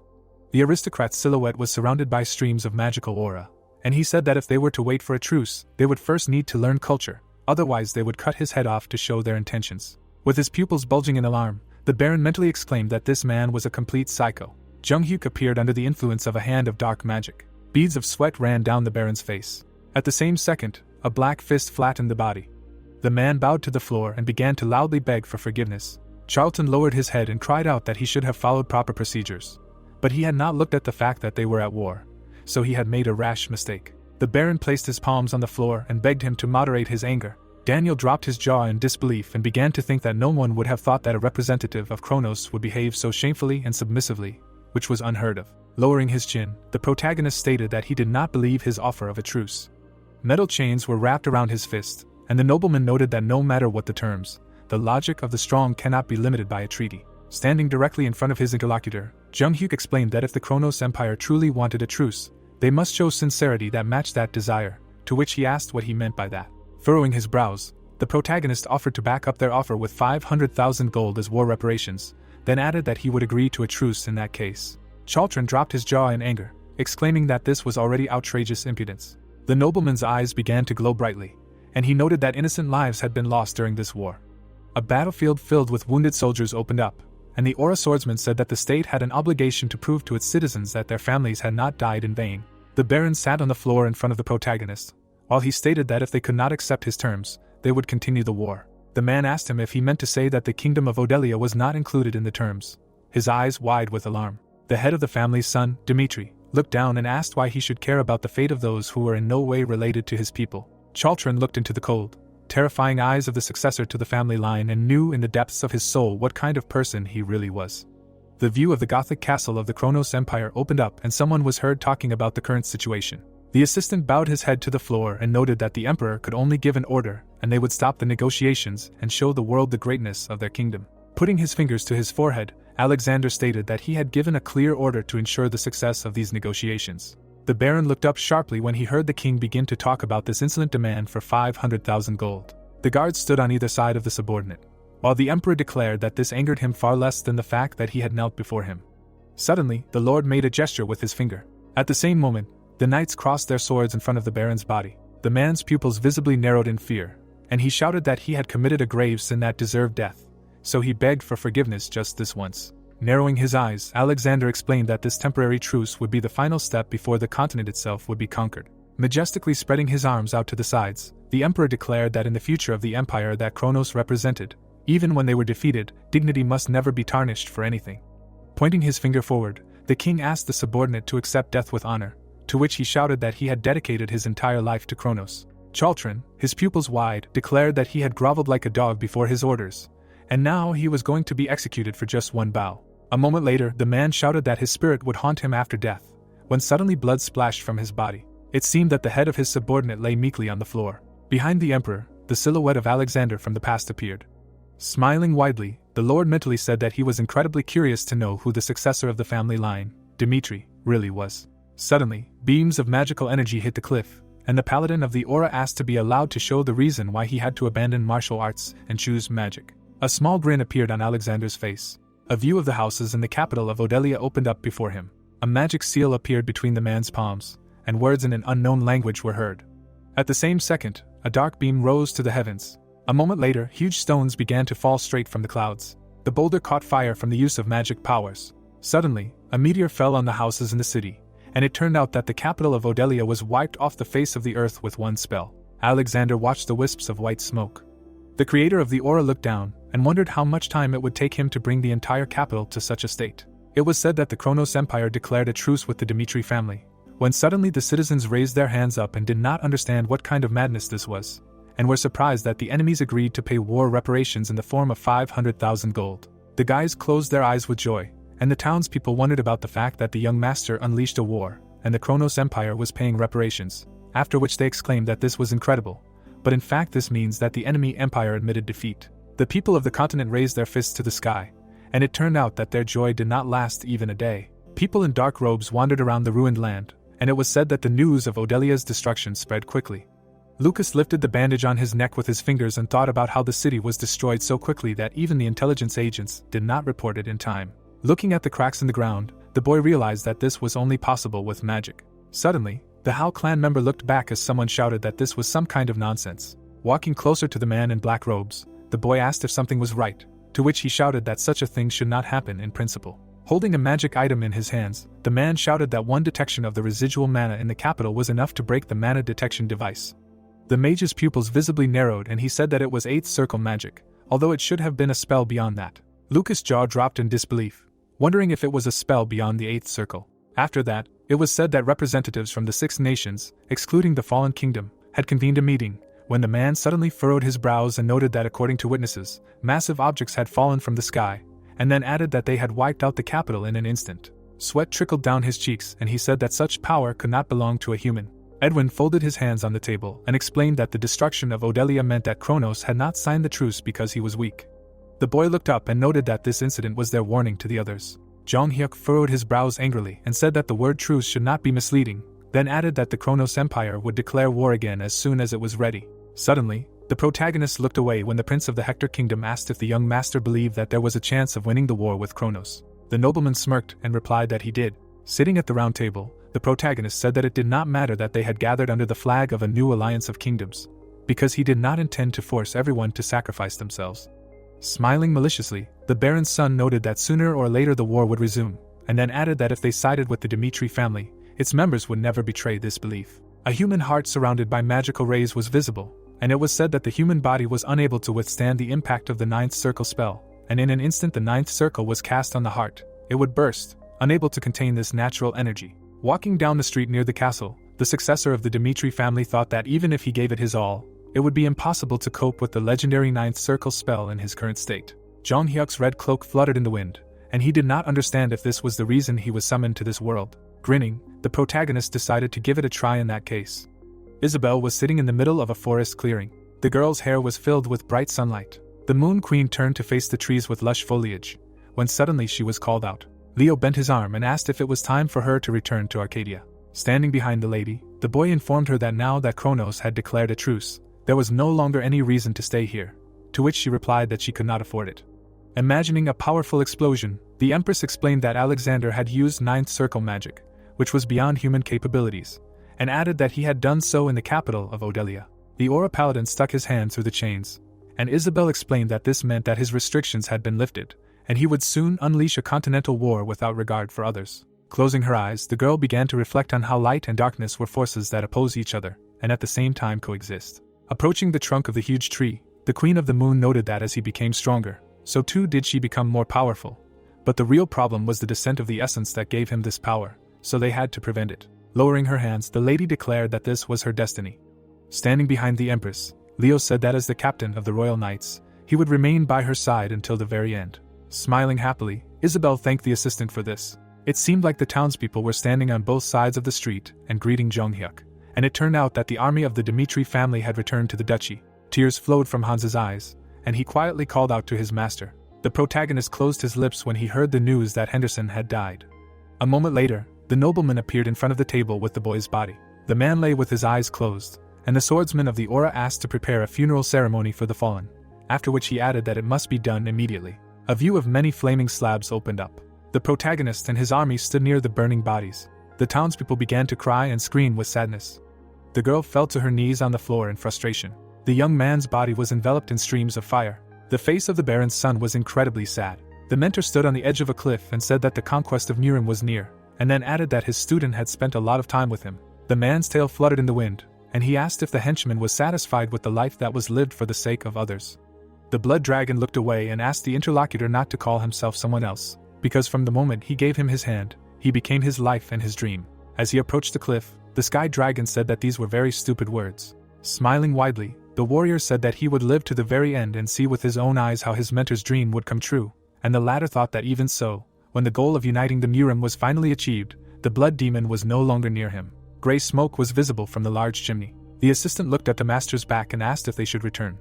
Jung-hyuk stopped, and his subordinate noted that he had endured countless forced marches, so he needed rest. The protagonist's eyes were hidden by his hair, and he began to speak. The nobleman asked if he had ever told him that he wanted Chris to be the commander in his absence, to which the protagonist closed his eyes and replied that he remembered it. The commander-in-chief appeared on the cliff face, and the aura swordsman said that one word from the captain was worth many lives, and that was his life. Slightly tilting his head down, Jung-hyuk explained that if he showed too much humanity and they tried to get close, they would have to be treated like tools and lose trust.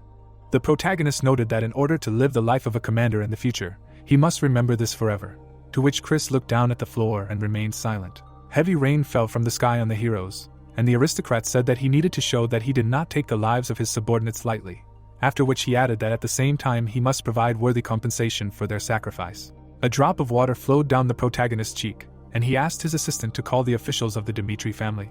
Approaching a large metal box, the Baron's son said that they would begin discussing compensation for the victims of this war. The Viscount sat at the table and asked if he was serious.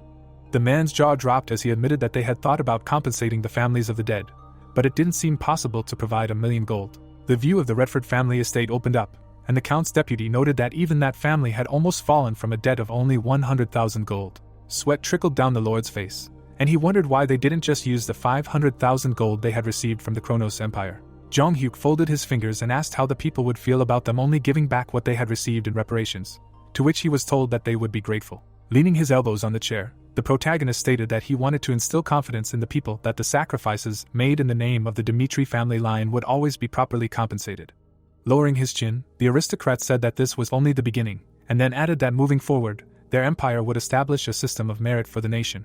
A view of snow-white coffins opened up, and the aura swordsman explained that this would not only apply to the victims of the war, as individuals like Henderson had made significant contributions, and they would be revered as heroes of the nation and would be rewarded accordingly. A handshake between two people was shown, and the Baron's son said that Cairo had agreed to distribute all 500,000 gold from the reparations to this case, and even offered to help cover part of the remaining 500,000. Squinting his eyes, the protagonist noted that they had lost a lot in this war. The guys smiled contentedly, and the successor of the family line, Dimitri, said that they must show everyone who follows their empire that for them, the greatest loss is precisely the people. The Viscounts looked at the leader diligently, who said that they had won the war. The assistants dropped their jaws in bewilderment when Jung-hyuk said that now they need to focus on restoring peaceful life so that no one in Dimitri is left to mourn. Frowning, the protagonist noted that at this time they should rejoice in triumph, to which everyone agreed. A view of a small house opened up. There were tears in the photo of the couple, and someone could be heard muttering that he was a cruel man.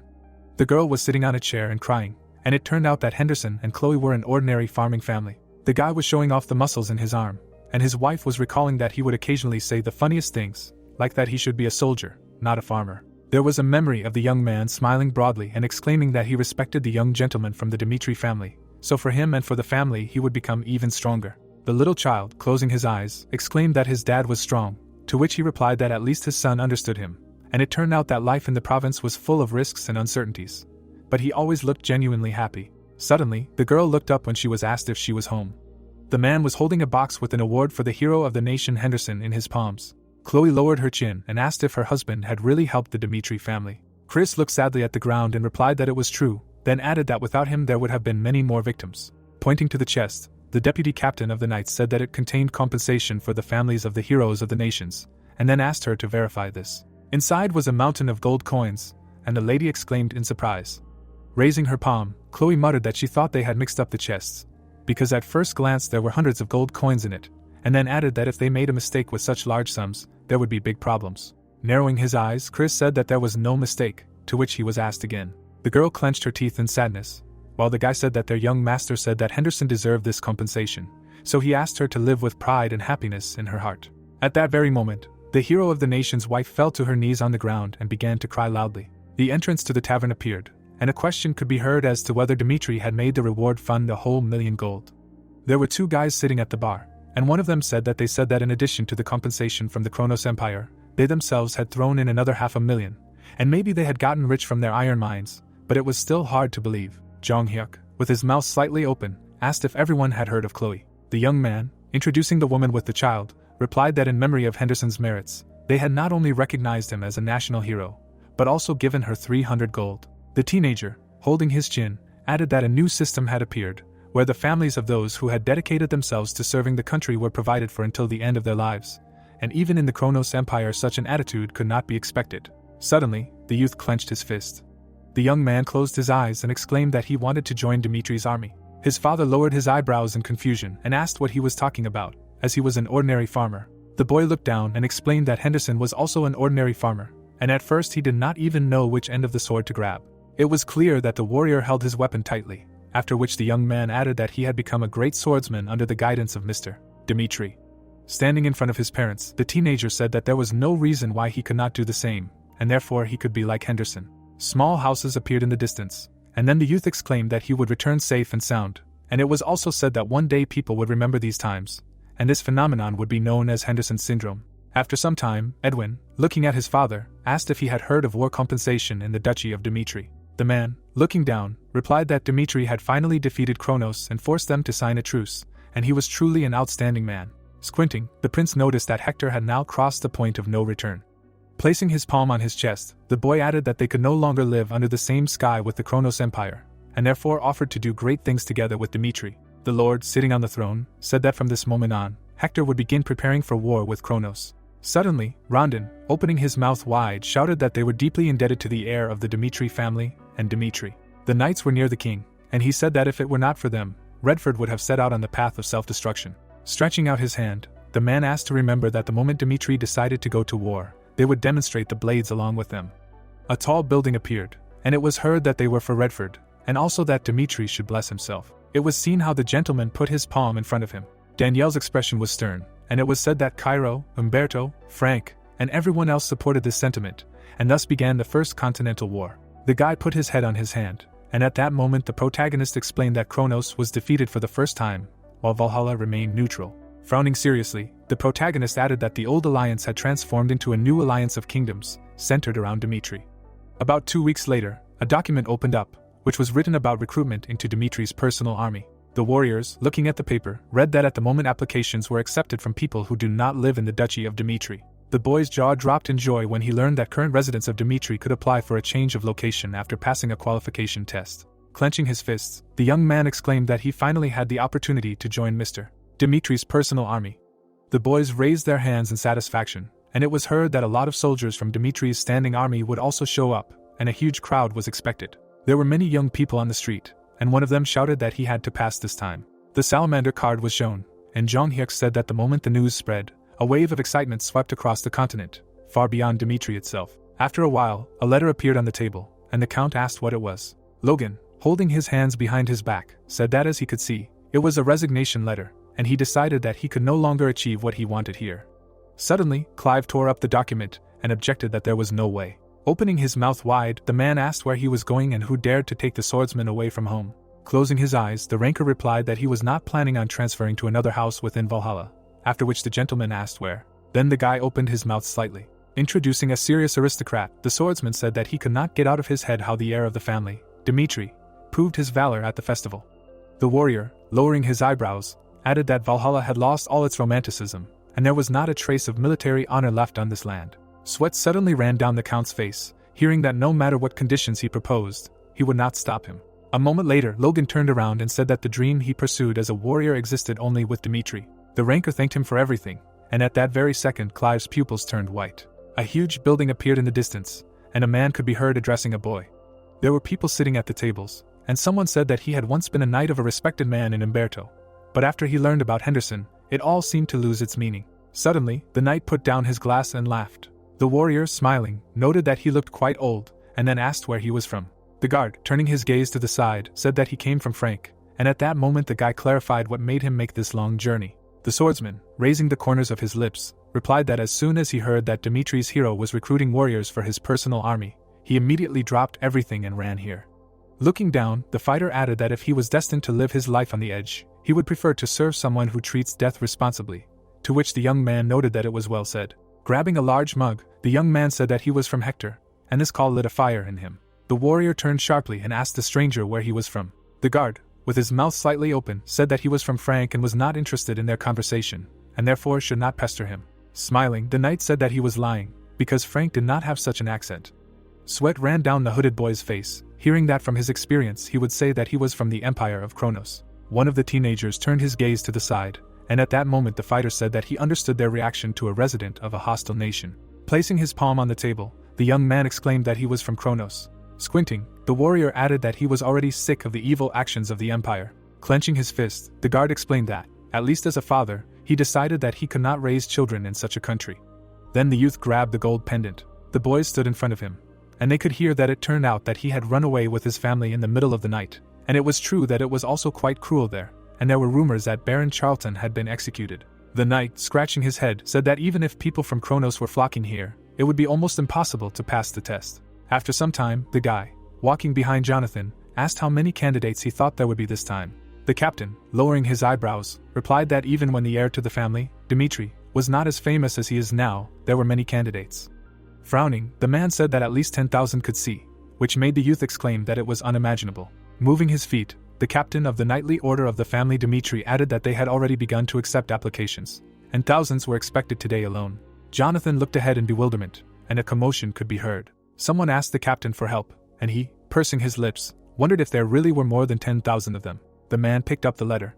Through the sweat on his face, the captain of the knightly order of the Dimitri family read that his name was Faber, and that he would be 39 years old this year, and that he had previously served as a member of the knightly order of the prestigious house of Umberto, and that he was currently capable of manifesting a 3-star aura. Opening his mouth, the warrior was very surprised that the swordsman was so eager to join not even a knightly order, but an ordinary private army. The guy, lowering his head, said that he did not expect that even such people would respond to the recruitment ad. The knight showed up, after which Jonathan muttered that in addition to Faber, there were many talents gathered here. Imagining the formidable protagonist, the captain thought that they all came to learn from the young master, and that was precisely why they were here. Suddenly, the man narrowed his eyes in bewilderment. Leaning on the table, the warrior asked how he got here. A former commander of the Knights of the Memphis family of the Kronos Empire named Fred was visible. After some time, a view of the palace opened up. The Marquis, lowering his eyebrows, said that just one victory, and they flew to Dimitri, and then clarified what he had just said. The guy, touching his shoulder, said that Commander Fred had not reported for duty for a whole week. The Duke, sitting at the table, exclaimed that he should send someone to check on him, to which he received the answer that there was no one in his house. The Lord's pupils narrowed from the fact that the assistant said that today they had received confirmation that Commander Fred and his family had used the teleportation gate. A magical portal appeared, and the young man added that the destination was Cortus. Imagining people in hoods, the nobleman thought that Cortus, the lands captured by the heir of the Dimitri family. The Baron clenched his fist and asked if the commander of the Memphis family knights had defected to Dimitri. Suddenly, the Marquis knelt down and explained that this was the current situation.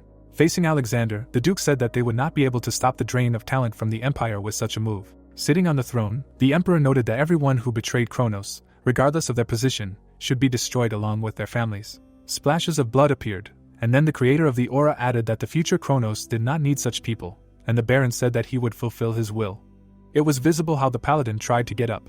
Frowning seriously, the man thought that they were saying that he was teaching his personal warriors unique fencing. The gentleman narrowed his eyes sharply, and it was said that Alexander was the founder of the aura, and although he abandoned it halfway, taking the path of a magician, he was curious about how incredible these martial arts could be. The Emperor then bit his lips. Looking ahead, the paladin muttered that if the fragments he sent passed the test, he would be able to test his techniques on himself using mind control. Tall stacks of documents were visible, and Zonik explained that as many as 100,000 people had applied to join Dimitri's private army, and even after the initial selection, tens of thousands remained, and the Hao clan members had to mobilize entirely and conduct a basic investigation into their qualifications and identity verification. Some of the participants' photos were crossed out with crosses, and it turned out that any deviation from the submitted information would lead to disqualification. The guy opened his mouth wide, and then the protagonist announced that after 2 weeks of qualification tests, the lists for the third round were completed. A huge army was revealed, and then the protagonist added that out of the 5,000 candidates, only 500 would be accepted into the private army, and the rest would be given the opportunity to join Dimitri's army. Chris, with his hands in his pockets, shouted that he would now tell them the format of the third test, and added that the test was simple. Lowering his eyebrows, the blonde said that their senior comrades were behind him, and they had accomplished great feats in the name of Dimitri, and let them choose one of them, including him, to fight. Opening his jaw, The deputy captain of the Knights of the Dimitri family exclaimed that victory was not the only condition for passing, and even in case of defeat, let them show a sufficient level of ability, and they can achieve success. A moment later, Chris asked the first candidate to take a step forward, and then Faber smiled happily. The warrior, squinting, thought that the test itself was simple. The faces of his opponents were menacing, and he muttered that the question was rather whether to choose an unknown opponent, or one whose strength he was confident in. Raising the corners of his lips, the fighter decided who he would fight. McBurney's gaze was serious, after which the knight said that he was a graduate of the Southern Training Camp, known for his extraordinary left-handed fencing. Looking towards the guys, the swordsman added that he himself was left-handed, and therefore this was nothing new for him, and at the same moment announced that he chose McBurney. The blonde, standing between the warriors, explained that the time limit was 3 minutes, and whether it would pass or fail would depend on how the match went. A sharp sword appeared, and it was heard that they could begin the duel. Suddenly, the fighter rushed from his place. The knight was quickly approaching his opponent, and also realized that he would not have many options left with only his left hand. Unexpectedly, the fencer jumped to the side. It was seen how the warrior slammed his foot on the ground. Then the swordsman swung his weapon furiously. McBurney leaned back sharply. The guard clenched his jaw and wondered if his winning streak was over. A second later, the young man began to roll over. It seemed like the fighter was spinning quickly. The young man launched a series of blows at the enemy.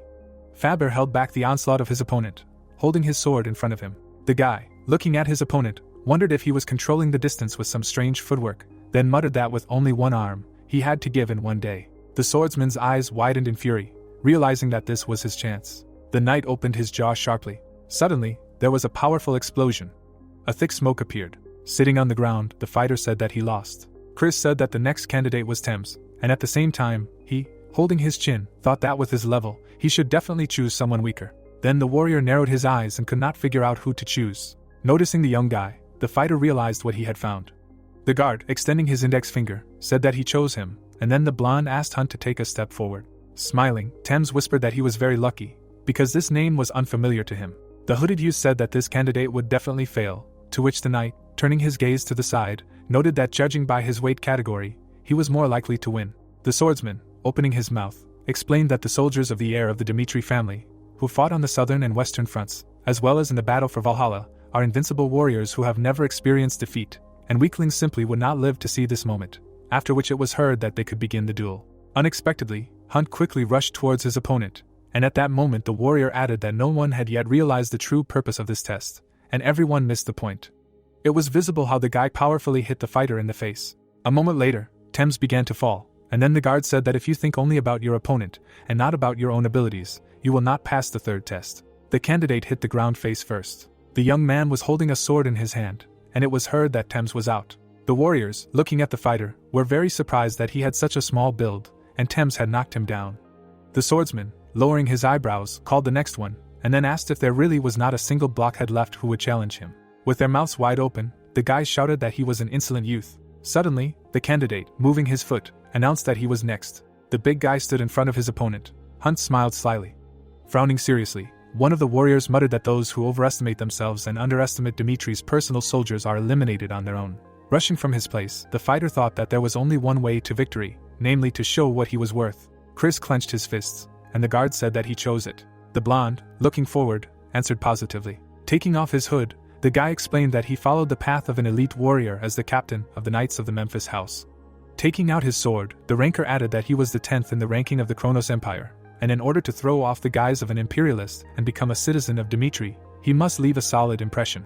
A second later, the elite warrior pulled out his weapon. The deputy captain of the Knights of the Dimitri family, opening his mouth, asked to give it his all. Suddenly, Fred rushed forward. It was visible how the fighter pushed off the ground. The swordsmen quickly approached each other. The blonde's blade appeared. The captain menacingly clenched his jaw. Suddenly, the guard swung his weapon in front of his opponent. A powerful aura surrounded him. Opening his jaw, the guy screamed loudly.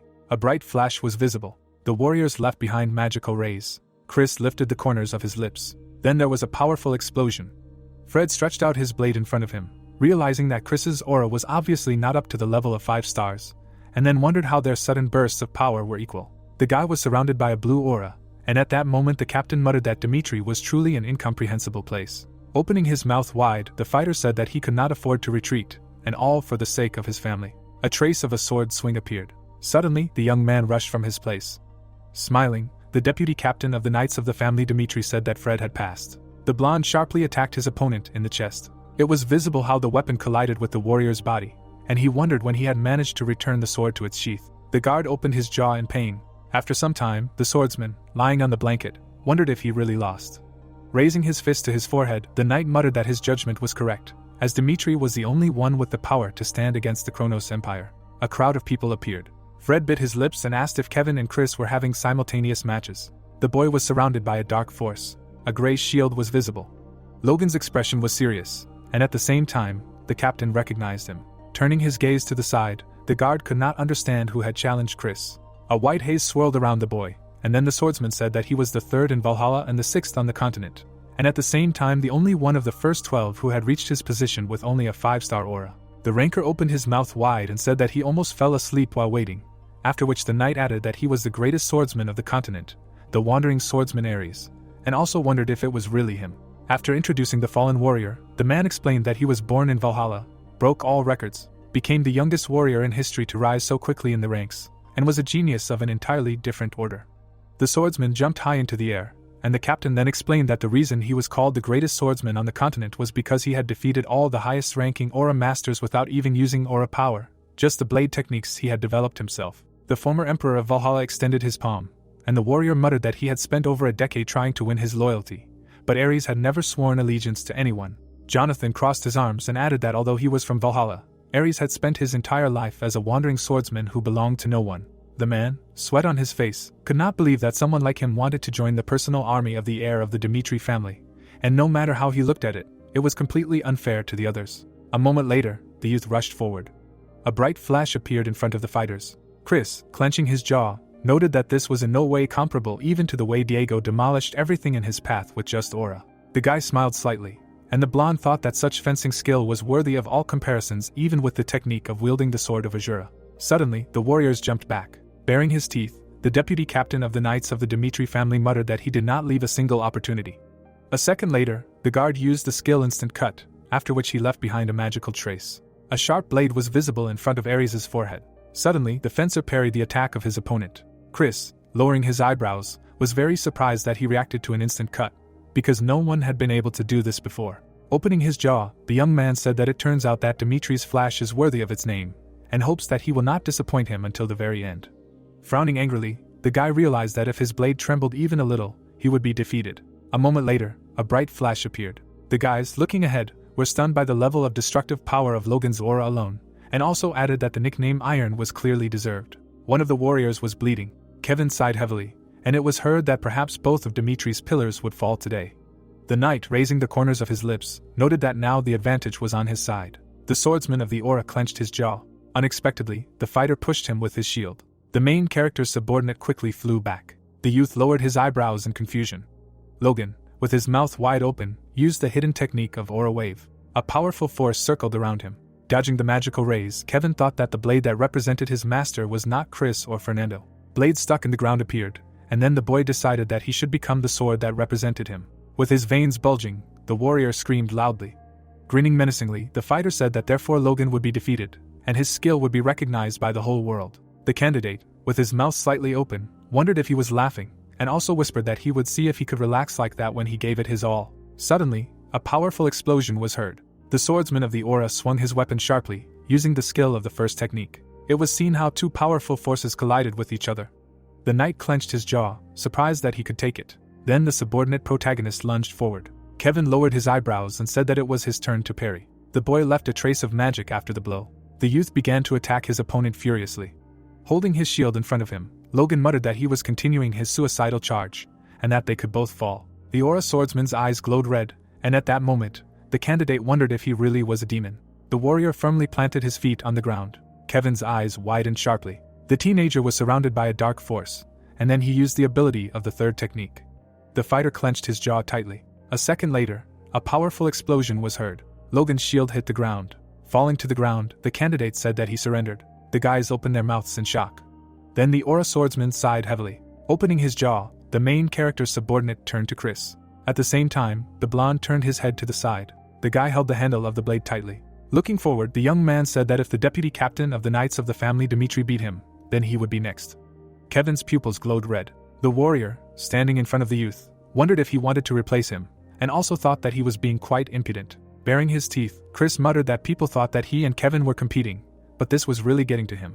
Raising his hand, the blonde explained that he was already born with an aura, while Kevin was a brat from the slums, and they thought that he was his rival. Suddenly, a blue aura surrounded the blonde's body, after which he added that he would prove that he would always be the true number 2 in Dimitri. Ares looked towards his opponent. A second later, the deputy captain of the Knights of the Dimitri family rushed from his place. The guy was quickly approaching his opponent. The swordsman smiled calmly and said that this was a new technique that combined a flash of aura with instant movement. It was visible how the youth hung in the sky. The fighter raised the corners of his lips. A moment later, a multitude of powerful blows were heard. The swordsman quickly slowed down with his feet.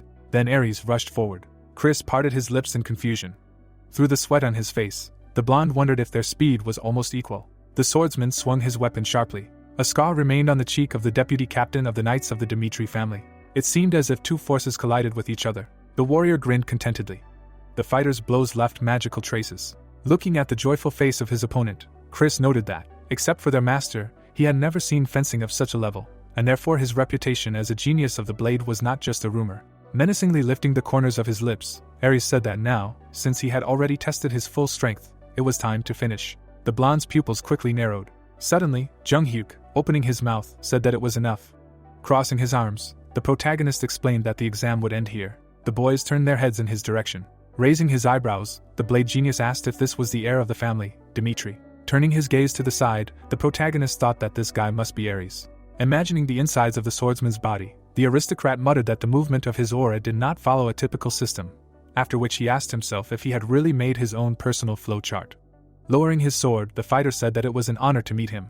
His pupils glowed blue, and then he clarified that although his request may seem rude for a first meeting, he would not mind teaching him everything in a personal fight, and also added that the blood in his veins had already boiled and refused to cool. A warrior appeared in a fighting stance, and then the Baron's son said that the sword demon was one of the 4 heavenly kings who followed Jung-hyuk, who had lived an incredibly outstanding life. Several swords were visible, and the protagonist added that every time he encountered a new martial art, he incorporated it into his own, paving his own personal path. Ares smiled slightly, and at that moment, the protagonist noticed that this guy was very similar to the sword demon. Jung-hyuk crossed his arms and thought that if he continued to develop his techniques in a new direction, his current position would be much more complete. Lowering his eyebrows, the aristocrat said that he did not like people who did not know their place, and if he really wanted it, he would gladly accept his challenge, but let him know one thing, namely, that after their duel, he would be disqualified. Turning his head, the Baron's son asked if he still wanted to fight him. Raising the corners of his lips, the blade genius asked if he wanted to say that even the greatest genius of the continent was of no use to him if he disobeyed orders. Folding his sword, the swordsman muttered that he had not even touched the blade, and that he could smell the fighting spirit from afar, and it turned out that the rumors about the heir of the Dimitri family were not exaggerated. Leaning forward, the guy said that he did not want to be disqualified, and therefore apologized for his indecent behavior. Jung-hyuk looked to the side with satisfaction. A huge number of warriors appeared, and the protagonist said that in a few days the 3rd test was completed, and about 600 participants passed, who were gathered in the appropriate location for the 4th test. The fighters stood next to each other, and one of them clarified what he thought would happen this time, to which he received the answer that he had no idea, but doubted that it would be easy. The faces of the swordsmen were visible. Fred frowned seriously. Ares smiled contentedly. The protagonist slammed his foot down. The aristocrat crossed his arms and congratulated them on passing the 3rd test, as each of them had shown impressive abilities. Opening his lips, the Baron's son announced that the 4th test would begin now. The boys opened their mouths in surprise when they heard that he knew that there were spies from other nations among them, and that they had exactly 10 minutes. Standing in front of the candidates, Jung-hyuk explained that anyone who revealed their identity within the allotted time would be spared, and swears by Dimitri's honor. Sweat was running down the boy's cheeks. Then the protagonist took out his sword. The protagonist lowered his gaze and noted that anyone who did not confess would be executed with his own hands. Suddenly, the warrior clenched his fist and wondered if he had already been exposed. Looking ahead, the young man thought that the heir to the Dimitri family was known as the devil of the battlefield, and did not take prisoners. The fighter closed his eyes, hoping that God would save him. Raising his palm, the swordsman asked if he would really spare them. Coming out of the crowd, the boy said that he had taken part in this test on the orders of the state of Valhalla. Stretching out his hand, the knight asked for mercy, to which he received the answer that it was a wise decision. Disham, through the sweat on his face, was surprised that he even knew his name. Lowering his blade, the protagonist said that he would keep his word, after which the young man thanked him. Suddenly, the warrior, opening his jaw, shouted that in fact he too, and asked for mercy. It was heard that he was a spy for Kronos, and then Chris, perplexed, parting his lips, wondered how many spies had infiltrated Dimitri. Descending the stairs, the protagonist said that there was one last chance. Moving his feet near the candidates, the aristocrat added that there was only a minute left. Suddenly, the Baron's son approached the red-haired boy, who muttered that his family was under threat and therefore could not reveal himself. Clenching his jaw, the boy wondered if this was how he would die. Opening his mouth, Jung-hyuk announced that the fourth trial was over. Sweat trickled down the knight's cheek. Squinting, the protagonist explained that those who confessed were excluded, and the rest passed him. Walking past the crowd, the protagonist said that he knew that there were still spies among them. Parting his lips, the aristocrat noted that the reason they were still alive was because they had not harmed Dimitri yet. 2 passages appeared, and then the Baron's son said that now they would have to make a choice, namely, to reject the past and follow him, or to betray Dimitri. Suddenly, Jung-hyuk, smiling, congratulated the candidates and added that from now on and forever they were his brothers. After a while, Chris, holding his hands behind his back, asked why he spared the spies, and also said that he sincerely did not understand. Then the protagonist tapped his finger on the table. Imagining a web, the protagonist replied that even being the head of a significant intelligence organization, he still would not be able to perfectly control spies who were hiding themselves. Sitting on a chair, the aristocrat asked if he could control all the actions of each member of the intelligence of the entire empire, to which the blonde replied that he could not. A second later, the Baron's son began to rise. Looking out the window, Jung-hyuk said that, unlike total control, he would show them how things are done in Dimitri. Smiling, the protagonist said that he should now imagine that he was a spy for Kronos and met him personally, after which he clarified that he could betray him without any doubts. The guy's pupils sharply narrowed. Placing his palm on his chest, the young man exclaimed that he would never betray him for anything, and added that they would begin preparations for the next stage. After some time, a blond man appeared on the top of the mountain. A bright flash appeared in Alexander's hands. The emperor's eyes suddenly lit up yellow, and he muttered that he was beginning preparations for the next stage. A moment later, the creator of the aura released a powerful force. A powerful explosion was heard in front of him. The paladin raised the corners of his lips. Everything around quickly burned, and then the soul from another dimension said that he would see if the heir of the Dimitri family could really withstand his power. Lowering his head, Alexander thought that his fragments had successfully embedded themselves in Dimitri, and soon they would reveal the secrets of his combat skills and give them to him. Imagining himself as an old man in the past, the emperor noted that he was the originator of the aura, and would dissect his techniques to the smallest detail, and show the whole world how pathetic he was. Standing in front of the protagonist, the paladin added that he would wipe him off the face of the earth, just to prove that the path of magic is truly true. A magical portal appeared behind him. A scroll hovered in the air above Mystic's palms, and he turned to the master, saying that a message had arrived from Dimitri. Turning around, the creator of the aura read that these were invitations to a fencing festival. Holding the letter in his hand, Alexander asked if he had organized some kind of festival. Grinning menacingly, the emperor said what kind of impudent idea had come to his mind this time.